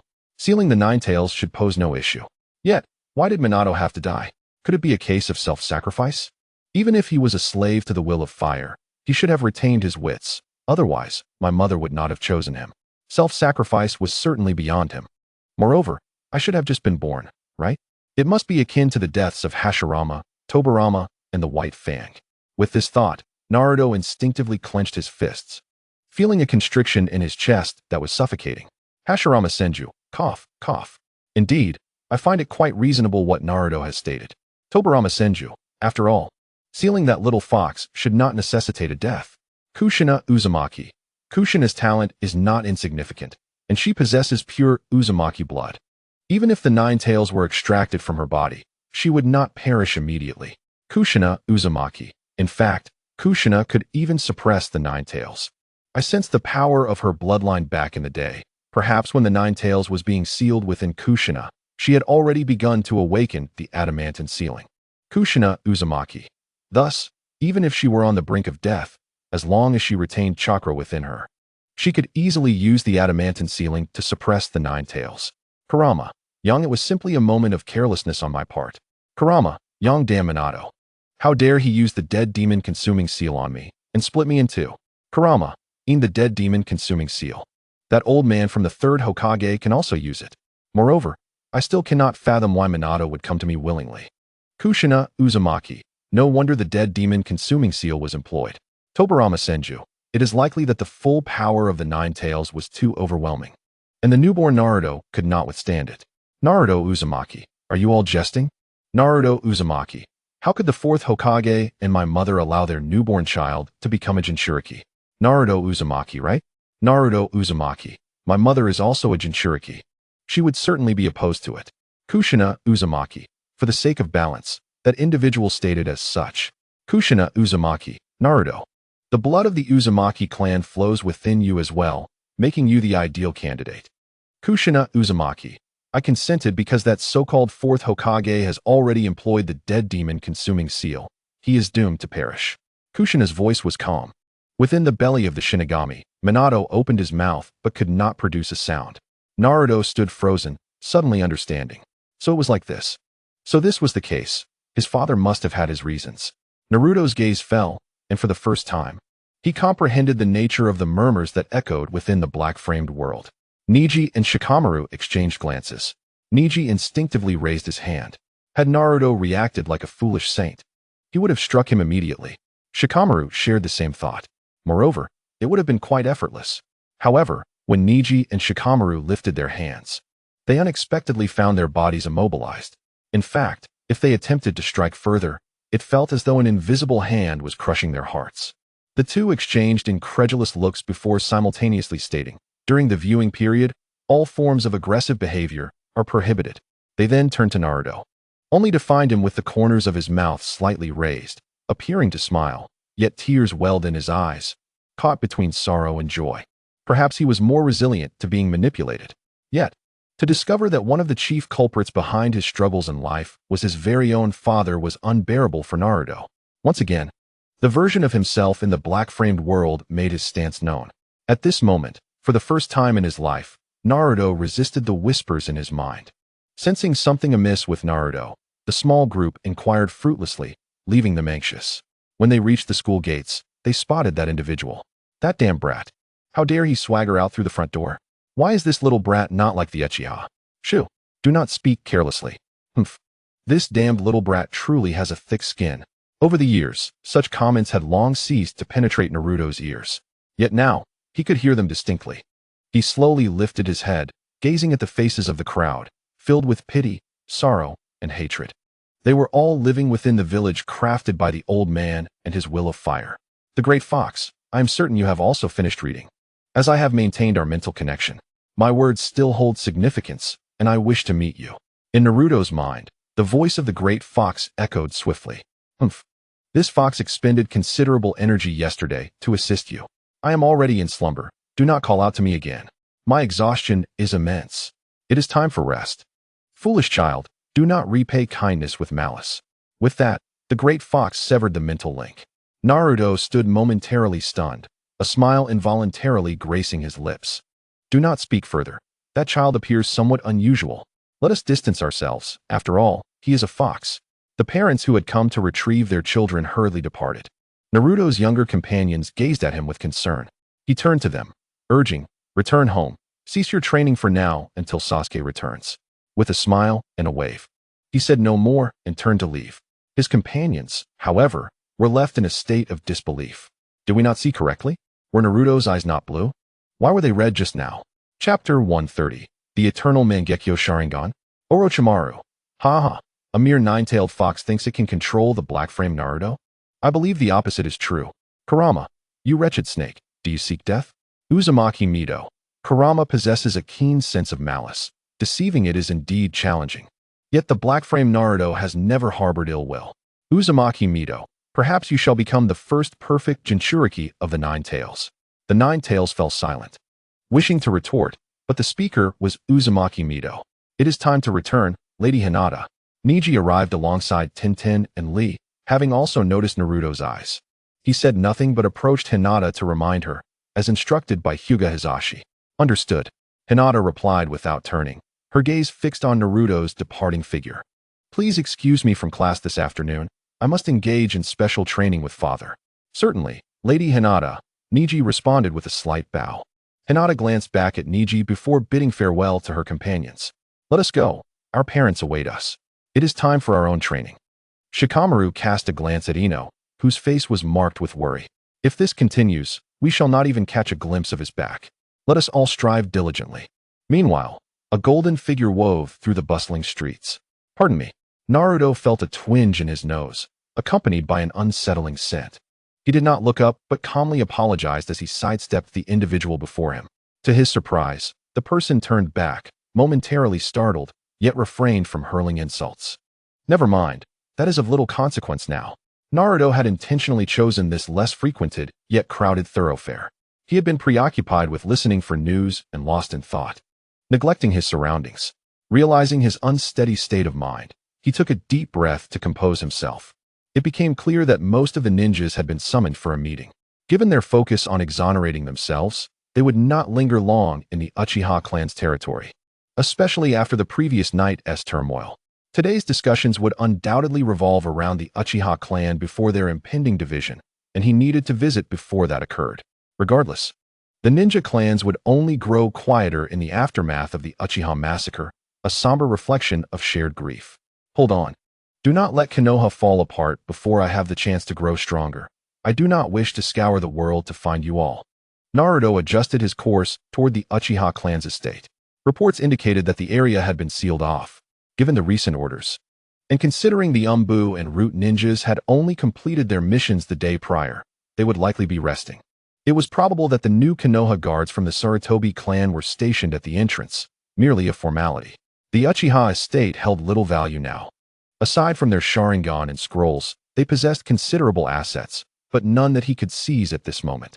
Glancing toward the nearby Konoha hospital, he noted that Sasuke was safe, still resting inside. Just as he had surmised, Uchiha Itachi had defected. Sasuke would endure this blow. He merely needed time to recover. His talent was undeniable, and mastering the Mangekyo Sharingan was well within his capabilities. Yet, Naruto furrowed his brow. Overuse of the Mangekyo Sharingan leads to blindness. If Sasuke awakened it, he might not last long. Uchiha Sasuke, Uchiha Fugaku. Indeed, if Sasuke were to follow the path of the black-framed Naruto, it would be as he suggested. Uchiha Sasuke, father. Rock Lee, I too believe this will be the case. Inuzuka Kiba. Humph. With Sasuke's temperament, he may recklessly overuse it, even harming a stray cat. Yamanaka Ino. I concur. Haruno Sakura. Though I believe Sasuke would not act so rashly. Sasuke's mindset was crumbling. Impossible. Absolutely impossible. However, he soon furrowed his brow. What is up with that Naruto? At this hour, he would typically mock me. Forget it. The arena is right ahead. I shall enter first. After the death of Uchiha Izuna, Uchiha Madara's Mangekyo Sharingan lost its risk of blindness, becoming the eternal Mangekyo Sharingan. Is the condition for awakening it another stimulus? Naruto pondered methodically, ultimately arriving at two closely related possibilities. Another experience of trauma? But during wartime, the casualties would surely be numerous. It is said that Uchiha Madara and Uchiha Izuna awakened their Mangekyo Sharingan by killing their most cherished companions. Yet, given the Uchiha's temperament, such extremes seemed unlikely. The only alternative would be witnessing the death of a sibling, both awakening their powers simultaneously, much like Uchiha Obito. Suddenly, Naruto paused. Uchiha Obito had activated his Mangekyo Sharingan years ago. His phasing ability was undoubtedly a function of the Mangekyo Sharingan. Yet how had he not succumbed to blindness until now? Let us not dwell on that. The eternal Mangekyo Sharingan must be awakened through the transplantation of another Mangekyo Sharingan. Yet, what conditions were necessary? Bloodline. After all, Izuna was Madara's brother. If not, then once Sasuke awakens his Mangekyo Sharingan, he could exchange it with Izuna to activate the eternal Mangekyo Sharingan. Before long, Naruto vanished at the end of the street, lost in thought. Unbeknownst to him, he had been under the watchful gaze of a pair of beautiful eyes. It must be true. He is the child of Minato-sensei. Moments earlier, she had been bumped into in a sensitive area. Yuhi Kurinai initially thought it was an encounter with a rogue. Yet upon turning, she recognized the familiar face from her memories, the most handsome jonin of the time. A hero of the ninja wars, and a disciple of the legendary Sannin. Amidst all the accolades, many contemporaries envied the trio of Minato's team for having such a strikingly powerful mentor. Kurinai was among them. Kurinai, what troubles you? Just then, a stunning woman with flowing purple hair approached. Are you still gazing over there? Is that Uzumaki Naruto? I once believed that Sister Kushina, as she allowed them to call her, had named her child using the surname of Minato-sensei. But it turns out that she chose her own surname instead.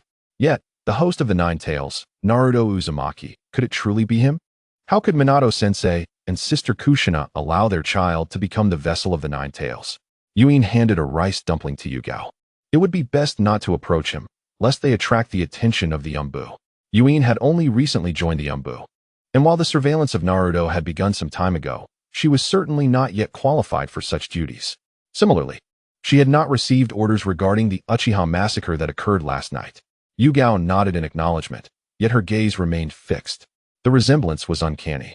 She had briefly lost herself in the moment, thinking she had seen young Minato. "Thank you," Yugao said as she reached for the rice dumpling. Suddenly, a figure dashed towards them, and before long, the rice dumpling landed in her hand. "Haha, you two started eating without me." The newcomer, Mitarashi Anko, exclaimed. Yuin could only sigh in exasperation, while Yugao remained unfazed. Surprisingly, without that bearded smoker tagging along, the atmosphere felt significantly lighter, and the air seemed clearer. Anko, munching on the rice dumpling, playfully draped her arms over Yugao and Yuin's shoulders. "Let's go, the dumplings are best at this time." Asuma Sarutobi reflected on how he was perceived by them, and Red did not seem inclined to refute it. Frustrated, Asuma pulled out a cigarette. "Yo, Kakashi, my eternal rival." The commotion from afar made Naruto, who was nearly out of the street, halt in his tracks. Kakashi? Kakashi Hitaki, one of the disciples of Minato Namikaze, had earned the title of copy ninja during the Third Shinobi World War. After the Ninetales incident, he had been serving in the Umbu and remained there now. Naruto glanced back to see a man with a green outfit and a watermelon-shaped head animatedly interacting with someone else. The other individual had silvery white hair and a mask covering all but one eye. His right eye? Naruto's pupils constricted. Indeed, this was Kakashi Hitaki, the disciple of Minato Namikaze. He only needed to verify his left eye. Taking a deep breath, Naruto quickly turned to leave. It was not yet the right moment. One must not take unnecessary risks when the stakes were high, especially when dealing with an Umbu ninja who had protected his mother during her pregnancy. Even if they had never met, given Kakashi's standing and strength, he was surely aware of Naruto's existence. Yet, he had never encountered him face to face, which raised suspicions. Of course, it was possible that he had been warned, as it seemed that the old man wished to possess him entirely. As for the figure beside Kakashi, Naruto recalled from historical texts that it must be Might Guy's son, Might Guy, who had once dispersed the 7 ninja swordsmen of the mist. In the world of the Pure Land, even Zabuza Momochi held a similar opinion. The lower shinobi of Konoha possessed unfathomable strength. One should never provoke the lower shinobi of Konoha. Naruto departed, and Kakashi helplessly pushed away the exuberant Might Guy. Reflecting back at the very spot where Naruto had just stood, Kakashi sensed something amiss but could not articulate it. Would Naruto blame him? The answer was no. After studying historical documents, he could empathize with Kakashi, who had witnessed his father die before his eyes, seen teammates perish, and even lost one at his own hand.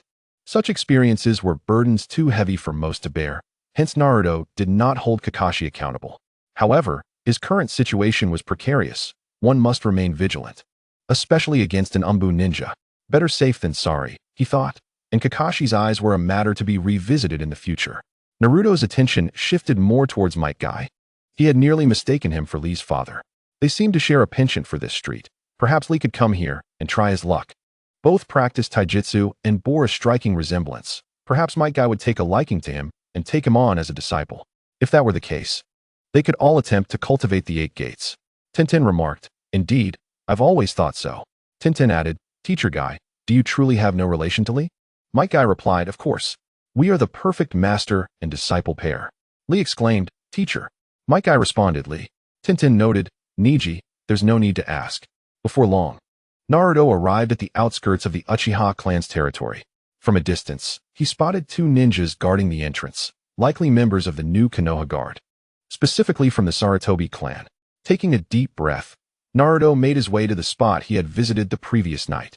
Soon, he sensed the presence of the trident-shaped kunai he had left behind when he had just arrived at the Uchiha clan's territory. He hadn't expected it to be so useful so soon.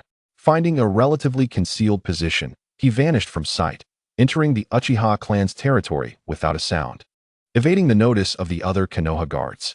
Once inside, he navigated through his memories towards the residence of clan leader Fugaku, remaining ever vigilant. Naruto was attentive to his surroundings, only proceeding when he was certain there were no threats.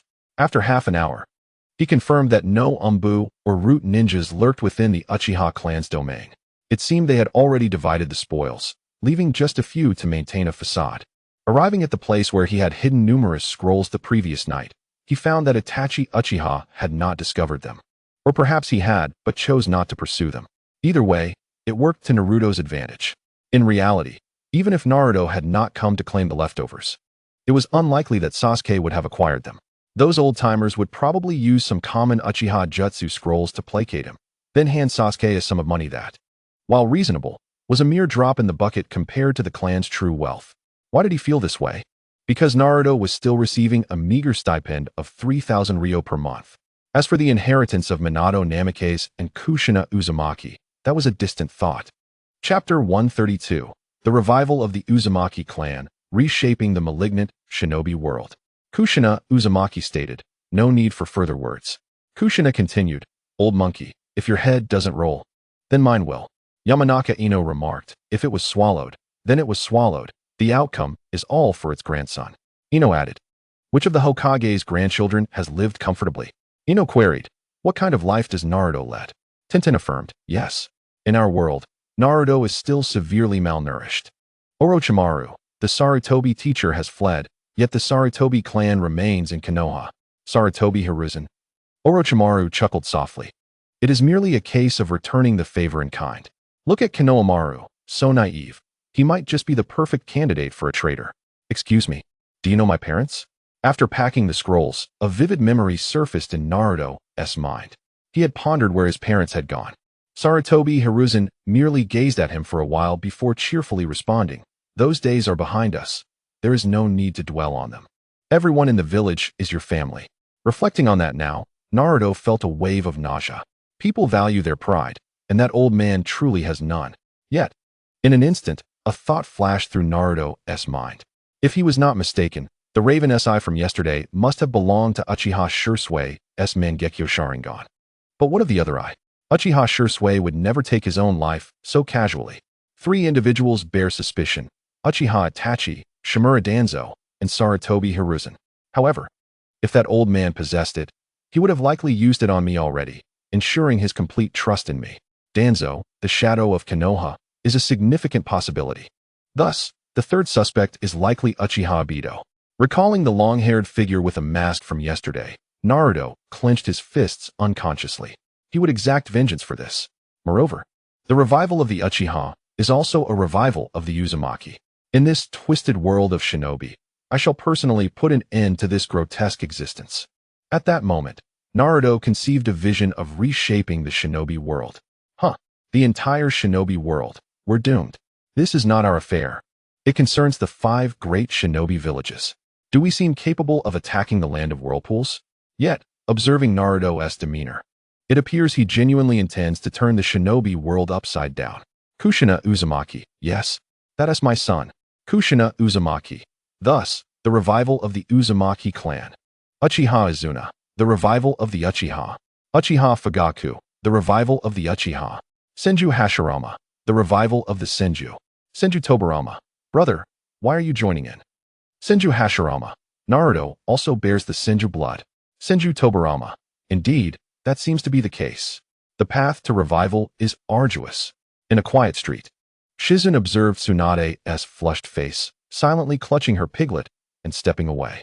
"Tsunade, you 2 deadweights, be quiet." Tsunade, the revival of the Senju? In the current shinobi world, she is indeed an unavoidable presence. Shizun blinked.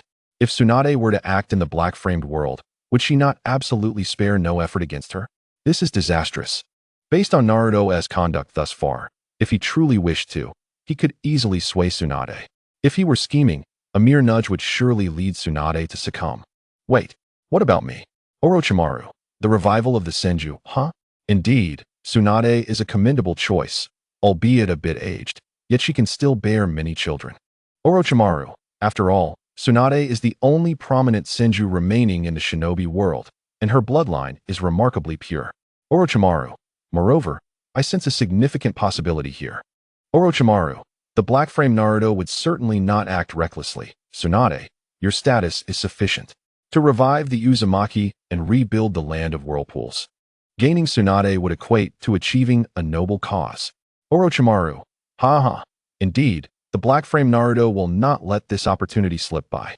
Thus, I must lend my support to the black-frame Naruto. In his mind, Orochimaru envisioned the faces of the women under his command. At that moment, in the chat room, Senju Tobirama and Tsunade both shouted in unison. "Tsunade, Orochimaru, be quiet. Senju Tobirama, does he dare? Tsunade found it amusing, while Senju Tobirama was furious. Does that imply he must witness the black-framed Naruto courting his granddaughter? Absurd. Quickly. He must resurrect himself and find someone with a pure bloodline and suitable age in Konoha. No. If he resurrects, he still cannot reach the black-framed world. Must he truly witness that little brat courting his granddaughter? Senju Hashirama. Ha. Senju Tobirama. Brother, do not laugh. Tsunade. Granduncle, you too be quiet. In the Pure Land, Kushina, deep in thought, began to seriously contemplate the possibilities. Reviving the Uzumaki is no simple task. It is better to first focus on quality than quantity. Sister Tsunade, with determination, thought, it's all right. I have improved Mito-Essene's seal, and I probably still maintain the appearance of an 18-year-old. Kushina, what are you saying? Uchiha Mikoto felt a tinge of fear. The current Kushina made her uneasy. However, before she could finish her thought, Kushina abruptly turned to her. Kushina, what are you planning? Do not look at me like that. Ahem, Kushina, I believe I sensed Izuna. Let us search for him first. Kushina nodded, although her gaze still unsettled Uchiha Mikoto. Meanwhile, in the chat room, Uchiha Izuna began to encourage Ino. Uchiha Izuna. Ino, seize the opportunity, it may not come again. Uchiha Izuna. Following the black-framed Naruto, the future is undoubtedly bright. Perhaps even the Yamanaka clan could rise to prominence. Ino immediately agreed. Yamanaka Ino, my handsome father is right. I will ensure to motivate my counterpart in the black-framed world to work hard. Uchiha Izuna. Ha. Uchiha Izuna. Izuna, you must strive as well. Uchiha Izuna. Hinata, you too must put in effort. Ino teased Hinata. Hinata bit her lip, turning her head away. Hearing the laughter of the girls, her cheeks flushed. However, a flicker of darkness crossed her eyes again. The eldest sister, Hinata, is struggling to maintain her composure. If Ino is putting in effort, should she not also strive a little harder? Little Hanabi raised her adorable face, her big eyes filled with innocence. Does that mean I should call Naruto brother-in-law from now on? Chapter 133, Nenga Shrine, the Uchiha Family Historical Monument? Observing the lively chat room and witnessing another self gaining recognition and praise from his mother filled Naruto with envy. His eyes turned red in an instant. Great Fox. I too wish to become like that. Within the ceiling space, the now half-relaxed Ninetales lazily remarked, then become it. Initially hoping for his counterpart in the black-framed world to regain freedom, the outcome was hard to articulate. Nevertheless, the Ninetales had pondered what it would be like to exist in that world. Possessing a sense of malice, he could clearly perceive whether Naruto's words carried ill intent. Yet, looking at his counterpart in the black-framed world, it seemed he remained in a state of tranquility. Faced with the promises of black-framed Naruto, the Ninetales was convinced that his counterpart in that world was stirred. He completely forgot that when black-framed Naruto first emerged from the Sarutobi clan, he had intended to manipulate him into taking on his form. Instead, it appeared, as Orochimaru had said, he would be molded into the shape of black-framed Naruto. The black-framed scene continued. Hokage building, Hokage office. Huff. Sarutobi Hiruzen exhaled a puff of smoke. Today's meeting has finally concluded. Despite the lingering doubts and suspicions among the shinobi clans, the affairs of the Uchiha clan have been sufficiently suppressed. It is time to check on Sasuke. Afterward, let us revisit Naruto.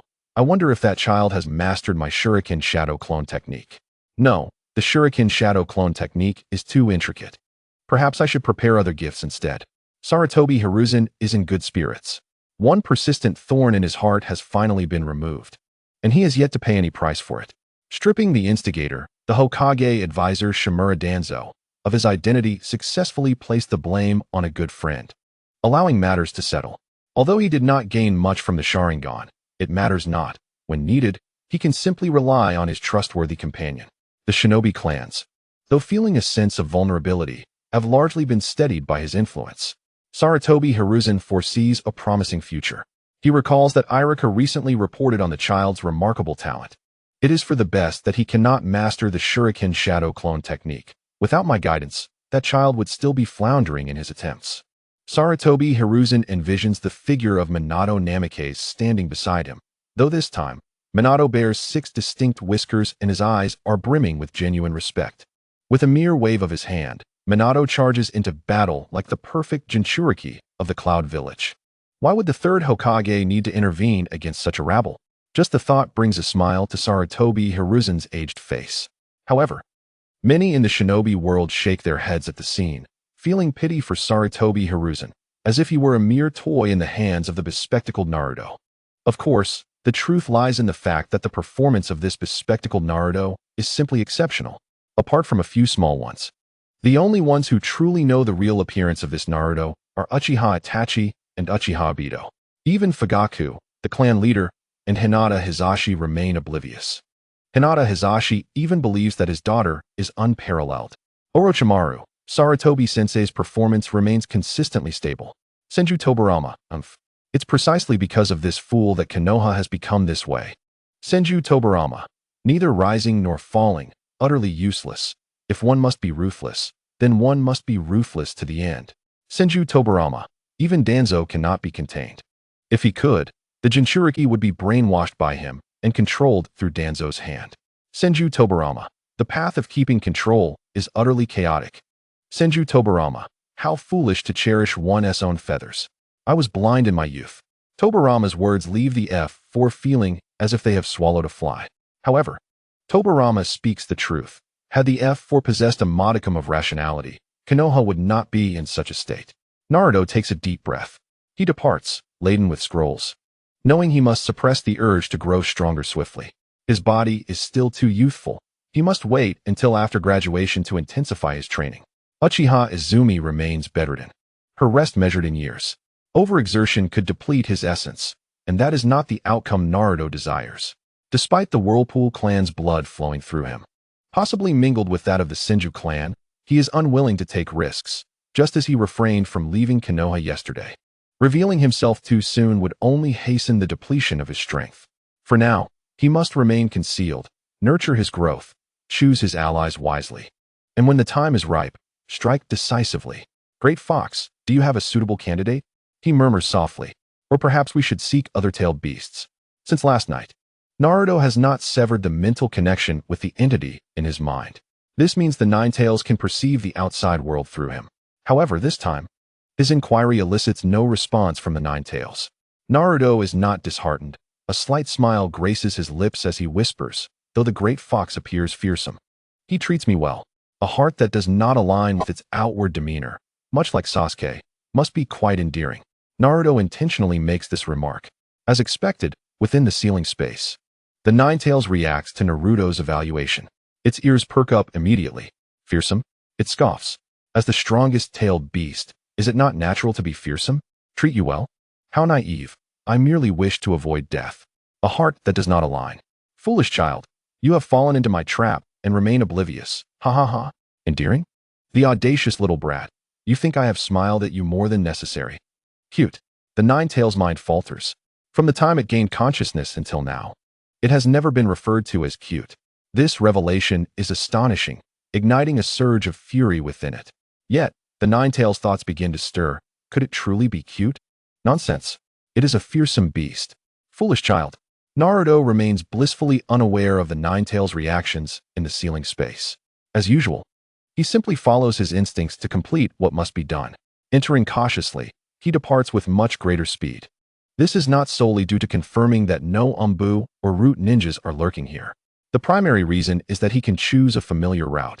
Departing from the direction of the South Shrine, the river leads to the back mountain, the same path he took last night. Soon, Naruto arrives at the South Shrine.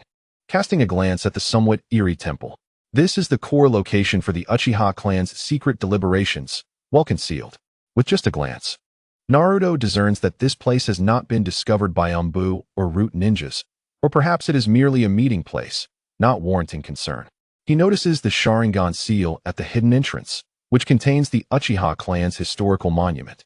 However, for now, Naruto must set aside his thoughts and depart, burdened with scrolls.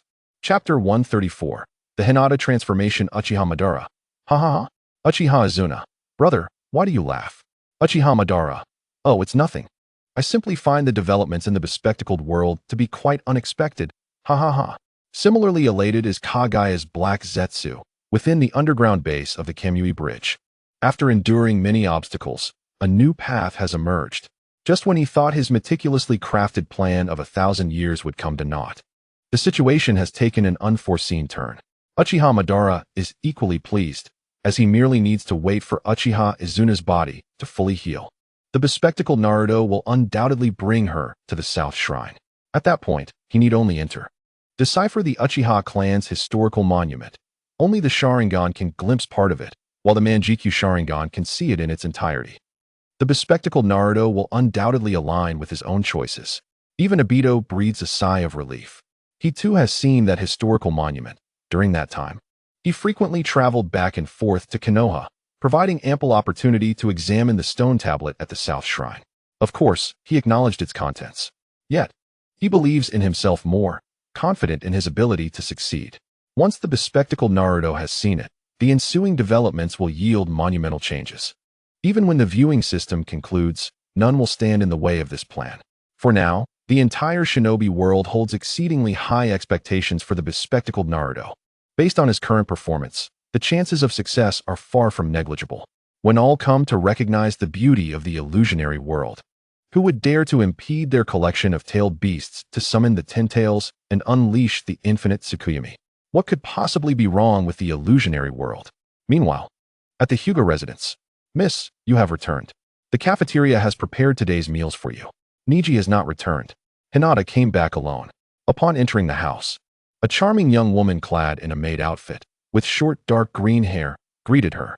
Sister. At that moment, a petite figure dashed towards Hinata. Hinata smiled gently and caught Hanabi as she leaped into her arms. Sister, sister. Hanabi's adorable face was flushed with excitement. Hinata tenderly stroked her little head. Sister. You seem a bit different today. Hanabi blinked her eyes curiously. Sister Natsu, where's father? Upon hearing this, Hyuga Natsu displayed a warm smile. The clan leader is waiting for you in the cafeteria. Saying this, Natsu squatted down to lift Hanabi into her arms. Lowering her voice, she added, Young lady. The clan leader has been smiling to himself in the dojo lately. His smiles have noticeably increased. Young lady, you are truly working hard. Facing the gentle elder sister, Hinata's previously restless heart calmed considerably. I will also become a gentle and powerful ninja like you and mother.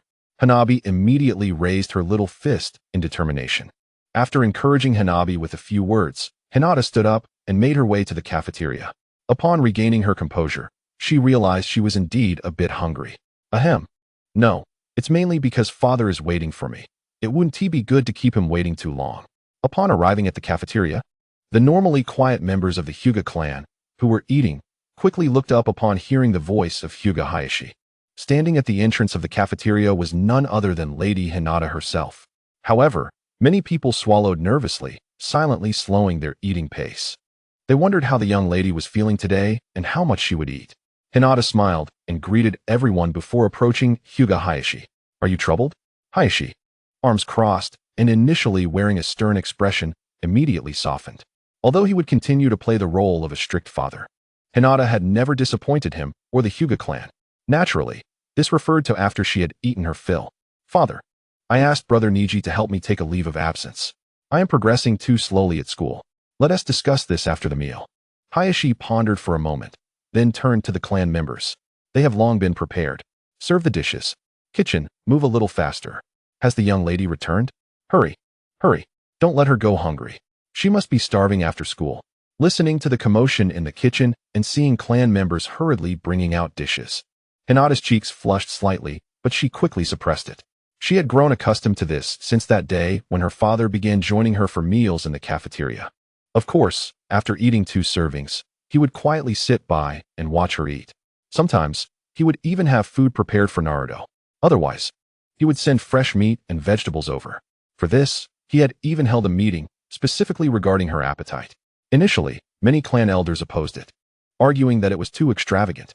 The daily expenses of the Hyuga clan would double. However, after a period of gossip, the moment Hinata showcased her talent in front of all the clan members, everyone fell silent. The eldest clan elder, upon seeing Hinata's eyes, nearly lost his composure in excitement.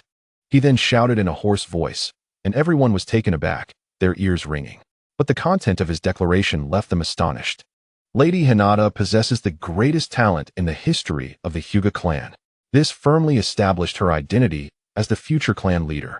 At the same time, he instructed everyone to keep this a secret, for Hinata might very well awaken the eyes of the Hyuga clan's historical stone tablet, a different form of Byakugan. Although the records on the clan's historical stone tablet might not be accurate and were likely the imaginations of previous elders, the moment little Hinata activated her Byakugan in front of everyone, all present accepted the elder's statement. Even if they had awakened their Byakugan, they felt a subtle pressure when locking eyes with Hinata. The Byakugan's aura was beginning to manifest, even without these characteristics. Simply considering Hinata's young age at awakening her Byakugan was sufficient. She had shattered the previous records for the earliest awakening, surpassing the second by a significant margin. Later, when the elder examined Hinata's body to see if the early awakening had adverse effects, he was astonished to find that she had just finished a meal and was still not full. Her body was indeed lacking nutrients. But it was not due to the early awakening of her Byakugan. Rather, it was the result of long-term malnutrition. Chapter 135. The third generation visits Hyuga Hayashi. Sigh. Hyuga Hayashi, it's all my fault. Hyuga Hayashi, unfortunately, our world lacks the black frame Naruto. Hyuga Hayashi, however, I believe it's not too late to remedy this now. Hinata experienced another mortifying moment. However, this time, she blocked Hanabi's mouth before losing consciousness. Naruto witnessed this scene, feeling a mix of emotions. Neji patted his shoulder. As the clan leader said, it's not too late to remedy this. Congratulations, Naruto. You have completed the first step of your transformation. Neither I nor clan leader Hayashi can attack you now. Upon hearing this, Naruto managed a faint smile. Thank you. Neji shook his head, indicating that the rest was up to him. He naturally sensed Naruto's change, but at this point, it was up to Naruto to step out on his own. Naruto silently clenched his fists. He wanted to be like the version of himself in the black frame world. He refused to be a slave to his own delusions. The screen continued to display. At this point, the Hyuga clan was in an uproar. The elders who initially opposed sprang up to confront clan leader Hayashi, even resorting to family laws. The clan members were still somewhat aggrieved. On that day, due to Sarutobi Hiruzen's weakness and the subsequent demise of Hyuga Hizashi, the heavy cloud that had shrouded the Hyuga clan was blown away entirely. Hinata's status had nearly surpassed that of Hayashi. Naturally, she became aware of the events surrounding Hizashi's death. Subsequently, she personally delivered Hizashi's letter to Neji, in front of all the clan members. She apologized to Neji and expressed her gratitude. Hayashi was taken aback, but as clan leader, father, and brother, he quickly regained his composure. He, too, sincerely apologized to Neji, just as Hinata had. Seeing this, Naruto, having just regained his footing, turned to Neji. The Hyuga clan is undergoing a transformation. However, this matter was soon suppressed by the eldest elder. All discussions regarding today's events are strictly prohibited. Yet, a seed had been planted in everyone's hearts. Once Hinata grew, that seed would take root and sprout into a towering tree. Later, upon inquiry from Hayashi, Hinata blushed and shyly revealed that it was Naruto who had suggested she do this. Although he had anticipated this, hearing it directly from his daughter left Hayashi in disbelief. He spent the entire night awake, ultimately muttering, "Let the children develop on their own. My daughter's husband is not so easy to be. The child must confront not only me as a father, but also the entirety of the Hyuga clan."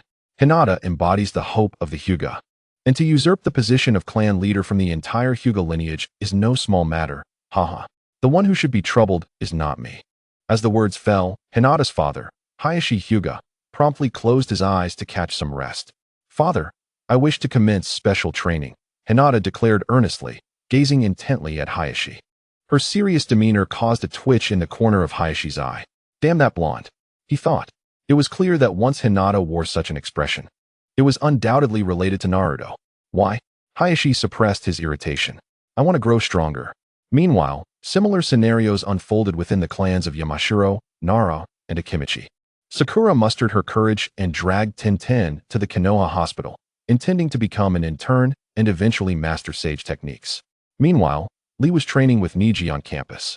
On another front, as they reached the back mountain, Naruto suddenly frowned. Memories and experiences from his shadow clones flooded his mind. There is still time, he thought, taking a deep breath to quell the rising speculations within him. With a decisive action, he created a shadow clone and instructed it to carry the scrolls back home while he quickened his pace. What has got the third Hokage in such a fluster? He wondered, recalling that he was not far from home.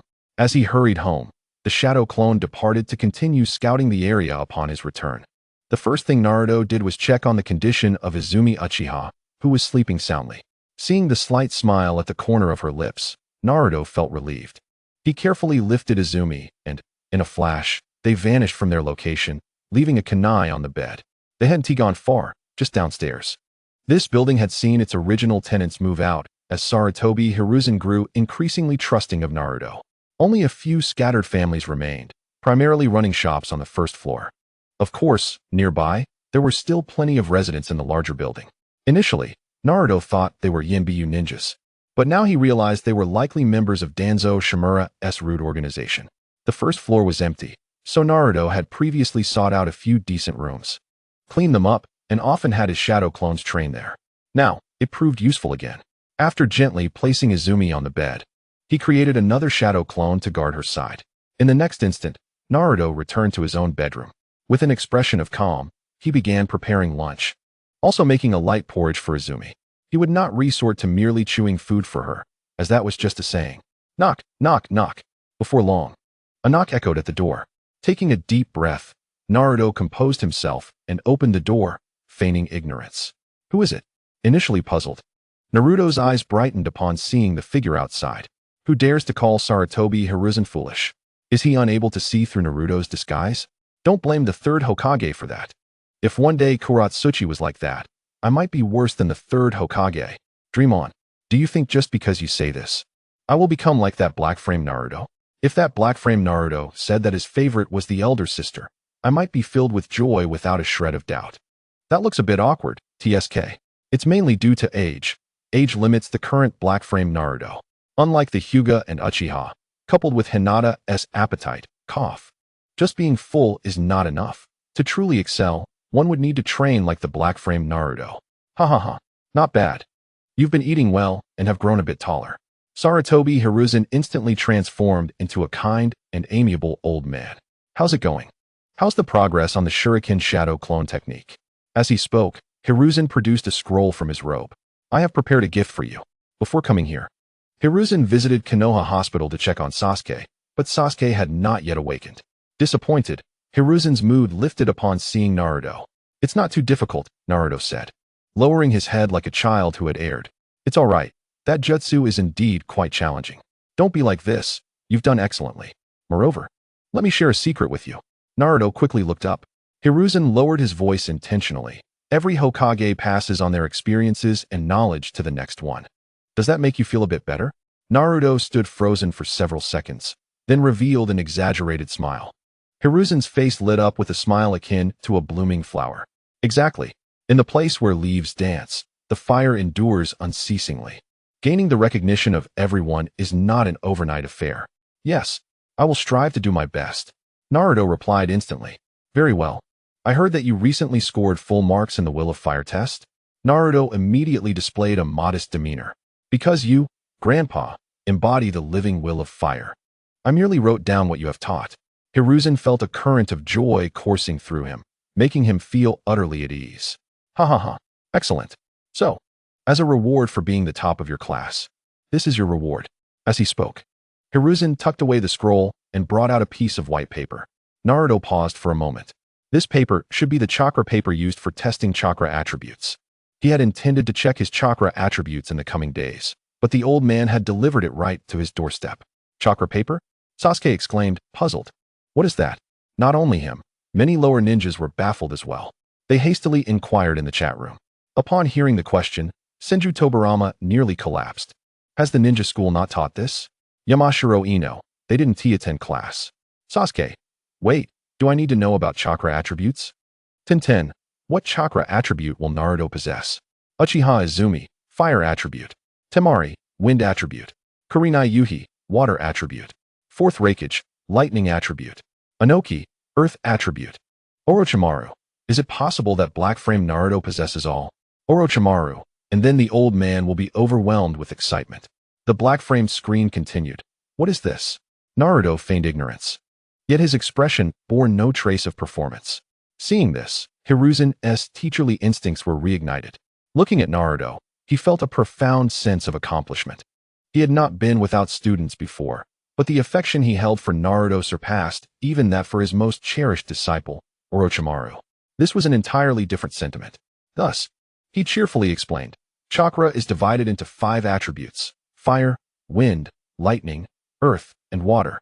Fire overcomes wind, wind overcomes lightning, lightning overcomes earth, earth overcomes water, and water overcomes fire. Every individual possesses a unique chakra attribute, which may manifest as a singular type, dual types, or perhaps 2 types where only one is visibly expressed, resulting in a slight imbalance. As Sarutobi Hiruzen spoke, he patted his chest, stating that those endowed with 5 chakra attributes are indeed rare. Even more uncommon are those who exhibit all 5 without any deficiencies. Such individuals are truly exceptional. Of course, with the right training, it is possible to develop these attributes, albeit the process is arduous. Old man, what is your chakra attribute? Naruto asked, suppressing a wave of disgust within. He could easily discern the anticipation in Sarutobi Hiruzen's demeanor, waiting for his inquiry. Upon hearing the question, Sarutobi Hiruzen chuckled heartily. Besides being the strongest Hokage, he also held the esteemed title of a ninjutsu instructor. Naruto's eyes sparkled with excitement. Sarutobi Hiruzen raised his chin slightly, filled with a sense of accomplishment. Do not be disheartened. Even if you do not possess all 5 attributes, it is not a matter of great concern. For those who can harness all 5 and develop each one are few and far between in the entire ninja world. Observing the triumphant expression on Sarutobi Hiruzen's face displayed on the large screen, Senju Tobirama could no longer restrain himself. Eclectic yet unrefined, he commented, that is not entirely accurate.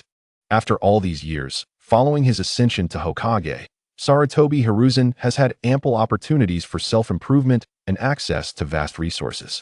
It can only be said that he has not mastered any of them thoroughly. He is merely focused on the 5 elemental natures. Tobirama was reflecting on the state of affairs when he had departed, considering how even a small fraction of the resources at Hiruzen's disposal could yield immediate results.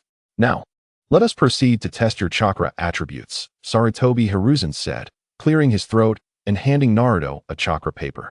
Simply infuse it with a bit of chakra. If it is of the fire attribute, the paper will ignite. If it is wind, the paper will split. If it is lightning, the paper will crinkle. For water, it will become damp, and for earth, it will disintegrate. If there are multiple attributes, the most dominant will manifest first. Naruto nodded, accepting the chakra paper. All right, now infuse your chakra into the paper, Sarutobi Hiruzen encouraged with a smile. Naruto complied, anticipation gleaming in his eyes. Meanwhile, the Ninetales, resting within the ceiling space, lifted its eyelids slightly, only to lose interest thereafter. As Sarutobi Hiruzen gazed at Naruto, with his golden hair, he became lost in thought, reminiscing about the past. This child bears a striking resemblance to you, Minato. You two tested your chakra attributes before me in such a manner. Both father and son possessed talents that astounded him. And, most importantly, both had inherited the true will of fire that he cherished deeply. A thought crossed his mind. What if Naruto were to possess all 5 chakra attributes? He shook his head, dismissing the notion. 5 attributes were exceedingly rare. If such were the case, he would undoubtedly inherit all of his teachings. A perfect Jinchuriki. An heir to the will of fire. What a splendid prospect. However, a Hokage could not simultaneously be a Jinchuriki. Rather, the Hokage must serve as an advisor. Once Asuma returned, he would surely understand his good intentions. It would be ideal for Naruto to assist Asuma after he stepped down. Alas, the role of Jonin instructor for the Inoshikacho trio was too significant. Otherwise, Asuma would have been able to mentor Naruto directly. Before he could dwell further on his thoughts, a sharp sound interrupted him. With Naruto infusing chakra into the paper, it was immediately cleaved in half. Wind attribute, Temari exclaimed, casting a glance at Tenten, exuding an air of victory. Tenten's expression twitched before she turned her head away. Wind attribute, is it? Minato had previously revealed wind, fire, and lightning. Not bad. Sarutobi Hiruzen nodded slightly. 7 years had passed. He wondered if Naruto could become the second golden flash of Konoha. Yet, it seemed premature to draw conclusions. The shadow clone technique suited him perfectly, but it was still too early. He would not easily part with that technique. After all, it was exceptionally well suited for Naruto. First, being from the Uzumaki clan, and then a Jinchuriki of the 9 tails, Naruto's resilience exceeded his expectations, reducing the risks associated with the shadow clone technique. However, once he taught Naruto this technique, he could no longer treat him as he did now. He would need to exercise caution. If Naruto were to cause a ruckus, it would not be a simple affair. 1,000 clones would resemble an uprising. Let us observe a bit longer. Indeed, the shadow clone technique is indeed a perfect fit for Naruto, Inoki remarked. With thousands of clones, it would be akin to forming an army. Fourth Hokage added, moreover, the chakra reserves of Naruto are formidable. Those clones would not be mere paper constructs. Kuratsuchi conceded, all right, I admit, Naruto's talent is indeed enviable. Do not forget, he can also perform the Shuriken Shadow Clone technique. The combination of the Shadow Clone technique with the Shuriken Shadow Clone technique is enough to make one's scalp tingle. If thousands of clones were to simultaneously execute the Shuriken Shadow Clone technique, his words caused an uproar in the ninja world. As the mere thought of such a scenario was enough to inspire despair, Tintin froze for a moment before trembling with excitement. Yes, that is precisely what I aspire to achieve, overwhelming my opponents with ninja tools. Naruto too was taken aback, sensing an intuition that should he acquire the Shadow Clone technique in the world of the Black Frames, the results would far surpass what he could achieve on his own. Were he to voice this thought, Orochimaru would undoubtedly retort, be confident. There lies a vast chasm between heaven and earth. Yet, in an instant, Naruto furrowed his brow. It seemed that the third Hokage had anticipated the suitability of the Shadow Clone technique for him long before. Upon reflection, Naruto realized he had overlooked certain details. It appeared that everything had unfolded seamlessly. Having observed the defensive layout of the Hokage building on the large screen, Naruto let out a wry smile. What a farce. I once believed I had succeeded. Within the chat room, as Kuratsuchi's words lingered, everyone's thoughts began to align, envisioning Naruto's fighting style. The prospect was indeed terrifying. Uchiha Madara chuckled. Now, the stronger the black-framed Naruto becomes, the more I look forward to it. The scene continued on the large screen. After the chakra paper had been cleaved in two, Sarutobi Hiruzen maintained his smile. Suddenly, the left half of the chakra paper transformed, becoming damp. Water attribute. Kuratsuchi exclaimed. The right half of the chakra paper crinkled. Lightning attribute, Fourth Hokage stated. Sarutobi Hiruzen's smile remained, pondering if there were three attributes. Unlike Minato, who had wind, fire, and lightning, Naruto exhibited wind, water, and lightning. Soon, however, the smile faded from Sarutobi Hiruzen's face, replaced by a profound astonishment, with hints of joy glimmering in his eyes. As the left half of the chakra paper became damp, it dried rapidly and subsequently disintegrated. Does he possess earth attribute as well? Inoki inquired. The right half, after crinkling, suddenly ignited. Fire attribute too. It appears he possesses all 5 attributes. The outcome surprised many, yet it did not elicit overwhelming astonishment. In the realm of the black frame, Sarutobi Hiruzen was quite distinct. He had not compared his experience to that of watching a grand cinematic screen. 5 attributes. Sarutobi Hiruzen murmured softly. Naruto blinked, gazing up at Sarutobi Hiruzen, his small face radiating innocence.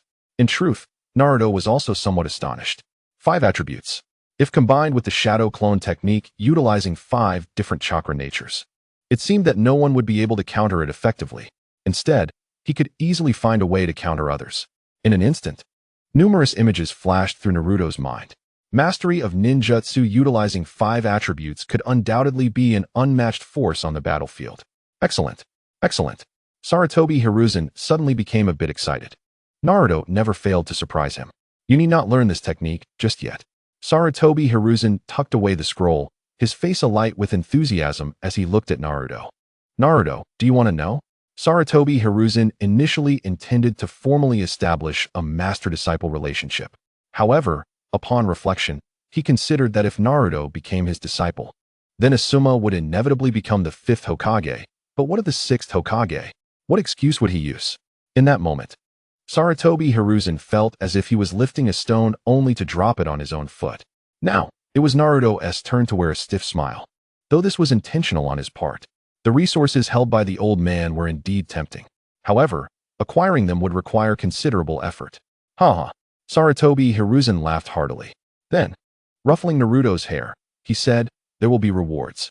He expected that Naruto's chakra possessed 5 attributes as well. Then I must prepare diligently. MHM. Naruto nodded obediently. If you can't master the shadow clone technique, there's no need to force it. Also, you're still young. You mustn't overtrain. Naruto replied. I know. I will be cautious. The most important task now is to earn everyone's recognition. Sarutobi Hiruzen nodded appreciatively. All right. I must return to my duties of protecting the village. In a few days, I will prepare a scroll with your rewards. Keep up the good work. Sarutobi Hiruzen patted Naruto's head once more before cheerfully turning to leave. Naruto waved goodbye with a smile. Once Sarutobi Hiruzen had departed, his expression immediately turned serious. After the shadow clones relayed their memories and experiences, confirming that Sarutobi Hiruzen had indeed left without any Umbu ninja lingering behind, Naruto finally descended to retrieve Izumi. He planned to send his shadow clones to attend the afternoon lessons. Thus, he was not in a hurry. Soon, the shadow clone left in the back mountain returned, carrying a bag full of scrolls. However, the most pressing matter at hand was to eat. Chapter 138. One bite one tea make you fat? Then have 10, 100, 1,000. Koharu Udatane exclaimed. My heavens, Black Frame Naruto seems to be on the path to becoming a humanoid monster. Uchiha Izuna remarked. The key point is that this child knows how to control his pace, ensuring he does not harm his body prematurely. Uchiha Fugaku added, among those scrolls. Aside from the eyes of myself and Mikoto, there are numerous fire release techniques. Uchiha Fugaku continued. I believe it won't be long before Black Frame Naruto's fire release prowess catches up to mine. Kakashi Hatake commented, with his awareness of my existence. It is likely he will develop a plethora of lightning release techniques derived from the Chidori. The fourth Raikage mused, if that's the case. I have a feeling that our Cloud Village's taijutsu may soon be unraveled by him. Anoki stated, do not doubt it. I am already concerned that the version of myself in the Black Frame world may be startled. Black Frame Naruto lingered over flying ninjas in the historical texts for quite a while. Karatsuchi questioned, could it be? That technique is one I cannot even master. Kushina Uzumaki asserted, he will, my Naruto will surely master it. To revive the Uzumaki clan, it requires more than mere effort. It necessitates the assimilation of myriad techniques. Minato Namikaze expressed his faith, I believe in Naruto. Orochimaru laughed, seeing Sarutobi Sensei's expression. I feel Naruto will exhaust every bit of knowledge and ninjutsu he possesses. Hashirama Senju remarked, actually, when the monkey appeared earlier, I detected a murderous intent in the eyes of Black Frame Naruto. Madara Uchiha stated, he was right to act swiftly and eliminate that incompetent Hokage. But managing the aftermath would be challenging. Uchiha Izuna concurred, what my brother says holds true. If that incompetent Hokage were slain, it would contradict our initial intentions. What Black Frame Naruto truly needs now is time and a relatively safe environment. After satisfying his hunger, Naruto began to assess his spoils. With a flourish, he opened the cloth bag, spilling forth a multitude of scrolls, each marked for categorization. He first organized the fire release techniques, which encompassed nearly all the fire release jutsu known to the Uchiha clan. Next came the scrolls for throwing techniques, such as shurikens and kunai. The remainder comprised combat skills, including trap setting and tactical placements. Finally, there was a solitary scroll sealed with the Sharingan, requiring the Sharingan to unlock. Forcing it open would lead to its self-destruction. Akin to an explosive tag, glancing at the label, he noted, utilization of the Sharingan in combat. Though I cannot use it, it should greatly aid Izumi and Sasuke. With that thought, Naruto placed the scroll in a cabinet. He then began to categorize the fire release scrolls. C rank, fire release. Great Fireball Technique C rank, fire release. Phoenix Fire Technique C rank, fire release. Dragon Fire Technique B rank, fire release. Phoenix Flower Jutsu B rank, fire release. Great Fire Extinguishing Technique. There were many. So many that Naruto felt overwhelmed.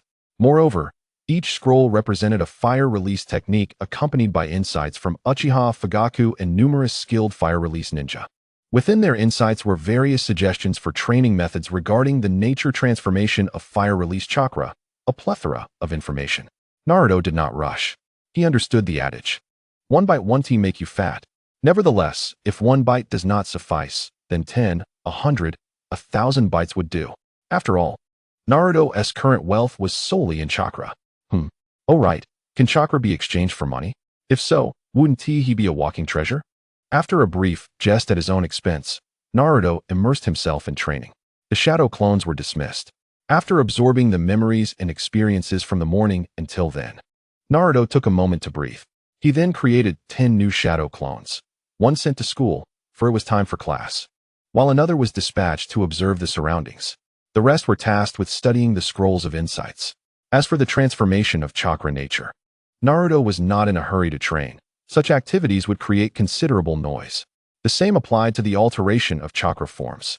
The 8 shadow clones, aside from studying, had an additional task to patiently and meticulously control their chakra.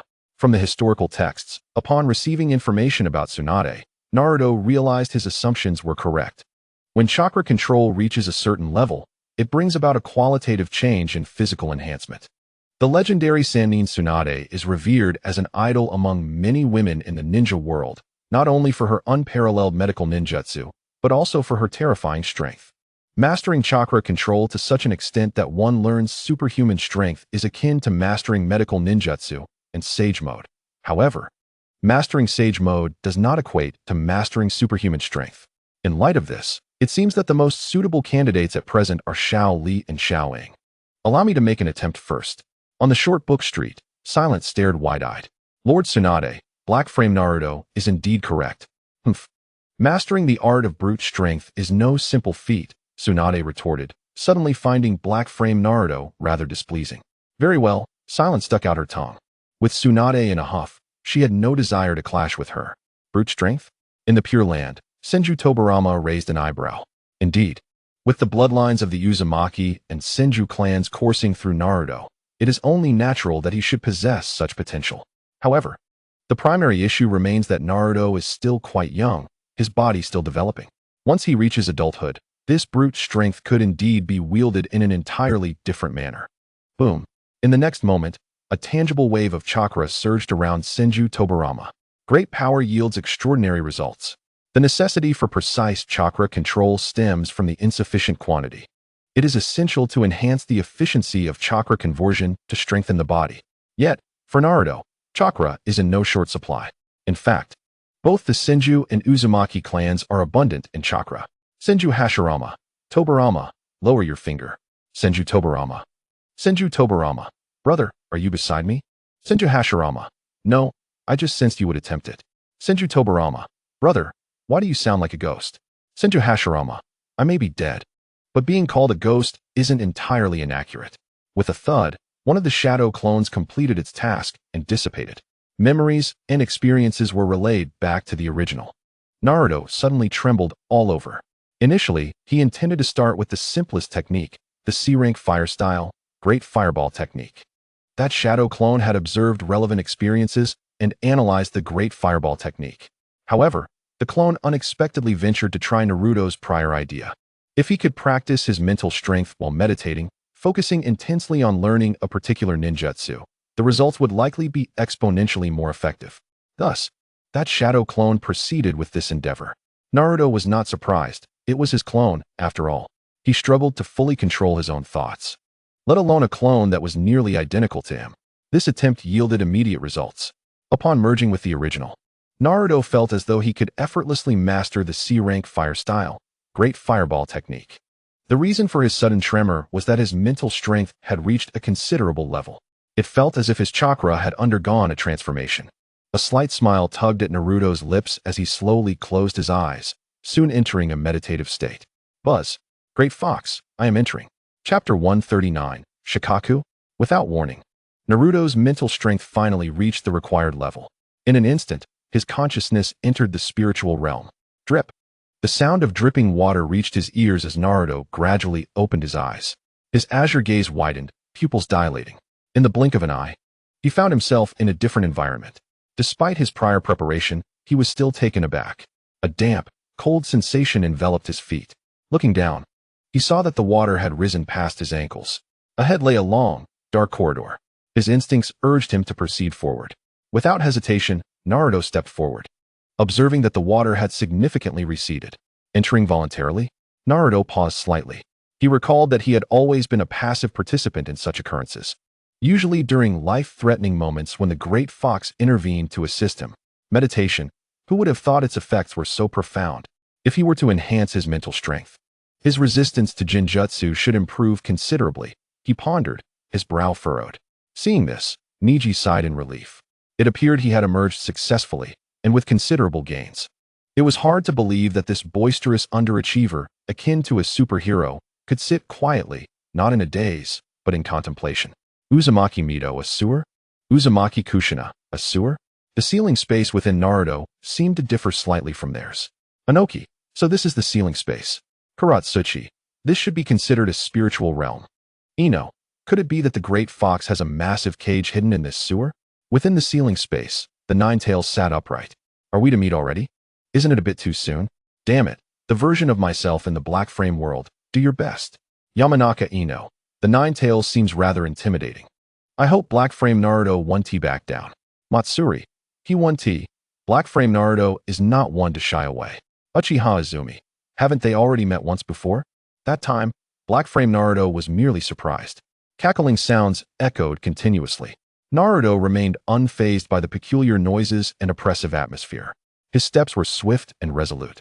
His expression calm, and there was even a hint of anticipation in his gaze. In truth, after their previous vague encounter, Naruto had grown quite curious about the great fox. What manner of being is it that has been chosen to be sealed within a human? What kind of entity was regarded by Senju Hashirama as a weapon capable of balancing the powers of the major ninja villages? Before long, Naruto reached the end of the corridor. The oppressive environment had lifted, but an eerie sensation lingered. Suddenly, a subtle sense of danger crept into his mind. Get away. That damn brat, that stinky fox, is over there. Hey, that foul-smelling fox. Are you doing this on purpose? If you want to bully the Jinchuriki, do it yourself. You don't even give him a hint and deliberately connect the ceiling space. What's your intention? Are you looking for a fight? Naruto covered his ears, frowning. The sound was sharp and grating, emanating from another corridor before him. The owner of the voice seemed to be quite chatty and appeared to have a poor relationship with the great fox. Damn it, you cursed fox. Hey, brat. You're going the wrong way. Go back. Hurry up and leave. I can already smell your stench of fox odor. Gah. Gaara suddenly opened his eyes wide. Temari and Kankuro were taken aback. Gaara then turned his gaze toward the source of the voice. Staring at Naruto on the large screen with a black border. He was momentarily stunned, then tilted his head and resumed sleeping. The black frame world? Then it's nothing to worry about. Damn fox. I knew that after all these years of mutual disdain, suddenly calling me for a meeting could only mean trouble. Humph. The weakest-tailed beast loves to make a fuss. Suddenly, a familiar voice echoed from the corridor behind him. Get lost. Buzz. Shikaku has declined to join the chat group. In the next moment, Naruto returned to his original position. Naruto, I see. That voice earlier belonged to Shikaku, the one-tailed beast from Sunagakure. His Jinchuriki must be quite unfortunate. Furthermore, the relationship between the great fox and him seems rather ordinary, even to the point of wanting to fight upon meeting. The main point of contention appears to be the number of tails. That must be it. Historical records mention that the nine tails indeed possesses 9 tails, while Shikaku has only 1. It seems the great fox judges strength based on the number of tails. The great fox has the most tails, while Shikaku has the least. 2 wood people, huh? Tailed beasts? Meeting? 2 figures. The wooden man. Is this really possible? Tsunade. After all, it's a tailed beast. So a bit of peculiarity is to be expected. Oh Yuki, this is the first time I've heard of such a thing. Haruno Sakura. So, Naruto was taken by the 9 tails to the ceiling space of Shikaku, which belongs to Gaara. Temari. That shouldn't be the case. As mentioned earlier, it was a connection to the spiritual world, what we might call a meeting. Yamanaka Ino. I never thought tailed beasts could be so interesting. One-tailed Shikaku. Damn fox. I'll show you.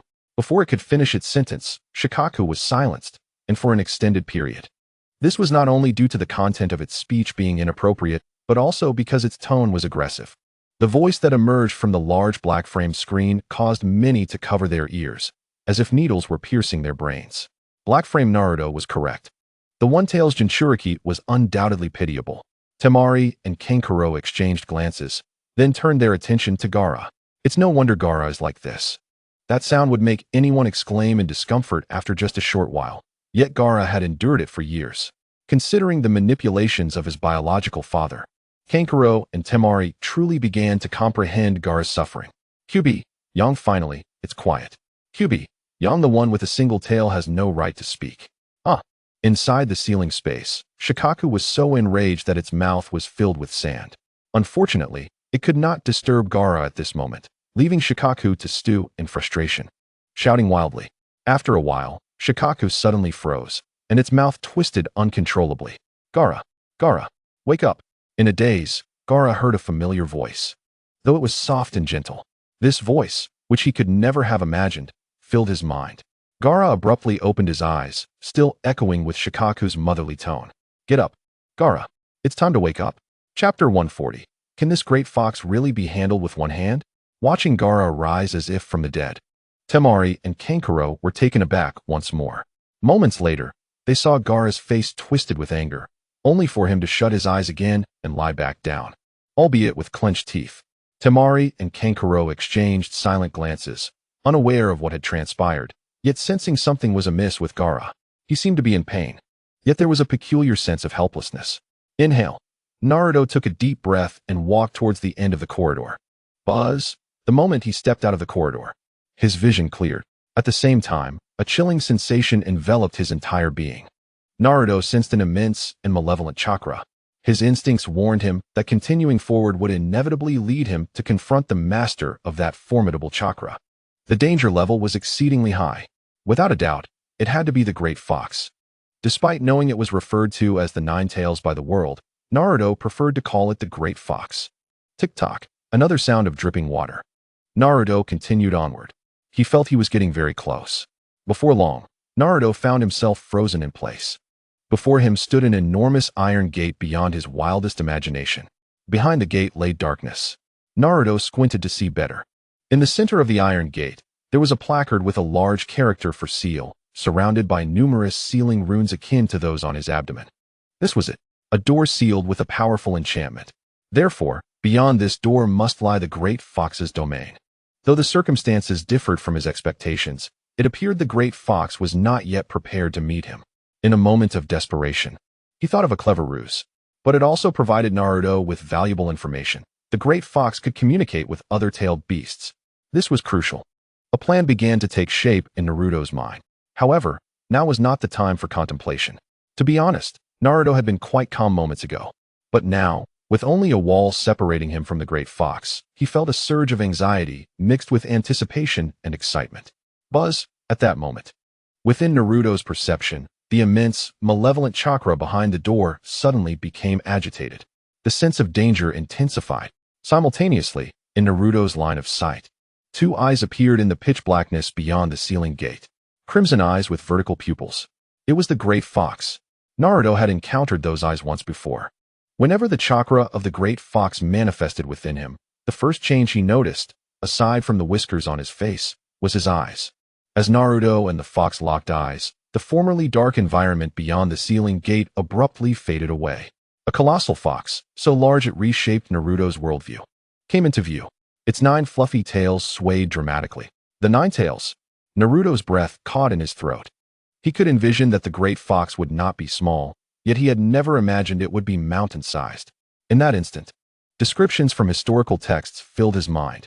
Uchiha Madara viewed the 9 tails as a mindless entity composed of chakra, easily controlled with a glance, and forcibly bound by a summoning contract. Summoning techniques allowed for the instantaneous summoning of contracted beasts at any time and place. Senju Hashirama, on the other hand, was more straightforward. His chakra reserves were sufficient to easily overpower tailed beasts. Subduing the 9 tails posed no significant challenge. Moreover, there was another person, Senju Hashirama's wife, Uzumaki Mito, a woman admired even by Uchiha Madara. For Uzumaki Mito, capturing the 9 tails was as simple as eating or drinking. The descriptions may be few, yet the information they contained was vast. At this moment, as Naruto truly faced the 9 tails, he began to comprehend what it meant to be a god in the ninja world, and the terrifying powers possessed by Uchiha Madara. Who could be compared to the ninja god, Senju Hashirama? Uzumaki Mito made Naruto realize the immense potential of the Uzumaki bloodline flowing within him. Such a fox could likely move mountains and fill seas with ease. Thus, similarly, it wouldn't be difficult for Senju Hashirama and his peers. Yet, Naruto's mind was filled with even more questions. With such terrifying power, overwhelming what he understood about Konoha, it would not be a challenge for the Great Fox. The reason Uchiha Madara left the village must be related to this matter, right? Gulp. Across the ninja world, many swallowed hard. The oppressive presence of the tailed beasts was formidable, especially the Nine Tails. When the crowd heard Naruto's thoughts, they were once again astonished. Although somewhat biased, they could intuitively grasp the level of power possessed by the ninja god, Senju Hashirama. The Nine Tails was not pleased. Why was this black-framed Naruto unafraid of him? This subconscious thought was merely belittling itself. It infuriated this fox. Kuratsuchi. Goodness, didn't the first Hokage just say that sealing the Nine Tails, that little fox, would result in deaths? Tsunade. Indeed, not just deaths. Many would perish. Fourth Raikage. Though I am reluctant to admit it, the fact that Uchiha Madara, of such legendary status, took notice of it is sufficient proof that the Nine Tails is the most powerful among all tailed beasts. The fourth Raikage, before Karabi. Our Jinchuriki at Kumobikure could not coexist with the Eight Tails, Gyuki. The fourth Raikage, at that time. Every instance of the Jinchuriki losing control resulted in devastating losses for the village. The fourth Raikage. Most importantly, during those times, it was always my father, the third Raikage, who stood by.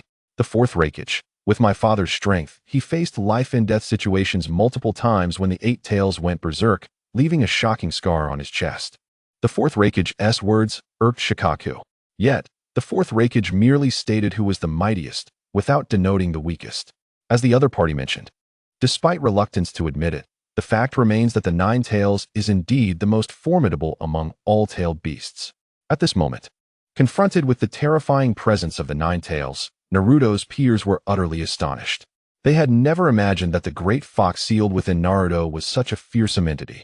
Reflecting on this, the chaos of the Nine Tails attack seemed even more catastrophic than they had comprehended, indirectly highlighting the current decline of Konoha. In the past, tailed beasts were treated as mere pets in Konoha, yet to the majority, such beings were akin to natural disasters, beyond human capability to confront. Humph, foolish child. I warned you not to repay kindness with malice, yet you persist in waking me from my slumber repeatedly. What caused me to fall into this deep sleep? Come closer, and I shall rend you to pieces with my claws. Chapter 141. The Great Fox, I seek your aid in my training.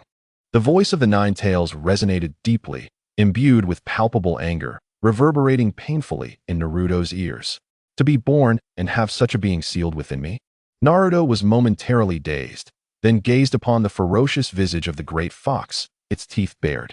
A slight smile crept across his lips. Beneath that fierce exterior, it was, in fact, a rather adorable fox. Without hesitation, Naruto strode towards the sealing gate. This time, it was the Nine Tails who was taken aback. You truly dare to approach? You insolent creature. Am I adorable? I shall devour you. Naruto replied. Now that you mention it, I must agree with the version of myself from that black-framed world. You are indeed quite charming, great fox. Perhaps not as tsundere as Sasuke, but your cuteness compensates for it. Nine Tails. Do you indulge in oil cakes? The Nine Tails cast a glance at Naruto, who was approaching. Then, with a cold smile, it lay down. Damn that little brat. He remains quite endearing. This was the first time the Nine Tails had seen Naruto without the reflective surface of a mirror. Nevertheless, the foolish child remained foolish. Once I seize you, prepare to be torn to shreds. Before that could occur, however, it needed to first have Naruto remove the sealing paper affixed to the gate. In mere moments, the once fearsome great fox began to plot its escape. Within its mind, the notion of tearing Naruto apart transformed, and he became complete, even cloaked in a golden chakra. Inazuka Kiba, so cute. Handsome father. I want one too. Catch one for me to play with. Uchiha Azuna. By the way, the fourth Hokage has half a fox sealed within him. Uchiha Azuna. Brother, knowing your style, I am certain you have a backup plan. If I fail to resurrect, you should capture the other half of the Nine Tails for Kiba. Uchiha Madara. QB. Ominously, at this thought, the Nine Tails' expression abruptly turned fierce. Bang! The next moment, the enormous fox struck the sealing gate with a powerful paw. Boom! Naruto felt his ears ringing painfully as the great fox bared its teeth. Damn little brat, come closer. Hasten, so I may shred you. Huh. Naruto was not frightened, but rather amused by its words. However, he noted that the seemingly indestructible sealing gate remained completely unmoved by that powerful blow. The sealing technique inscribed upon the gate showed no signs of disturbance. It was a robust seal. I sense a strange, yet somewhat familiar chakra. Is it the sealing technique jointly executed by my mother and the fourth Hokage? Indeed. The immense power of the great fox likely rendered me, as a newborn, unfit to contain such a creature. Was this the cause of the fourth Hokage's demise? Pondering this was futile, for the historical records of the Uchiha offered scant information on the Ninetales incident. Such intricate details might only be found in the historical documents of the Sarutobi clan or through the records of the Umbu's missions. However, Naruto presently lacked the means to obtain them. Yet, a clever plan began to form in his mind. Hey you, did you not hear me speaking to you? Are you stunned? Aren't you the one who enjoys acting mature? The great fox continued its prattling, interrupting Naruto's train of thought. He was no longer compelled to think urgently. Come here. The great fox roared. Oh, the great fox was momentarily taken aback by this familiar response. Damn it, foolish child, what do you take me for? Seeing Naruto approach directly, the great fox found itself at a loss. It could not back down without showing some force. Are you planning to tear down that sealing paper? Naruto stood before the great fox, looking up at the mountain-like creature, wearing his signature smile. The Ninetales twitched its eye. Is this how you wish to play? Ultimately, the Ninetales ceased pretending to be menacing, lazily reclining before Naruto. What good would tearing it down do? You lack the key needed for this sealing gate. To open this gate, I suspect it would require assistance from that insufferable Jiraiya, your father's master. Naruto nodded cheerfully in response. Ninetales, great fox. You must be quite bored being alone here all the time, right? That goes without saying. The Ninetales shot him a glare. The atmosphere suddenly shifted, catching everyone off guard. Yet, this overwhelmingly powerful Ninetales was indeed a rather pitiful fox. Curse that fourth Hokage for sealing me within a brat like you. Do you think you can command my power? Such delusions. The great fox grumbled angrily, having just moments ago threatened to tear Naruto apart, now seemingly lamenting its own plight. Indeed, the inheritor of the will of fire, no wonder you became the fourth Hokage. If only I could find the scrolls he left behind. I could bypass the old man and directly acquire the Flying Thunder God technique. It likely wouldn't differ much from my current body flicker technique, but learning it would undoubtedly enhance my capabilities significantly. The great fox continued its grumbling while Naruto simply sat down. However, before sitting, he suddenly thought, since this is the spiritual realm, could his mental energy manifest something within this sealing space? Could he also train here? If he could practice in this realm, would meditative sessions enhance his mental growth? With thoughts racing, he decided to act. The Ninetales continued its incessant chatter. Suddenly, a loud explosion was heard. Naruto summoned 5 shadow clones and then directly sat down, beginning to meditate. His real body, however, was positioned in a reclined manner. Immediately, the Ninetales' pupils narrowed sharply. Naruto did not simply sit on the ground. Beneath him appeared a chair. Subsequently, he closed his eyes and leaned back. The chair vanished, replaced by a soft, large bed, with a blanket descending from above.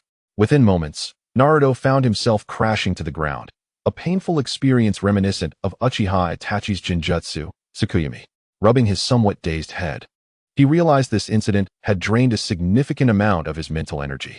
This was the first time, aside from continuously casting illusions and enduring Itachi's Tsukuyomi, that he had expended such a large amount of mental power. Observing the fox's incredulous expression, Naruto's lips curled slightly. Great fox, would you prefer a comfortable room instead of this dark, damp sewer? The fox tilted its head in curiosity. I need your assistance in my training. Chapter 142. Yuzuki Yuin, a disturbing premonition. Fourth Raikage. Indeed, a perfect Jinchuriki is inevitable. Orochimaru, in my view, the Ninetales might not wish to leave the confines of Black Frame Naruto's body in the future. Kurama, young impossible, absolutely impossible. Koyuki Mei, I share this sentiment. It seems the Ninetales will likely remain with Black Frame Naruto. Assist you in your training? The Ninetales inquired, momentarily taken aback, before regarding the excited Naruto with suspicion. In the next instant, a doll resembling Naruto appeared before the Ninetales. You haven't torn me to shreds yet. Start with this one. Naruto chuckled lightly. The Ninetales scoffed, disdainfully flinging the doll away with a flick of its tail. Observing this, Naruto turned to his shadow clone. With a single hand seal, he created another shadow clone, which immediately dispelled after entering a meditative state, relaying memories and experiences back. In an instant, Naruto felt an indescribable sensation spreading from the top of his head to the soles of his feet, a most pleasant feeling. The mental energy cultivated in this space was of significantly higher quality than that in the outside world. Thus, Naruto left 5 shadow clones to continue their meditation while he turned towards the ceiling door. Noticing Naruto's movement, the great fox appeared somewhat anxious, its 9 tails curling as if trying to conceal something. Great fox, I intend to cultivate my mental energy here. Oh, the 9 tails replied absent-mindedly. You must help me. Naruto insisted earnestly. How? The 9 tails asked. If I continue using shadow clones in the outside world or encounter any unforeseen events, it may impact the clones meditating here. You were able to prevent my mental energy from entering before, so you can certainly stop it from exiting as well. Just help me block these shadow clones. The 9 tails lowered its head and regarded Naruto for a long moment before suddenly asking, Why should I assist you? I can offer you a beautiful and comfortable room. Upon hearing this, the 9 tails instinctively glanced around. I have long since become accustomed to this. I do not require your interference. I beg you, Naruto pleaded. Foolish child, you have many troubles. I beg you, Naruto repeated. The 9 tails retorted, Do you think that will make me help you? A delusion. After a moment, Naruto withdrew from the mental realm, promptly severing the connection to his mental energy. After a short wait, he re-established the link with the ceiling space.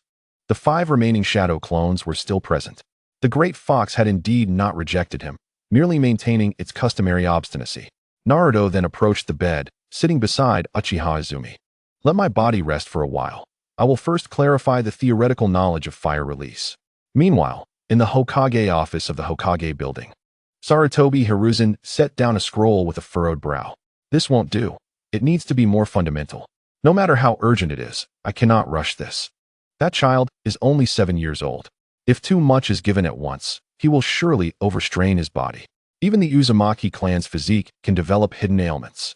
A gradual approach will ensure that the child repays my Sarutobi clan for at least 50 years.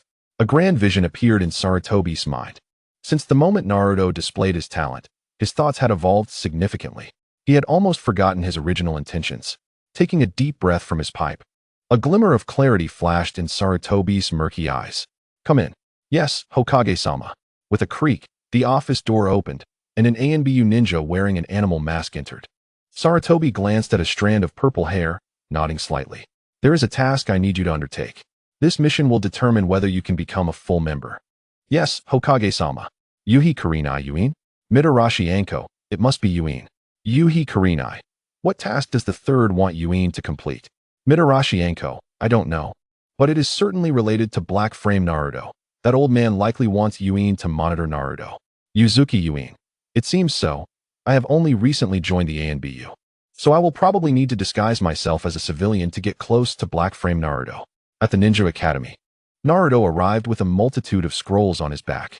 Sarutobi had sent a scroll. It contained ninjutsu, C-rank ninjutsu, the fire release, great fireball technique, along with Sarutobi's insights. In the letter, Sarutobi sternly advised Naruto to exercise restraint. Premature and excessive training is not beneficial. Of course, the most crucial point was that Sarutobi had somehow discovered that Naruto was using shadow clones to attend school. So be it. It was fortuitous that Naruto needed to focus on his studies, and there was no need to rush his martial training. Whether his secret had been exposed did not concern Naruto, as if it had, the area surrounding his residence would undoubtedly be swarming with ANBU ninjas. The exposure of the shadow clones attending school could only imply one possibility, that old man Sarutobi had begun dispatching people to monitor him. However, it was also possible that it was not a ninja. Naruto had not sensed the familiar feeling of being watched. It could merely be a civilian, and not far from his residence. This would be the lightest form of surveillance, likely only confirming whether he was home.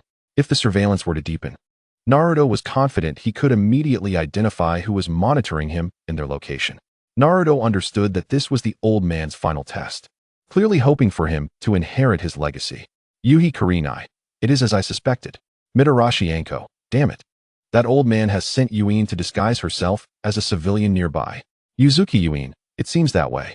I just don't know if the task is simply to observe Black Frame Naruto's movements or to find an opportunity to get close to him. Suddenly, Yuzuki Yuin trembled all over. Wait, Black Frame Naruto seems to have changed somewhat. He aims to revive the Uzumaki clan. Given my character, if the task involves finding a chance to approach Black Frame Naruto, I will surely use various means to attract his attention. Considering the current developments in the black frame world, anything that would catch his notice must be related to that aspect. It's over. This task may very well lead to one's own downfall. The shadow clone remains at home, albeit with a significantly narrowed focus. In truth, Naruto had initially intended to personally attend the Ninja Academy. The back mountain is simply too vast at this moment. It is impossible for him to seal everything without revealing his presence. Thus, the Ninja Academy proves to be a rather excellent training ground. Ino, along with Hinata and her companions, are all heirs of prestigious ninja families, naturally guided by their elders in their training. However, Sakura and Lee do not share such privileges. Naruto has several experiments he wishes to conduct. For a considerable time ahead, Naruto will refrain from using shadow clones to attend the Ninja Academy. Instead, he will have the shadow clones utilize transformation techniques to venture to the back mountain for training. Damn it, why is that Naruto so full of himself? Chapter 143. If you can't beat them, join them. Kiba Inuzuka glared at Naruto with gritted teeth. Sasuke has yet to return. As it stands, there is no prominent figure to share the burden of combat with Naruto. Always proclaiming his ambition to become Hokage, it is no wonder that Kiba, the dog ninja, feels agitated. However, he only dares to voice his grievances in a hushed tone to Shino. How did I never notice this before? Naruto is indeed the most arrogant of them all. Sasuke doesn't even compare. The small pup, Akamaru, let out a soft whimper. Akamaru, you think so too, right? The little pup promptly fell silent. Damn. No, Naruto-kun is not arrogant. The usually taciturn Shino suddenly spoke up. Kiba was taken aback, looking at Shino in confusion.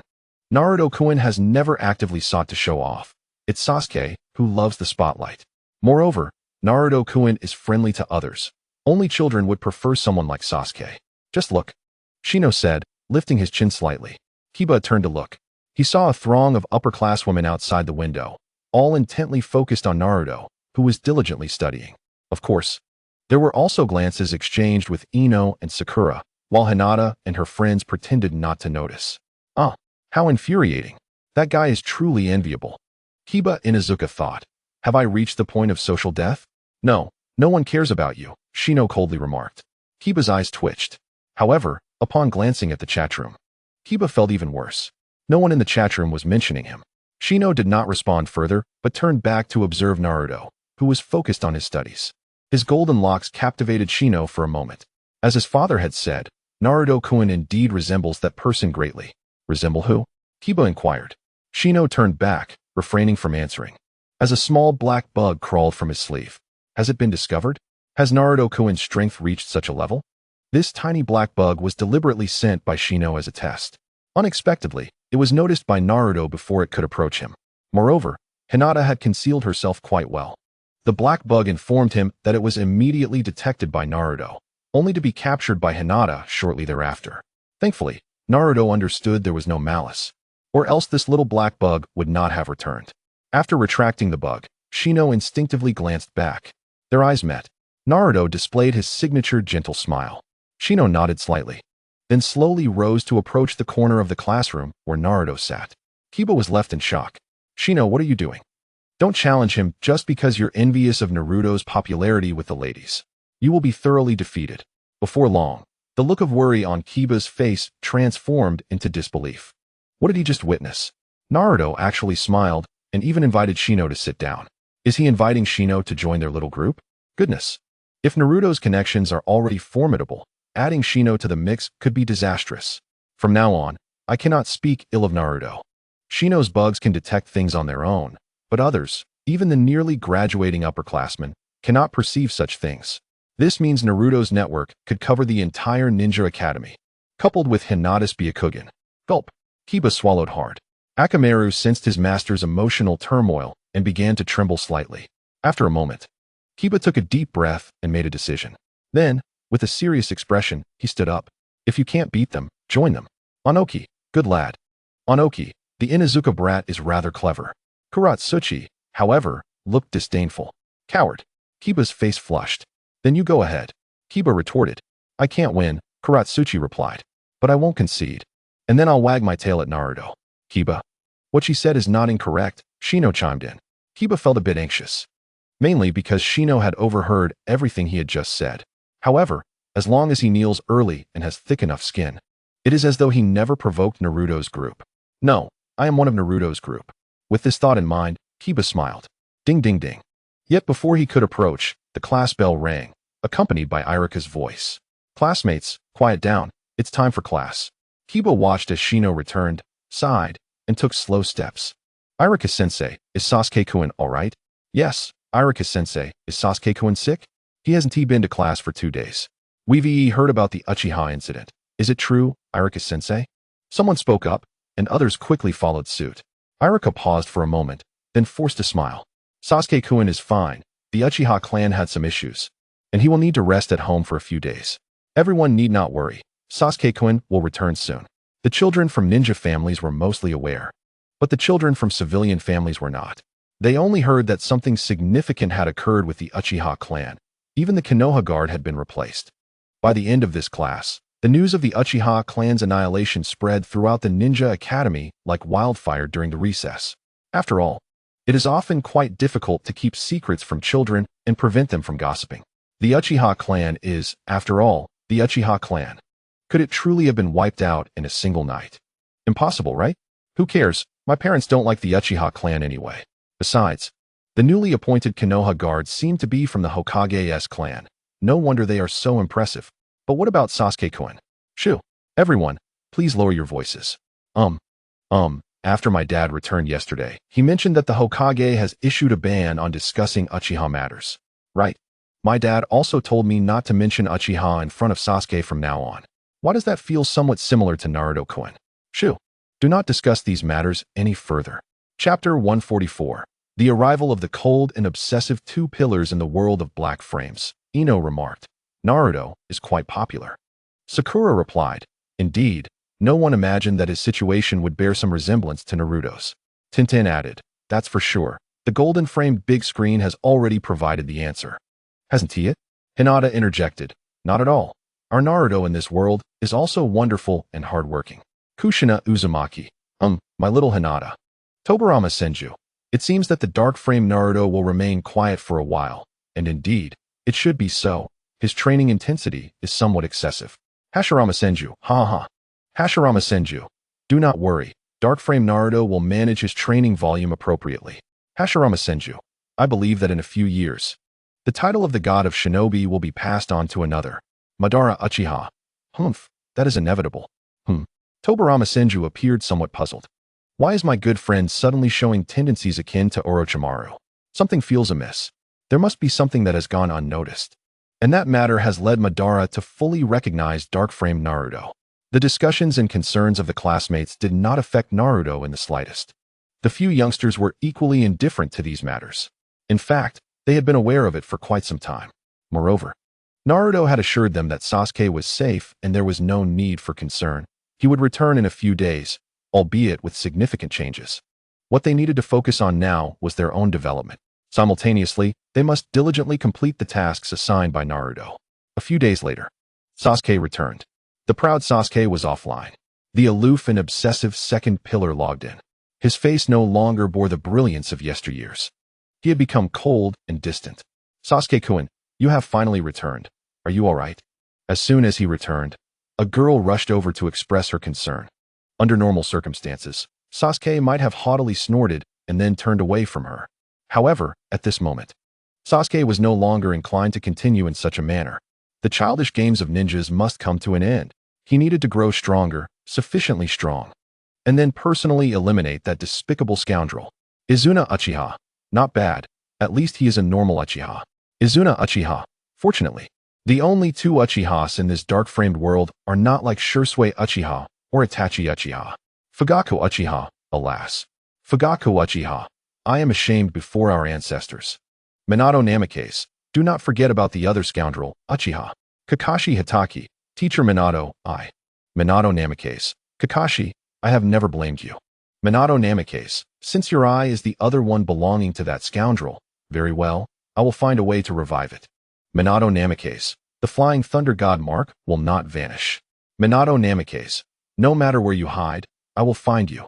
The flying thunder god mark will not vanish. In the underground base of Kemui Bridge, Obito's heart sank.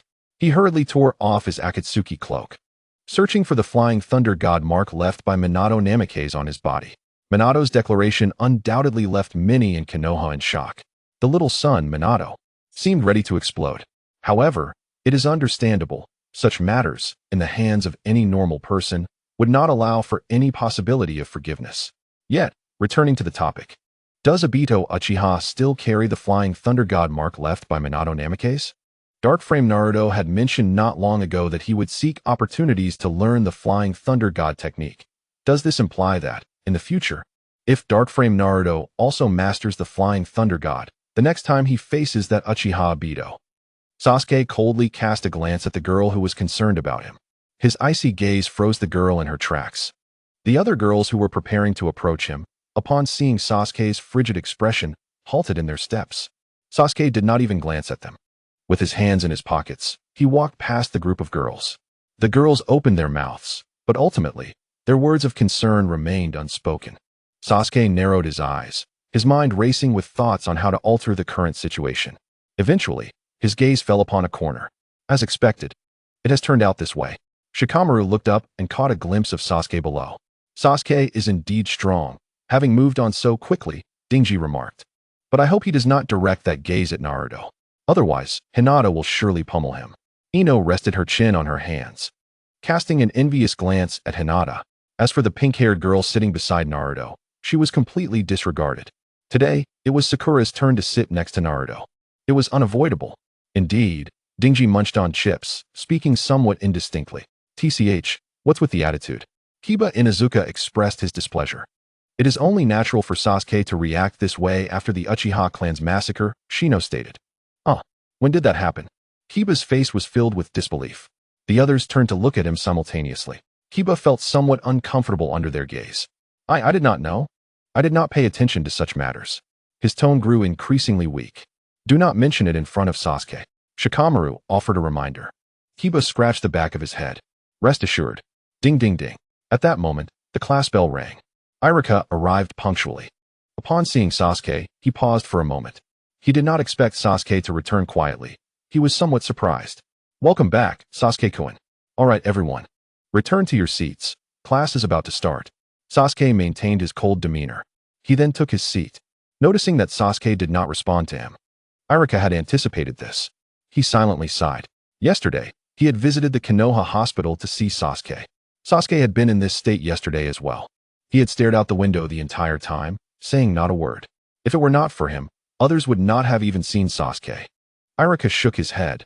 There was nothing he could do to help. If he could, Sasuke would not have ignored him yesterday. Classmates, let's all stay focused. The second-year assessments are next month. After class, Naruto emerged from his meditative state. He observed Sasuke below, who sat in silence, coldly gazing out the window. He was not surprised. Any normal person who had experienced what Sasuke did that night would react similarly. Sasuke's mental fortitude is commendable. Since he is yet to seek him out, it indicates that Sasuke is not ready. The few younger ones, upon noticing this, naturally would not take the initiative to approach Sasuke. Why would they stick their warm faces against a cold backside? They certainly would not do that. Naruto would be even less likely to seek out Sasuke, though he is a formidable force for the future. The current Sasuke has not yet reached a level that warrants Naruto's admiration. At this moment, Sasuke might not even be able to claim a definitive victory over Sakura. This is due to the fact that under Naruto's guidance and philosophical teachings, Sakura's strength has improved at the fastest rate. She possesses a strong talent for chakra control. In just a few days, she has preliminarily grasped the technique of enhancing her physical body with chakra. Her conversion efficiency is only second to Naruto's. The once fragile Sakura now raises her fist, causing Kiba to instinctively take a step back. If it were not for her limited chakra supply, which restricts her enhanced attacks to only a few uses, her combat power would likely be even greater. Shizune, amazing. Shizune, it took me quite some time under Lady Tsunade to initially grasp this. From here on, it will depend on talent. Sakura was momentarily taken aback. She did not expect to possess such talent in this regard. But in a fleeting moment, as she looked at herself on the dark frame screen, she sighed helplessly. It seems she cannot escape the clutches of dark frame Naruto. Yet, it feels rather pleasant. Sakura's success undoubtedly inspired the younger ones. Now, even during breaks, they were not idle. After Naruto concluded his meditation and training, he suddenly felt a pang in his heart. He instinctively glanced at Sasuke, who was staring out the window. It seems that his murmurs truly have some connection to Sasuke. Could it be that Sasuke also harbors whispers within his mind? The possibility of such murmurs lingering in his consciousness, given the traumatic shadow of his family's demise, is remarkably high. Reflecting on this, Naruto unconsciously began to probe the whispers in his mind, which are linked to that unique chakra. It remained quietly nestled there. Yet a significant portion had already been assimilated and mastered by Naruto. As he intended to channel the whispers for confirmation, a sudden pause overcame him. He slowly lifted his gaze, his azure eyes brimming with confusion. At that moment, the image on the large black-framed screen rendered everyone momentarily speechless. This sensation was entirely different from their previous viewing, akin to locking eyes with the black-framed Naruto. Did I misperceive? Chapter 145, Perception of the Comparative Viewing System? Tintin, did I see that incorrectly? Temari, no, you did not misinterpret. I felt it too. Ino Yamanaka, my goodness. Ino Yamanaka, if the black-framed Naruto truly is in peril, I cannot bear it.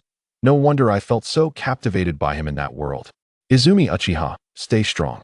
Izumi Uchiha, after all, it's Naruto. Our world's Naruto can also thrive, can't he? Upon hearing this, Ino felt invigorated. Yet, at that precise moment, she felt a chill run down her spine. Turning around, she found Hinata gazing intently at her, a charming smile gracing her lips upon their eye contact. Ah, it seems the competition in this world is no small matter. Meanwhile, Naruto's expression after lifting his gaze on the black-framed screen shocked the entire ninja world. Could it be? That child couldn't possibly have reached such a terrifying level, could he? The notion that he had detected the comparative viewing system seemed implausible. No, it must be an illusion. The black-framed Naruto's intuition must have misinterpreted the presence of ANBU surveillance. Orochimaru hiss. Words cannot capture the excitement swelling within me. My tongue involuntarily extends to moisten my parched lips.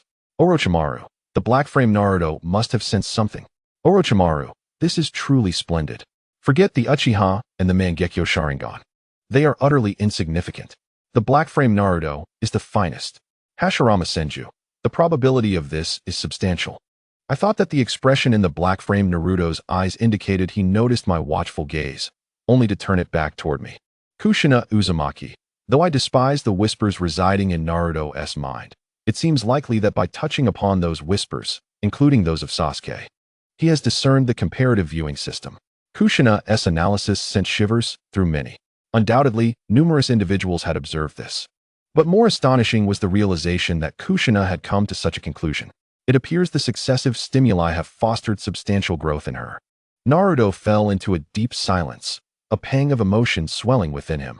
Inoki, my goodness, this child is extraordinary. Fourth Raikage, this is alarming. The black-framed Naruto seems somewhat displeased with the Hidden Cloud Village. Fourth Raikage, I hope he doesn't choose to target our village first. Minato Namikaze, it might be the Hidden Rain Village. The mention of the Hidden Rain Village sent a wave of unease through Nagato, who overheard Minato's voice in the chat room. Conan's expression shifted as the possibility loomed large. The location of the Land of Rain is rather precarious. Moreover, Conan's gaze flickered as she observed the black-framed Naruto on the screen. She suddenly felt that he would come to the aid of the Hidden Rain Village upon witnessing its plight. A surge of hope blossomed within her heart. This was not a matter of losing faith in Nagato or doubting the power of divinity, but rather an instinctive suspicion that many conspiracies were surfacing. Conan suspected that Nagato's eyes might also harbor numerous secrets. Furthermore, with that striking red hair, the Uzumaki clan lacks ocular prowess. Madara Uchiha is not deceased, given his abilities. Even if the Rinnegan is his, Nagato remains merely a pawn of Madara. Conan felt no surprise at this revelation. The reformation of the ninja world seems to resonate with the black-framed Naruto's profound compassion. It will happen, without a doubt. Yet soon, like Yuzuki Yugugo, she contemplated a certain possibility. Conan, where are you going? Nagato inquired, watching her exit without uttering a word. I'm going to check below, Conan replied without turning back. Meanwhile, in the Pure Land, Madara Uchiha was equally astonished. It appears that the secret of Ashura and Indra will not remain hidden for long. It all hinges on whether that fox is aware of the Sage of Six Paths affairs. This black-framed world truly piques my anticipation. Perhaps the one to resurrect me will be the black-framed Naruto. As for that fool Obito, I shall handle him personally. In this life, Ashura's reincarnation is Naruto, while Indra's reincarnation is Sasuke. With a pair of Rinnegan to activate, let Sasuke awaken them, and then I shall transplant the Rinnegan to Naruto. The black frame screen continued to display Naruto, who furrowed his brow slightly. The sensation of being watched, that feeling of being completely exposed, vanished without a trace. Old man, is it Shimura Danzo again? Or perhaps Uchiha Obito? Naruto gradually lowered his head, patiently awaiting a moment. After this, he no longer sensed the feeling of being observed. Was it truly an illusion? This sudden sensation of being watched disrupted Naruto's train of thought. Even until the end of the day, he felt restless. The acceleration of his mental fortitude needed to be prioritized. Subsequently, Naruto's consciousness entered the ceiling space, where he observed 5 shadow clones in meditation. He then glanced at the large fox lying on its side. It appeared engrossed in the book conjured by the shadow clones, utterly absorbed in the tale. It didn't even notice his entrance. Ha! Suddenly, the large fox let out a laugh. This marked the first time Naruto heard the fox laugh sincerely. However, this mirth was short-lived. Their eyes met, and Naruto could clearly see the fox's embarrassment and anger. With a snort, the fox turned away, returning to its book. Dismissing Naruto entirely. Whatever you intend to do, hurry up, don't disturb my slumber. You little imp who fails to respect a fox's privacy. Unable to contain his amusement, Naruto chuckled aloud.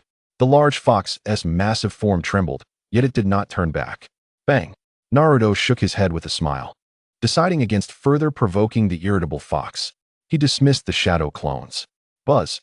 The memories and experiences of the 5 shadow clones flooded back to him. In an instant, Naruto felt a warm current flowing from the crown of his head to the soles of his feet, enveloping him in comfort, prompting him to unconsciously part his lips in delight.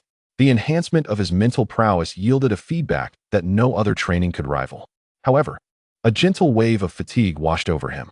This was a physical fatigue, not a mental one. Meditation should not be overindulged. Even my physique feels weary. Afterward, Naruto formed hand seals with one hand and created 5 more shadow clones before departing. Next time, I will approach them one by one. The enhancement of my mental prowess is evident. As he left, he noticed 2 different books beside the large fox. Ino Yamanaka. This child is truly considerate. I must strive in the black-framed world. Before long, a month had passed. During this time, Sasuke had remained solitary, and the few younger ones had not taken the initiative to seek him out. Sasuke has yet to return to Naruto's side. As the year-end evaluations approached, there were no unexpected developments. Naruto continued to hold the title of the top student in his grade. Sasuke, in both theoretical and practical assessments, faced defeat. However, the individuals who triumphed over him were not Naruto, but rather Shikamaru and Shino, who intervened before he could challenge Naruto. For the first time, Shikamaru seemed determined to awaken Sasuke, yet ultimately, he too was vanquished. Of course, this was all in the absence of ninjutsu. Subsequently, during the second round, a fatigued Sasuke was intercepted by Shino. Most importantly, Naruto once again achieved a perfect score in his Fire Will examination. Chapter 146, A Special Mission? Future host of the Nine Tails. Hokage-sama. This month, Naruto Uzumaki has been diligently attending school, displaying no signs of abnormality. Yukino knelt before the Hokage's desk for a considerable time. Finally, Sarutobi Hiruzen set aside the task report in his hands and lit his pipe. After releasing a puff of smoke, he gazed down at the village of Konoha. Yukino, what are your thoughts on that child? Upon hearing this, Yukino replied solemnly. He is a child filled with ambition and compassion. I must apologize, as my time spent with him is too brief for a more thorough evaluation. Ambitious, you say? Hiruzen chuckled softly. Ah, you still know too little. If not for my repeated admonitions against overtraining, that boy Naruto. Hiruzen, with his back turned to Yukino, couldn't help but smile. Compassionate? A child who deeply comprehends the will of fire naturally embodies such traits. Excellent. Hiruzen took a deep inhale from his pipe, then returned to his serious demeanor, turning his chair to face the half-kneeling Yukino. Yukino, find a way to connect with him and earn his trust. I will revoke your umbu status. As he spoke, Hiruzen gradually rose from his seat, his tone earnest. Yukino, I entrust the future of the village to you. The significance of the Nine Tails host is profound. I hope you can become his closest confidant. With you by his side, the chaos of the Nine Tails will become a relic of the past, never to return. Hiruzen had much to say, But Yukino found herself unable to absorb it all. She stood frozen, slightly overwhelmed, yet within the realm of acceptability. After a long pause, Hiruzen finally ceased his discourse, took a deep drag from his pipe, and retrieved a scroll from his drawer. I know this may seem unfair to you, but it is necessary for the village. If you feel compelled, I will find another candidate. Moreover, this matter must remain confidential. In any case, it is still too early, and there is no need for concern. You may leave now. With that, he pushed the scroll to the edge of the Hokage's desk. Yes, Hokage-sama. Yukino's emotions were complex as she slowly rose to grasp the scroll. However, just a glance at the label caught her attention. White Fang's blade technique. The legendary blade technique of Konoha's White Fang. In that instant, her breath hitched, and she felt the rapid beating of her heart. Yukino seemed frozen in place. Noticing her reaction, Hiruzen smirked slightly before turning away to continue smoking, confident that she would not decline this mission. After all, in this new generation, Hiruzen had no suitable candidates. Furthermore, the young girl from the Yamashiro clan came with a higher price to pay. Hokage-sama, I will strive to approach that child. Before long, Yukino proactively picked up the scroll detailing the White Fang's blade technique. Hiruzen nodded slightly without turning back, simply gesturing for her to take her time. There is no rush. Naruto is still quite young, and the deadline for this task is far off. You may go. From now on, all matters concerning Naruto will be entrusted to you. Yes, Hokage-sama. Yukino bowed deeply. Then, following protocol, she slowly removed the animal mask covering her face, placing it on the Hokage's desk. As she opened the office door, Hiruzen remarked, "From this day forth, you are no longer an Umbu ninja, but a special jonin of Konoha." With a soft click, the door to the Hokage's office closed behind her. Hiruzen gazed at the animal mask on his desk, memories of the past flooding his mind. That night, he had watched the abduction of Kushina through a crystal ball, ordering the Umbu to guide Minato to the hair left behind by her. He had strictly forbidden anyone else from intervening. In the realm of the dead, Minato felt a surge of tension. What left him bewildered was the prolonged silence from Kushina in the chat room. In the Pure Land, Uchiha Makoto looked at her close friend with concern, yet her friend remained calm, as if the words on the black-framed screen did not affect her at all. However, many were not at ease. As one of the protagonists in the Hokage's office, Yukino felt rather overwhelmed. Yet, upon reflection, if she were given such a task in this world during that period, with the White Fang's blade technique as a subsequent reward, she would surely agree. With this thought, Yukino felt a pang of guilt towards Kaze Tsukikage. However, after searching around, she still could not find Tsukikage. In an instant, an uneasy premonition washed over her. At that moment, Azuki Mitsuki wrapped her arm around Yukino's shoulder. "Look at you, Yukino, the future wife of the Nine-Tails host." Yuhi Kurinai's shoulders trembled slightly. She too had undergone training. Unless unable to hold back, she would not laugh aloud. Of course, the nervousness was palpable in Hinata as well. Clearly, I was the first. Time passed swiftly, and seasons changed. Naruto turned 9 years old. On this day, he sent his shadow clones to school, while he himself ventured to the training grounds in the back mountains of Konoha.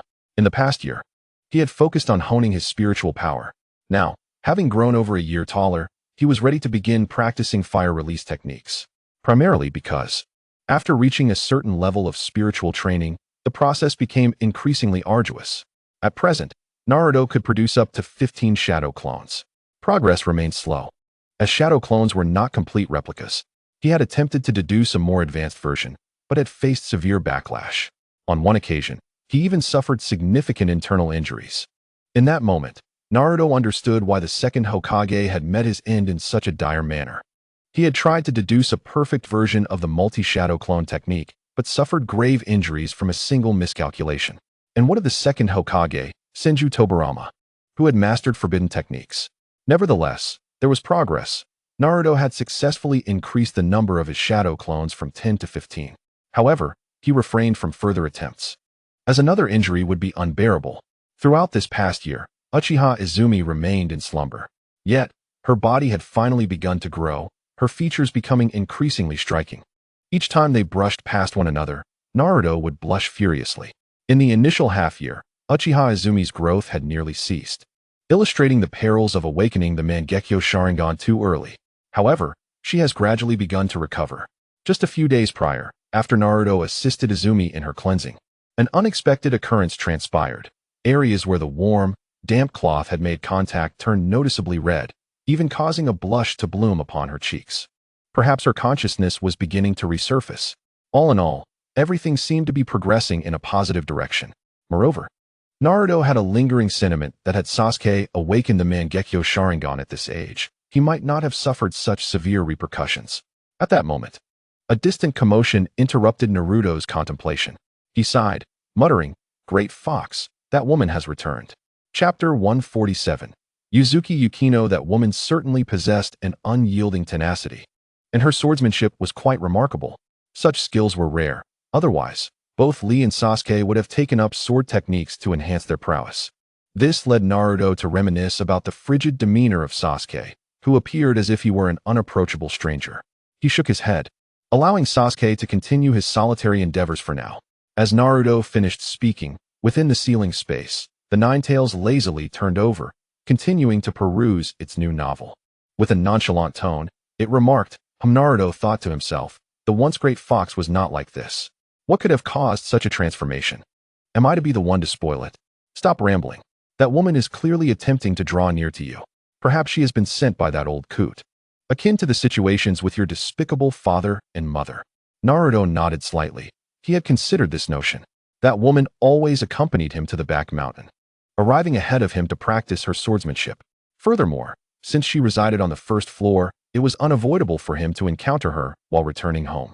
Thus, she merely needed to time her departure, feigning an earnest intent to train, to orchestrate an encounter with him. They would cross paths almost daily. Beyond that, she had exhibited no other actions, and even now, Naruto was oblivious to her name. Moreover, he sensed no malice from her, hence he did not dwell on the matter. It felt as though she were sent to monitor him, yet it did not seem like she was there to spy. Thus, Naruto resolved to patiently await her move before contemplating a counter-strategy. Who would have thought that over a year would pass, and she would remain unchanged? Yuzuki Yukino, how could I possibly understand such matters? Is there anything wrong with this approach? Ha. Yamanaka Roto was the first to crack. Are you skilled? Yukino raised an eyebrow. Not at all. But one can certainly learn. Just purchase a book and you'll know how to proceed, Roto replied, lifting her chin. Yuhi Kurinai chuckled softly, shaking her head. Yukino, on the other hand, wore an expression of exasperation. She had perused one such book, but her primary interest lay in swordsmanship. Moreover, the only volume she had read was one left behind by Roto in a corner. Yukino recalled the phrase, "A woman pursuing a man is separated by only a thin veil," and the notions of aggressive advances like wall slamming or passionate kissing. Was she truly expected to enact such scenarios? Meanwhile, within the ceiling space, the Ninetales gazed at its reflection in the black-framed world, feeling a deep sense of frustration. You good for nothing. What happened to the promised seduction? Kushina Uzumaki. Send it over, the more the better, and of the highest quality. Enough. Do not disturb this fox, or else I shall tear you apart. The great fox hastily retorted, offering no further commentary. Naruto, exasperated, rubbed his forehead. This insufferable fox. It read remarkably fast, to the point where Naruto could not procure a new novel and was left to scribble his own thoughts. Little did he expect that the great fox would demand daily updates within the ceiling space. Initially, Naruto had believed that improving their relationship would lead the great fox to assist him in various ways. Yet reality revealed that he had underestimated the fox's level of pettiness. Forcing its cooperation would only result in the need for compensatory offerings and appeasement later. It was exhausting. Currently, Naruto began to seek a suitable ninjutsu that aligned with his present training stage. The flying ninjas, the second and third Tsuchikage of a Wagakure, made him ponder whether a Wagakure might possess earth-release techniques. Naruto furrowed his brows. This is bad. I knew this day would not be far off. If the flying ninja can be researched by the black-framed Naruto himself. Black Earth, do not shorten your hair any further. Old man, do you wish to host a feast for the village? Great Fox, do you know about the flying ninjas? Naruto inwardly inquired. The great fox, however, paid him no heed, as it was a critical moment, unilaterally blocking Naruto. Receiving no response, Naruto felt somewhat helpless. There was no choice but to deduce the matter on his own, or perhaps find an opportunity to subtly inquire with the old coot. He had formulated a direction for auxiliary ninjutsu, while for powerful offensive techniques, the great fox had mentioned that once he completed his novel, It would disclose to him a potent offensive ninjutsu developed by the fourth Hokage, Minato Namikaze, based on the fox's own attack methods. Naruto had also witnessed the terrifying power of the Great Fox. The technique was known as the Tailed Beast Bomb. The immense chakra sphere that gathered in its mouth seemed capable of obliterating a mountain with a single blast. However, this matter could not be rushed. The Great Fox was quite obstinate. If it was dissatisfied, it would remain silent. Unable to outmaneuver this insufferable fox, Naruto continued to diligently hone his skills. At present, Naruto had mastered the entry-level techniques of all 5 elemental natures. Aside from fire release, the others had been delivered by the old Coot's envoy. However, it was not the previous manner of dispatching an Umbu ninja to his door, but rather the purple-haired older sister. This sword-wielding purple-haired lady would always leave the scrolls at the door and depart. After all, that building was now only occupied by him and the purple-haired older sister. Leaving the scrolls there for a few days would not lead to anyone claiming them. The purple-haired older sister seemed oblivious to the fact that he noticed her every time. In truth, each time she ascended the stairs, Naruto could sense her presence. He would watch her cautiously ascend, placing the scrolls down before tiptoeing away. Compared to her usual cold and aloof demeanor, this sneaky behavior appeared rather endearing. Yuzuki Yukino. Inevitably, I have once again been teased by Yamanaka Rodo. Ino gritted her teeth in frustration. How dare she attempt to steal my home? Hinata clenched her fists tightly in secret. How can earth release enable one to fly? Birds soar because they are light. If not, their wings must be sufficiently large. Could it be that the second and third Tsuchikage possessed the ability to fly due to a secret technique that allowed them to sprout massive wings from their backs? There was a possibility, or perhaps it was a certain technique that made their bodies lighter. The third Tsuchikage, indeed. The ability to fly is due to the lightness of the body. I shall find an opportunity to inquire with the old Coot about any relevant earth release techniques. At that moment, a purple figure approached from a distance. Naruto ceased his one-sided conversation with the Great Fox, focusing his gaze on the advancing figure. Sweat dampened her lovely purple hair. Neither spoke a word, yet Naruto sensed that upon seeing him, the purple-haired older sister had significantly slowed her pace. Sigh. At last, Naruto conceded defeat. Big sister, do you come to train every day? My name is Uzumaki Naruto. And you?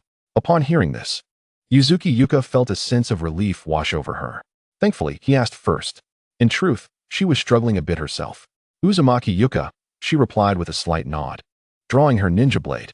I recently learned a new sword technique and have been diligently practicing it. After that, a silence enveloped them once more. After a moment of shared glances, Naruto broke into a smile. I see, Sister Yuka, you truly are hardworking. You too, she replied. Naruto opened his mouth, about to make an excuse to distance himself and practice his fire technique, but unexpectedly, gurgle. Suddenly, Yuka's stomach grumbled, creating an awkward atmosphere. Clearing her throat, she attempted to speak. Before Naruto could finish his thought, she continued, every time I come here to practice, I can smell the aroma of your grilled fish. It's so enticing. I've wanted to try it for a long time. Yuka's cheeks flushed slightly as the corners of her mouth curled upward. Naruto exclaimed, are you being polite? Did I say something wrong? He replied, momentarily taken aback. He initially intended to mention that he still needed to train. Yuka's resolute gaze compelled him to agree. All right then, let us first understand your circumstances. If you haven't been fully indoctrinated by the will of fire, perhaps I could sway you. Moreover, you possess a rare mastery of swordsmanship. You're quite skilled with a blade. If he could win her over, it would bolster his own influence. However, considering the future, Naruto was not yet of an age where such thoughts occupied his mind extensively, especially since he already had numerous companions. Observing Naruto, who had grown to around 1.50 meters, Yuka's thoughts began to stir. In the spirit of reciprocity, she could invite Naruto next time. Since he had to pass her home on his way back, there was no way to avoid it. Excellent. One opportunity leads to another. After more than a year of covert observation, Yuka realized that she had already accepted this outcome. Her initial resistance had long dissipated, and with no tasks to complete, she received a generous stipend each month while immersing herself in the study of sword techniques. This realization made her reluctant to return. Of course, there was one more thing she needed to confirm. If it aligned with her desires, she would unleash her most fervent efforts. Naruto, Yuka called softly, gazing at his retreating figure. What is it? Naruto turned to look back at her, only to find Yuka staring at him with utmost seriousness. Do you wish to learn swordsmanship? Absolutely. I find sword techniques quite intriguing. In Naruto's hands, swordsmanship would undoubtedly transcend mere technique. He had previously sought guidance from Lee regarding basic combat skills. However, he ultimately chose to approach Hinata instead. This decision was not due to the difficulty of the techniques, but rather the fact that while Lee required months to master certain skills, Naruto grasped them in a single day, often able to extrapolate further. Utilizing his natural abilities, he found no need to exert himself as diligently as Lee. Thus, to avoid discouraging Lee, Naruto resolved to consult Hinata instead. At first, things proceeded smoothly, but as time passed, lacking the Byakugan, he could only rely on chance. He needed swift attacks while his opponent stood idly by, allowing him to strike. Hashirama laughed heartily. I never thought that the bespectacled Naruto would endure the same hardships I once faced. What a pity, Tobirama interjected. If only that boy would release. He wouldn't have to worry. Whatever he desired would come with a mere clap of his hands. He could even confuse his enemies with a couple of hand seals. Brother, not everyone possesses your abilities, Tobirama replied. And how old is bespectacled Naruto now? Izuna noted. At this age, we were already on the battlefield. However, it's true that we primarily relied on physical combat and sword techniques. Madara remarked, bespectacled Naruto is quite clever. At this stage, it is indeed best to avoid overexerting his body. Age 12. He should at least wait until he is 12, Madara continued. That foul monkey likely has the same plan. By the time bespectacled Naruto graduates, he'll be 12, ready to engage with numerous chakra-consuming jutsu. Orochimaru agreed. Madara is right. Sarutobi-sensei must be thinking along those lines. Shadow Clone alone has significantly enhanced Naruto's abilities, especially since he is exercising restraint. If he were to fully unleash his potential and master Shadow Clone. Hold on. Naruto interjected. Orochimaru, you can boast all you want, but don't involve me. Orochimaru's exaggerations even made Naruto, who was deeply introspective, unable to bear it. If one were to take Orochimaru's words at face value, wouldn't it mean that he could conquer the entire ninja world in less than a month? What a ridiculous claim. Sasuke, observing from the side, also felt exasperated. At this point, he was no longer oblivious to the situation. He understood that although Orochimaru's statements were exaggerated, if bespectacled Naruto truly learned the Shadow Clone technique. Gurgle. Sasuke swallowed hard, casting a fierce glare at Naruto. How infuriating. Why was he feeling intimidated? The black frame screen continued to display. Upon seeing Naruto's unwavering response, filled with genuine anticipation, Yuka's eyes sparkled. It settled. In truth, it was understandable that Yuka accepted so quickly. Most importantly, her surroundings had grown increasingly tranquil, allowing her to focus on her sword techniques. The individual who approached her under the pretense of exchanging sword techniques had, last year, received 2 secret missions. The first, to track down the rogue ninja Orochimaru and eliminate him. The second, to find the rogue ninja Itachi Uchiha and do the same. Thus, that individual had left the village and had yet to return. This narration from the black frame screen elicited laughter from many in the ninja world, as it was all too familiar, filled with the essence of the will of fire.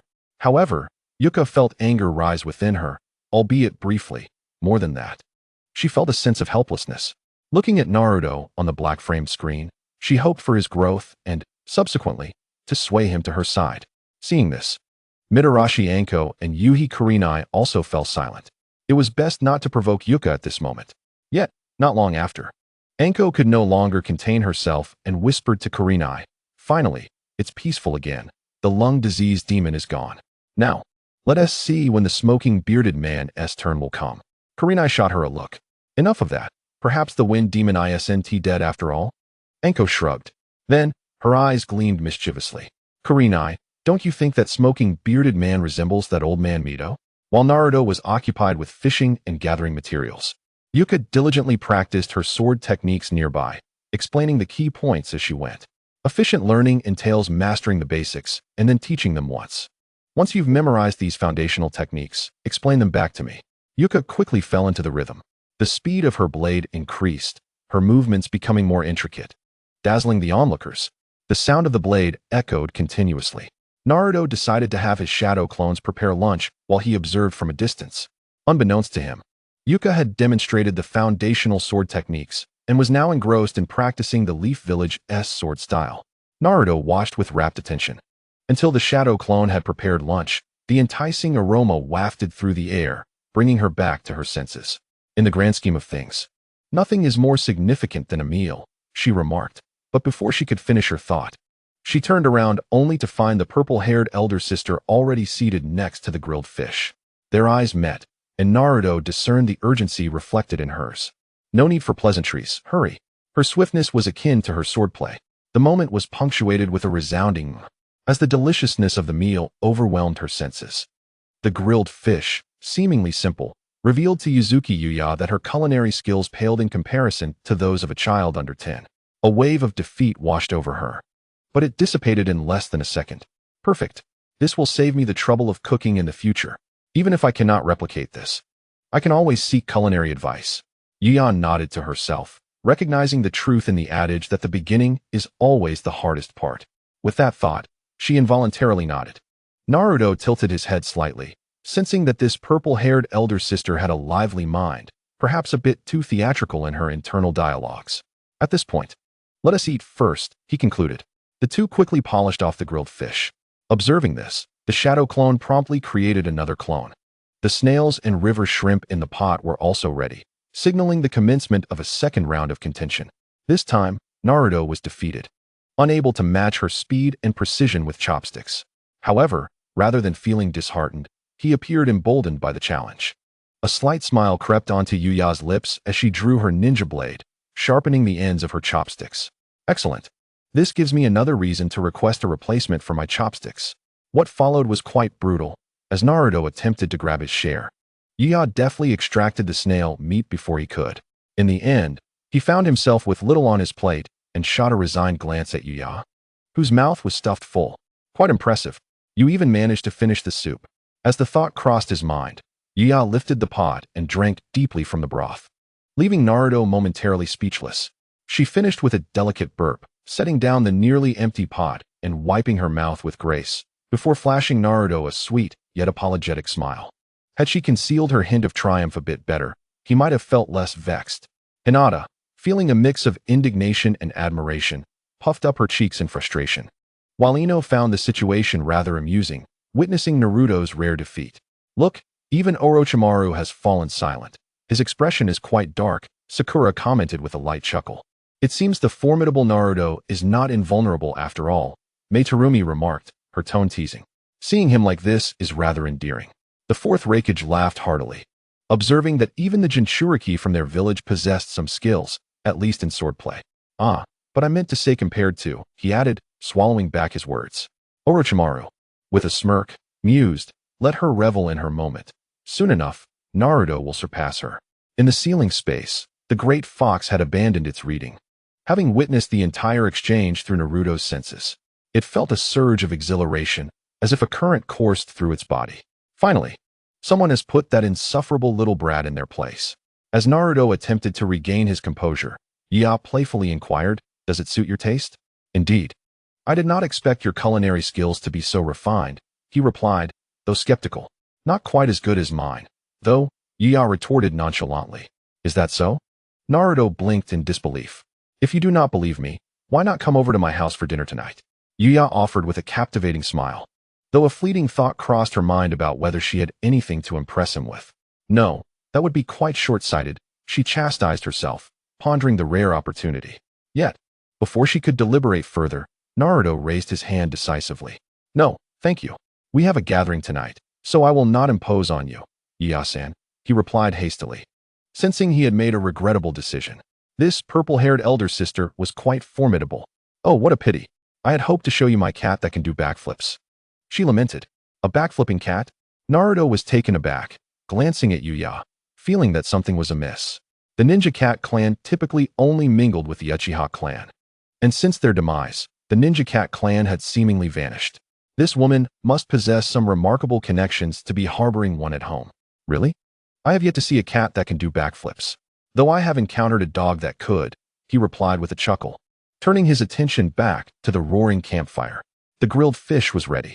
Yuya's words were swallowed back as a new round of competition commenced, but this time, Yuya found herself at a disadvantage. She was already full and could not compete against Naruto. Naruto's perception of Yuya shifted significantly. The most crucial aspect was that, despite her demeanor, she did not exhibit the fleeting nature of the will of fire. This was paramount. Moreover, to enjoy a meal thoroughly, one must have someone to share in the spirited competition of eating. Once satisfied, Naruto wasted no time. He picked up a twig, mimicking a sword, and approached Yuya to inquire about sword techniques. After a brief moment, he found himself awkwardly distancing himself, unsure whether Yuya's closeness was intentional or accidental. She kept leaning in, guiding him in a hands-on manner. This was a dynamic he had only seen with Ino, but Yuya was distinctly different. Ino's straightforwardness was refreshing. She wore her feelings on her sleeve and lacked the boldness to pursue further. Conversely, this purple-haired elder sister had an air of mischief about her, with a deliberate focus that Ino could not match. Of course, Yuya noticed Naruto's attempts to create space, and the ensuing developments began to take a different turn. With a resigned sigh, Naruto stood up, while Yuya earnestly instructed him, "A sword never leaves one's hand. It is a treasure to a swordsman, not to be touched by the uninitiated. Handle it with care, for a slip could cost you a better blade."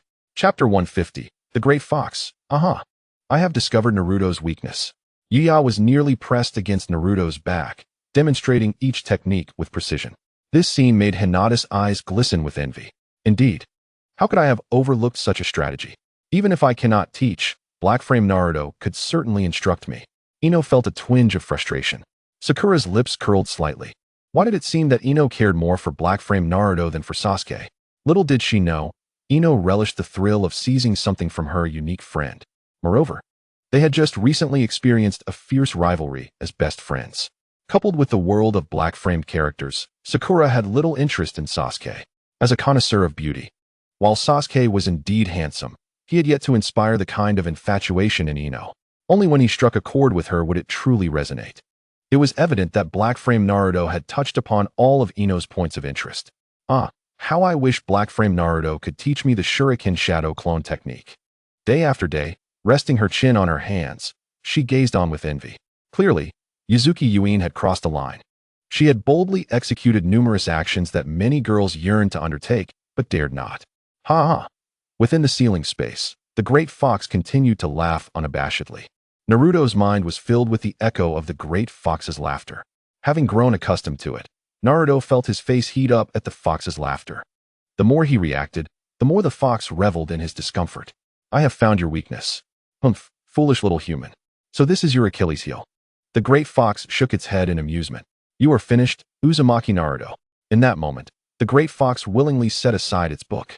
Then, it sat cross-legged on the ground.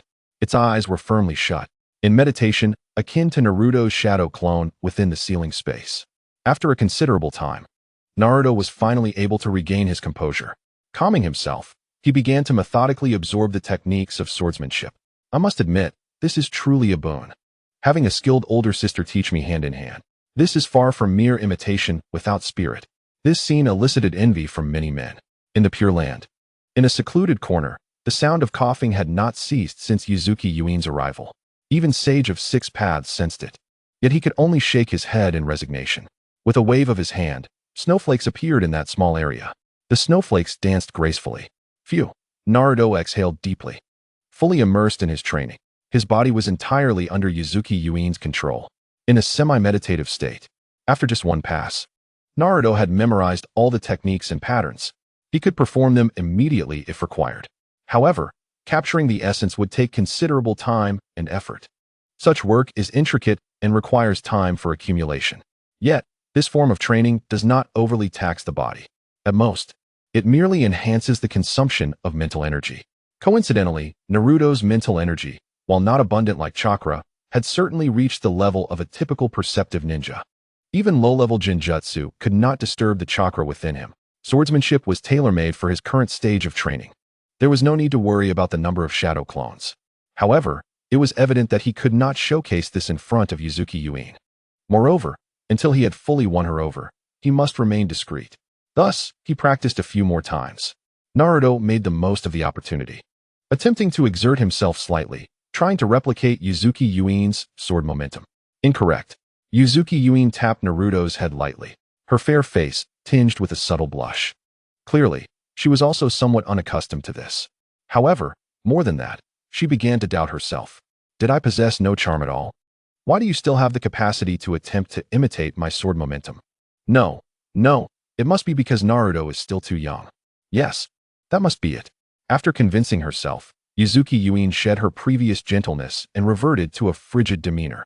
Imitation can indeed lead to rapid improvement. But once you become accustomed to this effortless feeling, it becomes increasingly challenging to cultivate your unique sword momentum. Upon hearing this, Naruto looked up. This action caused Yuzuki Yuin's eyes to widen in surprise. Yet, upon gazing into Naruto's clear azure eyes, she managed to suppress her reaction. Then, Sister Yuin, what if I were to imitate the sword momentum of many others, discarding the dross and extracting the essence, ultimately merging it with myself to develop the most suitable sword momentum for me? Yuzuki Yuin, do not jest. She tapped Naruto's head once more. It is difficult for you to even successfully imitate one, let alone the situation you described. Have you remembered those foundational sword techniques? Practice daily, and I will supervise you. Only when I deem you ready may you train in the subsequent Konoha-style sword techniques. To master excellent swordsmanship, one requires unwavering perseverance. Yuzuki Yuin earnestly conveyed her thoughts. Naruto nodded repeatedly, like a chick pecking at grain. Such an attitude greatly improved Yuzuki Yuin's mood. Subsequently, she rewarded Naruto with another hands-on demonstration. Show me your execution. Naruto readily agreed. When the older sister was no longer right behind him, Naruto felt somewhat disoriented, but he quickly adjusted. Closing his eyes, he took a deep breath. His mind was filled with the essence of Yuzuki Yuin's sword momentum. Then, he slowly raised his ninja blade. The instant he opened his eyes, his gaze sharpened. A fine gaze. Yuzuki Yuin's heart raced. Swish, swish, swish. Then, Naruto, after a slight adjustment, executed all the basic sword techniques he had just been taught in one fluid motion. The movements flowed seamlessly like water. Slashing, lifting, hanging, chopping, sweeping, thrusting, and hacking appeared effortlessly. The sword momentum shifted rapidly, sometimes soft yet firm, at other times grand and expansive. Combined with Naruto's remarkably natural and detail-rich bodily movements, Yuzuki Yuin was entranced. It was as if the one wielding the sword before her was not a child who had merely touched swordsmanship for less than half an hour, but a seasoned ninja adept with the blade. Swish, swish. The sound of the blade was like celestial music. This should suffice, right? Naruto quietly sighed in relief. He had managed to keep it within the minimum standard. This sequence comprised 32 movements, divided into 4 segments, each containing 8 movements. I must have made at least 16 mistakes. No talent could be worse than mine. However, when Naruto turned back with a slightly awkward smile, he realized he had acted hastily. Evidently, he had forgotten that mastering one technique opens the door to mastering countless others. Though he had never wielded a sword, he had systematically studied various ninja tools with Tenten. At the time, it was to help her settle down. Simply overwhelming with ninja tools would not suffice. Even against non-agile opponents, facing wind-style ninjas would certainly lead to dire consequences. Thus, Naruto had allowed Tenten to familiarize herself with and master the use of various ninja tools. In the end, he selected one for her to focus on: marksmanship. In case ninja tools became ineffective in the future, it was crucial to have a life-saving skill at hand. To facilitate Tenten's learning, Naruto had trained systematically in marksmanship himself. To encourage her, he even incorporated chakra enhancement into the marksmanship techniques. The various techniques and enhancements indeed sparked Tenten's immense interest, leading her to engage more earnestly with chakra control. On that day, observing the grand tree pierced by Naruto's strike, Tenten immediately conceived an idea. Ineffective ninja tools? No matter, I have the strength to overcome any obstacle. Watch as I demonstrate my prowess. Tenten mused, feeling rather pleased. Damn that wind release, girl. Just wait and see if I don't get you back. Tsunade exclaimed. You wretched little brat. Do you truly believe that sheer strength is commonplace? Yuyuki's gaze seemed as if it could devour her. Little did Naruto know, at that moment, Yuyuki's mindset had completely transformed. Any lingering reluctance had vanished. Now, Yuyuki gazed at Naruto as if he were a rare gem. In her eyes, he embodied the potential of becoming a master swordsman she could meticulously hone.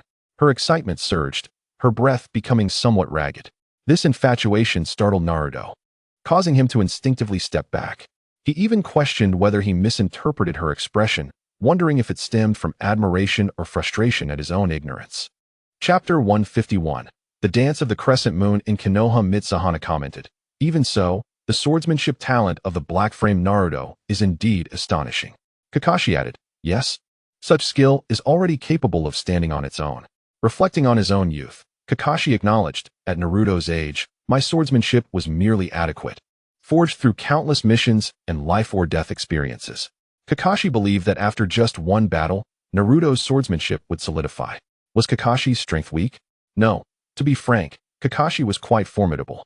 After all, since the Third Shinobi World War, his abilities had not only stagnated, but had regressed due to repeated setbacks and self-doubt. Additionally, he had become enamored with voyeuristic literature, often seeking thrills in the dead of night while training his arms. In a unique space connecting the Pure Land and the ninja world, Shigeru observed the black-framed screen. He listened to his son's remarks in silence for a moment before adding more wood to the fire before him. Kakashi was right. Naruto in the black-framed world indeed possessed enviable talent, coupled with an unparalleled determination and perseverance that ordinary people could hardly fathom.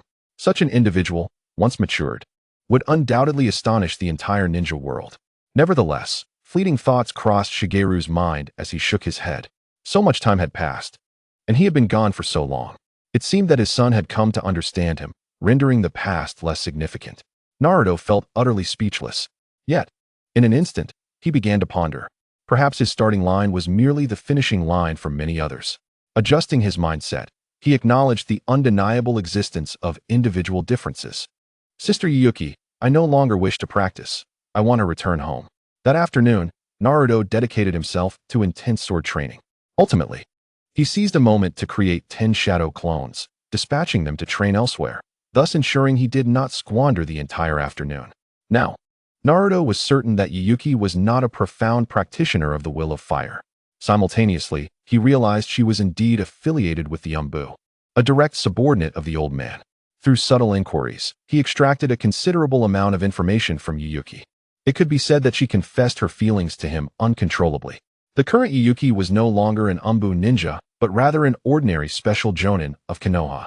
Having slightly aligned her understanding with the will of fire, Naruto was convinced that her comprehension was merely sufficient to graduate from the Ninja Academy. Once graduated, she would return everything she had learned. The only phrase she could recite was, "Wherever Konoha flourishes, the fire shall persist." That made things simpler. All he needed to do was draw Yuki's attention to the decay within Konoha, specifically the corruption and inaction of the higher-ups. This would plant a seed within her heart. Subversion would be far from difficult. Yuki remarked, "All right, this seems rather enjoyable. However, the version of myself in the black-framed world is a bit too proactive, making it appear somewhat cheap. Now let us engage in a spar." Yuki stepped back a little. Feeling free from Yuki's control, Naruto let out a quiet sigh. This was the first time he sensed fear. Indeed, gazing into Yuki's eyes, which seemed to harbor an insatiable hunger, instilled genuine trepidation in Naruto. Such an utterly innocuous gaze was more blinding than sunlight. Of course, there were benefits as well. Naruto's swordsmanship rapidly progressed from novice to adept. Should I integrate my combat style with this? Yuki, sensing the gravity of the moment, withdrew her smile, her flushed cheeks taking on a serious demeanor. "I wish to see which path you are suited for in the future. Come forth." As she spoke, Yuki tightened her grip on the wooden sword. Naruto nodded. "All right. Sister Yuki, be cautious." With those words, the sound of 2 shadow clones training in the distance echoed as they dissipated, transmitting a wealth of memories and experiences back to the original. Naruto had long since adapted to the characteristics of shadow clones. Even if 15 clones were to vanish at once, he could effortlessly absorb a vast amount of memories and experiences. Aside from the shadow clones meditating within the ceiling space, the memories and experiences returned would indeed impact his mental strength. The memories and experiences from the meditative clones would also relate to his mental capacity, akin to the impact experienced by ordinary individuals after training with shadow clones. In the next instant, Naruto vanished from his spot. Yuki felt a chill run down her spine. Without a moment to marvel, she gripped her sword hilt with renewed determination. Above, instinctively, Yuki deduced Naruto's intent to attack. Little did she know, he had intentionally lured her into this position. Had she not sensed it in time, his blade would have embedded itself in her neck. However, that was under non-complete swordsmanship conditions. As Yuyuki raised her gaze, the sound of shadow clones erupting into existence rang in her ears. In midair, Naruto brandished his ninja sword, summoning 2 clones with almost no hand seals, attacking from 3 different directions. Yuyuki's pupils constricted. The Konoha-style crescent moon dance. Impossible. Indeed, this was Naruto's first encounter with swordsmanship, and he had never engaged with that individual before. Hence, it could only be attributed to his innate combat talent, which was undeniably on par with his swordsmanship aptitude. Yuyuki forcefully suppressed her earlier inclination to drug Naruto upon returning that evening. But at that moment, suddenly, 2 more clones appeared beside Naruto and his 2 existing clones. Unsealed phantom clones. Wait, could it be that Naruto's raised finger was intended to cast an illusion? Was it merely because the opponent was her, and it was just sparring, that he refrained from using Jinjutsu? Yuyuki immediately discerned that Naruto's raised finger was merely instinctual. Yet, at the critical moment of casting the illusion, she forcibly suppressed her instincts. In that instant, Yuyuki felt an overwhelming pressure. The intricate and elusive nature of the offense, combined with such a brief reaction time, rendered her utterly incapable of discerning the true intention behind Naruto's attack. The only possibility that could evoke such a feeling was the undeniable truth. Everything was indeed real. Heavens! Yuzuki Yuin was so taken aback that her delicate form trembled. In that moment, she completely forgot to resist, her mind consumed by the silhouette under the moonlight.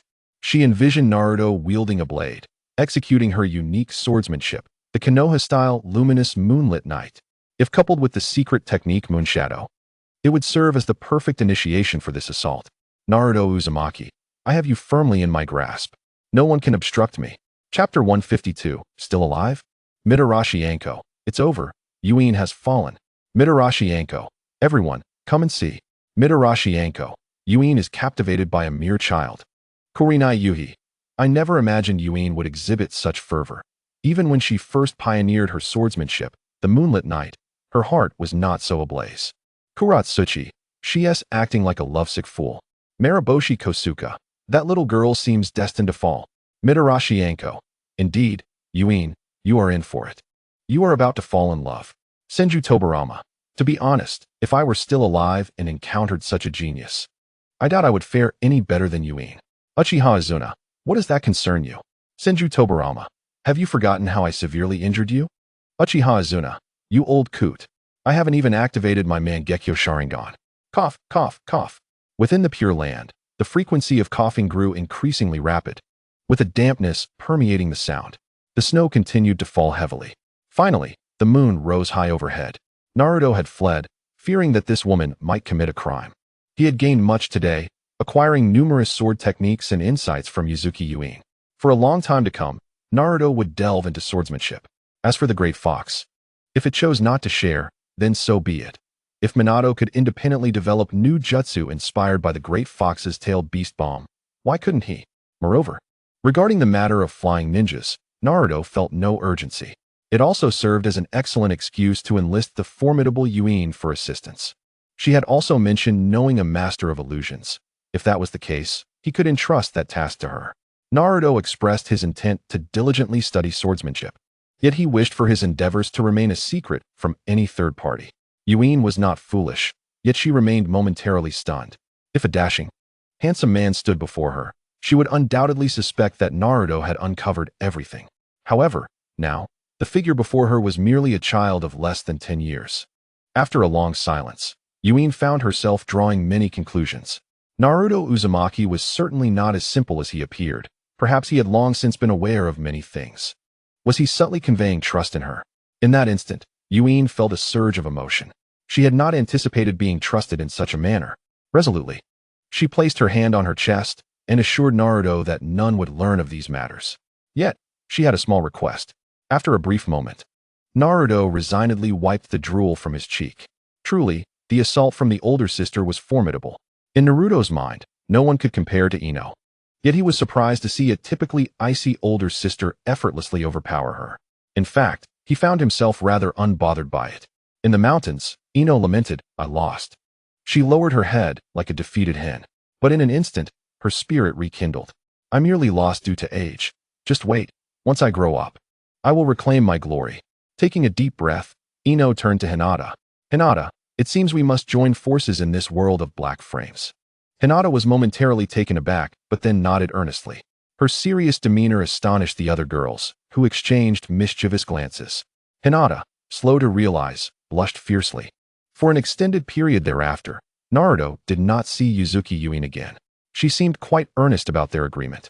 Meanwhile, Naruto busied himself, embarking on fire release training while honing his swordsmanship. His progress swiftly translated into advancements for his small group. Not long after, Yuin returned, albeit with no tangible gains. Instead, she brought back numerous scrolls related to illusions. Consequently, Naruto became acquainted with a certain Kurinai Yuhi. Additionally, he learned of a boisterous older sister named Mitarashi Anko. He had heard of both, particularly Anko, whose name was recorded in the historical texts of the Uchiha clan as a former student of the rogue ninja Orochimaru. Time passed swiftly, and another year had gone by. On this day, Lee donned his classic green attire.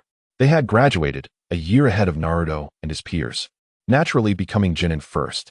Team 3 was formed under the guidance of the Jonin, Might Guy's son, Might Guy. Niji and Tintin were also among them. Such an occasion called for celebration. Moreover, their new status as ninjas meant they could venture beyond the village. With the opportunity to leave Konoha, countless possibilities awaited them. That evening, the trio expressed their intent to assist Naruto in gathering historical documents and inquiring about the whereabouts of the legendary Tsunade, granddaughter of the first Hokage, Senju Hashirama. Tintin was particularly enthusiastic, for Tsunade was not only an idol among girls, but also possessed the complete methods for training monstrous strength. Most importantly, her secret techniques promised the effects of eternal youth. This left the girls envious and eager for their own graduation. After Naruto's reluctant admonishments, the atmosphere of the gathering grew lively once more. The following day, Naruto arrived at the back mountain as usual. Yuin's visits had become increasingly rare. Yet each time she stayed longer.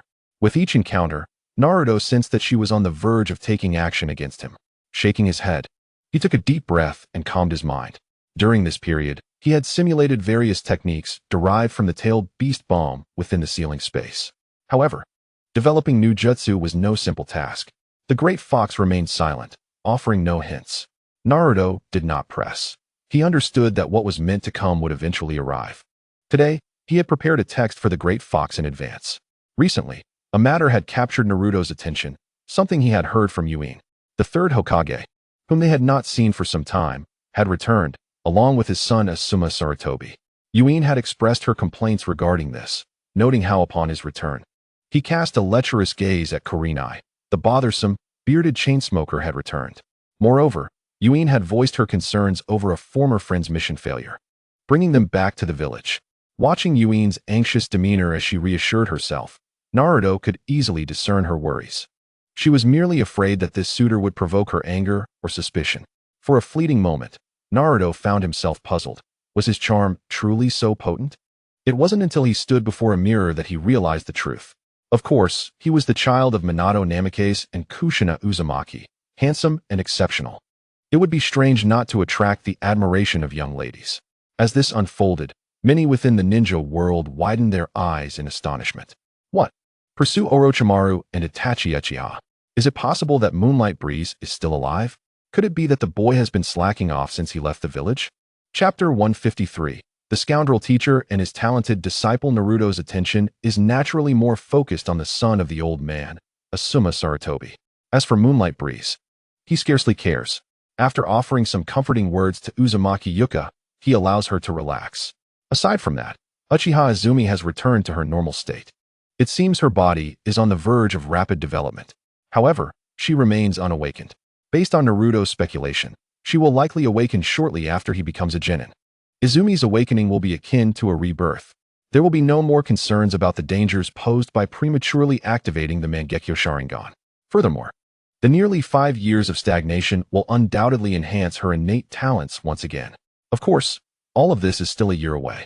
In 1 year's time, she will be 12 years old and will reach the graduation age for the Ninja Academy, founded by the second Hokage, Senju Tobirama. He undoubtedly considered this aspect as well. Thus, it can be said that the true lifting of the seal will only occur after she turns 12. Further training can then be pursued without the risk of harming her body. Naruto has endured for a long time. Now, less than a year remains until the seal is lifted. Senju Tobirama. Ha ha ha. It seems the old man's image in Naruto's mind is not too shabby. Uchiha Izumi. So be it. I cannot fathom how someone can shamelessly embellish their own reputation. Uchiha Izumi. To teach such a disciple, who in turn teaches a similar apprentice. This lineage is indeed remarkable. Senju Tobirama. No, brother. What is wrong with me pretending a little?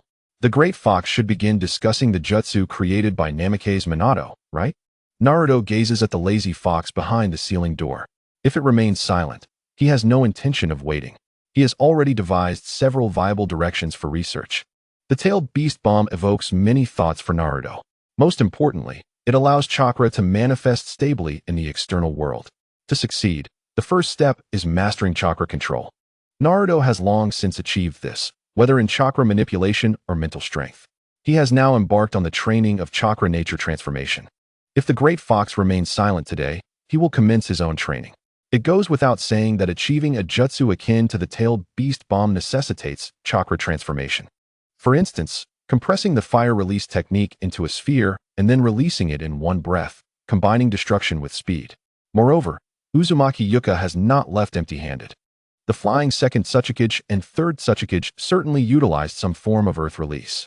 Furthermore, this earth release possesses the ability to alter the weight of objects. There is also a crucial piece of information, the bloodline limit dust release. However, there is far too little information available. Yuka dares not boldly issue a help request, lest the old man grow suspicious. By now, Naruto can see through the old man's intentions. He is employing the same tactics he once used on Naruto's mother and Namikaze Minato. Old hat, lacking in innovation, and not striving for progress. Yet the results are undoubtedly impressive. It finally dawns on him why Yuka suddenly appeared before him. Of course, given the current situation, the old man is likely to suffer considerable losses. Mizuki Akane. Exactly, well done. Yamanaka Ino. Well, it has come to this. At least we get to see the old monkey face defeat. 10-10. Indeed, while I do feel a bit uncomfortable, witnessing that insufferable old monkey suffer is quite satisfying. Temari. Humph. Instead of contemplating how to train in reference to your counterpart in the black frame world, you fret over these trivial matters. At this rate, you shall forever remain my subordinate. 10-10. How dare you, just wait. Oh, the great fox lazily responds. Naruto, this scoundrel fox truly holds a grudge. It's not that I refuse to teach you, but your self-discipline and training leaves much to be desired. If I teach you too early, once you learn, you will undoubtedly be unable to resist the urge to keep expanding. There is one more point the great fox will not mention. It has not been idly sitting by since discovering Naruto's weaknesses. It has continually sought ways to improve its own training. This scene leaves everyone dumbfounded. What? Are you saying that the black frame Naruto has managed to pull in even the tailed beast, the Nine Tails, alongside him? This must be a joke. If even the tailed beast is involved, what are ninjas supposed to do? Within the ceiling space, the Nine Tails' eyes widen. I'm supposed to teach this little brat the Rasengan? This can't be real, can it? Alright, lest some individuals accuse me of being fickle. The jutsu developed by your father is the Rasengan. Rasengan. Is that the tailed beast bomb chakra sphere gathered in the hand? Naruto is momentarily taken aback. In an instant, another technique flashes through his mind, the Chidori of Kakashi Hatake, the disciple of Namikaze Minato. The great fox glances at Naruto, internally astonished. Could it be that this boy recognizes the name of the jutsu? It seems so. That look in his eyes is all too familiar. To master the Rasengan, one need not specifically train in chakra transformation. However, to learn it, one must first possess the awareness of chakra transformation. The Rasengan primarily involves gathering chakra in the hand. To maintain that sphere of chakra without dispersing, one requires exceptional control, which is precisely chakra transformation. The chakra within the Rasengan must rotate incessantly in various directions, while also possessing compressive force akin to the tailed beast bomb, allowing this technique to take on a stable spherical form externally, while internally, it is chaotic yet swift-moving chakra. Whoosh! The moment the great fox finishes speaking, Naruto raises his hand. With mental strength guiding him, he releases a Rasengan composed of his psychic energy as instructed by the great fox. A blue sphere of chakra appears in Naruto's hand. Externally, it resembles the stable sphere described by Kurama. Internally, it is chaotic and rapidly flowing chakra. Yes, that is about right. Ultimately, It is a creation inspired by the tailed beast bomb. The great fox scoffs, not even bothering to glance at it. I certainly won't praise anyone. Compared to the tailed beast bomb, this technique hardly measures up. Of course, the difficulty of the tailed beast bomb is not low, and first, one must learn to calculate. Let us continue discussing this shabby Rasengan. To refine it is quite simple. The first step is to gather chakra in the hand, ensuring it does not disperse. The second step is to shape the chakra into a sphere. The third step is to stabilize the sphere and begin gathering opposing flows of chakra within. The final step is roughly what you have achieved now. Naruto, everyone, is this teaching? You merely repeated what you just said, only in a more detailed manner. A glimmer of schadenfreude flashes deep within the great fox's eyes. This technique took Namake's Minato 3 years to develop and perfect, and it remains a work in progress. If even Minato took 3 years, no matter how talented Naruto is, it will be quite some time before he returns to pester me.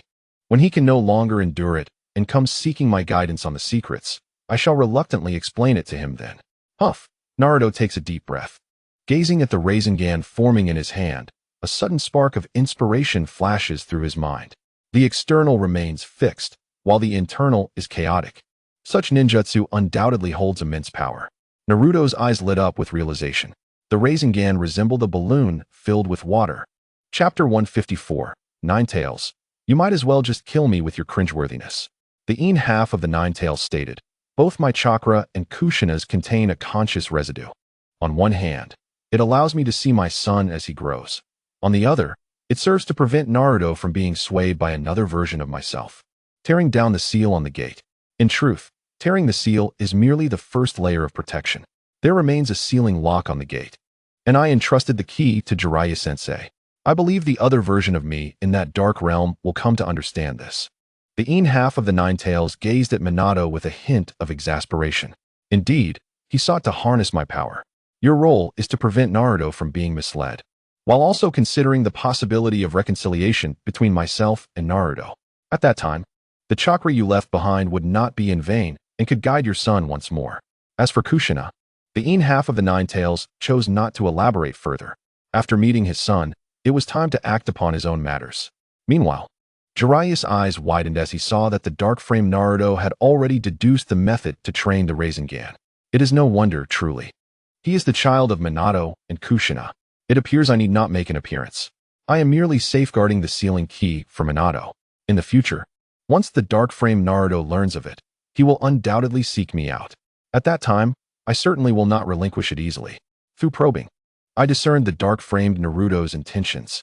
Jiraiya agonizingly closed his eyes, knowing that the version of him in that dark world would surely intervene. Possibly even to the extent of killing the dark-framed Naruto for the sake of Konoha. No, this cannot continue. I must urgently find the Child of Prophecy. Once I locate the Child of Prophecy, all problems will be resolved. In the chatroom, Orochimaru, the dark-framed Naruto remains as captivating as ever. Orochimaru, the Rasengan you say? Orochimaru, as far as I know, the simplest and most efficient way to train the Rasengan is through the use of balloons and balls. Everyone silently noted Orochimaru's statement and then looked intently at Naruto on the dark-framed big screen. The dark-framed Naruto would surely be able to deduce the complete training method. After all, this is a ninjutsu developed by the Fourth Hokage. Resources are generally fixed. Where do ordinary ninjas find the resources to exchange for opportunities for advancement? In most cases, undertaking missions is merely a means to make a living. Sometimes, the reward from a mission is insufficient even to cover the cost of equipment consumed during the task. Ninjutsu. What good is talent without the scrolls to learn from? Purchasing them costs a fortune, and consulting a ninja proficient in the art costs yet another sum. Iruka had already declared bankruptcy after teaching Naruto a few jutsu that weren't even B rank, leaving him in debt. Furthermore, maintaining one's condition while executing missions is no easy feat. Not everyone possesses the vast chakra reserves to experiment like Naruto. Consider Kakashi. It is a fact that his strength has regressed over the years rather than improved. Even if he wishes to enhance his abilities, he can only utilize Raikiri 4 times a day before exhausting his chakra. Overuse could lead to unconsciousness, making it impossible to continue developing Raikiri. Not to mention that high-speed movement requires the use of the Sharingan. The Great Fox. This little brat is defying the heavens. How could you possibly know before I even spoke? Impossible. The great fox narrowed its eyes slightly. Meanwhile, Naruto continued his line of reasoning. Since this ninjutsu took 3 years to develop, there must be detailed records of it. Logically, Minato should have left behind a complete training method, and as his wife, Kushina could not possibly be unaware. If she knows, then… Naruto raised his gaze. Their eyes met. What are you staring at? The great fox looked displeased. Its tone sour. Naruto smirked slightly. With the great fox displaying such a demeanor, how could Naruto fail to discern its thoughts? He straightened his posture and bowed deeply to the great fox. Raising his head, he spoke earnestly. Thank you, great fox. I have never felt that everything I endured in my childhood was due to your existence. On the contrary, after all these years together… Naruto paused. The great fox's ears perked up, yet it could not urge Naruto on, instead feigning impatience. Great fox, it is truly wonderful to have you here. The great fox retorted, this wretched brat. You've made my first stand on end. Humph. The great fox snorted. You can practice this half-finished ninjutsu left by your useless father. The damned fourth Hokage took 3 years to figure it out. As for the training method, it's just as you think. After your useless father developed it, he considered how to make it learnable. First, practice with a water-filled balloon, releasing chakra into it, allowing it to flow erratically. If the balloon bursts, you succeed, but that is only the first step. The second step still involves a ball, but the durability of the ball must increase 100-fold. A ball sturdier than a balloon? Indeed, the great fox continued. The second step requires breaking a rubber ball. No water needed. The focus is on sensing the transformation of chakra. The third step no longer requires the aid of a balloon or rubber ball. It merely requires forming chakra in high density and gathering it in your hand. All 3 steps necessitate maintaining stable and continuous chakra release. Chapter 155. Highly versatile orb on the dark-framed big screen. The Nine Tails elaborated on the training method for the Rasengan. Everyone listened attentively. Well, who would have thought there would be such benefits? It's certainly not a compensation from the comparison viewing system. After all, each time their essay quiz, only 3 people receive rewards. Naruto nodded, confirming that it was indeed as he had thought. Moreover, his intuition was not mistaken. It felt as though the Rasengan was missing something. It turned out to be a half-finished product. Given the 3 years spent by Minato, that was impossible unless the ninjutsu he aimed to develop truly sought to create a tailed beast bomb. Thank you, great fox. You're truly wonderful, Naruto expressed with renewed fervor. The great fox trembled slightly and then turned away. Go on, go on. Don't obstruct my view of the comic. You better be quiet. Hearing this, Naruto's lips curled into a gentle smile. The great fox, feeling utterly uncomfortable, simply turned its back to Naruto and lay down, averting its gaze. Naruto reclined, and his mental energy instantly manifested a chair. A half-finished product similar to a shadow clone? What is missing? Suddenly, Naruto's eyes brightened as he grasped the fleeting insight in his mind. Initially, I envisioned compressing chakra in my mouth like a tailed beast bomb, injecting the preformed fire-release chakra at the moment of expulsion. This is akin to a combination of a high-pressure water gun and a flamethrower, possessing the speed of the dragon fire technique and the might of the great dragon fire technique. In addition, there are wind release, lightning release, and earth release chakras as well. Indeed, this Rasengan seems to be a chakra sphere devoid of attributes, compressing a tremendous amount of chakra into a small orb that detonates upon impact. If Namake's Minato were still alive, it is highly probable that the next step would involve incorporating elemental chakra, thus transforming the Rasengan, for instance, infusing it with fire chakra to create a fire-release Rasengan. However, the challenges involved would undoubtedly be considerable. Otherwise, Minato would have already developed it. The stability of the Rasengan poses a significant issue.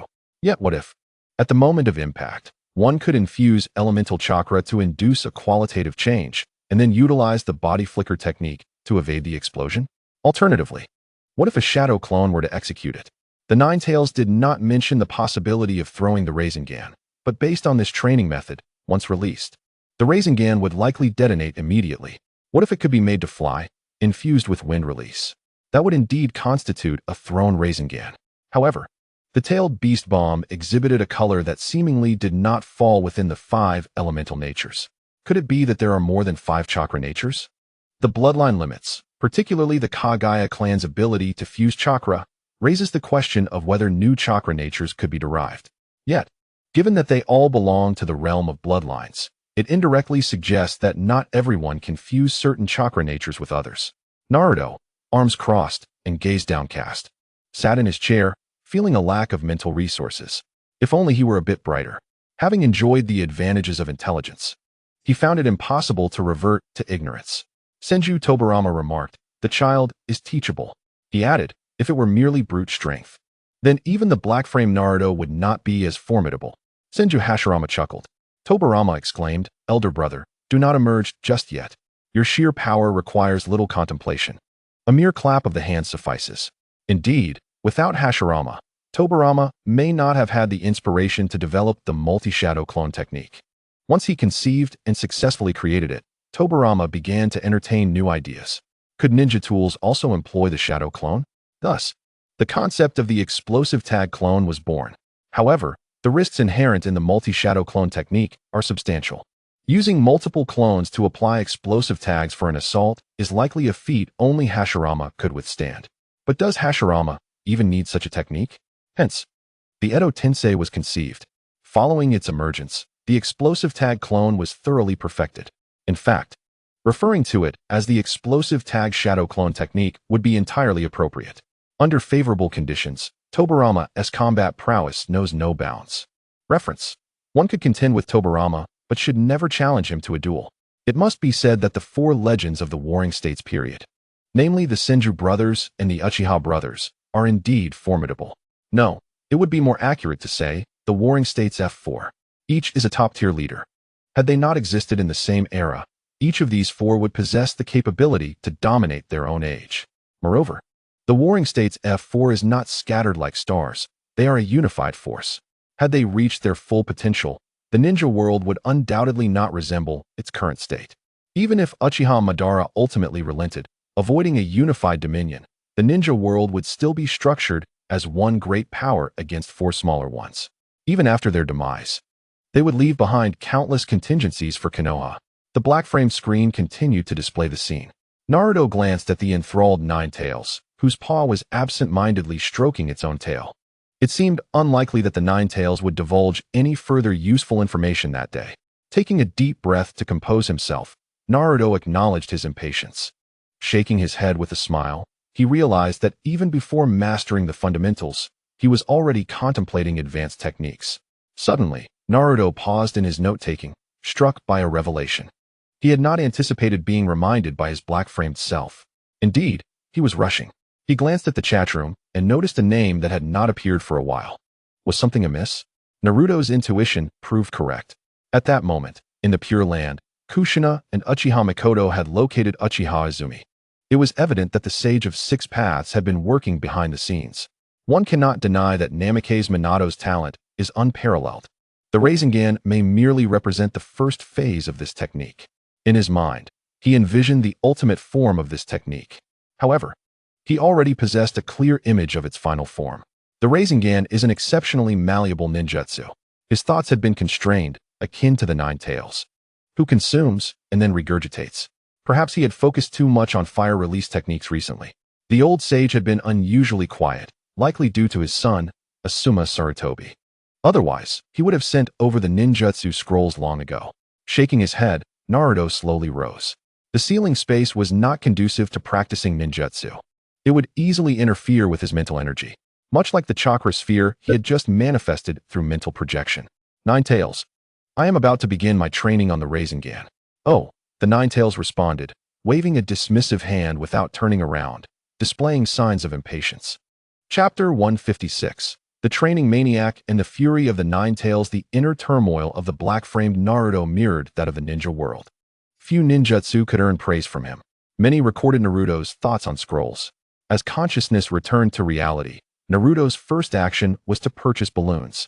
After performing the transformation technique, he quickly disappeared into the forest behind Konoha. Before long, Naruto returned with a bag of balloons and a bag of rubber balls, each balloon filled with water. Let the training commence. With a loud bang, a thick cloud of white smoke enveloped Naruto. As the smoke cleared, 10 shadow clones emerged. Now, let us begin, Naruto commanded. The shadow clones eagerly advanced to claim their share of the water-filled balloons. Naruto, however, did not immediately start training but instead wandered among his 10 clones. Gulping. The first shadow clone took a deep breath, adjusted its stance, and began channeling chakra into the balloon. Observing the balloon's gradual movement, Naruto furrowed his brow. Water is formless, and chakra is similarly elusive when released. The internal water's flow reflects the direction of the released chakra. Hearing this, the shadow clone remarked, "Master, it's a bit challenging to control the water flow. It's about to start rotating clockwise." Naruto nodded, realizing that he had focused solely on the properties of fire chakra lately and had not yet explored the transformation of chakra forms. No wonder the Nine Tails had suggested that mastering the Rasengan would eliminate the need for further training in chakra form transformation. Your task is to adjust the water flow direction under these circumstances.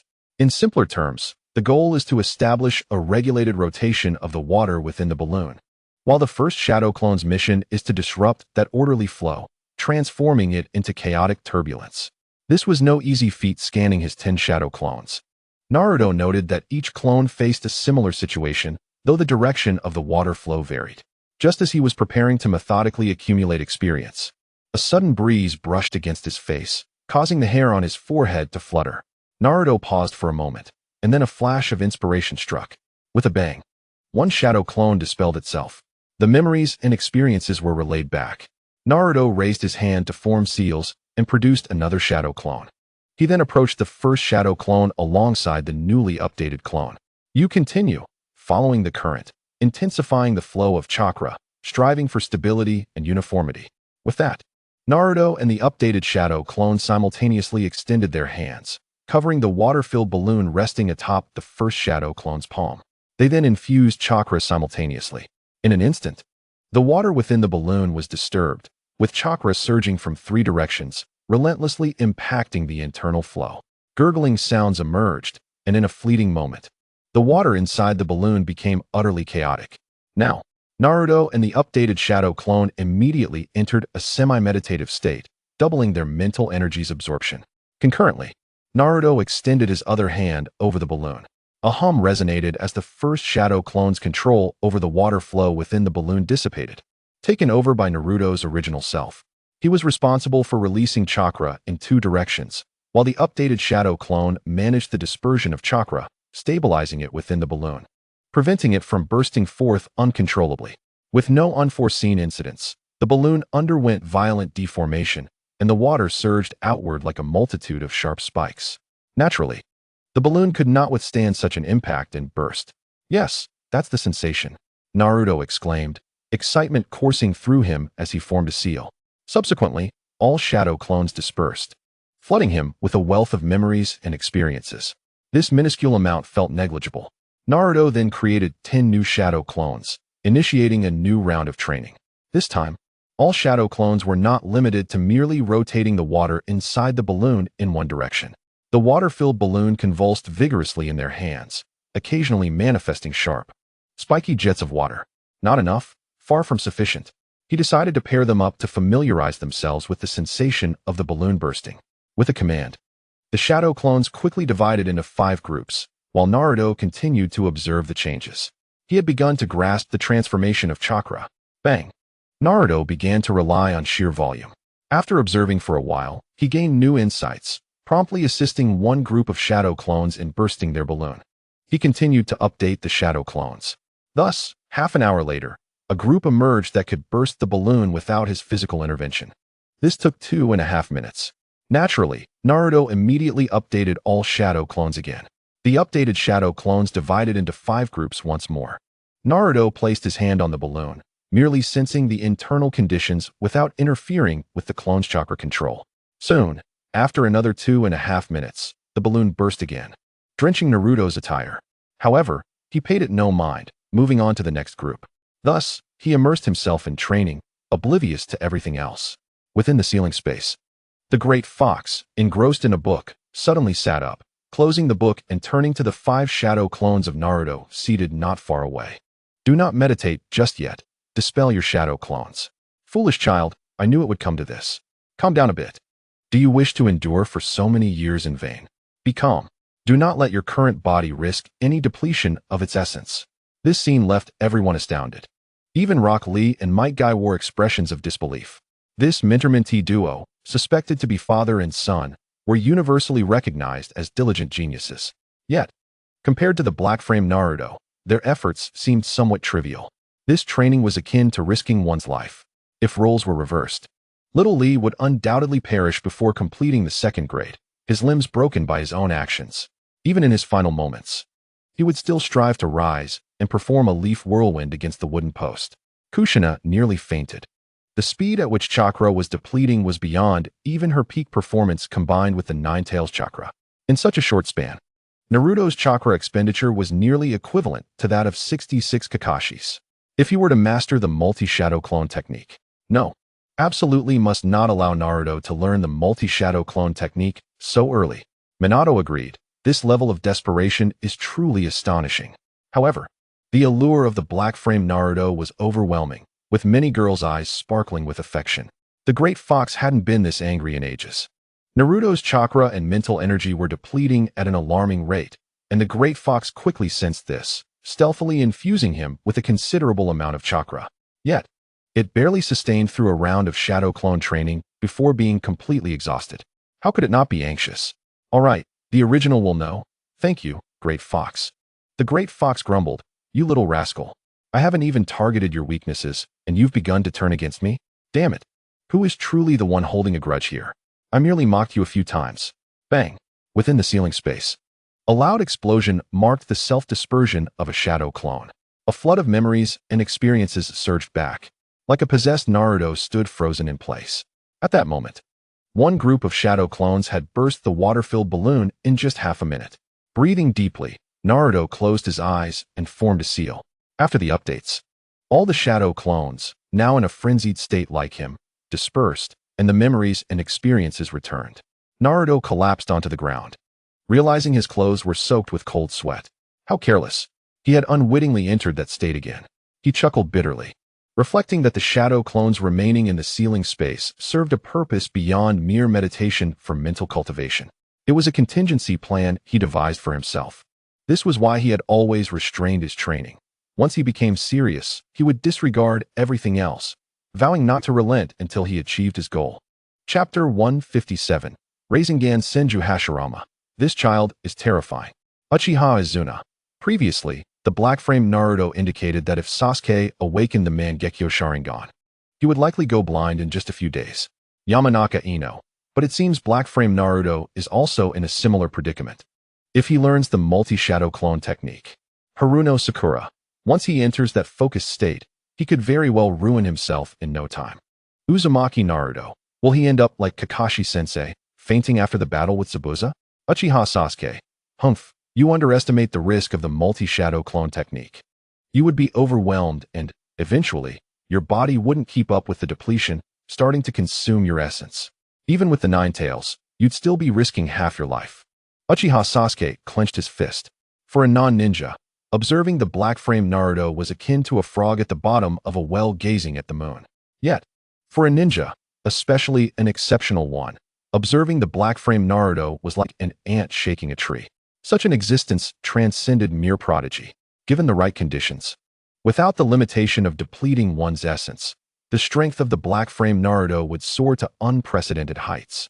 In that moment, Naruto found himself reflecting on his counterpart in the black-framed world, momentarily grasping why these two grand screens were called comparative viewing. The black-framed grand screen and the golden-framed grand screen offered entirely different viewing experiences. I wonder who taught you that. The Great Fox observed as Naruto regained his composure. Lying back down, he chose to ignore the insufferable little brat. Yet, suddenly, a spark of thought ignited within him. How might he exact revenge on Naruto? In the outside world, after a brief respite, Naruto slowly rose to his feet. It appeared today would not be a day for training. Time to rest. He turned and dashed off to fish in solitude. Gazing into the crystal-clear waters of the river, Naruto gradually found his calm. However, it wasn't long before his mind began to wander again. The flying ninja, as Yagugo had mentioned, had confirmed that the second and third Tsuchikage employed earth release techniques. If they could fly, then their offensive capabilities must certainly include long-range attacks. Long-range earth release. Naruto furrowed his brow. Could it be a bloodline limit? Shaking his head, he closed his mouth. He realized he still lacked crucial knowledge. As he pondered, he submerged one hand into the water. Slowly and steadily, he released chakra. Soon, the chakra diffused with the current. This was Naruto's first time attempting such a feat. Suddenly, he froze. He could sense everything within a 3-meter radius beneath the water. A thought flashed in his mind. The land of rain, the village of Amigakure, where it never ceased to rain. If Hanzo the salamander infused chakra into the rainwater, it would create a natural barrier. Anyone entering Amigakure would undoubtedly be detected by Hanzo first. No one could pinpoint Hanzo's location. And was he called a demigod in Amigakure for this reason? Boom. After Naruto's thoughts were broadcasted on the large black frame screen, the members of the Akatsuki organization were astonished. Even those who had visited Amigakure widened their eyes in disbelief. How could he even conceive such a connection? If the black frame Naruto were to gain comprehensive knowledge of the ninja world, this viewing system would become perilous. It seemed as though all villages were stripped of their secrets. Absurd. In Amigakure, Nagato was momentarily stunned. Indeed, the black frame Naruto was correct. However, due to limited information, he remained unaware. Even the major ninja villages that had never encountered Amigakure still did not know that Hanzo was already dead. Presently, Amigakure was governed by the god. That is, the Akatsuki organization. Yet, Nagato narrowed his eyes slightly. God. In that instant, he began to doubt himself. Where does the power of a god originate? Is it not his Rinnegan? Without the Rinnegan, is it truly his own? The Uzumaki clan is a distant relative of the Senju. Yet he had never heard of the Senju or Uzumaki clan possessing a bloodline capable of altering their eyes. Is everything about me merely a design? Nagato had entertained such doubts before. Nevertheless, the power of a god was so overwhelming that this thought was swiftly extinguished. Moreover, Nagato's focus had always been on becoming a nuclear threat within the ninja world in pursuit of peace. Beneath the peculiar statue of the god in Amigakure, Konan extended her small hand to catch the falling raindrops. Indeed, the black frame Naruto was concerned about Amigakure as a crossroads of the 3 great nations. It was hard to ignore. May the unfolding events align with my prayers. The image on the black frame screen continued. Earth released ninjutsu that can affect the human body, possessing the ability to lighten one's body. This type of flying ninja has come into being. Withdrawing his hand, he had already caught a fish. With a gentle flick, the fish was lifted. Bloodline limits are the product of the fusion of 2 or more chakra natures. However, not everyone can achieve this. This is a direction I can pursue once my body matures. Additionally, I must not neglect the training of chakra nature transformation. Recently, I should focus on practicing shadow clone technique. Releasing the fish, Naruto sighed. The time to realize his talent had not yet arrived. But he found himself easily consumed by training, which was quite frustrating. For now, he could only continue to shift his focus. Anoki, alas, what a pity. If only the black frame Naruto were from our village. Anoki, there is nothing more distressing than having no successors. Kuratsuchi, old man. Kuratsuchi, the Iwagakure feast tonight. Anoki shook his head, observing the chat room. That rascal Deidara had been lurking. It was infuriating. Just as he was about to retire and enjoy a leisurely life, he never anticipated being entangled by that wretched Akatsuki organization. After commissioning them for several tasks, Deidara's presence had been conspicuously absent. To clarify the situation, he even proclaimed himself a rogue ninja from Iwagakure. Time flew by. A month later, after exerting great effort to restrain himself, Naruto took a week to pop a water-filled balloon with one hand. It took another 10 days to burst a rubber ball. After several more days, he finally mastered the Rasengan. It was difficult, but for now, it was the only method available. Swish, swish, swish. Gazing at the blue chakra sphere that appeared in his hand, Naruto's lips curled into a smirk. This jutsu was indeed remarkable, and it was a highly malleable semi-finished product. Naruto planned to spend the ensuing time practicing the nature transformation of 5 chakra types, while continuing to develop the Rasengan. Recently, the nine-tailed fox had also quieted down, offering no other jutsu or information. Thus, Naruto could only continue laying a solid foundation. There was something that intrigued Naruto. One day, after Yugugo had taken advantage of him, she departed, leaving him with information about the flying abilities of the 2nd and 3rd Tsuchikichi. Earth Release, Lightweight Rock Technique. Chapter 158, Sarutobi Asuma, Anoki. This is bad. Anoki, has it been discovered so soon? A 3rd flying ninja will soon emerge in the ninja world. Anoki, once the black frame Naruto finds out, it's over. The information about me and Lord Mu will also be exposed. Anoki's concerns were entirely justified. Many times, ninjas thrived on information disparity. Without Itachi Uchiha's intelligence, the battle had not even begun, and a month of reading could render many ninjas powerless, including Nagato's pain. With shared vision and the ability to infinitely repair battle damage, pain could not be separated and must be dealt with swiftly. Otherwise, the situation would become exceedingly troublesome. Furthermore, if Nagato's true body could not be located, it would not be long before a new pain emerged. At Naruto's home, Sarutobi Asuma, Nara Shikamaru furrowed his brow. Naruto, are you implying that the third son, Sarutobi Asuma, will become our guiding jonin? Ino felt as if the sky were falling. Today was a rest day for Team 3. Thus, the young ones had converged at Naruto's place. Since the three of them became ninjas, their gatherings had noticeably diminished. As graduation approached, they were of similar ages and began training in their family's secret techniques after school.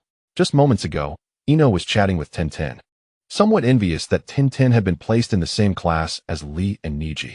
But as Tintin recounted the usual happenings of Team 3, even Niji could not suppress a twitch at the corner of his eye, sighing quietly. The group was taken aback. They looked at Lee, who had suddenly become a fountain of youth, and then at Tintin and Niji with newfound pity. Just then, Shikamaru and Naruto brought up the topic of the guiding jonin. Seizing the opportunity, Ino rushed over and soon learned of the potential new guiding jonin for the Ino Shikicho trio.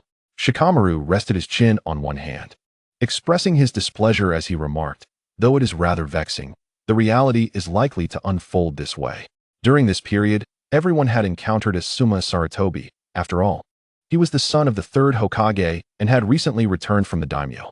He bore a symbol at his waist, which his father referred to as a guardian ninja, signifying one of the 12 ninjas tasked with protecting the daimyo. Choji munched on potato chips and joined us from the Akimichi clan. Hinata was also present, with Niji leaning against the wall, arms crossed, contemplating before he spoke. Woof. Inazuka Kiba had also made an appearance. The oil girl was there too. Damn it, my supervising jonin is that bearded guy who smokes. No way, Ino lamented, nearly in tears. Initially, she had accepted the situation, but the subsequent class assignments would likely not place her in the same class as Naruto. After all, separating the Ino Shikicho trio was no small feat even if Ino could persuade her parents. Shikaku and Yoshino Nara could not genuinely agree. If they were merely ordinary clan members, it might be different, but the three of them were inheritors of the prominent Ino Shikicho clans. Regardless, the current Ino Shikicho still appeared to be closely aligned with the Hokage lineage. All right, Ino, there's no need to struggle, Shikamaru declared as he reclined on the ground. If Naruto was so certain, then there would be no turning back. This is Konoha. Niji nodded in agreement. The bearded, smoking uncle would persistently pursue girls. Goodness, how can one person embody everything she despises? Ino also collapsed, albeit more gracefully, resting her head on Naruto's thigh. Given this, our supervising jonin should also be a ninja from the Hokage's lineage. Shino adjusted his glasses, casting a glance at Kiba and Hinata, who was busy in the kitchen. What are you talking about? Kiba scratched his head. Our class is quite special, laden with political ramifications, Shikamaru explained. In this time of peace, aspiring to become Hokage necessitated substantial prestige and support from the major ninja clans. The Ino Shikicho was undeniably a prime candidate, with the Hyuga, Yamanaka, and Inazuka clans also targeted for alliances. So, Kiba, you Shino, and Hinata will most likely be in the same class, he concluded. Kiba tilted his head. What remains then? Naruto, Sasuke, and Sakura? It's quite probable. Naruto chuckled in affirmation. Ugh, that Sakura really is enviable. Ino sighed. I wish to be with my beloved too. Naruto affectionately ruffled Ino's hair. Ino, unwilling to depart so soon, continued to act coy. This is such a bother, always scheming. Shikamaru expressed his irritation. For quite some time, he had been the only one in sync with Naruto, but now, Niji had joined the fold, though he typically remained quiet. Naruto discerned the defiance in Niji's eyes but refrained from offering consolation. He preferred Hinata to address the matter. However, it was evident that Niji had not afforded her that opportunity. Over the years, Hinata had been diligently training, striving to keep pace with Naruto. Naruto, what are you planning? Kiba could no longer contain himself. Look, even the slowest among us, Kiba, has noticed something amiss with Naruto's assistance. Shikamaru interjected before Naruto could speak. This was a matter Shikamaru had contemplated for many years, having subtly broached the topic with Shikakanara. The response had been rather indifferent, and since then, Shikamaru had not revisited the subject. He recalled his father's calm voice, stating that as the future leader of the Nara clan, his responsibilities extended beyond just the Nara, but also to the Akimichi and Yamanaka clans. While the other two could err, as the leader of the three clans, he could not afford to make mistakes lightly. If he had entertained such thoughts, it was clear that Ino and Choji would have similar sentiments. Shikamaru, if you deem it feasible, pursue it. Even if you fail, our fathers are still alive. Just remember, you only have one chance. This implied that helping Naruto was permissible, but only once and under no psychological pressure. For even in failure, they could shield themselves from the wrath of the Hokage lineage. Following that occurrence, Shikamaru began to pay closer attention to others. He recognized that as his father drew closer to the leaders of the Yamanaka and Inuzuka clans, the three clans had become trustworthy allies. Unfortunately, the Uchiha clan was no longer in the picture. He understood this was his father's way of helping him discern the internal dynamics of Konoha. It could be said that Sarutobi Hiruzen was not an exceptional Hokage. Otherwise, when Shino and Kiba approached Naruto, Shikamaru would have intervened to prevent their integration into this small group.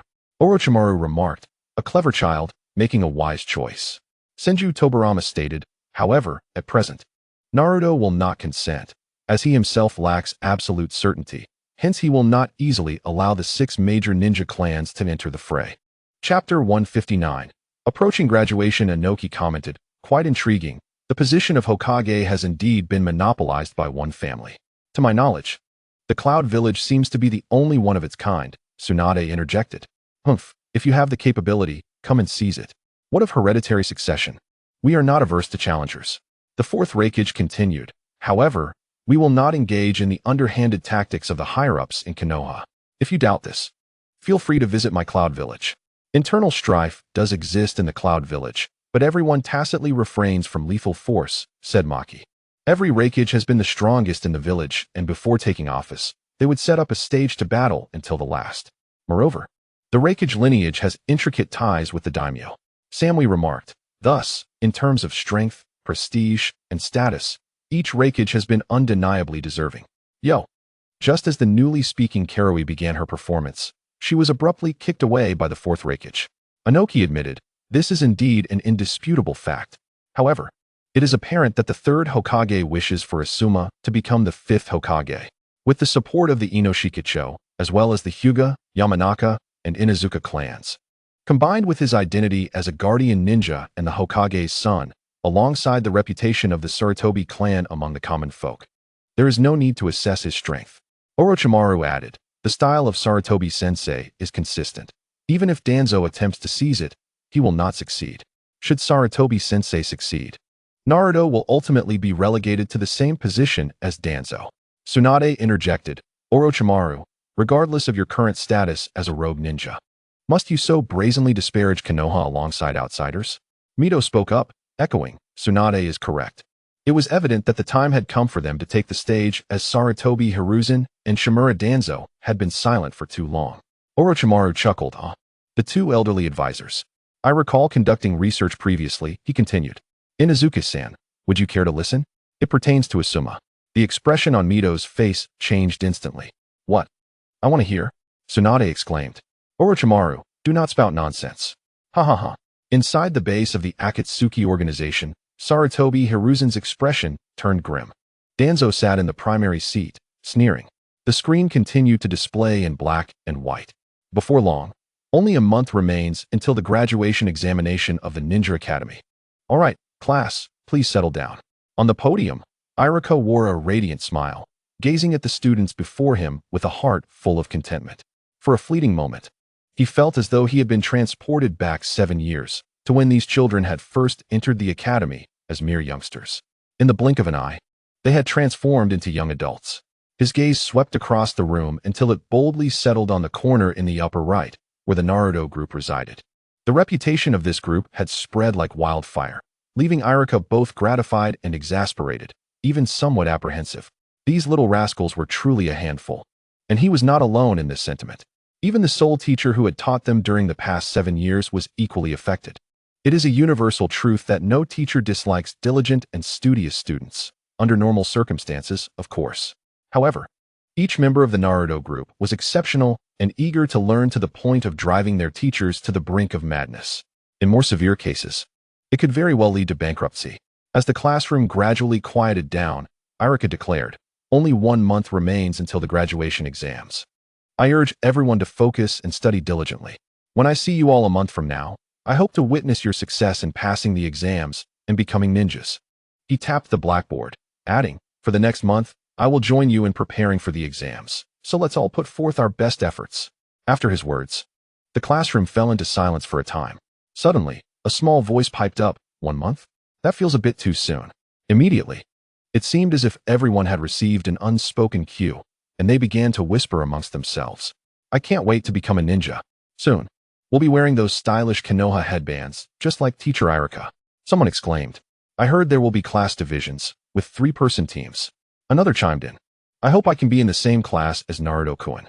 You all can have Naruto-kun. I'm just fine with being in the same class as Sasuke-kun." A third voice interjected, "Oomph, a bunch of slackers. I want to be in the same class as both Naruto-kun and Sasuke-kun."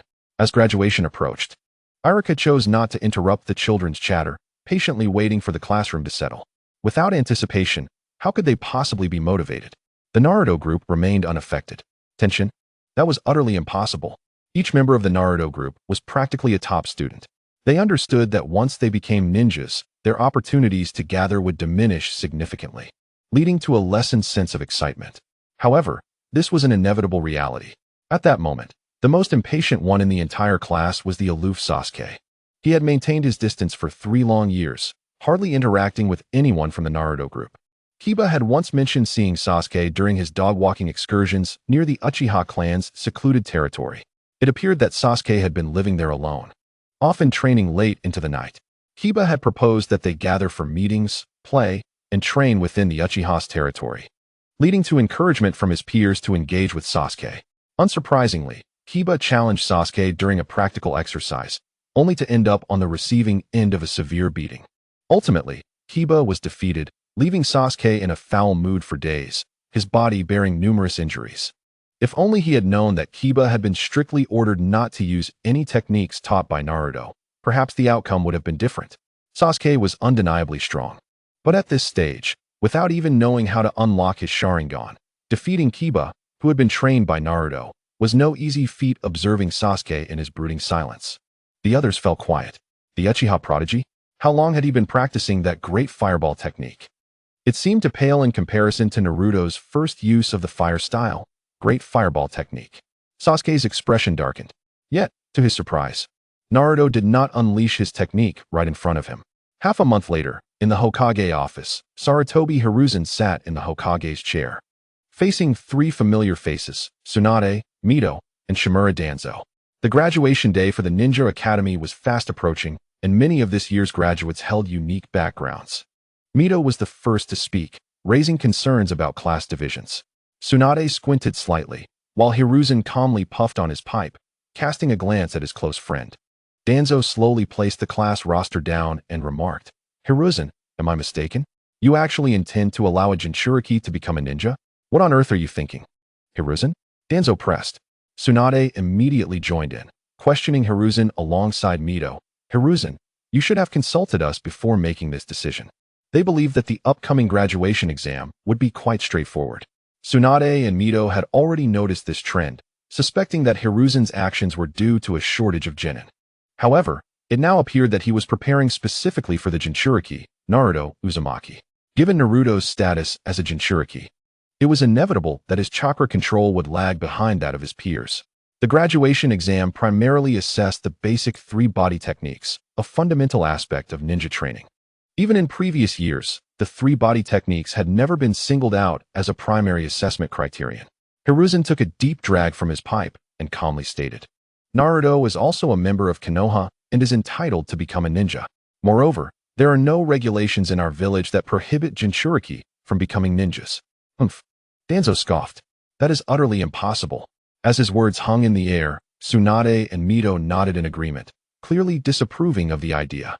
A Jinchuriki is still a Jinchuriki. Once they become ninjas, they will inevitably face missions outside the village.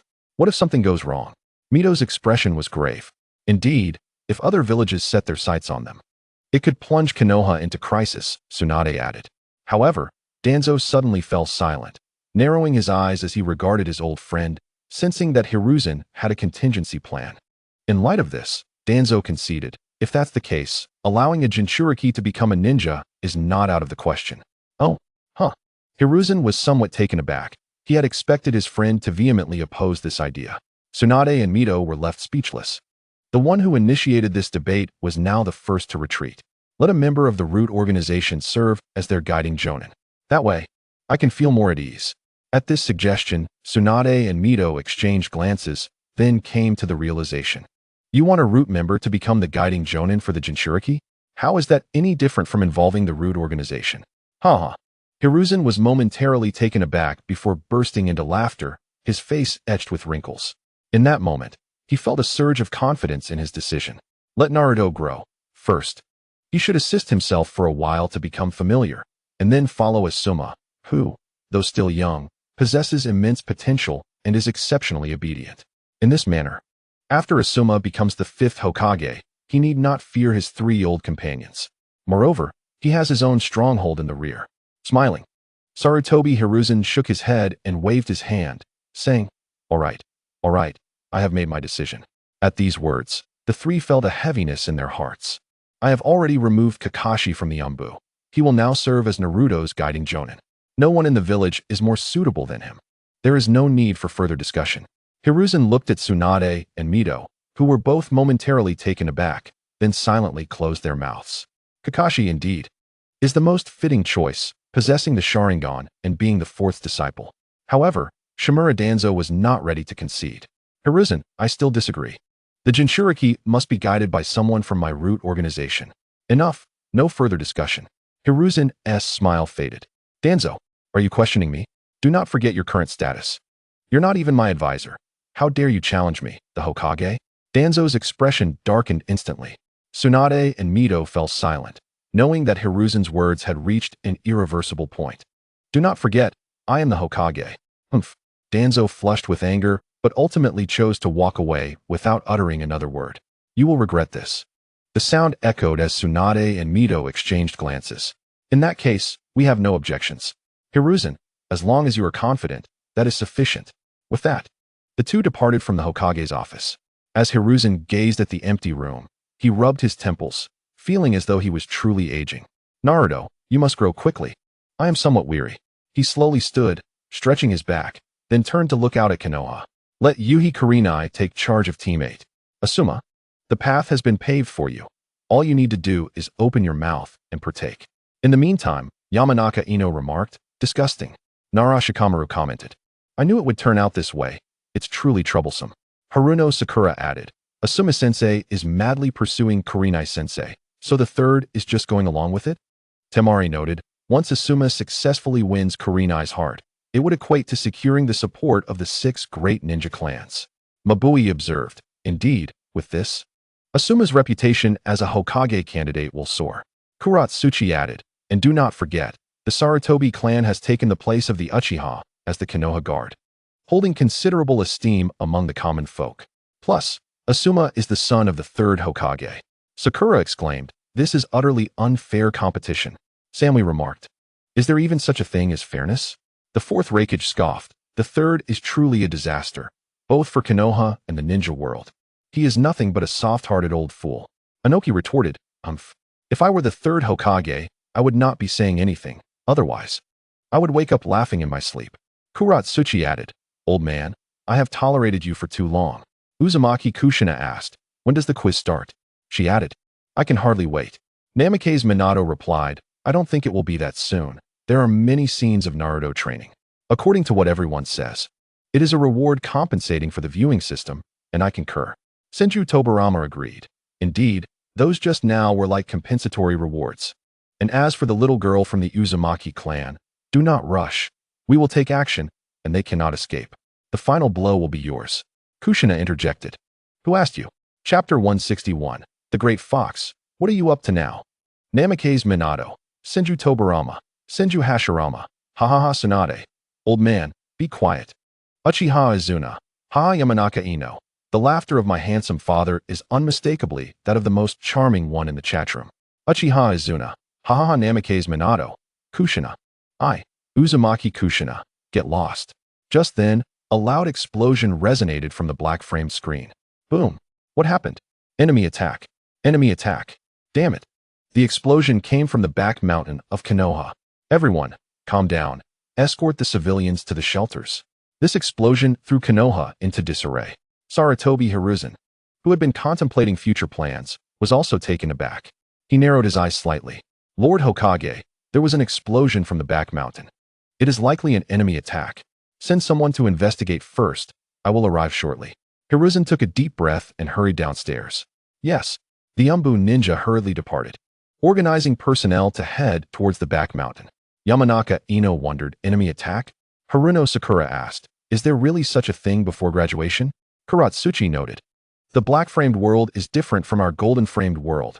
An enemy attack could indeed occur. Senju Tobirama suggested, I feel it should not be an enemy attack. It might be related to the black-framed Naruto. Orochimaru mused, can such a commotion be created now? Truly, it is worthy of the black-framed Naruto. Everyone responded, Orochimaru. You are seriously ill. However, upon reflection, they acknowledged that Orochimaru had a point. If it was indeed the black-framed Naruto causing this uproar, his power must be terrifying. He had mastered such a wide-range destructive jutsu so swiftly. Meanwhile, at the back mountain of Konoha, Naruto gazed down at the massive pit, involuntarily swallowing hard. Fortunately, I sent a shadow clone to test it.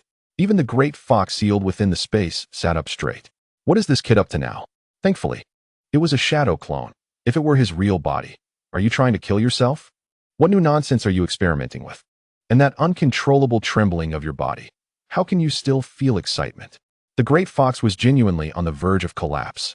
Ever since it accepted Naruto's requests, it had not had a good night's sleep. Though Naruto had restrained himself in his training, his incessant desire to experiment was unshakable. If he hadn't been cautious and used a shadow clone for the experiment, he would likely have ended up in pieces by now. The great fox, exasperated and angry, held its head. I knew I shouldn't have taught you the Rasengan. You little brat, calm down. Do not attempt or record anything. A large number of ninjas are heading this way. The great fox's voice immediately resonated in Naruto's mind. Naruto's body shook, and he reluctantly cast one last glance at the enormous pit below before swiftly using body flicker to escape.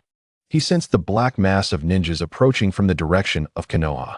This commotion was indeed too great.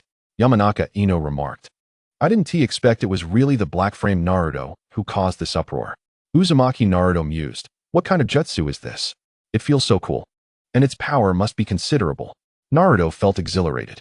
He suddenly realized the gap between himself and the black-framed Naruto was indeed vast, so vast that he had lost any feelings of envy or jealousy, leaving only awe.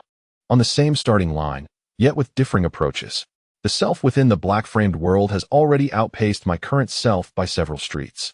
In light of this, akin to the teeth within that realm, if one cannot compete, they might as well join. After all, we are both Naruto Uzumaki. I shall tread the path forged by another version of myself, and there is no shame in that. For Naruto has come to a realization. Strength appears to be the foundation for survival in this ninja world. No matter how eloquently one may speak, it pales in comparison to the significance of a strong fist. Buzz, Naruto moves with remarkable speed.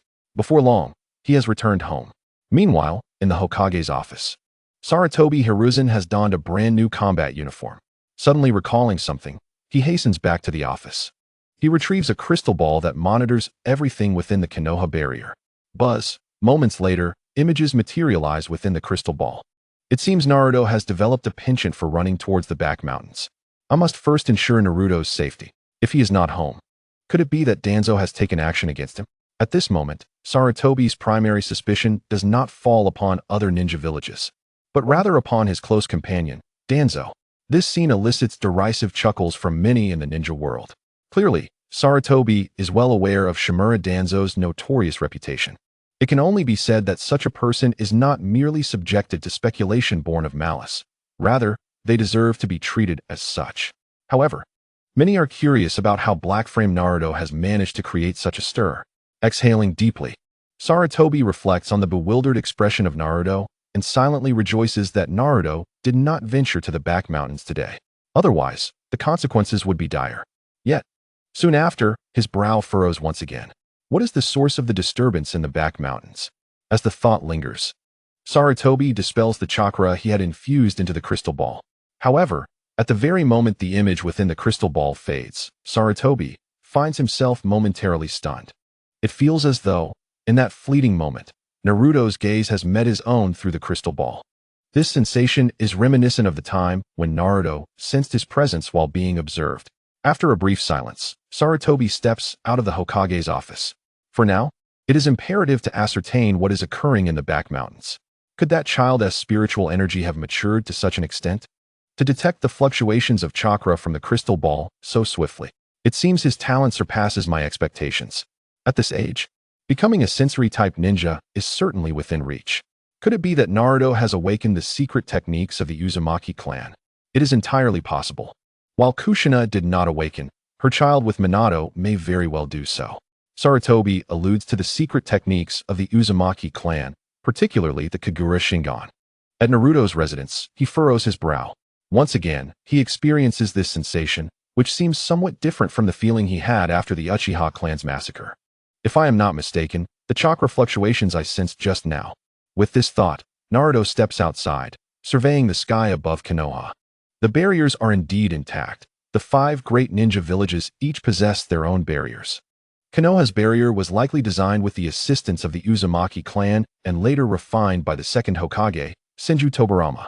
If it is indeed the work of Tobirama, the likelihood of monitoring every corner of the village is significantly high. In addition to ensuring Konoha's safety, another purpose must be to surveil the Uchiha. Chapter 162. The Naming Hero, Namake's Minato. Senju Tobirama. Why not deduce how old I was when I was still wetting the bed? As he thinks about it, Tobirama feels that possibility is quite high, provided that Black-Frame Naruto is given ample information. Sighing with exhaustion, he can only watch helplessly as such a promising talent is squandered. Feeling no sense of belonging to Konoha, Senju Tobirama slumps to the ground, increasingly regretting his past decisions. Why did I foolishly die so soon? Yet, had I not done so, what would there have been to speak of regarding the will of fire? The imagery on the black-framed large screen continues. However, this feeling of being monitored is rather pronounced. I assent it. Monitoring the Uchiha clan seems nearly impossible, yet it does reveal something. So it was this entity that watched over me during my childhood. No wonder I occasionally sensed that I was being observed. It must have been that old man's doing. Closing the door securely, Naruto takes a seat, setting aside this matter for now. He meticulously contemplates the memories and experiences relayed by his shadow clone. The Great Fox must admit, the spiral sphere developed by Namake's Minato possesses remarkable potential for growth. Upon hearing this, the Great Fox within the ceiling space wears a look of disdain. However, recalling what Naruto's shadow clone had accomplished, it seems there is indeed merit in it. Yet, to compel the wretched fox to acknowledge this is evidently no simple feat. Moreover, a more pressing concern arises. The Great Fox suddenly feels apprehensive. The color of the spiral sphere has shifted to purple. Yin-Yang release.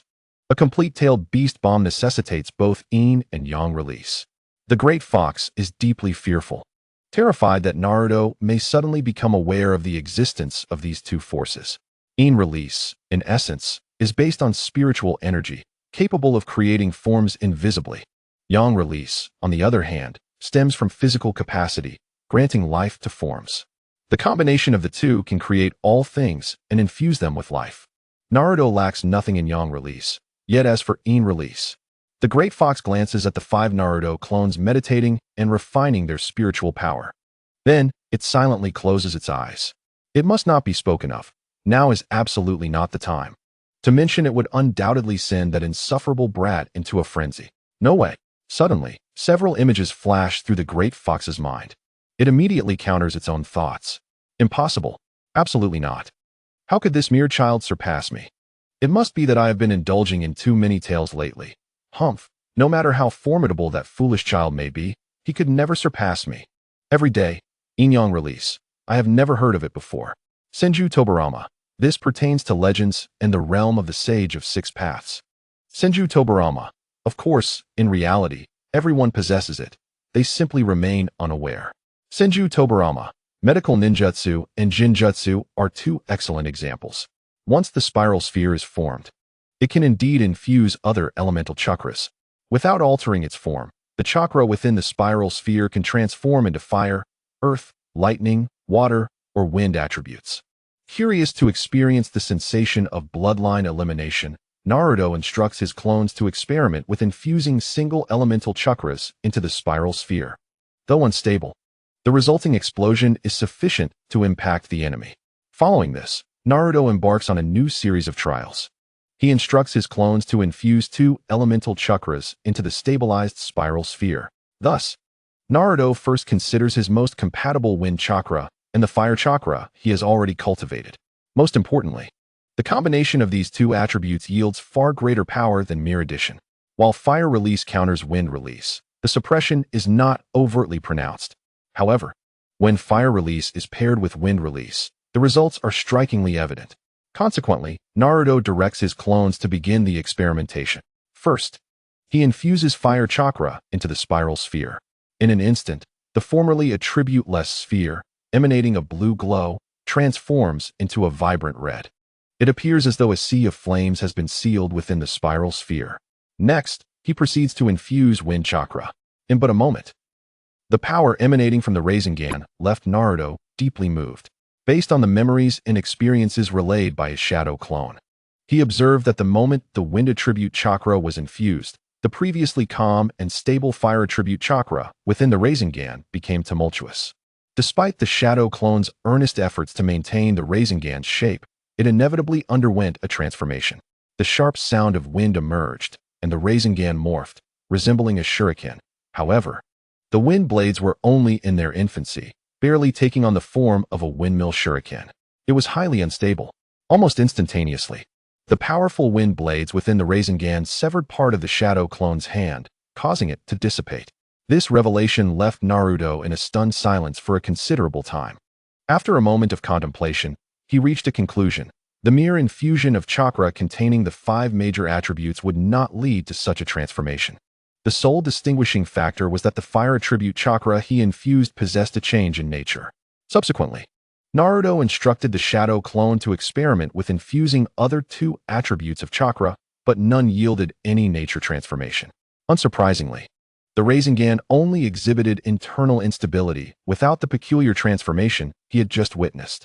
Thus, it became clear that the nature change in the infused fire attribute chakra was influencing the wind attribute chakra that he was on the verge of transforming. This discovery ignited a bold idea in Naruto's mind. The Rasengan's malleability exceeded his expectations. With this thought in mind, he immediately set out to put it into practice, resulting in a tremendous explosion. Initially, he infused the Rasengan with the nature-changed fire attribute chakra, causing it to become unstable. However, Naruto had ample time to maneuver. Prepared, he divided himself into 5 shadow clones. After infusing the nature-changed fire attribute chakra, the other 4 clones simultaneously acted to stabilize the Rasengan, while simultaneously introducing various chakra attributes. Suddenly, 5 different chakra attributes emerged within the Rasengan. But that was not the end of it. The shadow clones also attempted to incorporate Jinjutsu, aiming to achieve an effect where, upon striking the enemy, the Rasengan would explode while also delivering a Jinjutsu effect. This idea led the shadow clones to collectively infuse various ninjutsu chakra. And then there was no further progression. Within the memories shared by the shadow clones, a purple-tailed beast bomb manifested. Indeed, the color of the Rasengan transformed into a vibrant purple. The shape shift was indescribably bizarre. In the blink of an eye, the Rasengan, which was roughly the size of a soccer ball, expanded to a diameter surpassing that of a human. Even the 5 shadow clones struggled to maintain the Rasengan's stability. Just when Naruto believed he had birthed a unique super Rasengan, it detonated. Wind, fire, lightning, water, and earth raged like a fully formed ninjutsu, wreaking havoc all around. A thunderous explosion ensued. Fortunately, Naruto's original self was at a safe distance. Otherwise, he would have been affected. Even now, Naruto felt a lingering pain in his ears. Yet, he was inexplicably exhilarated. The power of that recent attack was nearly on par with the strength of the tailed beast bomb demonstrated by the great fox. At this point, everyone was left in a daze. A genius? A genius would not even be worthy of carrying Naruto's shoes. This whimsical idea, combined with his monstrous talent, was truly on a different level of prodigiousness. Minato Namikaze remarked, "He has conducted the experiment I once wished to attempt, but dared not." He continued, "I shall name this technique the advanced version of the spiraling wheel of light and ice cream stick." The crowd responded with confusion. In the Pure Land, Kushina sighed, resting her forehead in her hand. Mikoto Uchiha and Izumi Uchiha exchanged glances, remaining silent. However, contrary to their expectations, Kushina appeared remarkably calm. The Rasengan. Yes, that name was hers. Reflecting on the past, Kushina shook her head. She despised being deceived. Minato had known all along. Love was indeed real, but before her anger subsided, reconciliation was impossible. In the chat room, Tobirama Senju remarked, "Fourth Hokage, you seem a bit oblivious." Minato Namikaze replied innocently, "What?" Hashirama Senju chuckled. Izumi Uchiha inquired, "Do you think this name is pleasant?" Minato responded, "Yes. It suits perfectly." At that moment, countless girls, no, women, had their illusions about Minato shattered. No one expected the little son to be so lacking in naming skills.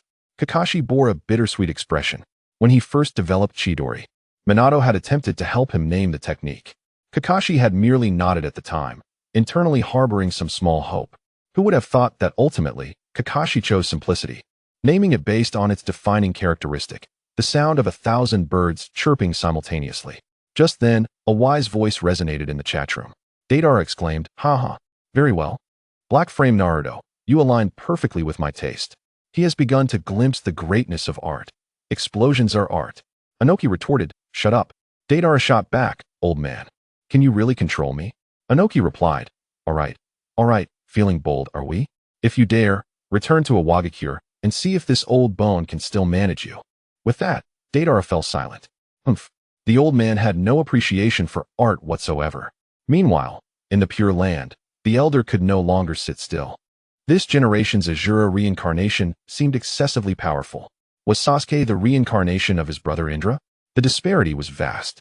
Perhaps this generation would indeed bring an end to the conflict.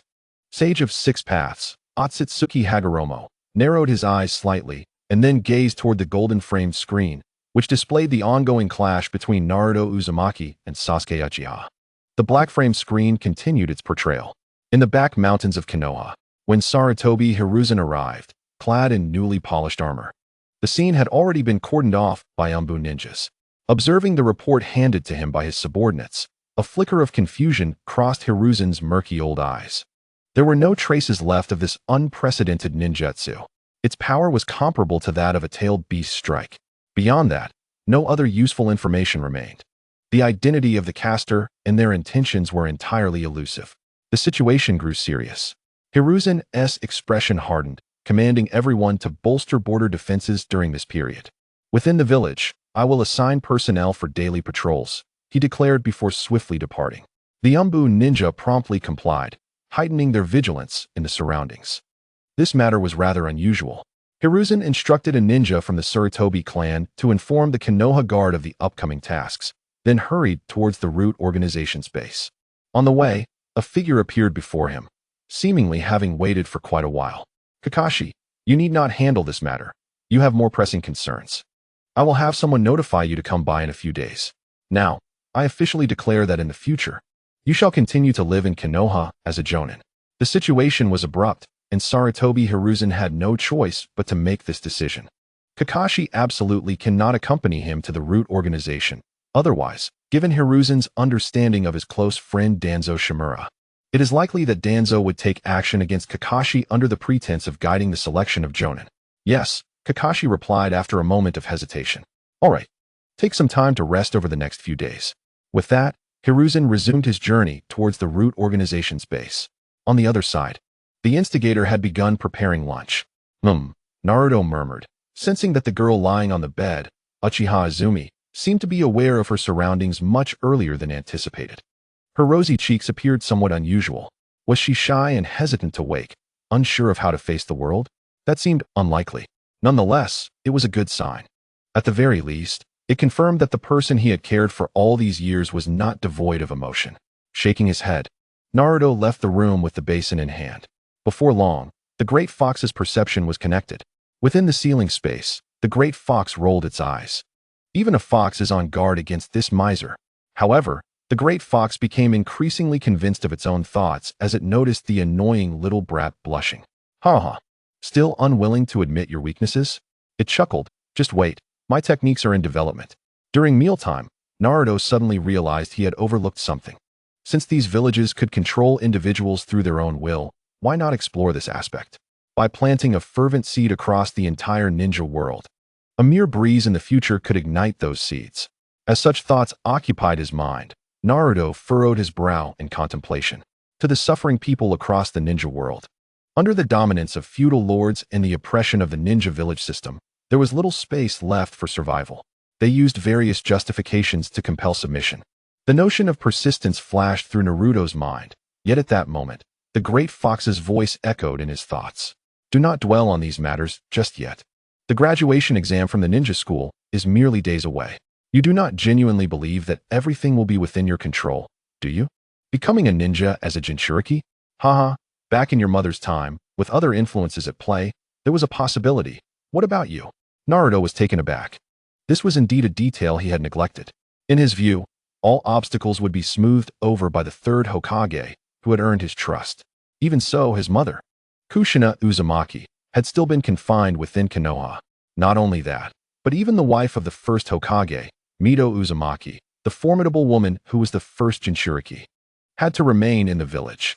Upon hearing this, Naruto refrained from arguing. However, compared to his mother, Minato Uzumaki appeared to have considerably more freedom. His intuition suggested that Minato possessed great strength. Yet, after the battle between Senju Hashirama and Uchiha Madara, Minato had chosen to confine herself to the village, effectively safeguarding Konoha from external threats. Senju Tobirama remarked, "Indeed, my sister-in-law's strength is unfathomable." Senju Hashirama added, "Mito's power is no less remarkable. It seems that you, Naruto, have a keen eye." Minato Uzumaki confessed, "After Hashirama's passing, I remained in the village to protect Konoha. I refrained from political involvement to prevent others from assuming that the Land of Waves sought to seize power." Senju Tobirama noted, "Even though my sister-in-law was Konoha's strongest asset back then. In the Pure Land," Uchiha Madara nodded discreetly. "Minato Uzumaki, that woman truly commands respect. To be honest, Konoha's configuration back then was exceptionally advanced. A 1-against-4 scenario was not a challenge. They could push through effortlessly. What a pity. Otherwise, the current situation would not be as it is." Yet, Madara was more concerned about when Izumi Uchiha would awaken. Once she did, the historical documents and steel hidden beneath the Uchiha clan shrine would inevitably be deciphered. At that point, they would await Naruto's revival.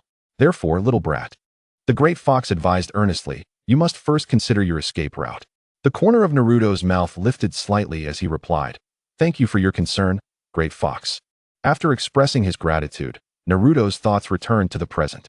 The great fox's concerns were indeed quite plausible. If upon becoming a ninja he still faced the fate of confinement within Konoha, then he would wait a while longer until they could bring back useful information, allowing him to select powerful allies who could assist him before fracturing ties with Konoha. However, this would allow Hiruzen to escape too easily. Naruto was never one to let go of grievances. Everything Hiruzen had imposed upon him would be repaid manifold. Likewise, Naruto was not an outright villain. He preferred to refrain from taking action unless absolutely necessary. After all, who would want to offend Naruto and still hope to leave Konoha? Coincidentally, the reconstruction of the ninja world and the revitalization of the Land of Waves required much labor. With resources at his disposal, Naruto did not wish to squander such opportunities. He would take one step at a time. The old man was unpredictable, and no one could foresee his choices. Taking a deep breath, Naruto resumed his meal. Overthinking was pointless. For now, he should focus on his own development. Any issues could be directed towards the old man, as that old fellow always found joy in such matters. Days passed swiftly. "All right, do not be overly excited or anxious," Iruka addressed the students. Knowing that tomorrow marked the graduation exam from the ninja school, which would be challenging to contain emotions. For this final class, let us engage in self-study. Do not disturb your classmates. Standing before the children, Iruka's lips curled into a slight smile. For those reviewing, you may start with the basics of being a ninja. Additionally, if there is anything you do not understand, feel free to approach me. Iruka took a deep breath. He finally uttered this long-held statement, a statement he had kept for 5 years. Nobody knew how he had endured those 5 years. If there is anything you do not understand, you may ask the teacher. Wait, when was the last time Irika said this? At that moment, the students realized how swiftly time had passed. Reluctantly, they rushed forward to ask Irika questions. Initially, it was manageable, and Irika too felt a pang of reluctance. However, his smile faltered upon seeing Naruto's friends appear. Yumino Irika, how tragic. My students are too exceptional. As a teacher at a ninja school, the pressure is truly immense. Haruno Sakura, Irika-sensei, you're clearly very happy. It's the last day, and you can conclude with a perfect ending. How could you not be happy? The following morning, at the entrance of the ninja school, the graduating students gazed at the unchanged gates of the ninja school, which had remained the same for 7 years, their hearts filled with a mix of emotions. Senju Tobirama. So, you mean to say that such an essential place as the ninja school has remained unchanged for 7 years? Orochimaru. There have been changes, indeed. Senju Tobirama. What changes? Orochimaru. The Will of Fire has undergone several updates, contributed by the third Hokage, Hiruzen Sarutobi, with the actual contributor being Naruto Uzumaki. Senju Tobirama. Anoki. Is the ninja school held in such low regard? Without Orochimaru's destruction, Konoha would soon collapse on its own. Koharu Udatain. It seems that Orochimaru, as a rogue ninja, harbors a deeper love for Konoha than many others, a sentiment not merely spoken. Uchiha Izuna. Indeed, it is quite normal given the lineage of certain individuals, especially those who have slain their masters. Similarly, standing at the entrance of the ninja school, Naruto's emotions are somewhat tumultuous. From this day forth, everything must change. If he can become a regular ninja, perhaps he can continue to develop in peace for a while longer. If not, then tonight we'll see him, Naruto Uzumaki, cause a ruckus in Konoha before leaving the village. Thus, before truly departing, Naruto intends to bestow a heartfelt gift upon the beloved Konoha, imbued with his profound emotions. Compared to 7 years ago, standing at the entrance of the ninja school as a mere lackey. At this moment, Naruto has become the focal point of everyone's attention. My dear, a soft, mellifluous voice resonates from behind him. Naruto sensed her presence the moment she arrived. He did not turn around. That familiar gaze, devoid of malice yet filled with resentment, fell upon his back. Why not turn around to glance at me? The girl leaped behind Naruto, her hands clasping his shoulders. I dare not move. A mere twitch might earn me another blow in your father's mind. Ino paused for a moment, then burst into laughter. She glanced back at her visibly displeased father and waved her hand. Dad, you should head back. You're of no use here. Ino made a face at her father. Yamanaka Ino, damn it. The evil Naruto with the black frame. Chapter 165. Irika, congratulations, Naruto. Yamanaka Ino rolled up his sleeves and instantly activated Sage Mode. However, when he turned to face Naruto, he silently lowered his sleeves again. It was no longer possible to fight. The class division is something that cannot be changed for now. Do not make things too difficult for your father. Feeling the weight behind him, Naruto spoke softly. Upon hearing this, Ino immediately pouted. Humph. Every day he boasts about his prowess and abilities. Yet when asked for assistance, he either feigns illness or claims to be on a mission. It's infuriating. Come on, let us head inside. Ino stepped down from behind Naruto, then naturally wrapped her arm around his as they walked in. So eager, it's clear you wish to monopolize that blonde hair. Are you not waiting for Hinata? Naruto chuckled lightly. Fine. Ino's smile faltered, and she ultimately stopped in her tracks. Sakura is no rival. But Hinata is different. Do not underestimate that girl. Her petite fists can indeed be lethal. Sigh. Is the shelf life of a caring girlfriend so short? It hasn't been long, and already there are signs of wear. Why the sighing? Next to Yamanaka Ino, Yamanaka Rina chuckled softly. It's nothing. Yamanaka Ino painfully closed his eyes. Nothing. Very well, let us invite that child over for dinner later. What? Yamanaka Ino abruptly turned. Disbelief etched across his face. Madam, you are my wife. Yamanaka Rina covered her mouth as she laughed. Well, the child has grown up. You can't expect her to stay home forever, can you? That's impossible. My daughter, Yamanaka Ino, would never go unwanted. Seeing this, Yamanaka Rina's smile widened. Then, several figures emerged in their line of sight. That child resembles Minato so much. She is even more popular than he was back in the day. Whether my daughter can surpass him remains to be seen. Yamanaka Ino shot her a glare, instantly becoming agitated. However, when he looked up, he saw Ino and Naruto accompanied by two young girls. He naturally recognized Sakura, while the other, with her pure white eyes, revealed her identity. It seemed his daughter was not a concern after all. Ino, Nara Shikaku, and Akimichi Chozo approached. Additionally, Hinata Hizashi, Inazuka Tsum, and Yamanaka Shino followed behind them. Everyone's here. Let us head to the restaurant and discuss further. Hinata Hizashi took the initiative to speak. Due to the changes in his daughter, Hinata Hizashi's expression was no longer perpetually stern. Goodbye, sister. Do your best. Hanabi waved her little hand at Hinata. Very well. The heads of the major ninja clans had no objections. That was a newly opened restaurant under Hinata's name. Though it was not solely funded by the Hyuga clan, other 5 major clans had invested as well. It was not only a place for Hinata to eat whenever she was hungry, but also a secret meeting spot for the heads of the 6 major clans. In the classroom, upon entering, one could immediately see Sasuke's frosty demeanor. Nobody pays him any mind. Let him continue to brood. Uchiha Sasuke. How disheartening that I cannot be in the same class as Naruto. Ino remained somewhat hopeful. It's alright, Ino. Freshly graduated genin won't be overly busy and 1T leave the village. Who knows, we might run into each other while searching for cats and dogs. In contrast, Hinata seemed less troubled. Whether or not they are in the same class is acceptable, but I cannot tolerate being further away from Naruto. Thus, I must strive diligently. Upon hearing this, Ino immediately pulled Hinata into her embrace.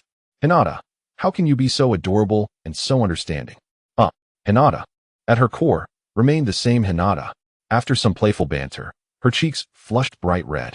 Stuck between the two girls, Naruto felt somewhat helpless. The exam is about to commence. All right. The two girls promptly quieted down. Sakura at the back wore a constant smile. After specifically inquiring with Shikamaru and confirming an 80% chance of being in the same class as Naruto, Sakura became exceedingly gracious. Originally, it was her turn to sit beside Naruto these past 2 days. Yet due to this matter, she generously ceded her seat to Ino. Students, the exam content will be based on what you have learned so far. Do not be anxious, just perform normally. The sweat of your efforts will not betray you. Iruka attempted to ease the students' nerves. He then picked up the attendance list. The exam will consist of the clone technique from the 3-body technique. Next, those whose names are called will proceed to the adjacent class. Successful candidates will receive their ninja headbands on site. Furthermore, all must gather in the classroom tomorrow morning to announce class divisions. With that, Iruka called someone forward. The exam duration was not lengthy. Before long, over half of the students had gone through the process. Some with joy, others with sorrow. Shortly after, only a few remained in the classroom, with Naruto among them. Naruto felt a sinking sensation in his heart. Could it be that his worries were about to come true? Suddenly, Naruto sensed a gaze upon him. Following the feeling, he glanced over. It turned out to be Sasuke. That guy's face still provoked a desire to deliver a punch. Naruto, it's your turn. Just then, Teacher Iruka arrived. Naruto secretly sighed in relief. Thankfully, it was not the worst outcome. He then stood up and proceeded. Do not be nervous. As Iruka approached the neighboring classroom, he gazed at the once eager student who had now grown to shoulder height with him, momentarily lost in thought. Ready, Naruto? Naruto nodded slightly. Iruka, with a slight smile curling at the corner of his lips, mused, what was I worrying about? If even Naruto cannot pass, then surely no one from the entire grade could. Are you prepared? If so, let's begin. The proctor for this assessment was, of course, the familiar Mizuki. Iruka gestured for Naruto to start. Just then, the classroom door swung open, and Iruka's brow furrowed instantly. Who dares to interrupt the examination at such a moment? However, Iruka was taken aback the next second, as was Mizuki, upon seeing Naruto standing outside. With a loud bang, Naruto's shadow clones dispelled within the classroom. Mizuki's heart sank, though his expression remained unchanged. Tintin exclaimed, oh no, if Naruto doesn't succeed, won't that mean he won't acquire the multiple shadow clone technique from the ceiling book? Orochimaru reassured. Do not fret, for Naruto has already earned Sarutobi-sensei's trust. I believe Sarutobi-sensei will not squander such a valuable opportunity to bestow favor. In fact, I predict that soon enough, Sarutobi-sensei will lift the restrictions on Naruto, much like he did for me in the past when I could freely peruse the ceiling book. When will that be? Iruka was momentarily stunned, then gradually rose to his feet, gazing at the young man outside. Congratulations, Naruto. Irika was unaware that his eyes had begun to glisten with unshed tears. He took out the forehead protector and personally tied it around Naruto's forehead. From this day forth, you are a true leaf ninja. Chapter 166. The Nine Tails. You have chosen your path to demise. Kankuro, it wasn't easy. Temari, finally, the end is in sight. There is much more content ahead. Tintin, soon, you will witness me defeating you. Temari, do not get too complacent. Sakura, Sasuke is likely to go mad. Uchiha Sasuke, do not speak, it is indeed true. He gazed at Naruto on the large screen with black borders and felt that the version of himself in that realm might very well go insane. He had thought that the days of playing ninja were behind him, yet even after becoming a ninja, he found himself still engaged in that very game. If he were to discover during this time that despite 3 years of arduous training, the gap between him and the black-bordered Naruto had not only failed to close, but had widened, Sasuke's expression darkened. He could scarcely contemplate what that scene would entail. It would be a disgrace before the entire ninja world. The screen continued to display. Thank you, Naruto said, a hint of a smile playing on his lips. Irika reached out and gently ruffled Naruto's hair. Ah, the last time I did this, it was the day you first sought my guidance. How did graduation arrive so swiftly? Irika felt a pang of reluctance. I could actually study for another year, Naruto suggested. Absolutely not. Irika's demeanor shifted to one of sternness. For an outstanding child like you, another year would only hinder your progress. Now off you go. Irika nudged Naruto along. With a light-hearted chuckle, Naruto departed. As he watched Naruto leave, Irika let out a deep sigh of relief. A teacher cannot hold you back. Yet, despite his thoughts, Irika found it impossible to suppress the smile tugging at his lips as he returned to the classroom. The faint sorrow of farewell dissipated with Naruto's playful remark. First and foremost, congratulations on becoming ninjas. Additionally, there are numerous tasks awaiting you. Tomorrow, return to school as usual, in this very classroom. Now all of you go rest. Those who did not pass need not feel disheartened. Life goes on. Irika spoke at length, but ultimately sensed the overwhelming excitement of the children, prompting him to shake his head and smile. Disperse. Yay. At the moment Irika's words fell, the students surged out of the classroom. Naruto was the last to leave, as crowding at the door was not their style. At the school gate, a throng of parents had gathered, along with many curious onlookers. Those who had passed the exam beamed with joy, while those who had not wore long faces. Beneath a nearby tree sat a young boy who had failed the exam. Alone on a swing, his gaze cast down as he observed the joyful scene before him. No one paid him any mind. At that moment, a figure slowly approached the boy. Isn't that swing the exclusive spot of our world's Naruto Uzumaki? Samu. Before becoming a ninja, he liked to sit there alone, sorrowfully observing the happiness of others. Kushina. Is there such a thing as happiness? Masaki. At least they seem to think so. Tintin. Is that self-deception? Temari. Fool. Tintin. What did you say? Sakura. Wait, the focus is off. That child is from the neighboring class. Yamanaka Ino. Could Mizuki be trying to entice him into stealing the sealing book? Senju Tobirama. Humph, that is bound to fail. Kuratsuchi. Indeed. Merely entering the Hokage building is an achievement in itself. Orochimaru. Without Sarutobi-sensei's consent, a freshly graduated genin could never steal the sealing book unless he were the black-bordered Naruto. The forehead protector? Damn it, that brat didn't pass the exam, did he? How is that possible? How could someone like him become a ninja? Curse that fox. Shoo. Mind your words. Have you forgotten the third Hokage's decree? Damn, it's so frustrating. How can he be allowed to become a ninja while my Kina cannot? I really don't understand what the third Hokage is thinking. All these remarks, without exception, fell upon Naruto's ears. In the ceiling space, the great fox narrowed its eyes slightly. This group of ants has chosen their path to extinction. However, Naruto remained remarkably calm. These comments failed to stir even the slightest emotional response within him. Yet, Ino was fuming, hands on her hips, ready to unleash a tirade. Ultimately, it was Hinata and Sakura who intervened to stop her. Over here, Naruto was not without his own welcoming committee. Awaiting him were the members of Team 3, who had already graduated for a year. Last night, the little strong ones had informed their parents that they would gather with Naruto after the exam. Coincidentally, they were also planning a secret meeting, so they eagerly agreed. Everyone was in high spirits, except for the poor Hanabi, who was disheartened, unable even to tag along. She attempted to sneak out, but each time she came close to succeeding, she was gently scooped back home by the tender maid Hinata. Humph. Hanabi puffed up her cheeks upon witnessing this. Tintin hurried over. Niji leaned against a tree, revealing only half of his face. He felt too embarrassed to step out. Beside him, Lee, donned in his classic green attire, was fully embracing his eccentricity, performing handstand push-ups. Little acorns were completely exposed, drawing the attention of many onlookers. Niji closed his eyes, hoping desperately that no one would notice him.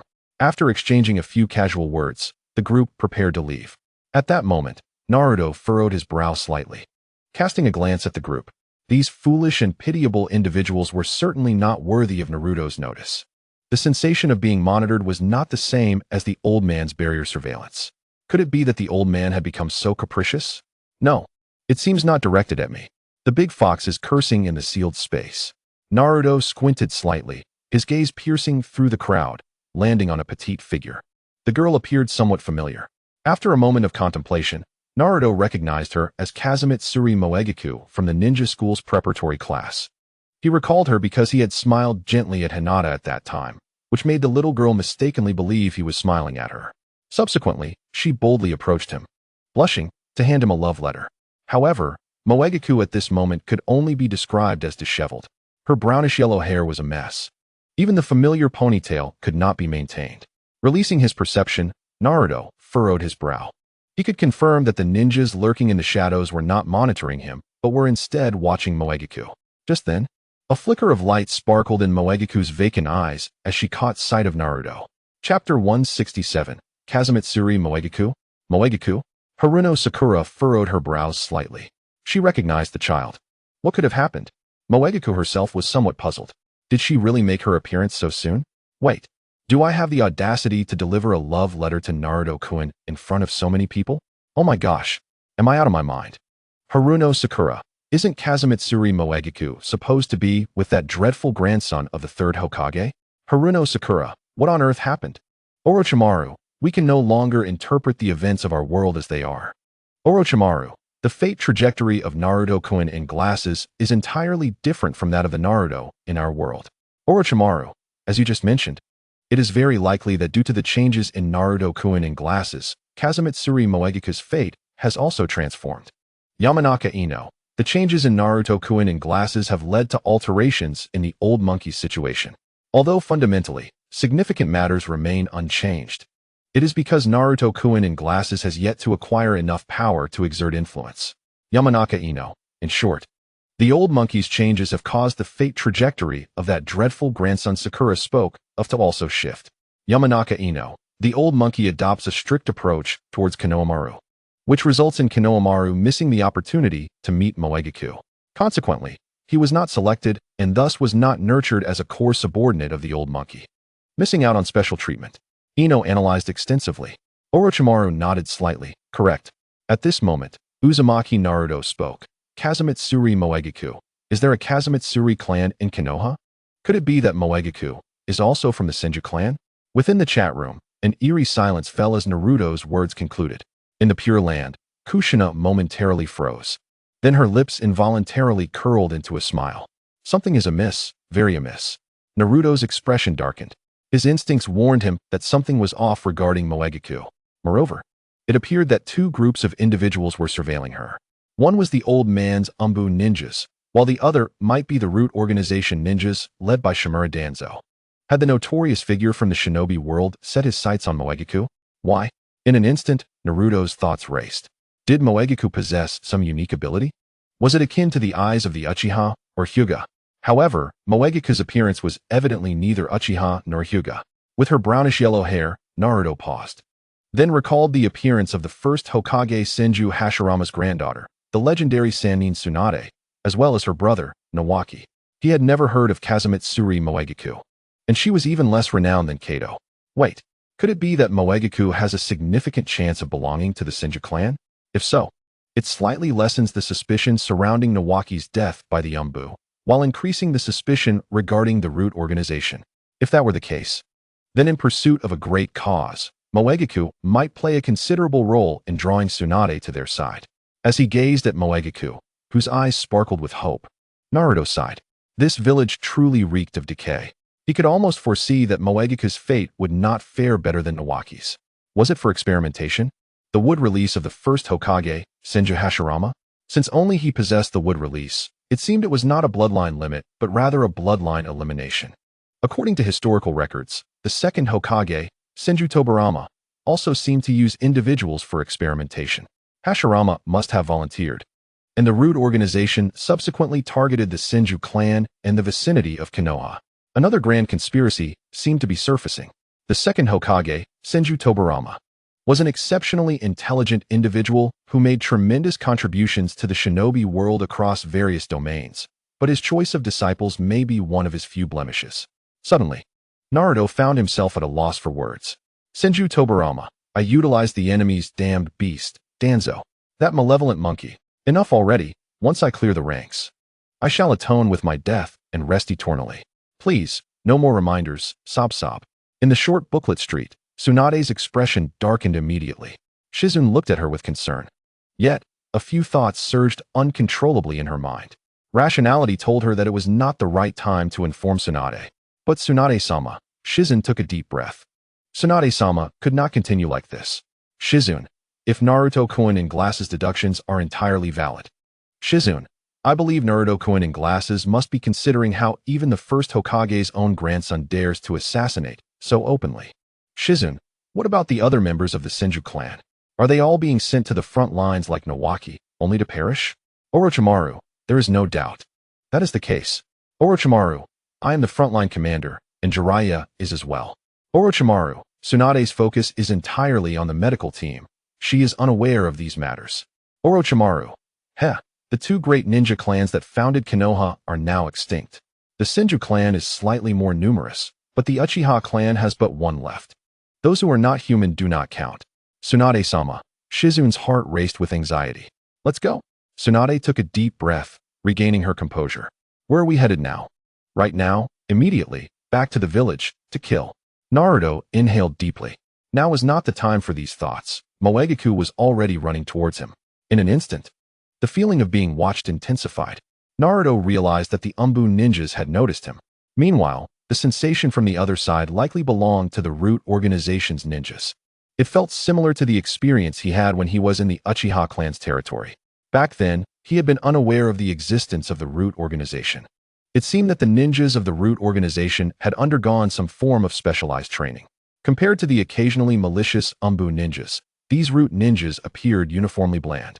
Like ninjas solely executing orders, with no regard for right or wrong, Danzo's orders were paramount. Taking a deep breath, Naruto turned to the side. Shikamaru, who was walking last, just happened to block his path. Now, Naruto formed a hand seal with one hand. Technique activated. Shikamaru paused momentarily, and upon noticing Naruto's unusual demeanor, he quickly stepped aside. Buzz. The technique was successfully activated. Naruto took the opportunity to pat Shikamaru on the shoulder. Under Naruto's careful control, the fluctuation of chakra was exceedingly subtle. This distance, if devoid of the perception of the ninja and lacking in the ability to fully sense oneself, would undoubtedly go unnoticed. Meanwhile, the petite figure of Imo Huang, rushing towards Naruto, found herself frozen in place, as though her forward momentum had been forcibly halted. If you curse me, Shikamaru will turn around and scold you, allowing you to slip away. Then run towards a crowded area. I will find you. Chapter 168. Shadows of Konoha. Orochimaru remarked. I wager that the black-frame Naruto has indeed guessed correctly.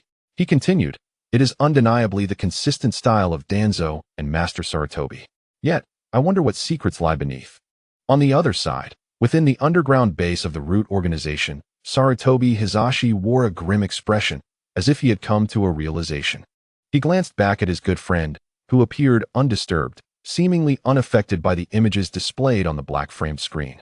Perhaps he was indifferent to the impending discovery by the black-framed Naruto. What did it matter if they found out?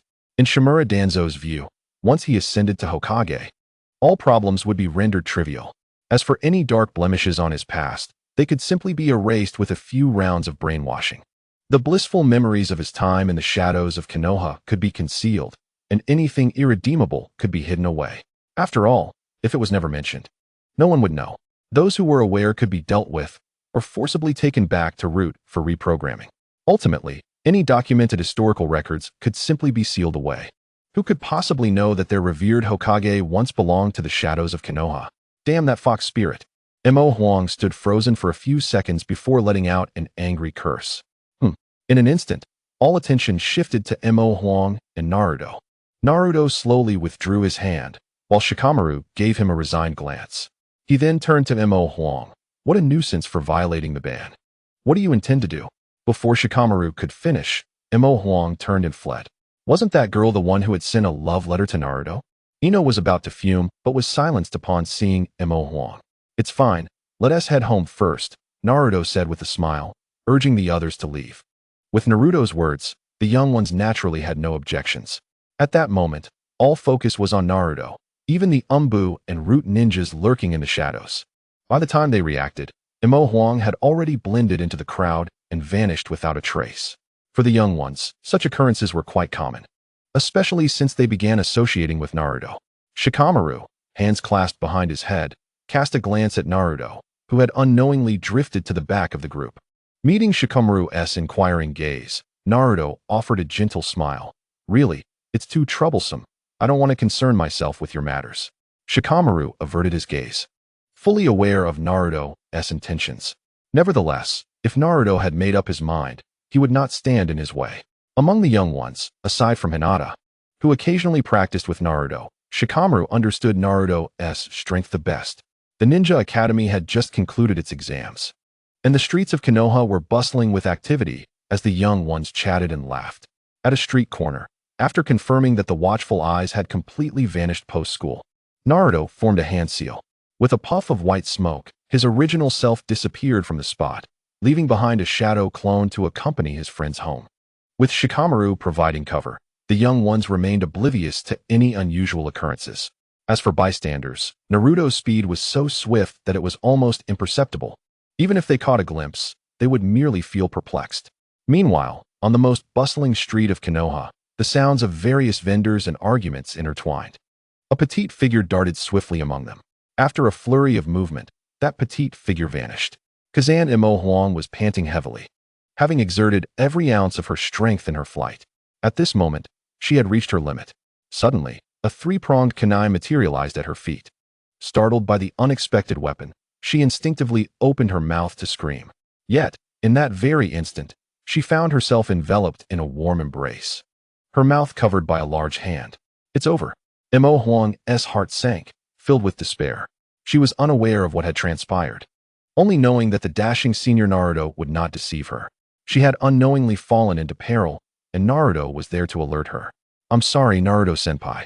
I couldn't hold on until you arrived. Despairingly, she shut her eyes. It's me, Naruto spoke softly. At that moment, Mo Huang was unrecognizable from her earlier self. Her once peculiar hairstyle had vanished, her hair cascading naturally, almost causing Naruto to overlook her. To be honest, this little girl looks better with a normal hairstyle. Naruto-senpai. Kazan Mo Huang trembled, her eyes fluttering open to behold the handsome face that had frequently appeared in her dreams. Overcome with excitement, she gulped, leading to an awkward atmosphere. Naruto, however, remained unfazed. In the next instant, Naruto, holding Kazan Mo Huang, vanished from sight. Moments later, the Umbu ninjas arrived first. Gone. We cannot lose track of her. Perhaps we should reconsider. This child seems somewhat off. What if the third Hokage learns of our actions? At this point, what are you still saying? Didn't you see how closely the Root organization is tailing us? That child carries the Senju bloodline. We could gain much from her. Rest assured, even if the clan leader finds out later, the worst we'll face is a verbal reprimand. It's not easy to find another big fish like her. After a brief discussion, they resolved to split up in search of Kazan Mo Huang. Shortly after their departure, Root ninjas arrived at the scene. Noticing the traces left by the Umbu, they're back. The captain seems particularly interested in that little girl. Let us keep searching before things escalate. The Umbu won't allow us to act prematurely.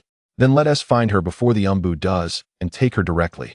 The captain will handle everything. With that, the Root ninjas swiftly cleared their traces and departed. Once both groups had left, a figure slowly emerged from the shadows. Naruto's shadow clone. Are they still targeting the Senju? Could it be the old man? No. From the conversation of those Umbu ninjas, I gleaned plenty of information. They seem to belong to the Sarutobi clan and are currently interfering with the Root organization S mission for profit. The root organization sought the child. Heh. The shadow clone chuckled softly. With a snap, it dispelled, memories and experiences flooding back to Naruto. He furrowed his brow. Very well, great fox. Let us engage with the old man S. Umbu and Shimura Danzo S. root organization. It is time for blood to be shed. A glimmer of eagerness ignited in Naruto's eyes. Just a bunch of rotten fish. If they cannot handle such trivial matters, they might as well wash up and sleep. The great fox remained unimpressed. At that moment, Naruto felt a small hand grasping his own. Lowering her gaze, he noticed the adorable little face of Meng Huang, which had unknowingly become streaked with tears. Senior Naruto, she implored, please help my mother. Mother? Naruto's expression darkened momentarily, but soon he flashed a gentle smile, tenderly stroking the girl's hair. A faint musty odor emanated from her, indicative of a prolonged lack of rest and a dismal living environment. First, let's fill our stomachs. We can talk afterward. He instructed the proprietor to pack an additional meal to take home for her mother. Meng Huang's small mouth tightened as tears continued to cascade down her cheeks. Naruto nodded slightly, prompting her to wipe her tears and hastily pick up her chopsticks. Eat slowly. There's no need to rush. With that, Naruto turned his gaze toward the shopkeeper, who appeared somewhat dazed. The abruptness of the situation had rendered Naruto too weary to employ transformation techniques, opting instead to feed the shopkeeper a small illusion. Before long, Naruto departed with Meng Huang, who clutched a takeout bag of food. A glimmer of hope flickered in her eyes, yet Naruto's expression remained somber. This method of decay is utterly unacceptable, he thought, taking a deep breath to steady his feelings before lifting Meng Huang into his arms. Let us move quickly, before those people realize what is happening and take me to your home. Chapter 169, Darkness. Utter darkness. Mother, I'm back. Standing at the doorway, Fengji Meng Huang suddenly tensed. I brought you some food. As she observed the girl's trembling shoulders, Naruto furrowed his brow. Even from a distance, he caught a whiff of decay. He stepped closer and whispered, "They've come." Upon hearing this, Meng Huang panicked. Senior Naruto. He shook his head. Trust me. You'll be safe, but until we understand the situation, I may need to hide for a while. Meng Huang paused, then nodded vigorously, trusting in Naruto's reasoning. Just then, the sound of a door creaking open resonated from within the house. A nauseating stench wafted out, yet Meng Huang had long since grown accustomed to it. Meng Huang. A faint female voice called out, followed by an unsettling face peering from behind the door. Though her features were not unattractive, her skin appeared remarkably parched. Devoid of moisture, dark circles under her eyes were the deepest Naruto had ever encountered, her gaze vacant and bloodshot. Her hand gripped the doorknob, thin and yellowed. Mother. Meng Huang quickly raised the takeout meal. However, her mother seemed oblivious. Where have you been? Didn't I tell you to stay home? In an instant, her mother's demeanor shifted to one of extreme agitation as she yanked Meng Huang back inside. Indeed, she has returned. The Umbu hasn't arrived yet. Let us act now. Wait, those are the Konoha guard. Several root organization ninjas were taken aback, astonished by the swift movements of the Konoha guard. The house was shrouded in darkness, a consequence of overdue electricity bills. As Meng Huang's eyes adjusted to the dim light, she froze. Two men clad in Konoha ninja vests stood within, their eyes fixed on her. Sir, could you please? Do not even think about raising the price. That is all we can offer. One of the Konoha guards tossed a small black bag onto the table. But she is my daughter. Her mother protested vehemently. You cannot do this. Moreover, I have completed the tasks you assigned. The other Konoha guard scoffed. The extra amount we provided last week was intended for the owner of the shop across from you, yet you kept it for yourself. We haven't settled that score yet. As they advanced toward Meng Huang, her mother remained obstinate. I even mortgaged the shop to you. Surely you can give me a little more. Outside, several root organization ninjas could only shake their heads in resignation, realizing they were a step too late. The Umbu may have moved slowly, but the Konoha guard acted swiftly and openly. This mission seemed a failure. They had not managed to conserve resources for the organization. One of the root ninjas began to document the mission report, oblivious to Naruto lurking on the rooftop. He gazed down in disbelief at the unfolding scene. Experiment 0730 concluded. The subject will perish upon re-administration of the substance, with no possibility of revival. The subject endured for 23 days, suffering rapid physical and mental degradation. entirely subjugated by Experiment 0730. The subject liquidated all assets, even selling herself and her daughter to the Konoha Guard without hesitation. The substances brought by the Konoha Guard contained the cells of the first Hokage. Their effects remained to be observed. This scene was utterly unexpected, inciting profound fury among the onlookers. The proficiency displayed by these individuals indicated that this was not their first venture. A coalition had formed, the Root Organization, and Konoha Guard, all orchestrating a trap with the beloved Konoha Guard as the facade. The ninjas swallowed up the assets while the Root Organization obtained the experimental report and the subjects, children like Meng Huang. "Curse these wretches," Senju Tobirama exclaimed. "You four, step forward." In the spectators' stands of the Colosseum, Tanshin Koharu and Mito Minju turned pale. Were you aware of this?" "No, we had no involvement whatsoever." "Damn Danzo. How could his subjects arrive in such a manner?" They exchanged glances, realizing the gravity of the situation. It was truly over. At this moment, Konoha fell into an eerie silence. Darkness. Utter darkness. Naruto inhaled deeply, watching as Meng Huang was forcibly taken by the Konoha Guard. The meal she had been so eagerly carrying now lay scattered on the ground. "Mother!" Meng Huang's disbelief was palpable as she stared at her mother, who did not turn back, but rushed toward the black bag. At that moment, the Root Organization ninjas stepped forward. "Here, this is the contract of servitude. You know the rules." One of the Konoha guards smiled faintly. "Understood. I will inform the captain." "Good, just return it to its original place." Only then did the Konoha guards hand over the person and the contract to the Root Ninja. "By the way, be careful when placing the items. Don't let the clan leader find out." Before leaving, the Konoha personnel half-jokingly reminded them. "Additionally, that cousin of mine in the forget it. It's not just about this target.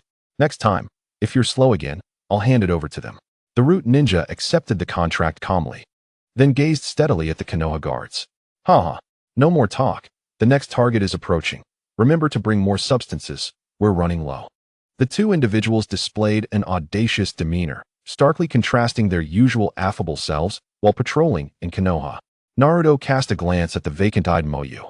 For the moment, her life was not in immediate danger. However, her mother was beyond saving. The tailed beasts were deemed embodiments of evil, and it was humanity that truly embodied malevolence. Chapter 170. The first strike. Even the chakra of this fox could not revive the woman whose body was utterly depleted, even if she were saved. Unless one could wield a Mangekyo-level genjutsu, the likelihood of her repeating the cycle was nearly 100%. After the great fox made a few sarcastic remarks, it fell silent upon noticing Naruto's lack of response. Moments later, seeing Naruto remain motionless, the fox was understandably taken aback. "Naruto, what do you plan to do?" "Black. This village brimming with the will of fire, is consuming its own. Snakes and rats in the same nest," came Naruto's cold voice, prompting immediate silence from the great fox. In the next instant, Naruto vanished from his spot, a trident-style kunai appearing where he had stood moments before. Body flicker technique. A moment later, Naruto returned, two corpses in hand, their warmth still lingering on his face. He cast an impassive glance at the Root Organization ninja departing with Moyu. 1, 2, 5, he counted, before casually discarding the bodies of the two Konoha security personnel onto the ground. It was his first act of killing, yet Naruto felt no discomfort.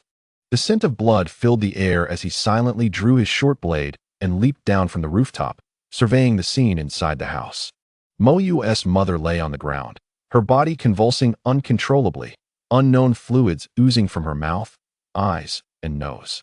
"There's no saving her," the great fox lamented. Shaking its head, with a fleeting glance, Naruto retrieved a trident-style kunai from his ninja tool pouch, channeling chakra to his hand before tossing it in the direction the Root Organization ninja had fled. With Moyu present, Naruto refrained from using the Shuriken Shadow Clone technique. Let the hunt begin. This time, he intended to incite chaos throughout Konoha. He awaited his opportunity to leave the village. His patience had worn thin. He needed to locate his first ally, Tsunade, the granddaughter of the first Hokage. "Calm down," the great fox interjected hastily. Why was Naruto so agitated? The great fox surmised that the plight of Moyu and her mother reminded him of his own past. Back then, Naruto had been weak and powerless to resist. Now, he possessed the strength to fight back. In a rush, the great fox sent a portion of its chakra to Naruto. His azure eyes instantly morphed into a crimson hue, with his pupils transforming into slits. Breathing heavily, he had just entertained the notion of annihilating the so-called Konoha security team and the root organization, even considering the possibility of targeting the Umbu. Fortunately, the Great Fox's timely reminder helped him regain his composure. No, not now. His strength was insufficient. He needed to grow stronger. Only through strength could he reshape this repugnant and sickly world. Shimura Danzo of the root organization must perish. The Umbu and the Sarutobi clan must also meet their end. Kushina Uzumaki, yes, be a man of great stature. Minato Namikaze, in this shadowy village. In this dim ninja world, Naruto is the beacon of light. In this moment, within Konoha village, silence enveloped everyone. However, as they gazed at the vast screen framed in black, the atmosphere shifted dramatically. Madara Uchiha, Hashirama, it has been too long since I've heard your laughter. Hashirama Senju, haha. Alright, Madara, I now know what to do. Madara Uchiha, this world shall await. When Izumi awakens, Naruto will attain that which he desires. In the Rain Village, Nagato stood in stunned silence for a while, before his gaze hardened. Let the world feel pain. Once this incident unfolded, Konoha was viewed as the worst village in the ninja realm, both by fellow ninjas and commoners alike. Yet, to the elite, the situation was not as grave. They were more intrigued by the experimental drugs of the root organization, an excellent method for amassing wealth. What did the death of the commoners matter to them? The black frame screen continued to display the unfolding events. Whoosh! The speed of the trident-style kunai was astonishing. Naruto had enhanced its velocity by infusing chakra. In an instant, the kunai reached the last of the root organization ninja. Zzz. In a flash, the kunai, crackling with small arcs of lightning, pierced through the neck of the trailing root organization ninja. Not good. Enemy attack. Damn it. How could this happen in Konoha? Who dares to challenge a masked ninja? Are they betraying the village? The remaining 4 root organization ninjas tensed, immediately adopting battle stances. Just as one of them spoke, a golden figure flashed past. Without warning, the kunai that had been soaring vanished, replaced by a familiar yet unfamiliar silhouette. Naruto Uzumaki. Naruto wielded a ninja blade, surrounded by a faint glow of lightning. When did this happen? At this moment, within the Cloud Village, many were rubbing their eyes, unable to believe what they were witnessing. On the black frame screen, the faint lightning surrounding Naruto mirrored that of their Raikage's lightning release chakra mode. Almost identical. Though subtle, it was already taking shape. Anoki, this is incredible. If he masters the earth release, light and heavy rock technique, he may soon be able to deduce the earth release, super light and heavy rock technique himself. Chapter 171. Reciprocity. Konoha's Tobirama Senju shuddered. This technique was a complete replica of his flying thunder god slash, in both speed and power. It bore an uncanny resemblance to when he had slain the unprepared Izumi Uchiha. A golden flash would soon grace the ninja world once more. The black frame screen continued to display the unfolding events. Zzz. With one hand, Naruto held the blade, bending his arm to position the blade behind his left ear. Whoosh whoosh. Whoosh. He infused it with fire attribute chakra, altering its nature. In an instant, the once ancient ninja blade ignited with a roaring flame. The 4 root organization ninjas were momentarily bewildered, unable to comprehend the unfolding events. Suddenly, Naruto appeared before them, wielding his blade with one hand, and it exhibited a transformation of chakra into a fire attribute.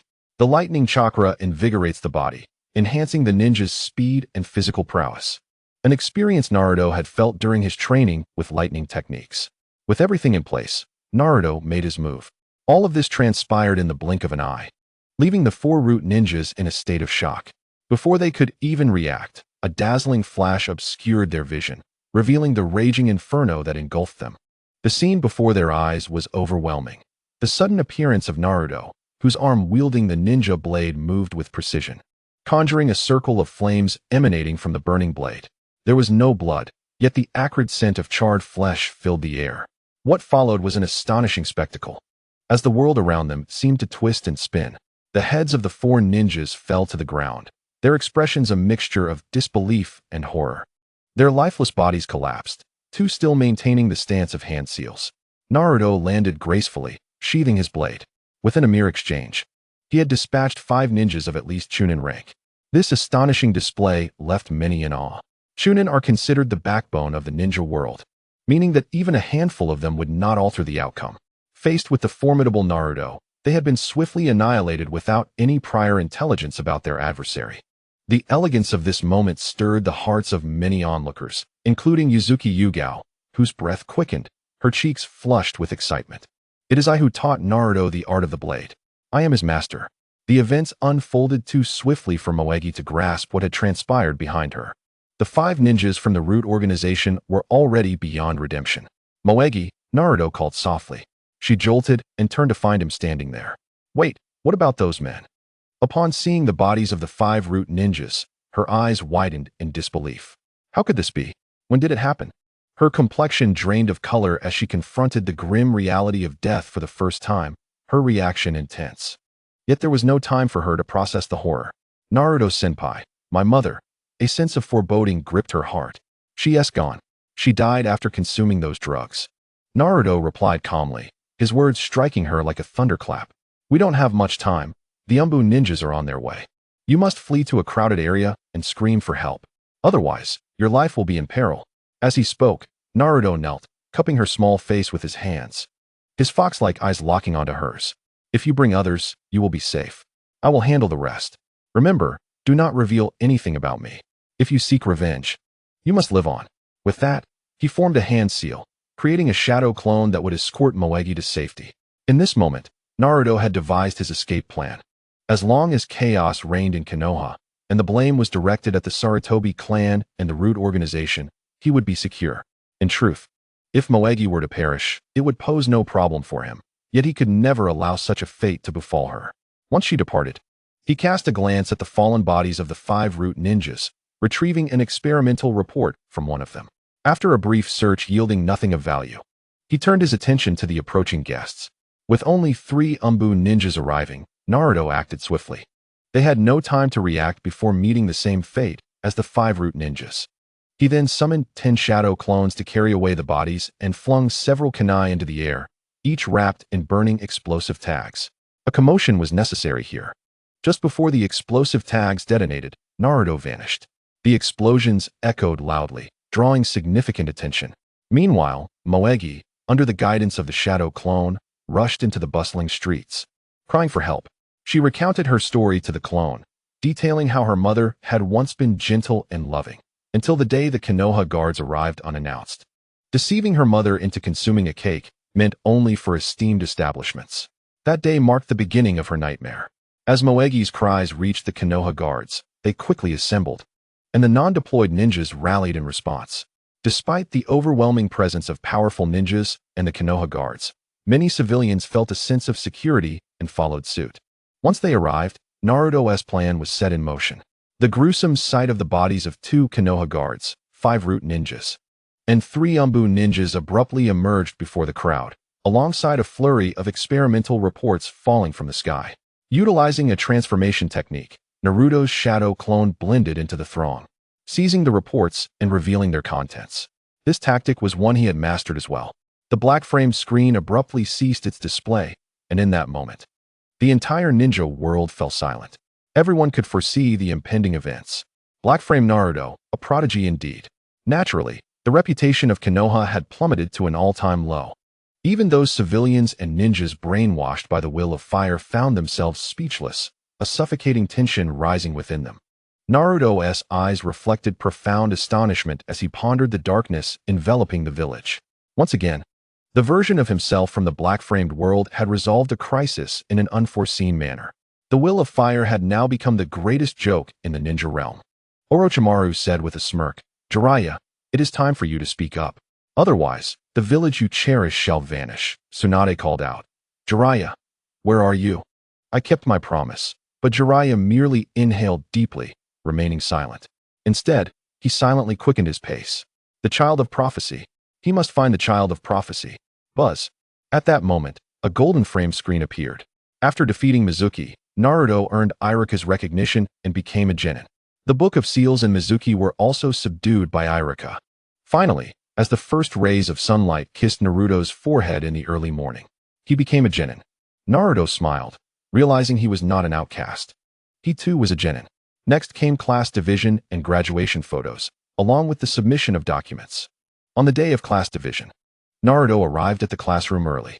Seeing the forehead protector on Naruto's head surprised many. However, the joy that filled Naruto's heart vanished the moment he caught sight of Sasuke.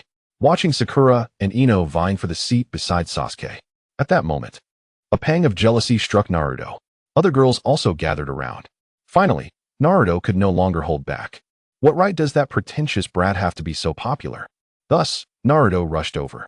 Squatting on Sasuke's desk, he glared at her with a displeased expression. Sasuke was momentarily taken aback, then wore a look of disdain. Their eyes met. Both were equally displeased. The girls, witnessing the scene, immediately unleashed a torrent of insults at Naruto. Kuratsuchi, is this really our world? S Naruto Uzumaki? Kuratsuchi, he is so infuriating. Naruto, I'm looking at myself right now, and I'm a bit annoyed too. Haha. Within the ceiling space, the Nine-Tails laughed heartily. The vessel of this fox? But the laughter abruptly ceased. I refuse to accept this. Why does the Naruto in the black frame world have such good luck? This scene left many dumbfounded. The filter over Naruto shattered into pieces. Uzumaki Naruto. Ahem, that's not me. That was the me controlled by the whispers. I'm not like that anymore. What are you laughing at? Ino and Sakura suddenly turned to see Hinata stifling her laughter. Hanabi also looked on with curiosity. I don't know. Hinata quickly shook her head, her cheeks flushed. Oh, are you thinking that the Naruto in the black frame world is yours? And the Naruto in the golden frame world is also yours? Ino immediately voiced Hinata's reason for chuckling. Hinata, in the Pure Land world. Kushina's eye twitched slightly. Why does my son have to deal with those who seem to fawn over him? Uchiha Makoto awkwardly smiled. Uchiha Izumi found the pairing of Naruto and Sasuke in this world rather amusing. Yet soon, everyone was left in shock. Sasuke and Naruto locked eyes, both filled with displeasure. Then, at that moment, Sasuke's desk mate became overly animated, completely oblivious to the happenings behind him. With a shout, he suddenly stood up. Naruto, squatting right in front of Sasuke, was caught off guard and didn't he dodge. Then, he was nudged by Sasuke's desk mate. Naruto, still squatting or on tiptoe, lost his balance. His body leaned forward. Sasuke narrowed his eyes slightly. So this loser is looking for a fight, huh? Come on. Smack. Naruto. Sasuke. The girls were rendered speechless. The previously noisy classroom fell silent. All eyes turned to Naruto and Sasuke. No, to be precise, their lips, which were now closely pressed together. Sasuke and Naruto's first kiss was stolen by the most hated person, Uzumaki Kushina. Uchiha Makoto. Confusion filled everyone's minds. What? Is this for real? This shocking scene caught everyone off guard. Sasuke and Naruto instinctively exchanged glances. Then, memories flooded back. The golden-framed screen froze at that moment. Both recalled the sensation they had felt then. In an instant, a wave of nausea washed over them. The Nine-Tails in the ceiling space nearly fainted. The disparity between the black frame and golden frame Jinchuriki left it feeling somewhat inferior.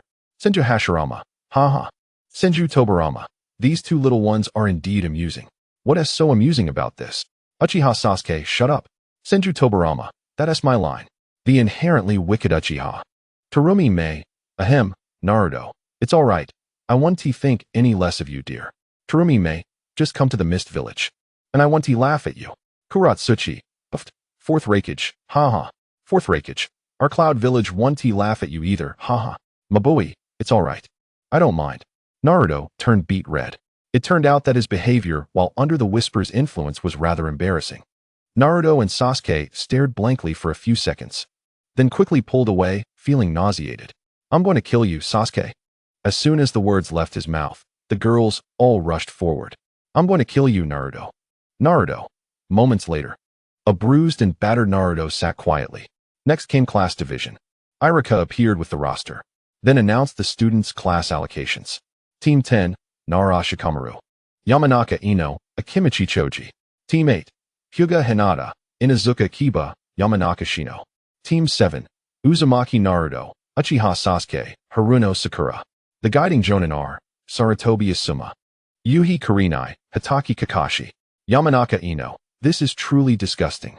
Nara Shikamaru. What a hassle. They haven't spent enough time together. Team 10's feelings towards Sarutobi Asuma aren't particularly deep. Moreover, the black frame world revealed too much darkness. even though Sarutobi Asuma was quite averse to it. He undeniably enjoyed the conveniences brought by his father. Whether he admits it or not, it is an undeniable truth. Chapter 173. Who still honestly forms dozens of seals. Regarding this matter, Yuhi Kurinai also felt somewhat helpless. To be honest, she didn't believe she could serve as the guiding jonin for Team 8. However, just thinking about how she truly agreed to Sarutobi Asuma's long-standing request, and then became a part of the old man's plan to pave the way for Asuma to become Hokage, made her feel a wave of disgust. Humph. Inside the root organization base, Danzo cast a cold glance at his good friend. Sarutobi Hizashi had now despairingly closed his eyes. Danzo was indifferent to conducting experiments on the village's people. Yet, Sarutobi Hizashi still retained a shred of shame. Moreover, the images from the Black Frame world showed that the Black Frame Naruto had already sentenced the Sarutobi clan to death. With lax discipline, unable to manage his family, nor the clan, nor the village, any bad schemes were all directed at the village. At that moment, Danzo continued to fixate on the position of Hokage. Hizashi, do you think I can't see through such an obvious scheme? Before their graduation, when you promoted the still special jonin Yuhi Kurinai to jonin, I knew what you were up to. It was nothing more than her somewhat ambiguous relationship with Asuma. Asuma, being the returning guardian ninja, is a clever move involving Inoshikacho, Hyuga, Inazuka, and Yamanaka. Upon hearing this, Sarutobi Hizashi shook his head. He didn't want to engage with Danzo or speak. He had heard Naruto's earlier remarks. Clearly, the Naruto of this world had been influenced by the Naruto of the Black Frame world. Perhaps, after the viewing concluded, with all its might, including the root organization, it would be unable to withstand everyone's fury. The eradication of the Sarutobi clan within the realm of the Black Frame has become an inevitable reality, and our world cannot escape this fate. Furthermore, by that time, death may even be a luxury. The 7th squad was the last to depart, enacting a brief farce.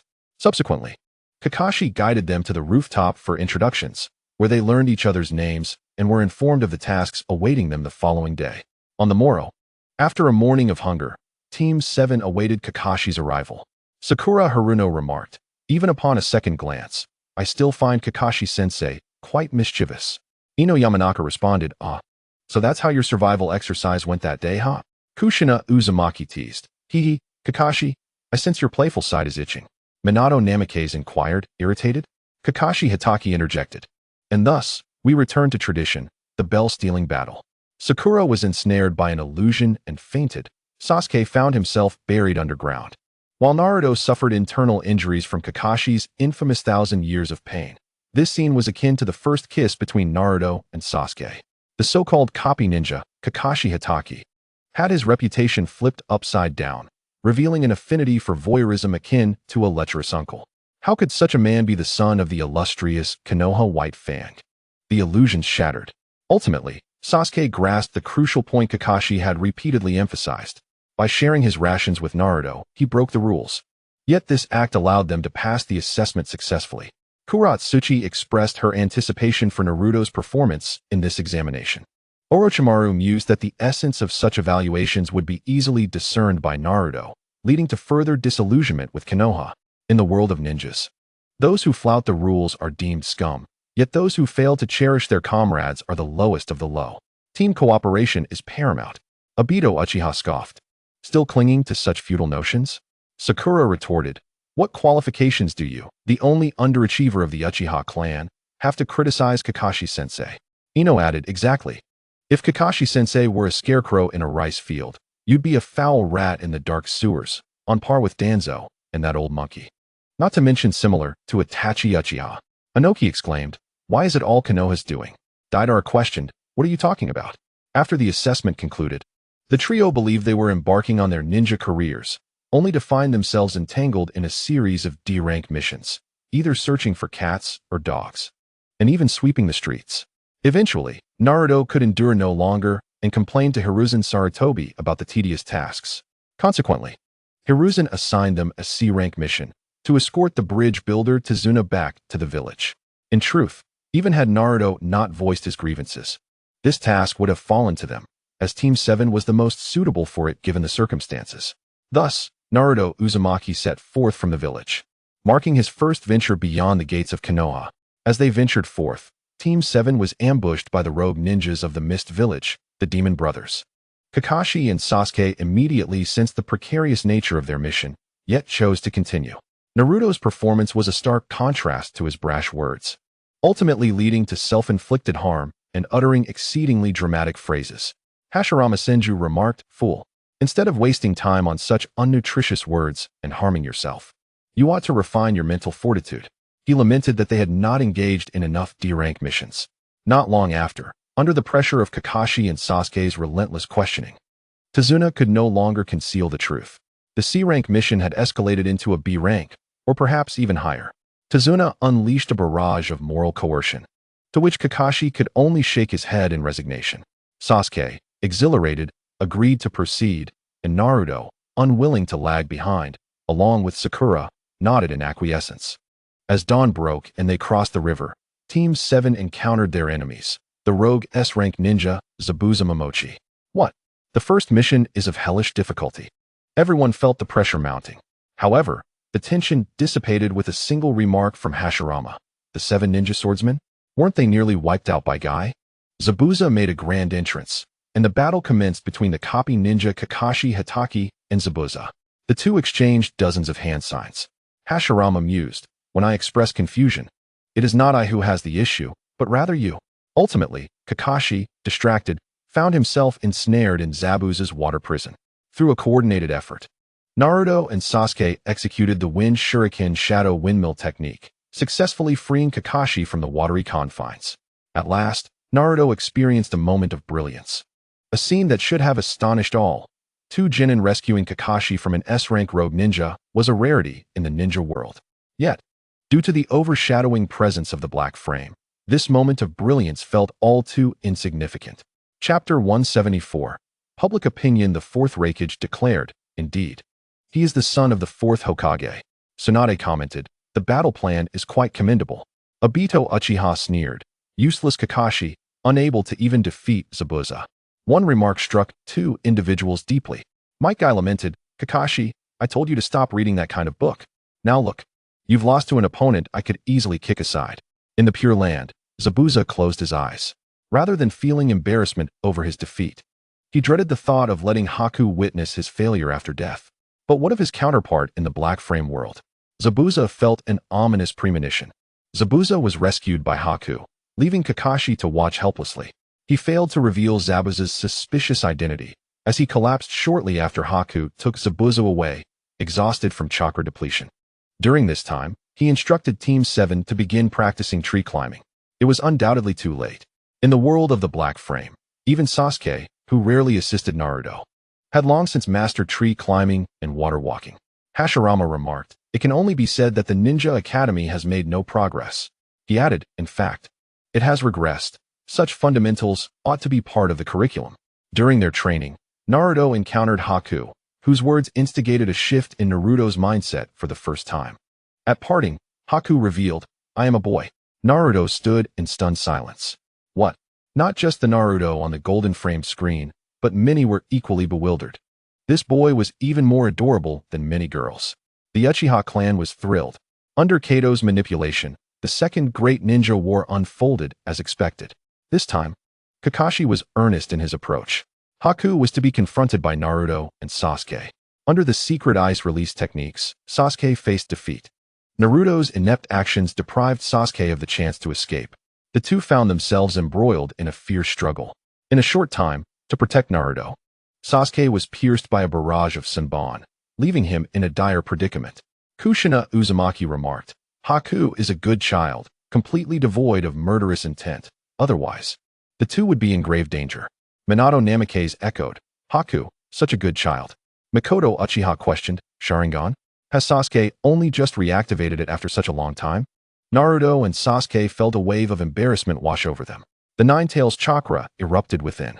The battle concluded in a brief span of time. White succumbed to the Nine-Tails. Meanwhile, Zabuza faced defeat as well. However, in a pivotal moment, White shielded Zabuza from a fatal blow. Naruto, possessing profound empathy, unleashed his inaugural verbal strategy, breaking through Zabuza's defenses. After all, young ninjas are still human. How could they truly be devoid of emotions? Ultimately, It was a great pleasure for him to engage in battle with them. Subsequently, Zabuza eliminated Karasu. He then laboriously approached White's side.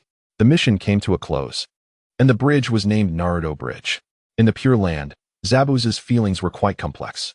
White struggled to suppress a smile. Orochimaru remarked on how astute this Dazna was in business. It was a shame for him to merely be a bridge builder. Yamashiro Ino questioned Naruto's eloquence. Haruno Sakura inquired if that was not the case. Uchiha Sasuke scoffed, finding it tedious. Naruto's thoughts had shifted entirely.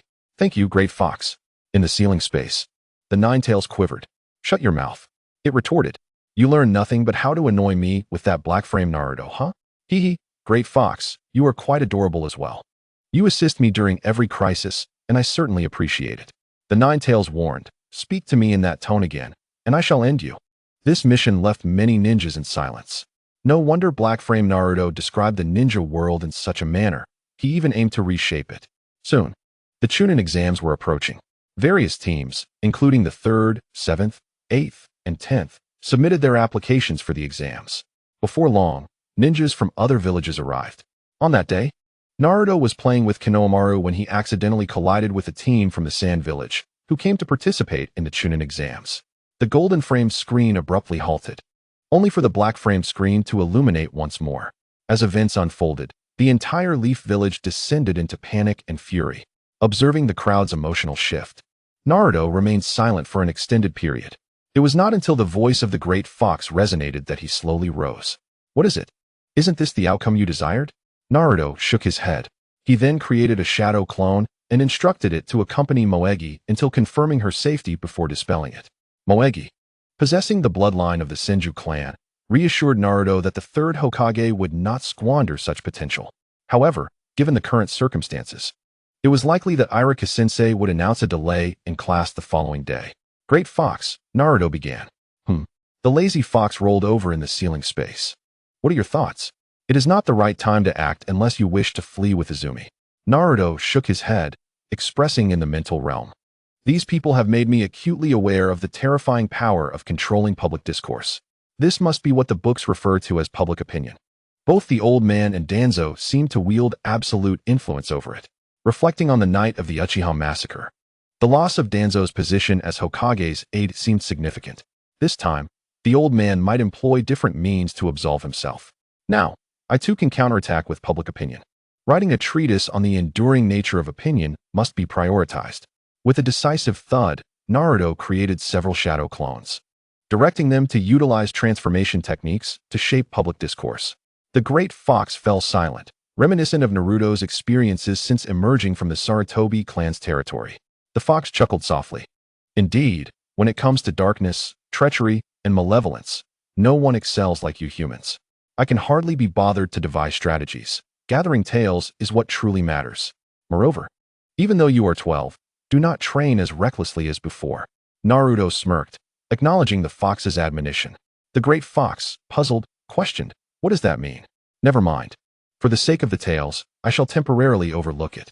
I will settle the score when I have the time. In the subsequent half-day, an unforeseen event transpired in Konoha. The reputation of the root organization, Sarutobi clan, 3rd Hokage, Danzo, and the Konoha Guard plummeted.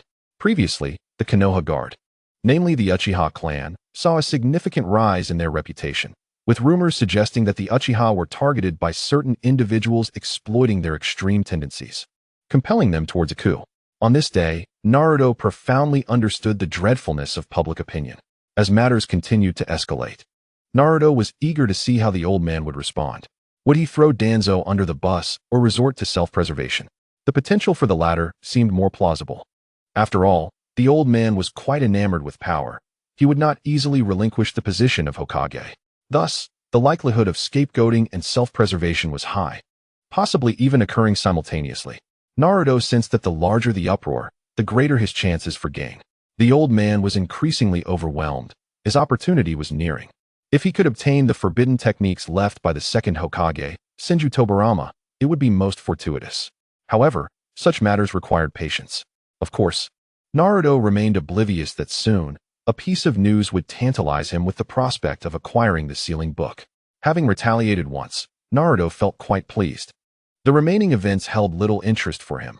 After all, he had once been the focal point of public opinion and was well aware of what would transpire next. Within the ceiling space, the great fox was unusually quiet. As Naruto matured, the fox also experienced significant growth. Indeed, sometimes I forget that this child has merely graduated, remarked Senju Hashirama. Madara, what were we doing at this age? Uchiha Madara replied, I do not know, nor do I wish to recall. Uchiha Izuna and Senju Tobirama chimed in with jest, competing to see who could urinate the farthest. Upon returning home, Naruto first ascended to the second floor to check on the still reclining Uchiha Izumi. A smile crept onto his lips. The revival of the Uchiha required substantial effort. Similarly, the restoration of the Uzumaki and Senju clans necessitated considerable work. Now, Naruto had embarked on the first step. This time it was the Uchiha.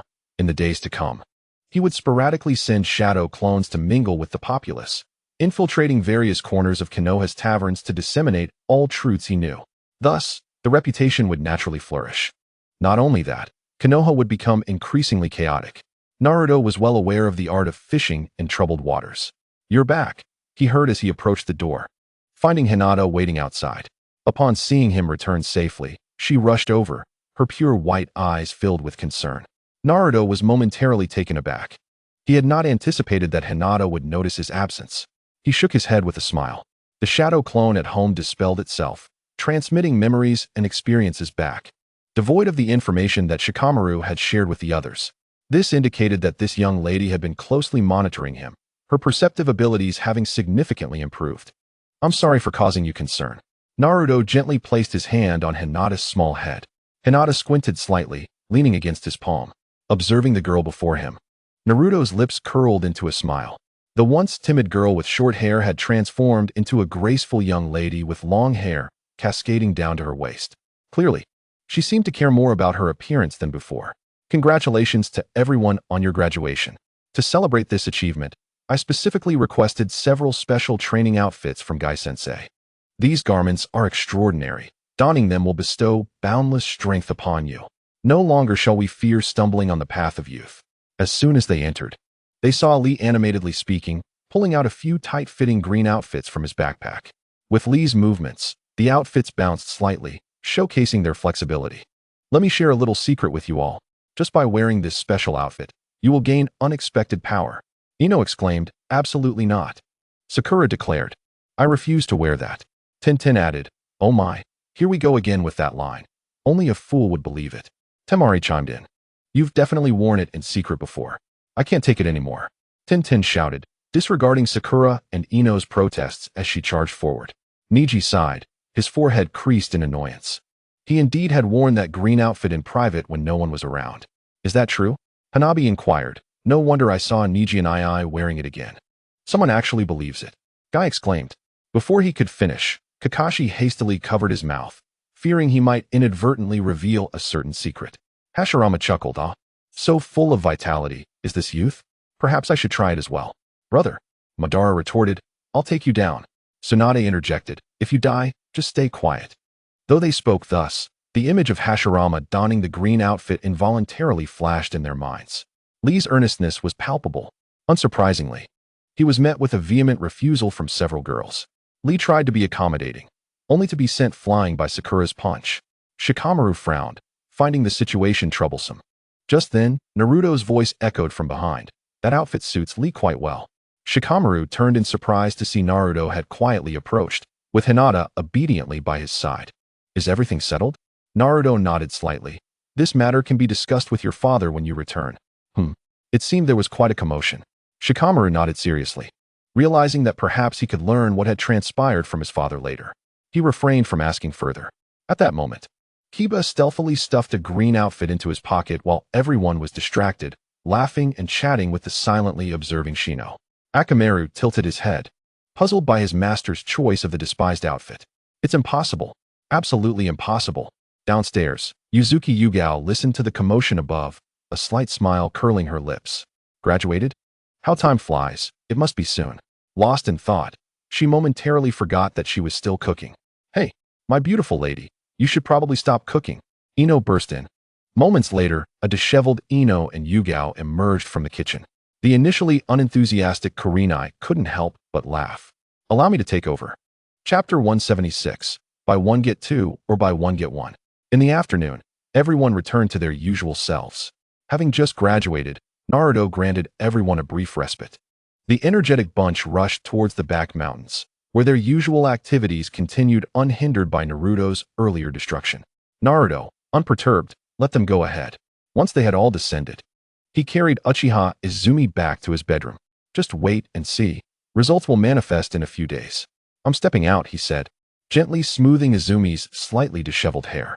Rising, he hesitated for a moment before leaning down. Wake up soon. He pressed a soft kiss on her forehead. Straightening up, he gazed at her for a while, noticing no signs of consciousness.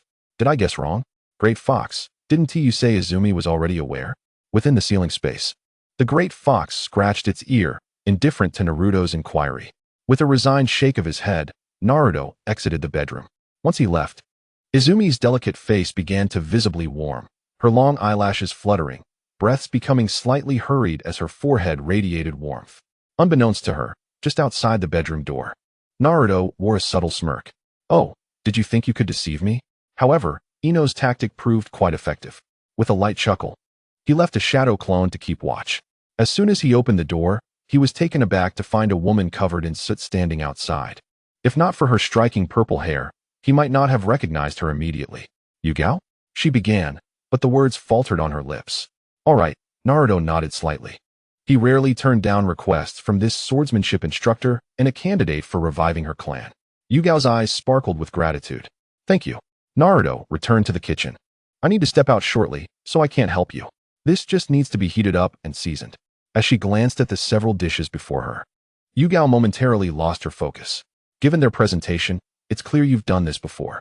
It seemed her humble disciple had been preparing similar dishes long before. Yet, every time he used this as an excuse to invite himself over to help her cook, she couldn't help but feel touched. Women tend to be more emotional. Naruto wore his signature gentle smile. Well then, see you later, Sister Yugao. Waving, he disappeared without a trace. After a brief silence, Yugao shook her head. I suppose I should work on my culinary skills. As she mused, a smile crept onto her lips.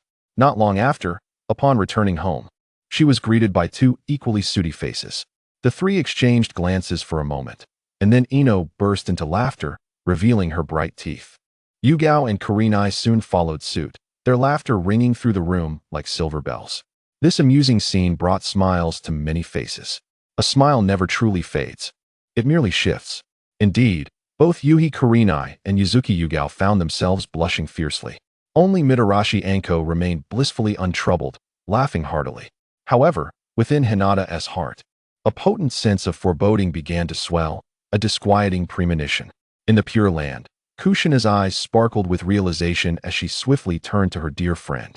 Her friend, recognizing the unspoken sentiment in her gaze, shook her head in resigned disbelief. This was not how Kushina should be. You cannot possibly mean a buy one get one free offer, can you? Kushina remained silent, nodding emphatically. Uchiha Makoto was left speechless. How had things suddenly taken such a turn? Wait a moment. Uchiha Makoto's body jolted. Are you suggesting I should be included as well? If Yuzuki Yugao was indeed offering a buy one get one free deal, did that imply that Izumi was now part of a similar arrangement? Have you lost your mind? Kushina blinked innocently. The revival of the Uzumaki and Uchiha clans. Isn't that something you agree with? Makoto sighed. Fine. Kushina remains the same Kushina. Izumi blinked in confusion as she observed their exchange. Is that so, Yugao? So, you're hiding a handsome figure, are you? Don't be ridiculous. Yugao shot her a glare. That boy is exceptionally talented and resides just upstairs. He cannot be considered hidden away. Kurinai blinked in surprise. This state of Yugao is quite rare. Could it be that she is? Normally, when asked, it seemed like a secret she would stubbornly refuse to disclose. Kurinai only knew that Yugao lived above with a remarkably gifted youth whose swordsmanship surpassed her own. Kurinai yearned to catch a glimpse of him. But Yugao was so flustered she nearly drew her sword. The quicker-moving Anko was even met with the edge of Yugao as scabbard at her throat. How infuriating! Anko exclaimed, charging forward. Moments later, Yugao was in fits of laughter, and even Kurinai could not resist joining the fray. What a betrayal of friendship. Yet, soon Anko's remark left Kurinai momentarily stunned. So, Yugao is being selfish, is she? Despite understanding the literal meaning of Anko's words, Kurenai could not help but draw a parallel to Naruto's aspirations for the future. The possibility of the three sisters being collected together did not seem far-fetched at all. Naruto was merely 12 years old. With a couple more years, what was she thinking? But with the lens through which she viewed Minato-sensei, she felt a pang of regret. The following day, the students who had successfully become Genin returned to school. However, they were informed that plans had changed. Irika, with a hint of resignation, announced, "Everyone, due to unforeseen circumstances, we will be rearranging classes." He then managed to muster a smile. "But fret not. In a week, we will reconvene as scheduled." Furthermore, the tasks for this week would proceed as originally planned. During this week, everyone will have the opportunity to take their graduation photos at the Hokage Tower, so remember to dress appropriately. And most importantly, Irika added with a more serious tone, "Please ensure you take good care of your headbands." "All right," he concluded, flashing another smile. "Now go and prepare." Once again, congratulations on your successful graduation. Scene change, Chapter 177. The time to act. Hey, have you heard the news? What news? About yesterday's events. Let me tell you. After Irika left, the classmates hesitated to disperse.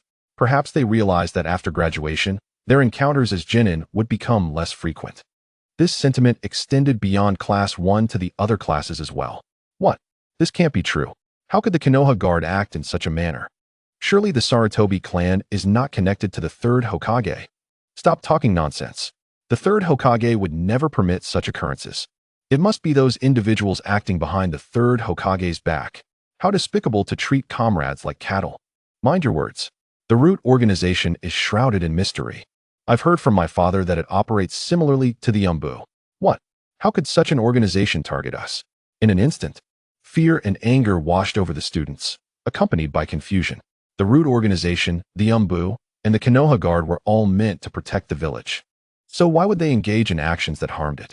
Suddenly, an eerie silence fell over the class as everyone turned to observe a few individuals exiting the classroom. It's Naruto. In another corner, sitting by the window, Uchiha Sasuke furrowed his brow. "Hey, have you heard the news?" "What news?" Is there more?" "You might not believe this, but I heard that the Uchiha clan was annihilated, and there seemed to be many untold secrets, including those pertaining to the village." "Yes, the root organization and the Umbu." "Oh my goodness." "And furthermore, when the Uchiha served in the Konoha guard, there were those who deliberately..." The voices quieted down. "Ignore me. Continue your discussion." Sasuke's cold demeanor startled the group. Upon noticing their reaction, he turned away, ultimately closing his eyes. "Please." In an instant, the group was left dumbfounded. Is this really the imperious Uchiha Sasuke? Even classmates who had gathered to listen were equally astonished. "Exactly." Suddenly, a girl exclaimed. "And last night, after that incident, my mother said that while the Uchihas were cool and aloof when serving in the Konoha guard, nothing significant ever happened in the village during their tenure." Another chimed in. "And did you hear? The back mountain was blown up a few days ago. They said it was an enemy attack." Moreover, the crowd buzzed with chatter. Sasuke's expression grew increasingly frosty as he cast a glance at the already departing Naruto. After a moment's hesitation, he chose not to pursue. Just as he was about to leave, the first speaker piped up again. "Hey, have you heard the news?" The crowd responded, "Senju Tobirama, you little rascal. Fourth Raikage, haha. The black-frame Naruto has finally begun to make his move. Kuratsuchi, I am eager to see how the third Hokage will respond. Inoki, that's simple enough. Just shift the blame onto Danzo of the Konoha dark side. Inoki, they managed to suppress the Uchiha clan's extermination. Raza, then it will be a matter of scapegoating a few members of the Sarutobi clan. Raza, they could even use someone as a decoy. Yamanaka Ino, so dark. Hinata, so dark. Sakura, so dark." The black-frame screen continued to display images. "What? It's about Naruto, Uzumaki Naruto. Let me tell you, I met Naruto long ago. That was when everyone first learned about the nine-tailed fox." Sasuke paused, frowning as he continued to listen. Meanwhile, in Konoha, the bustling streets were still filled with throngs of people. Many were engaged in discussions about recent events, including the happenings of the past few days. How did it come to this? What else can be said? I had already warned you that those individuals are nothing but ruthless predators. I wondered why it had been so long since I had seen Inoue, only to discover that he had lost everything. It is futile to reason with that damned spirit. The so-called will of fire is truly laughable. Furthermore, I had stated long ago that while the Uchiha clan may be arrogant, they never owe anyone anything. They have always been fair and just. Yet, due to the misdeeds of a few, the Uchiha clan's reputation has been tarnished. And what of the fox demon, the child in question? I cannot fathom why the wrath and resentment towards that monster would be directed at an innocent child. Such sentiments echoed throughout every corner of Konoha. Unbeknownst to them, Naruto's shadow clones were attentively listening to their conversations and closely observing their expressions, meticulously recording their reactions. Little did they know, this was their singular and final opportunity. In the future, Naruto would not spare any of them. However, through this record, he would determine the severity of their punishment. Initially, Naruto contemplated exterminating them all. But upon reflection, death seemed too merciful, too lenient. The thought of annihilating Konoha was indeed exhilarating, an exhilarating rush that pierced the heavens. Yet, that would be but a fleeting moment. Far more satisfying would be allowing these individuals to endure the same physical and mental anguish he once suffered, granting them a glimmer of hope while forcing them to live in perpetual fear. This would yield far greater results. Besides, their continued existence might still extract some value. At that moment, a sharp reprimand pierced through the air. What nonsense are you spouting? Suddenly, a punch sent the previously indignant shinobi crashing to the ground, his face paling instantly. The third Hokage has declared this an underhanded ploy by rogue ninjas from other villages. It was a grave mistake made by the former Hokage's advisors. Yes, there are a few scoundrels in the Sarutobi clan, but they have all been punished by the third Hokage. As ninjas of Konoha, do you lack such basic reasoning? You should be more familiar with the will of fire. The third Hokage could never be that kind of person. Speak another word, and I will end you. The malice on his face silenced many. Just then, the Konoha guard arrived, albeit belatedly. I did nothing wrong. The man protested defiantly. The Konoha guard, adhering to protocol, would naturally deal with any injuries caused. This scene unfolded repeatedly throughout Konoha. Chapter 178. Sarutobi Hizashi, Call Me Hokage. Yamashita Ino. Both the black and red faces have been played out. Anoki, such despicable tactics. However, it is to be expected to treat one's own villagers in such a manner. Fourth Raikage, truly disgraceful. Maki, a lifelong blemish on the second Hokage. Senju Tobirama, Haruno Sakura. Are you suggesting my family is at risk as well? Inazuka Kiba, absolutely. The black frame screen continued to display. To manage the narrative, the Konoha guard spared no effort, deploying nearly all personnel. A multitude of operatives, disguised as villains of the will of fire, acted in concert. They resorted to violent measures to instill a singular perspective among the populace. In summary, there were indeed mistakes, but they were not numerous. In the short term, the impact might not be significant, as the events had only recently transpired, and many aspects were traceable. It was impossible to silence everyone at once unless the esteemed third Hokage Sarutobi Hizashi issued another decree, which was evidently implausible. Thus, the Konoha guard resorted to violence to achieve a semblance of a prohibition. Given time, the incident would diminish in scale. They would remain compliant for a while, or perhaps handle the experimental subjects with even greater secrecy. Thus, this turmoil would pass. Most individuals would soon forget, although some may recall later by that time. Suppressing the matter would become exceedingly simple. At present, the priority was to perform convincingly. On that day, anyone discussing the incident, including those who had witnessed the tragic fate of Mo Huang's mother, as well as members of the Konoha guard in Anbu, were all warned. Heavens! Are we to perish? No, I do not wish to die in such a manner. Yet, what could be done? They were all under the command of the third Hokage. An escape was not an option. Shoo, just remain quiet. They resigned themselves to their fate. Little did they know, had there not been an overwhelming number of ninjas present that day, an abrupt disappearance would have provoked dire consequences. Otherwise, none would have survived the night. Silencing them or abducting them would have been far too easy for the Sarutobi clan, not to mention the Anbu and Root. The ninjas felt a chill run down their spines. Meanwhile, in the Hokage's office, a loud crash reverberated as Sarutobi Hizashi slammed his palm onto the table. He glared at the kneeling members of the Sarutobi clan and the Anbu ninjas before him, his expression darkening. Summon Danzo to see me. Gazing at the desperate clan members who kept their heads bowed in supplication, Hizashi felt an overwhelming fatigue wash over him. Yes, came the voice of an Anbu ninja from outside the door. Hizashi closed his eyes. Speak. Who was involved? The moment the words left his lips, The two kneeling Sarutobi ninjas exclaimed, "It was just the two of us. The others were swayed by us." Very well. This revelation only fueled Hizashi's fury. The matter could not be suppressed. As Hokage, he would surely be subjected to scorn every night. "Call me Hokage." How dare they still address him as clan leader? It is our fault alone. And the root organization, Danzo, was involved. He consulted us about this matter. We did not coerce anyone. They volunteered. Yes, they all volunteered. Before they could continue, Hizashi lunged forward, delivering a kick to each of them. Bang! Bang! The two were sent sprawling against the Hokage's office door. "Oh, you enjoy taking the blame, do you? Then I shall make an example of you both." Hizashi's anger turned to laughter. "You too. Your entire family will not escape. All will be apprehended and executed by tomorrow." Boom. The two were left in shock. Hizashi's words struck them like a thunderbolt, something they had never anticipated. After a few breaths, their eyes reddened. "Clan leader, you once embraced. Call me Hokage." Sarutobi Hizashi flicked his sleeves and returned to his Hokage's seat, still watching from outside. "Hurry and get in here." Hizashi bellowed at the door, his anger boiling over.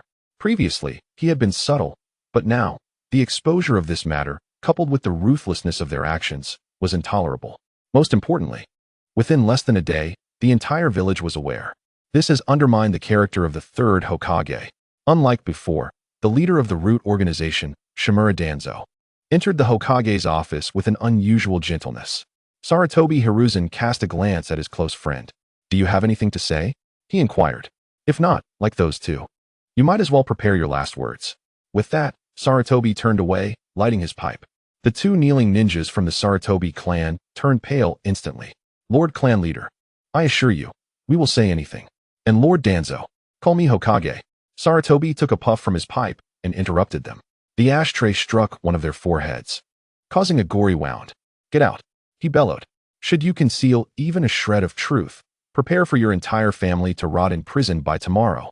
"Yes, Lord Clan Leader." "Yes, Lord Hokage." The two scrambled out, nearly tumbling over themselves. The Hokage's door slammed shut once more.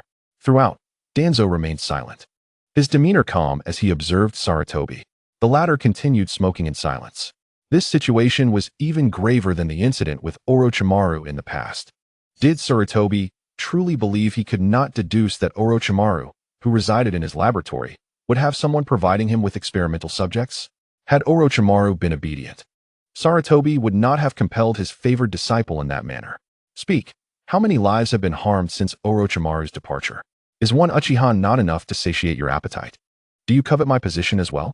Chapter 179, Decision Kuratsuchi, A Wild Guess, Much Ado About Nothing. Samui. Indeed, much ado about nothing. The two from the Wood clan. Otherwise, those two beasts would have been captured already. Mabui. It really is due to those two words. Karui. What words? Temari, clan leader. Koyuki. This regime is truly laughable. Kuratsuchi. After all, having been Hokage for so many years, Konoha has long been a realm of his decree. Yamato. It's truly disgusting. Yuzuki Yugugo, Kuro frame Naruto, is right. Orochimaru. Indeed, everything that Kuro frame Naruto has done is driven by a strong purpose, and he, himself, is fundamentally correct. Senju Tobirama. Orochimaru, calm down. Do not engage in reckless personal endeavors. In response, Orochimaru merely shrugged. The black-bordered screen continued to display. Danzo remained silent. Times have changed. Currently, he does not even hold the position of Hokage's advisor. Once again, he has been caught in a compromising situation, one far more significant than before. Even the two scheming and cunning old Hokage advisors, Nara Shikaku and Mito Kamen, dared not wade into these murky waters. Nara Shikaku, Mito Kamen. Is this narration serious? How can it speak of them in such a manner? Speak.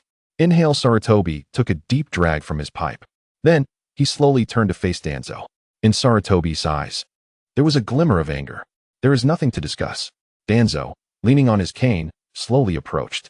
Tap, tap, tap. The cane struck the ground, producing a crisp sound. Sarutobi narrowed his eyes slightly, questioning whether he had been too lenient towards Danzo after the Uchiha incident. As Danzo placed a research report on the Hokage's desk, Sarutobi's expression shifted. The research concerning Uchiha, Senju, and Orochimaru was all contained within. Danzo spoke impassively. Sarutobi closed his eyes, massaging his temples. I want the would release experimental subject, Tenzo. This matter requires clarification. At this, Danzo remained silent, merely fixating his gaze on Sarutobi. Senju Tobirama, is it as I suspected? Orochimaru, it is precisely as you suspected. Senju Tobirama, has it succeeded? Orochimaru, indeed, based on the research materials you left behind, a method was found. Orochimaru, after improvements, one has finally survived. Upon hearing this, Tobirama was infuriated. Senju Tobirama, how many lives must be sacrificed? Orochimaru, the subjects captured by Danzo. And Sarutobi-sensei pretended to be unaware, tacitly allowing it. Sarutobi, the people of Konoha, who previously clamored about the will of fire and the omnipotent third Hokage. At this moment, his nose reddened slightly, and, bring a few people forward, then behave yourselves. Sarutobi quietly tucked away the research report. Danzo cast a fleeting glance at him before turning to leave. In truth, Danzo had already taken action the previous night, but had been thwarted by the Umbu. Danzo's plan was simple. Since he needed experimental subjects, he would simply remove all eyewitnesses from yesterday. However, this could not bypass the Hokage, the Sarutobi clan, and the Konoha guard. As Danzo stepped out of the Hokage's office, Sarutobi's voice echoed behind him. Do not entertain thoughts about Kazekage Aoi. Danzo did not respond, closing the door and departing. Thus, this incident concluded. The remainder was no longer his concern. Once Danzo had left, Sarutobi furrowed his brow. Kazekage Aoi possesses a pure bloodline. She may have significant accomplishments in the future. Perhaps she could be placed beside Konohamaru. Who knows? Her identity might prove useful down the line. The child was frightened. He just needed to be comforted after a while. With that, Sarutobi rubbed his temples and issued an order. Return and inform them to behave themselves during this time. After this incident, I do not wish to see similar occurrences. Understood, Lord Clan Leader. Whoosh. After the Sarutobi clan ninja departed, only Sarutobi remained in the Hokage's office.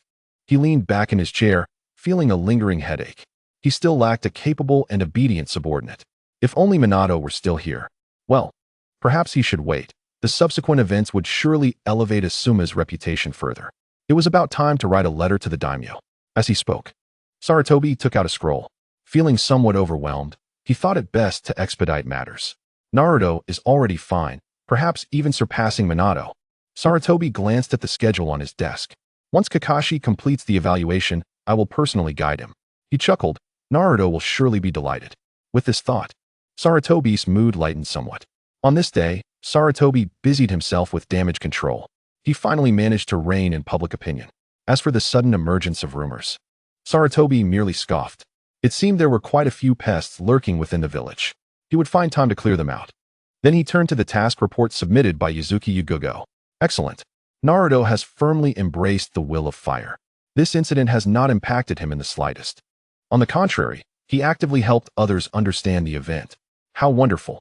He is even more sensible and adaptable than Minato. If only I had multiple granddaughters. But Yugugo is more than capable. Finally, the busy day came to an end. Sarutobi massaged his old back as he departed. As I stepped outside, I spotted Asuma sitting beneath the streetlight, incessantly puffing on a cigarette. Sarutobi Hiruzen paused momentarily, then shook his head in resignation. He had initially thought that Asuma had discerned his intentions or was privy to some information. However, to his surprise, his youngest son was simply troubled by the rejection he had faced from his beloved earlier that day. Naturally, he also harbored some grievances regarding the events that had transpired in Konoha today. Let us return home. We can discuss matters there, Sarutobi Hiruzen declared, clasping his hands behind his back as he walked past the hesitant Asuma. In that moment, Sarutobi Hiruzen made a definitive decision. A week later, after Naruto successfully passed Kakashi's assessment, he would personally take on the responsibility of teaching Naruto the shadow clone technique. Chapter 180. Adolescence. Uchiha Madara scoffed. What a tiresome scheme. Is it the shadow clone technique? He mused. Indeed, it is most fitting for the bespectacled Naruto. Uchiha Izuna remarked. The Uzumaki clan is undoubtedly well suited for the shadow clone technique, yet its efficacy remains contingent upon the individual's capacity. Nara Shikaku observed, considering the circumstances surrounding the bespectacled Naruto, the shadow clone technique offers him the greatest advantage. The existence of the murmurs is paramount within the entire shinobi world, aside from a select few exceptional ninjas. One cannot find a ninja more suited to the shadow clone technique than Naruto. Nara Shikamaru added. In the realm of the bespectacled world, it appears that Naruto has managed to counter and assimilate those unique chakras, Nara Shikamaru continued. No wonder the Naruto in that world harbors such thoughts. Tobirama Senju affirmed. To reshape the shinobi world and revive the bloodlines? Indeed, Tobirama replied. The Naruto from our world possesses a profound sense of empathy. Just moments ago, he was engaged in a life-and-death battle with Zabuza and Haku, yet he instinctively feels their emotions. Kuratsuchi interjected, what a soft-hearted fool. Not merely that. It is far more severe, Tobirama countered. Sakura Haruno inquired, so, all of this is due to the murmurs? Inuzuka Ino asked. Then why is it unsurprising that the bespectacled Naruto displays such traits? Orochimaru explained. While gaining the murmurs, the bespectacled Naruto also paid a price. For instance, the various affections and inexplicable empathy he experiences have ceased to be directed towards outsiders, but have instead been assimilated into a strong sense of self-awareness, now only affecting him. Moreover, it has allowed him to comprehend love on a deeper level, Orochimaru continued. From another perspective, the desire to reshape the shinobi world stems from the bespectacled Naruto's disdain for the current morbid and filthy state of affairs. He does not wish to exist in such an environment. Similarly, he does not want to witness children in the shinobi world enduring experiences akin to his own, Orochimaru concluded. Inuzuka Ino remarked, so, the revival of bloodlines is indeed a form of self-love, correct? Uchiha Azuna concurred, one might interpret it that way. Minato Namikaze declared, regardless of which Naruto makes a decision, I shall support it. Kushina Uzumaki expressed, all I wish for is my Naruto to find happiness in whatever he chooses to do. Also, you should be silent, she added. In the chat room, as discussions continued, an incongruous voice suddenly interrupted. Uchiha Obito scoffed, how boring. Kakashi Hatake asserted, I now know how to find you, Obito. After this viewing comparison concludes, there will be no hiding from me. Unbeknownst to all, the black-framed big screen persisted. Even on the moon, where its presence was equally evident, the chakra of my being resonated with the black-framed screen's imagery. Under the streetlight, Asuma appeared deep in thought. Sarutobi Hiruzen, walking ahead, took a drag from his cigarette, feeling his good mood tarnished. Alas, he sighed, my son remains so misguided. Let it be. He will come to understand in the future. Yet, for now, nurturing a perfect Jinchuriki was of utmost importance. Once Naruto had fully matured, perhaps he could be entrusted with the key to try. What? Isnt the key with Jiraiya? Tsunade commented, such matters are predictable. Orochimaru speculated. It is likely that Jiraiya was still awake when he made the imprint of the key, or perhaps he did so voluntarily. Taiyuya inquired. Doesn't that mean the third Hokage now has another means to bestow favor? Tsunade replied, are you suggesting it's for precautionary measures? Jiraiya was at a loss for words, left only with silence. The key is located in the Hokage building, along with the sealing book. These vital resources were personally selected by Sarutobi Hiruzen and are stored in the Hokage building, guarded around the clock by Anbu ninjas. Shortly after Sarutobi Hiruzen and Asuma departed, in a shadowy alley beside the Hokage building, a figure stealthily emerged.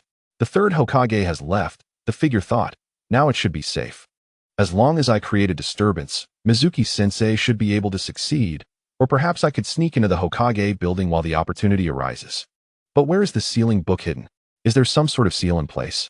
The figure was none other than the student who had sat alone on the swing earlier that day, enviously watching his peers don their headbands, and had been manipulated by Mizuki into attempting to steal the sealing book on Naruto's behalf.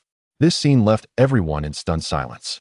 In the stillness of the night, a loud explosion erupted outside the Hokage building as an explosive tag detonated. Sarutobi Hiruzen awoke with a start, his bleary old eyes widening in shock. Maru. Today's suppressed matters will undoubtedly resurface tomorrow. Who has such audacity? Could it be that ninja from the academy, Mizuki? Damn it. I was too busy and completely forgot. Sarutobi Hiruzen hurriedly donned his clothing and rushed toward the Hokage building. The onlookers mused, what bravery. In such times, at such hours. A mere Genin, and only a Chunin at that, dares to attack the Hokage building, which is protected by Anbu ninjas due to the recent inexplicable events. Without Sarutobi Hiruzen's nod, and lacking any special status, entering the Hokage building would be a challenge. The commotion soon subsided as Anbu ninjas quickly spread the word that someone was conducting a ninjutsu experiment. Whether anyone would believe that remained uncertain. With a thud, the shadow clone dispelled itself as Naruto slowly opened his eyes, absorbing the memories and experiences from his clone. Attacking the Hokage building? Is this Mizuki from yesterday's assessment with Irika-sensei? Stealing the sealing book? Naruto fell silent for a moment. So, all these things are stored in the Hokage building? With a swift motion, he created another shadow clone to take over the previous one, continuing the search for useful information. Naruto turned to the side. I need to take a moment, wait for drowsiness to set in. Outside his bedroom, a shadow clone practicing wore an expression of exasperation. That rascal, the original. Does he really think that by cuddling up to something soft and fragrant, the shadow clone 1T feels sleepy? He wondered what the original was thinking. Pumping himself up. Learn from me, become me, surpass me. In the bedroom, Naruto traced the strands of Uchiha Izuna's hair. Everyone was left bewildered.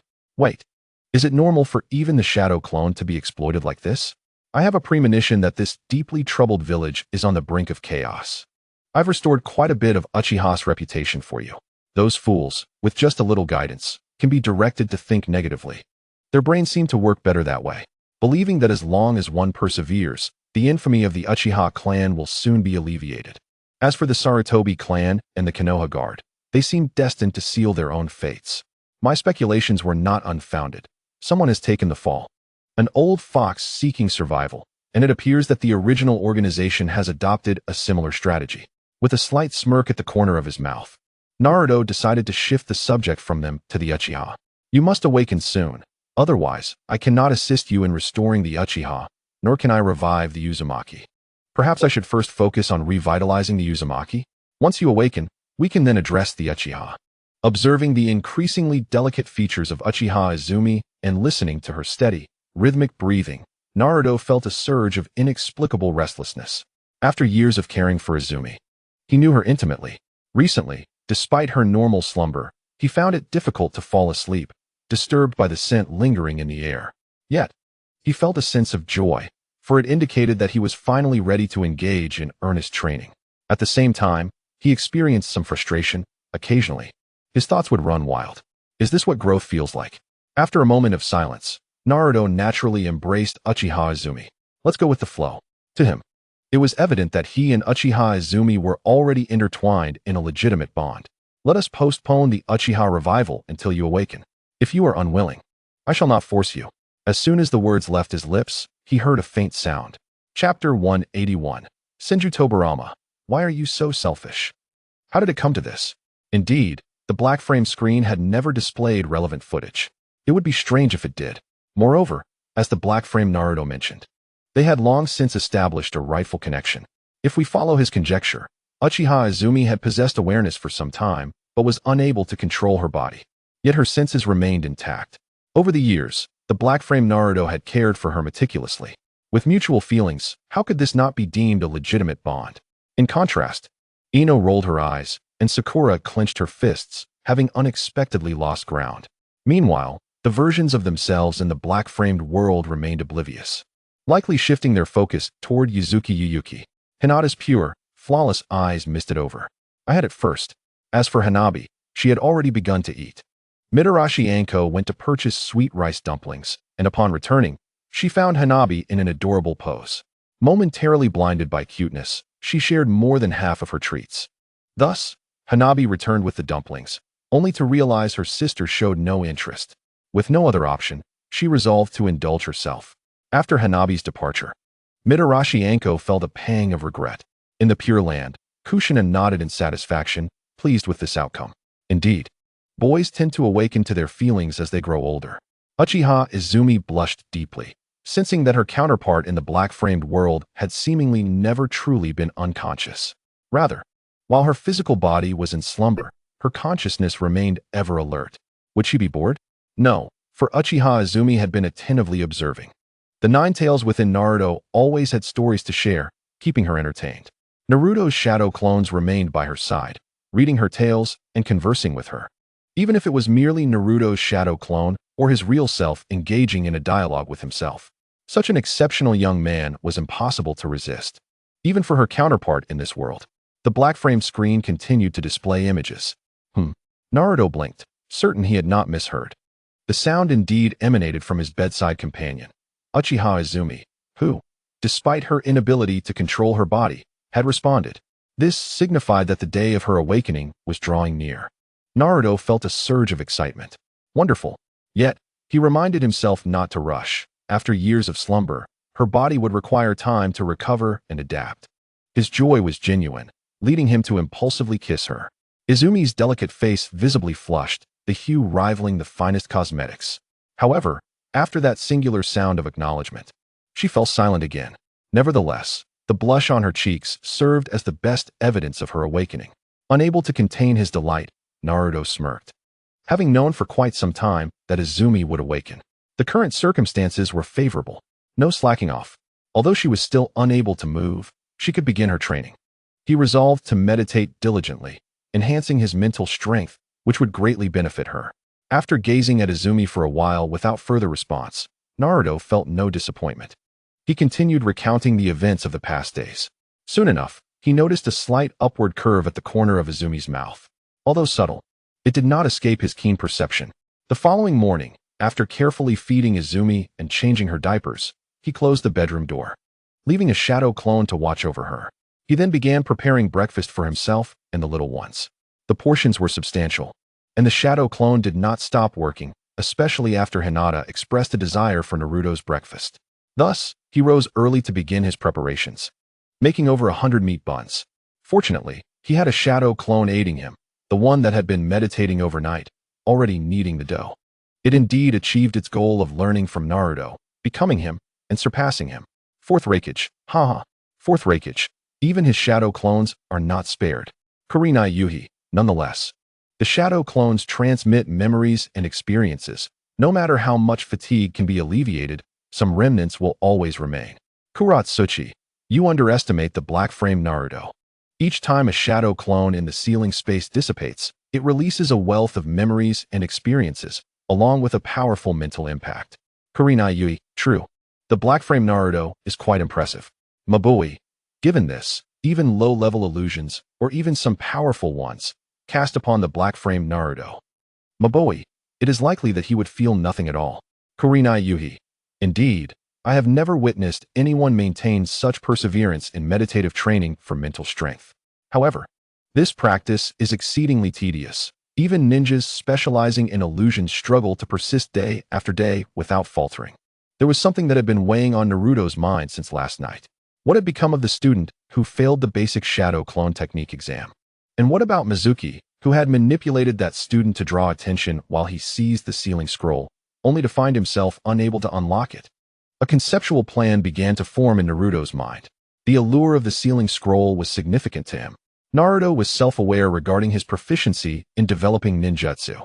Crafting new techniques required considerable talent. Even though he could create various forms of the Rasengan, that was built upon the foundation established by the fourth Hokage, Minato Namikaze. In essence, he had laid a solid groundwork. As long as the structure remained intact, he could build upon it in any manner, resulting in a new ninjutsu. Yet, developing ninjutsu demanded a deep understanding of the underlying logic, which posed a formidable challenge. It can only be said that the second Hokage, Senju Tobirama, is a prodigious genius in this regard, to the extent that he can be described as a marvel in the realm of the Pure Land. Senju Tobirama was once again praised by the bespectacled Naruto, filling his heart with immense joy. Unable to contain himself, he crossed his arms and nodded repeatedly, recognizing true talent. Such a genius is indeed unparalleled. Unfortunately, the second Hokage, Senju Tobirama, passed away far too early and far too casually. Senju Tobirama sighed, indeed. The esteemed Naruto is absolutely right. He lamented, I truly regret it now. Had he not died, Konoha would not be in its current state. Nor would those four old fools have had the opportunity to wreak havoc upon it. The overall strength of Konoha would have surely ascended to greater heights. Alas, he is gone, leaving behind calamities. There is a record in a certain document that suggests the second Hokage, Senju Tobirama, seemingly developed a technique capable of resurrecting the dead. Although it does not constitute true resurrection, the revived individuals possess near-immortal qualities, provided the caster does not lift the technique. If this jutsu truly exists, I must learn it.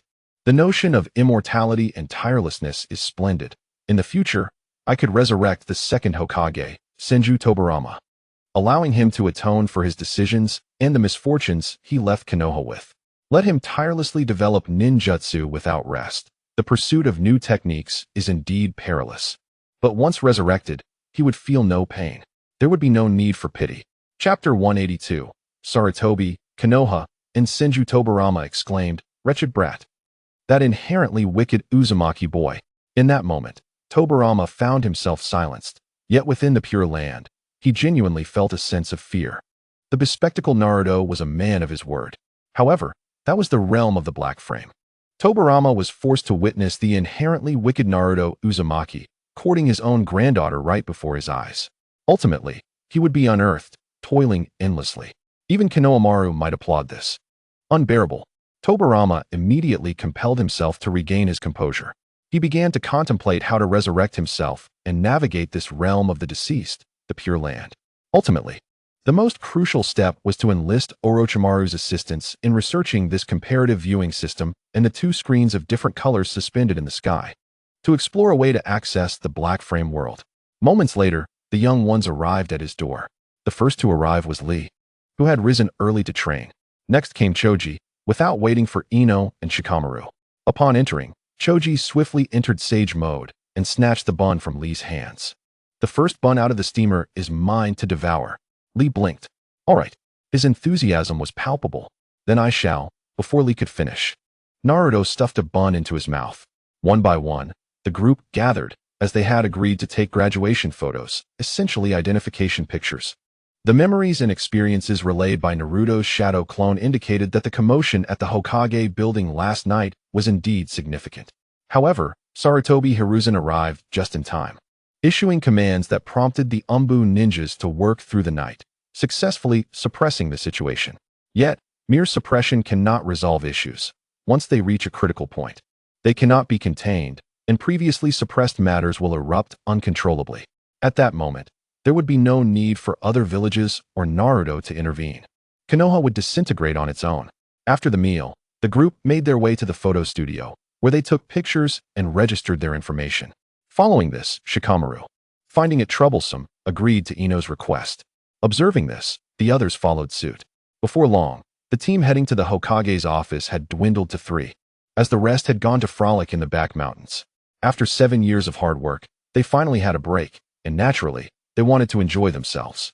Naruto looked somewhat helplessly at Ino and Hinata on either side of him.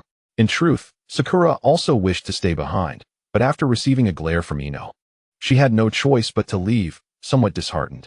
There was no alternative. It was almost certain that during class division, Sakura would be in the same class as Naruto. Even if unexpected events arose, compensations could be arranged later.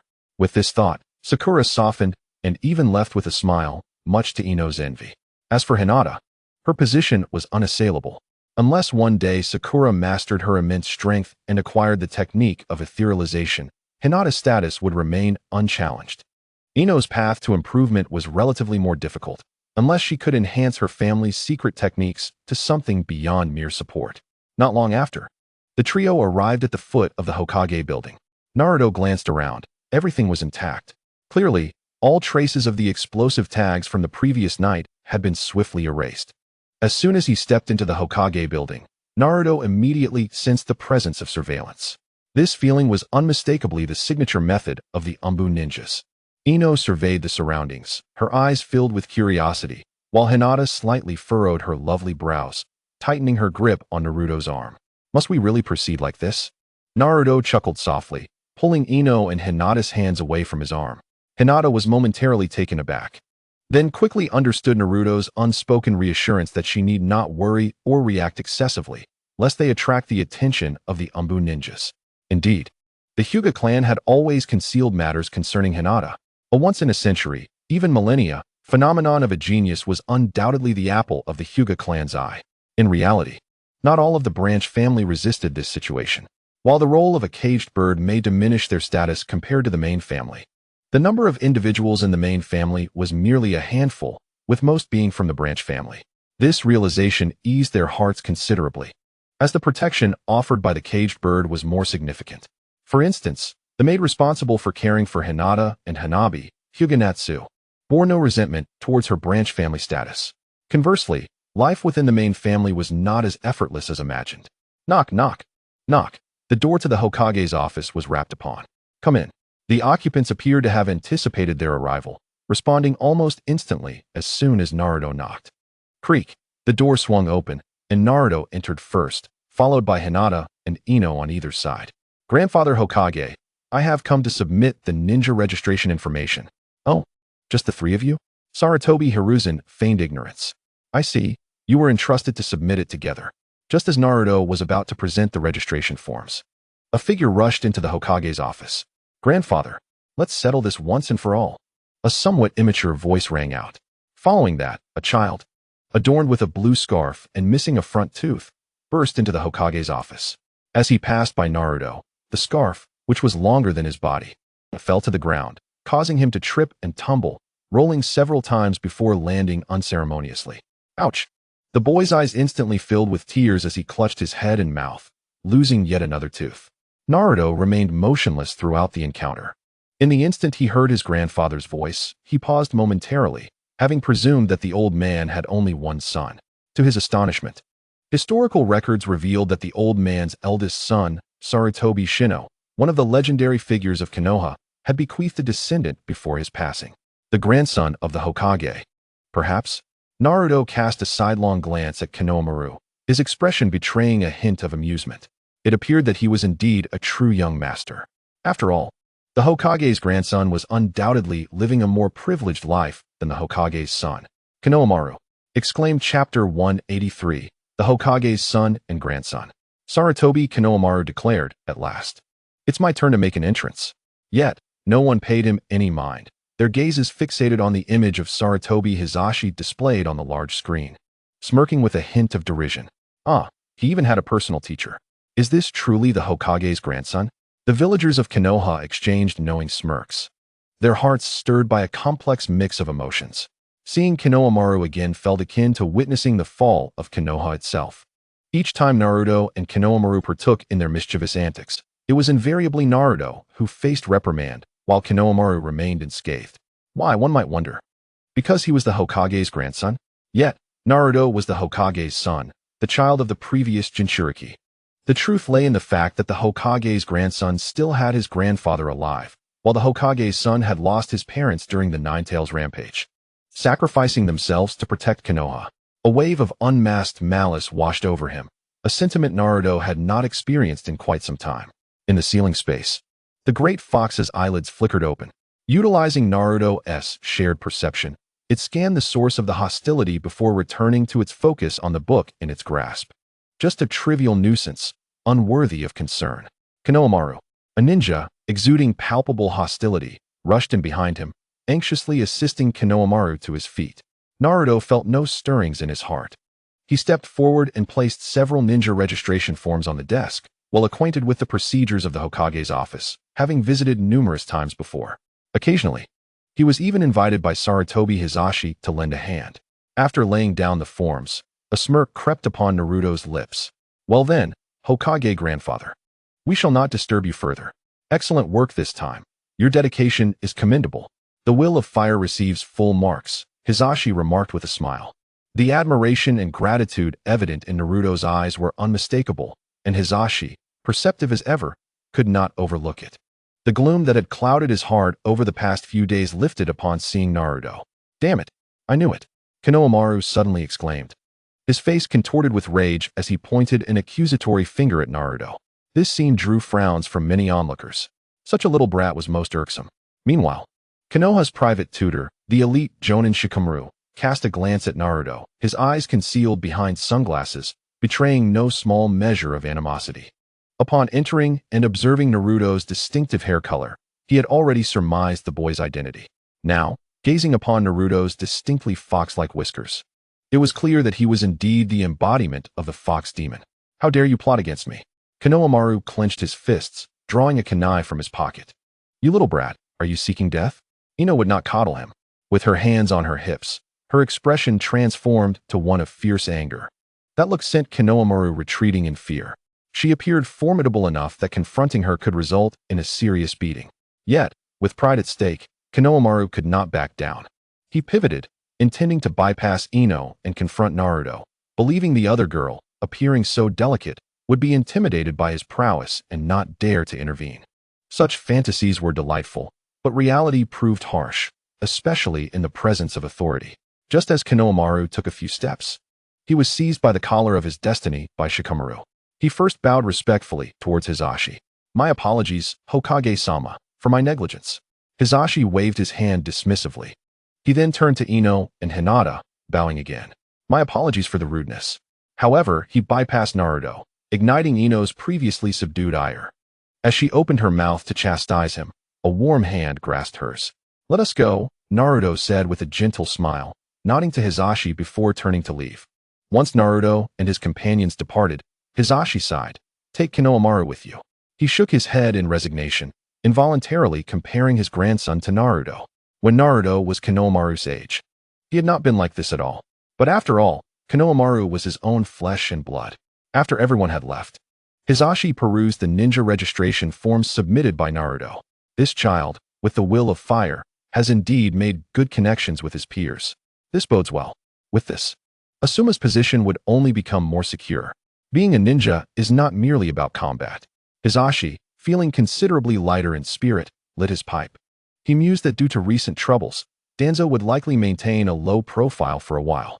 With Danzo subdued, perhaps Tsunade and Kurenai would refrain from frequent visits, granting him some peace. How rare it was to enjoy such a tranquil moment. Yet, not long after, Hisashi lifted his gaze towards the Hokage office door. Typically, at this hour, Danzo would burst through the door, demanding to know why the Jinchuriki had been mishandled. Hisashi would retort that he was the Hokage, leaving Danzo flustered, claiming he would regret it before storming off.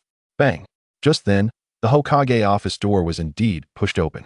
Hisashi, already in character, declared, "Danzo, I am the Hokage." A bemused Asuma stood frozen, confusion etched on his face as he regarded his father. On the other side, as Naruto exited the Hokage building, he frowned slightly.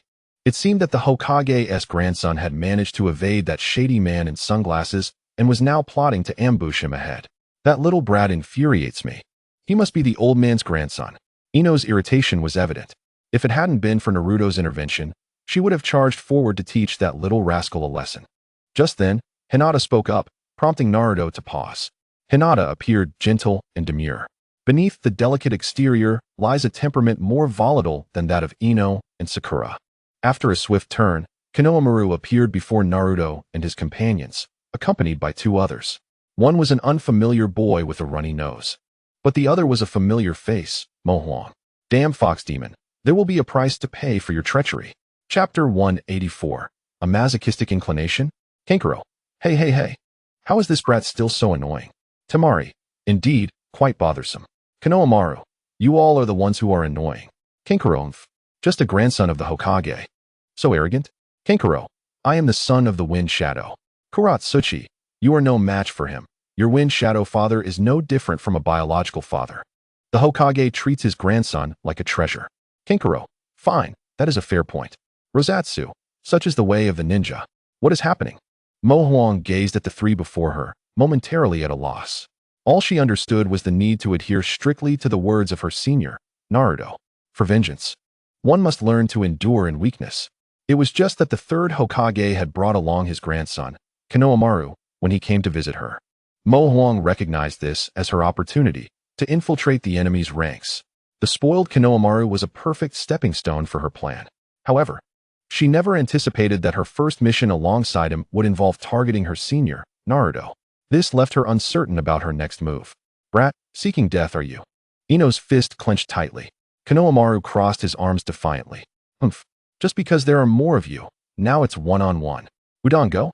With a wave of his hand, Konohamaru directed the timid Udon to attack. Udon's eyes widened in fear, trembling at the sight of the fierce Ino. Perhaps it would be wise to reconsider. Given how formidable they appeared, a single punch from her would surely hurt. Konohamaru's eye twitched.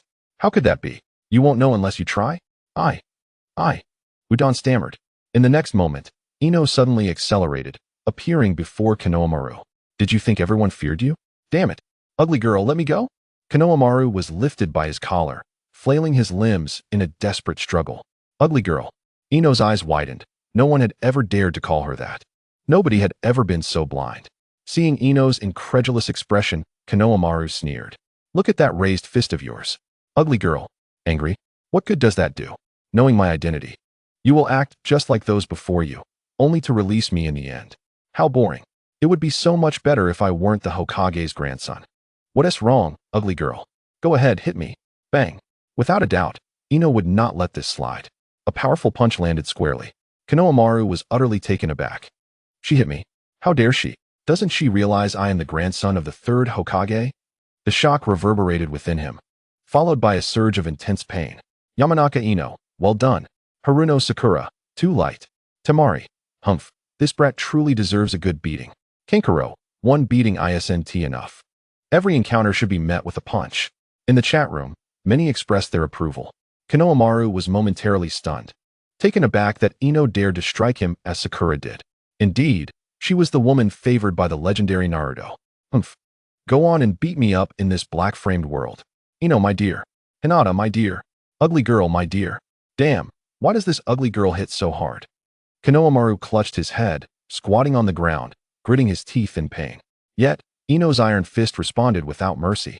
Bang. This time, Ino did not hold back. Konohamaru rolled his eyes back, collapsing to the ground, dazed. Humph. Ino dusted her hands. What of Hokage's grandson?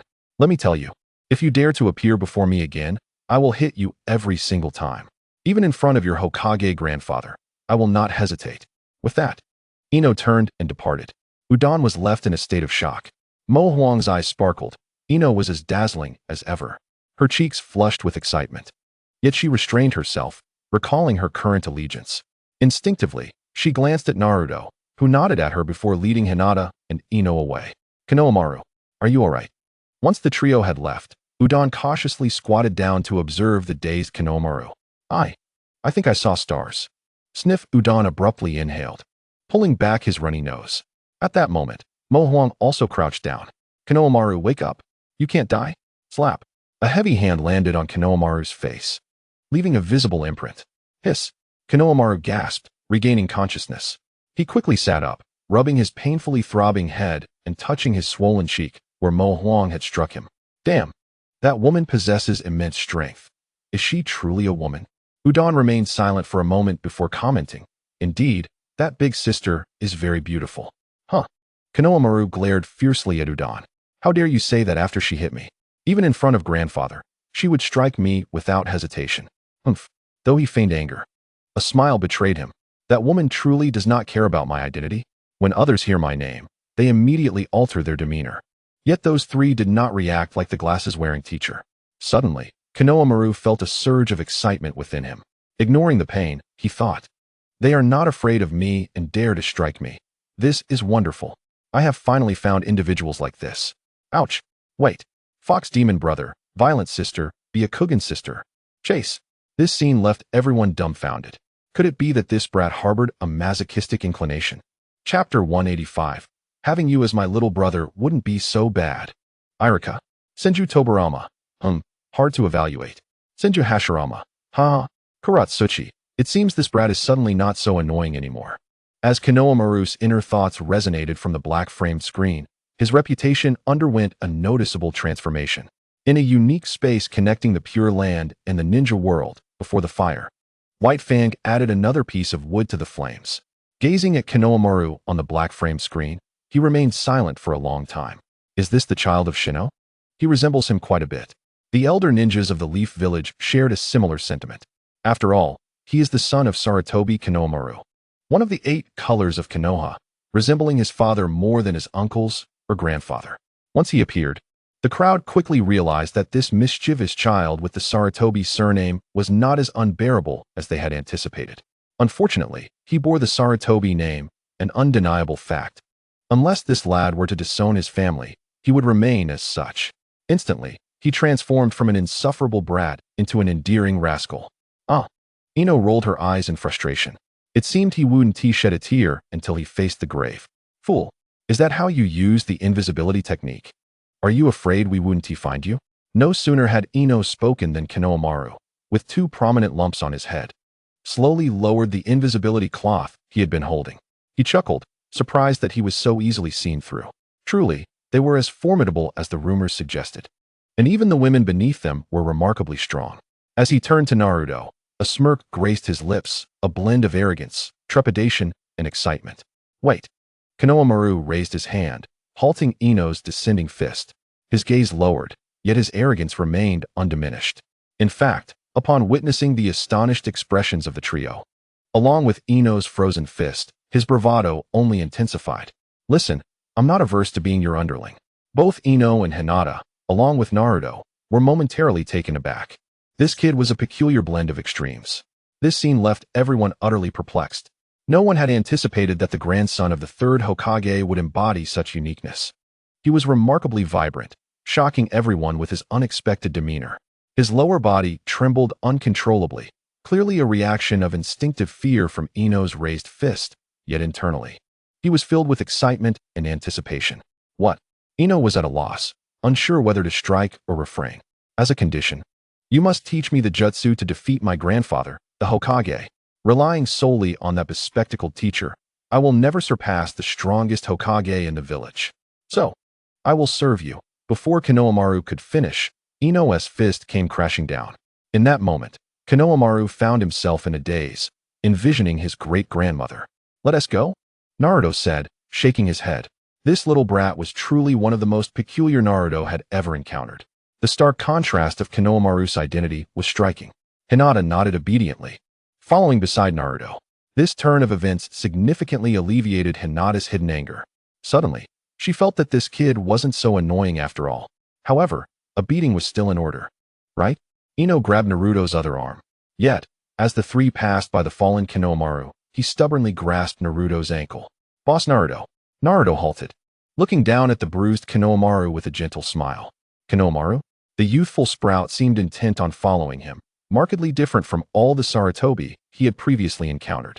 Suddenly, Naruto recalled two photographs he had seen, one of Asuma Sarutobi and another of Mito Minyin, one of the Hokage's advisors. The physical traits of children are determined by the genes of their parents. Could it be that both Sarutobi Konohamaru and Asuma Sarutobi were unlike other members of their clan? Naruto chuckled softly, as if he had stumbled upon a remarkable secret.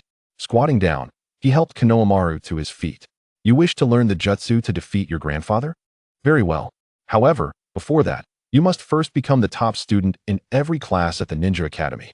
I believe this should not pose a challenge for you. Naruto brushed the dust off Konohamaru's clothes, leaving him momentarily stunned as he gazed at Naruto's kind expression. This elder brother, the fox spirit, did not seem nearly as fearsome as the legend suggested. Indeed, his power was immense. I couldn't muster even a hint of resistance. Contrary to what my grandfather had said and what everyone else had claimed, Konohamaru stood there dazed. Naruto ruffled his hair, offering no further words. Noticing Konohamaru lost in thought, he departed with Hinata and Ino. This time, Konohamaru did not pursue them. After Naruto and the others left, Moegi and Udon arrived late. Moegi waved her hand in front of Konohamaru. He remained dazed, oblivious to his surroundings. A slap echoed as she playfully struck him on both sides of his face. Konohamaru's eyes widened, yet they sparkled with fervor. Naruto, big brother, he shouted, glancing back, only to find Naruto's figure had vanished at the end of the street. His heart raced with exhilaration. Let us go train. I heard that Naruto's teacher at the Ninja Academy is Irika Yumino. We are about to start first grade. And since Naruto just graduated, it's highly likely Irika will also be our teacher. We must find teacher Irika. He will surely know how Naruto trained. With that, Konohamaru dashed off eagerly. Moegi's eyes lit up at his words, and she hurried to follow. Udon sighed in resignation, chasing after them. Yumino Irika? I have a bad feeling about this. The world within the black frame seems to be a bit grim, cough cough, somewhat challenging. Chapter 186. Class Division Sarutobi Konohamaru. I knew it. Whether in this world or the black frame world, Naruto Big Brother would never refuse my wish to become his little brother. The scene on the black-framed large screen, along with Konohamaru's comments in the chat room, caught everyone by surprise. The obnoxious child who appeared at first glance now seemed increasingly endearing. Coupled with Naruto's recent thoughts, many found themselves nodding in agreement, acknowledging that he was certainly not the bloodline of the third Hokage. Within the base of the root organization, Sarutobi Hizashi's expression darkened ominously. His close ally, Danzo, cast a fleeting glance at him. Hisashi, I warned you that you would regret this. In the blink of an eye, the day for class division arrived. Following a series of maneuvers by Sarutobi Hisashi, Konoha temporarily returned to tranquility. The class division naturally approached as scheduled. On that clear morning, as Naruto washed up, he brought Izumi along as well. Everything felt routine. The difference today was that Naruto donned the Konoha ninja headband. Standing before the mirror, he groomed his long hair. In the ceiling space, the great fox rolled its eyes. Hey kid, don't you have enough chattering girls around you? Naruto replied, my hair has grown. If I don't fix it, I'll look scruffy. Would you like it if your tails were all frizzy? At this, the great fox flipped over, continuing to read Naruto's writings. How could I possibly care? The great fox instinctively flicked its 9 tails. Naruto chuckled and shook his head. Today marked the day of class division. He had a strong premonition that their guiding jonin would undoubtedly be the disciple of the 4th Hokage, Minato Namikaze, the copy ninja. Kakashi Hatake. This would indeed simplify matters. Externally, they would have a mentor with Sharingan, belonging to the Hokage lineage. Internally, there was Yuzuki Yugao, who had withdrawn from the Umbu. Naruto's secrets would no longer be at risk of exposure. Kakashi Hatake? Persuading him would be far less challenging than dealing with Yuzuki Yugao. Naruto was confident that with just a few words, he could stir the tranquil depths of Kakashi's heart. Furthermore, as Minato's disciple, no matter how inept he might be, he could not possibly compare to that Uchiha Obito. The great fox mused that as long as Kakashi became his guiding jonin, he would be liberated. That white-haired kid? The great fox expressed its confusion. Well, it's your decision, it replied, scratching its ears, unwilling to follow Naruto's train of thought. It preferred to simply comply with his wishes. Naruto chuckled softly, hugging Izumi back onto the bed. After leaving behind a shadow clone, he finally set off for the Ninja Academy. The crowd nodded in agreement. Indeed, there weren't many beasts like Uchiha Obito. Only the Uchiha clan was formidable enough, having lost 2 members at once. Almost 3, if one considered Uchiha Shursui as half. Regarding the Great Fox's earlier words, many expressed their disagreement. Handsomeness was certainly advantageous. Physical appearance had an undeniable allure for female ninjas, which was quite significant, even immensely so. As Naruto arrived at the academy gates, a fragrant breeze enveloped him. It was evident who was approaching. A sigh echoed from afar, reminiscent of an exasperated father. Once the group had gathered, they entered the classroom together. The previously raucous class fell silent upon Naruto's entrance. He keenly sensed a notable reduction in hostility compared to before. Clearly, public opinion had taken effect. Out of the corner of his eye, he caught glimpses of many complex expressions. At that moment, a gaze caught Naruto's attention. Following the sensation, their eyes met. Humph. Sasuke scoffed disdainfully, still engrossed in his ninja fantasies. Naruto blinked, wondering how this boy had become increasingly infuriating. He settled back into his familiar seat, flanked by Ino and Hinata, evoking envy from those around him. Hinata, with her long hair, was a forceful presence, her charm unmatched by the other girls. Yet, she was the very embodiment of grace and obedience in Naruto's presence, much like a little kitten. How could the boys not envy him? Moreover, besides Hinata, there were also Ino and Sakura, alongside the senior Tenten, who had already graduated. His popularity was enough to incite jealousy. As the girls quarreled over who could share a class with Naruto, Iruka entered the classroom. Just days prior, he had appeared cheerful on the streets, yet now he bore the weary visage of a panda. His expression mirrored that of a man utterly disenchanted. All right, everyone, please settle down. Iruka cleared his throat, slapped his face, and adjusted his demeanor before speaking. The class quickly quieted, all eyes eagerly fixed on the roster in Iruka's hands. Very well, Iruka nodded in satisfaction. You all know that you are ninjas now. However, despite being ninjas, you are still genin, newcomers lacking experience in many matters. Thus, as per tradition, the village will assign you into teams, each guided by a jonin. He continued, in the future, you will operate in teams of 3, with the guiding jonin making it a 4-person squad. The world of ninjas is not as safe as that of a school. Remember this one thing. Iruka paused, his gaze sweeping across each familiar face. Do not push yourselves too hard. Additionally, I hope to attend each of your weddings in the future. After uttering these words, Iruka felt he had overstepped. Such sentiments were not his to express. Now, let's begin announcing the team assignments. The previously heavy atmosphere lightened considerably. Iruka's words prompted many to nod instinctively. As a teacher at the Ninja Academy, Irika was competent. This was the demeanor expected of a ninja instructor, unlike that of Mizuki. Irika clearly understood what awaited these children in the future, a kind reminder, measured and to the point. To elaborate further would have been excessive. In a moment, your guiding Jonin will arrive to take you. Just then, a Jonin appeared at the classroom door. Class 1. Irika's brow furrowed as he glanced at the roster. This team allocation seems incorrect. Chapter 187. The old eyes of Konoha Hashirama Senju remarked, "From this perspective, Kakashi, your reputation appears somewhat skewed." Kakashi Hitaki replied, "My guy, I recall Kakashi mentioning that, first, he is lazy, and second, if one cannot even pass his assessments, they should reconsider becoming a ninja." Mike added, "Even if one becomes a ninja, it could only lead to peril, where one might lose their life without warning." Mike continued, "By the way, Kakashi always loved to repeat a certain phrase." Kakashi interjected, "All right, guy, that's enough." Despite Irika's many opinions, his identity and position clearly prevented him from directly intervening in such matters.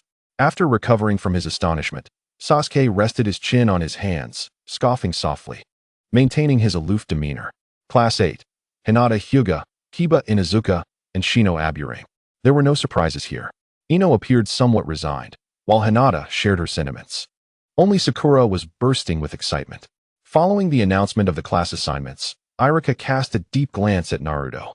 That lingering gaze sent a chill down Naruto's spine. Irika couldn't help but yawn. "All right, everyone, as you await your guiding Jonin, I have matters to attend to. I must take my leave." Despite having graduated, Naruto's name had not faded from Irika's ears. If all went as expected, for the next 6 years, he would hear that name daily.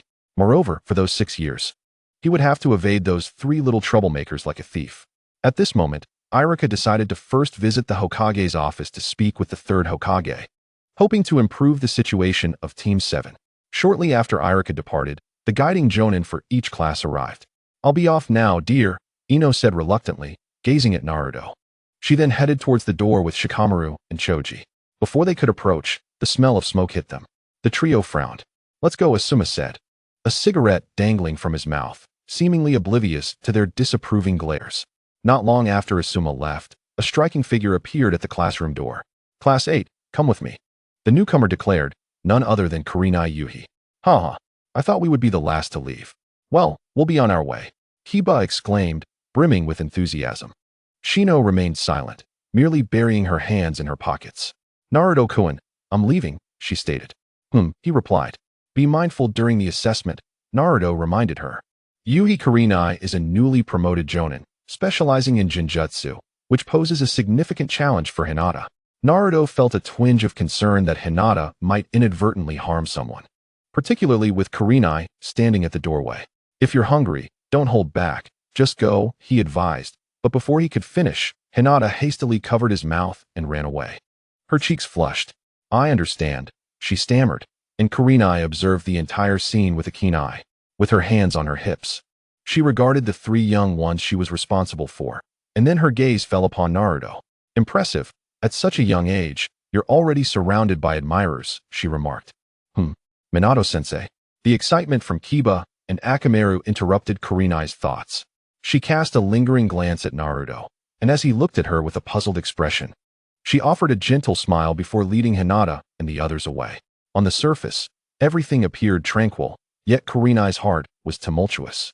"It's him," she realized, recalling their last encounter that had left her perplexed. Naruto Uzumaki. But how could it be him? The situation surrounding the Jinchuriki seemed far more complex than it appeared. Just as Yuhi Yakina had mentioned, the criteria for my promotion to Jonin had been significantly lowered this time, almost as if it were tailored for this year's graduating class from the Ninja Academy. Wait a moment. Behind Asuma had been Yamanaka Ino, Akimichi Choji, Nara Shikamaru, and the Inuzuka clan. Kurinai's gaze settled on the leading figure, Inuzuka Kiba, with Hinata and Shino by his side. She squinted slightly. "Ha ha ha, Akamaru.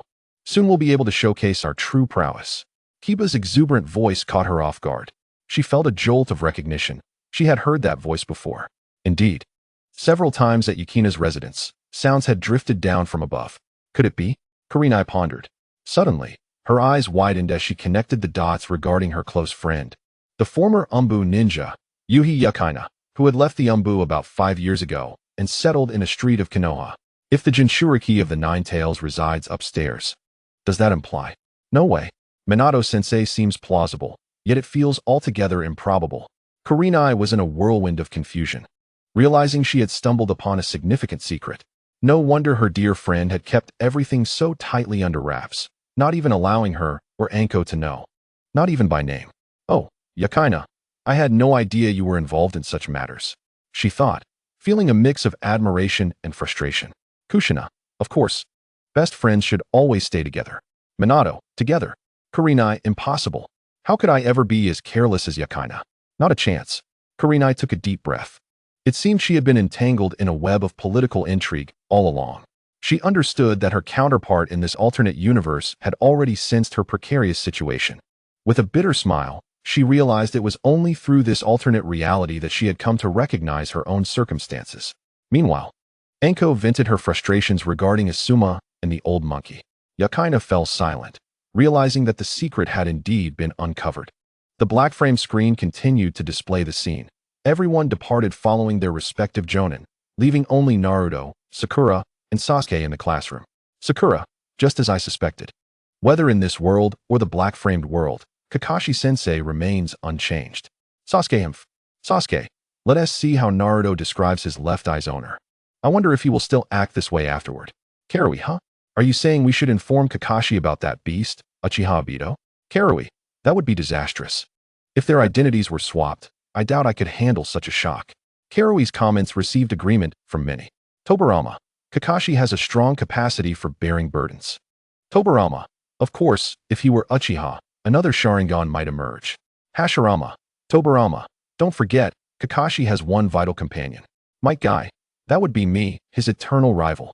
Rock Lee, Guy-sensei. Might Guy, Ha Lee. Kakashi, Kurinai, an ordinary person would truly struggle to endure. Kurinai, losing a father at a young age, indirectly causing a comrade's death. And in the same year, losing another friend, hoping to protect them, only to have them perish at his hands. Kurinai, then, with the help of the fourth Hokage and his friend Might Guy, he was pulled from the abyss. Kurinai. Yet, the good times were fleeting, as the fourth Hokage and his wife soon fell during the Nine Tails incident. Kurinai. If Kakashi were to discover that his former friend was the architect of the fourth Hokage's demise, I wonder how he would feel. Sakura. That fool Kakashi would certainly blame himself even more. Ino. He would likely shoulder all the responsibility. Tenten. Let us not forget about that hero. The White Fang of Konoha, Kakashi's father, Tsukumo Hatake, who died protecting the village. Temari. It seems that Naruto in the black frame had mentioned that Kakashi was the last straw that broke his father's back. Kenkaro. It appears the White Fang had already resigned himself to death, yet he couldn't bear to leave his child behind, not realizing that his child. Just as the conversation in the chat room was about to continue, Might Guy quickly interjected. Ahem, all right everyone, let us stop. It seems Kakashi is on the verge of collapse. Izuna. Ha ha ha. Very well, Kakashi Hatake, I acknowledge you. Izuna. You are the only ninja who has transplanted my clan's eyes and earned my respect. Ino. Kakashi-sensei deserves the Sharingan more than that beast, Uchiha Obito. Izuna. Good girl. Well said. Right, brother? Madara. Indeed. Obito, you old man. Voice breaking. Obito. Just see if I resurrect you. Beep. Obito was muted for 2.5 hours. In the underground base of Kana by Ashura, observing the furious Obito, Kurizetsu closed his eyes in despair. How did I end up with this useless fool? It was supposed to be just a temporary selection. The black frame screen continued. TSK. Sasuke's expression was cold, his eyes filled with impatience. He took a deep breath and slowly closed his eyes, remaining aloof. Naruto also closed his eyes, even entering the ceiling space to tease the great fox. Sakura, at some point, had teleported to Ino's previous seat, sitting obediently beside Naruto, inching closer. He did not reject her, and she beamed with delight. In contrast, Sakura did not seem to harbor any significant objections regarding the tardiness of their guiding jonin. In fact, she harbored a flicker of hope that perhaps the jonin would not show up at all, allowing her to spend an entire day alone with Naruto. The sun was high in the sky when, at long last, the guiding jonin of Team 7 made his entrance. Sakura remarked, "What a pity. In this world devoid of mischief, Naruto's pranks cannot seek retribution on that perpetually late teacher." At that moment, Naruto sat quietly in the arena. If it had been before, he might have been vocal about why his counterpart in this world did not set traps to tease Kakashi-sensei. However, reflecting on it now, a smile crept upon Naruto's lips. The mischief directed at their teacher had left Kakashi with a rather unfavorable first impression of them, though they too had not fared well in their own initial judgment of Kakashi. After waiting for approximately an hour, the classroom door of Class A1 creaked open. Naruto and Sasuke simultaneously opened their eyes. Sasuke's gaze was cold and unyielding. With such a jonin, I can only assume he is mediocre. I must begin planning for my own future, he thought. Meanwhile, Naruto's attention was drawn to the distinct white hair of the figure entering the classroom. Indeed, it is the Great Fox, Kakashi Hatake. The Great Fox reclined languidly, scratching its rear before flipping over to continue reading its material. Recently, the Great Fox had been acting strangely, often engaging in peculiar activities. Memories relayed by shadow clones indicated that it seemed to be sketching something, only to shake its head in mystery afterward. Returning his focus to the classroom entrance, he saw a masked man, whose forehead protector obscured his left eye, stepping into view, holding a small book in his hands. Apologies. I seem to have lost my way on the path of life. Chapter 189, Confrontation, a counter-strike. Kuratsuchi commented, "How disappointing," she added, "especially when considering that infamous book by the so-called legendary Sannin Jiraiya. What kind of person would enjoy such content?" Her remarks caused many to lower their heads. Vowing to return home and destroy that book, Tsunade interjected, "The student has surpassed the master. He is even more distasteful than that old lecher." Listening to the ongoing condemnation of Jiraiya in the chatroom, many girls felt their eyes welling with tears. The voyeuristic tendencies of that perverted sage left them powerless to intervene. Knowing his identity, what could mere commoners do? They could only watch as he chronicled the entire process of his peeping and writing, all while labeling it as inspiration. The book contained intricate descriptions, even detailing their irritated expressions. How could one not feel overwhelmed by such an invasion? Facing the legendary Sannin from Konoha, what recourse did they have? He was clever enough to target ordinary women. Should he be discovered while pursuing a ninja, it would be a different story. Tsunade had always guarded herself against him since childhood, nearly catching him peeping once again, which nearly led her to strike him down. Tsunade was acutely aware that if her image were to be captured, it would result in various scandalous writings about her. Granddaughter of the first Hokage and princess of the Land of Fire, Senju Tsunade. With such titles, the allure would be undeniable, leading to a proliferation of literature depicting her. Even if fictitious, that would surely infuriate her. Kakashi cast a sidelong glance at the trio, his gaze lingering on Sasuke Uchiha. The last surviving Uchiha had a menacing demeanor reminiscent of Kakashi's own past. What a nuisance, he mused, before his eyes fell upon Sakura's face. A kawaii girl. She appears to be infatuated, as is typical for her age. With her impressive academic performance, second among the girls and comparable to the heir of a ninja clan, she certainly caught his attention. Have I arrived too early? He pondered, acknowledging the challenge ahead. Finally, his gaze settled on Naruto, and for a brief moment, Kakashi's hand trembled while holding the book. In a fleeting moment, he seemed to see his former teacher, Minato, quietly observing him. "Minato-sensei?" The fourth Raikage remarked. "I have noticed that Konoha has a tradition of nearsightedness." Kenjiro agreed. "Indeed, how many times has this occurred?" "Minato-sensei and Kushina's son, the Nine-Tails Jinchuriki. Naruto Uzumaki. Has he grown so much?" Kakashi's heart was conflicted, though his expression remained unchanged. As Kakashi assessed the trio, they were equally scrutinizing him. A cold Uchiha, an infatuated girl, and a remarkably powerful and handsome, with omitted details, ninja, he thought. Sasuke judged him to be an inferior jonin, seeking other paths, while Sakura noted, "He doesn't look too bad. Our class is filled with handsome and beautiful individuals, yet this teacher seems rather unreliable." Naruto simply thought, as long as he's alive. That's what matters. Kakashi reflected, to withstand such severe psychological trauma indicates a strong mental fortitude. The likelihood of defection is significant, and even if they do not defect, they will not become enemies. Humph. Sasuke scoffed, slowly rising. Observing this, Sakura glanced at Naruto, yet he made no move. Sasuke seemed to sense something and turned back to regard Naruto, who remained seated. After a moment of contemplation, he sat back down. "Oh." Kakashi noticed a change in his typically listless gaze as he observed the trio still seated. Well, he dismissed other matters for the moment, Let us proceed with the formalities. Shall we move to another location to converse? With that, Kakashi closed the book and tucked it away, heading towards the door. After a brief interval, Kakashi returned to the classroom, observing the trio who remained unmoved. He felt a sense of resignation. It seems I must reevaluate my assessment of Naruto. How long do you intend to remain like this? Kakashi inquired, but received no response. Sasuke shot him a cold glance before closing his eyes, while Sakura did not even acknowledge Kakashi. Thus, Kakashi turned his gaze to Naruto, who wore a gentle smile reminiscent of familiarity. Is the son of the little son also a little son himself? He mused, though it seemed not to be the case. The Uchiha troublemaker and the lovesick girl appeared to rally around him. It seems we have a rebellious lot here, he conceded. All right, you have won this round. Tell me, what do you wish to do?